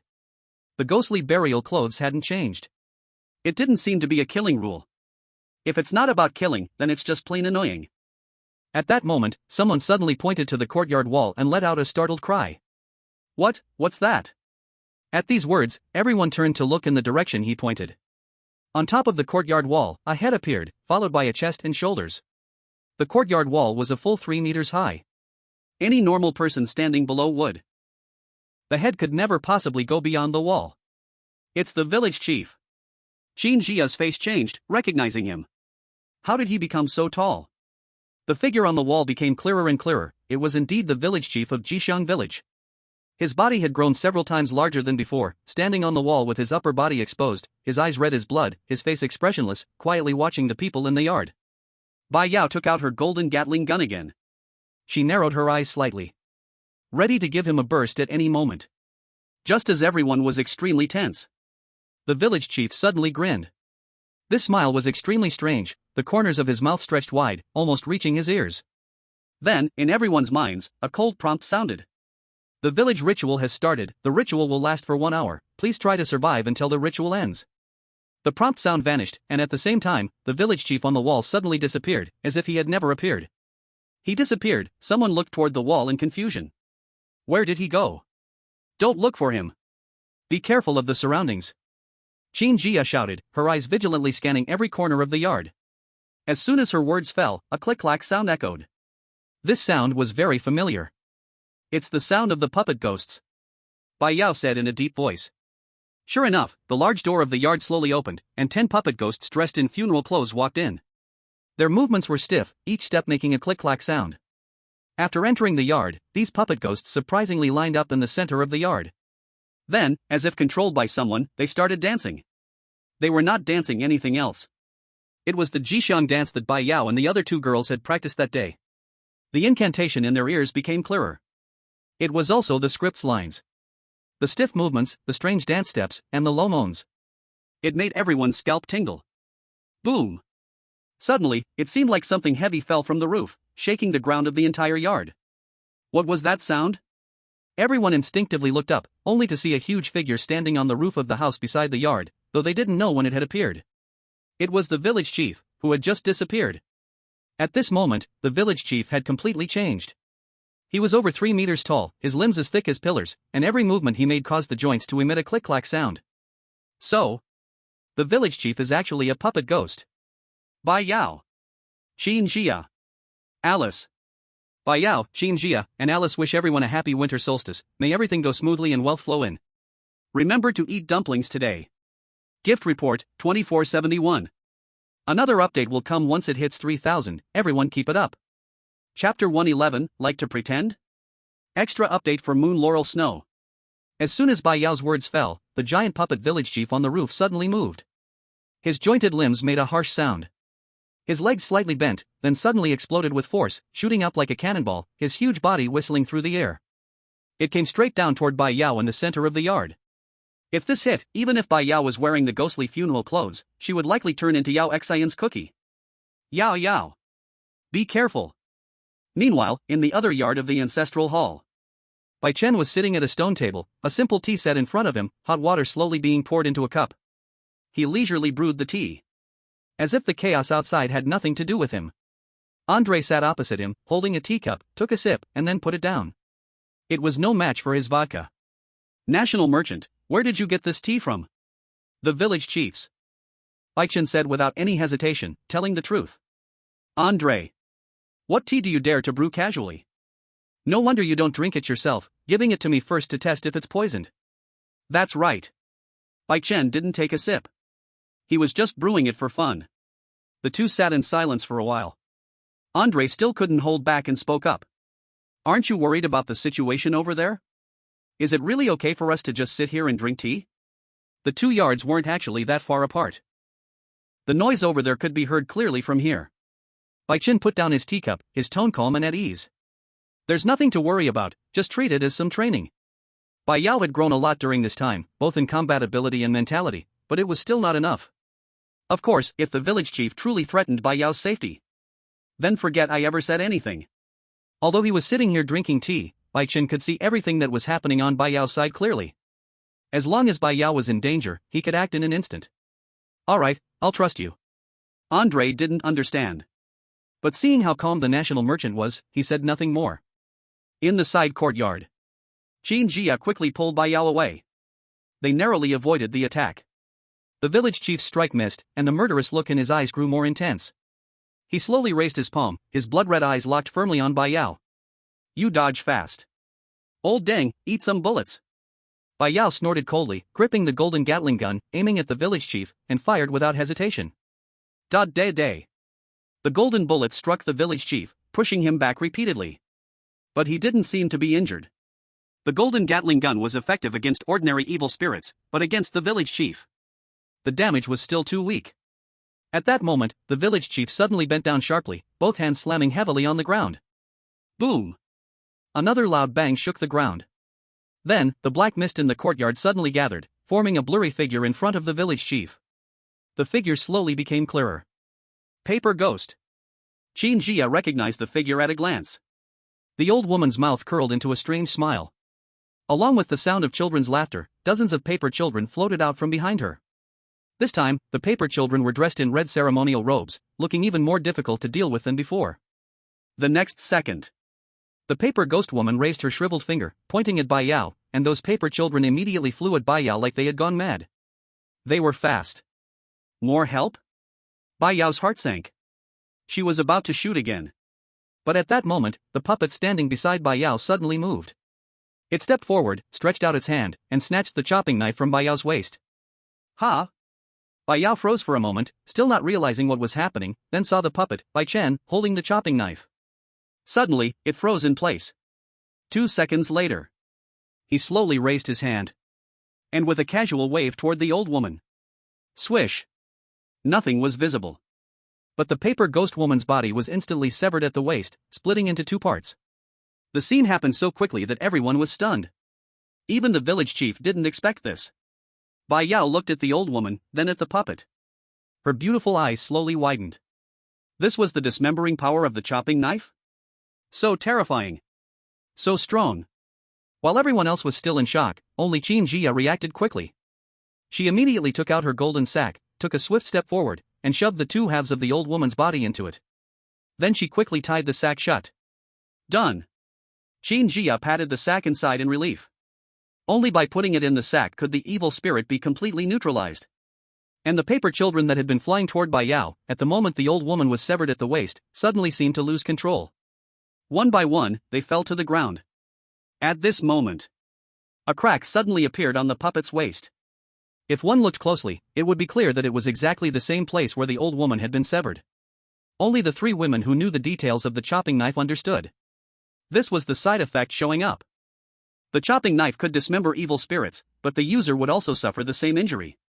The power was terrifying, but no one could wield it. However, the puppet, affected by the side effect, was not severed at the waist as expected. He simply lowered his head and wiped at the crack on his waist. The crack healed. So the chopping knife was never meant for humans. Seeing this scene, Bai Yao suddenly realized. This is clearly the exclusive weapon of a vengeful spirit. After all, vengeful spirits are not afraid of getting hurt.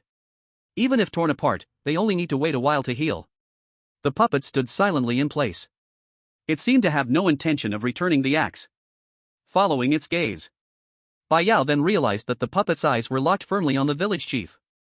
The next moment, it slowly raised its hand. It actually still wanted to tear the village chief apart. The village chief's pupils shrank. He slammed the ground, and dense black mist surged instantly, causing all the chosen ones caught within it to feel their bodies growing weaker. It felt as though their strength was being drained away. Moments later, the village chief's body grew larger again. Want to tear me apart? That's impossible. The village chief let out a sinister laugh. He had made himself stronger, and even the axe would have difficulty tearing him apart. He knew this axe. It wouldn't take long. At the very least, it would be damaged before he could be torn apart. Cough, cough. Quickly, quickly, get out. In the black mist, Qin Jia pulled Bai Yao and Alice, urgently running out. We can't stay in the mist any longer. Otherwise, it will only make the village chief stronger. The puppet is still in there. At that moment, Bai Yao suddenly noticed that the puppet hadn't come out with them. What is it trying to do? At this moment, the puppet stood quietly in the black mist, its eyes still locked on the village chief. The village chief was also watching the puppet. But he didn't know. In another courtyard, Bai Chen was quietly watching the village chief's panel. Village chief. Strength, -900 plus. Constitution, -950 plus. Speed, -100 plus. Skill, summon vengeful spirits, paper ghost, puppet ghost, coffin ghost, burial clothes ghost, current summonable vengeful spirits, none, ghost mist, absorb the attributes of any beings in the mist. Do you think I became the village chief just like that? Adjustable value range, 500, can be adjusted as low as 1. Like to act? Bai Chen sneered. His fingers frantically clicked the minus button. Andre on the opposite side was startled, thinking he had lost his mind. The next second, the village chief on the field suddenly felt his strength rapidly draining away. He was startled. Before he could understand what was happening, he saw the puppet swing the axe. Swish! The blade gently sliced through the air. Although no attack trajectory was visible to the naked eye, the village chief seemed to be struck by an invisible force. His giant head crack detached from his neck, rolling onto the ground. The village chief's head, still on the ground, stared with wide eyes, as if unable to understand why he had suddenly become so weak.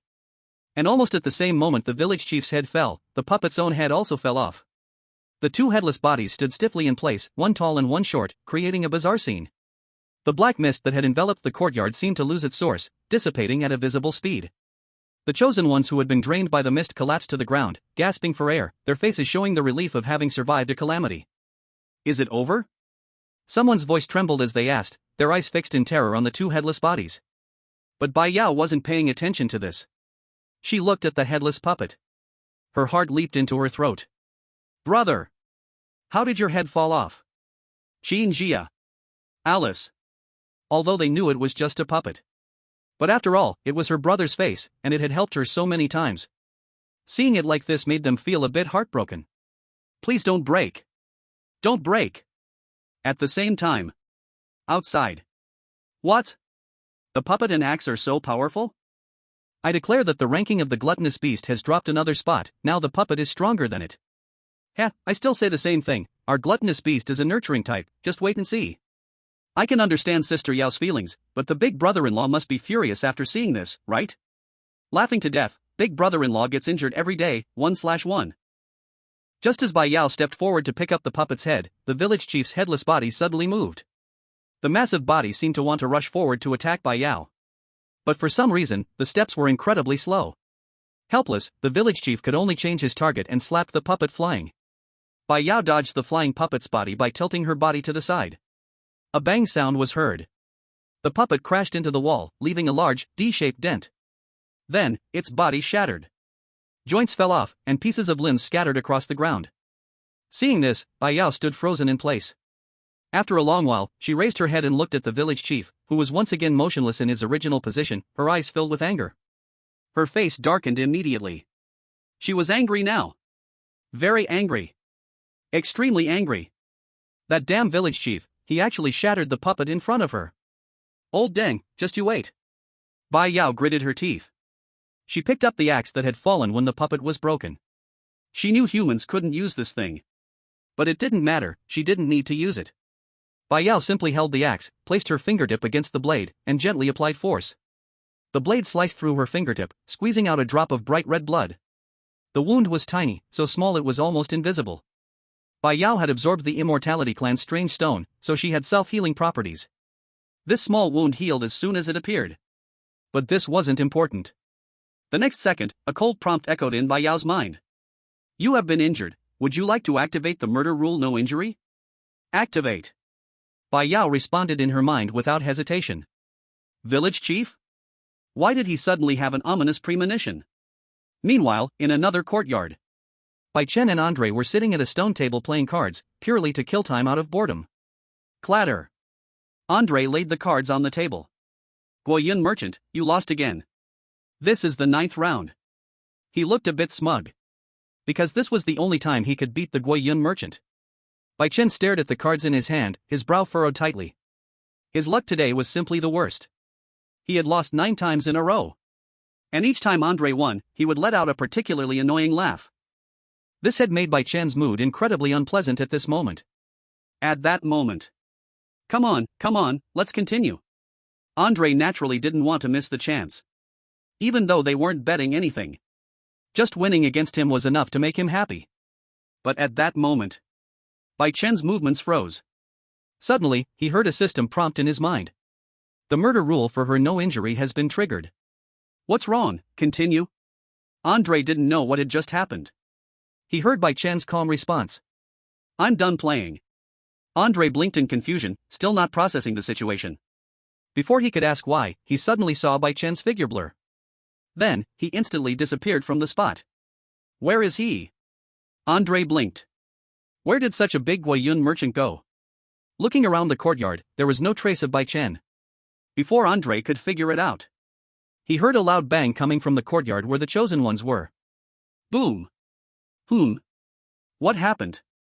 All the chosen ones in the courtyard stared in shock at what was unfolding before them. The merchant stood still.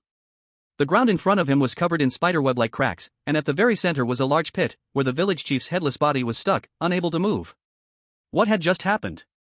Everyone only remembered that after Bai Yao inexplicably cut her hand, the merchant suddenly appeared. With a slap, he sent the village chief into the ground. Even the village chief himself was still dazed. He hadn't even seen who attacked him. But without a doubt, it was the merchant. When did this bastard become so strong? The village chief had considered fighting back. But when he tried to get back on his feet, the damn merchant actually stepped on him, crushing him so that he couldn't even straighten up. Old Deng, it's time for you to leave. Bai Chen's voice slowly sounded, and he was speaking to the village chief. This guy may have lost his head, but he could still hear. Damn village chief. How dare you hurt my lovely and kind little sister? You have already chosen your path to death. In the next moment, Bai Chen grabbed the village chief's body, shattered it with a slap, and then squeezed it in his hand, twisting it into various shapes. During this process, the village chief had no ability to resist. Because Bai Chen had already set commands for him. Now, the powerless village chief had completely become a plaything for the merchant. Then, Bai Chen's gaze swept across the room and landed on Qin Jia's ghost gun. I'll borrow your ghost gun again. Bai Chen waved his hand, and the ghost gun flew over from Qin Jia. Qin Jia. Forget it, let him do as he pleases. After taking the ghost gun, Bai Chen directly compressed the village chief into a small ball. He slapped it onto the gun. It was embedded into the gun's body. In the next second, the ghost gun emitted a burst of red light. P.S.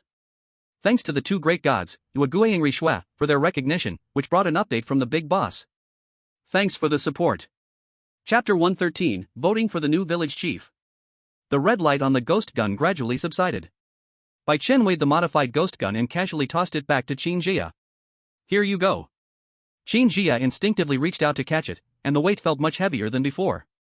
As soon as she gripped the gun, a new panel for the ghost gun appeared in front of her eyes. Ghost gun Divine Punishment. Quality, red. Attack power, 230. Skill, sweeping, large area repulsion of enemies in front, deals additional lightning damage to monsters. Note, evil item, must face divine punishment. Qin Jia's pupils constricted. Her hand holding the ghost gun couldn't help but tremble slightly. Red quality. She looked up at the national merchant. Her eyes filled with disbelief. This guy actually put the village chief into the gun. No, is this right? You just turned such a big village chief into a ball and stuffed him into my gun? Qin Jia stared at the village chief, who had turned into a red crystal stone on the gun.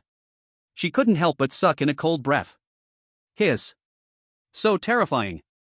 The other divine elects around were also stunned. Each of them stared at the ghost gun in Qin Jia's hands with their mouths wide open. Although others couldn't see the panel, just judging from Qin Jia's reaction and the merchant's behavior, they could roughly guess. This ghost gun must be of very high quality now. Qin Jia took a deep breath, suppressing her excitement. She said seriously to the national merchant. "Thank you." Bai Chen waved his hand and didn't reply. His gaze then swept across the room and finally landed on the scattered puppet parts in the corner. Bai Yao noticed his gaze. Immediately, her eyes lit up. "National merchant big brother, can you help me repair the puppet? How about we treat it as a trade?" Hearing his sister's request, Bai Chen nodded without hesitation. "Since you're calling me big brother, then what else is there to say? I'll help you for free this time." Qin Jia, Alice. When has he ever not helped for free? Bai Chen didn't notice the strange expressions on their faces. He walked forward, bent down, and casually picked up the scattered puppet parts from the ground. The joints and limbs that were scattered around seemed to come alive in his hands, automatically assembling themselves. In just a few seconds, the puppet, which had been broken into pieces, was reassembled. Even the head that had fallen off was securely reattached to the neck. Not a single trace of damage remained. "Fixed." Bai Chen handed the puppet to Bai Yao, his tone flat. "Thank you." Bai Yao was overjoyed. She wanted to say something more, but just then, Bai Chen's figure suddenly became blurry, just like when he disappeared before. The next second, he completely vanished from sight. This guy ran away again. Bai Yao hadn't even had time to complain. Because just at the moment when Bai Chen disappeared, a prompt sounded in everyone's minds. The village chief of Jishan village has died, and the village ritual has ended. The surviving chosen ones will all receive a reward, 1 golden chest. Jishan village must not be abandoned. All chosen ones are to return to the village inn to rest. At midnight, a new village chief will be elected. The new village chief will permanently stay in Jishan village, taking on the responsibility of protecting the village. The remaining chosen ones can return to the real world once the new chief is confirmed. The notification sound ended, and the entire room fell into a dead silence. A new village chief? And they must stay in this broken place forever? A few seconds later, the chosen ones finally reacted, and instantly, the room exploded. Each face was filled with shock and disbelief. What kind of broken rule is this? We all struggled so hard to make it this far. If anyone gets elected as village chief, how unlucky would they be? This statement was very accurate. Being elected village chief was no different from dying, right? No, it was even worse. Staying in this village full of vengeful spirits, never able to return to the real world. It was more torturous than death. For a moment, many of the chosen ones' gazes quietly shifted to Bai Yao. If they were to elect a village chief, the first person they would choose in their hearts was Bai Yao. Or Qin Jia. Choosing between these two, no matter who was picked, it would significantly weaken the power of Dragon Country. As for Bai Yao, she had just helped them. That wasn't important. After all, we didn't ask you to help, right?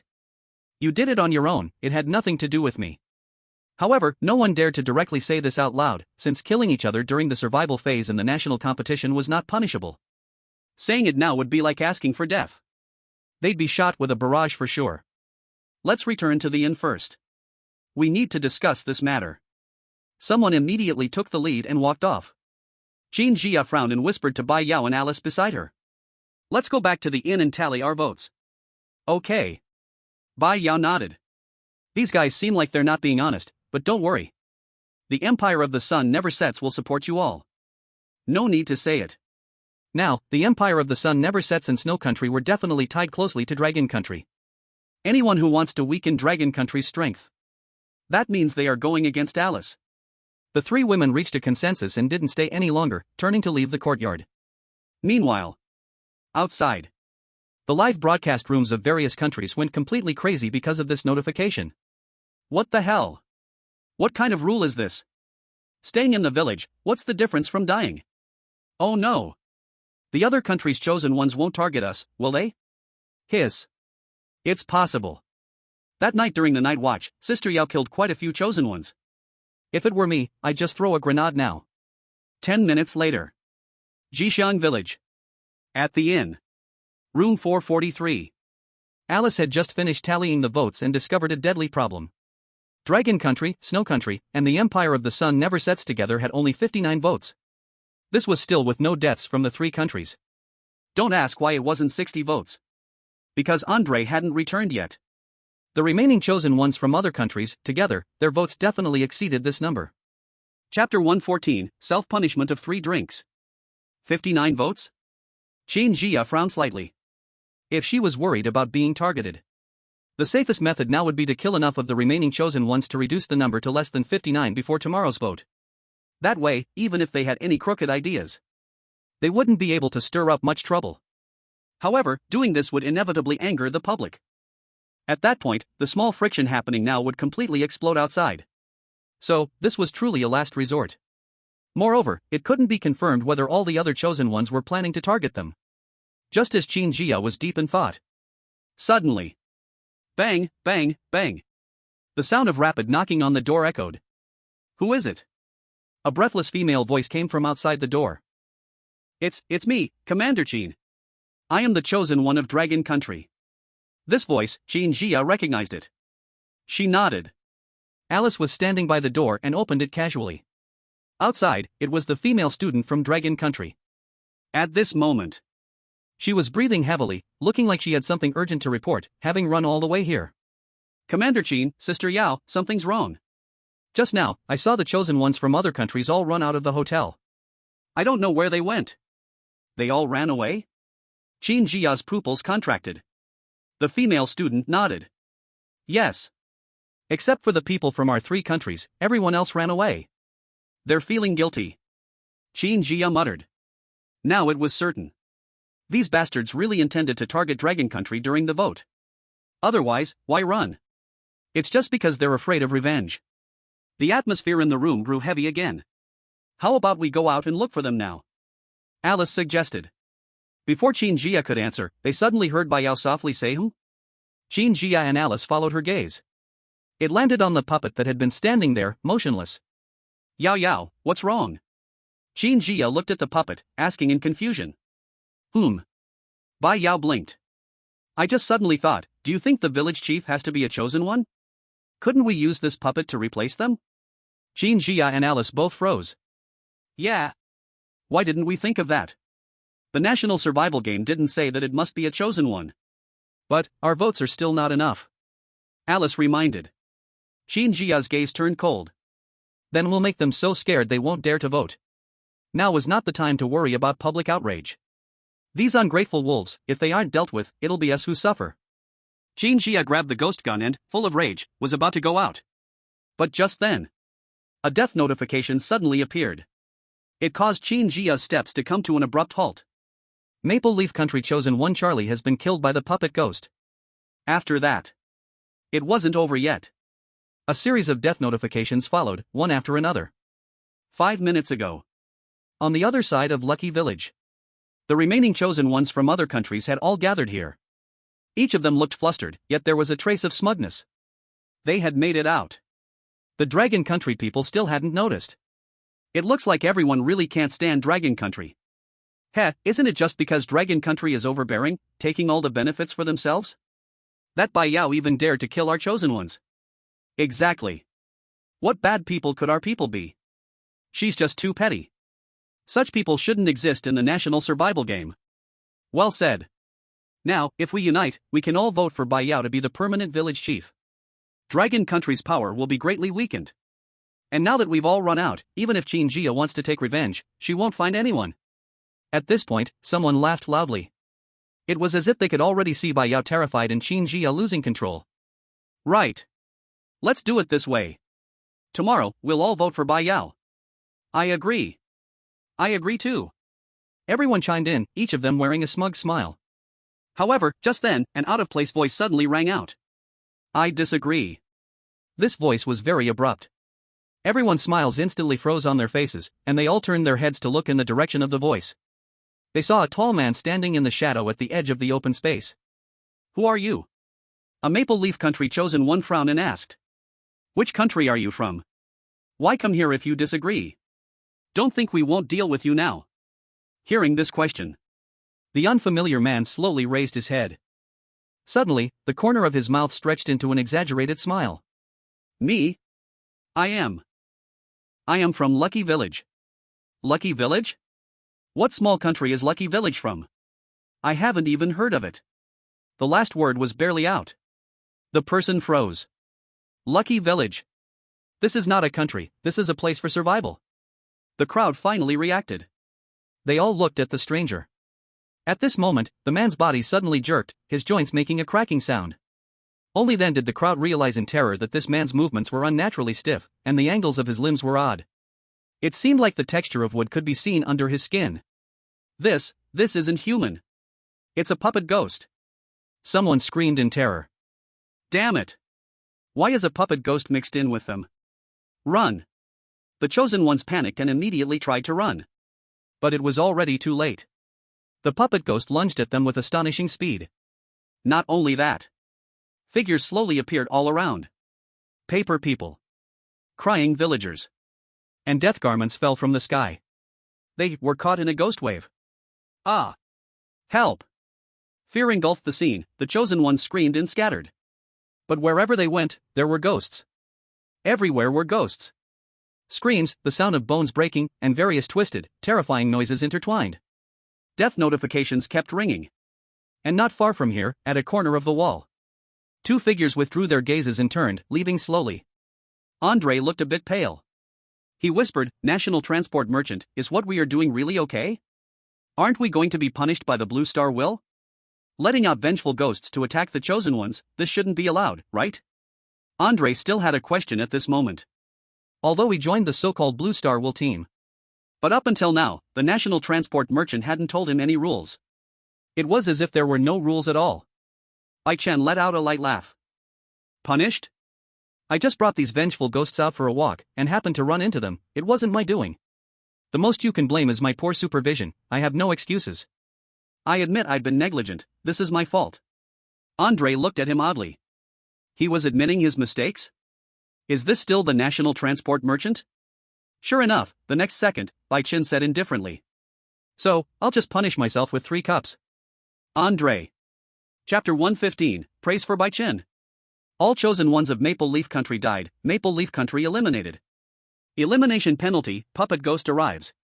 All chosen ones of Cactus Country died, Cactus Country eliminated. Elimination penalty, Death Garment Ghost arrives. All chosen ones of Elephant Country died, Elephant Country eliminated. Elimination penalty, Coffin Ghost arrives. Elimination notifications kept appearing one after another. Now, all the countries were completely collapsing. Why are there suddenly so many ghosts? No. We can't be eliminated.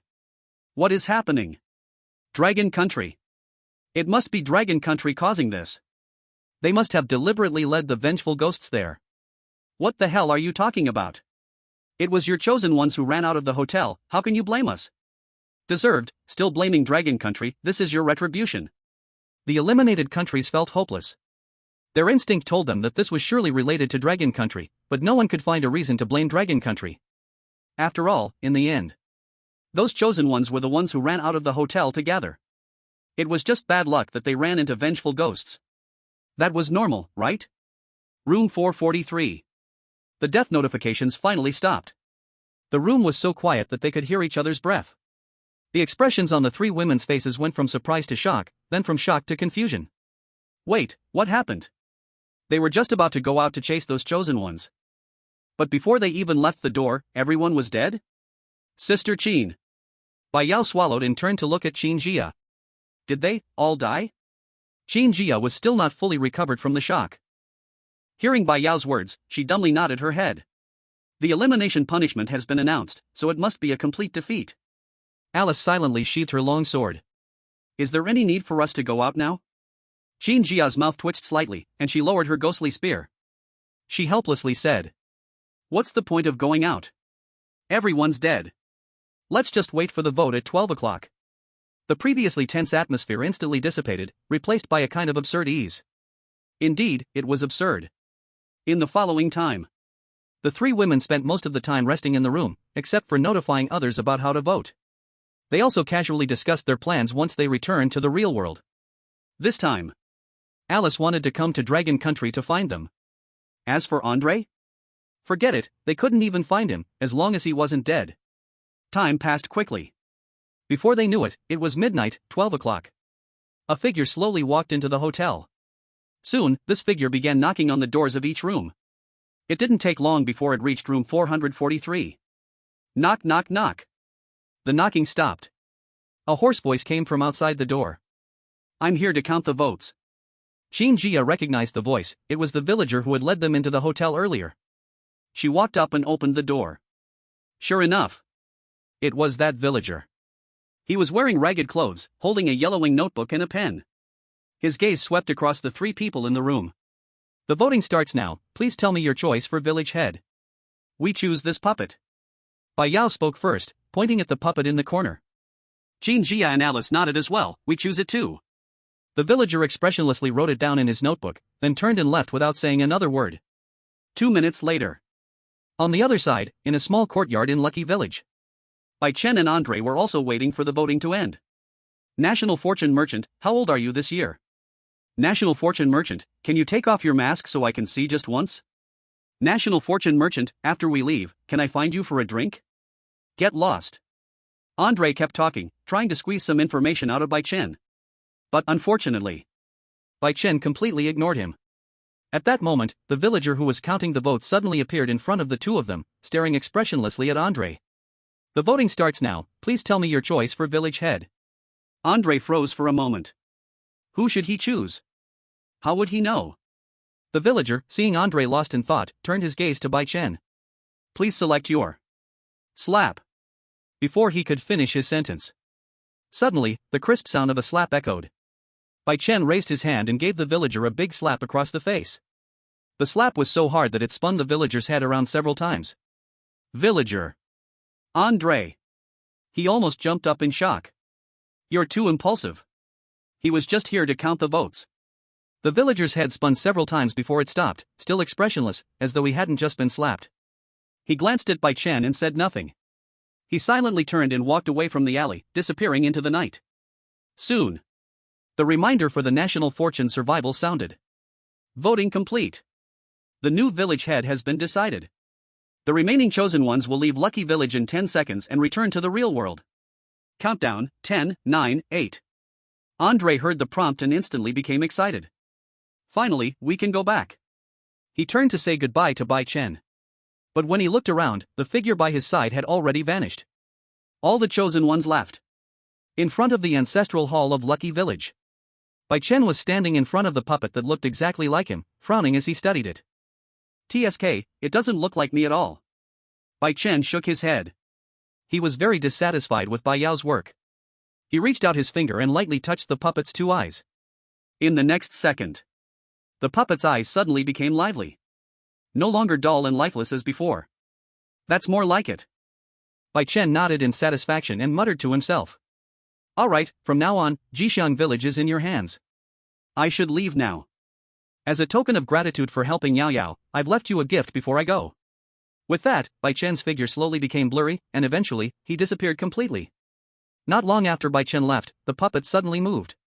It stretched its joints, making a click-click sound. Then, it slowly turned around. As soon as it turned, the puppet froze. In front of the ancestral hall, a large group of paper people stood closely together. There was a group of Bai Yaos, a group of Qin Jia, and a lonely Alice. I am the real Bai Yao. You're a fake. Bullshit. I'm the real Bai Yao. You're the imposter. The paper Bai Yaos were gathered together, arguing non-stop. Each one had their hands on their hips. Their little faces were flushed red. They looked exactly like the real Bai Yao when she argued. The paper Qin Jia stood aside, some tidying their clothes, some resting with their eyes closed, and some practicing with a wooden stick as a spear. Only the lonely paper Alice was bored, drawing circles on the ground. The puppet stared at the group of Bai Yaos. Its mouth uncontrollably curled upward, the smile growing wider and wider. It was even harder to suppress than an AK. It opened its mouth. For the first time, it made a sound. Excitedly murmuring, this is simply heaven. It praised Bai Chen for the rest of its life. P.S. The computer broke down for a while in the afternoon, so I'm posting the first 3 chapters now. The remaining 3 will be posted later. I'll definitely post all today. Chapter 116, Qin Jia, I'm not coming back tonight for my little cutie, extra chapter by Jiang Cha. The moment the survival prompt from the national survival game dropped, Bai Yao felt a flash of white light before her eyes. After a strong sense of dizziness, the familiar environment came into view. It was the living room of her home. Everything was just like it was before she entered the national survival game. Even the table had a little dust on it. The floor hadn't been cleaned at all. Bro! Bai Yao slipped on her slippers and ran into the living room. She really wanted to ask. What had her silly older brother been doing in the house these past 7 days? Why hadn't he even cleaned up? Anyone who didn't know would think no one lived here. Her clear call echoed in the quiet house. However, in the past, whenever she called out, no matter what Bai Chen was doing, he would always respond. But this time, she received no answer. Bai Yao's eyes showed a trace of confusion. What's going on? Is brother not home? She directly walked to Bai Chen's bedroom, gently pushed open the door, and the room was empty. She then returned to her own bedroom. Huh? Where's the poster? Forget it, it's not important. Bai Yao searched under her bed, in the wardrobe, even behind the curtains. Of course, Bai Chen wasn't a pervert. But when they used to play pranks, he liked to hide in those places to scare her. That left Bai Yao with a bit of a psychological shadow even now. But even after searching all these places, there was still no sign of Bai Chen. Could it be that brother was taken care of by some old woman? Bai Yao furrowed her brows and muttered to herself. It shouldn't be. Brother should know about her current situation, and they're no longer lacking money at home. Hiss. Could it be? Bai Yao raised an eyebrow. Silly Bai Chen must have gotten a girlfriend. A surge of anger instantly rushed up her heart. She quickly plugged in her phone to charge and called Bai Chen. But the response she received was that his phone was off. Bai Yao? Then, Bai Yao, with a face full of anger, walked out of her bedroom, sat on the couch, crossed her legs, and stared fixedly at the door. Today, she would sit here until Bai Chen came back. She had to question him thoroughly. The only sister-in-law she could accept was Qin Jia. Anyone else was not acceptable. Even if it was her best friend. And now, she had become stronger. If the silly Bai Chen dared to lie, she would make sure he paid. Time passed, second by second. Bai Yao really could sit still. The phone wasn't even looked at, nothing was done. Not long after, the sound of keys turning in the lock came from outside the door. Bai Chen. Bai Yao immediately snapped to attention, leaping up from the sofa and rushing toward the door. When the door opened, it was indeed Bai Chen. He was dressed in casual clothes, his hair a bit messy, holding a bulging plastic bag that emitted an enticing aroma. This made Bai Yao stop in her tracks. She carefully sniffed the air. Bro, did you bring me some barbecue? Bai Chen felt something was off about his sister. But he couldn't figure out exactly what was strange, so he just nodded. I knew you were coming back, so I specially went out to buy barbecue for you. Unfortunately, my phone died on the way back, and I couldn't even call a cab, so I had to walk back. That's why it took a bit longer. Thanks, big brother. Bai Yao grinned. She had completely forgotten what she was about to do. Before Bai Chen could react, she lunged at him, snatched the bag, and ran straight to the kitchen. Bai Chen. He stood at the door, watching his sister's hurried figure, helplessly shaking his head. Bai Yao was between her brother and the barbecue. Without hesitation, she chose to snatch the barbecue from her brother. But Bai Chen didn't mind. He closed the door behind him and walked into the living room. He knew his sister's personality. Not 2 minutes later, Bai Yao came out of the kitchen, carrying a plate full of barbecue. When she reached Bai Chen, she hesitated for a moment, then painfully took out a skewer of oily barbecue. Here, have one. Bai Chen. Well, it seemed he had hoped too much. However, Bai Chen turned his head and glanced at the table, where a greedy beast was drooling but had gotten no meat at all. He instantly felt much more at ease. See? His sister still cared about him. While the siblings were having their late-night snack. At the same time, in the Jiangcheng military district. The lights were still on in Qin Jia's office. She had just returned from the national survival game and hadn't even changed her clothes before heading straight to her office. Boss, this is the protection record for Bai Chen during the national survival game period. A subordinate entered with a file and respectfully handed it to Qin Jia. Qin Jia took the file and carefully opened it. The contents of the file were minimal. Because in these 7 days, Bai Chen had never left his house. There was no record of him ordering takeout either. A living person, in 7 days, leaving not a single trace of life. If it weren't for Qin Jia's instructions, the protection team would have wanted to enter and check if he was still alive. Boss, as you can see, during this time, Bai Chen stayed at home, never making an appearance, and no suspicious individuals have approached. The people we had stationed nearby didn't find any unusual activities during their daily patrols. Qin Jia nodded, her heart easing slightly. Although last time when she suggested protecting Bai Chen, he refused, she had still insisted on arranging protection in secret. She didn't want to spy on him. She just wasn't sure what kind of strength Bai Chen had. What if he had just gotten a gun and became arrogant? What if Bai Chen was assassinated because of her inadequate protection? If that happened, she could never face Bai Yao again for the rest of her life. Thank you for your hard work. Qin Jia closed the file and spoke to her subordinate. At that moment, the office door was knocked on again. Another subordinate hurriedly walked in, looking somewhat anxious. Boss, there's new information. Speak. Qin Jia looked up at him, her tone turning serious. Our people just discovered that Bai Chen bought a skewer of barbecue and returned home. The subordinate reported. The time he returned home was exactly 20 minutes and 52 seconds after the national survival game ended. The skewer he bought was... Stop, you don't need to say that. Qin Jia raised her hand to signal him to stop. Buying barbecue is normal. Bai Yao must have come home and wanted to celebrate. What's so important to report? His subordinate quickly shook his head. No, boss, the strange part is, we didn't even find out that Bai Chen had left the house. We can guarantee this 100%. It's as if he just appeared outside out of thin air. Appeared outside out of thin air? Upon hearing this, Qin Jia's eyes slightly moved. In less than 2 seconds of thought, she waved her hand. Prepare the car, take me there, I won't be coming back tonight. Oh, and buy 3 boxes of beer for me, also grill some skewers. Grill what?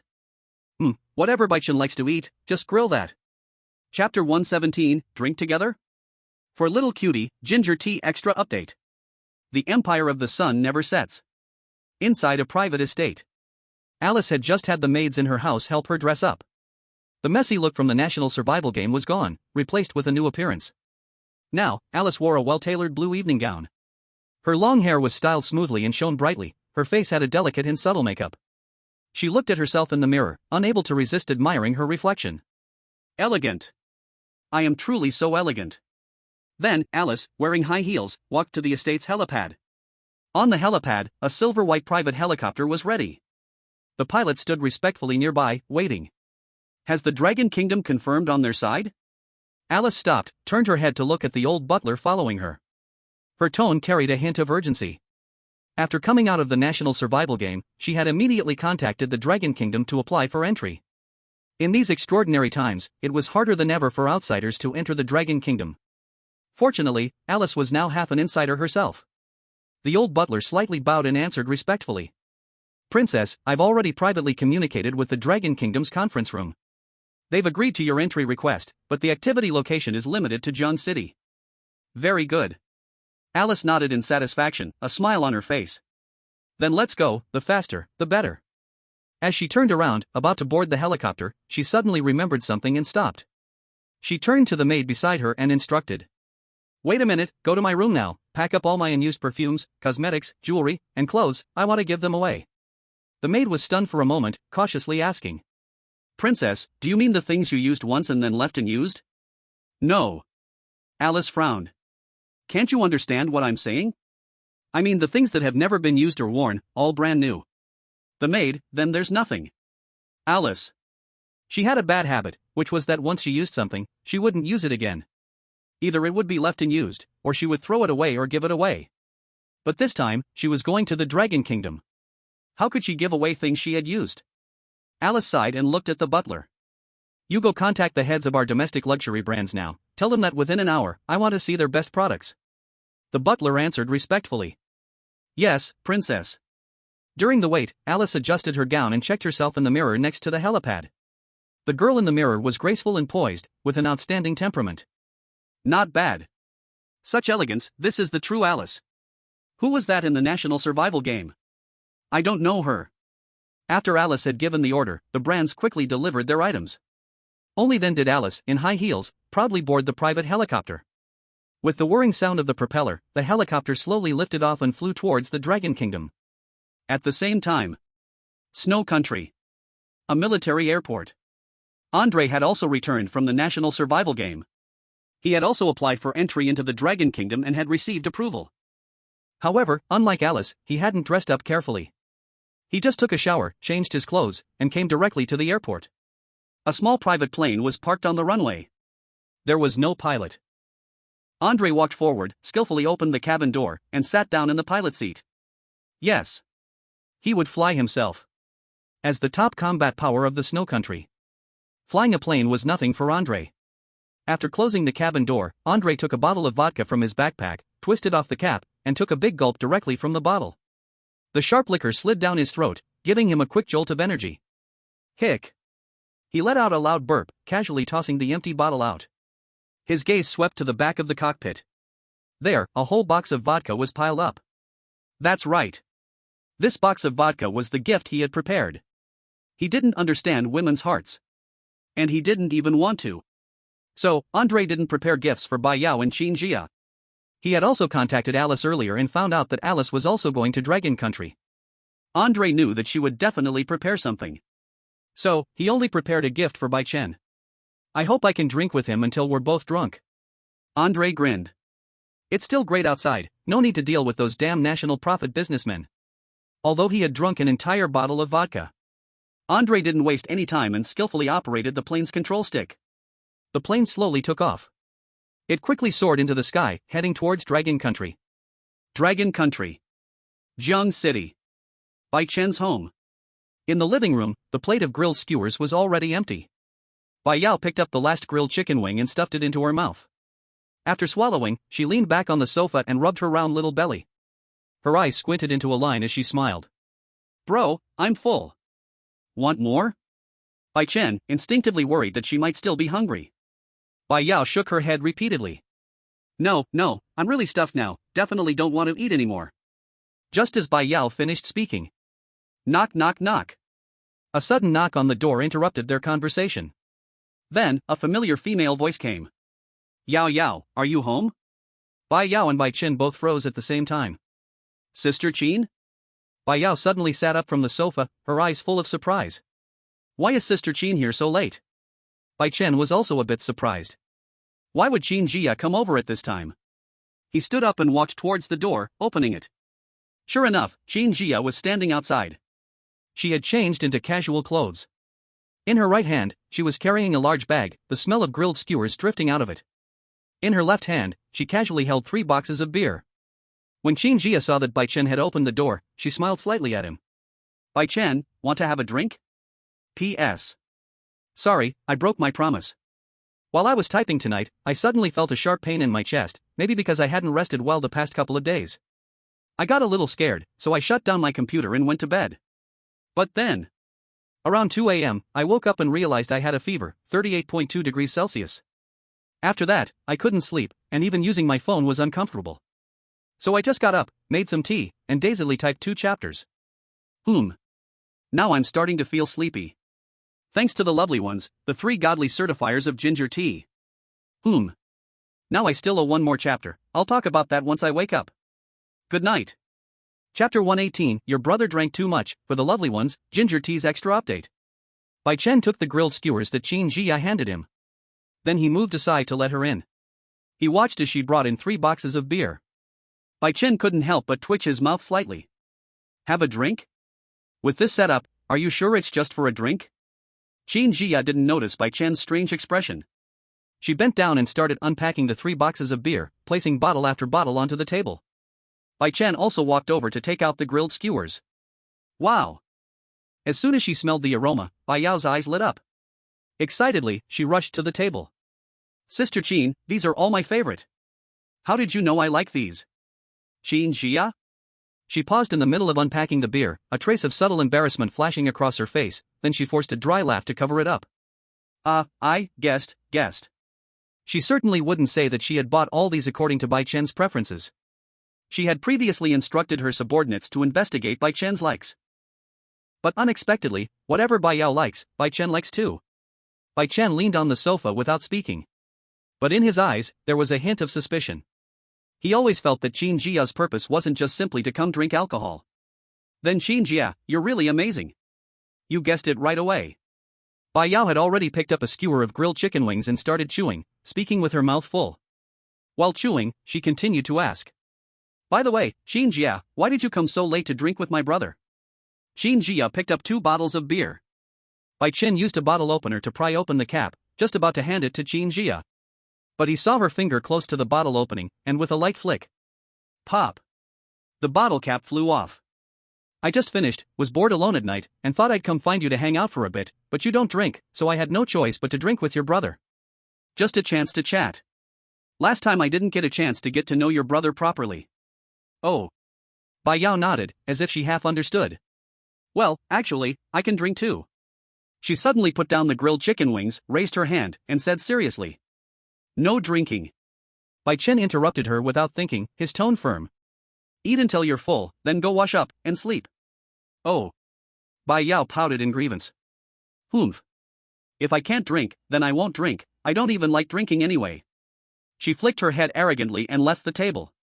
Hopping towards the bathroom, she called out, I'm going to take a shower, brother, Xinjia, you guys drink slowly.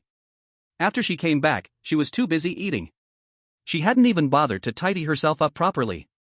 Watching Bai Yao's figure disappear behind the bathroom door, the living room instantly fell silent. Xinjia noticed. Once Bai Yao left, the guy in front of her started to get cold again, not saying a word. So, she took the initiative to break the silence. Lifting the beer bottle in her hand, she clinked it against Bai Chen's. Her tone was warm. Bai Chen, let's have a toast.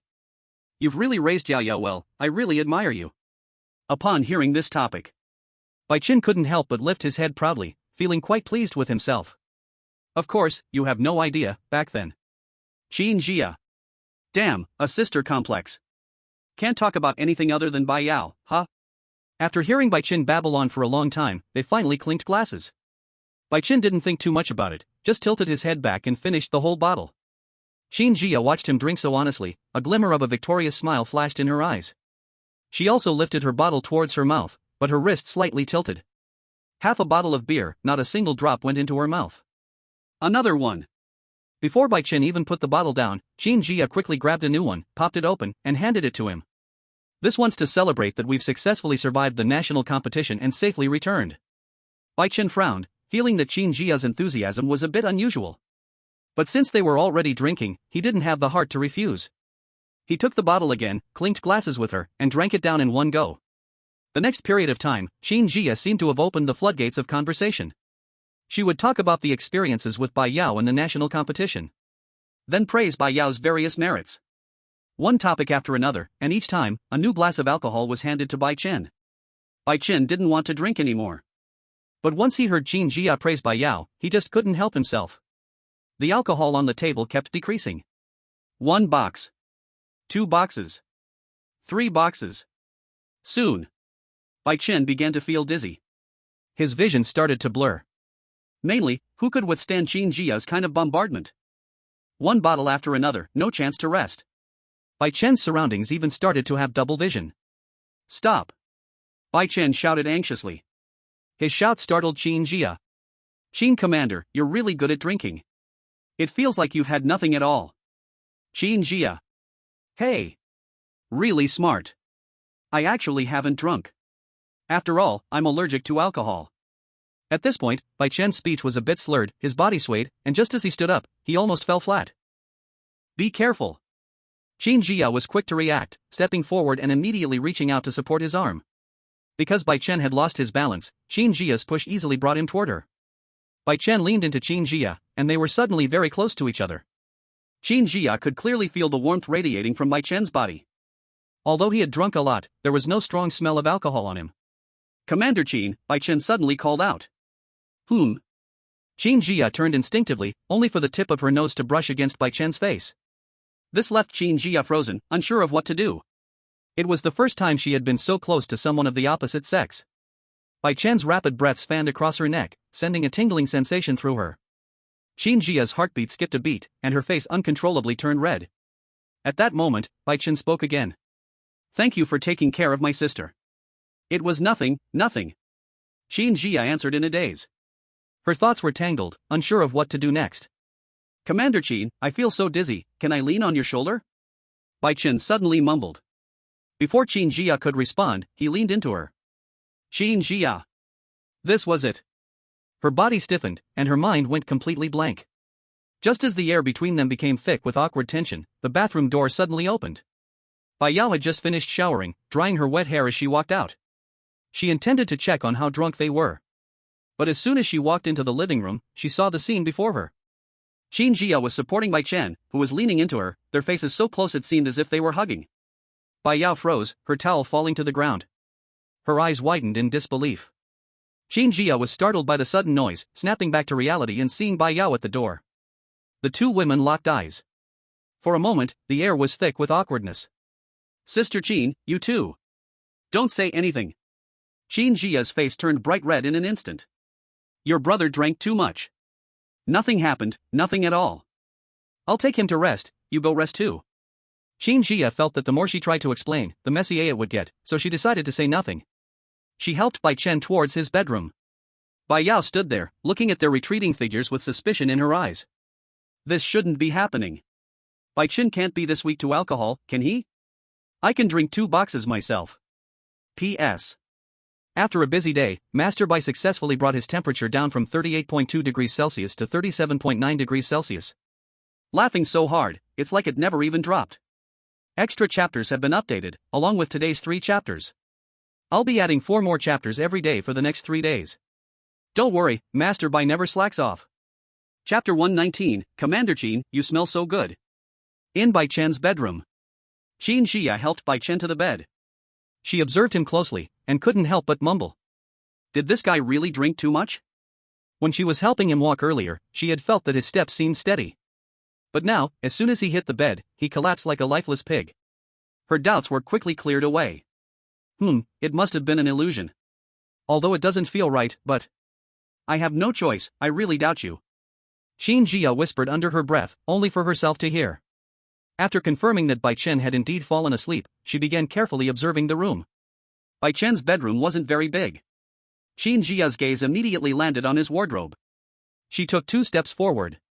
Just as her hand was about to touch the wardrobe door, a voice suddenly sounded from behind. Commander Qin. The moment the voice fell, Qin Jia's body stiffened as if electrocuted. I wasn't going to go through your wardrobe, I just saw a bug on it. Yes, I am helping you kill bugs. With those words, Qin Jia turned her head and froze. Because Bai Chen hadn't even gotten out of bed, and he hadn't even opened his eyes. Qin Jia. So, this guy was talking in his sleep just now? He really scared me. Qin Jia hesitated for a moment, retracting the hand that was about to touch the wardrobe door, and turned to walk towards the bed. She still needed to confirm. Was Bai Chen really asleep? Qin Jia walked up to Bai Chen, slowly bent down, and lowered her head. After getting closer, she could even clearly hear Bai Chen's breathing. It seemed he was really asleep. Qin Jia let out a small sigh of relief in her heart, but just then, Bai Chen turned over, whether intentionally or not, she wasn't sure. He suddenly pulled Qin Jia's neck, bringing her onto the bed with him. Qin Jia. She was held by Bai Chen, not daring to make a sound, afraid that any noise would wake him up. If that happened, all her plans for tonight would be ruined. So, she lay there next to Bai Chen, trying to quietly slip away. But as soon as she moved, Bai Chen tightened his grip on her. Qin Jia's cheeks flushed slightly. The next moment, Bai Chen, behind her, wrapped himself around her like an octopus. Commander Qin, you smell so good. Qin Jia. She felt like crying but had no tears. It looked like her plan for the night was definitely ruined. The next morning, just as the sky was starting to brighten, Bai Yao, rubbing her eyes, walked out of the room. Her mind wasn't fully awake yet. She walked straight to Bai Chen's bedroom door and raised her hand to knock. Knock, knock, knock. Just after knocking, Bai Yao suddenly stopped. Her brows furrowed slightly. A series of doubts appeared in her mind. She seemed to have forgotten something. If I remember correctly, brother drank too much last night. What about Qin Jia? She saw Qin Jia helping her brother into the bedroom, and then, she returned to her room. But after going back, she hadn't seen Qin Jia again. She hadn't come to find her either. Could it be that Qin Jia went back in the middle of the night? It should be, there's no way she stayed in brother's room, right? As Bai Yao pondered this, the door opened. It was Bai Chen. At that moment, there was no trace of the hangover fatigue on his face. His eyes were bright, full of energy. He didn't look like someone who had been drunk just the night before. Yao Yao, do you want breakfast? Bai Chen's voice was still gentle. Bai Yao's thoughts were interrupted, and hearing breakfast, she quickly nodded. Yes. I'm hungry. Alright, I'll go make it now. Bai Chen smiled and agreed, fully opening the door to go out. But at that moment, Bai Yao's gaze accidentally glanced into the bedroom. Just that one glance. She froze instantly. Her face turned into one of pure shock. On Bai Chen's bed, Qin Jia was lying on her side, covered with a blanket, sleeping soundly. Bai Yao thought she must have seen it wrong. She rubbed her eyes. No way. Why is Qin Jia in brother's bed? Bai Yao's mind instantly went blank. Shu. Bai Chen noticed her expression and immediately raised a finger to his lips, smiling while lowering his voice to remind her. She's sleeping, don't speak, don't wake her up. Bai Yao nodded, still in a daze. Her eyes were still fixed on Qin Jia on the bed, her mind in a mess. What is going on? They were supposed to be drinking, how did they end up in the same bed?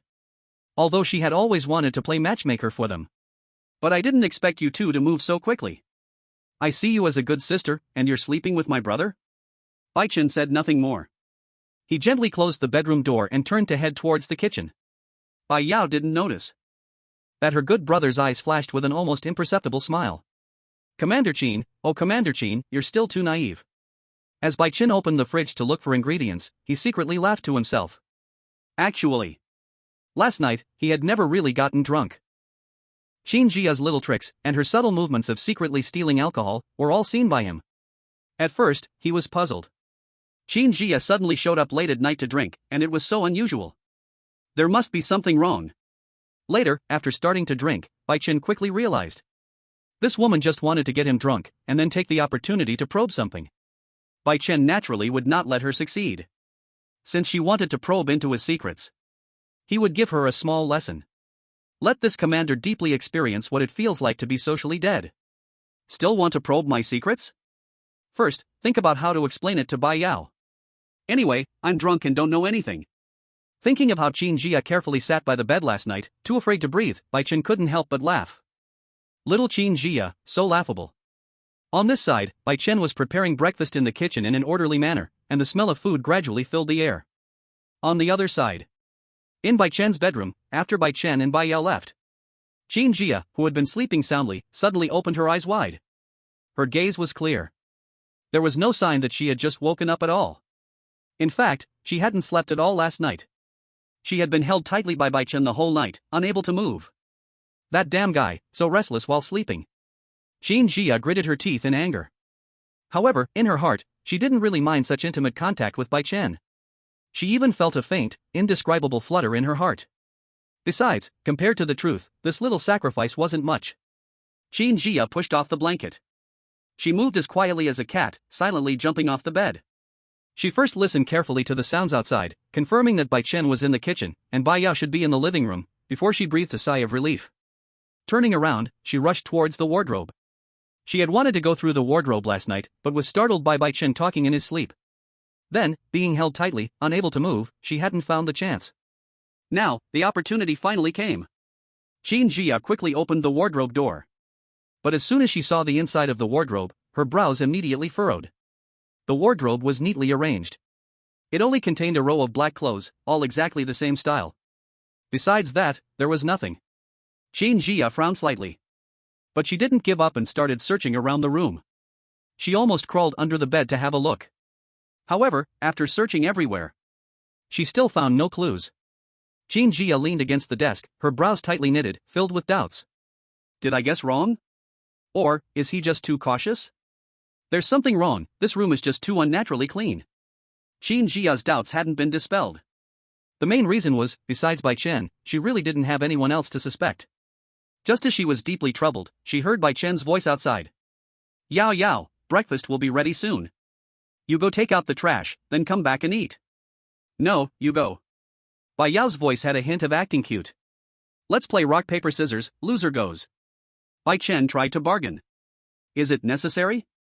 Bai Yao's helpless voice came through. No matter if I win or lose, in the end, it's always you who will go. Bai Chen. Alright, but remember to call Qin Jia out for breakfast. She was so tired last night. She hadn't slept all night, how could she not be tired? Qin Jia's face turned red. Bastard, what nonsense are you talking? She almost wanted to rush out and punch him. But wouldn't that expose her true intention? Not to mention, whether Bai Chen would become more cautious in the future. But in front of Bai Yao, she couldn't act carelessly, because what she was doing wasn't really proper. Who drinks alcohol to snoop around in someone's house? Not long after, Qin Jia heard the sound of a door opening. Clearly, Bai Chen had gone out to take out the trash.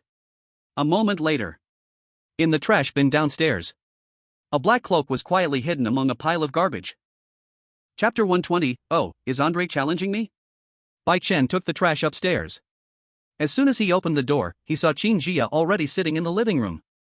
She was still wearing the same clothes from last night, and her hair was slightly messy. She looked like she had just woken up. Hearing the sound of the door opening, Qin Jia quickly turned her head to look, and their eyes met instantly. Qin Jia seemed like a thief caught red-handed, subconsciously avoiding eye contact, her cheeks slightly flushing, a bit guilty. A hint of a smile flashed in Bai Chen's eyes, but he kept his face neutral and asked naturally. Commander Qin, you're awake?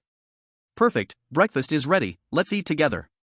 Qin Jia responded softly, her voice barely louder than a mosquito's buzz. Damn it! Clearly, she had trained her mindset on the interstellar battlefield, able to stay calm no matter what happened. But why couldn't she stay calm in front of this guy? Bai Yao sat at the dining table. Her gaze was fixed intently on Qin Jia. Naturally, Qin Jia dared not meet her eyes. The atmosphere in the living room became a bit awkward. Thankfully, not long after, Bai Chen brought breakfast to the table. The three of them sat around the dining table, and for a moment, only the faint sound of bowls and chopsticks clinking could be heard. They sat in silence for a long time. Bai Yao finally couldn't stay still. She suddenly looked up at Qin Jia and asked bluntly. Qin Jia, why were you in my brother's room last night? What happened between you two? I treated you like a good sister, and yet you wanted to sleep with my brother. Put. At the last sentence, Qin Jia, who had just taken a sip of soy milk, immediately spit it out. In a panic, she grabbed a tissue to wipe her mouth and the table. Her cheeks turned bright red, all the way to her ears. Maybe it was just an illusion. But Bai Chen seemed to see steam rising from her head. At this moment, Qin Jia's mind went blank, and she stammered, no, nothing. We were playing cards last night, yes, Dodiju. Bai Yao. She blinked her eyes. Qin Jia, do you take me for a fool? Dodiju is a game for more than 2 players.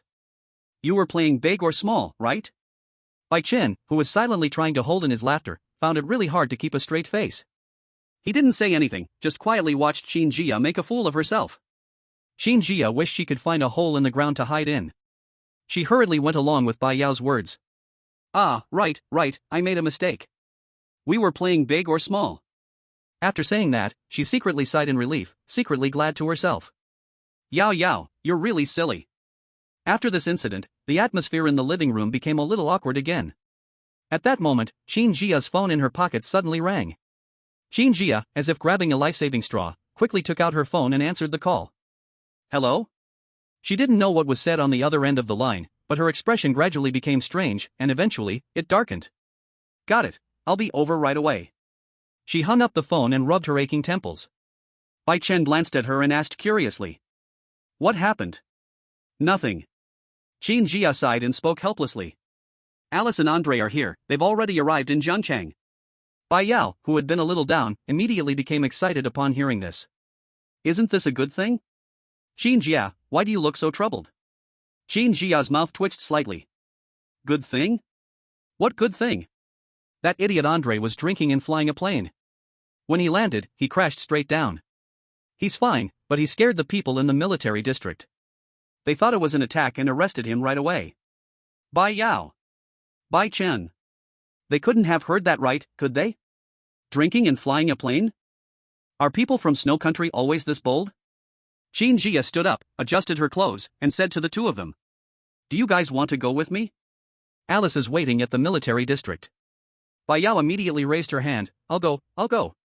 When they were at Jixiang village, Alice had promised to bring her a gift. It didn't matter whether Alice was there or not. As long as the gift arrives, it's fine. Bai Chen thought for a moment, then nodded. All right, I'll go with you guys to take a look.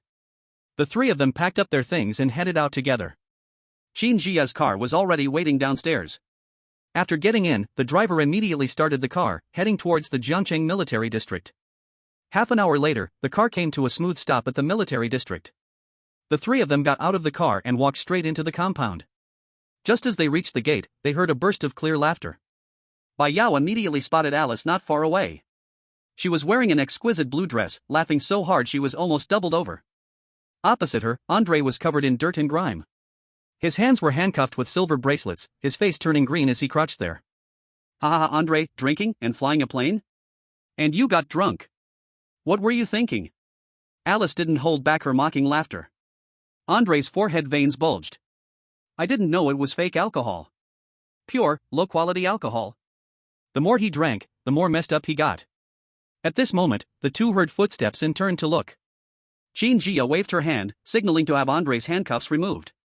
Bai Yao excitedly waved at Alice. But at this moment, whether it was Alice or Andre, both of their attention was focused on Bai Chen, who was following the two women. Alice was a bit starstruck. So handsome. In person, he looked much better than the way Bai Yao had carved him on the puppet. Jia frowned. After noticing this, she felt a vague sense of discomfort in her heart. But Andre was different. Although he was also staring at Bai Chen, it wasn't because he was starstruck, he was still quite normal in that regard. Andre just felt that this guy seemed very familiar. The moment he saw him, it felt like he had met him somewhere before, and even talked to him. But the problem was, this should be their first meeting, right? Hello, are you Bai Yao's brother? After his handcuffs were removed, Andre directly walked towards Bai Chen. He asked with somewhat broken Mandarin. Bai Chen glanced at him and smiled. Yes, I'm Bai Chen. Andre extended his hand, wanting to shake hands. Bai Chen didn't refuse. However, as soon as they shook hands, Bai Chen felt the other party increasing the pressure. Bai Chen? Oh, so you're provoking me. Andre, oh no, I drank too much and didn't control my strength. Andre's face immediately turned pale. Bai Yao's brother should just be an ordinary person. With his strength, if he didn't control it even a little, he could crush an ordinary person's bones. This is bad. If he really hurt Bai Chen, wouldn't the three women in the compound beat him to death?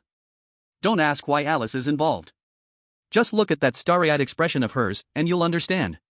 Andre hurriedly tried to release the pressure. But at that moment, he felt a much stronger force coming from the other side. Andre was startled and quickly looked up, only to see Bai Chen squinting and smiling. Very kindly. The next second, a strong pain surged. Ouch, ouch, ouch. Let go. Let go. I'm sorry. Andre's miserable screams echoed in the compound. He felt like his right hand was being clamped tightly by an iron vise. The pain in his finger bones was so sharp, it felt like they were about to be crushed. He desperately tried to pull his hand back, but Bai Chen's hand seemed to be welded to his, unmoving. He even tried using his left hand to pry open Bai Chen's fingers. But still couldn't move them. No. You call this a normal person? At this moment, Andre was panicking. He really didn't mean to provoke, he just didn't control his strength after drinking too much. Who would have thought that Bai Chen, looking so refined, would have such strength? The three women in the yard were all startled by Andre's piercing screams. They turned their heads in unison to look. Seeing this scene. At first, everyone thought Andre had hurt Bai Chen. But upon a closer look, they realized that was not the case. It wasn't Bai Chen who was being bullied. Instead, it was Andre who was gritting his teeth in pain. His expression twisted in agony. The way he looked, it was clear Bai Chen had the upper hand. Bai Yao. All right. Looking at it now.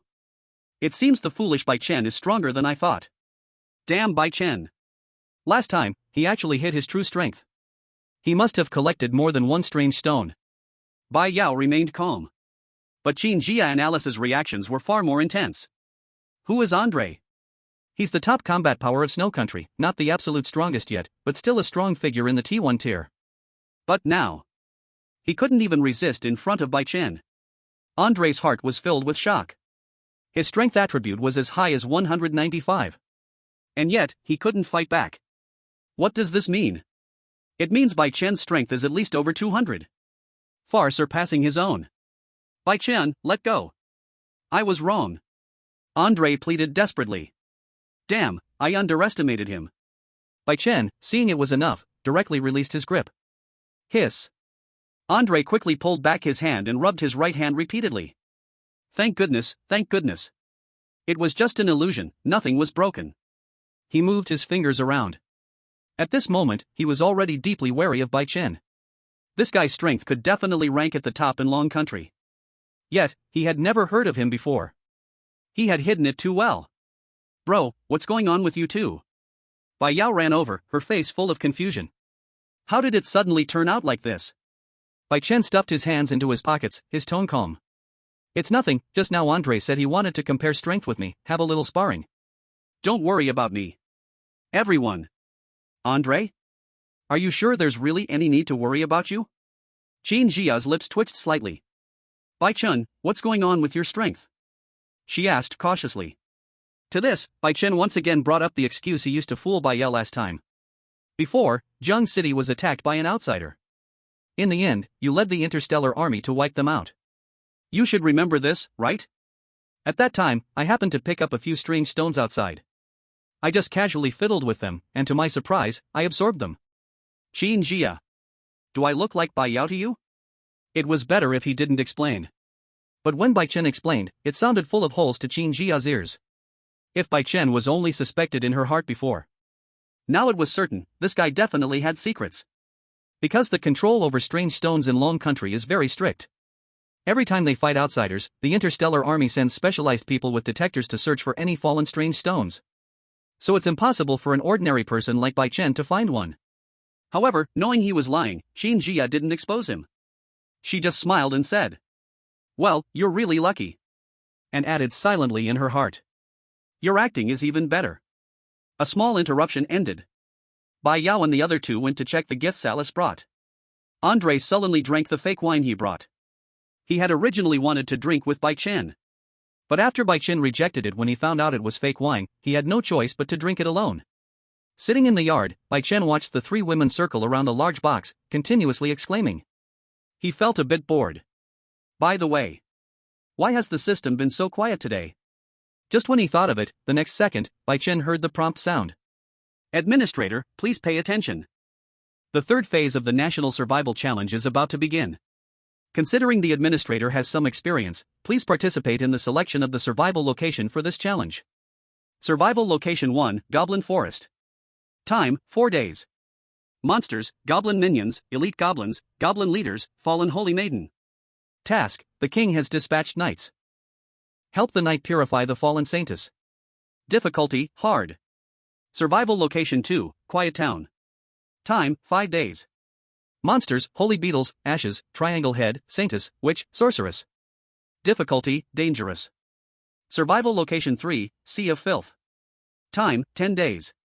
Monsters, Shrimp Soldiers, Crab Generals, Mermaids, Sea God, Dragon King. Difficulty, hell. It's time to choose a dungeon again. Bai Chen rubbed his hands and glanced through the 3 dungeons. He first ruled out the third choice. Hell difficulty? What a joke. Too dangerous. But just as this thought crossed his mind, another notification sound came. Please note, the third phase of the National Survival Challenge will increase the difficulty for the chosen ones of each country. The number of chosen ones will be reduced to 10. Treasure chest resources are temporarily sealed, and will be unlocked at Survival Progress 3 out of 10. Additional support function added. Each country can choose 2 external supports to join the National Survival Challenge. P.S. I also finished another chapter early this morning, so I'm releasing 3 chapters first. Bai Yao reminds everyone to remember to eat the peace apple also, please give a 5-star rating. Bai Yao. Chapter 122, I want him to pay with his life. As the system's notification sound faded, Bai Chen didn't have time to think about it. He quickly sensed that the atmosphere around him had changed. Not far away, Qin Jia's figure clearly stiffened, and the relaxed brows that were once smooth suddenly furrowed. Andre and Alice were the same. Clearly. It wasn't just Bai Chen who heard it. Everyone received the notice about the difficulty increase and the external support. At this moment, Qin Jia suddenly turned her head, her gaze precisely locking onto Bai Chen. Bai Chen? Why are you staring at me like that? What, do you want me to be your external support? Before Bai Chen could figure it out, Andre and Alice also snapped out of their shock from the notification. The two of them took out their phones and walked toward the outside of the courtyard, starting to contact their countries to discuss this matter. This is a big deal. The chosen ones need to be adjusted. And they need to find external support. Andre was fine. He didn't seem to worry about anything, probably thinking the list of external support would be chaotic. Except for that damned lucky village. Who wouldn't want to go into the National Survival Challenge and fight freely, right? But Alice, on the other hand, was different. Her brows were tightly furrowed as she spoke rapidly into the phone. Couldn't understand the words. But from her facial expression, it was clear that the news wasn't good.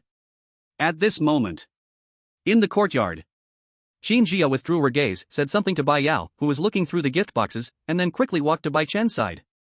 She sat down on the stone bench across from Bai Chen. Qin Jia's expression was exceptionally serious, completely different from her relaxed demeanor just moments ago. Bai Chen leaned against the back of his chair. "Commander Qin, why have you been staring at me?" Qin Jia took a deep breath. She looked directly at Bai Chen, her tone serious. "Bai Chen, you should have received the notice about the increase in difficulty for the National Survival Challenge, right? Each country can choose 2 external supports, and I want you to be the external support for Dragon Country. Is that okay?" Bai Chen. "Damn, really?" The corner of his mouth twitched slightly. "Commander Qin, can I refuse?" What the heck? He was the National Survival Challenge Administrator, how could he personally go down as external support and still cheat? Was he supposed to cheat and then say to the whole world, "What, don't you accept it?" Maybe that would work. No, he wasn't ready to be exposed yet. But the problem was, he just showed off in front of his sister, demonstrating his strength with Andre. Now, here comes the external support. After seeing his strength, it made sense for Qin Jia to ask him to be her external support, right? Damn it! Showing off brought a thunder strike. Qin Jia let out a soft laugh. Of course. No, she said, leaning slightly forward, suddenly reaching out to grab Bai Chen's hand. A soft and cool sensation came. Bai Chen froze for a moment, instinctively wanting to pull his hand back. But Qin Jia held it tightly. "Bai Chen, just help me this one time, okay?" Qin Jia's voice softened. But her tone was a bit awkward. This was the first time she had ever asked someone for help. She had never done this before. Bai Chen fell silent. He had said something like this to Qin Jia back in Jishang village, when he took her ghost and made a deal. Afterwards, Qin Jia never called in that promise. Bai Chen had almost forgotten about it. But now, she brought it up again. No. Bai Chen refused, as decisive as ever. The deal with the national merchant, what does it have to do with me, Bai Chen? Seeing that he still refused, Qin Jia wasn't too disappointed. After all, she had already expected it. So, she gently nudged Bai Yao beside her. It's okay. I still have a big card. Bro. As soon as Bai Yao spoke, Bai Chen grabbed her cheek and forced her to shut up. I agree. Qin Jia, heh. Those annoying siscon types should be dragged out and shot. However, at this moment, Bai Chen changed his tone. But let me make it clear first, my abilities are not that great. If you waste a spot on me, you must choose another person carefully.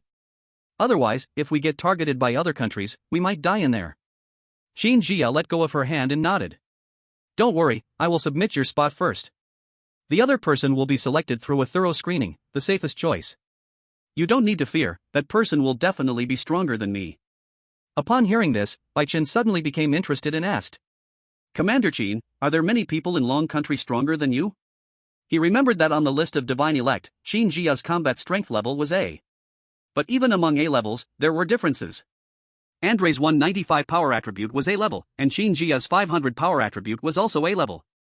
Together, Andre and Alice couldn't even defeat her. But above A level, could there be an even more elite S level? Of course.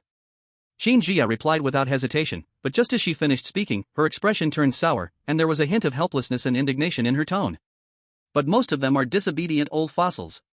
We provide them with all kinds of resources to stabilize their strength, but when we need them, they cheat and plot against us, always focusing on competing with us. So, we stopped providing them with resources a year ago, and the relationship has only gotten worse. As she spoke, Qin Jia's eyes were filled with disgust. These ingrates took the benefits faster than anyone, but when it came to doing their part, they didn't do anything. Once the benefits were cut off, they treated us like enemies. They are closer to the foreigners than to us. It's so infuriating. Bai Yao immediately exploded, slamming her hand on the stone table as she stood up. Sister Qin, I remember there was once an invasion by foreign tribes in Jiangcheng. The Star Army could barely hold on, and the reinforcements were delayed. Was it because of those old fossils? Qin Jia sighed, not thinking much about it. Her hometown was in Jiangcheng, so she was very clear about that disaster. She then spoke the truth. That's right. At that time, I was tied up in the interstellar battlefield, so I asked the nearest old monk from the Jingang temple to help. That old man agreed verbally, but in the end, he didn't move at all. Her tone was filled with fury. If he wasn't going to go, he should have just said it, and we could have found someone else, but he delayed everything. It caused a huge delay in the timing. And the situation on the interstellar battlefield was so bad that after this, we couldn't even spare the time to deal with him. After all, he is one of Long Country's top experts. So that's how it was. Bai Yao's voice immediately dropped. After learning the truth, her eyes turned red. Bai Chen's expression also darkened. The atmosphere became heavy. Qin Jia noticed their reaction and suddenly had a bad feeling. Oh no! They are also from Jiangchang. Could it be? Commander Qin. Bai Chen raised his head, his eyes full of cold chill. What is that old bald monk called? Qin Jia thought for a moment, then still said it. Fang Jiang. Bai Chen nodded lightly. Our parents died in that foreign race invasion.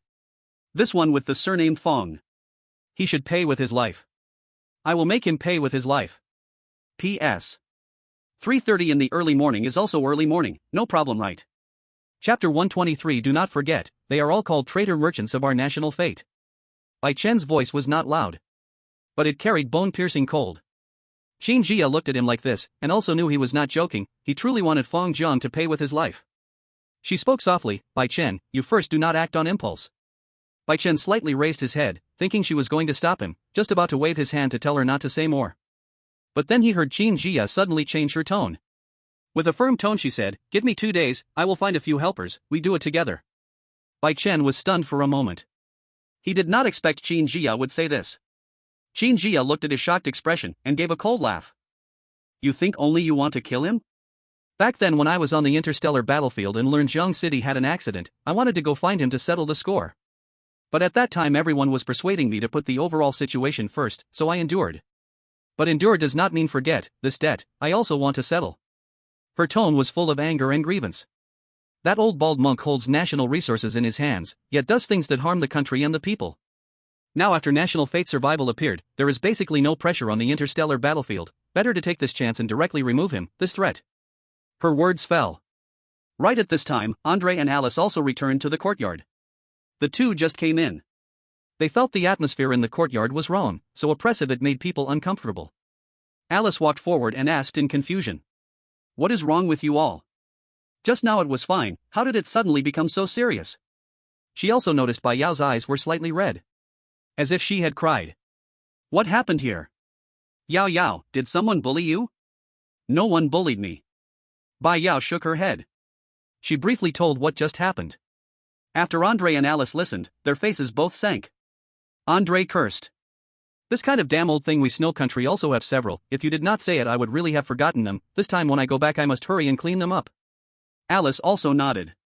No place lacks this kind of parasite, however, your dragon country's situation is much harder than ours. Dragon country has a long history. It also has many talents. The strength of this group of parasites is also much stronger than other countries, very hard to deal with.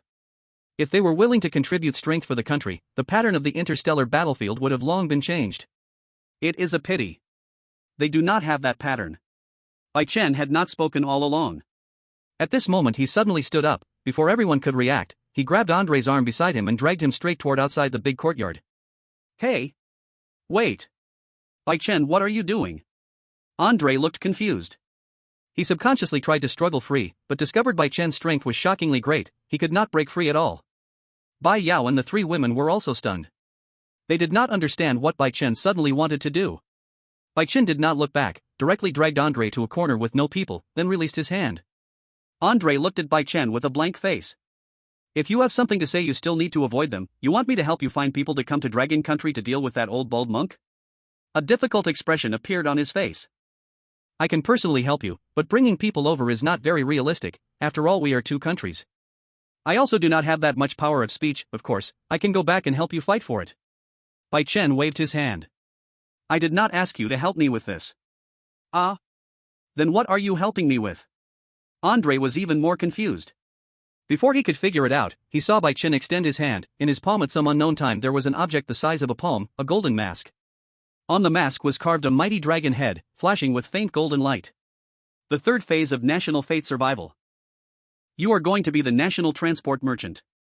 Bai Chen spoke in a calm tone. Andre? He lowered his head to look at the dragon head mask, then raised his head to look at Bai Chen. This simple action, he repeated back and forth several times. His expression on his face gradually shifted from confusion to disbelief.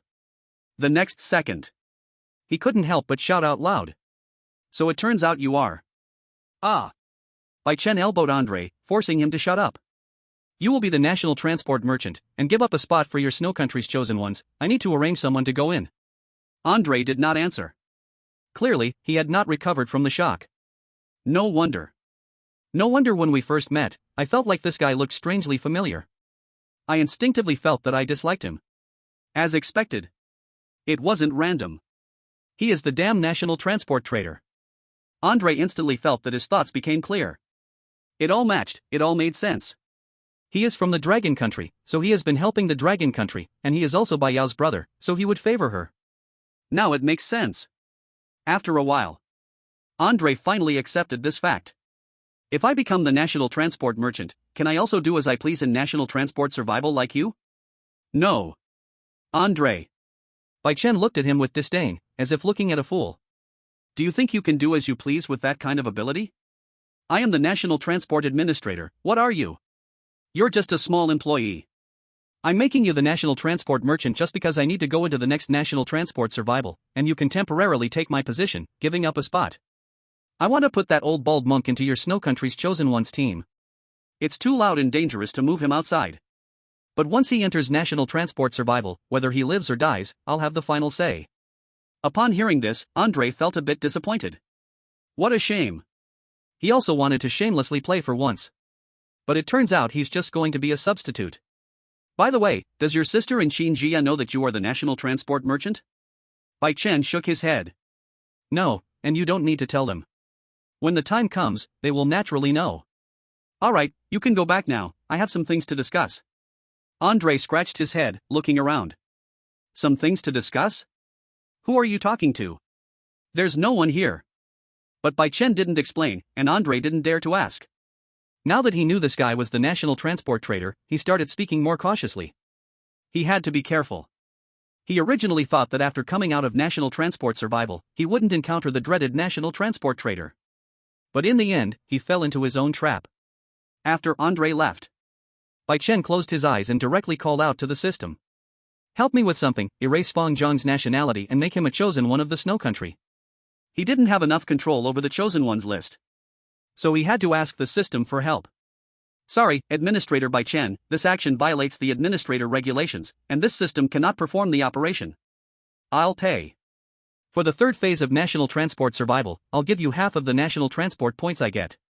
Dear Administrator Bai Chen, the operation is being carried out for you. Bai Chen. Damn system, always wanting more money. But it doesn't matter. Don't forget, they all call me the national transport trader. P.S. There's a lot going on today, so I'm posting one chapter first, and I'll post another one in the early morning. Chapter 124, Reinforcements from Mount Longhu. Meanwhile, after Bai Chen bribed the system. At the Diamond Temple. Fang Jiang sat on a meditation cushion, knocking on the wooden fish, while a nun in a maid outfit with a short skirt was feeding him fruit. Just as he was enjoying it. Suddenly, Fang Jiang felt a slight stinging sensation on his arm. He lowered his head to look, and his pupils immediately shrank, as he saw a mark appear on his arm. There was a countdown on it that hadn't started yet. The next second, a cold voice rang in his mind. You have become a chosen one and will participate in the third phase of national transport survival. Fang Jiang's heart skipped a beat. He was so startled that he stood up directly from the meditation mat. His face turned as white as a sheet. How did I suddenly become a chosen one? While Fang Jiang was still in a daze, another prompt sounded in his mind. Attention all chosen ones. 6 days later, the third phase of national fortune survival will begin. All chosen ones, please prepare yourselves. Survival location 3, the Sea of Filth. Time, 10 days. Monsters, shrimp soldiers, crab generals, mermaids, sea gods, dragon kings. Difficulty, hell. This was just an early warning, so not much information was given. But just the hell difficulty was enough to make Fang Jiang break into a cold sweat. The difficulty of national fortune survival was divided into simple, normal, hard, nightmare, hell, abyss, and impossible. He had watched the second phase of the national fortune survival in Lucky Village. Nightmare difficulty had already been so difficult.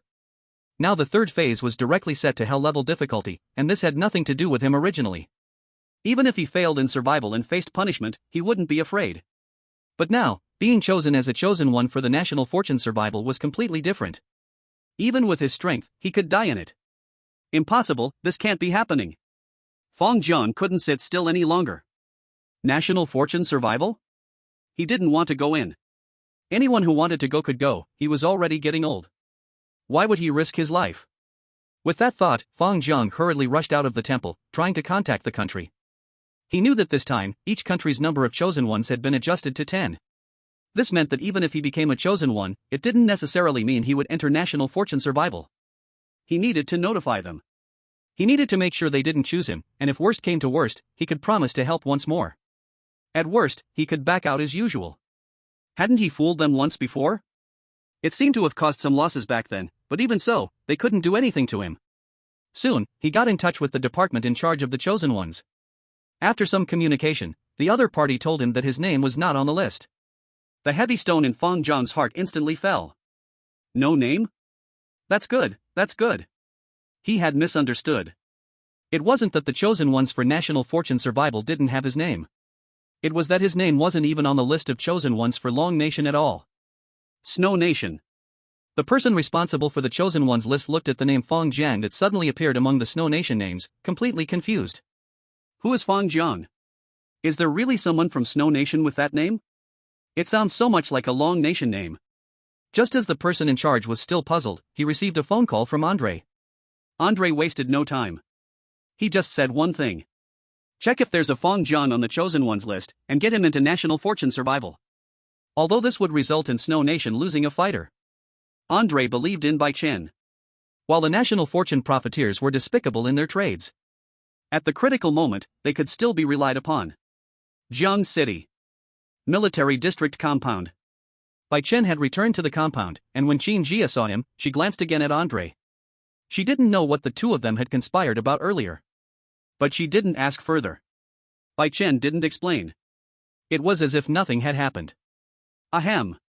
Qin Jia coughed lightly twice. Bai Chen, the other foreign aid personnel have been confirmed. Who is it? Li Yashing, a female Taoist. Her strength is on the same level as that old bald donkey, but she's more reliable. She has cooperated with the Starfleet many times before. You may not have heard her name, but you must have heard of her sect. Bai Chen raised an eyebrow. Which sect is she from? Longhu Mountain. Bai Chen was speechless. That's true, Longhu Mountain's reputation is well known to all. It has been passed down from ancient times. In the time that followed, Qin Jia didn't bring up Fang Jiang again. It seemed as if everyone had forgotten this person. Only Bai Yao couldn't hold back. She grabbed Bai Chen. Brother, are we not going to take revenge? Bai Chen gently touched her head.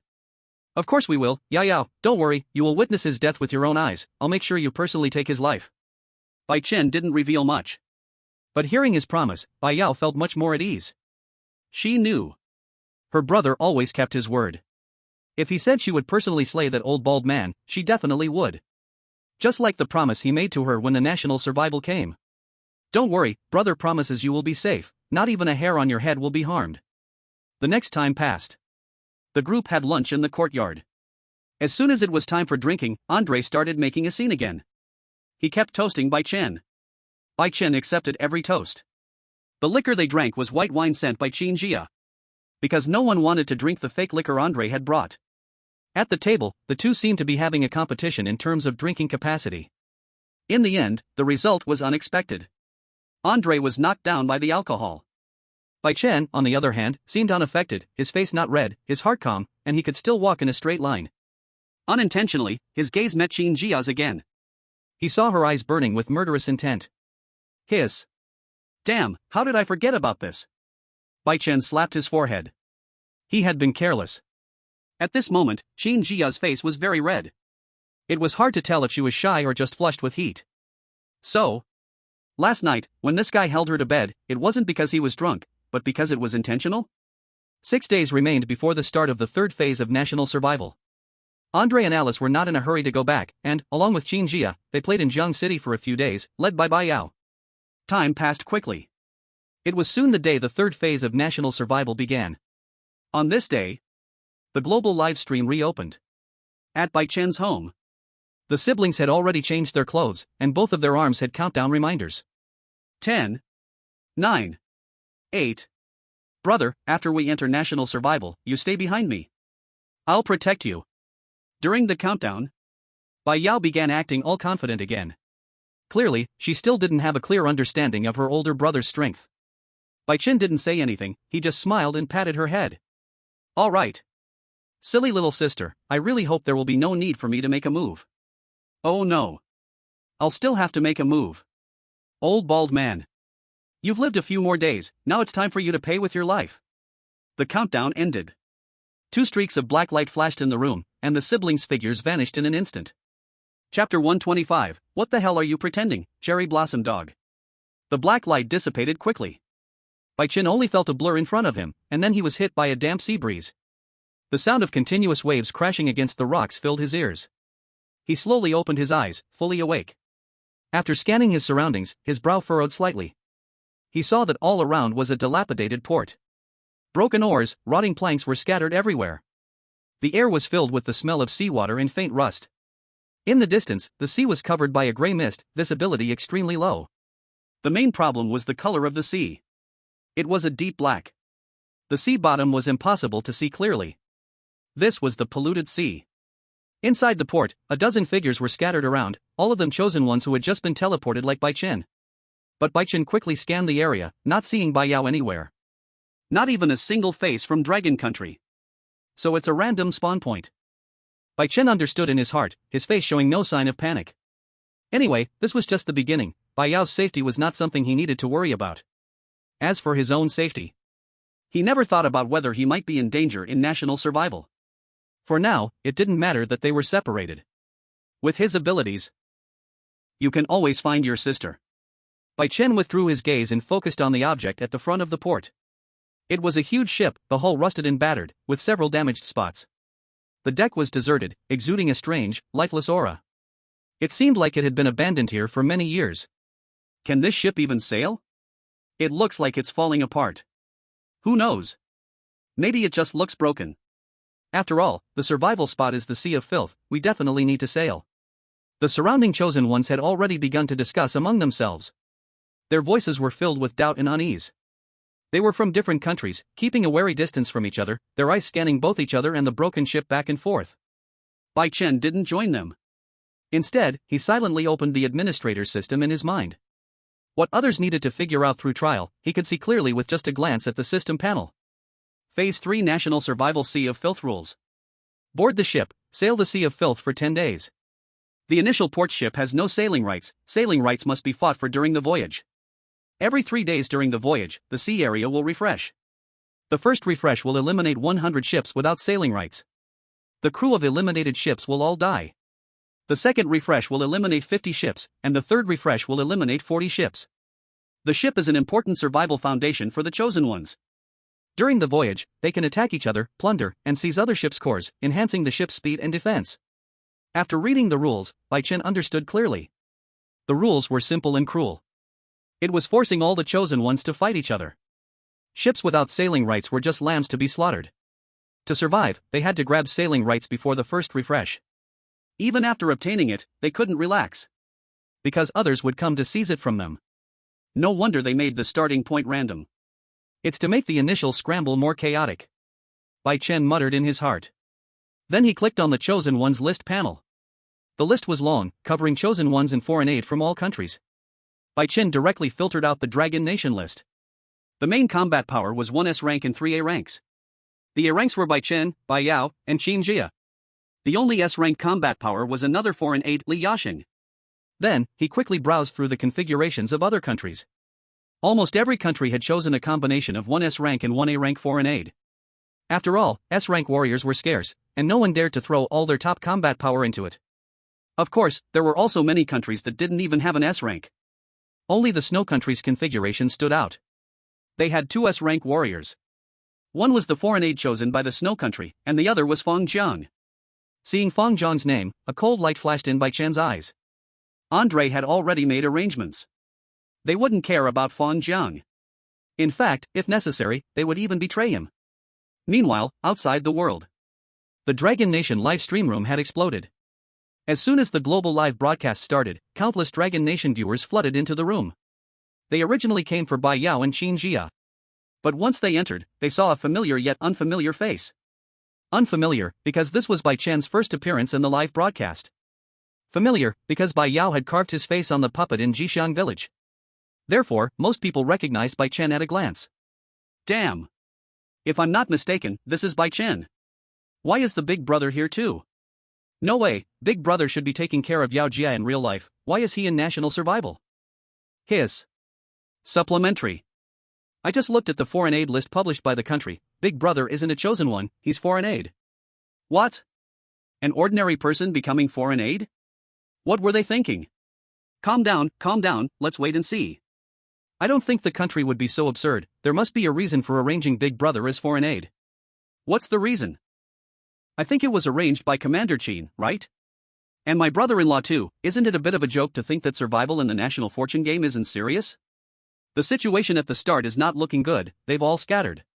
My brother-in-law is just an ordinary person. What if he gets targeted by the chosen ones from other countries? The bullet screen immediately flooded the screen.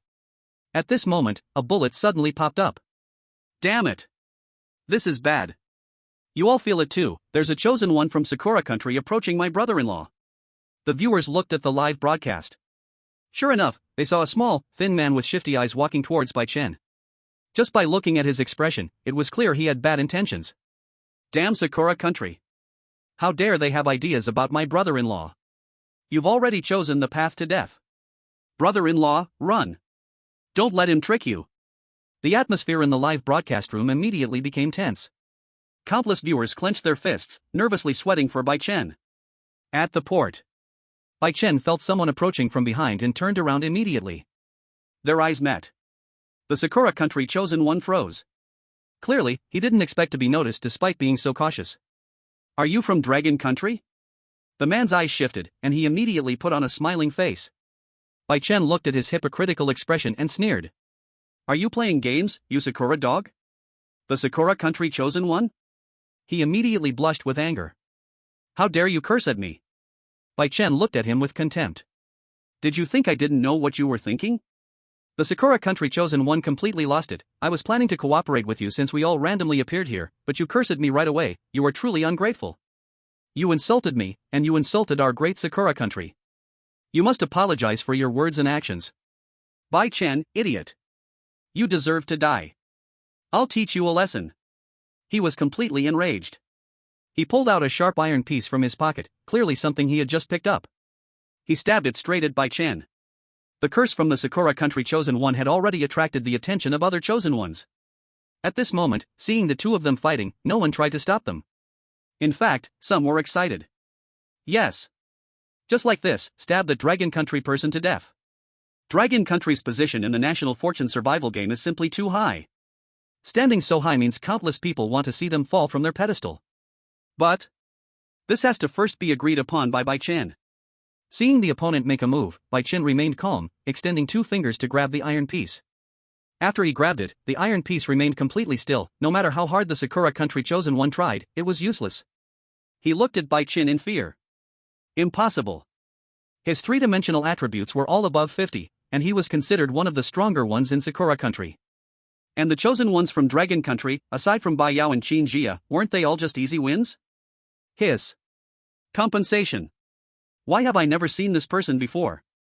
It was only then that the Sakura country chosen one suddenly realized what was wrong. Dragon Country's chosen ones hadn't changed since the third phase of national fortune survival.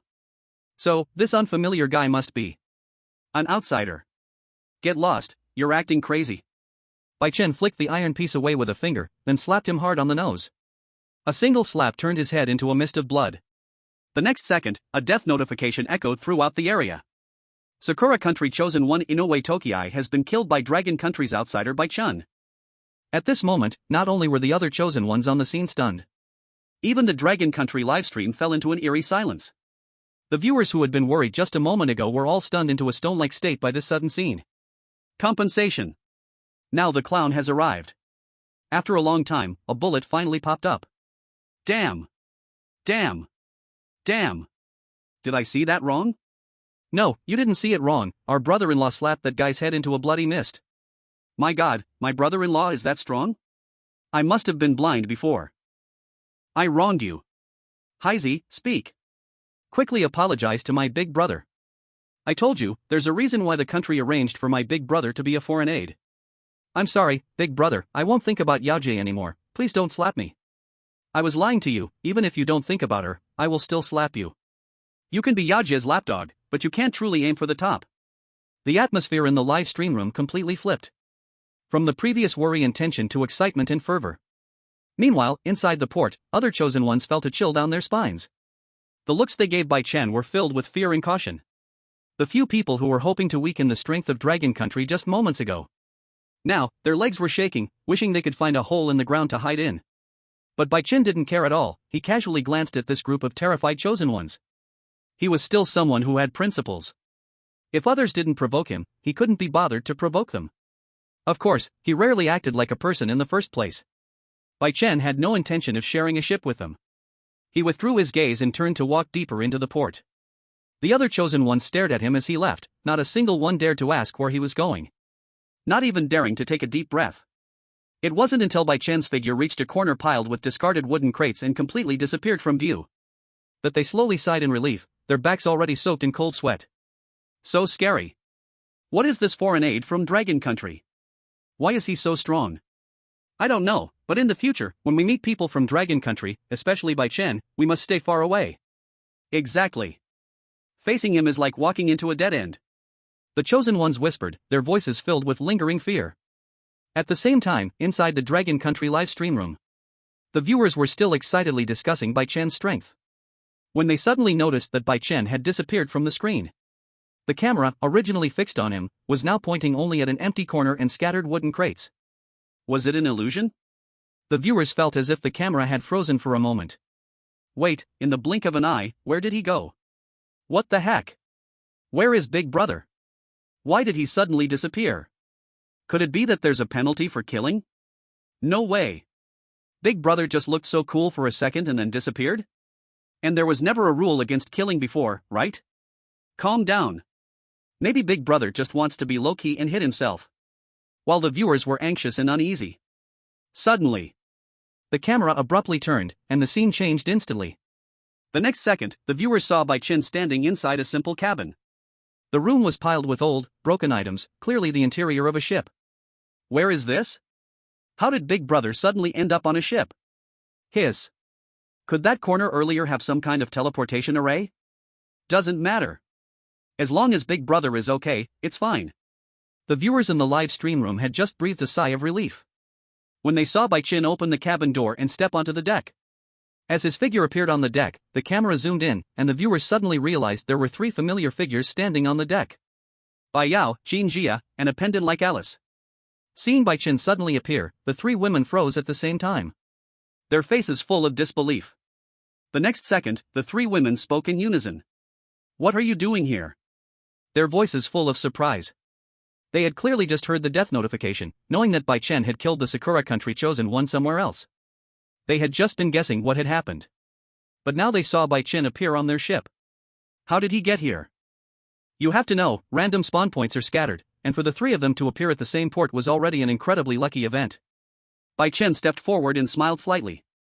There's a hidden teleportation array at my port. I tried it, and it unexpectedly brought me here. Is there such a good thing? Bai Yao blinked, and she believed him. The tone was filled with surprise. What a coincidence. We actually bumped into each other like this. Alice also nodded, her face full of emotion. It really is a huge coincidence. I thought we'd have to sail for a while before running into someone we knew. Among the three women, only Jin Jia frowned, her eyes full of suspicion. She sized Bai Chen up from head to toe. Her gaze seemed to say, "Are you lying to me?" Chapter 127, the S-Class of the Three Kingdoms, encountering Feng Jiang. Bai Chen felt that scrutinizing gaze. He chose to act like he didn't see it. He always felt a bit guilty when facing Jin Jia. After all, the last time he pretended to be drunk, he still hadn't cleared up the misunderstanding. Jin Jia saw he wasn't looking at her and couldn't help but laugh in anger. But she didn't say much more. If he didn't want to tell the truth, she wasn't going to press him. Anyway, as long as Bai Chen was one of their own, that was enough. As for the truth, she didn't need him to tell her. She would find out herself. At that moment, other chosen ones gathered around on the deck. They were also chosen ones from other countries.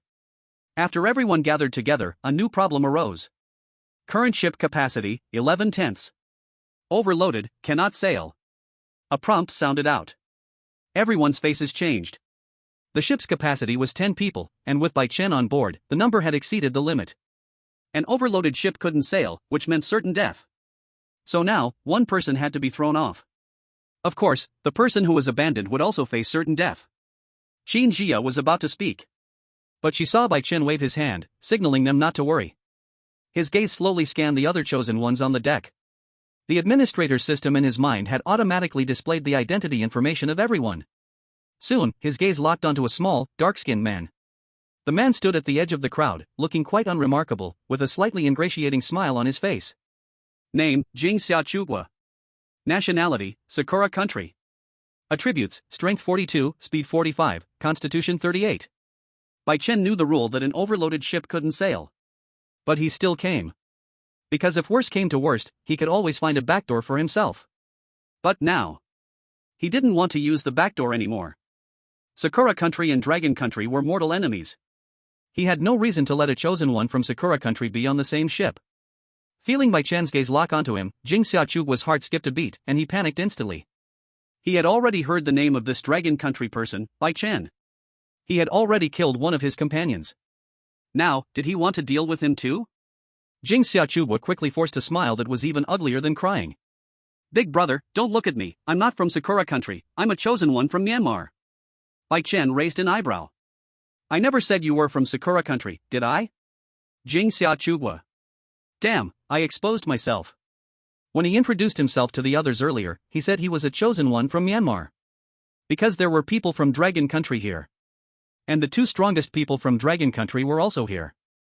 In fact, he was mixed race, with both Myanmar and Sakura country blood, and didn't have many traits of Sakura country. That's why he managed to fool Bai Yao and Xin Jia. But now, in his nervousness, he almost exposed himself. Just as Jing Xiaochugua was panicking, Bai Chen calmly spoke. It's fine, they're all the same. As soon as his words fell, his figure moved instantly. Before Jing Xiaochugua could react, Bai Chen had already reached him, grabbing his collar and lifting him up like a chick. What are you going to do? Jing Xiaochugua was so scared he almost lost his mind, struggling desperately, screaming. I'm from Myanmar. You can't kill me. You're the one who came last. Stop babbling, I don't care about your nonsense. Bai Chen sneered. He walked to the edge of the ship and directly threw him off. Splash! Jing Xiaochugua fell into the sea, creating a large splash of water. Xin Jia watched as Jing Xiaochugua struggled desperately in the sea, a trace of confusion appearing in her eyes. In her memory, Bai Chen wasn't someone so domineering, right? He must have a reason for targeting this person. What is that? At that moment, Alice suddenly pointed towards the sea surface. Beneath the water, a massive shadow was swiftly swimming towards them. The next second. Crack! A sharp, crisp sound, and the miserable scream of Jing Xiaochugua was abruptly cut off. A giant, monstrous fish shot out from the sea, biting him in half in one swift motion. At this moment, everyone could clearly see the appearance of the fish. Its enormous head was covered with countless eyes, each eye wriggling in a chaotic, irregular motion. Then, the monster sank back into the depths, vanishing without a trace. The surface of the sea quickly returned to calm, as if nothing had happened. Soon after, the cold, deathly notification sounded once again. Sakura Nation's chosen one Jing Xiaochugua has been killed by Dragon country's foreign aide Bai Chen. Elsewhere, the foul winds of the filthy sea carried a rotten, fishy stench, causing Fang Jianghua's white beard to tremble violently. He stood at the edge of the snow country ship's deck, staring at the pitch-black sea before him. His eyes were filled with confusion. Is this right? He had clearly contacted the Dragon country's chosen one department. They had told him that his name wasn't on the list. How did he suddenly get dragged into the national survival game? Even if he got in, what did it mean to have his nationality changed? When did I become a chosen one of Snow Country? Absurd. So damn absurd. Someone must be pulling strings behind the scenes. Fang Zhang's mind raced through a list of names, but he couldn't figure out who it was. He had lived nearly 100 years. He had many enemies. Whoever it is, daring to plot against me, once I get out, I will make you pay. Fang Zhang gritted his teeth, cursing, his eyes filled with viciousness. He never wanted to come to this hellish survival game. Now, being tricked like this, his anger had reached its peak. But now that he was in, leaving was out of the question. All he could do was hope he wouldn't face too much danger. With his strength, he was among the top chosen ones. Unless others teamed up against him. Otherwise, in a one-on-one fight, he could fear no one. as Fang Jiang was considering his next move. The cabin door behind him suddenly swung open, and three figures walked onto the deck. The one in the lead was a woman dressed in black night gear, with waist-length hair and a beautiful face. But her expression was completely devoid of emotion. She was the S-rank powerhouse from Sakura Nation, one of the foreign aides, Shi Benyi. Beside her was a tall man from Lighthouse Nation, his muscles bulging, his skin an unnatural gray blue, his eyes empty. He was a genetically modified S-rank from Lighthouse Nation, Vita. Trailing behind them was a bald, old monk from Atha Nation, wearing tattered robes and his face smeared with strange red symbols. He was an S-rank powerhouse from Atha Nation's Shiva cult, a ghost monk. As soon as these three appeared, the temperature on the deck seemed to drop several degrees. Shi Benyi, Vita, and the ghost monk scanned the deck. When their eyes landed on Fang Jiang, all three froze, before revealing unmasked killing intent in their gaze. Dragon country? Shi Benyi parted her red lips, her voice cold. Didn't expect to meet you so soon. The three exchanged a glance, each seeing the same thought in the other's eyes. Chapter 128, I am not from Dragon Country, I am from Sakura Nation. Bonus for Wang Yujie. As soon as they encountered each other, they immediately formed an alliance. Their target was clear, to team up against Dragon Country. Dragon Country had performed too brilliantly in the last two national survival games, and had already made deadly enemies with the three nations. This time, the Filthy Sea was hellish difficulty, the perfect opportunity to weaken Dragon Country. With the combined power of the three S-rank strong ones, the Dragon Country's chosen ones would be nothing before them.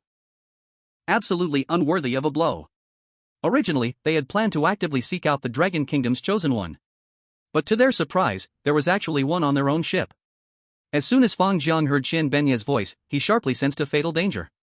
He suddenly turned around, looking at the three, his expression instantly became serious. Such a strong aura. Having lived this long, Fang Jiang's eyes were sharp enough to immediately see that the three's power was on par with his. A cold sweat instantly broke out. He could handle one, but three working together, he was absolutely no match. Who are you? Fang Jiang asked in a low voice, taking a small step back, preparing for battle. Those who will take your life. Vita's voice was deep. As soon as the words left his mouth, his body suddenly shot forward, moving so fast it left an afterimage. His fist, as large as a rice pot, carried a whistling wind as it smashed towards Fang Jiang's chest. Qian Benyi and the ghost monk also moved at the same time. Qian Benyi drew his katana. Two cold glints of the blade flashed like lightning, slashing toward Fang Jiang's limbs. The ghost monk chanted something, and the skull bead in his hand suddenly flew into the air, heading straight at Fang Jiang. Outsiders and chosen ones are a little different. That is, when entering the National Fate survival game, they can bring weapons. But as a chosen one, Fang Jiang was in trouble. He had nothing. The three of them launched a fatal attack, clearly aiming to kill him with one blow. Despicable. Fang Jiang roared, unable to even dodge the three's attacks. No matter how he dodged, he would eventually take a hit. So, he decided to take Vita's punch head-on. Bang! Vita's fist landed firmly on Fang Jiang's arm, the immense power instantly spreading throughout his body. Fang Jiang felt like he had been hit by a high-speed truck. His body uncontrollably flew backward. A sweet taste filled his throat. He spat out a large mouthful of blood. Damn! It really hurt. Fang Jiang had no idea how many years it had been since he fought like this. To be hit suddenly like this, he really couldn't handle it. Just as he steadied himself, Qian Benye's blade light was already before him. Fang Jiang's pupils contracted, and he quickly turned to the side, narrowly avoiding a fatal blow, but his shoulder was still grazed by the blade. Two deep wounds, clear to the bone, were immediately carved into his skin, and blood quickly stained his monk robe. Damn it! Fang Jiang was shocked and angry. He hadn't expected the three of them to be so strong and so well coordinated. He didn't even have the chance to fight back. When Qian Benyi and the others saw that their first strike hadn't killed Fang Jiang, a trace of surprise appeared in their eyes. This Dragon Kingdom person's power is actually on par with ours. Qian Benyi sheathed his katana, his cold gaze fixed on Fang Jiang. It seems you are the foreign aid chosen by the Dragon Kingdom this time. Vita flexed his fist, his tone filled with disdain. Even if we're on the same level, so what? 3 against 1, you're definitely dead. Fang Jiang leaned against the ship's railing, clutching his bleeding shoulder, his face pale. He knew that if this continued, he definitely wouldn't survive. These three didn't intend to waste words with him, they just wanted to kill him. He had to find a way to survive. Fang Jiang's mind raced, and suddenly, something occurred to him. He quickly waved his hand toward the three, speaking urgently, "Wait. Don't attack.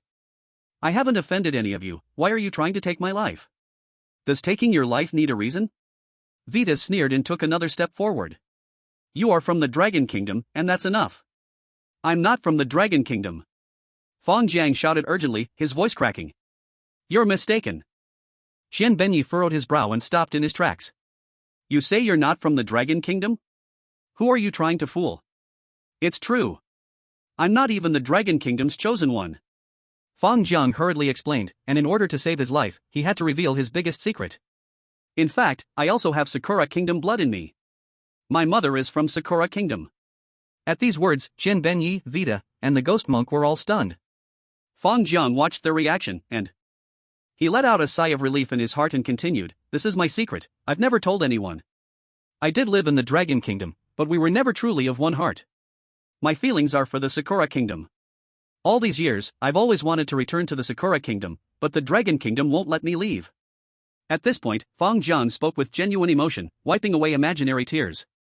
But in truth, his words were only half true.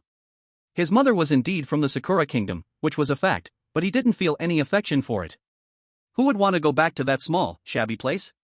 He certainly didn't want to. The Dragon Kingdom had kicked him out so many times, but he had stubbornly stayed on. However, his hatred for the Dragon Kingdom was real. If the Dragon Kingdom hadn't stopped supplying him with resources, preventing his strength from advancing further, he wouldn't have been restricted by others. Senbani carefully examined Fang Jiang. The old monk in front of her had a face that looked more like someone from the Dragon Kingdom, but there was definitely a hint of someone from the Sakura Kingdom in his eyebrows. And there was something very important. A true Dragon Kingdom person would never say something like I'm from the Sakura Kingdom just to save their life. Vita also stopped and looked at Senbani, waiting for her judgment. The ghost monk, however, remained expressionless, the skull beads in his hand slightly turning. Fang Jiang noticed that the attitudes of the three were softening, and he grew more anxious, quickly taking advantage of the situation. I know you want to deal with the Dragon Kingdom, I'm willing to join you. You've seen my strength, with my help, it'll be easier to handle the Dragon Kingdom's chosen ones. He paused and added, just let me kill the Qin Jia. It was only then that he realized. If anyone had the most harmful intent toward him, it would definitely be Qin Jia. Senbani and Vita exchanged glances, both seeing a spark of interest in each other's eyes. Fang Jiang was indeed very strong. If it were anyone else, they wouldn't even last one round against the three of them teaming up. And he should also be familiar with the situation of the Dragon Kingdom's chosen ones. For them, he was indeed a great help. All right, I believe you. From now on, you're with us, and we'll fight the Dragon Kingdom together. Vita agreed. But he changed his tone, his eyes turning cold. If you dare to pull any tricks, I'll make sure you die even worse. Don't worry, don't worry. I absolutely have no other thoughts. Fang Jiang quickly nodded. He let out a huge sigh of relief in his heart. P.S. It's a bit late, and I'm afraid it'll get stuck in review if I post later, so I'll just post 4 chapters for now. Thanks to Wang Yujie for the gift of the king, for more chapters to be added soon, I'll finish them in the next 2 days. Tomorrow and the day after we'll have 5 chapters each. Chapter 129, Catching 100 Mutant Fish. At the same time. Outside. In the Snow Kingdom's live broadcast room, the comments were already in chaos. The Snow Kingdom audience had originally been curious why Fang Jiang, a Dragon Kingdom person, appeared in the Snow Kingdom's list of chosen ones. Many people had been guessing. Could this be a secret collaboration between the Dragon Kingdom and the Snow Kingdom? After all, the two countries were allies now. A little quiet cooperation wouldn't be too suspicious, right? But when they clearly heard Fang Jiang say he was from the Sakura Kingdom, everyone was suddenly stunned. What? Say it again, which country are you from? Fang Jiang had completely confused everyone. A Sakura Kingdom person with the standard Dragon Kingdom appearance, now a chosen one of the Snow Kingdom. Isn't this confusing? Which country are you really from? However, soon, some viewers started to react. Wait, don't get hung up on which country he's from, this bald old monk has now made a deal with those 3 people, and they're going to deal with the Dragon Kingdom together. Ah, this is bad. This old monk is now one of our Snow Kingdom's chosen ones, don't let the Dragon Kingdom misunderstand, thinking we're colluding with them. Quick! Hurry up and cut this clip, send it out. Send it to people in the Dragon Kingdom to see. Right, hurry and explain to them. We, the Snow Nation, have nothing to do with this old fool. We are allies of the Dragon Nation.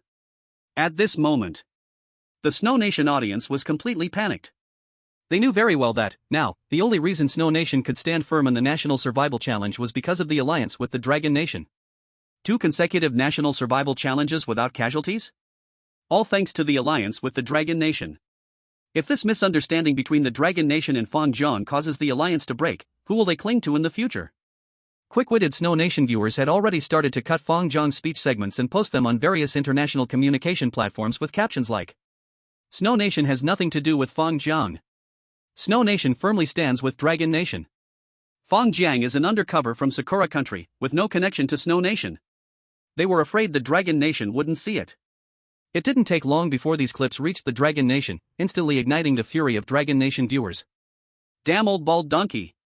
In the next moment, countless Dragon Nation viewers flooded into the Snow Nation's livestream. Fang Jiang, you bastard. Turns out you're the spawn of Sakura country scum? Has nothing to do with Snow Nation. No wonder this old bald donkey is such trash. I just checked, he almost caused the destruction of Jiangcheng. Really has nothing to do with Snow Nation. I'm sick. The officials have already announced, this old bald donkey took the resources given to him from above, now helping outsiders deal with us? Damn him. Old bastard. I even went to the Diamond Temple to light incense. This old bald donkey charged me 500 for a stick of incense. Damn your mother, refund me. Dragon Nation viewers were furious. Snow Nation viewers were trembling in fear. Stop cursing, bro, I'm scared. At this moment, the news about Fang Jiang was causing a huge stir in the outside world. And on the surface of the filthy sea, the ship that Bai Chen was on had slowly left the harbor. Strangely, this ship had no one controlling it. The ship's rudder seemed to have its own consciousness, firmly steering in the direction, heading towards the misty deep sea. Bai Yao stood beside Bai Chen, holding onto the ship's edge, her head sticking out, looking at the pitch-black sea outside. Her brows furrowed tightly. Her tone filled with confusion. "Brother, are we just staying on this ship, waiting to snatch others' navigation rights, is that enough?"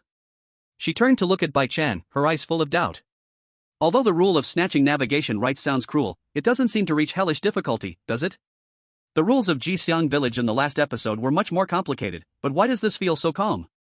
Alice also approached, nodding in agreement. I also find it a bit strange. Hellish difficulty definitely can't just mean we kill each other, the real danger must be waiting for us later. But we just don't know, and it hangs over our hearts. It's not the visible danger they're afraid of. It's the unknown danger. Other chosen ones on the ship also began to discuss. I can't see anything under the sea, it makes me feel nervous. Hiss. I feel like something's off with this mist, like something is watching me from inside. Don't you guys feel the same way? Listening to the constant chatter around him, Bai Chen was about to open the administrator system to check the rules again. But at that moment, suddenly, blood-red text appeared in front of every chosen one's eyes. Including Bai Chen. The text looked like it was written in blood, the handwriting crooked and strange. Nautical log, day 1. Today is the day we set sail. I'm really lucky to be on this ship. With this income from sailing, I can feed my wife and children. But this sea is really strange. I've never seen such a peculiar, eerie sea.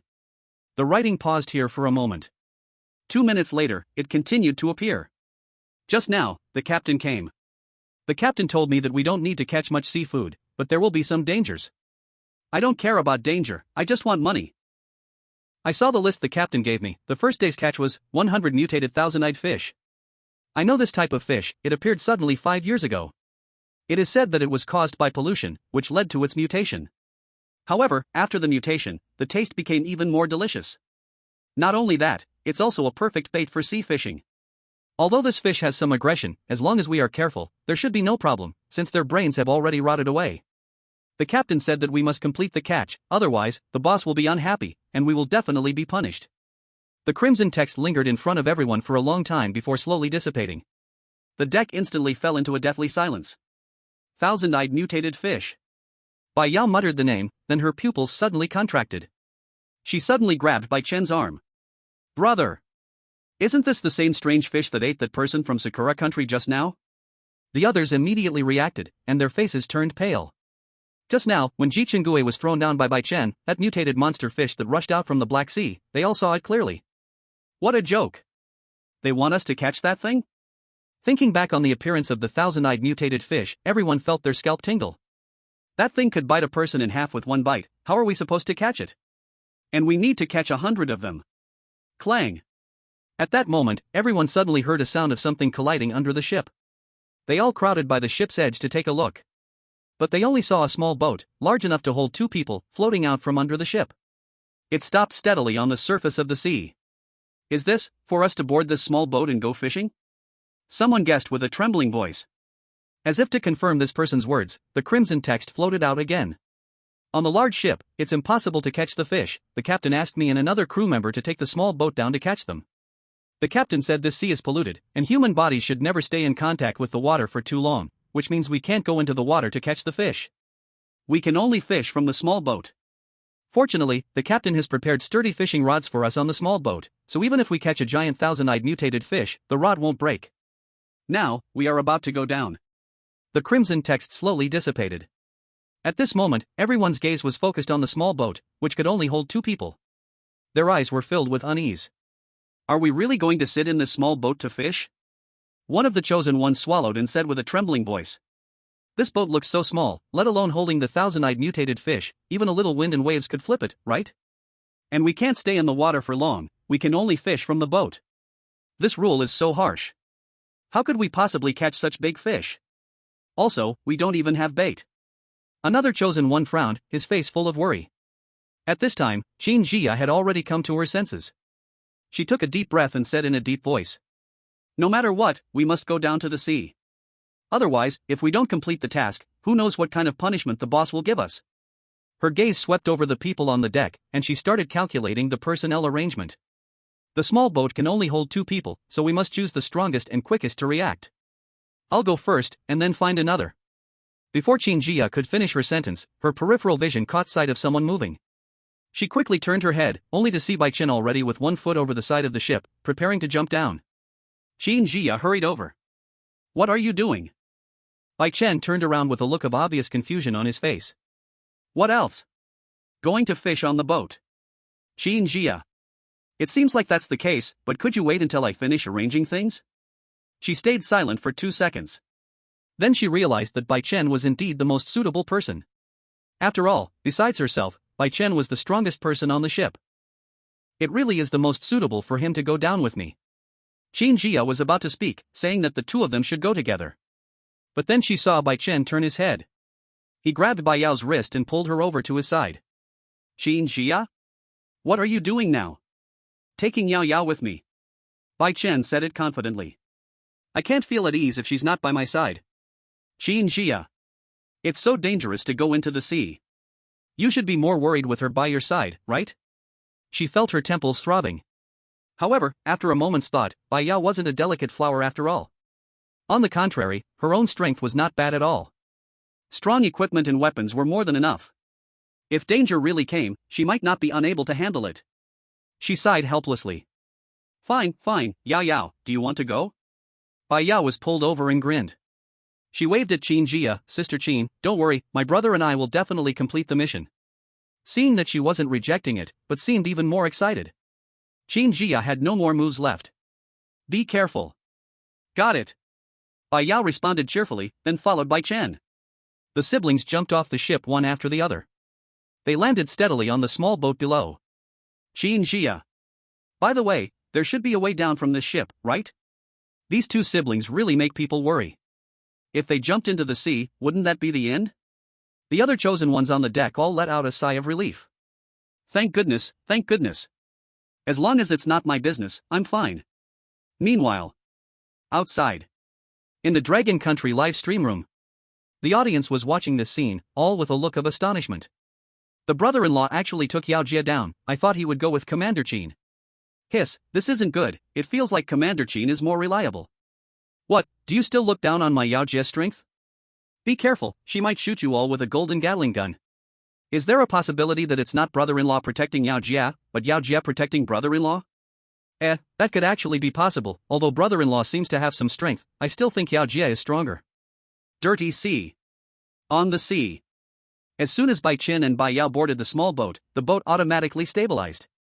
The previously swaying boat became unusually steady, as if an invisible force was supporting it. Bai Yao curiously examined the interior of the boat, and at the stern, there was an unusually sturdy fishing rod. The fishing rod was wrapped with thick fishing line, and at the end of the line, a rusty fishhook was hanging. Brother, this fishing rod really looks sturdy.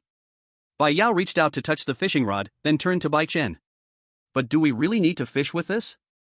The thousand-eyed mutant fish is so big, can this hook catch it? Bai Chen didn't bother with the fishing rod, but found a comfortable spot to sit down, leaning against the side of the boat. He responded calmly, "Don't rush, let's wait and see." Seeing that her brother wasn't in a hurry, Bai Yao didn't continue to worry about the fishing rod. She took out a black funeral robe from her storage space and quickly put it on. Yes, it was the red-grade ghost funeral robe she had obtained in Jixiang village. Although there probably weren't any malevolent ghosts with killing rules in this dirty sea. But the defense of the ghost funeral robe itself shouldn't be underestimated. 200 points of defense. That means any attack with less than 200 power wouldn't work on her. It doesn't sound that high. But to put it another way, even Andre's full-force strike couldn't break her defense. After putting on the ghost funeral robe, Bai Yao took out a golden Gatling gun from her storage space. She skillfully mounted the Gatling gun on the small boat. Her eyes vigilantly watched the sea surface. It seemed she was ready to give the creatures below a burst at any moment. "Brother, I'm ready. If those ugly fish dare to come out, I'll shoot them into a sieve." Bai Yao patted the golden Gatling gun in her hand, her tone arrogant. "Bai Chen. TSK, I shouldn't have let her get that damn golden Alaska in the first place.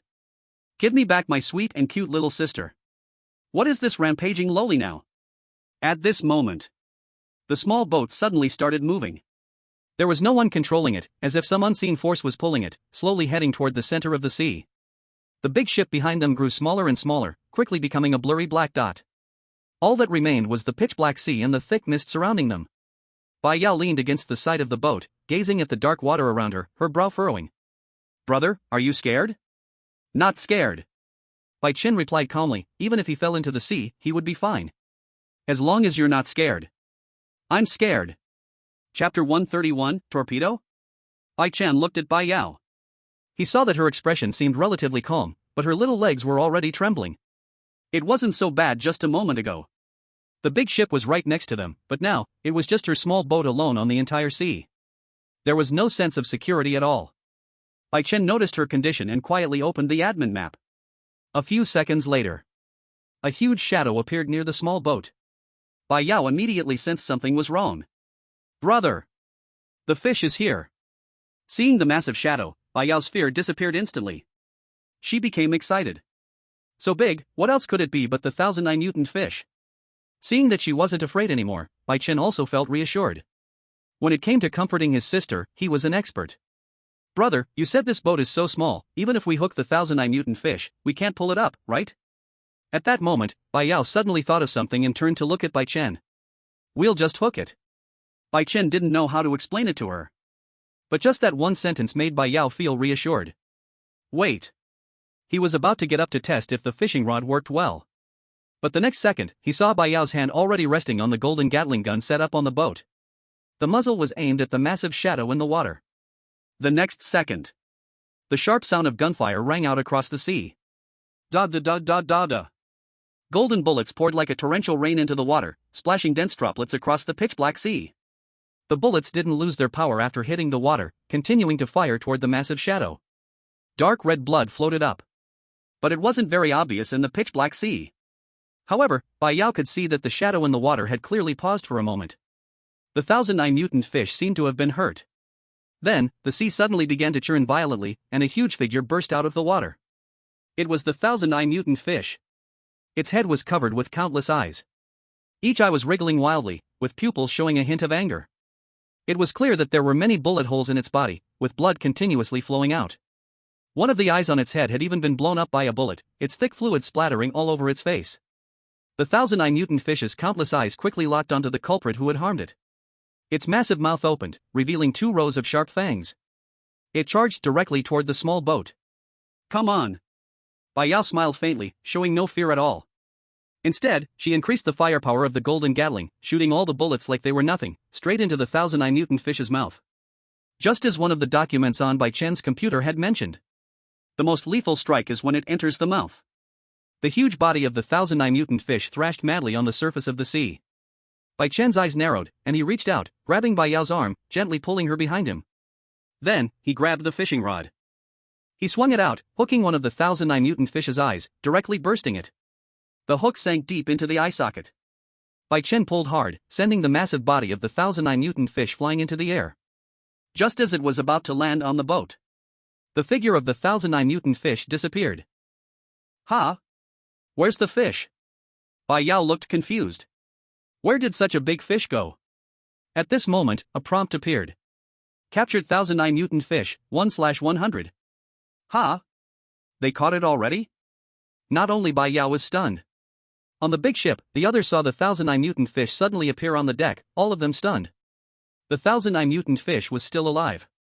It only had one last breath left. Seeing this, Qin Jia quickly stepped forward and punched its head, smashing it. The 1009 mutant fish was dead. After the 1009 mutant fish died, its body began to decompose automatically, turning into a pile of meat chunks, emitting a foul fishy smell. Qin Jia walked over, picked up its skeleton, and threw it into the sea. This thing is useless. The captain definitely wanted the fish's meat, not its bones. These two work fast. They caught one in no time. After throwing the skeleton, Qin Jia muttered, looking at the sea in the distance. She had underestimated Bai Chen. She didn't know. This speed was just the beginning. Be careful, if this thing bumps into us, our little boat will flip. Bai Chen reminded. Although he wasn't really afraid of the boat flipping. Got it, bro. Bai Yao nodded. Our boat might flip, but the bond between us siblings will never flip. Unless you steal my snacks. Bai Chen. He wiped the cold sweat off his forehead, feeling guilty, and for a moment didn't dare to reply to her. Bai Yao didn't get a response for a while. She slowly narrowed her eyes. Bro. Her voice gradually got louder. Seeing this, Bai Chen quickly opened the administrator map. Soon after, several huge shadows appeared under the sea. Bai Yao's attention was immediately drawn to them. She directly cast aside her doubts about Bai Chen. Looking at the increasing number of 1009 mutant fish, Bai Yao was not scared. Instead, she became even more excited. Bro! So many fish! It looks like we'll gather 100 soon. As soon as she finished speaking, her finger was on the trigger. Just as she was about to fire again, Bai Chen stopped her. Wait, Yao Yao. Bai Chen suddenly reached out and grabbed her wrist, stopping her from acting. Bai Yao froze for a moment, then turned her head, puzzled, looking at him. Bro? What's wrong? There are too many fish. You won't be able to shoot them all. Bai Chen's eyes calmly scanned the shadows swirling beneath the sea. Then what should we do? Bai Yao frowned, staring at the approaching shadows. We can't let them surround us, can we? Bai Chen didn't speak, only slowly reached into his pocket. The next second, he pulled out something small, pitch black, and about the size of a palm. It was a miniature torpedo? On the torpedo's warhead, there was a shark mouth drawing grinning widely. Bro, where did you pull this out from? Bai Yao covered her mouth, her face full of shock. Is this for real? How could this be real? Her little head couldn't figure out how someone could just reach into their pocket and pull out a miniature torpedo. Ahem. Bai Chen cleared his throat twice. Before boarding the ship, I met a national merchant and made a deal with him. Bai Chen told a fib without batting an eye, his tone natural, as if it was a real story. National merchant? Bai Yao was even more confused. What did you trade with him? Bai Chen continued lying without changing his expression. I said I'm Bai Yao's brother, and he immediately laughed, saying if you're her brother, then what else is there to say? He gave me a torpedo to play with. I just accepted it. Yep, that's right, the national merchant is such a good guy. From now on, if anyone calls him a shady businessman, I'll be the first to disagree. Bai Yao scratched her head. Oh, I see. That's definitely something the national merchant would say. Hey! This national merchant is pretty thoughtful. She had no doubts about the truth of his words. She just felt that, for some reason, hearing it from her brother's mouth seemed strange. It was just like this. She didn't think much of it. Bai Chen secretly breathed a sigh of relief, successfully tricking her. In reality. What national fortune merchant? That fool, Andre, probably ran off somewhere, and I still haven't seen any sign of him. So incompetent. But even if he showed up, he couldn't make any trades. What could he trade? As for this miniature torpedo, Bai Chen directly opened it from the golden treasure chest. Yes. You didn't misread it. It's the golden treasure chest. Don't ask if the treasure chest function was sealed and could only be unlocked on the third day. Because this treasure chest was from the last round in Lucky Village.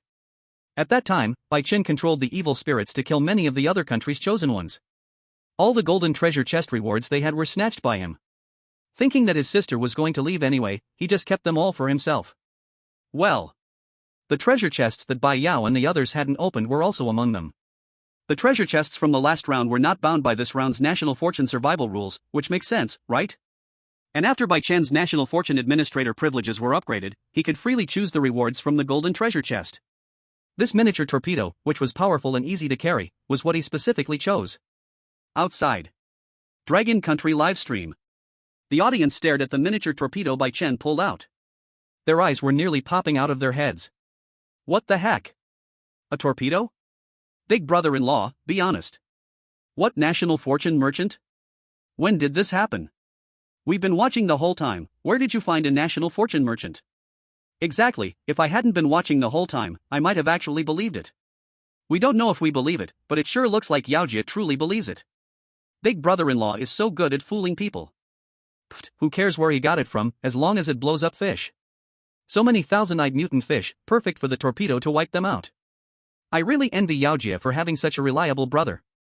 I actually envy big brother-in-law more, for having such a cute little sister like Yaojia. Humph, I also have a little sister, but she's different from other little sisters, she has class. That's a little brother. The Dragon Country audience was still excited. Meanwhile, the Lighthouse Country livestream exploded. They broke down. Cheating. This is definitely cheating. Dragon Country had won Bai Yao cheating, and now this Bai Chen starts cheating too. Strongly demand National Fortune Survival to punish this pair of siblings. It's so unfair. Our Lighthouse Country's chosen ones don't even have decent weapons, and Dragon Country actually has torpedoes? This National Fortune Survival is unplayable now. Not only Lighthouse Country, but the audience from Sakura Country in India also joined in, complaining and accusing them. But no one cared.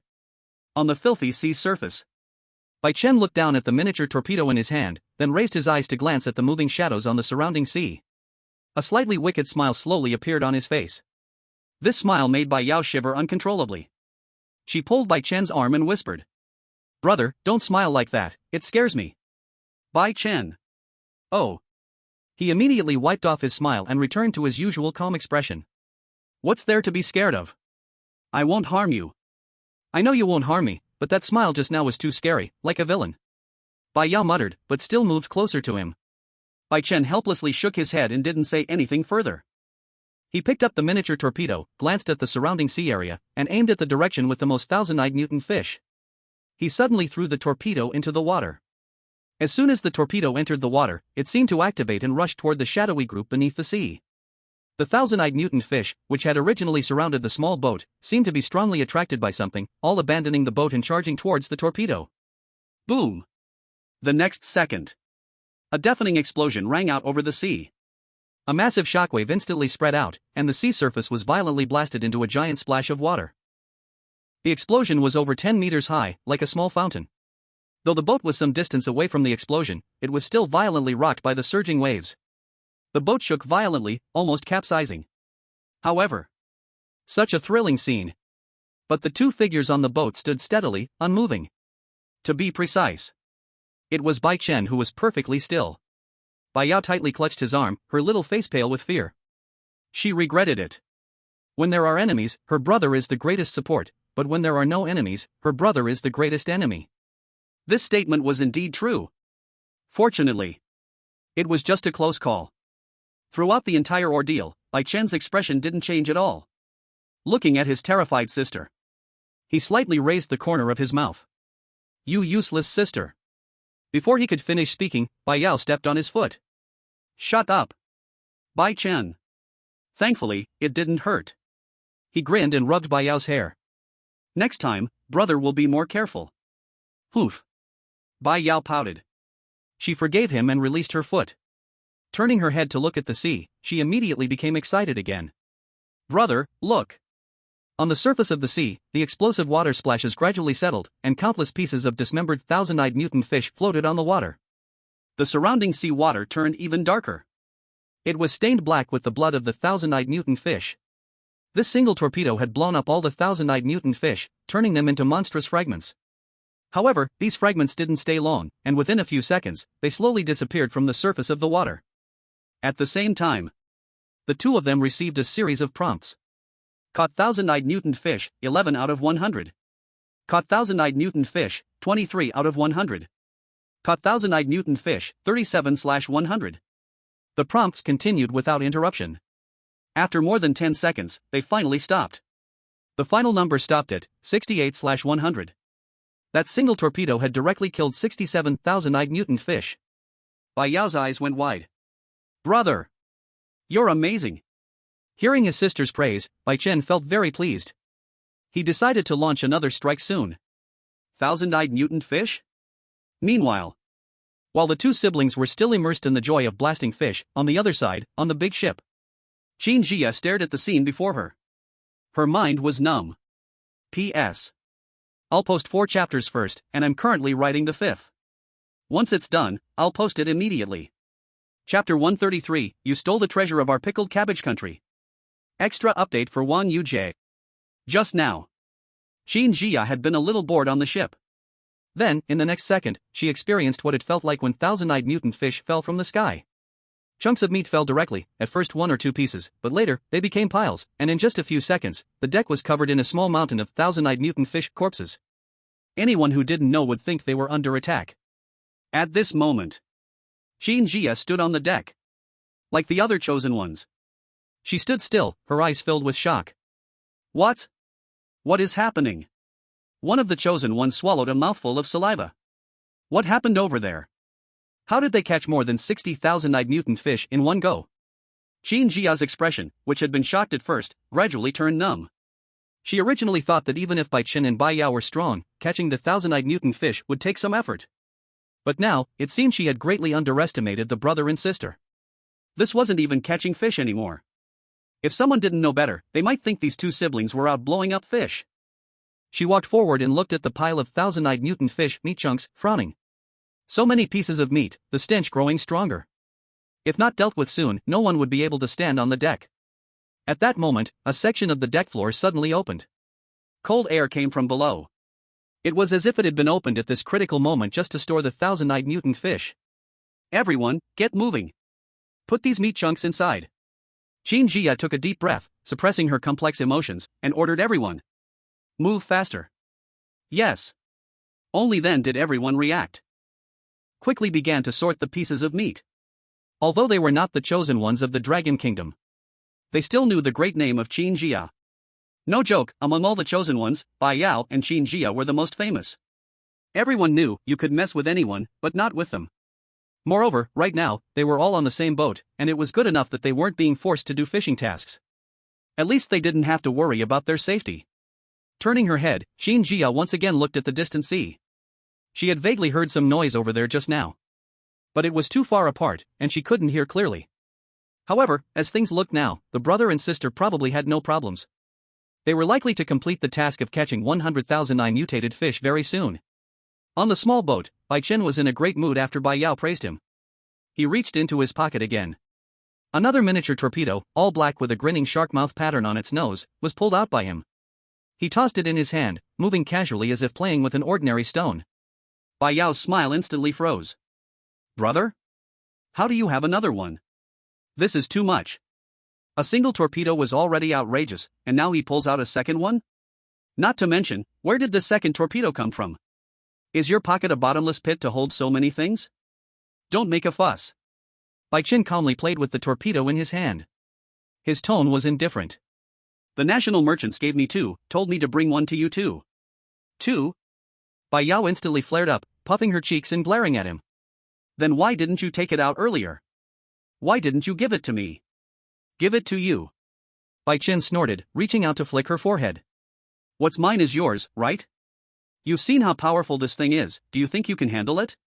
Let me hold it for you, in case you use it recklessly and hurt yourself. I wouldn't use it recklessly. Bai Yao was so angry she bit his arm as soon as she opened her mouth. She bit down so hard that her face turned red. You also tricked me out of my New Year's money when I was little. Hiss. Bai Chen winced but waited until she was done biting before he reached up to pinch her cheek and gently pulled. Let go, I'll give it to you, okay? Bai Yao couldn't speak because of his pinch, only staring at him, and after a few seconds, when she saw he had no intention of letting go, she reluctantly loosened her bite. Rubbing her cheek, she muttered. You're so stingy. Bai Chen couldn't help but laugh when he saw her pouting. Alright, I'll let you use this torpedo. It exploded 67 of them just now, and we still need 32 more. Let's use it once more to finish the task. He had already planned in his mind. He was preparing to open the administrator map and gather all the 1,009 mutated fish nearby. At that time, one torpedo would be enough to complete the 100, saving both time and effort. Bai Yao's anger came quickly and went quickly. Hearing this, her eyes lit up again. Okay. But this time, let's stay far away. Bai Chen nodded, just about to open the administrator map. But at that moment, a steam whistle sounded. The siblings froze at the same time and turned their heads toward the source of the sound. They saw a ship slowly approaching from behind, standing out clearly on the dark sea. Several people were standing on the ship, pointing at them and shouting something in a blur. The sound traveled across the sea, unclear, and they couldn't make out what was being said. Bai Yao frowned, a puzzled look on her face. Where did this ship come from? Shouldn't they all be fishing by now? When the small boat goes out to fish, the big ship automatically stays in place and waits, but this ship is still moving. And judging by its direction, it is obviously coming toward them. Bai Chen's gaze swept across the ship. There are only 8 people on this ship. It seems the people sent out for fishing are all dead. The small boat didn't come back, and today's fishing task definitely can't be completed, that's why the ship is moving now. So that's how it is. Bai Yao suddenly understood, but immediately became a bit cautious again. Then why are they coming towards us? Could they be trying to steal our fish? Hard to say, let's watch first. Bai Chen shook his head. But he wasn't worried at all. In just a few minutes, the ship got closer, and the people on it clearly appeared in the brother and sister's line of sight. Bai Chen keenly noticed a few people who were giving him unfriendly looks. In the next second, a series of messages appeared in his eyes. He hadn't noticed before. There were actually 5 people on the ship from the pickled cabbage country. One of them was even an A-class foreign aide from that country. At this moment, the ship stopped. The A-class foreign aide from the pickled cabbage country shouted loudly. Dragon Kingdom's chosen one, hand over the things in your hands. His gaze fixed greedily on the torpedo in Bai Chen's hand. That black thing in your hand, it's our pickled cabbage country's treasure. How dare you steal our things? Hand it over now, and I won't make a fuss. Bai Chen. Wait, buddy? He was really stunned. He couldn't even come up with a reason to start a fight. Wait, buddy, do you actually believe what you're saying? The foreign aide from the pickled cabbage country snorted coldly, his face full of arrogance. Of course, I believe it. That thing was originally our country's secret weapon. You Dragon Kingdom people are the best at stealing. Now hand it over, and I can pretend nothing happened. Bai Yao was so angry her face turned red. She immediately lifted the golden Gatling gun and aimed it at him. Who are you calling a thief? Say that again and see what happens. At this moment, the chosen ones on the ship started joining in. Not just the pickled cabbage country's people. Even the chosen ones from other countries were the same. Exactly. Hand it over quickly. Don't refuse a toast only to drink a forfeit. There are so many of us, you two will be at a disadvantage if it really comes to a fight. Bai Chen couldn't help but laugh. He was truly amazed.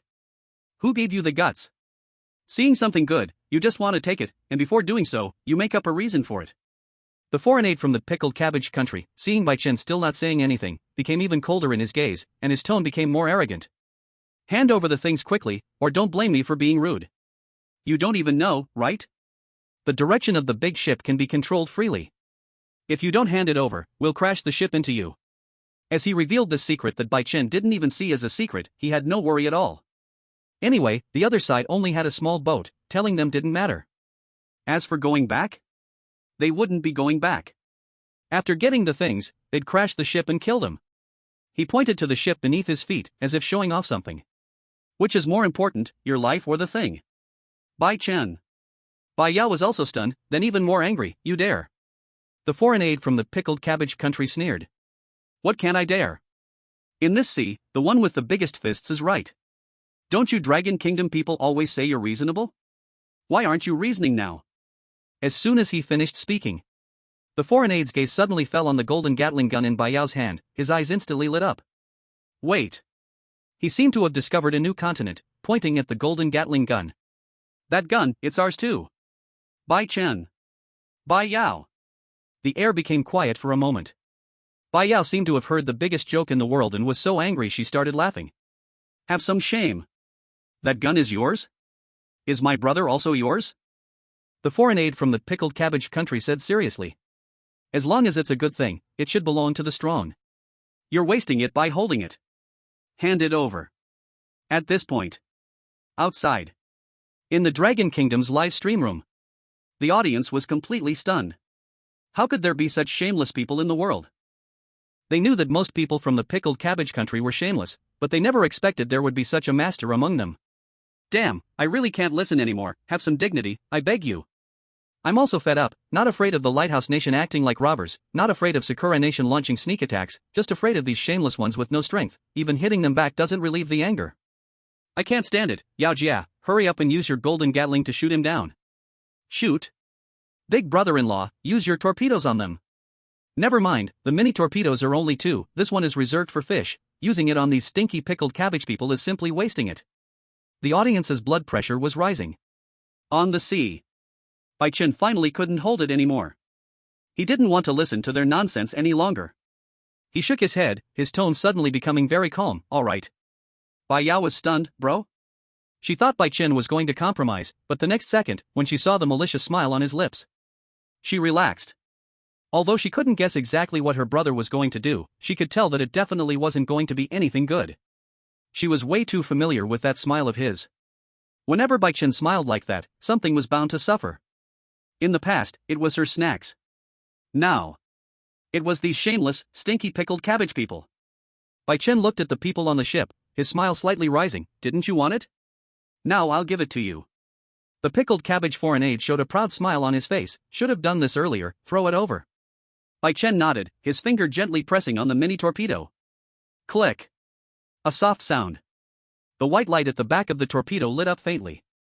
Bai Chen pushed the torpedo forward, tossing it like a ball, towards the direction of the ship. Here you go. The pickled cabbage foreign aide instinctively reached out to catch it. He hadn't seen clearly what this thing was, just thought it was a small black object. But no matter what it was definitely something good in the hands of the Dragon Kingdom people. Taking advantage of the fact that they were few in number and easy to bully, he quickly grabbed it. The foreign aide caught the torpedo with one hand, lowered his head to take a closer look. The next second, his face instantly changed. This really was a good thing. But now it was used on him, and that was no longer a good thing, a mini torpedo. Where the hell did you Dragon Kingdom get this mini torpedo from? And it's already activated. The white light at the back was getting brighter, like it was counting down. The pickled cabbage foreign aide froze in place. He was scared, but he quickly reacted, then fought to throw it back quickly. He absolutely couldn't let this thing explode on the ship, even though he didn't know how powerful this mini torpedo was. But at close range, he didn't know whether it could sink their big ship. The people on the ship would definitely not have a good end. At this moment, the others on the ship finally saw clearly, their arrogant expressions instantly disappearing, replaced by fear. What the hell? Is that a torpedo? Throw it in the sea. Hurry up, throw it. The pickled cabbage foreign aide suddenly threw his hands out, trying to toss the torpedo overboard. But just at that moment, the white light on the torpedo's surface suddenly intensified. He was too late. Boom! A deafening explosion rang out. Ah! The fireball exploded on the sea's surface, forming a dazzling sphere of flames. A miserable, heart-wrenching scream echoed across the filthy sea. The massive shockwave from the torpedo's explosion spread out, and the ship's hull was directly overturned. Bai Chen and Bai Yao, who were in the smaller boat below, were unscathed, and in the explosion's flames, they vaguely saw something being blasted off the ship. It seemed to be the pickled cabbage country's foreign aide. He was blasted off the ship and fell into the sea with a splash. He was still alive. But it was no different from being dead. Because his body was covered in injuries from the explosion, everywhere was torn apart. The right hand holding the torpedo was directly blown off. And after coming into contact with the foul seawater, not long after, the body of the foreign aide from the pickled vegetable country began to develop dense holes. As if countless bugs were gnawing at his body. Bai Yao instantly closed her eyes. Her face turned pale. It was truly a nightmare for those with trypophobia. Chapter 135, Golden Rocket Launcher. After a while, Bai Yao opened her eyes again. She found that the foreign aide from the pickled vegetable country had completely dissolved in the sea. The death notification followed immediately. The foreign aide from the pickled vegetable country Park Buddha has been killed by the foreign aide from Dragon Country Bai Chen. It turns out, this is the reason why one can't stay in contact with the foul sea for too long. Bai Chen looked at the sea surface, and his eyes slightly squinted. One must admit, the terror of the foul sea is beyond imagination. The foreign aide from the pickled vegetable country was not very strong, just a low tier 1, but it was still an A-class fighter. A whole A-class fighter actually couldn't survive for even a minute in this foul sea. One can imagine what would happen to weaker chosen ones if they came into contact with the seawater. At this moment, Bai Yao looked at the ship that had caught fire and couldn't help but feel a little heartache. Bro! You're too ruthless, just let me shoot them with a Gatling gun, that would have been much better. That's my torpedo. You promised to let me use it. Damn pickled vegetable country. Bai Yao was fuming with anger. Bai Chen looked at her expression, both heartbroken and annoyed, and for a moment, a mischievous thought came to mind, wanting to tease her. They asked for it themselves. So you just gave it to them because they asked? They insisted. They insisted, and you gave it to them? Didn't you promise me? This torpedo is for me to play with. Alright. Seeing her getting a little anxious, Bai Chen stopped and took another torpedo out of his pocket. Bai Yao? Bai Yao? Bai Chen? Can I do it now? Bai Chen tossed the torpedo. Bai Yao's face changed instantly, and she smiled. Okay, love you, big bro. He. Bai Yao was about to excitedly grab the torpedo. She even forgot to ask. Wasn't it said that the National Fortune Merchants gave you 2 miniature torpedoes? Where did this third one come from? But just then. Woo! Suddenly, the ship's horn sounded again. Bai Chen turned around and saw the large ship turning around, heading straight toward them. Clearly. The previous torpedo explosion didn't kill everyone. Perhaps one lucky pickled vegetable country chosen one survived, now controlling the ship to seek revenge. And just when Bai Yao was about to grab the miniature torpedo, Bai Chen pulled his hand back. Bai Yao! If you dare to come again, I'll show you really haven't been blown up enough. Bai Chen's face had completely turned cold. Repeated provocations. Do they really think the National Fortune administrators are pushovers? Bai Chen dug into his pocket. 2 more miniature torpedoes appeared in his hand, along with the one he was going to compensate Bai Yao with, a total of 3. He directly activated all 3 torpedoes and threw them onto the large ship. Bai Yao's eyes widened. Bro! Tell me the truth, how many of these things do you have? And almost at the same time. Boom! Boom! Boom! 3 deafening explosions went off one after another, several times more powerful than the previous torpedo. The flames instantly engulfed most of the ship's body. The dazzling light made Bai Yao instinctively squint her eyes. She blocked her ears with 2 fingers. After hesitating for a moment, she split one finger to cover Bai Chen's ears as well. The booming sound from the shockwaves filled her ears.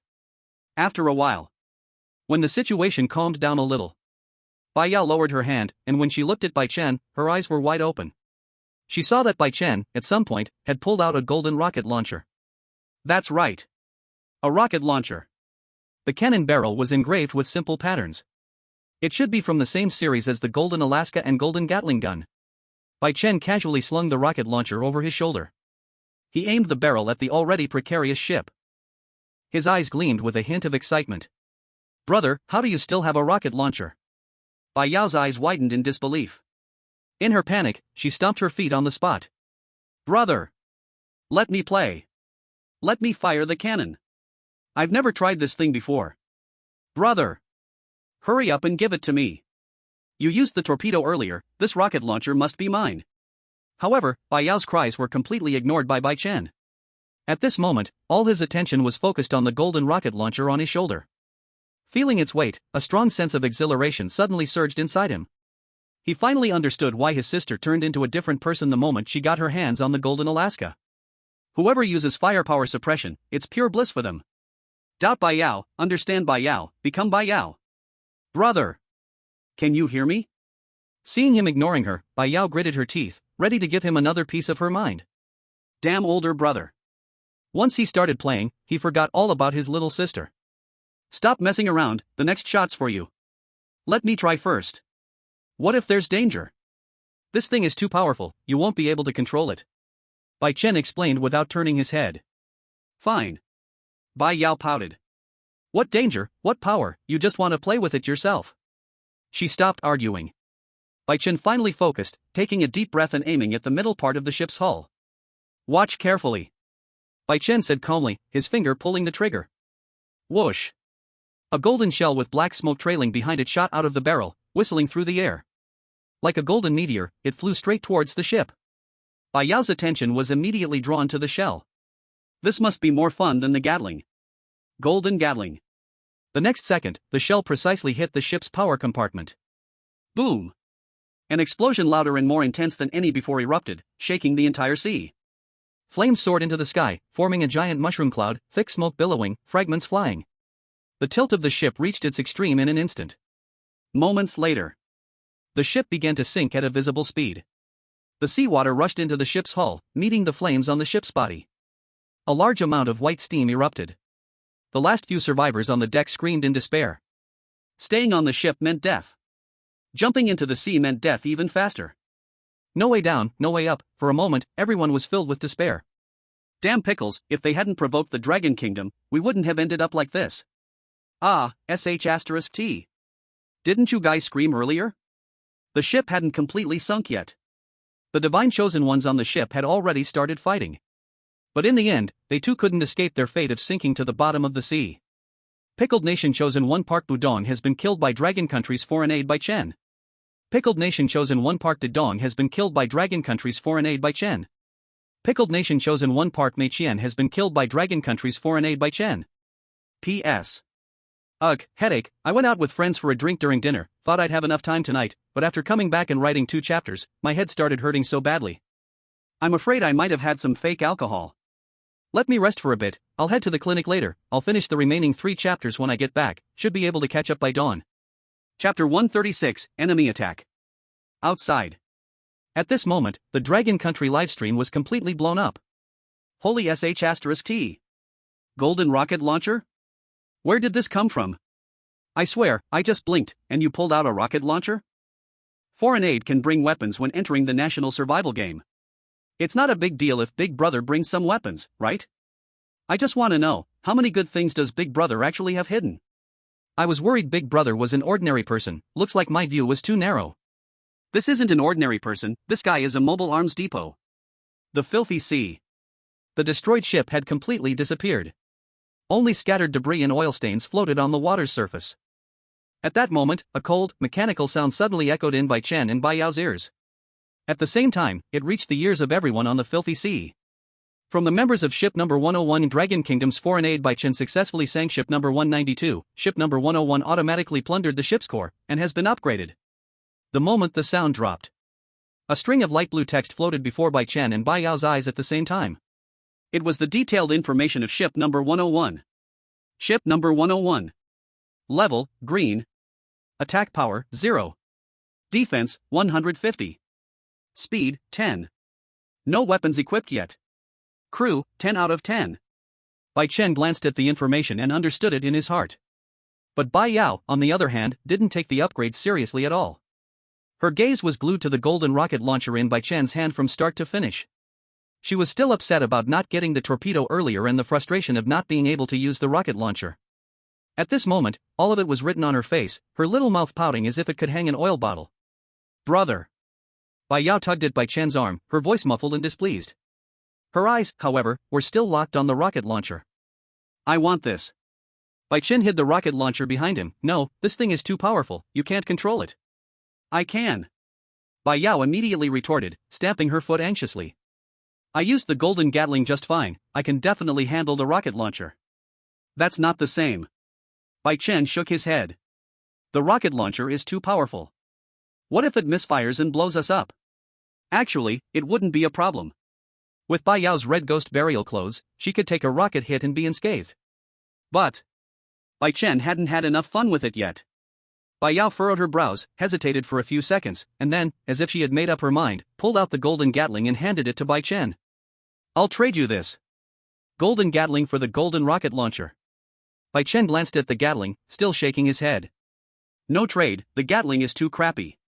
Golden Gatling. Rejected again and again, Bai Yao's little face immediately drooped. She stared at Bai Chen for a few seconds. The corners of her mouth suddenly curved into a smile, her eyes narrowing slightly, her voice slow and lazy. Brother, if you don't give it to me, I'll go find a blonde guy as my boyfriend once I get out. If you're not good enough for her, does that mean I am? I challenge you all to a duel. The winner deserves to be with Yao Jie. Save it, even if you win, can you get past Big Brother's check? First test, get slapped into a blood mist by Big Brother. Second test, Big Brother stuffs miniature torpedoes under your bed. Third test, Big Brother gives you a face-to-face rocket launcher. Scared me, it's okay, I'm a black guy, I don't dye my hair. I was lying, even a bald guy gets killed. On the other side of the filthy sea. On ship number 101. Qin Jia and the other chosen ones also heard the upgrade prompt for the ship. Qin Jia's lips twitched slightly. Alice beside her looked confused. They just went out to catch some fish, how did they end up sinking someone else's ship? Qin Jia took a deep breath. I don't know. She simply couldn't imagine how these two siblings on a small boat had managed to sink a large ship. At that moment, there was movement on the deck again. The two women turned around and saw a pile of thousand-eyed mutant fish corpses appearing again. The next second, a notification appeared. Fishing task, thousand-eyed mutant fish 100/100. Congratulations to the crew of Ship 101, fishing task completed. All crew members receive rewards, strength +10, constitution +10, speed +10. There are rewards for completing a fishing task? Qin Jia was stunned for a moment. Feeling the subtle changes in her attributes, she couldn't help but feel a little excited. Hell level difficulty is high, but the rewards are better. Just a fishing task and it can increase attributes? The last 2 seasons of National Survival didn't have such an opportunity. At this moment, Alice suddenly gasped. Wait, Qin Jia, forget about the attributes, look over there, a ship is coming. It's a big ship. Hearing Alice's voice, Qin Jia quickly turned her head to look in the direction Alice was pointing. Sure enough, a large ship was slowly emerging from the fog on the sea. By the looks of it, it seemed to be heading straight for Ship 101. Why does it feel like the newcomer isn't friendly? Qin Jia frowned slightly. Although the other party hadn't done anything yet, she had a bad feeling in her heart. As the distance between the two ships grew closer, Qin Jia finally saw clearly. On the other ship, 8 people stood on the deck, all of them armed. It was obvious. They had set their sights on Ship 101. Chapter 137, do you think you're a national survival merchant or a national survival administrator? Extra for Wang Yujie. On the fog-covered sea, the unfamiliar large ship slowly stopped, keeping a distance of 200 meters from Ship 101. On the deck, 8 figures holding weapons stood in a line. At the forefront was a man with blonde hair and blue eyes, wearing a black combat suit, standing tall, his eyes filled with arrogance. At this moment, Alice just happened to squat down. She protected the gluttonous beast and treasure-seeking mouse. Actually, she was mainly protecting the treasure-seeking mouse. The mouse was too fragile. She was worried that if a fight really broke out, the little one might get hurt. As for the gluttonous beast, no need to protect it. Qin Jia immediately drew out the ghost gun, holding it in her hand. She coldly asked, "Who are you?" The blond man took a step forward, a sneer curling at the corner of his mouth. "I am an external aid from the Empire of the Rising Sun, Qin Jia. I know you and our country's Alice are close, don't worry, we're not enemies." As soon as his words fell, Alice, who had just squatted, instantly stood up. Their eyes met. The atmosphere suddenly became a bit awkward. "You are an external aid from the Empire of the Rising Sun?" Alice sneered. "Although you do indeed have a face like ours, both external aids are women, and there's no one like you in the chosen ones." "Stop pretending to be our Empire's aid and deceiving others. You're pretending to be one of our external aids?" The smile on the blond man's face froze for a moment, as if he hadn't expected Alice to be on this ship too. Had he known Alice was here, he wouldn't have come? It was awkward to pretend in front of the real person. He flickered his eyes for a moment, then snorted coldly. "I'm too lazy to waste time with you. You have 2 choices, either obediently hand over your belongings, or wait to be sunk by us." After saying that, the arrogance on the blond man's face completely disappeared, replaced by a trace of malice. He suddenly reached out, forcefully ripping at his face. A thin human skin mask was torn off, revealing a typical face of a man from Sakura country. In the well, Iwaya threw away the human skin mask casually. His tone became arrogant. "Since that's the case, I won't pretend anymore. I am Iwaya, a foreign aide from Sakura Nation." He directly admitted his identity. Mainly because denying it would be pointless, it would come out eventually. He was also an A-level fighter. And he was skilled in the art of face changing. The human skin masks he created were lifelike. Furthermore, the language in the survival game would automatically translate. So, it would be extremely difficult to see through him. His gaze swept across the deck of Ship 101. He only saw Qin Jia and Alice, which made him slightly relieved. Undoubtedly, Qin Jia was the biggest threat. He was certain that his own strength was definitely above Alice's. But Qin Jia, he felt a bit uncertain. Fortunately, he was not alone. Just as Iwaya finished speaking, a man with a Western appearance walked up behind him. He was not from the Lighthouse Nation but from a small, lesser-known country. He was also an A-level fighter. The reason he was helping Iwaya was simply because Iwaya had given him too much. Sorry, Commander Chin, but today you and your crew are surely doomed. Actually, Iwaya wasn't targeting Qin Jia specifically. After all, he didn't have the map. The reason he appeared here was entirely because he had heard the hint Dragon Country Foreign Aid Bai Chen sank ship 192. So, he got the idea to imitate him and quickly upgrade the ship he was on. But as soon as he arrived, he happened to encounter Qin Jia. However, Iwaya didn't know that the ship Qin Jia was on was ship 101. Qin Jia's gaze was cold, and she didn't speak. She just gripped the ghost gun tightly. Seeing that she didn't respond, Iwaya thought she was afraid, and became even more arrogant. By the way, there's one more thing I want to tell you, just to make you happy. He deliberately paused, looked into Qin Jia's eyes, and said every word slowly. On our ship, there's actually a Dragon Country person, but she didn't see through my true identity. She still thinks I'm from the Empire of the Rising Sun. Now, I've sent her on a fishing mission, and if I calculate the time, she should be dead by now. Dying in this sea is no small matter, Commander Qin. You should know how terrifying this filthy sea is. She'll die, and her body will be completely gone. Ha ha ha. After that, Iwaya laughed wildly. However, he didn't see. Qin Jia's gaze had already turned sharp, and her aura had grown colder. Without a doubt. Iwaya's words had already crossed Qin Jia's landmine, dancing on it. Very well. I've received your provocation. I hope you can withstand my counterattack that's coming next. Qin Jia narrowed her eyes. She pulled out 2 golden grenades from her pocket. Have you finished with your nonsense? Qin Jia slowly raised her head, and there was no warmth in her eyes anymore. Her finger was on the pin of the grenade, coldly looking at Iwaya. Ichiro Sato's face instantly changed the moment he saw the golden grenades. Baka! How does she still have these? The image of Bai Yao using a golden grenade to kill a coffin godchosen was still vivid in his mind. Naturally, he knew how powerful these things were. One golden grenade wouldn't destroy a ship, but it would definitely injure him badly. Wait. Commander Qin, we can talk this out. Talk? Go talk to the ghosts.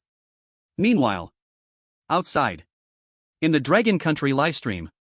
Originally, when Iwaya mentioned that he had killed a Dragon Country godchosen, the viewers should have been furious. But at this moment, the reactions in the livestream were very unusual. Not only did no one curse Iwaya. In fact, it was very quiet. After a while, someone finally posted a comment. Hey, whose nose just fell on the ground? Oh, so it's the one with twisted desires in the well. Huh, does he still not know who the Dragon Kingdom's chosen one is? I can't handle it, just thinking about what's coming next makes me want to laugh. But I think the one with twisted desires in the well won't last long. He's already completely pissed off Commander Qin. I bet he'll be dead within half an hour. Half an hour? I bet 20 minutes. Then I say 10 minutes. The live stream was filled with laughter. No one cared about what the one with twisted desires in the well said. The people inside the national survival game were kept in the dark, and those watching the live stream still didn't know what was going on, right? Harming that one? You think you're worthy? The filthy sea. On the other side. On the surface of the sea, Bai Chen was steering the small boat toward ship number 101. Bai Yao sat on the edge of the boat, hugging a golden rocket launcher in her arms, lovingly fiddling with it. The golden Gatling gun had already been left in her tranquil chosen space to gather dust. Brother, how many shots do you think it would take to sink a ship? Bai Yao looked up at Bai Chen, her curiosity evident in her question. Bai Chen thought for a moment. I'm not sure. The reason we sank ship number 192 with one shot earlier was that they had already been blasted by torpedoes, and they're just a white ship with pathetic defenses. If you really want to know, I can find a ship and shoot at it a couple of times to test. Bai Yao. Brother, you're just all talk. Find a ship? Do you think you're a national survival merchant or a national survival administrator, able to do such things? Bai Chen. Sorry, but I actually am one. However, his sister's doubt made him blush with embarrassment. Oh, so now you're questioning your brother, huh? Alright. Bai Yao casually nodded. Brother is the best. Brother, you're the national survival game, you make the rules. Bai Chen's mouth curled upward in a smile that was even harder to suppress than an AK's recoil. Nothing made him happier than receiving praise from his sister. Nothing. Even if his sister was just pretending. During the brother and sister's conversation.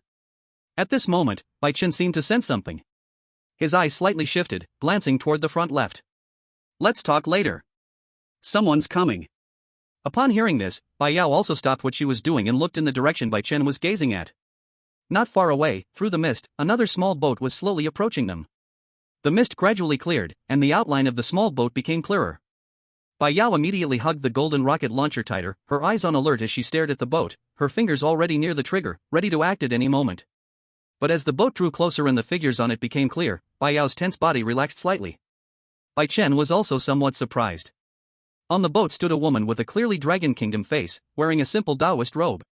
Her figure was slender, and her expression was cold. There was no emotion on her face, exuding a "don't approach me" aura. Next to her, on the boat's edge, was a man slumped over. The man looked dazed, his eyes rolled back, his body limp, and he seemed lifeless. But strangely, there were no visible injuries on him, yet he seemed like a dazed, unconscious person. Bai Chen's gaze tightened slightly, his mind flashing back to his earlier conversation with Qin Jia. Qin Jia had mentioned that besides him, the National Survival Games foreign aid, there was also a female Taoist from Longhu Mountain. Her strength was unfathomable, but they hadn't encountered her since entering the filthy sea. And now, looking at the woman in front of him, with her attire and aura. She must be Li Yaxing from Longhu Mountain. At almost the same time, the female Taoist also noticed Bai Chen and Bai Yao. Her gaze swept over them before she nodded slightly. It was a silent greeting. Then her voice was cold and calm, without a ripple, as she spoke. "Hello, I am Li Yaxing, a foreign aide from Dragon Country."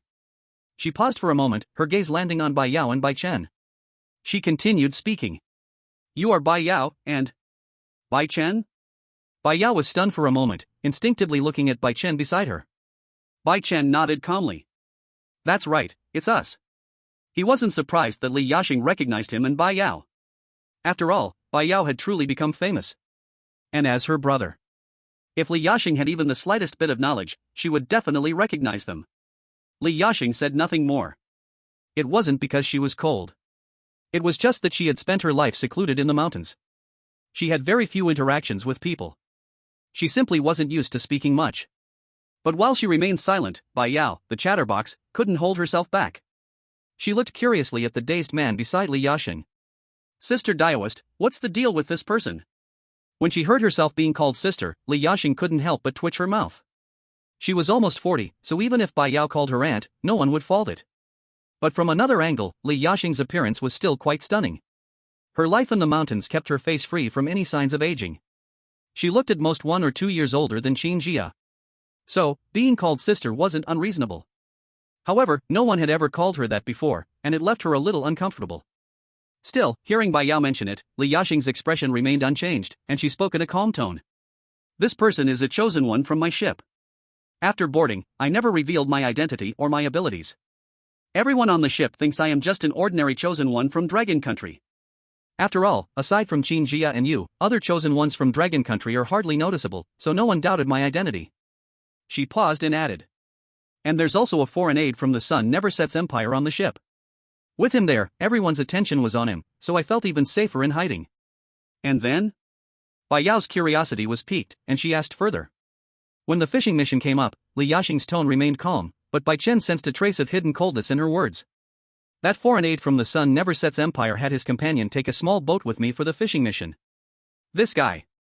After we left the large ship for a while, this guy saw that there was no one around and tried to ambush me. But I didn't kill him, I just turned him into a vegetative state, to avoid alarming anyone. After all, I'm going back for revenge now." Bai Yao was dumbfounded. Turned into a vegetative state? When Li Yaxing said it, it sounded like something as trivial as eating and drinking. Indeed, no one should mess with these people who deal with the mystical. Although Bai Yao could also force someone into a vegetative state. But seeing that the man was completely unharmed. Who knew what kind of incredible method Li Yaxing used? Li Yaxing ignored Bai Yao's surprise. Bai Chen looked at the direction and then spoke. "It seems we are going the same way. How about we go together? I also want to see what kind of courage that foreign aide from the Sun Never Sets Empire has to dare to attack someone from our Dragon Country." He felt something was off. From Alice's behavior, it was clear that the Sun Never Sets Empire was fully relying on the Dragon Country. How could they possibly stab them in the back? Of course, everything could only be confirmed by seeing it with his own eyes. Meanwhile, outside. In the Sun Never Sets Empire's live broadcast room. The viewers were trembling with fear. They had finally begun to understand the feeling of the Snow Country. Who could take such a big black pot being slammed on their heads? Misunderstanding. It's all a misunderstanding. That idiot is not from our sun never sets empire. Exactly. The sinister Sakura country people, **CK your whole family. Luckily, Qin Jia already knows the truth. Two small boats sailed one behind the other in the fog. Bai Yao had been holding it in all the way but finally couldn't resist and spoke. She turned to Li Yasheng, who was behind her, and asked. Sister Taoist, is it true that there is sword flight at Mount Longhu? Like how it's shown on TV, where people fly on swords in the sky? Li Yasheng was silent for a moment. No. Such things don't exist in this world. Believe in science. Oh. Bai Yao looked a bit disappointed, but then her eyes brightened. Sister Taoist, can you catch ghosts? If only you were at Lucky Village last time, there were so many ghosts, surely there wouldn't be enough for you to kill. Li Yasheng. I can't catch ghosts, I told you already, believe in science. I'm just an ordinary person. Bai Chen had remained silent until now. But when he heard Li Yasheng say she was just an ordinary person, he opened the list of chosen ones. Looking at Li Yasheng's S-class combat power, he fell silent. Right, an ordinary person with S-class combat power. He probably used some disguise technique to pass himself off as someone from the Sun Never Sets Empire. Bai Chen nodded. That makes sense. The Sun Never Sets Empire had long wanted to cling to the Dragon Country's leg. How could it possibly be so easy to backstab? It turns out, it was all the work of people from the Sakura country. Let's go, get on our boat first. Bai Chen made a swift decision, maneuvering the small boat to the side of ship 101, where the fighting was out of sight. The three quietly boarded the ship, and the deck was empty. Everyone had gone to fight on the other ship. Standing on the deck, Bai Chen shouted toward the big ship across from them. Qin Jia! Fall back! Qin Jia, who was in the middle of battle, froze for a moment upon hearing Bai Chen's voice, filled with confusion. Why pull back now, when they had the upper hand? There was no time to think. Since Bai Chen said so, there must be a reason. He wouldn't ask her to retreat for no reason. Retreat! Qin Jia immediately made her decision. She swung the ghost gun in her hand, sweeping it around, and a blast of black air erupted. In the well, the twisted pupil shrank sharply. Wanting to retreat, it was too late. In an instant, they were blasted away. A brief gap appeared on the battlefield. She looked back, just glanced at the foreign aid from the small country. The opponent immediately gave up fighting Alice and retreated. What a joke! That he could even fight Alice was already impressive enough. Facing Qin Jia? That would be the same as seeking death. The Sakura country didn't pay enough for him to risk making an enemy of Qin Jia. Alice, let's go! Qin Jia shouted. Alice also heard Bai Chen's voice and immediately followed Qin Jia, the two quickly retreating towards ship 101. The other chosen ones saw this and followed suit. At that moment, the twisted pupil finally climbed up from the ground, staring in shock at Qin Jia and the others retreating. Stop them! But no one moved. Without his leadership, anyone who went up would be sending themselves to their deaths. Baka! The twisted pupil's eyes hardened. Stay here! With that, he leaped from the deck in one swift motion, moving at lightning speed. But at this moment, Qin Jia and Alice had already returned to the deck of ship 101. They saw Bai Chen, Bai Yao, and a stranger woman. Of course, only Alice found the woman unfamiliar. Qin Jia still recognized Li Yasheng. Taoist Li. Li Yasheng nodded, greeting her. Bai Chen, why did you suddenly have us fall back? Qin Jia asked, slightly puzzled. Bai Chen didn't answer immediately but instead looked behind her. Qin Jia turned around, following his gaze, and saw that the twisted pupil had already caught up. He was almost on their ship. Not good, we can't let him board. Qin Jia tightened her grip on the ghost gun, ready to fight again.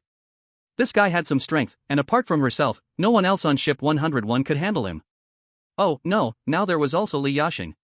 But who knew if the guy had more tricks up his sleeve? What if he wanted to go down with them, dragging Bai Yao, Bai Chen, or Alice with him? Whoever died would be a huge loss. Just then, Bai Chen grabbed Qin Jia. With a puzzled look from her, Bai Chen suddenly stepped aside, revealing Bai Yao behind him. At that moment, Bai Yao was carrying a golden rocket launcher, the barrel aimed directly at the twisted pupil on the opposite deck. As her finger got closer to the trigger, her smile grew more excited. Chapter 140, The Demon Blade Village Justice. Come eat a rocket. Bai Yao's voice echoed with great power. Her finger quickly pressed the trigger, and a golden rocket was fired straight out. Whoosh! The twisted pupil had just stepped onto the deck of ship 101 when he saw Bai Yao's golden rocket launcher. His face changed instantly, and his steps froze. Why is it either grenades or rocket launchers? What's up with your dragon country? The twisted pupil was starting to develop a psychological shadow. Earlier, Jean Jia and Alice nearly sank his ship with just 2 golden grenades each. Now, they brought out a golden rocket launcher again?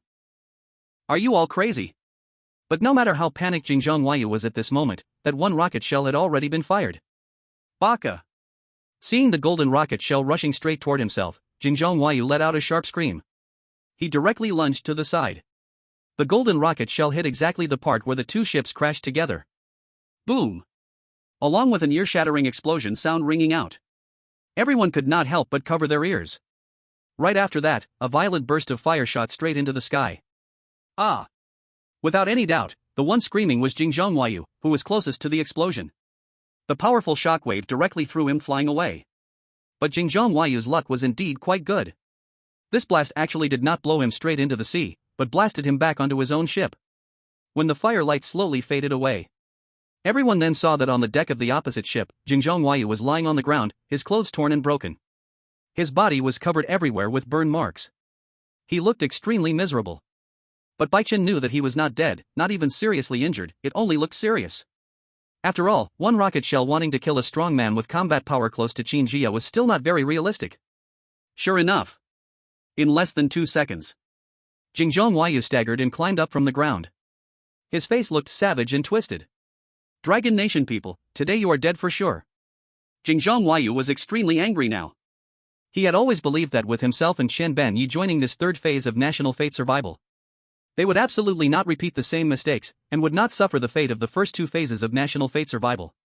But who knew that not long after entering, the God-chosen of Sakura Nation kept having accidents?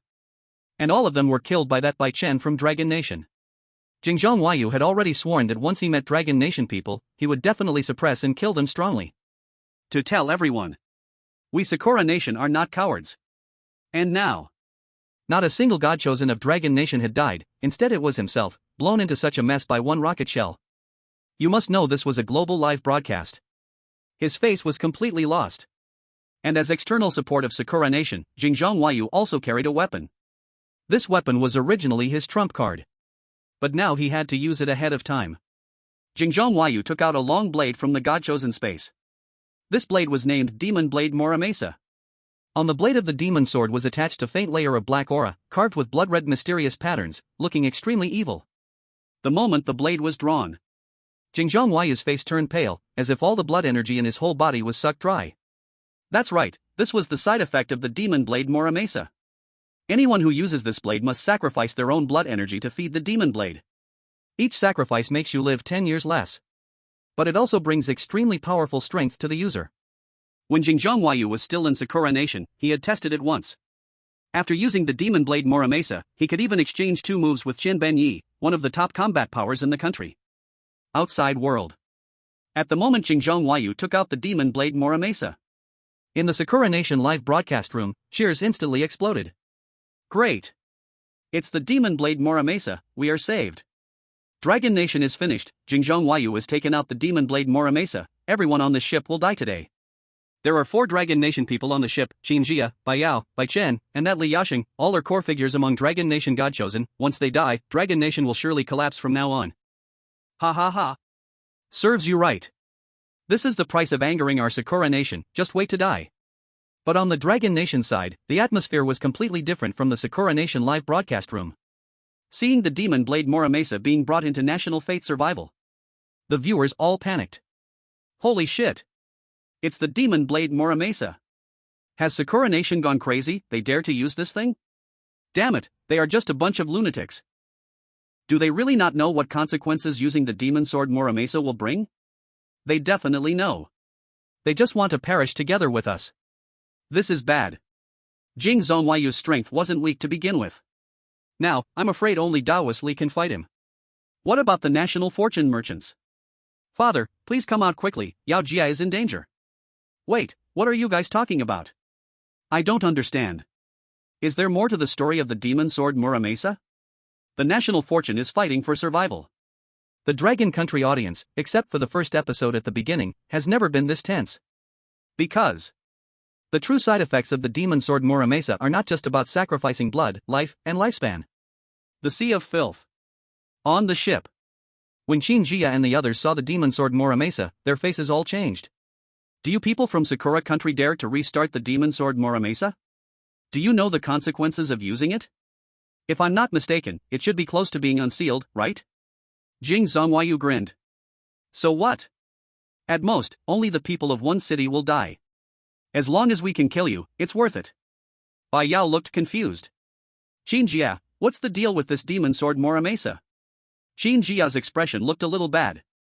The demon sword Muramasa appeared 50 years ago, when various foreign races first invaded Blue Star. To be precise, the demon sword Muramasa is a monster from the demon race, and where this sword appears, 9 demons are sealed. Every time someone uses this sword, whether by sacrificing their own blood or killing people, it gradually awakens the demons inside. Previously, Sakura country's sake caused the unrestrained use of this sword, awakening one demon. When that demon appeared, it directly slaughtered an entire city. In the end, it was only thanks to humanitarian support from various countries that the demon was killed. After that, Sakura country completely sealed away the demon sword Muramasa and promised the world they would never activate it again. At this point, Qin Jia looked towards Jing Zhonghuayu on the opposite side. If you people from Sakura country restart the demon sword Muramasa and release the demon again, no one will come to help you. Chapter 141, didn't you say you believe in science? What's this flying sword? It doesn't matter. Jing Zhonghuayu didn't care at all about Qin Jia's warning. If we from Sakura country don't need you dragon country people to worry, we're already prepared. Even if the demon is released, it doesn't matter. Besides, I'm using the demon sword Muramasa here in the National Fortune survival game. This isn't Blue Star. Perhaps the demon can't even absorb the sword's blood energy here. Alright, I'm too lazy to waste more words with you. Jing Zhonghuayu gripped the demon sword tightly and sneered. It's time to send you on your way. With that, he charged again. Bai Chen reopened the list of the chosen ones and took another look. He found that Jing Zhonghuayu's combat power level had skyrocketed from A grade to S grade. Bai Yao immediately picked up the golden rocket launcher. She didn't plan to use the miniature torpedo. That thing has too wide of a damage range. In this situation, it might blow up ship number 101 as well. Whoosh! The golden rocket flew out again. However, after gaining the power of the demon sword Muramasa, Jing Zhonghuayu was no longer afraid of any rocket. He drew his sword and swung it, sending out a black aura that split the incoming golden rocket in half. The remnants of the golden rocket fell into the sea from the ship. It splashed water. This slash was so fast that no one even had time to react. And in the next second, Jing Zhonghuayu's figure was already rushing towards the deck like a ghost. The black aura on the blade grew thicker with his movements. This guy's strength from the sacrifice is terrifying. Qin Jia furrowed her brows. She didn't know if she was still a match for this guy now. But she had to go up. Qin Jia tightened her grip on the ghost gun and was about to step forward to block him. But just as she moved her foot beside him, Li Yashing made a move first. Without any extra motion, Li Yashing simply raised both hands gently, the wide sleeves of his robe slightly swaying, and 2 beams of cold light suddenly shot out from them. These were 2 long swords, entirely silver white, with no engravings on their blades, but radiating a stern and righteous aura. Flying swords? Bai Yao's gaze towards Li Yashing changed instantly.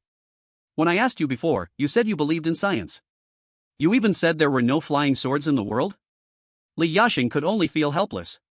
He didn't expect his methods to be forced out so quickly. The 2 long swords seemed to come alive, swirling in the air for a moment, letting out a crisp sword sound. Then, with a sharp momentum, they pierced straight toward the crooked desire in the well.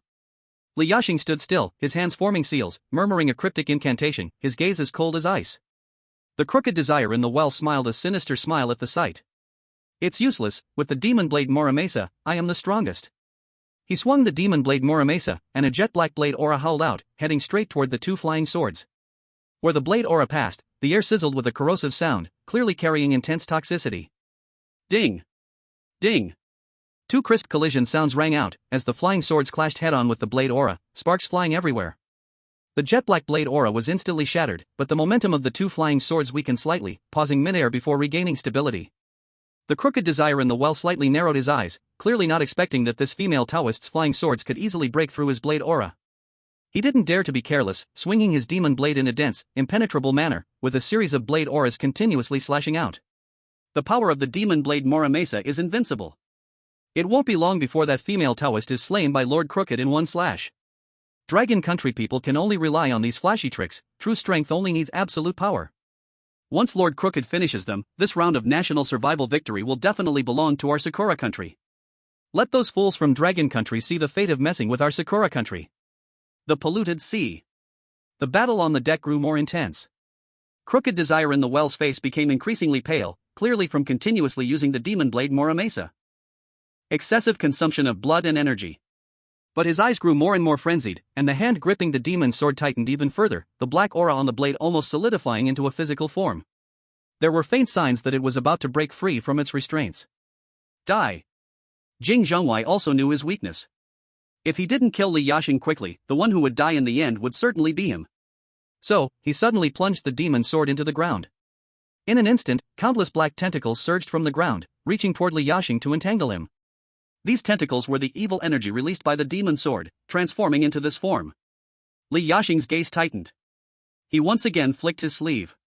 A flying sword was released, and she stepped on it with one foot, lifting herself off the deck. This prevented Jing Zhongwei's surprise attack from succeeding. Just as the two were at a stalemate, Bai Yao suddenly noticed that Bai Chen had quietly retreated to a corner of the deck. His back was to everyone, and he was doing something unknown. Bai Yao's curiosity was instantly piqued, and she quietly set down the golden rocket launcher, tiptoeing toward Bai Chen. Qin Jia was fully focused on the battlefield and didn't notice the siblings' small movements. When Bai Yao reached behind Bai Chen, she suddenly reached out and slapped his shoulder. "Brother! What are you doing?" Bai Chen was startled, almost dropping what he was holding. He turned around to see it was Bai Yao and immediately relaxed, then hurriedly made a shushing gesture, lowering his voice. "Shoo! Keep it down. Don't let anyone notice." Bai Yao blinked and also lowered her voice. "Brother, what are you up to? Being so mysterious." Bai Chen quickly tucked what he was holding into his chest and a cold smile appeared at the corner of his mouth. His gaze shifted toward Jing Zhongwei, who was locked in battle with Li Yashing. "Nothing, just preparing to kill that cherry blossom dog." Chapter 142, Twin Swords Immortals, Perfect Bond of the Twin Dragon Kingdom. As soon as Bai Chen said this, Bai Yao's already strong curiosity grew even more intense. She quietly stood behind Bai Chen, her eyes fixed on his every movement. Her gaze was full of anticipation. After a while, Bai Chen still had his head lowered, completely focused on his task. Bai Yao couldn't bear it anymore. Her fair little hand gently raised, then softly patted Bai Chen's arm. Her voice involuntarily carried a hint of a coquettish tone as she sweetly said, "Brother, stop hiding it. What are you making? Let me see." As she spoke, she shook his arm. Bai Chen immediately couldn't hold back. "TSK. Who can resist a cute little sister's sweet talk? Can you?" "I definitely can't." He slowly raised his head. A mysterious smile curved at the corner of his lips, and then he gently rubbed her head with a doting gesture. "What's the rush? You'll find out soon." With that, he stopped focusing on his task, slowly straightened up, and turned his gaze toward the two locked in a standoff on the battlefield. At this moment, Li Yashing was concentrating hard, controlling two flying swords. Tiny beads of sweat had quietly formed on her forehead, clearly showing the strain of continuously using the swords. Bai Chen cleared his throat, then turned to Bai Yao and said, "Yao Yao, watch closely. TCH, flying swords? Like no one can do that." "That's right." Bai Chen had been subtly affected by his sister's earlier words, "Brother, it's all external help. Sister Daoist is much stronger than you." He was somewhat rattled inside. Before he could finish speaking, Bai Chen suddenly flicked his sleeve. In an instant, a series of swishing sounds rang out.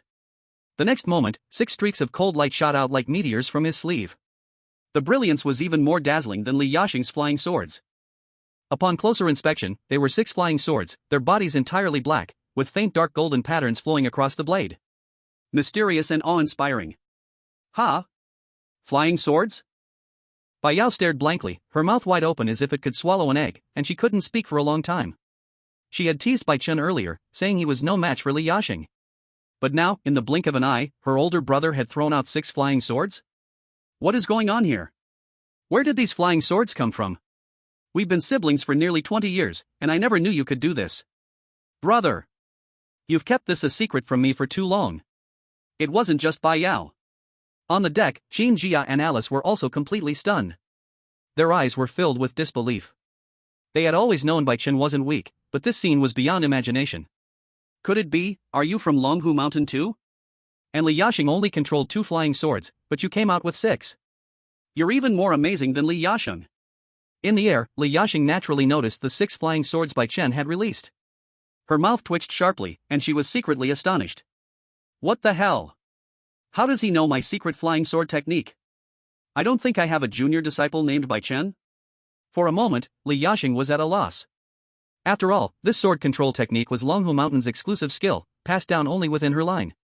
She had never shown it to outsiders, let alone taught it to anyone. So, where did Bai Chen learn it from? Of course, the most panicked person on the scene was still Jing Zhongguoyu. He was already struggling to handle just Li Yashing alone, barely holding on with the help of the demon sword Muramesa. Now suddenly, there were 6 more flying swords, and the pressure from them was even more terrifying than the 2 from Li Yashing. The madness on his face was instantly replaced by fear, and he couldn't help but shout. Bastards! You Dragon Kingdom people don't follow the martial code, using numbers to overwhelm the few. Bai Chen just sneered, disdainfully cursing. Idiot! He didn't even pay attention to Jing Zhongyu's desperate screams. He didn't even need to form any hand seals, just a thought, and the 6 flying swords seemed to receive an invisible command, neatly circling around in the air. They let out a deafening ringing, as if to challenge the enemy. Then, like arrows released from a bow, they swiftly shot toward Jing Zhongguoyu. Meanwhile, outside, the Dragon Kingdom's live stream exploded when the audience saw this scene. Damn! Damn! Damn! My brother-in-law can control swords too? Does that mean Yao Jie can do it too? Bai Yao, don't include me in your bragging. Hiss. Why does it feel like my brother-in-law is even better than the Taoist? The Taoist only controlled 2 swords, but my brother-in-law has 6. I still don't understand where my brother-in-law pulled so many treasures out from. Honestly, I'm starting to suspect my brother-in-law is using hacks. Jing Zhongguoyu is a pure clown, thinking he became invincible after restarting the demon sword Muramesa? Hilarious. Do you know what the twin sword immortal means, the perfect bond of double Dragon Kingdom? It wasn't just the Dragon Kingdom livestream, audiences in other countries were also in a frenzy. My god! How many hidden abilities do Dragon Kingdom people have? Another one who can control flying swords. Is this Dragon Kingdom Kung Fu? It's terrifying. I want to join Dragon Kingdom, I also want to learn Dragon Kingdom Kung Fu. The filthy sea. On the deck, the battle situation instantly tilted in one direction with the addition of Bai Chen's 6 flying swords. Before Jing Zhongguoyu could react, Bai Chen's flying swords had already chopped his released evil energy tentacles into pieces. Without the restraint of the evil energy tentacles, Li Yashing instantly felt a release of pressure. She regained her composure and decisively launched a counterattack, controlling her flying sword. She and Bai Chen's 6 flying swords worked together in perfect harmony, forming an impenetrable sword net in the air. Slowly, it moved towards the distorted desire in the well. The distorted desire in the well was completely panicked now, its earlier arrogance completely vanished. In this moment, it could only wildly swing the demon sword Muramesa, aimlessly trying to block. At this moment, the demon sword Muramesa in its hand could not exert its true power at all. The sword energy slashed out, only to be easily broken apart by the flying sword. No! I can't lose! The distorted desire in the well screamed, already completely mad. But all of this was utterly useless, as it accidentally exposed a flaw due to panic. Bai Chen immediately seized the opportunity with sharp precision. One of the flying swords, like a ghost, silently circled behind it and, in the blink of an eye, stabbed fiercely at its shoulder. Put! With a dull sound, the flying sword pierced directly through the distorted desire's shoulder, leaving behind a hideous blood hole. Chapter 143, The Distorted Desire in the Well Commits Suicide. Ah! The distorted desire in the well now felt an excruciating pain, unable to stop letting out a shrill scream. The blood slowly flowed down along the sharp sword blade of the flying sword. In no time, it dyed half of its shoulder a deep red. This intense pain spread throughout its body like an electric current, causing it to tremble uncontrollably. Its expression twisted instantly. Then, it suddenly raised its head and screamed hoarsely at Bai Chen. Bastard! You're seeking death! As soon as the words left its mouth, it completely ignored the intense pain in its shoulder. It tightly gripped the hilt of the demon sword Muramesa, using up all the remaining strength in its body. With all its might, it slashed at the flying sword closest to it. The demon sword's blade, accompanied by a howling wind, fiercely struck the black flying sword. Clang! A sharp, ear-piercing metallic clash rang out. That sound resounded like a great bell, echoing around. Sparks from the collision flew in all directions like raindrops. Everyone quickly focused their attention, only to see that where the demon sword Muramesa's blade collided with the flying sword, there was only a shallow white mark. Bai Chen's flying sword had only a small notch from the strike. Though the notch remained, the flying sword still hung firmly in the air, showing no signs of breaking, and even slightly vibrating. The trembling seemed to mock the distorted desire in the well for its futile attack. This flying sword is so tough. Bai Yao couldn't help but widen her eyes, filled with disbelief. She had thought that, after such a terrifying blow from the demon sword, the flying sword would at least be badly damaged, if not shattered. But, to her surprise, this flying sword was so durable. Its quality far exceeded her expectations. In midair, Li Yasheng was also filled with disbelief. Her movements controlling the flying sword subconsciously slowed down by a beat. From the results of the collision just now, Bai Chen's flying sword was no weaker than her own flying sword, inherited from Longhu Mountain. But her flying sword was a magical weapon passed down from Longhu Mountain, carefully nurtured for almost 40 years. And Bai Chen? How could he have nurtured it for 40 years? But he's only 22 years old. Ridiculous. Li Yasheng couldn't help but murmur under her breath, her face full of confusion and shock. This flying sword's material can actually match my flying sword. Where did he get it from? How could she possibly know? In fact, Bai Chen got these 6 flying swords from the golden treasure chest in the national survival quest. The initial quality was decent, but compared to Li Yasheng's flying sword inherited from Longhu Mountain and nurtured for years, there was definitely a difference. Let alone withstanding the full force of the demon sword Muramesa's strike. But, as the administrator, Bai Chen thought to himself, with just a slight adjustment to the properties of the items. Is there really no big problem with this? Bai Chen looked at his flying sword that, though chipped, was still standing firm in the air. Surprisingly, he felt completely calm inside, even a little amused. Is adjusting the settings a small thing really considered cheating? This is clearly just a reasonable use of power. Besides, Jing Zhong's crooked desires have already brought the demonic sword Muramesa, a deadly weapon, into the equation, seriously disrupting the order of the nation's survival. The fact that I didn't slap him to death is already quite good. All right. Actually, a slap wouldn't kill him anyway. After all, Jing Zhong's crooked desires are an external ally, and Bai Chen has not yet gained the power to control the chosen one. Sigh. Bai Chen couldn't help but sigh inwardly. If only Jing Zhong's crooked desires were a monster. That way, I could just slap him to death, and it wouldn't be this troublesome. Soon, Bai Chen snapped back to his senses, curling his lips into a smile as he made a mocking gesture at Jing Zhong's crooked desires. With a face full of ridicule, he said, "Is this it?" His tone was filled with undisguised mockery. This demonic sword is useless. It can't even cut through a flying sword. You still dare to come out and embarrass yourself? Hearing these words, Jing Zhong's crooked desires trembled violently, as if his body was shaking like a sifter. He was shaking with anger. When will the Sakura country's external ally ever stand up? But the key is, Jing Zhong's crooked desires could not refute at all. Because that last strike was his most desperate, all-out counterattack. But the result was so humiliating, he was slapped in the face with a resounding crash. What made him even more desperate was that he could clearly feel the power from the demonic sword Muramesa fading away rapidly, like a tide receding. Meanwhile, his limbs were beginning to feel heavy, as though they were filled with lead. You see, the power of the demonic sword was originally gained by sacrificing blood and lifespan, and it has a time limit. Now, as the time limit approached, the power was naturally fading away. Once he lost the support of the demonic sword, he knew clearly that not only would he not be able to face Bai Chen and Li Yacheng's flying swords, even Qin Jia could easily take his life. No. I can't lose.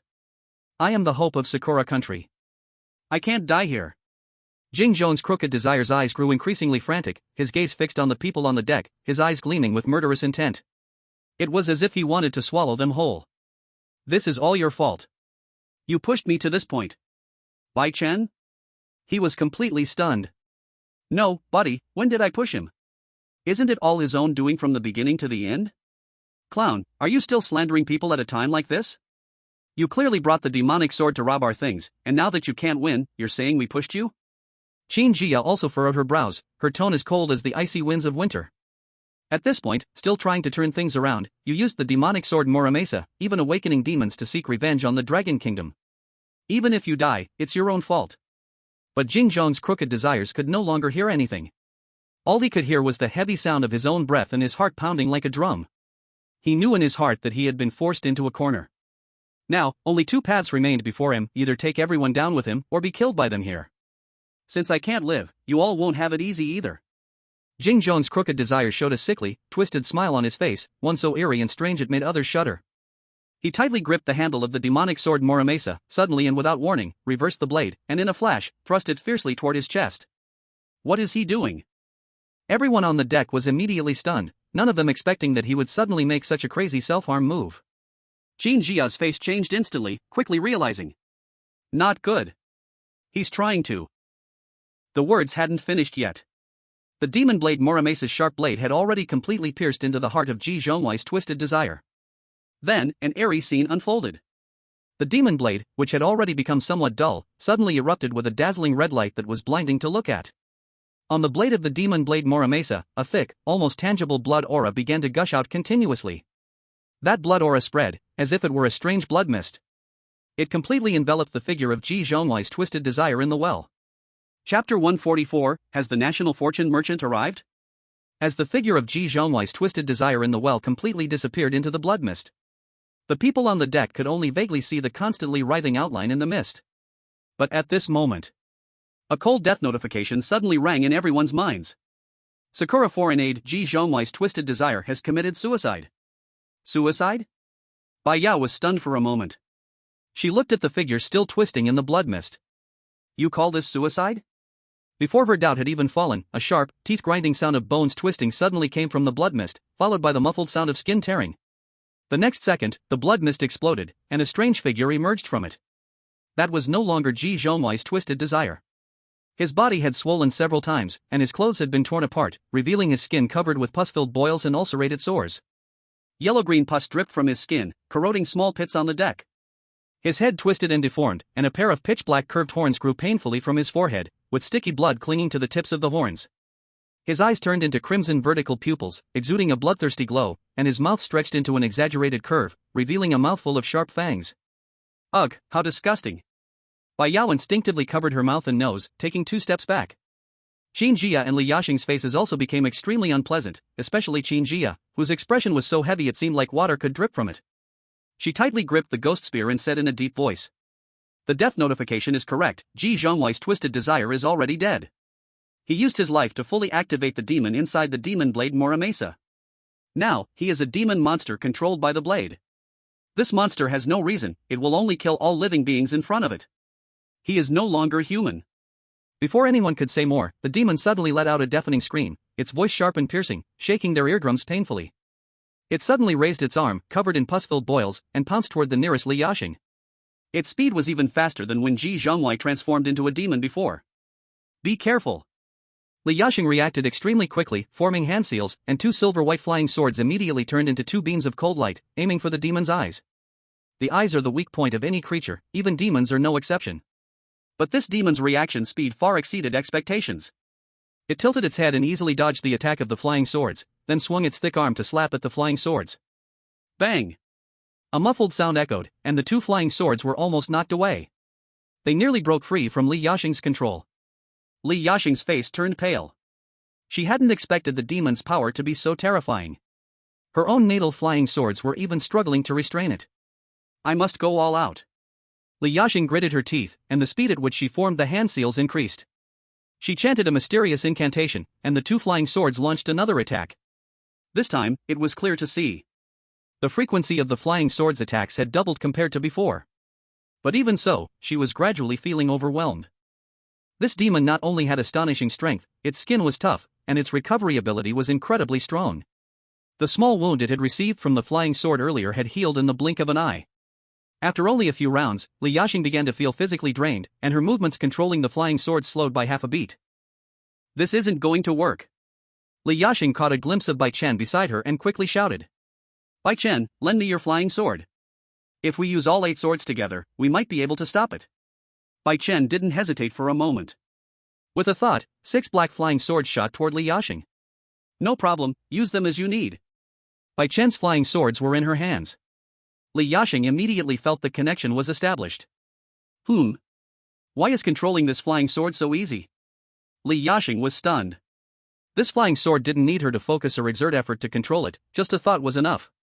It was way more convenient than her own flying sword. Where did this come from?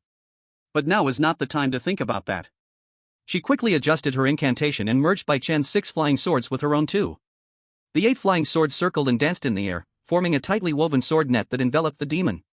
Each field has its own expertise. The 6 flying swords in Li Yaxing's hands were even more powerful than before. Finally, they barely stopped the demon's attack. Phew! Li Yaxing breathed a sigh of relief, sweat trickling down her face. But deep down, she knew this was only temporary. She couldn't hold on much longer, she needed to think of another plan quickly. Meanwhile, Bai Yao quietly raised a rocket launcher. She aimed at the demon's head and pulled the trigger. Whoosh! Boom! The demon, distracted by the flying swords, didn't notice the hidden cannon. It was hit squarely in the head, and blood and flesh exploded in an instant. Got it! Bai Yao was a little excited. But as the smoke cleared, she couldn't smile. The demon's head was missing a large chunk of flesh, but the bone underneath was unusually tough. Seeking death. The demon felt insulted. Its crimson eyes turned to Bai Yao, letting out an angry roar. It tried to break through the sword net and charge at Bai Yao. Li Yasheng, seeing this, hurriedly increased her control over the swords. The 8 flying swords attack became more intense, barely forcing the demon back. At this critical stalemate, a loud and deep whistle suddenly came from the distant sea. Woo! The sound broke the tense atmosphere on the deck, and everyone subconsciously looked toward the source of the sound. In the distance, through the mist, the outline of a ship gradually became clear, rapidly approaching them. As the ship drew closer, the patterns on its hull became clearer. Bai Yao narrowed her eyes and looked carefully, suddenly her eyes brightened. Brother! Qin Jia! Look! The patterns on that ship's hull! The others followed her pointing direction, and saw a vivid dragon head pattern carved on the bow of the ship. The dragon's eyes were wide open, its expression fierce and dignified, almost identical to the dragon head masks worn by the national transport merchants they'd seen before. Isn't that the dragon head mask of the national transport merchants? Qin Jia let out a soft exclamation. This is, the national transport merchants are here? Chapter 145, He's a Fake. The national transport merchant's ship got closer. It finally stopped steadily at the side of ship 101, with the distance between the two ships barely 10 meters. Everyone could clearly see the scene on the deck and immediately froze in place. On the deck stood 10 people in identical black cloaks, their postures tall and upright, with chests puffed out. Their hands were behind their backs, exuding an aura that warned others to stay away. More importantly, all 10 of them wore the same dragon head mask that they had seen on the national transport merchant earlier. Oh my! 10 national transport merchants? Bai Yao opened her mouth wide, her eyes round with shock, and she instinctively shouted. Can the national transport merchants use duplication technique? Hiss, no, wait. They don't seem to be the same person? No one could have expected this. How are there so many national transport merchants? What, do you need to take turns now? What did the previous one appearing twice mean then? Workplace bullying, huh? Qin Jia and Alice were also confused. Qin Jia's gaze flickered back and forth between the 10 national merchants and Bai Chen. Her brain was almost crashing. Bai Chen looked at this scene, and the corner of his mouth couldn't help but twitch. He silently cursed in his heart. Andre, with that obvious bag. This wasn't his arrangement. It was clear that Andre wanted to show off, and came up with this extravagant entrance. Bai Chen used the National Merchant Administrator system to scan the others, and instantly the information of the 10 people appeared.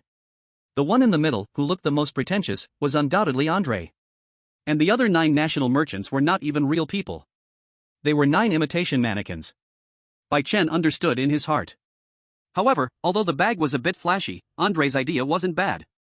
At least, from a distance, they wouldn't immediately be recognized as fakes. Just as everyone was still puzzled, Bai Yao suddenly furrowed her brows. Qin Jia, they're fakes. Bai Chen. Andre. Li Yasheng. Hearing this, Bai Chen's heart skipped a beat, and he almost lost his balance. Andre, you useless piece of trash. You made such a big deal, and yet you got exposed so quickly? Meanwhile, outside. In the Dragon Kingdom livestream, the viewers were also looking at the scene with confusion on their faces. Holy crap! So many national merchants. Normally, if all these national merchants helped Dragon Kingdom, we'd definitely be thrilled, but I still think my adoptive father is more reliable. Exactly, look at that guy in the middle, so pretentious. I really want to punch him. My adoptive father never acts like this when he's showing off. Why is that? Because my adoptive father always shows off after he's taken action, and by the time you want to hit him, you wouldn't dare anymore. So that means you're scared. Qin Jia was also a bit surprised and couldn't help but ask, Yao Yao, how are you so sure? Although she could tell the guy in the middle was fake, the other 9 people looked exactly like the national merchants from before. Their build and posture were identical. Upon hearing this, Bai Yao immediately pointed to Andre and confidently said, look at the big, bulky guy in the middle. He's definitely not a national merchant. As for the others, I don't know, but I just feel they're not like it. To be more precise, they didn't have the authentic feel of a national merchant. How should I put it? They had that kind of punchable feeling, the kind of feeling where, at first sight, you didn't like them, but you didn't exactly hate them either. This feeling was familiar to Bai Yao from the start. But she couldn't quite remember who else had given her the same feeling. That makes sense. Xuanyuan gently nodded. Bai Yao? Xuanyuan, what did I say that made you think it makes sense? Look at the guy in the middle, he's trying too hard. He's deliberately mimicking the previous national merchant. But anyway, their attire is still related to national merchants in some way. I don't believe any country's chosen one would dare to disguise themselves as a national merchant. What if they run into a real one? Isn't that looking for death? Moreover, their ship also has the national merchant's emblem. Li Yasheng. Bai Chen, standing behind, felt his mouth twitch slightly. He never expected Andre to be exposed so quickly. TSK. If I had known, it would have been better to just let him appear normally. Thinking of this, Bai Chen quietly took a step back. While everyone was focused on the fake national merchants on the ship, no one noticed Bai Chen's movement. Suddenly, Andre raised his hand, trying to speak. Like Bai Chen, he intentionally altered his voice. But as soon as he spoke, Bai Yao shrugged. See? Fake. If he hadn't spoken, I might have still doubted if a national merchant just got fat, but once he opened his mouth, it was confirmed he's a fake. Andre. When I was teammates with Bai Yao, how did I not notice how annoying this little girl was? He was a bit dissatisfied. I'm also a national merchant, what was so great about that guy before? Bai Yao blinked, then stretched out her hand. Give it to me. Andre? He scratched his head in confusion. What do you want me to give you? Bai Yao sighed. Look, you don't even know what I want, the previous national merchant didn't need me to say anything. Those with a heart don't need to be taught, those without a heart can't be taught. So can you clock out early? Let the previous person work some overtime. Andre was taken aback. When Bai Chen assigned him this task, he never mentioned this kind of situation. Let me clock out early? Although I'm just a fake, this is such an insult. Li Yasheng. Can you stop worrying about the fake stuff? I can't hold this off any longer. At this moment, a voice filled with rage came from midair. Everyone suddenly snapped back to their senses and turned to look at the battlefield. They saw the demon suddenly burst with even stronger power, its bloodlust swelling uncontrollably. Li Yasheng was strong, but the demon was stronger. The number of demons was very rare, but each one was incredibly powerful. To call them the strongest single fighters wouldn't be an exaggeration. It was already quite impressive that Li Yasheng could hold off one demon's attacks for so long. But as the demon went into a frenzy again, even with 8 flying swords, she couldn't hold it off anymore. Bang! With a loud bang, the demon slammed a fist into the sword net. The 8 flying swords were instantly sent flying, and the sword net shattered completely.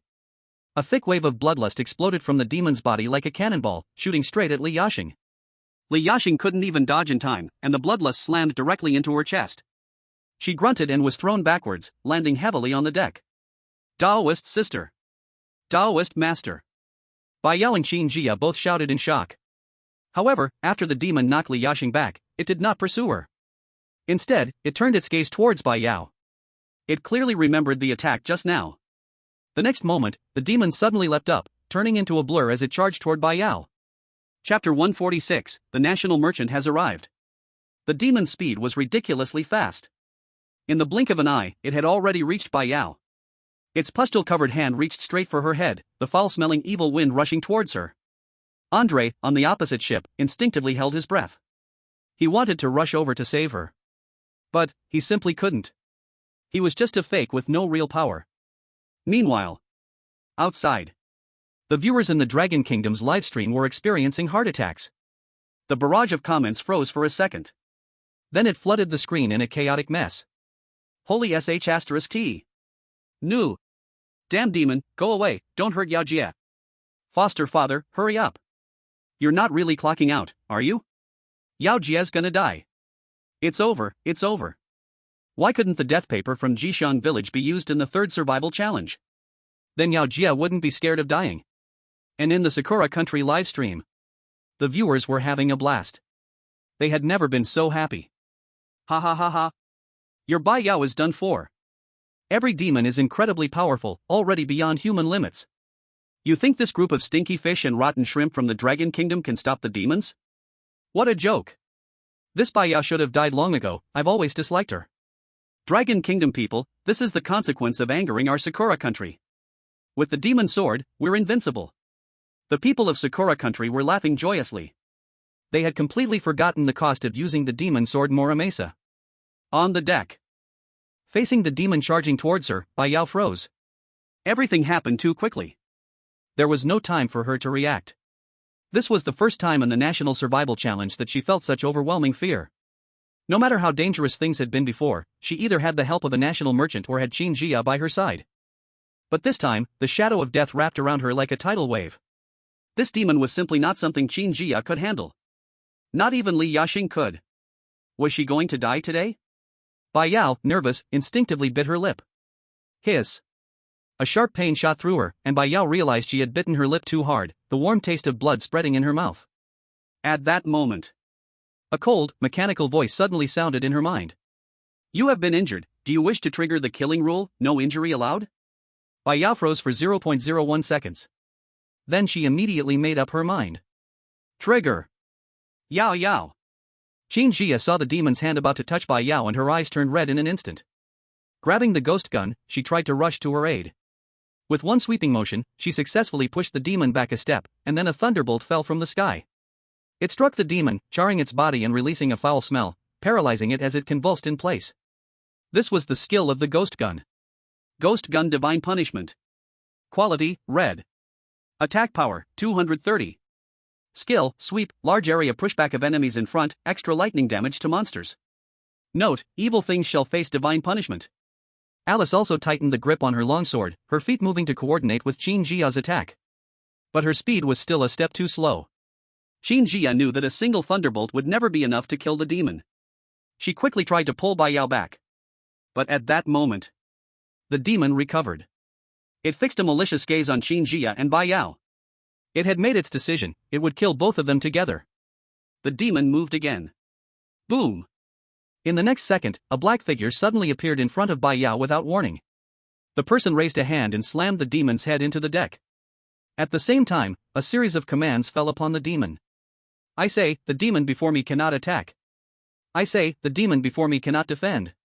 I say, the demon before me cannot disobey my commands.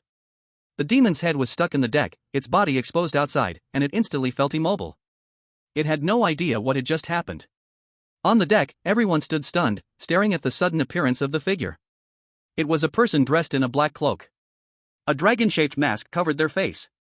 They stood with their hands clasped behind their back.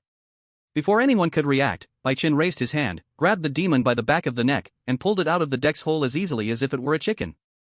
The demon's head barely surfaced before it could let out a roar. Bai Chen gave it a loud slap. Smack!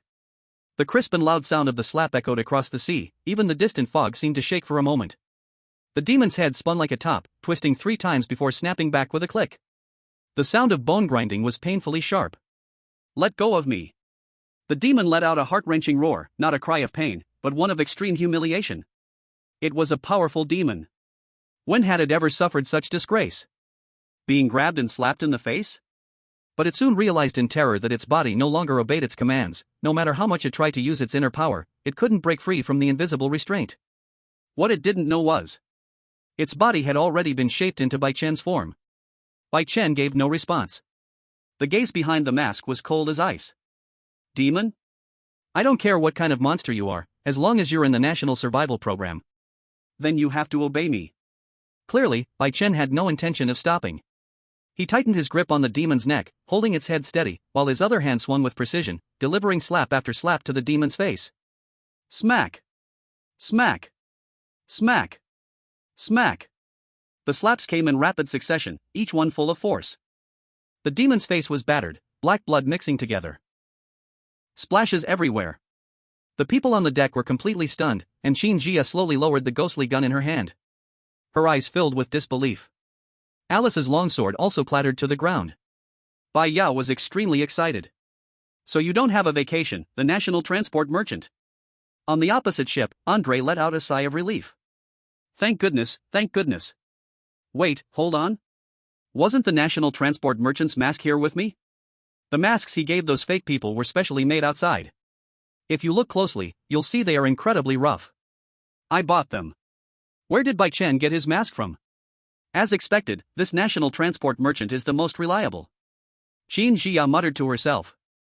I have to say, when he appeared, it was nothing but a sense of security.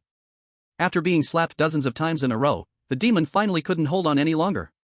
With a bang, its head was shattered by the slap. Immediately after, its massive body shrank at a visible speed, then started rotting. A wisp of black shadow floated out from the demon's corpse, desperately heading towards the distant demon sword village. That was its final destination. Bai Chen quietly followed behind. Once the wisp of shadow entered the sword, he followed and stepped firmly on it. He crushed the demon sword village right under his foot. Chapter 147, Bad, I Spoke Too Soon, Extra Update for Xuanyuan. Outside, in the Sakura Country livestream. Just a moment ago, they were still celebrating, still mocking Dragon Country madly. But after seeing the national transport merchant stepping on the demon sword, they collectively broke down. The bullet screen instantly turned from celebration to angry cursing. Baka! This national transport merchant dares to treat the demon sword village like this. He's simply humiliating our Sakura country. Worthless demon. Being slapped like a pig, where's the killing power from before?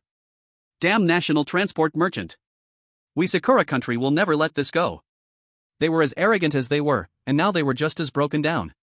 They thought the demon summoned by the demon sword village would be enough to wipe out the core combat strength of Dragon Country's chosen ones. But unexpectedly, a national transport merchant showed up halfway. Wasn't this guy on vacation? How is he still here?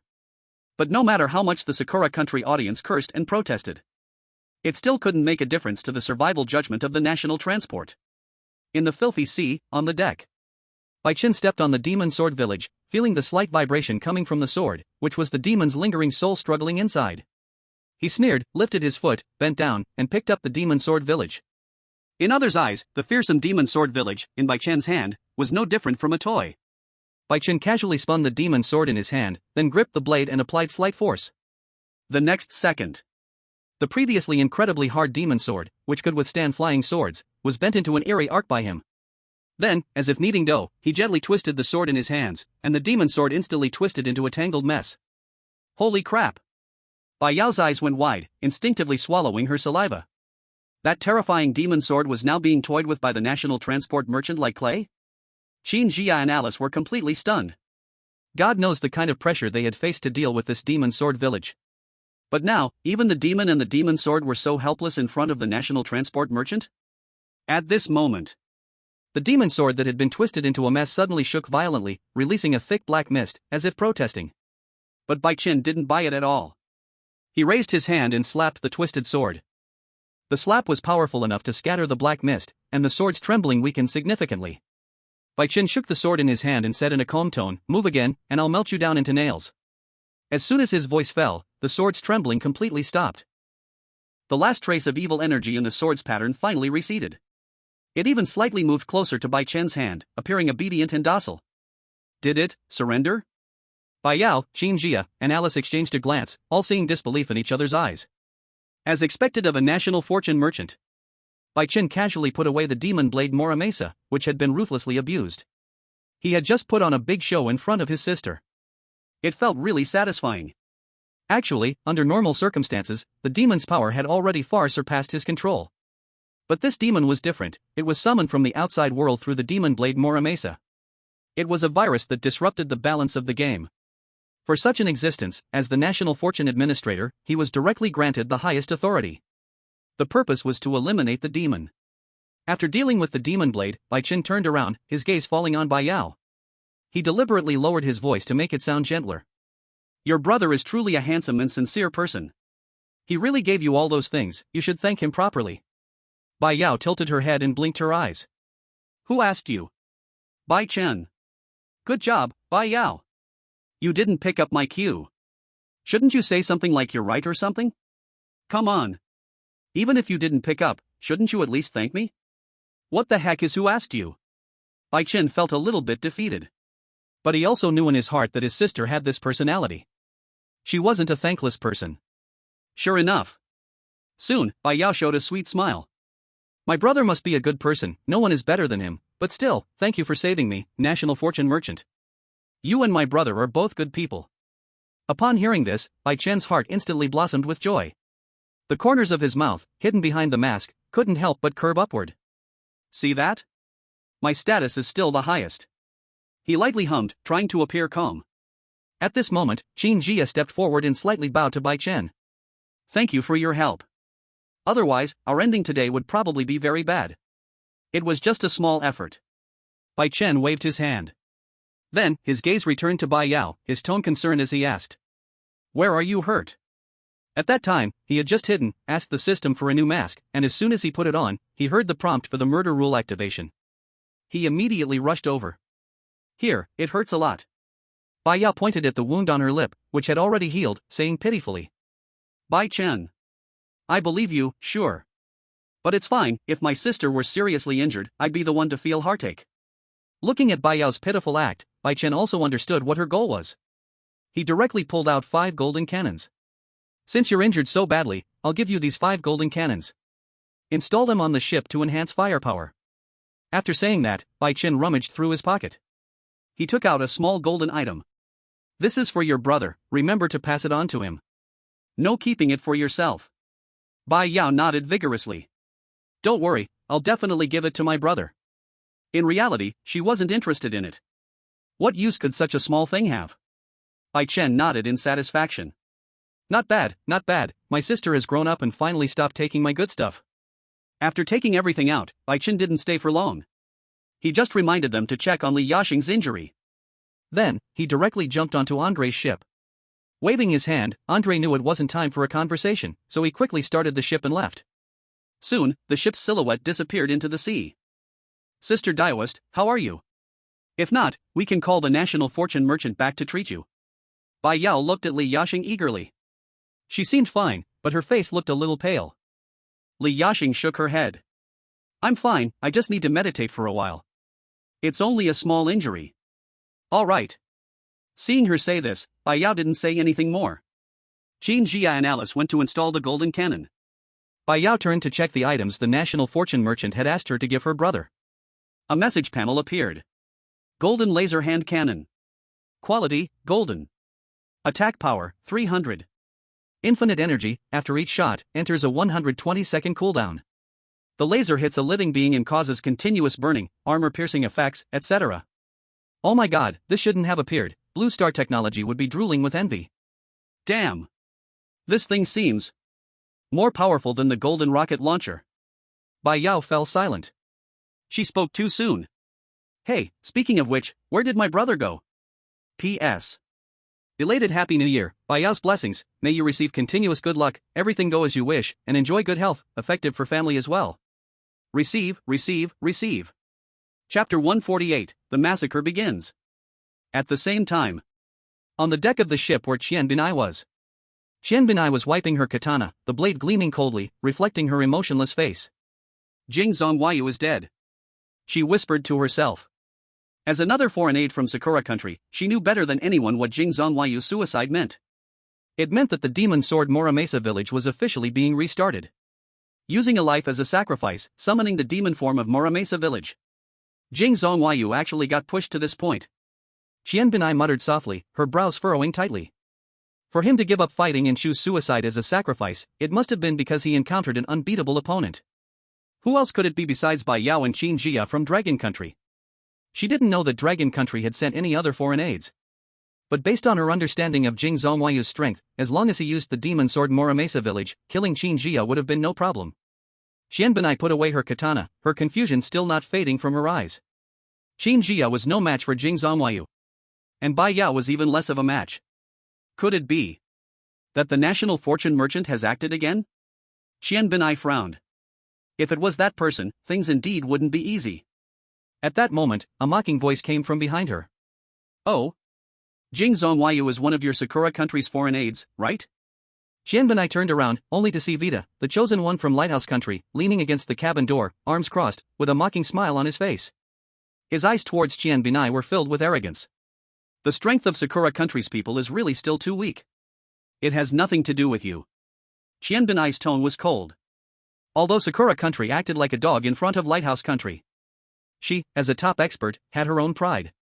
Her strength was not weaker than Vita's, and in fact, she was stronger than him. Naturally, she could never be that humble. She, Qian Binai, would never please anyone. Vita paid no attention to her attitude and took 2 steps forward, sneering, I'm just curious. How come your Sakura country's foreign aide would commit suicide? That's a bit too weak, don't you think? Jing Zhongyu's strength isn't bad. Chen Benai suppressed the anger in her heart and spoke in a deep voice. He ended up like this because Dragon Country's strength is too strong. He most likely encountered a foreign aid from Dragon Country. However, even though she said that, Chen Benai knew very well. Once Jing Zhongyu completed the suicide sacrifice with the demon sword Moramesa village, the summoned demon would be something no human could resist. The demon that once wreaked havoc in Sakura Country was only suppressed when experts from all over the world worked together.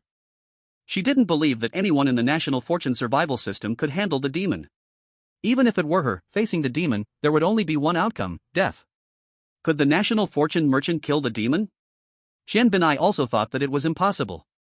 Her confidence in the demon was because her parents had died at the hands of that very demon. Her parents were also the top experts in Sakura Country at that time, even stronger than her. It can be said that the demon left a deep psychological shadow on Senbunkazu. If someone could kill the demon on their own, then what were her parents? Were they trash?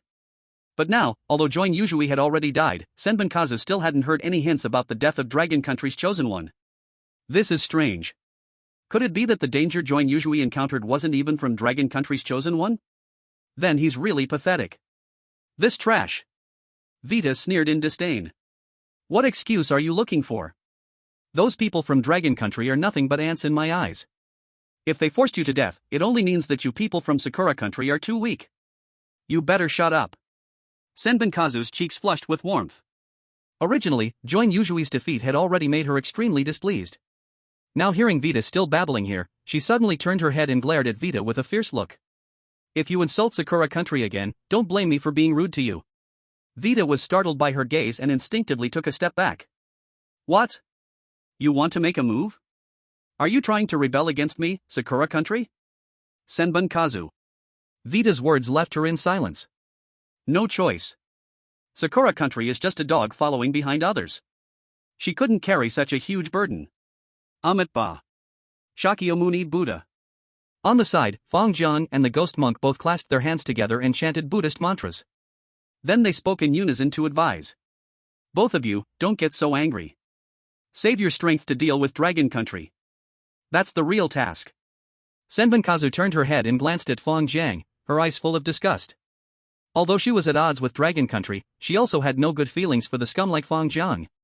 If such a person appeared in Sakura Country, she would immediately chop off that person's head. Even if that person was her blood relative, no exceptions. No doubt. Because she had really done it before. Meanwhile, outside, in Sakura Country. Below the Sakura public restroom, in a hidden underground space, there was a huge blood pool. The blood in the pool had an eerie dark red color, thick like glue. Usually, it was eerily silent here. But at this moment, the once calm blood pool suddenly started to violently churn. Gurgle, gurgle, huge bubbles rose. The walls of the underground space began to lightly shake. After a while, the bubbles in the center of the blood pool grew more intense, and then a huge black shadow slowly rose from the pool. It gradually revealed its full form. It was a monster with 3 faces, located at the front and 2 sides of the head. One face had an enraged expression, veins bulging, eyes full of fury. Another face had a crying expression, with tears mixing with blood as they flowed down. The last face wore a smiling expression, the smile seemed to have frozen on its face, creating a creepy effect. Malu goodbye, the enraged face spoke first, its voice coarse and irritable. These lowly Sakura people dare to imprison us under such a broken toilet, they deserve to die. Kill them, woo woo woo. The crying face spoke next, its voice full of sorrow, not only kill these Sakura people, but also go and take revenge on that Dragon Country human. He destroyed Xiao Dao's body, I want him to die a terrible death. I'm going to kill these damn Sakura Country people first. The enraged face spoke again, its tone even more agitated. Each word was filled with biting hatred. The smiling face never said a word. In the next second, the 3-faced demon suddenly raised its head, and all 3 faces erupted with intense blood light. The blood light instantly gathered into a huge blood pillar, charging toward the Sakura public restroom above with great force. Boom! A deafening roar, and the entire Cherry Blossom public restroom was instantly shattered by a pillar of blood, with bricks flying and smoke filling the air. The people outside hadn't yet reacted to what had happened when they saw a huge black figure shoot out of the rubble and soar into the sky, floating in midair. What is that? A demon! It's a demon! Screams of terror instantly echoed around them. The people who were near the Cherry Blossom public restroom were so scared they lost their souls, scattering and fleeing in all directions. Some were even so frightened they collapsed on the ground, too weak to escape. The demon floated in midair, its furious face sweeping over the panicked crowd below, a cruel smile tugging at the corners of its mouth. The massacre began. Chapter 149, What is this? This is garbage. The Sea of Filth. On the deck of Ship 101. Bai Yao still hadn't found her brother, but the small golden laser pistol had already been strapped to her wrist. She then stood on tiptoe, scanning the area. Where on earth is my brother? Why is he nowhere to be found at such a critical moment? Just as she finished complaining, a slight touch on her shoulder suddenly startled her. Someone had gently patted her from behind. Who? Bai Yao trembled with fear. She quickly turned around, and upon seeing the person, she sighed with relief, patting her chest. Bro! You scared me to death. Where did you go just now? Bai Chen stood behind her, holding a thick black rope in his hand, with the other end hanging over the side of the ship, tied to something. He raised an eyebrow. I saw a monster I hadn't seen before, so I casually caught it. A monster? Bai Yao's attention was immediately drawn, her eyes fixed on the rope in his hand. What kind of monster? Is it strong? Qin Jia and Alice had just finished installing the golden cannon. Hearing their conversation, they also came over, and even Li Yashing, who had been meditating in the corner of the deck, opened his eyes and glanced over. Bai Chen didn't answer directly, instead tugging at the rope in his hand. Come up. With his movement, a splashing sound of water came from outside the ship, followed by a massive figure being pulled up, landing heavily on the deck. It made a thudding sound, causing the deck to shake slightly. Everyone focused their gaze, all stunned. It was a giant crab, about as tall as a person, dark blue in color, with a hard shell covered in raised spikes, and two huge pincers that were even more exaggerated, thicker than Bai Yao's waist. The pincers were covered with sharp spikes, glinting coldly. No one doubted that if those pincers snapped down, they would easily slice a person in half. This is the Crab General.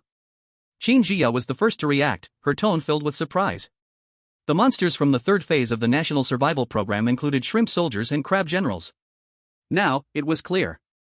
This terrifying crab was definitely one of the crab generals. Bai Yao circled around the tightly bound crab general, reaching out to poke its shell, the hard texture making her quickly retract her hand. Bro, you're impressive, catching this thing. But in the next second, she remembered the danger from earlier, her face fell, and she raised her small fist to punch his arm twice. Her tone filled with dissatisfaction. But you actually had the time to catch a monster. Did you know your lovely sister almost got killed by a demon just now? Of course. She was just venting her frustration, and in her heart, she knew that even if Bai Chen had been there, he wouldn't have been able to help much. Forget it, forget it. Bai Yao waved her hand, quickly becoming excited again. Luckily, the National Survival Merchant showed up to save me. Oh, and he gave me something to pass on to you. Saying this, she opened the divine selection space and took out an item, handing it to Bai Chen. It was the golden rocket launcher that she had earlier snatched from Bai Chen's hands. Bai Chen. Qin Jia. Alice. Li Yashing, who had just opened his eyes. The air instantly became quiet for a few seconds. The outside world. Inside the Dragon Kingdom live stream, laughter roared. Ha ha ha. I knew it, Yao Jia is such a money lover, it's surprising she'd give away the golden laser hand cannon. Ha, big brother-in-law must be confused now, are you sure this was given by the National Merchant? This was obviously snatched from me. No, I just want to know why big brother-in-law's live stream screen went black earlier. Well, who cares, I heard before that Andre's live screen also went black, it's not the first time, no need to make a fuss. That's right, didn't you see big brother-in-law only manage to grab a crab? What, do you still suspect that during the time his screen went black, he was saving Bai Yao as the National Merchant? On the deck. Bai Chen couldn't help but speak. Yao Yao, are you sure the National Merchant asked you to pass on this golden rocket launcher? Is this correct? I clearly gave you the laser hand cannon. Where's the hand cannon? Bai Yao blinked, looking serious. Yes. This is it. The National Merchant said this is for you, and told me not to keep it for myself. Bai Chen's heart shattered instantly. Well, you Bai Yao. Earlier, Bai Chen was touched. He had felt relieved that his little sister had grown up and wouldn't steal his good stuff anymore. But now, it seemed he had thought too much. He suppressed the helplessness in his heart. His gaze fell on Bai Yao's wrist. Then what is this on your wrist? Bai Chen pointed at the golden laser hand cannon and said calmly. Bai Yao's body instantly stiffened, and she instinctively hid her wrist behind her back. Her gaze darted around, not daring to meet Bai Chen's eyes. She muttered in a small voice. This is junk. Bai Chen. Before he could speak, Bai Yao couldn't keep up the act anymore. She dropped her hand and moved closer to Bai Chen. She wrapped her arm around his and began to act coquettishly. Oh, brother, I was wrong. This thing looks pretty fun. Can you just give it to me? I was in danger earlier and you weren't there, so let this be a punishment for your carelessness, she said while looking at Bai Chen with puppy eyes. Please. Alright. Bai Chen instantly lost his temper. Sigh, after all, he had originally prepared the golden laser hand cannon specifically for Bai Yao. I really can't do anything with you. Bai Chen helplessly shook his head, reaching out to mess with her hair. He. Brother, you're the best. Bai Yao's face immediately lit up with joy, and she quickly let go and ran off. Bai Chen. TSK. He regretted it. While he was regretting, Bai Yao was already eagerly studying the golden laser hand cannon on her wrist. In no time, she figured out how to use it. Then, Bai Yao aimed at the ship of the Crooked Desires not far from the well. There were a few chosen ones on board the ship, and when they saw the scene, their scalps tingled. Wait. Bai Yao nonchalantly blocked one ear and pretended not to hear. The next second, she activated the hand cannon. After a brief energy gathering, whoosh! A dazzling golden laser shot out from the golden laser hand cannon, instantly hitting the Crooked Desires ship. Boom! With a huge explosion, the ship was immediately blasted into pieces, flames rising into the sky, and fragments flying everywhere. Chapter 150, Ghost Ship. Sunk. Then, a golden light rose from the wreckage, heading towards the 101st ship. It was the core of the ship. From Member 101 in Dragon Kingdom Chosen 1 Bai Yao successfully sank the 118th ship. 101st ship automatically plunders ship core. Unlike before. This time, after plundering the core, no panel appeared. And there was no prompt saying it had leveled up. The reason was simple: the first upgrade from white to green was easy, just plunder a ship's core. But as the quality increases, the conditions for upgrading become stricter. Clearly, to upgrade from green to blue, just one ship's core is far from enough. Bai Yao looked at the 118th ship she had successfully sunk. She was extremely excited. This golden laser hand cannon is really so powerful. In fact, the real power of the hand cannon was not in this one shot of laser, but in its additional effect: burns and armor breaking. However, at this moment, Li Yaxing's voice came slowly from behind. You blew up my ship, where am I supposed to go? Bai Yao. Qin Jia. Alice. Bai Chen. The other chosen ones on the ship. The recent battle between the two ships had mainly been driven by Qin Jia and Alice. The others were basically just cheering on the sidelines. As a result, there were no casualties on ship 101. This also led to the current number of crew members: it's full. Sure enough, after everyone realized this issue, the notification sound suddenly rang out. Please check the number of crew members on ship 101, current crew count, 11/10. The crew number is full, the ship cannot sail temporarily. The consequence of overloading is that everyone must wait to die on the spot, unless, like before, someone is thrown off. But the outcome for that person is also obvious. They will definitely die. Many of the chosen ones instinctively looked at Bai Chen. After all, he was the one who had done this before. At this moment, everyone was afraid they would become his next target. Li Yaxing is also from Long Country, and with the situation now, even a fool knows that Bai Chen and the others would definitely not abandon Li Yaxing to choose these foreign people. For a moment, the atmosphere started to get a little tense. At this time, Bai Chen waved his hand. Why are you all looking at me? Do I seem like such a brutal person? Like. If you're not brutal, are we the brutal ones? Who was the one who threw that Sakura country's chosen one into the sea before? Was it us? Bai Yao realized she had caused trouble and was so embarrassed that she wished she could find a hole to crawl into. She ran to Li Yaxing's side, grabbed her sleeve, and whispered an apology. Sorry, Daoist sister, I forgot you were also on that ship. She really forgot. There had been so many changes in such a short period of time. Li Yaxing also believed she didn't mean it. She waved her hand and said, It's okay, let's think of a way out. It would be great if the small boat could detach from the ship. However, Li Yaxing's idea was destined to not come true. The small boat was bound to the big ship. Even if she went to the small boat on ship 101, it would still be overloaded. As for the small boat on ship 118, it had long since sunk with ship 118 into the sea. As the atmosphere gradually became tense, the other chosen ones grew increasingly fearful. The scene where Bai Chen had thrown the Sakura country's chosen one into the sea was still fresh in their minds, and they were really afraid Bai Chen would use the same trick again. Lord Bai Chen, please don't throw us overboard. A blonde chosen one couldn't help but speak, their voice trembling. I'll listen to you, Bai Chen. The others saw this and quickly echoed. Each one's attitude was extremely humble. Bai Chen. Damn. My image. After a brief silence, he quietly opened the National Luck Management System and thought to himself. System, let's discuss something. But before he could finish, the system's cold notification sound rang out.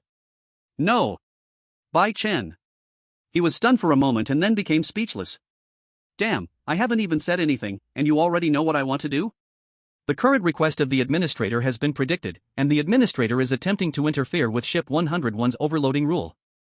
This behavior has severely impacted the balance. The system's voice remained emotionless. And please remember, your current identity is foreign aid from Long Country. Implying. Everyone is watching you. Don't go too far, kid. Bai Chen's lips twitched.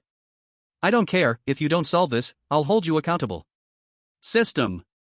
The system was born for the host. Unlike before. This time, the system didn't respond to Bai Chen's threat. It seemed like it was sulking. Always threatening me, who's really the system here? Realizing he was being coldly ignored, Bai Chen helplessly closed the system and thought of other ways. The people on the deck saw Bai Chen hadn't said anything for a while, just furrowing his brows and thinking, and their hearts grew even more panicked. The atmosphere became awkward and tense again. But, not long after. A strange wind blew in, carrying with it a bone-chilling coldness. Then, the sea, which had been relatively clear, suddenly began to rise with thick white fog. Why did such a dense fog suddenly roll in? Bai Yao was standing between Qin Jia and Bai Chen at this moment. After a second of hesitation, she hugged her brother's arm. Then, she pulled Qin Jia closer as well. Yes, now she felt safe. The fog spread at an incredibly fast rate, and in just a few seconds, the entire Ship 101 was enveloped in the thick mist, visibility dropping to less than 3 meters. This fog came too suddenly, something's not right. Qin Jia also pulled Alice over. Along with Li Yashing, who hadn't moved at all. The 5 of them huddled together. She gripped her ghost gun tightly, vigilantly watching her surroundings. Everyone, be careful. Don't move around recklessly. Actually, there was no need for her to say this. The foreign chosen ones were already trembling with fear, too scared to even breathe. In such an unknown environment, their fear was magnified infinitely. Woo woo. There's a sound. A chosen one screamed, pointing in the direction the sound came from. Over there seems to be something. Everyone looked in the direction he was pointing, and through the dense fog, they saw a huge black shape slowly moving. The shadow grew closer, and its outline became clearer. Is that a ship? Bai Yao squinted, barely making out the shape of the shadow. As the shadow drew closer, more details became apparent. It was a very old ship, its hull covered in seaweed and shells, looking like it had been in the water for a long time. The sails were tattered black, with several large holes in them, flapping loudly in the wind. The deck was empty, exuding a chilling and terrifying atmosphere. This ship definitely didn't look like one belonging to the chosen ones. At this moment, a cold voice suddenly rang in everyone's minds. The polluted sea, midnight descends. They are excited, they are cheering, they want to hear your screams. The midnight fog lasts for 4 hours. During this time, the monsters beneath the sea will become more active. Please protect your ship, do not let them drag you into the sea. Survival reward, ship core +1. All chosen ones, please pay attention, there is a very small chance of encountering a ghost ship. If you see that ship, immediately stay away. Immediately stay away. Immediately stay away. For some reason, everyone felt that the voice they had just heard seemed strange, it sounded like it was in a very bad mood. But soon, everyone reacted. Ghost ship. This is definitely a ghost ship. A chosen one screamed, his legs going soft with fear, almost collapsing onto the deck. No way. Just after saying to stay away from the ghost ship if seen, the ghost ship appeared. But the key was. Right now, Ship 101 couldn't even move. Chapter 151, everyone, come with me onto the ghost ship. We're done for, we're really done for. Panic spread instantly, and many people had already begun to despair. Although no one knew what kind of danger the ghost ship would bring. But from the last few hints from the National Survival, it was clear. Getting close to a ghost ship was definitely not a good thing. Whoa whoa. At that moment, the ghost ship had stopped not far away. Faintly. Everyone could hear a soft crying sound coming from the ship. Bai Yao's face changed. Fix it. What the hell? This luck is so bad. The overload problem isn't even solved, and now the ghost ship comes, stay away? How can we stay away? Don't panic, in times like this, we need the adoptive father to make an appearance. The generals will hear the command, and call for my adoptive father with me. Hiss. It feels the same, just like when I first entered Lucky Village.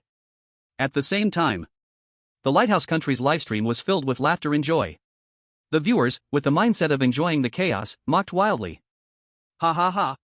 Dragon Country, you're done for now. You ran into a ghost ship directly, this is your karma. The national survival system even warned you to stay away, and you still didn't move, this is the end for Dragon Country. They were so arrogant before, now I can't wait to see them get wiped out by the ghost ship. The viewers from Dragon Country saw the mockery from Lighthouse Country. They couldn't be bothered to respond. These idiots will always remember the feast but never the slap. But some Dragon Country viewers felt something was off. Logically, at this point, besides Lighthouse Country, Sakura Country should be even more excited. But until now, there was no sign of any reaction from Sakura Country's viewers. Something's wrong. 99% wrong. Someone curiously searched for Sakura Country's situation online. Then immediately ran back to the Dragon Country livestream. Holy crap! Big news! Big news! What big news? Go search Sakura Country's situation and you'll know. It turns out, because of the resurrection of the three-faced demon, Sakura Country was now plunged into unprecedented chaos. There were hardly any people left in the livestream. All the videos showed terrified screams and cries, with collapsed buildings and running crowds everywhere. The three-faced demon had already killed recklessly in this place. But even so, many Sakura Country viewers shifted their attention to the internet to condemn Dragon Country. It's all Dragon Country's fault. If Bai Yao and the others had obediently died, Lord Ji Chong would not have died, the Demon Blade Village would not have restarted, and the demons would not have awakened. Dragon Country must take responsibility. It's all your fault. If Dragon Country is willing to send support immediately and help us eliminate the demons, we will forgive you. Dragon Country's audience? 666, I've seen Shameless, but not like this. In response, Dragon Country's conference room issued a statement. Regarding Sakura Country's encounter with the demon attack, we express our deepest sympathy. Out of humanitarian spirit, we are willing to offer support and help the demons finish cleaning up Sakura Country as quickly as possible. Fine. You can offer support. But who are you supporting? This response immediately broke Sakura Country's viewers, but they were helpless. After all, they couldn't even protect themselves now. Meanwhile, in the national survival system, on the deck of ship 101 in the Sea of Filth, panic was still spreading, the foreign chosen ones were already too scared to move, sitting on the ground crying and murmuring. We're done for. We're going to die. Bai Yao tightly leaned against Bai Chen, her eyes staring at the ghost ship not far away, not daring to even breathe. She was still very afraid of ghosts. Just when everyone was at a loss, the silent Bai Chen finally spoke. Don't panic. All eyes immediately focused on him, including those foreign chosen ones sitting on the ground, who looked up at him with eyes full of pleading. Brother, do you have a plan? Bai Yao also raised her head and looked at him. Bai Chen patted her head, then looked at Qin Jia and the others, speaking in a calm tone. Everyone, come with me and board the ghost ship. What? Upon hearing this, Qin Jia was also shocked. Wait, is this the right thing to do? The national survival system just warned that when you encounter a ghost ship, you must stay away. But you're asking us to board the ghost ship? Actually, Qin Jia had already thought of something. If nothing else works, she could just kill one person and swap Li Yashing in. Though they had no grudges, it would still be a bit underhanded. But it was a last resort. After all, she couldn't abandon Li Yashing or punish Bai Yao, right? That would be absolutely overthinking things. Just follow me onto the ship. Believe me. Bai Chen patted Bai Yao's head. Yao Yao, do you believe me? Yes. Bai Yao nodded. Although scared. But she knew that every decision her brother made, every word he said, was reliable. Qin Jia was silent for a moment. Okay, I'll go with you. Li Yashing also stood up. Alice said nothing, but silently followed. Bai Chen turned to look at the ghost ship, the corners of his mouth curling slightly. I knew it, Tongzi, you still love me. System. That's right. This ghost ship was specially arranged by the system. The ghost ship was indeed very dangerous. But for Bai Chen, the administrator, those dangers were practically nothing. Therefore, Bai Chen's purpose of boarding the ship was to change ships. Chapter 152, even national fortune merchants wouldn't be this absurd. 2 in 1. 4,000-word chapter. After Bai Chen finished his decision to board the ship, he turned to look at the foreign chosen ones slumped on the deck. His tone was flat, but carried a hint of unarguable authority. You stay here on ship number 101, don't run around, don't drive the ship away. The foreign chosen ones nodded hurriedly, fearing they would upset Bai Chen if they were a moment too slow. They were afraid of being thrown overboard. The blonde chosen one said while shrinking to the side. his eyes filled with awe. Bai Chen glanced at them, knowing full well that these people were unlikely to listen. They might try something as soon as he left. But he didn't care at all.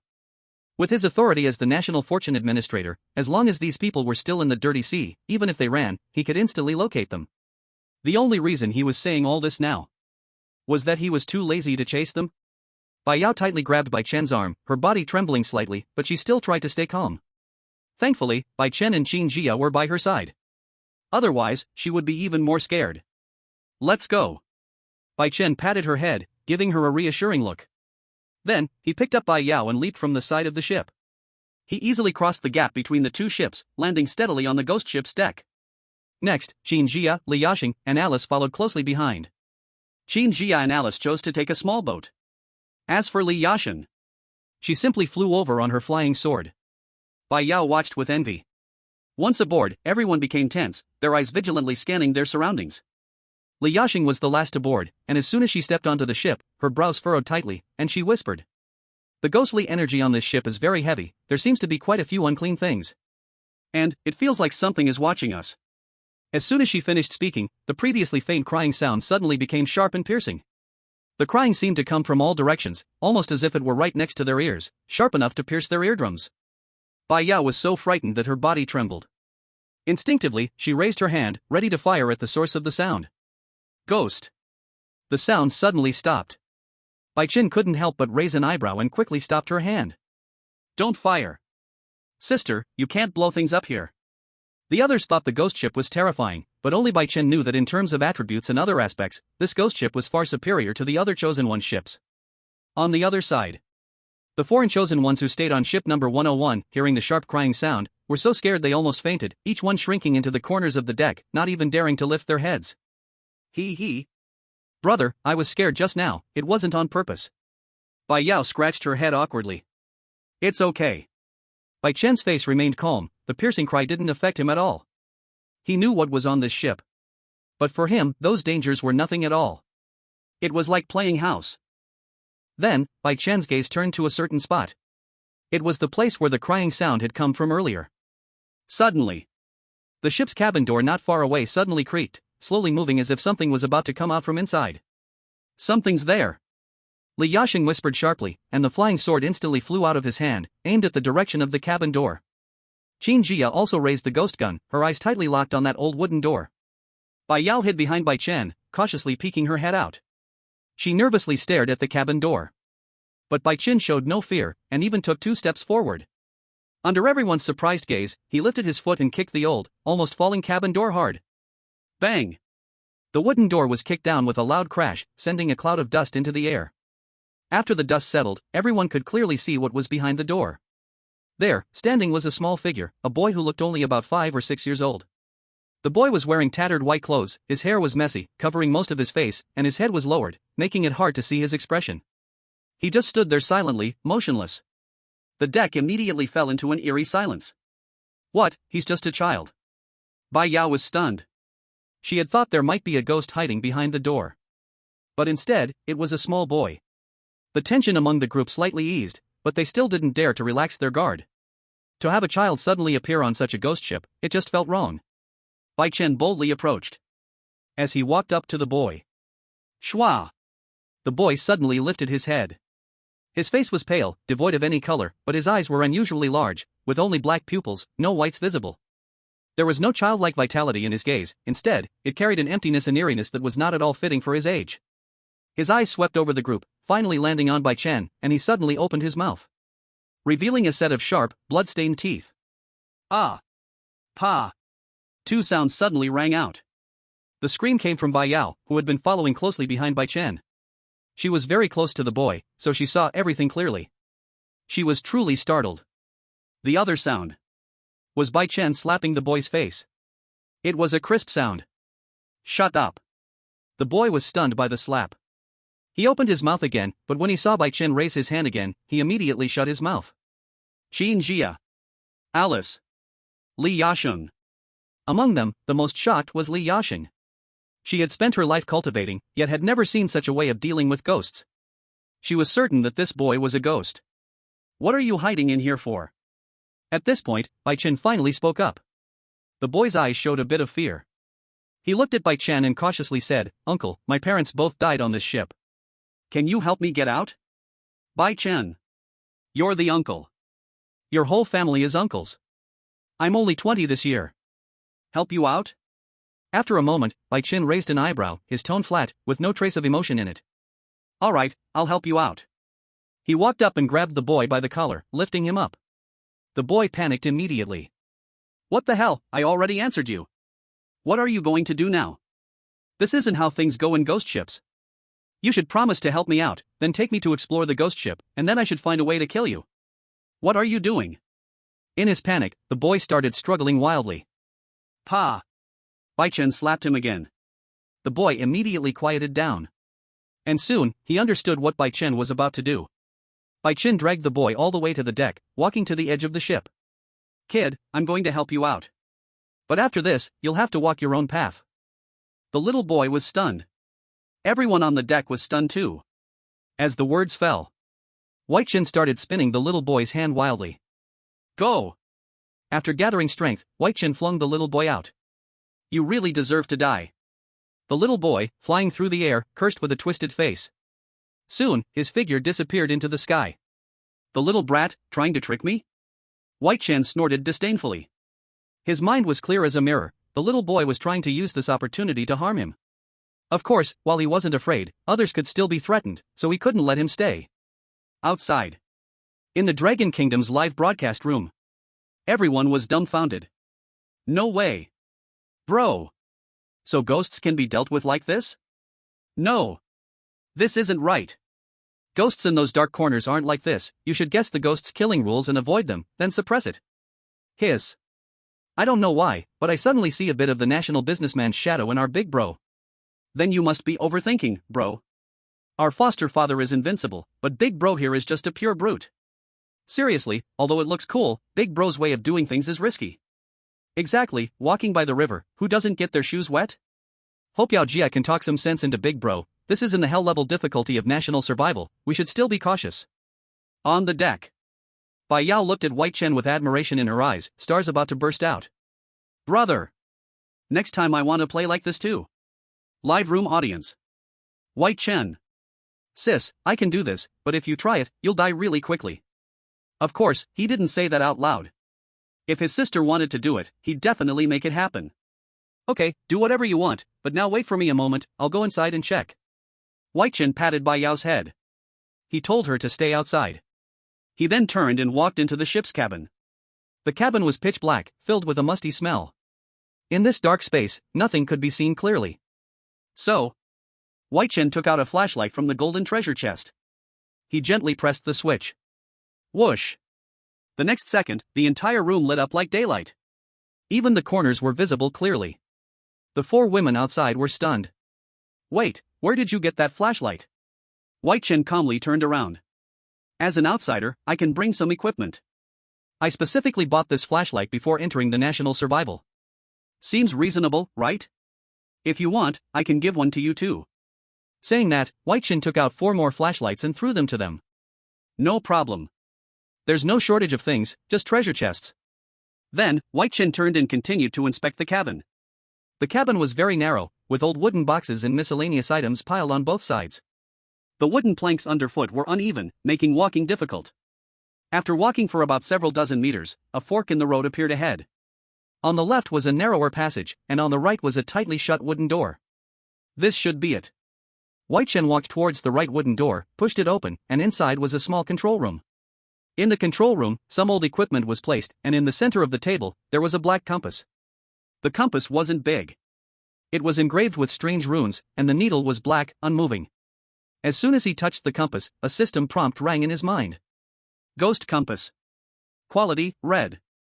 With this item, you can control the ghost ship, but it seems to be damaged. You need to find the missing parts from it. Bai Chen raised his eyebrows. "I have to find missing parts? TCH, this is a hassle." But, complaints aside, Bai Chen still turned around and left the control room, starting to search the cabin. He took the flashlight and crawled into the narrower passage on the left. This passage was even darker than the main cabin before. But luckily, he had the flashlight. The narrow passage was even brighter than the day. Bai Chen walked briskly forward, his eyes quickly scanning the debris and wooden crates on both sides of the corridor, searching for the missing parts. After walking just a few steps, a white figure suddenly floated out from the shadow ahead. It was a female ghost in tattered white clothes, her long hair hanging over her shoulders, covering most of her face. The other half of her face was already rotting, with maggots crawling on it. One eye, glowing green, was exposed and was staring intently at Bai Chen. According to the normal storyline, the female ghost would now let out a chilling scream or pounce to attack. But before she could make any move, Bai Chen had already frowned. TCH, troublesome. As soon as his voice fell, Bai Chen's figure flickered, instantly dashing in front of the ghost. Before the ghost could even react, or let out a single scream, Bai Chen raised his hand and slapped her hard across the face. Smack! The crisp sound of the slap echoed in the narrow corridor. The ghost's body wobbled like a kite with its string cut, her originally glowing green eyes lost their shine in an instant, and she collapsed weakly to the ground. She was knocked unconscious by the slap. Bai Chen reached out and grabbed the back of her collar, lifting her like a piece of trash, and turned to walk toward the deck. On the deck, the four women were still staring at the entrance to the ship's cabin, worried about Bai Chen. The next second, they saw Bai Chen walking out, holding an unconscious female ghost. The four women. The air instantly fell silent as they stared wide-eyed at the ghost in Bai Chen's hands, their faces filled with confusion.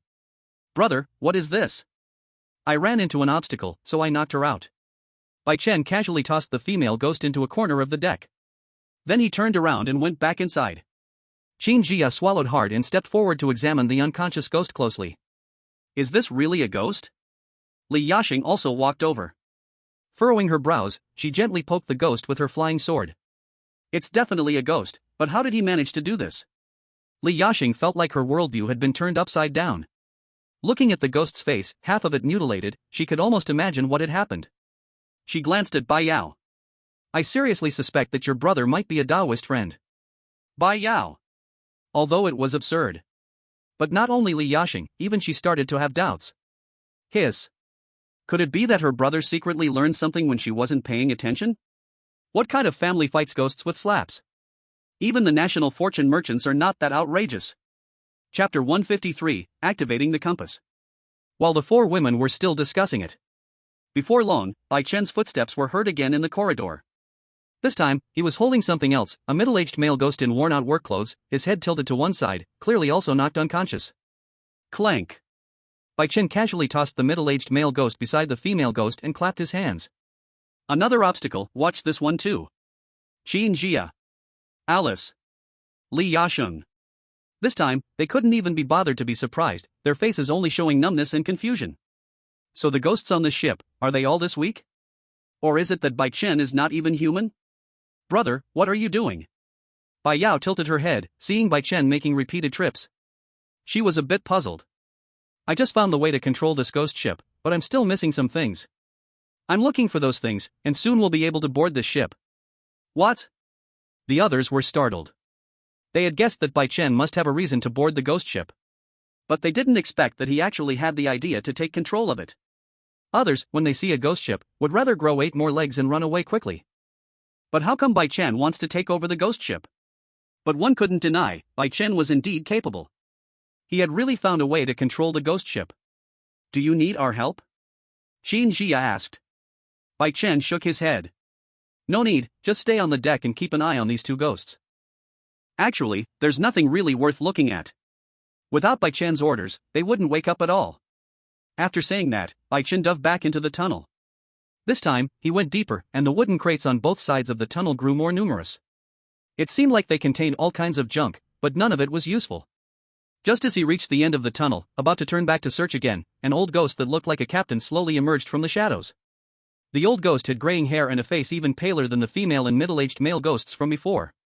He was holding an old, worn cane, looking as if it would fall apart at any moment. The old ghost lifted his head, revealing a pair of cloudy eyes, glaring hard at Bai Chen while making a strange huff-huff sound. Bai Chen stood still, waiting for 2 seconds. Seeing that the old ghost didn't make any other move, he began to feel a little bored. Wasting time, moving so slowly. Before his words even finished, Bai Chen's figure flickered, and he shot forward, right in front of the old ghost. The old ghost clearly didn't expect Bai Chen to be so fast. A glint of surprise flashed through his murky eyes.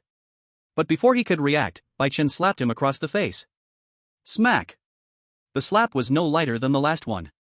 The old ghost's body spun around on the spot, and his cane fell to the ground with a loud clang. Then, he collapsed, just like the other two ghosts, knocked unconscious by the slap. Bai Chen bent down, picked up the cane, casually tossed it aside, and then grabbed the old ghost by the back of his collar, turning around to walk toward the deck. The four women on the deck had already braced themselves, but when they saw Bai Chen dragging another unconscious old ghost out, they couldn't help but twitch at the corners of their mouths. Clang! Bai Chen dropped the old ghost beside the other two, leaving the three unconscious ghosts lying side by side in the corner of the deck.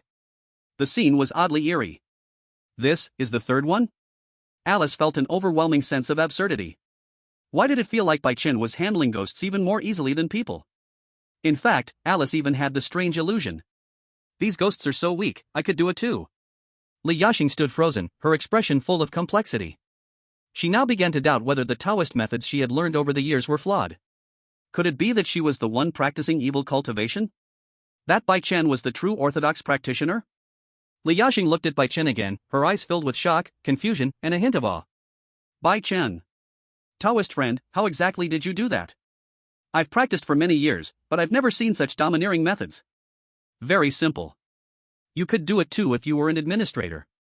Of course, Bai Chen would never say that out loud. I just have a bit more strength, nothing special. Bai Chen casually brushed it off. He couldn't exactly tell her that he was a national administrator, right? Li Yasheng. Do you think I'll believe that? She felt that Bai Chen was deceiving her, but she had no proof. Qin Jia observed every detail of Bai Chen's expression. She knew Bai Chen hadn't told the truth.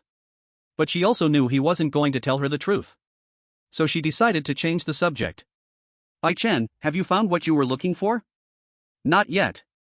I didn't search much earlier, just kept running into these ghosts. Bai Chen shook his head. I'll check other places, it should be somewhere in this ship's cabin. I'll go with you. We'll move faster if we stick together. Qin Jia stepped forward, narrowing her eyes slightly as she spoke. You wouldn't want Yao Yao to keep waiting on the deck in the cold wind, would you? Bai Chen. That sounds so familiar. Seems like I've heard it somewhere before. However, since Qin Jia had already said it this way, Bai Chen agreed. All right. After Bai Chen agreed, Qin Jia immediately followed him, and the two walked side by side into the ship's cabin tunnel. Qin Jia also had her own little plans. She wanted to witness Bai Chen striking ghosts again with her own eyes. But what she didn't expect was that as the two walked further into the tunnel, checking several more wooden crates filled with junk, she realized. Don't talk about ghosts, there's not even a single strange sound. Wait, so there were only those 4 ghosts? Strange, how come there's not a single ghost left? Qin Jia couldn't help but mutter, her tone carrying a hint of barely noticeable disappointment. She had specifically followed to watch Bai Chen make a move, but the whole process was uneventful, completely different from what she had expected. Bai Chen didn't think much of it, casually replying while rummaging through the wooden box. It's better that there's no discomfort, it won't be a problem. His attention was fully focused on finding parts, completely unaware of Qin Jia's little mood. As soon as he finished speaking, Bai Chen suddenly touched something cold and round in a half-open wooden box. He pulled it out and saw it was inscribed with strange runes, just like the compass before. Found one. Bai Chen raised the part in his hand. It should be the base of the compass. Qin Jia collected her thoughts and stepped forward to help search. With her help, the efficiency clearly increased. In less than 10 minutes, the two of them found the remaining 2 parts in a metal box at the end of the passage. A small gear and a black pointer. Complete. Bai Chen gathered the 3 parts together and clapped his hands. Let's go, follow me to assemble the compass. Qin Jia followed behind him, looking at Bai Chen's back, feeling a little disappointed in her heart. Sigh. Forget it. There will be plenty of chances later. The two quickly returned to the control room. Bai Chen placed the 3 parts next to the compass and carefully observed its structure, soon finding the installation positions. He first locked the round base into the groove at the center of the compass. With a click, the base clicked into place perfectly. Then, he picked up the small gear and carefully inserted it into the side slot of the base. Finally, he inserted the black pointer into the small hole at the top of the base. The entire assembly process was seamless, and in less than 2 minutes, it was finished. Just as the final part was installed, the compass suddenly emitted a thick black light. The runes on it began to spin rapidly, and the originally dim surface of the compass instantly became bright. Ghost Compass. Quality, Red. Owning this item allows complete control over the ghost ship, unlocking all basic functions of the ghost ship. Congratulations, you have successfully found all the missing parts of the compass. The Ghost Compass is activating. Activation progress 10%, 50%, 100%. Activation complete. Please choose a chosen one to become the captain of the ghost ship. Please note, the captain's attributes will directly affect the final attributes of the ghost ship. The higher the captain's comprehensive attributes, the stronger the ship's defense, speed, and other abilities. Please choose carefully. The system prompt sound faded, and the pointer in the center of the compass began to spin wildly, finally slowly pointing toward the door of the control room. Chapter 154. Yes, I have a crush on you. Choose the captain? Bai Chen and Qin Jia exchanged a glance. In that moment, their thoughts were completely in sync, and they both spoke in unison. Li Yasheng. Among the group, Li Yasheng had the highest attributes. Qin Jia wasn't sure of the specifics, but Bai Chen was very clear. The combined attributes of the four of them probably wouldn't even come close to hers. Let's go, let's make her the captain. The two spoke again in unison. Without thinking, Bai Chen added. Why do you keep copying the way I speak? Are you secretly in love with me? Bai Chen raised an eyebrow. Since the mood was more relaxed now, he decided to tease Qin Jia. It wasn't as awkward between them anymore, unlike at the beginning. Maybe, it all started after that night in bed? Yes, I have a crush on you. After this, can I go live at your house? To his surprise, Qin Jia only blushed slightly. Then, she directly said something shocking. Bai Chen. Outside. In the Dragon Country livestream room, it was completely silent. You know, even though most of the audience had become fans of Bai Yao, Qin Jia's status had never changed. She was still the goddess in everyone's heart. At this moment, there was no sound in the live broadcast room, yet it felt as if the sound of shattered glass hearts filled the air. No, not you. No, no. Big brother, just be a good big brother. Don't go after my Commander Qin. Seems like you've got it wrong. It seems that now, Commander Qin is confessing to Big Brother? No. No. No. I can't accept who's chasing whom. Hiss, you guys don't say that, but Big Brother and Commander Qin actually match quite well. I don't know about others, but I think if Sister Yao saw this, she'd be so happy she'd burst. Whoa, where's the psychological counselor? I can't take it. Inside the ship's cabin, Bai Chen felt a bit uneasy. He avoided Qin Jia's gaze and coughed twice. Let's talk outside. Bai Chen turned and walked out of the control room, while Qin Jia crossed her arms and shook her head. Coward. If she could stay at Bai Chen's place, she believed she would quickly uncover the truth. But unfortunately, this guy only has Bai Yao in his mind. Damn it. Although Qin Jia felt disappointed, she still followed closely behind. When they returned to the deck, Bai Yao was squatting in the corner, curiously poking at the three unconscious ghosts. Alice and Li Yasheng were standing nearby, watching to prevent them from suddenly waking up. Bro! You're back. Did you find it? When Bai Yao saw Bai Chen, she immediately stood up and ran over. Found it. The compass is put together. Bai Chen ruffled her hair and then looked at Li Yasheng. Taoistly, I need to tell you something. Li Yasheng stepped forward when he heard this. Please, go ahead. After activating the compass, we need to choose a chosen one to be the captain. The captain's attributes will directly affect the ghost ship's abilities. Bai Chen said directly. Without a doubt, the most suitable person right now is you. Qin Jia also agreed. Taoist, please, we need you as captain, only then will our overall strength be greater. Looking at their sincere eyes, Li Yasheng nodded. All right. As soon as the words fell, Bai Chen took out the compass, and Li Yasheng placed his hand on it. The next moment, a black beam of light shot up into the sky. In the blink of an eye, it vanished. The ghost ship swayed slightly without warning. The next moment, a national fortune survival prompt echoed across the entire polluted sea. Congratulations to Longwa's foreign aide Li Yasheng for successfully taking control of the ghost ship Ghost Heart. Become the first captain to control a ghost ship. Longwei receives national fortune rewards, national fortune value plus 5%, national strength attributes plus 5. The 5 people on the deck froze. They didn't expect there to be a national fortune reward for choosing a captain. Bai Chen glanced at the balance of the national fortune coins. Good. 6 now. Meanwhile, on the other side of the polluted sea, the ship that Fang Jian was on was now being stared at by an old ghost ship. On the deck, Fang Jian's face was serious as he watched the approaching ghost ship. We should leave quickly. He had always been cautious. He didn't want to take any risks. But this ship was not his to command. Chen Benai, Vita, and the ghost monk stared at the approaching ghost ship, with no intention of retreating. Leave? Longhua has already successfully controlled a ghost ship and received rewards. I don't want to be left behind by Longhua. Vita's voice was low. He was not convinced. Moreover, the first country to control a ghost ship would receive a reward. Maybe the second one would get something too. Xian Benai didn't speak. In fact, when they first encountered the ghost ship, she had considered retreating. But after hearing that Longhua had received a reward, she discarded that idea. Although the National Fortune Survival Prompt said that the ghost ship was dangerous. But if Longhua could do it, why couldn't she? Besides, there were 4 top experts on this ship. It didn't make sense to be afraid of such a dilapidated ship. I also agree to board the ship. Otherwise, when we face Longhua's chosen one, they'll be sailing ghost ships while we'll just be on ordinary ships. Even on the ship, we'll already be behind. How can we defeat them? At this moment, the ghost monk also spoke. Fang Jiang had a face full of tears, wanting to cry without tears. Then, are you all going? Why am I not going?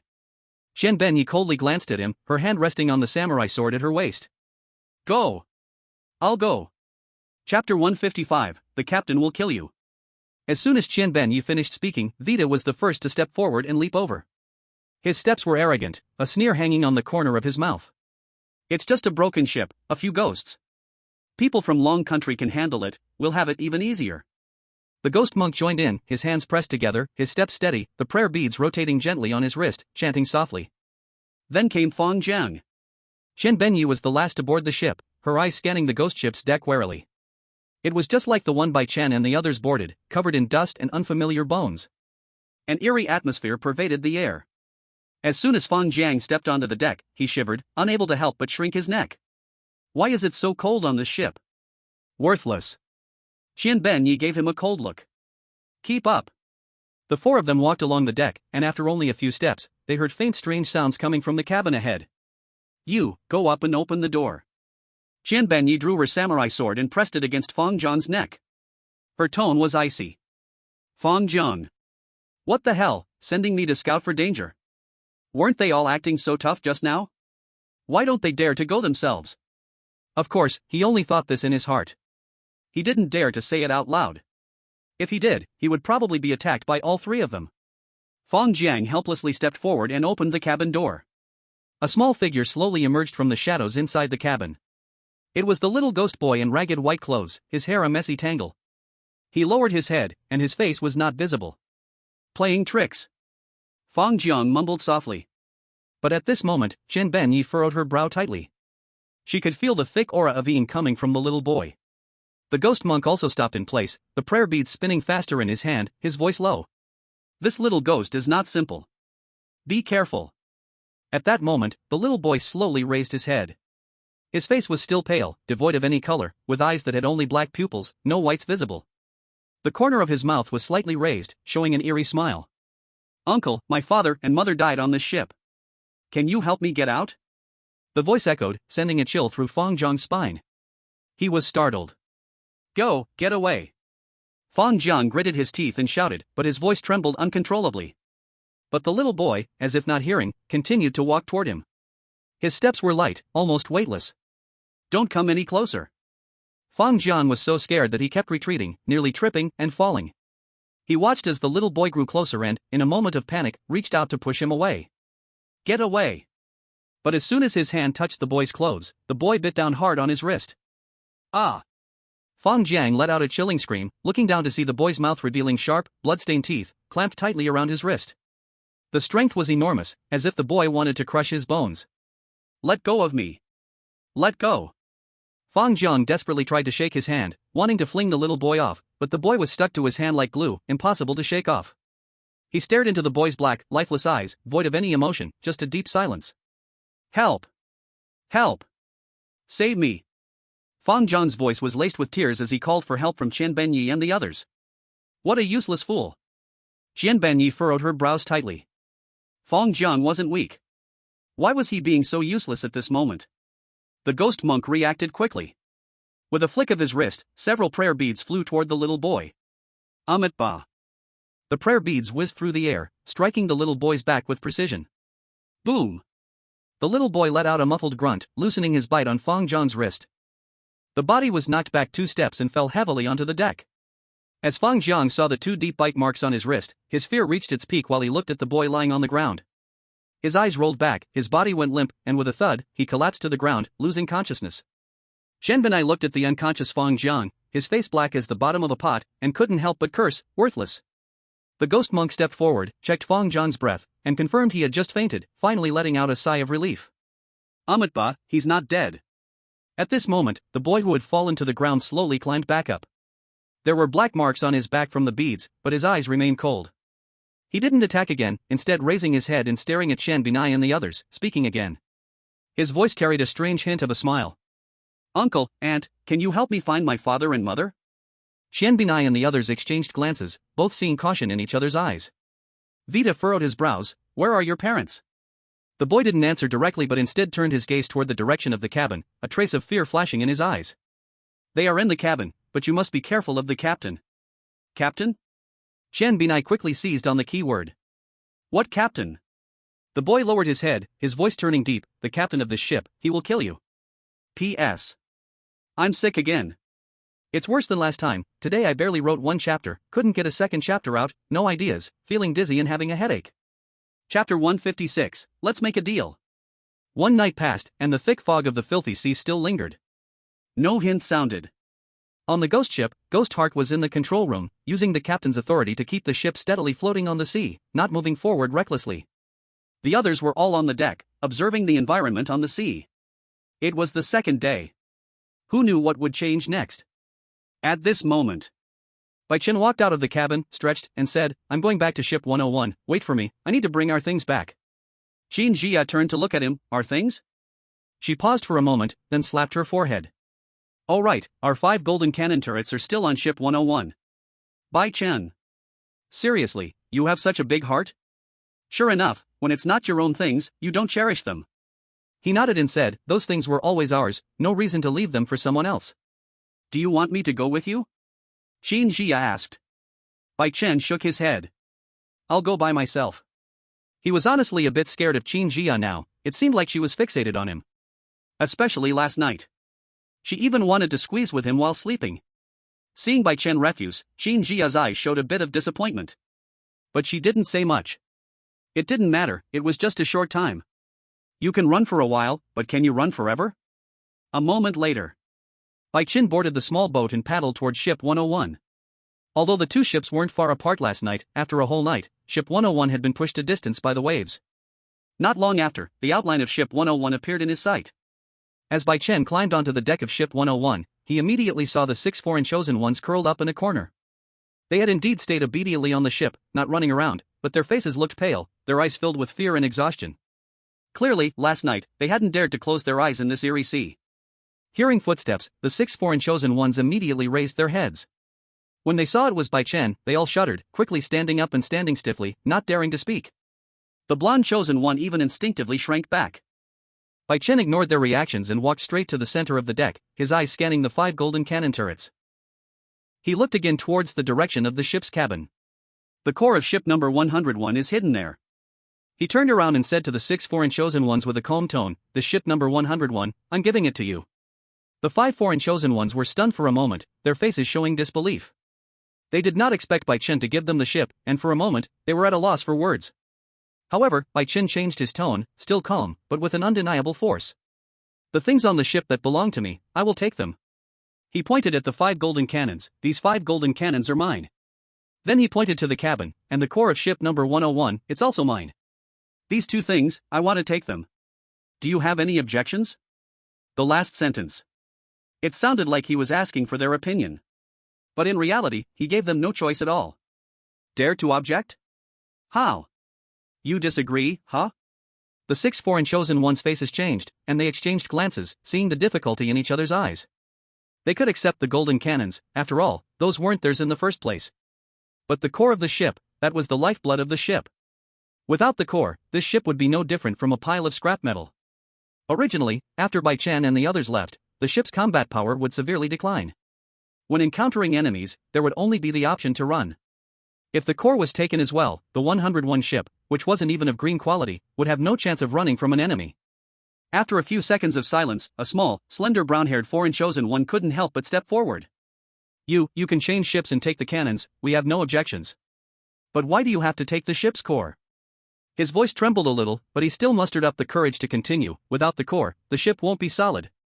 If you take the core, we won't be able to survive. Outside. At this moment, in the live broadcast room of the countries behind them. Seeing that they were starting to oppose Bai Chen, the audience felt as though the sky was falling. No. Don't oppose him. You will die. Stupid. What strength does he have to dare oppose him? That dragon country guy is a demon who kills without blinking an eye. Exactly, I watched Bai Chen's live broadcast in the dragon country. I saw him slap a Sakura country chosen one's head into a blood mist with one slap. I even saw him tear a Sakura country person apart with his bare hands.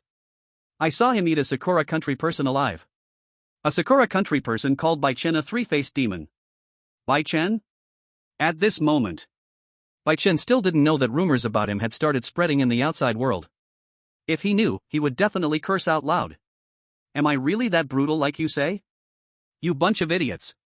Ahem. After hearing that person's opinion, Bai Chen coughed twice. He hadn't done anything yet.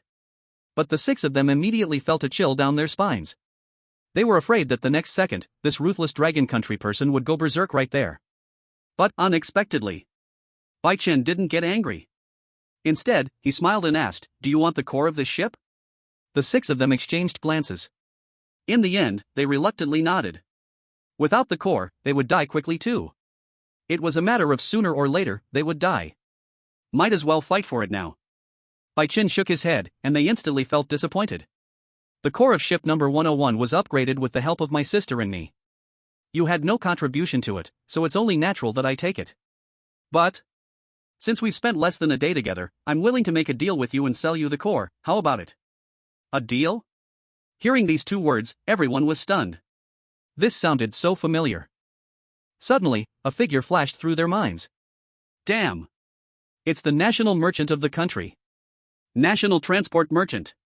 No. The national merchant just showed up. How could it be Bai Chen? The brown-haired chosen one stepped forward. How will you trade? What do we need to offer in exchange? If you need money, we can write an IOU. After leaving the National Luck Survival Zone, you can ask our country for payment. They will never default. After all, this is a deal done in front of the whole world. You can ask for any amount you want, just leave the core for us. The brown-haired chosen one thought his offer would make Bai Chen tempted. But unexpectedly, he shook his head again. No need to make it so complicated, just trade directly with him. Him? Who is he? Before they could figure it out, they saw white mist rising again on the sea nearby, and a familiar ship slowly approaching. On the ship's body, there was a magnificent dragon head. Chapter 157. No, why is there still forced selling? This chapter has a poll. The dragon head carving on the ship was lifelike, shimmering with a cold light in the dim light. It was the exclusive ship of the National Luck Merchant, which all chosen ones were extremely familiar with. The 6 foreign chosen ones instantly widened their eyes, their mouths open wide enough to fit an egg. National Luck Merchant? The brown-haired chosen one's voice trembled, full of disbelief. How could he come here? Bai Chen said we should trade with him, so does that mean we are trading with the National Luck Merchant? No. I don't want to trade with this crooked merchant. Although they had never dealt with the National Luck Merchant, the reputation of this merchant was something all chosen ones from every country had heard of. He had become a household name. But they couldn't understand. How did Bai Chen manage to contact the National Luck Merchant? Before they could figure it out, the dragon head ship had already steadied next to ship 101, and a wooden plank was extended from the dragon head ship to the deck of ship 101. Andre leisurely walked over. When they saw him, they froze for a moment. Fortunately, it wasn't that infamous crooked merchant. But this National Luck Merchant hadn't been in contact with them either, so hopefully, he was a good person. Andre stepped onto the deck, his gaze subconsciously avoiding Bai Chen, his steps a bit stiff, and his heart was full of unease. TSK, letting him act dumb was fine. But now, they wanted him to do the trading? He had never done this before. What if he messed up? If he accidentally screwed it up, this dog Bai Chen wouldn't dock his salary, right? Of course, he didn't actually have a salary.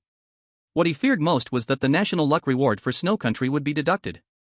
At this moment, the brown-haired chosen one mustered up his courage and carefully asked, "What kind of transaction do we need to make with you?"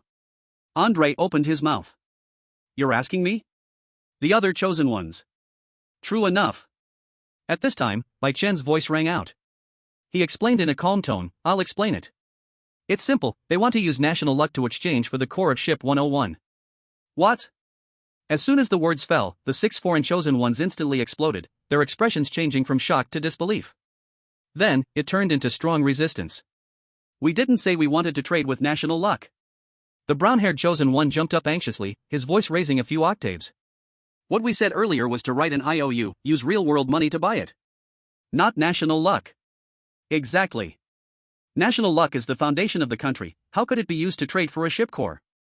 The tall chosen one also retorted, his face turning red. Although they wanted to survive, they also understood the importance of national luck.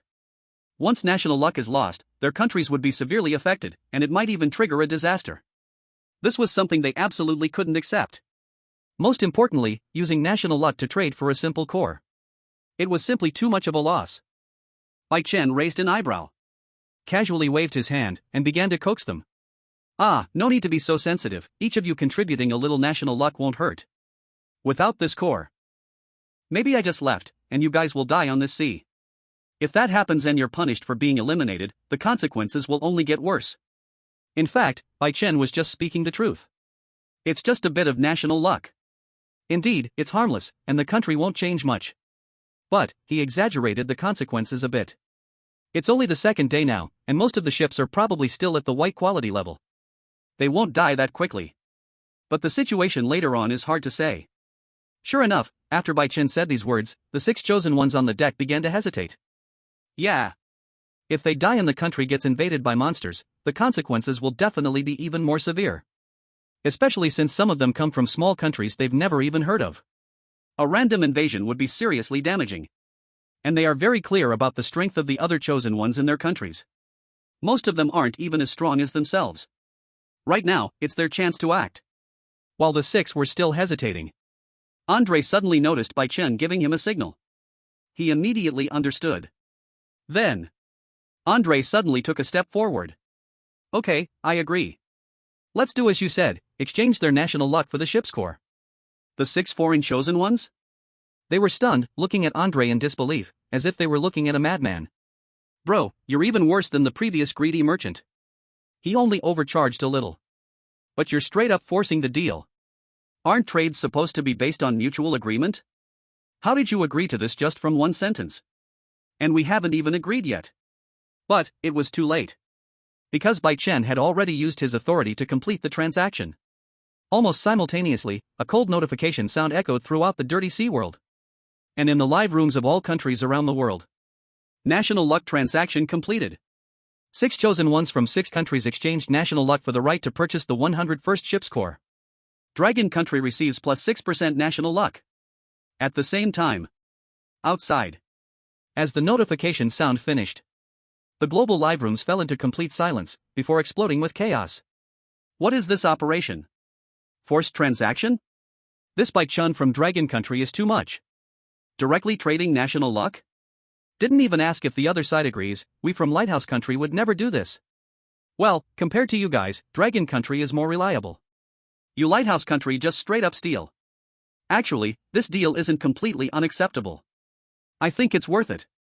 Dragon country plus 6% national luck? This is such a big win. The method is a bit rough, but I like it. What's up with the national luck merchant? Why are they in cahoots with Bai Chen? Are they working together? Dirty sea. On the deck of the 101st ship, the 6 foreign chosen ones heard the notification. Their faces were very complex. However, since the deal was done, they had no choice but to go with the flow. Bai Chen clapped his hands. Nice, 6 more national luck coins have been credited. Soon, he could start another round of 10 consecutive draws. Wait. Bai Chen suddenly froze, realizing he seemed to have forgotten an item. Savior. Designate a chosen one as the savior, and their 3-dimensional attributes will double. If the chosen one survives at the end, the national luck reward will also double. This time, Bai Chen didn't choose to use it on Bai Yao.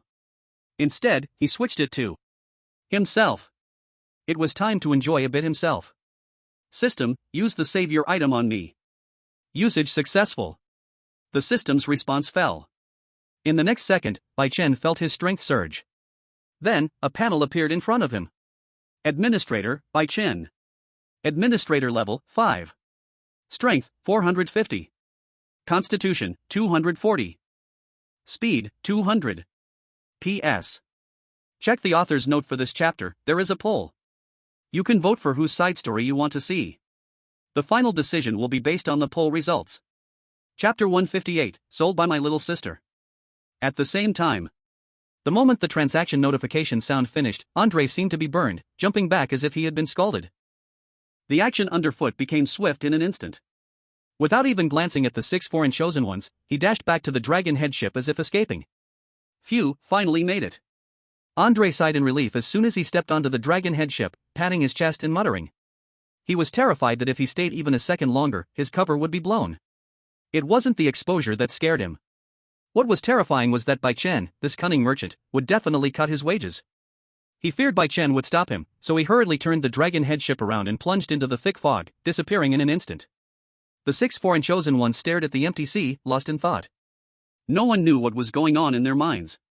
Bai Chen ignored their emotions, turned, and walked to the 5 golden cannon turrets, stuffing one into the chosen space with a single hand, his movements sharp and decisive. In less than 2 minutes, the deck was clear again. If fate allows, we will meet again. He clapped his hands and said to the few who were slumped on the ground. Then, he jumped into the small boat and paddled toward the ghost heart ship. A few minutes later, Bai Chen returned to the ghost ship. As soon as he stepped onto the deck, Bai Yao ran up to him, grabbing his arm and asking, "Brother, did you bring everything back?" She was still thinking about the 5 golden cannon turrets. "I brought everything back."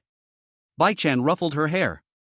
At this moment, Qin Jia and Li Yashing also walked over, with Qin Jia raising an eyebrow. "What did you do over there? How did you make our dragon country's luck increase by 6 points after just one trip? How did you convince them to use national luck to buy the core? And, why were you able to trade with them?" Qin Jia bombarded him with questions one after another, like a rapid-fire gun, leaving Bai Chen with a headache. How did he convince them? Did he even need to say it? Did they dare not obey? Of course, to salvage a bit of his own image, he gave a more tactful answer. "The national luck merchants forced the deal, it had nothing to do with me." That was true, right? Andre was also a national luck merchant. Bai Chen didn't elaborate on the details of the forced trade, but changed the subject. "Li Daozhang, the items are ready. Let's set off, no more wasting time here." Li Yashing nodded and turned to the control room to operate the ship. The ghost ship slowly started, breaking through the thick fog and heading toward the deep sea. Only Bai Chen, Bai Yao, and Qin Jia remained on the deck. Bai Chen leaned against the ship's railing, feeling the surging power within him, secretly pleased. 450 points of strength. Forget about shrimp and crab soldiers, even stronger monsters could be handled now. At this moment, he was calculating what good things he could get from a 10-pull. But in the next second, suddenly, the scarlet words reappeared before his eyes. Second day of the voyage log. The captain of the construction crew asked me to catch 100 mutant fish yesterday. It nearly cost me my life, but thankfully, my experience pulled me through. The captain of the construction crew is here again. He's gathering the crew on deck. Let me see what he has to say. The writing stopped. 2 minutes later, it appeared again. The captain of the construction crew. He actually wants us to catch shrimp and crab soldiers from this filthy sea. Does he even know what he's saying? Those mutated creatures are highly aggressive, several times more dangerous than mutant fish. He actually wants us to dive into the sea and catch them unprepared. I'm starting to regret this. I want to go home. No. I can't give up now. If I quit now, all my effort will be wasted. Without an income, my wife and children won't survive. Sigh, forget it. I'll hang on for a bit longer. The captain of the construction crew said he'll compensate our families with a large sum if something happens to us. Worst case, I'll just die. Today's catch mission, 50 shrimp soldiers, 50 crab soldiers. By the way, the captain of the construction crew said we can use the mutant fish we caught yesterday. Mutant fish are their favorite food. The words finally began to slowly dissipate. Bai Chen turned his head to look at the 3 women on the deck. Fishing task? Bai Yao's eyes lit up, and she rolled up her sleeves, ready to head to the small boat. Brother, let's go together. I'll help you catch them. Bai Chen was about to nod when Qin Jia took a step forward and grabbed Bai Yao's wrist, smiling as she said, Yao Yao, wait a moment, I have something to say to you. She pulled Bai Yao to the side, turning her back to Bai Chen, and whispered a few words. Bai Chen curiously glanced a few times but didn't move closer to listen. After all, Qin Jia wouldn't say anything important, at most just reminding Bai Yao to be careful. But after a while, Bai Yao returned with her eyes shining and waved her hand at Bai Chen, smiling. Brother, I'm not going. You go with Sister Qin. Bai Chen? He froze for a moment, looking at Qin Jia, who was calmly staring at him, her eyes showing a hint of a barely noticeable smile. No. What exactly did this woman say to Yao Yao? Why did she change her mind so quickly? Why aren't you going? Didn't you want to take action? Bai Chen asked in confusion. Bai Yao stuck out her tongue, leaned towards his ear, and whispered, Sister Qin said I should stay on the ship to prevent other monsters from sneaking up on us. Oh, brother, don't ask so many questions. Anyway, Sister Qin is much better than me, you two go together. Bai Chen, heh. He could tell right away that Bai Yao wasn't telling the truth. But it seemed like she wasn't planning to tell the truth. Seeing that she insisted on staying on the ship, Bai Chen had no choice but to shrug and compromise. All right. Although he didn't know what Qin Jia had said to Bai Yao, Bai Chen was very clear in his mind. Qin Jia must be using this opportunity to dig deeper into his secrets. Women. I have already seen through you. What are you looking at? At that moment, Qin Jia walked over, holding a ghost gun, speaking naturally. I'll go with you. Two people are more efficient and can look out for each other. Yao Yao will be safe on the ship with Taoist Li and Alice. At that moment, Li Yashing happened to come out of the control room. Hearing this, he nodded. Go ahead, don't worry. I'll take care of Yao Yao and the ship, I've already taken out the meat of the 1,000-eye deformed fish for you. As she spoke, she handed over a sealed large burlap sack. Bai Chen opened a small gap, and saw dark red fish meat inside, emitting a strong fishy smell. Bai Yao walked over. She pushed Bai Chen toward the small boat. Brother, go quickly and come back soon. I'll wait for you to return and eat fish and shrimp. Bai Chen looked at his sister's eager eyes, then at Qin Jia's determined face. He sighed. So I was sold out like this. Then, the two of them boarded the small fishing boat one after the other. Qin Jia untied the rope, and the small boat immediately began rowing away from the ghost ship. P.S. Wait a moment for the Qin Jia side story. Chapter 159, So Many Monsters, Catch Them All. The small boat slowly advanced through the thick fog, with the sound of the oars splashing in the water being the only noise. Bai Chen leaned against the side of the boat, his gaze seemingly fixed on the murky sea surface, but in reality, he kept a close watch on Qin Jia beside him. Qin Jia held the ghost gun, her eyes vigilantly scanning the surroundings. However, her gaze would always unintentionally glance at Bai Chen. The two of them remained silent, and the atmosphere wasn't exactly awkward, but Bai Chen felt uneasy. He kept feeling that Qin Jia's peripheral vision would occasionally land on him, as if she was pondering something. No, I need to finish this task quickly and stay away from this woman. Bai Chen muttered to himself. He didn't want his secrets to be exposed, especially his identity as a national fortune administrator. Although there wouldn't be any big trouble if Qin Jia found out, it would still be an awkward situation to appear impressive in front of someone familiar. After rowing for a few more minutes, Qin Jia finally cleared her throat twice, breaking the silence. We can't just drift forever. How about we throw the meat of the 1,000-eye deformed fish now? We can attract the targets earlier and save some time. Bai Chen was more than happy to do that. He nodded immediately. Okay, go ahead. Qin Jia bent down, picked up the sealed burlap bag, untied the rope, and grabbed a handful of dark red fish meat, throwing it into the sea around the small boat. The fish meat sank as soon as it hit the water, leaving only a faint fishy smell lingering in the air. Taking advantage of Qin Jia's moment of bending down to arrange the burlap bag, Bai Chen silently called out to the system in his heart. He opened the system panel and found the system map. The map clearly marked the monster distribution in the surrounding sea area, with shrimp soldiers and crab generals scattered several kilometers away, attracted by the meat of the 1,000-eyed deformity fish. It would take at least half an hour to get here. Waiting for bait is too slow. Bai Chen thought to himself, his eyes quickly locking onto a target on the map. Anyway, I can teleport monsters. I'll just directly teleport 50 shrimp soldiers and 50 crab generals here to finish this quickly. Fearing that Qin Jia might notice something unusual, his fingers moved swiftly, selecting the group of monsters on the map that had just enough numbers, and silently muttered teleport. The system responded instantly. After completing all of this, Bai Chen quickly withdrew his hand and pretended to casually look at the sea. He let out a sigh of relief in his heart. Done, now we can go back faster and avoid being stuck with this woman who wants to probe the bottom. Qin Jia had just finished throwing the last handful of fish meat. She stood up straight and said, the bait is done, we'll probably have to wait a while for something to happen, Before she could finish her sentence, the sea around the small boat suddenly bubbled up densely, and the murky water began to churn violently. Shadows of dark gray figures quickly darted underwater, approaching the small boat. They're here? So soon?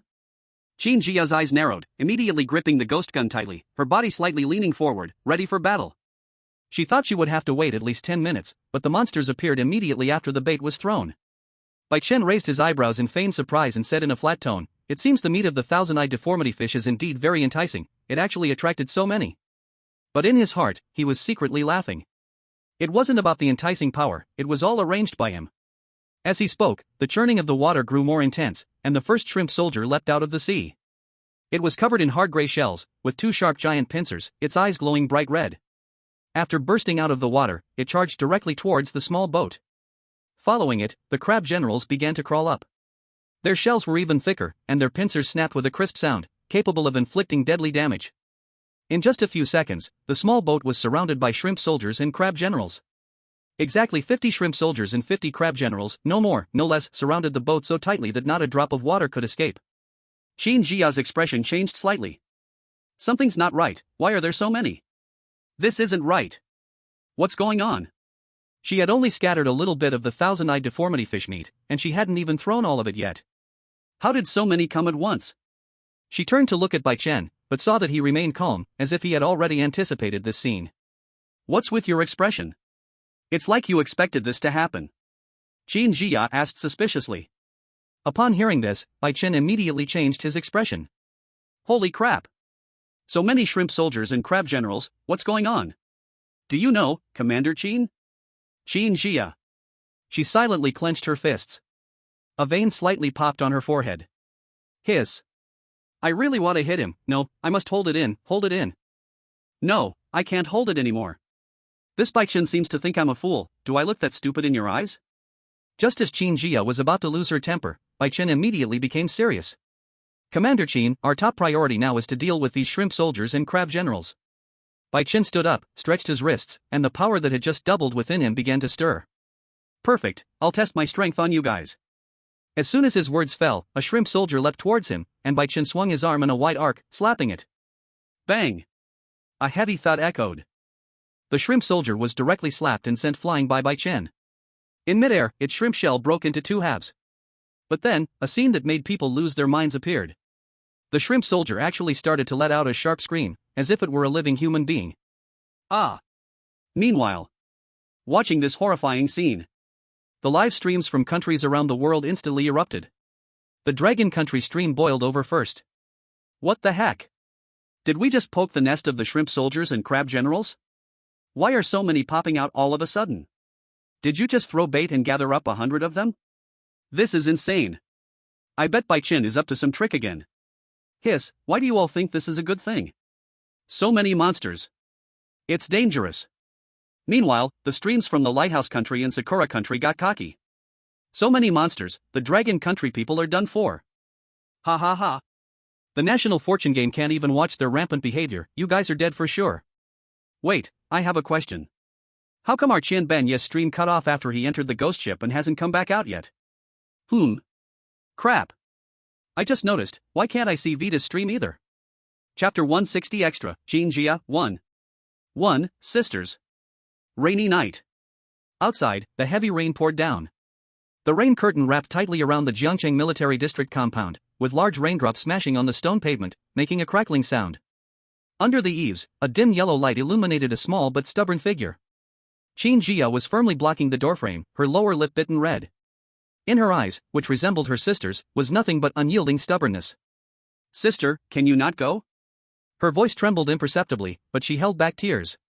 If you leave, there will be no one left at home. Inside the door, Qin Jia was carrying a heavy standard long gun. She looked at her sister blocking the door, and a trace of guilt flashed across her eyes. She raised her hand and gently stroked Qin Jia's head, caressing her soft hair. Her voice was very soft. Yao Yao, be good, let sister pass. Her tone carried a hint of helplessness. When I'm not at home, you can go find your little friends in the compound, you aren't without peers your age. Did she want to leave? No one wanted to leave more than she did, not wanting to leave the home that was now only them two sisters. She didn't want to leave her sister alone in an empty house. But the Qin family had been in the military for generations, and her parents' names had long been engraved on the military district's martyr wall. Now, in this generation of the Qin family, only she and Jia remained. Someone from the Qin family had to bear this responsibility, and that person could only be her. She couldn't bear to let her beloved sister step onto the battlefield. Moreover, she had been trained by her father since childhood in marksmanship, tactics, and combat, with a natural talent far exceeding the average person. So, this was her mission, her fate. The situation on the interstellar battlefield grew more perilous every year. There, they needed her. Qin Jia's strength, in the end, couldn't match Qin Jia's, who had been practicing martial arts and training all her life. With a slight pull, Qin Jia was dragged away from the doorframe. Her fingertips didn't forget to gently pat her sister's arm, as if soothing, or as if bidding farewell. No! Qin Jia suddenly reacted, turned around, and threw herself onto Qin Jia's waist. Her arms tightened around her. She raised her head, her voice suddenly rising, her eyes red, filled with tears. Sister! It's not that I'm afraid of being alone. I'm afraid you'll die. Do you remember how Mom and Dad died? Her voice carried a sob. The interstellar battlefield is a meat grinder. Those monsters are not something we humans can fight against. Going there is just a death sentence. All human struggles and resistance now are just a slow death. Humans will eventually perish. Her voice gradually fell. But I don't want you to die so soon. Don't go, please? She choked on her sobs, tightening her arms around Qin Jia even more.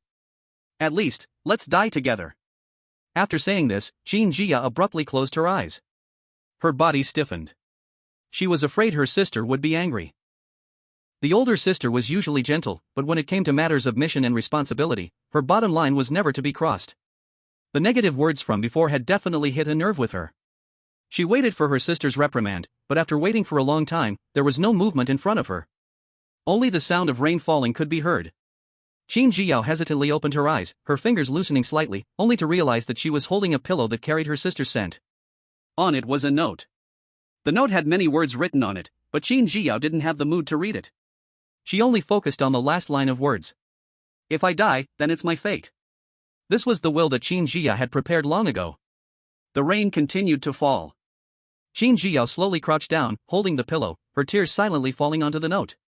And Qin Jia had already left. 2 years later. The interstellar battlefield. Commander Qin, the Southwest No. 1 defense line has been broken, the Blood Clan's monster army has invaded. Commander Qin. Our drones have detected alien creatures outside the Southwest No. 1 defense line, they seem to have joined forces with the Blood Clan. Inside the tent. Qin Jia listened to one bad news after another, feeling a headache coming on. Commander Qin. I suggest we initiate the extermination plan. An assistant spoke up. Bang! Qin Jia slapped the table, startling everyone. Extermination plan? Do you think it's something you can just start? Unless it's total collapse, we will never initiate the extermination plan. Qin Jia immediately rejected the assistant's suggestion. The extermination plan. It meant withdrawing all personnel and launching the H-weapon on the interstellar battlefield. But the drawbacks of doing so were significant. It could solve a short-term problem, but not a long-term one. The interstellar battlefield wasn't really in outer space. It was just a remote area on the edge of the Dragon Kingdom, specifically used as a battlefield to fend off foreign races. If the extermination plan were truly initiated, this battlefield could never be used again. Human bodies simply couldn't survive in an H-radiated environment for long, let alone fight. But just because humans couldn't, didn't mean those foreign races couldn't. In fact, some of them could thrive in such an environment. So, unless it was the final moment, the extermination plan could never be activated. After thinking for a long time, Qin Jia made her decision. Gather team number 11, I will personally lead the team to support the number 1 defense line. As soon as these words were spoken, everyone in the tent was stunned. Qin Jia leading the team herself? That's too dangerous. But listening to Qin Jia's firm tone, no one dared to object. When team number 11 was assembled, Qin Jia stayed in the tent to adjust herself. Was she nervous? That was definitely the case. She had been on the interstellar battlefield for 2 years, and during that time, she hadn't returned home even once. At first, she would call her younger sister to check in, but as the battle situation grew urgent, she didn't even have time to make a call. She had no idea how her sister was doing now. Yao Yao, don't blame me, if I don't protect the country, how can I protect you? Qin Jia sighed. Her subordinates were very efficient. In just a short while, team number 11 had already assembled. Why specifically team number 11? Because this team had a new rising star. This recruit had been in the army for less than a year, yet had already accumulated countless military achievements on the interstellar battlefield. Hearing the movement outside the tent, Qin Jia stood up and walked out, wanting to see this new recruit. But when her gaze fell on the figure standing at the very front of team number 11, Qin Jia froze. It was as if a thunderbolt struck her directly. Because that figure was none other than her beloved sister, Qin Zhiyao. Yao Yao? Why are you here? For the first time, Qin Zhiyao's face showed an expression of panic. Why? Why was Yao Yao here? When did she join Team 11? Wait, look at her position, could Yao Yao be the new recruit of Team 11? A series of thoughts rushed through her mind, all involving Qin Zhiyao. Qin Zhiyao couldn't stay calm anymore. Sister, long time no see. Finally, Qin Zhiyao spoke. Now, she had lost the childishness of her past, her eyes no longer filled with pity, but became firm and fierce. The murderous aura around her now made her image in Qin Zhiyao's eyes sharply contrast with her previous cute appearance. It sent a wild shock through her nerves. Qin Zhiyao couldn't stand anymore. She stepped forward and pulled Qin Zhiyao back to the tent. Before she could ask anything, Qin Zhiyao already spoke up, tightly gripping Qin Zhiyao's hand. Sister, I once said, if we die together. Since you insisted on coming to the interstellar battlefield, I will come too. Sister, you don't have to worry about me, I've already proven my strength with actions. Those monsters are nothing in my hands, I'm not weaker than you. I already know the plan you arranged this time, don't even think about leaving me behind to support you, you better not think about it.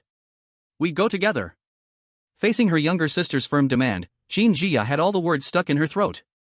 In the end, she could only nod helplessly. Okay. We'll fight together, and kill those aliens to avenge our parents. To be continued. Chapter 161, Watch fewer movies. The shrill screams of the shrimp soldiers were sharp and ear-piercing, making Qin Zhiyao dizzy and her stomach churn. She gripped the ghost gun tightly, sweat forming on her palms, her gaze scanning the densely surrounded shrimp soldiers and crab generals, the pressure in her heart suddenly increasing. But there was no time for her to think any further. These monsters were not to be taken lightly, with hard shells and aggressive attacks, even one was difficult to deal with. Now with hundreds gathered, even her exceptional skills couldn't prevent her from feeling a little strained. The only solution was to use a large-scale skill to disrupt their formation before the monsters could completely swarm the small boat.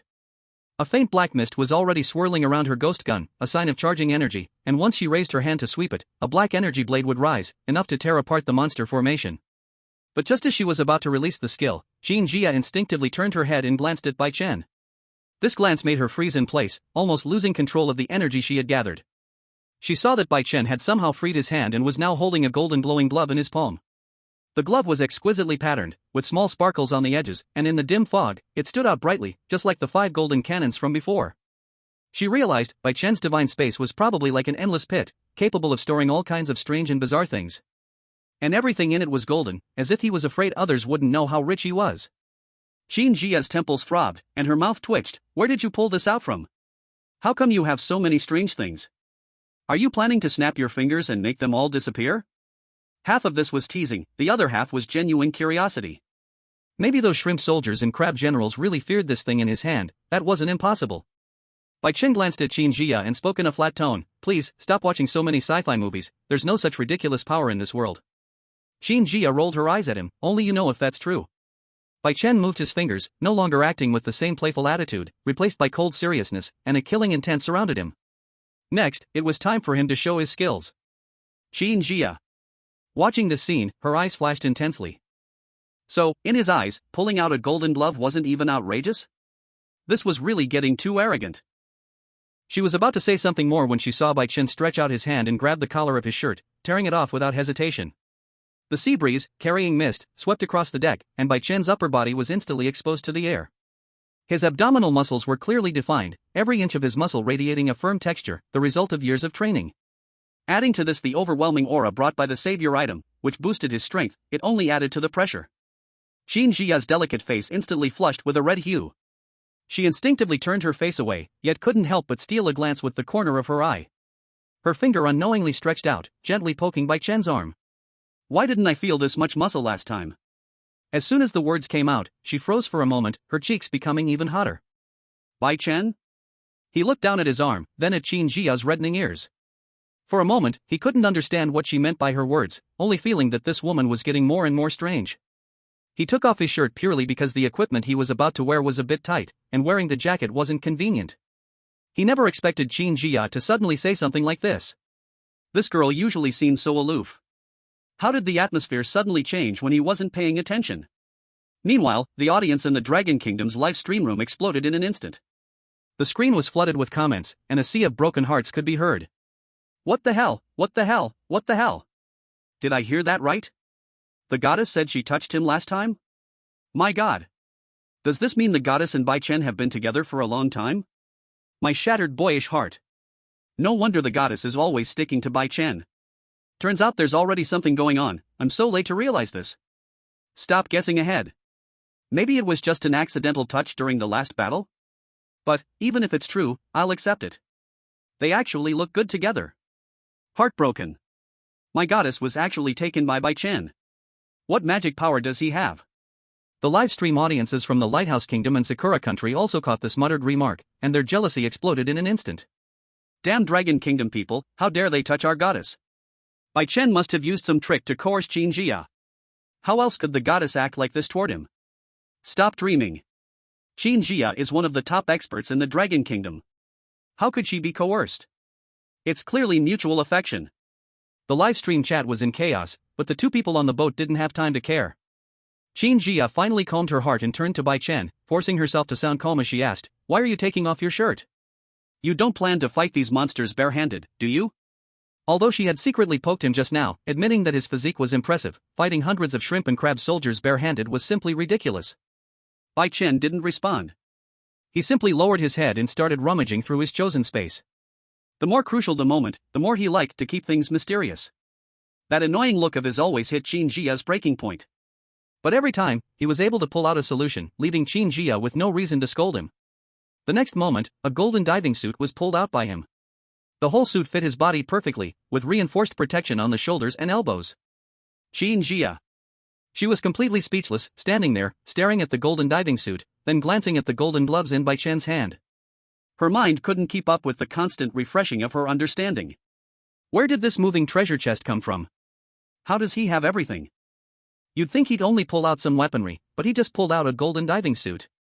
You'd think he was going diving, but maybe the next moment, he'll pull out a submarine. The audience in the livestream was also stunned, their mouths hanging open, and the comments quickly shifted from gossip to a collective rant mode. I'm done for. What is this treasure chest physique? Golden gloves, fine, but a golden diving suit too? I agree with the previous suggestion. Change his name, Bai Chen. Don't call him Bai Chen anymore. Dora White Dream. Dora White Dream. So accurate and fitting. His pocket has everything, this is ridiculous. I suspect his divine space is like Doraemon's 4D pocket, how else could he store so many things? Golden set, huh? Is the next step pulling out golden armor? I'm already looking forward to it. Bai Chen, didn't expect this, huh? I also have golden underwear. Stop making me laugh upstairs. This comments section is full of talents. It's over, now I'm curious what Bai Chen will pull out next. Chapter 162, Bai Chen goes into the sea. Bai Chen patted Qin Jia's shoulder and smiled faintly, "Wait on the ship, don't come down and cause trouble." Qin Jia was stunned for a moment and quickly grabbed him, "You're going down? Are you crazy?" She knew better than anyone, this sea area was no safe place, going in alone was like walking into a trap. Even if Bai Chen wanted to act the hero, this was not the right time to do so. Bai Chen didn't hesitate at all, his gaze sharp. "Of course, if I don't go down, are you going down?" What kind of scene has he not seen? How could these shrimp and crab soldiers block his way? How ridiculous. Just wait and see, you'll be stunned in a while. He didn't hesitate any longer, leaping into the air, his figure shot like an arrow into the sea. Qin Jia gripped the ghost spear, standing by the ship's edge, her gaze locked tightly on the spot where Bai Chen fell into the water, both curious and worried. 100 shrimp and crab soldiers gathered. Even though Bai Chen was strong, going into the water alone was still dangerous. Sure enough, as soon as Bai Chen entered the water, the surrounding shrimp and crab soldiers, who had been lying in wait, rushed toward him like crazy. "Quick, get back up, it's too dangerous." Qin Jia's heart leaped into her throat, ready to grip the ghost spear and provide support at any moment. But the next second, the sight before her froze her completely in place. The vicious shrimp and crab soldiers, just as they were about to reach Bai Chen, suddenly became slow and disordered in their movements. Even stranger, they seemed to completely ignore Bai Chen's presence, only crashing and biting each other in the water. Humph. That saved me a lot of trouble. Bai Chen's mouth curled into a cold smile, flexing his hand wearing the golden glove. The glove still glowed faintly underwater, and with the 450 points of strength, even in the highly resistant seawater, they unleashed an astonishing force. He didn't hesitate anymore, charging toward the chaotic group of monsters, activating his big nasal mode to enjoy the battle. He flashed and appeared behind a shrimp soldier, raising his hand and delivering a hard slap to the shrimp soldier's head. A muffled bang sounded, followed by the sound of bones cracking. The shrimp soldier was slapped flying, creating an arc in the water. Before it even landed, its body began to turn transparent and finally disappeared completely into the sea. Next, Bai Chen turned around and aimed at a crab soldier who was tearing into its companion, slapping it again. The crab soldier's hard shell was no match for the power of the golden gloves, cracking instantly, and its body was slapped away like a kite with a broken string, disappearing without a trace in the air. No complicated moves, just with the golden gloves and his surging power, he began an overwhelming slaughter. At the same time, 2 lines of crimson text suddenly appeared before Bai Chen and Qin Jia, updating the task progress in real time. Fishing task, shrimp soldiers 1/50th, crab soldiers 1/50th. Qin Jia looked at the flashing text and then at Bai Chen, who was moving freely in the water, as if it was a no man's land. Her temple started throbbing again. She finally understood, this man had nothing that wasn't ridiculous about him. Not only did he have as many gadgets as Doraemon, even his skills were like a bug. This was not even a fight, it was pure bullying. Live broadcasts from countries around the world had already exploded because of this bizarre scene, especially the viewers from Lighthouse Country and Sakura Country.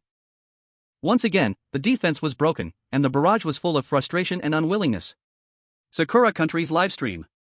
Oh my god. How is this possible? Why aren't those monsters attacking him? It must be Dragon Country's doing, this is so unfair. Chen Benyi is still trapped in the ghost ship, but this Bai Chen is here slaughtering low-level enemies, how despicable. Lighthouse Country's livestream. Fuck. What kind of ridiculous ability is this? Invisibility? How can a national luck game have such a bug skill? I knew it. The Dragon Country must be up to something dirty, definitely using some underhanded means. Vita's livestream is still cut off, has it already been taken care of by Dragon Country? Looking at Dragon Country's livestream, the viewers were already overjoyed, with comments flooding in so fast that it was impossible to keep up. Ha ha. Dora White Dream is living up to the name, even has an invisibility diving suit, so impressive. Big nose mode activated. By Chen's slap, even through the screen, I can feel the pain. Those monsters are like idiots, killing each other, can't stop laughing, is this the gap in strength? The national luck is secure. With Bai Chen's strength, our Dragon Country will surely make it to the end. The underwater battle continued, Bai Chen's movements never paused, his slaps fast and fierce. With every swing, a monster vanished, and the crimson progress bar sped up rapidly. Fishing task, shrimp soldier 3/50ths, crab general 4/50ths. Fishing task, shrimp soldier 8/50ths, crab general 10/50ths. Fishing task, shrimp soldier 15/50ths, crab general 18/50ths. The once chaotic shrimp soldiers and crab generals rapidly decreased under Bai Chen's harvesting, while the remaining monsters kept fighting each other, completely unaware of the arrival of death.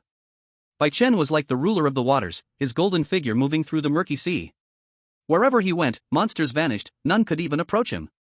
Qin Jia leaned against the ship's railing, putting away the ghost gun, her gaze resting on that golden figure underwater, a hint of complex emotion flashing in her eyes. This man had too many secrets, powerful to the point of being unfathomable, yet somehow incredibly reliable. Time passed, and the underwater monsters decreased, the refresh rate of the crimson text also gradually slowed down. Fishing task, shrimp soldier 28/50ths, crab general 32/50ths. Fishing task, shrimp soldier 35/50ths, crab general 38/50ths. Fishing task, shrimp soldier 42/50ths, crab general 45/50ths. Soon, the task progress reached half, with fewer than 50 monsters left, most of them already wounded. Bai Chen was still swinging fiercely, but from the corner of his eye, he suddenly noticed a vague outline of a ship slowly approaching through the thick fog in the distance. The shape of the ship was eerie, neither like an ordinary fishing boat nor a chosen one's vessel, the hull seemed shrouded in a faint black mist, blending seamlessly with the surrounding fog. If not for Bai Chen's vision, greatly enhanced by his attributes, he would have never noticed it. What caught his attention even more was the ship's extremely slow speed, approaching quietly with no discernible goodwill. Bai Chen immediately halted his actions, his eyes becoming cautious. He stopped harvesting the remaining monsters, turned to look at the ship's silhouette in the fog, a faint sense of doubt rising in his heart. Chapter 163, The Battle Begins. Gradually, the thick fog was blown away a bit by the sea breeze, and the mysterious ship's outline became clearer. The ship was also in the style of a ghost ship, with a worn and battered deck, a faint smell of blood in the air. It was the very ship that Chen Benyi, Vita, and the ghost monk were on. In the corner of the deck, Fang Jian was still unconscious, the blood on his temple dried and darkened, clearly not yet recovered from the previous impact. The three of them had just been resting in the cabin when they vaguely heard noises from outside, so they all came up to the deck to check, and happened to witness Bai Chen crushing shrimp soldiers and crab generals in the water. The monsters that had seemed so threatening to them were like ants in front of Bai Chen, easily destroyed. With every slap that landed, a monster disappeared. The ridiculous strength and speed of destruction made the three people shiver with fear. In their eyes, as long as Bai Chen wasn't removed, they would never have peace. How is this possible? His strength is actually this overwhelming? Xianbinai murmured in a low voice, her tone filled with undeniable fear. Having fought briefly with Bai Chen before, she knew just how powerful he was. Yet in just a few days, Bai Chen's strength had skyrocketed to such a terrifying level. This was no power any chosen one could possess. The ghost monk furrowed his brows tightly and said in a deep voice, "This child must possess some rare treasure. Such a power boost cannot be achieved by ordinary means. If we confront him head-on, we probably have no chance of winning." Chance of winning? I don't need a chance. Vita's voice carried a hint of madness, his mechanical arm slowly transforming. The metal components on his shoulder unfolded, revealing an energy cannon gleaming with blue light. I am the most perfect genetically modified human of Lighthouse Nation. How can I keep being suppressed by Long Nation people? If he won't come ashore, I'll just solve him here. Before he finished speaking, the energy cannon on Vita's shoulder gathered a blinding blue light. Energy waves surged, and the surrounding air trembled violently. This was his core attack method, as powerful as a small artillery shell, capable of piercing the deck of an ordinary ghost ship, and even dealing serious damage to high-level monsters. Since he dared not dive into the sea and face Bai Chen head-on, he decided to use a long-range attack to kill him in the water. Boom! A deep blue energy orb, accompanied by a piercing sound, shot towards Bai Chen in the water. The seawater along its path bubbled and boiled as the energy scorched it. Qin Jia on the small boat suddenly changed her expression, immediately gripping the ghost gun, aiming it towards the direction of the ghost ship. However, despite this deadly strike, Bai Chen in the water remained calm and unhurried. He didn't even raise his head to look at the energy orb, only slowly lifting his right hand, which was wearing a golden glove. Just as the energy orb was about to hit him, he suddenly slapped it away. Bang! The golden glove collided violently with the energy orb, producing an ear-piercing roar. The dazzling light instantly enveloped the entire sea area. What was shocking was that this incredibly powerful energy orb was actually slapped off course by Bai Chen's hand, flying to the side like a kite with a broken string. Xianbinai, Vita, and the ghost monks' faces turned pale, their pupils widened, and their faces were filled with terror. They never imagined that Bai Chen could slap an energy orb away with his bare hands. This completely defied logic. Get out of the way! Vita screamed, and the three of them didn't have time to think any further. They rushed madly toward the back of the deck. The next second, the energy orb exploded right beside the ghost ship's hull. Boom! A huge explosion tore open a massive hole in the deck. Debris and splinters flew everywhere, and seawater poured into the cabin through the gap. The whole ship violently rocked. The three were thrown to the ground by the shockwave, their bodies covered in dust and seawater, in a miserable state. Qin Jia stood on the small boat, watching this scene. Her heart, which had been hanging in the air, finally settled, and she couldn't help but smile. She knew it. Bai Chen would never disappoint. She raised her gun, keeping a watchful eye on the ghost ship, and shouted at Bai Chen in the water, "Need any help? I'll take care of these three troubles for you." Bai Chen didn't even look up, the corner of his mouth curling into a mocking smile as he teased, "No need for you to lift a finger.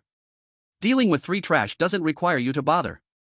As he spoke, he casually slapped away two crab generals that were clashing recklessly beside him.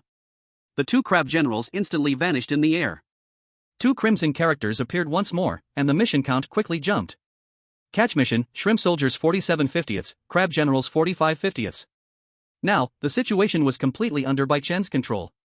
At this moment, the live broadcasts from countries around the world had completely exploded. The speed of the bullet comments was so fast that it was hard to see, with viewers from different countries showing completely different reactions. In the Dragon Kingdom's live stream room, the viewers were furious and started angrily cursing Chen Benyi and the others for their shamelessness. What the hell?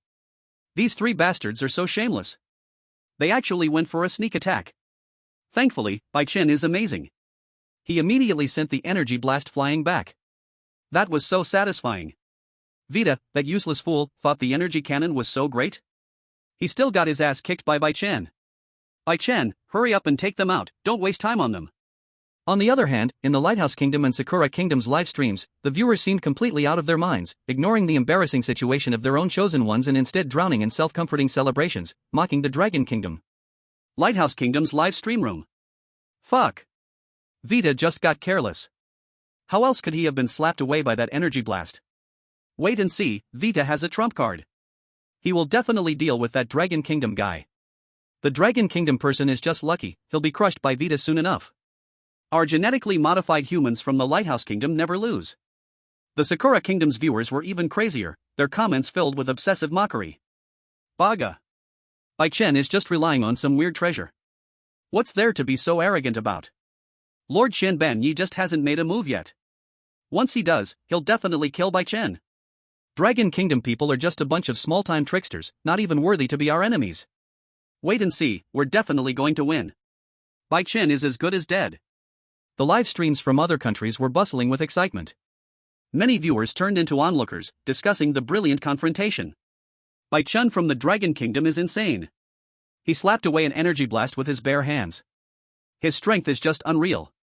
Lighthouse Kingdom and Sakura Kingdom are just being stubborn, aren't they? They've been beaten so badly and still mocking. I bet Bai Chen will charge straight onto the ghost ship and take out those three.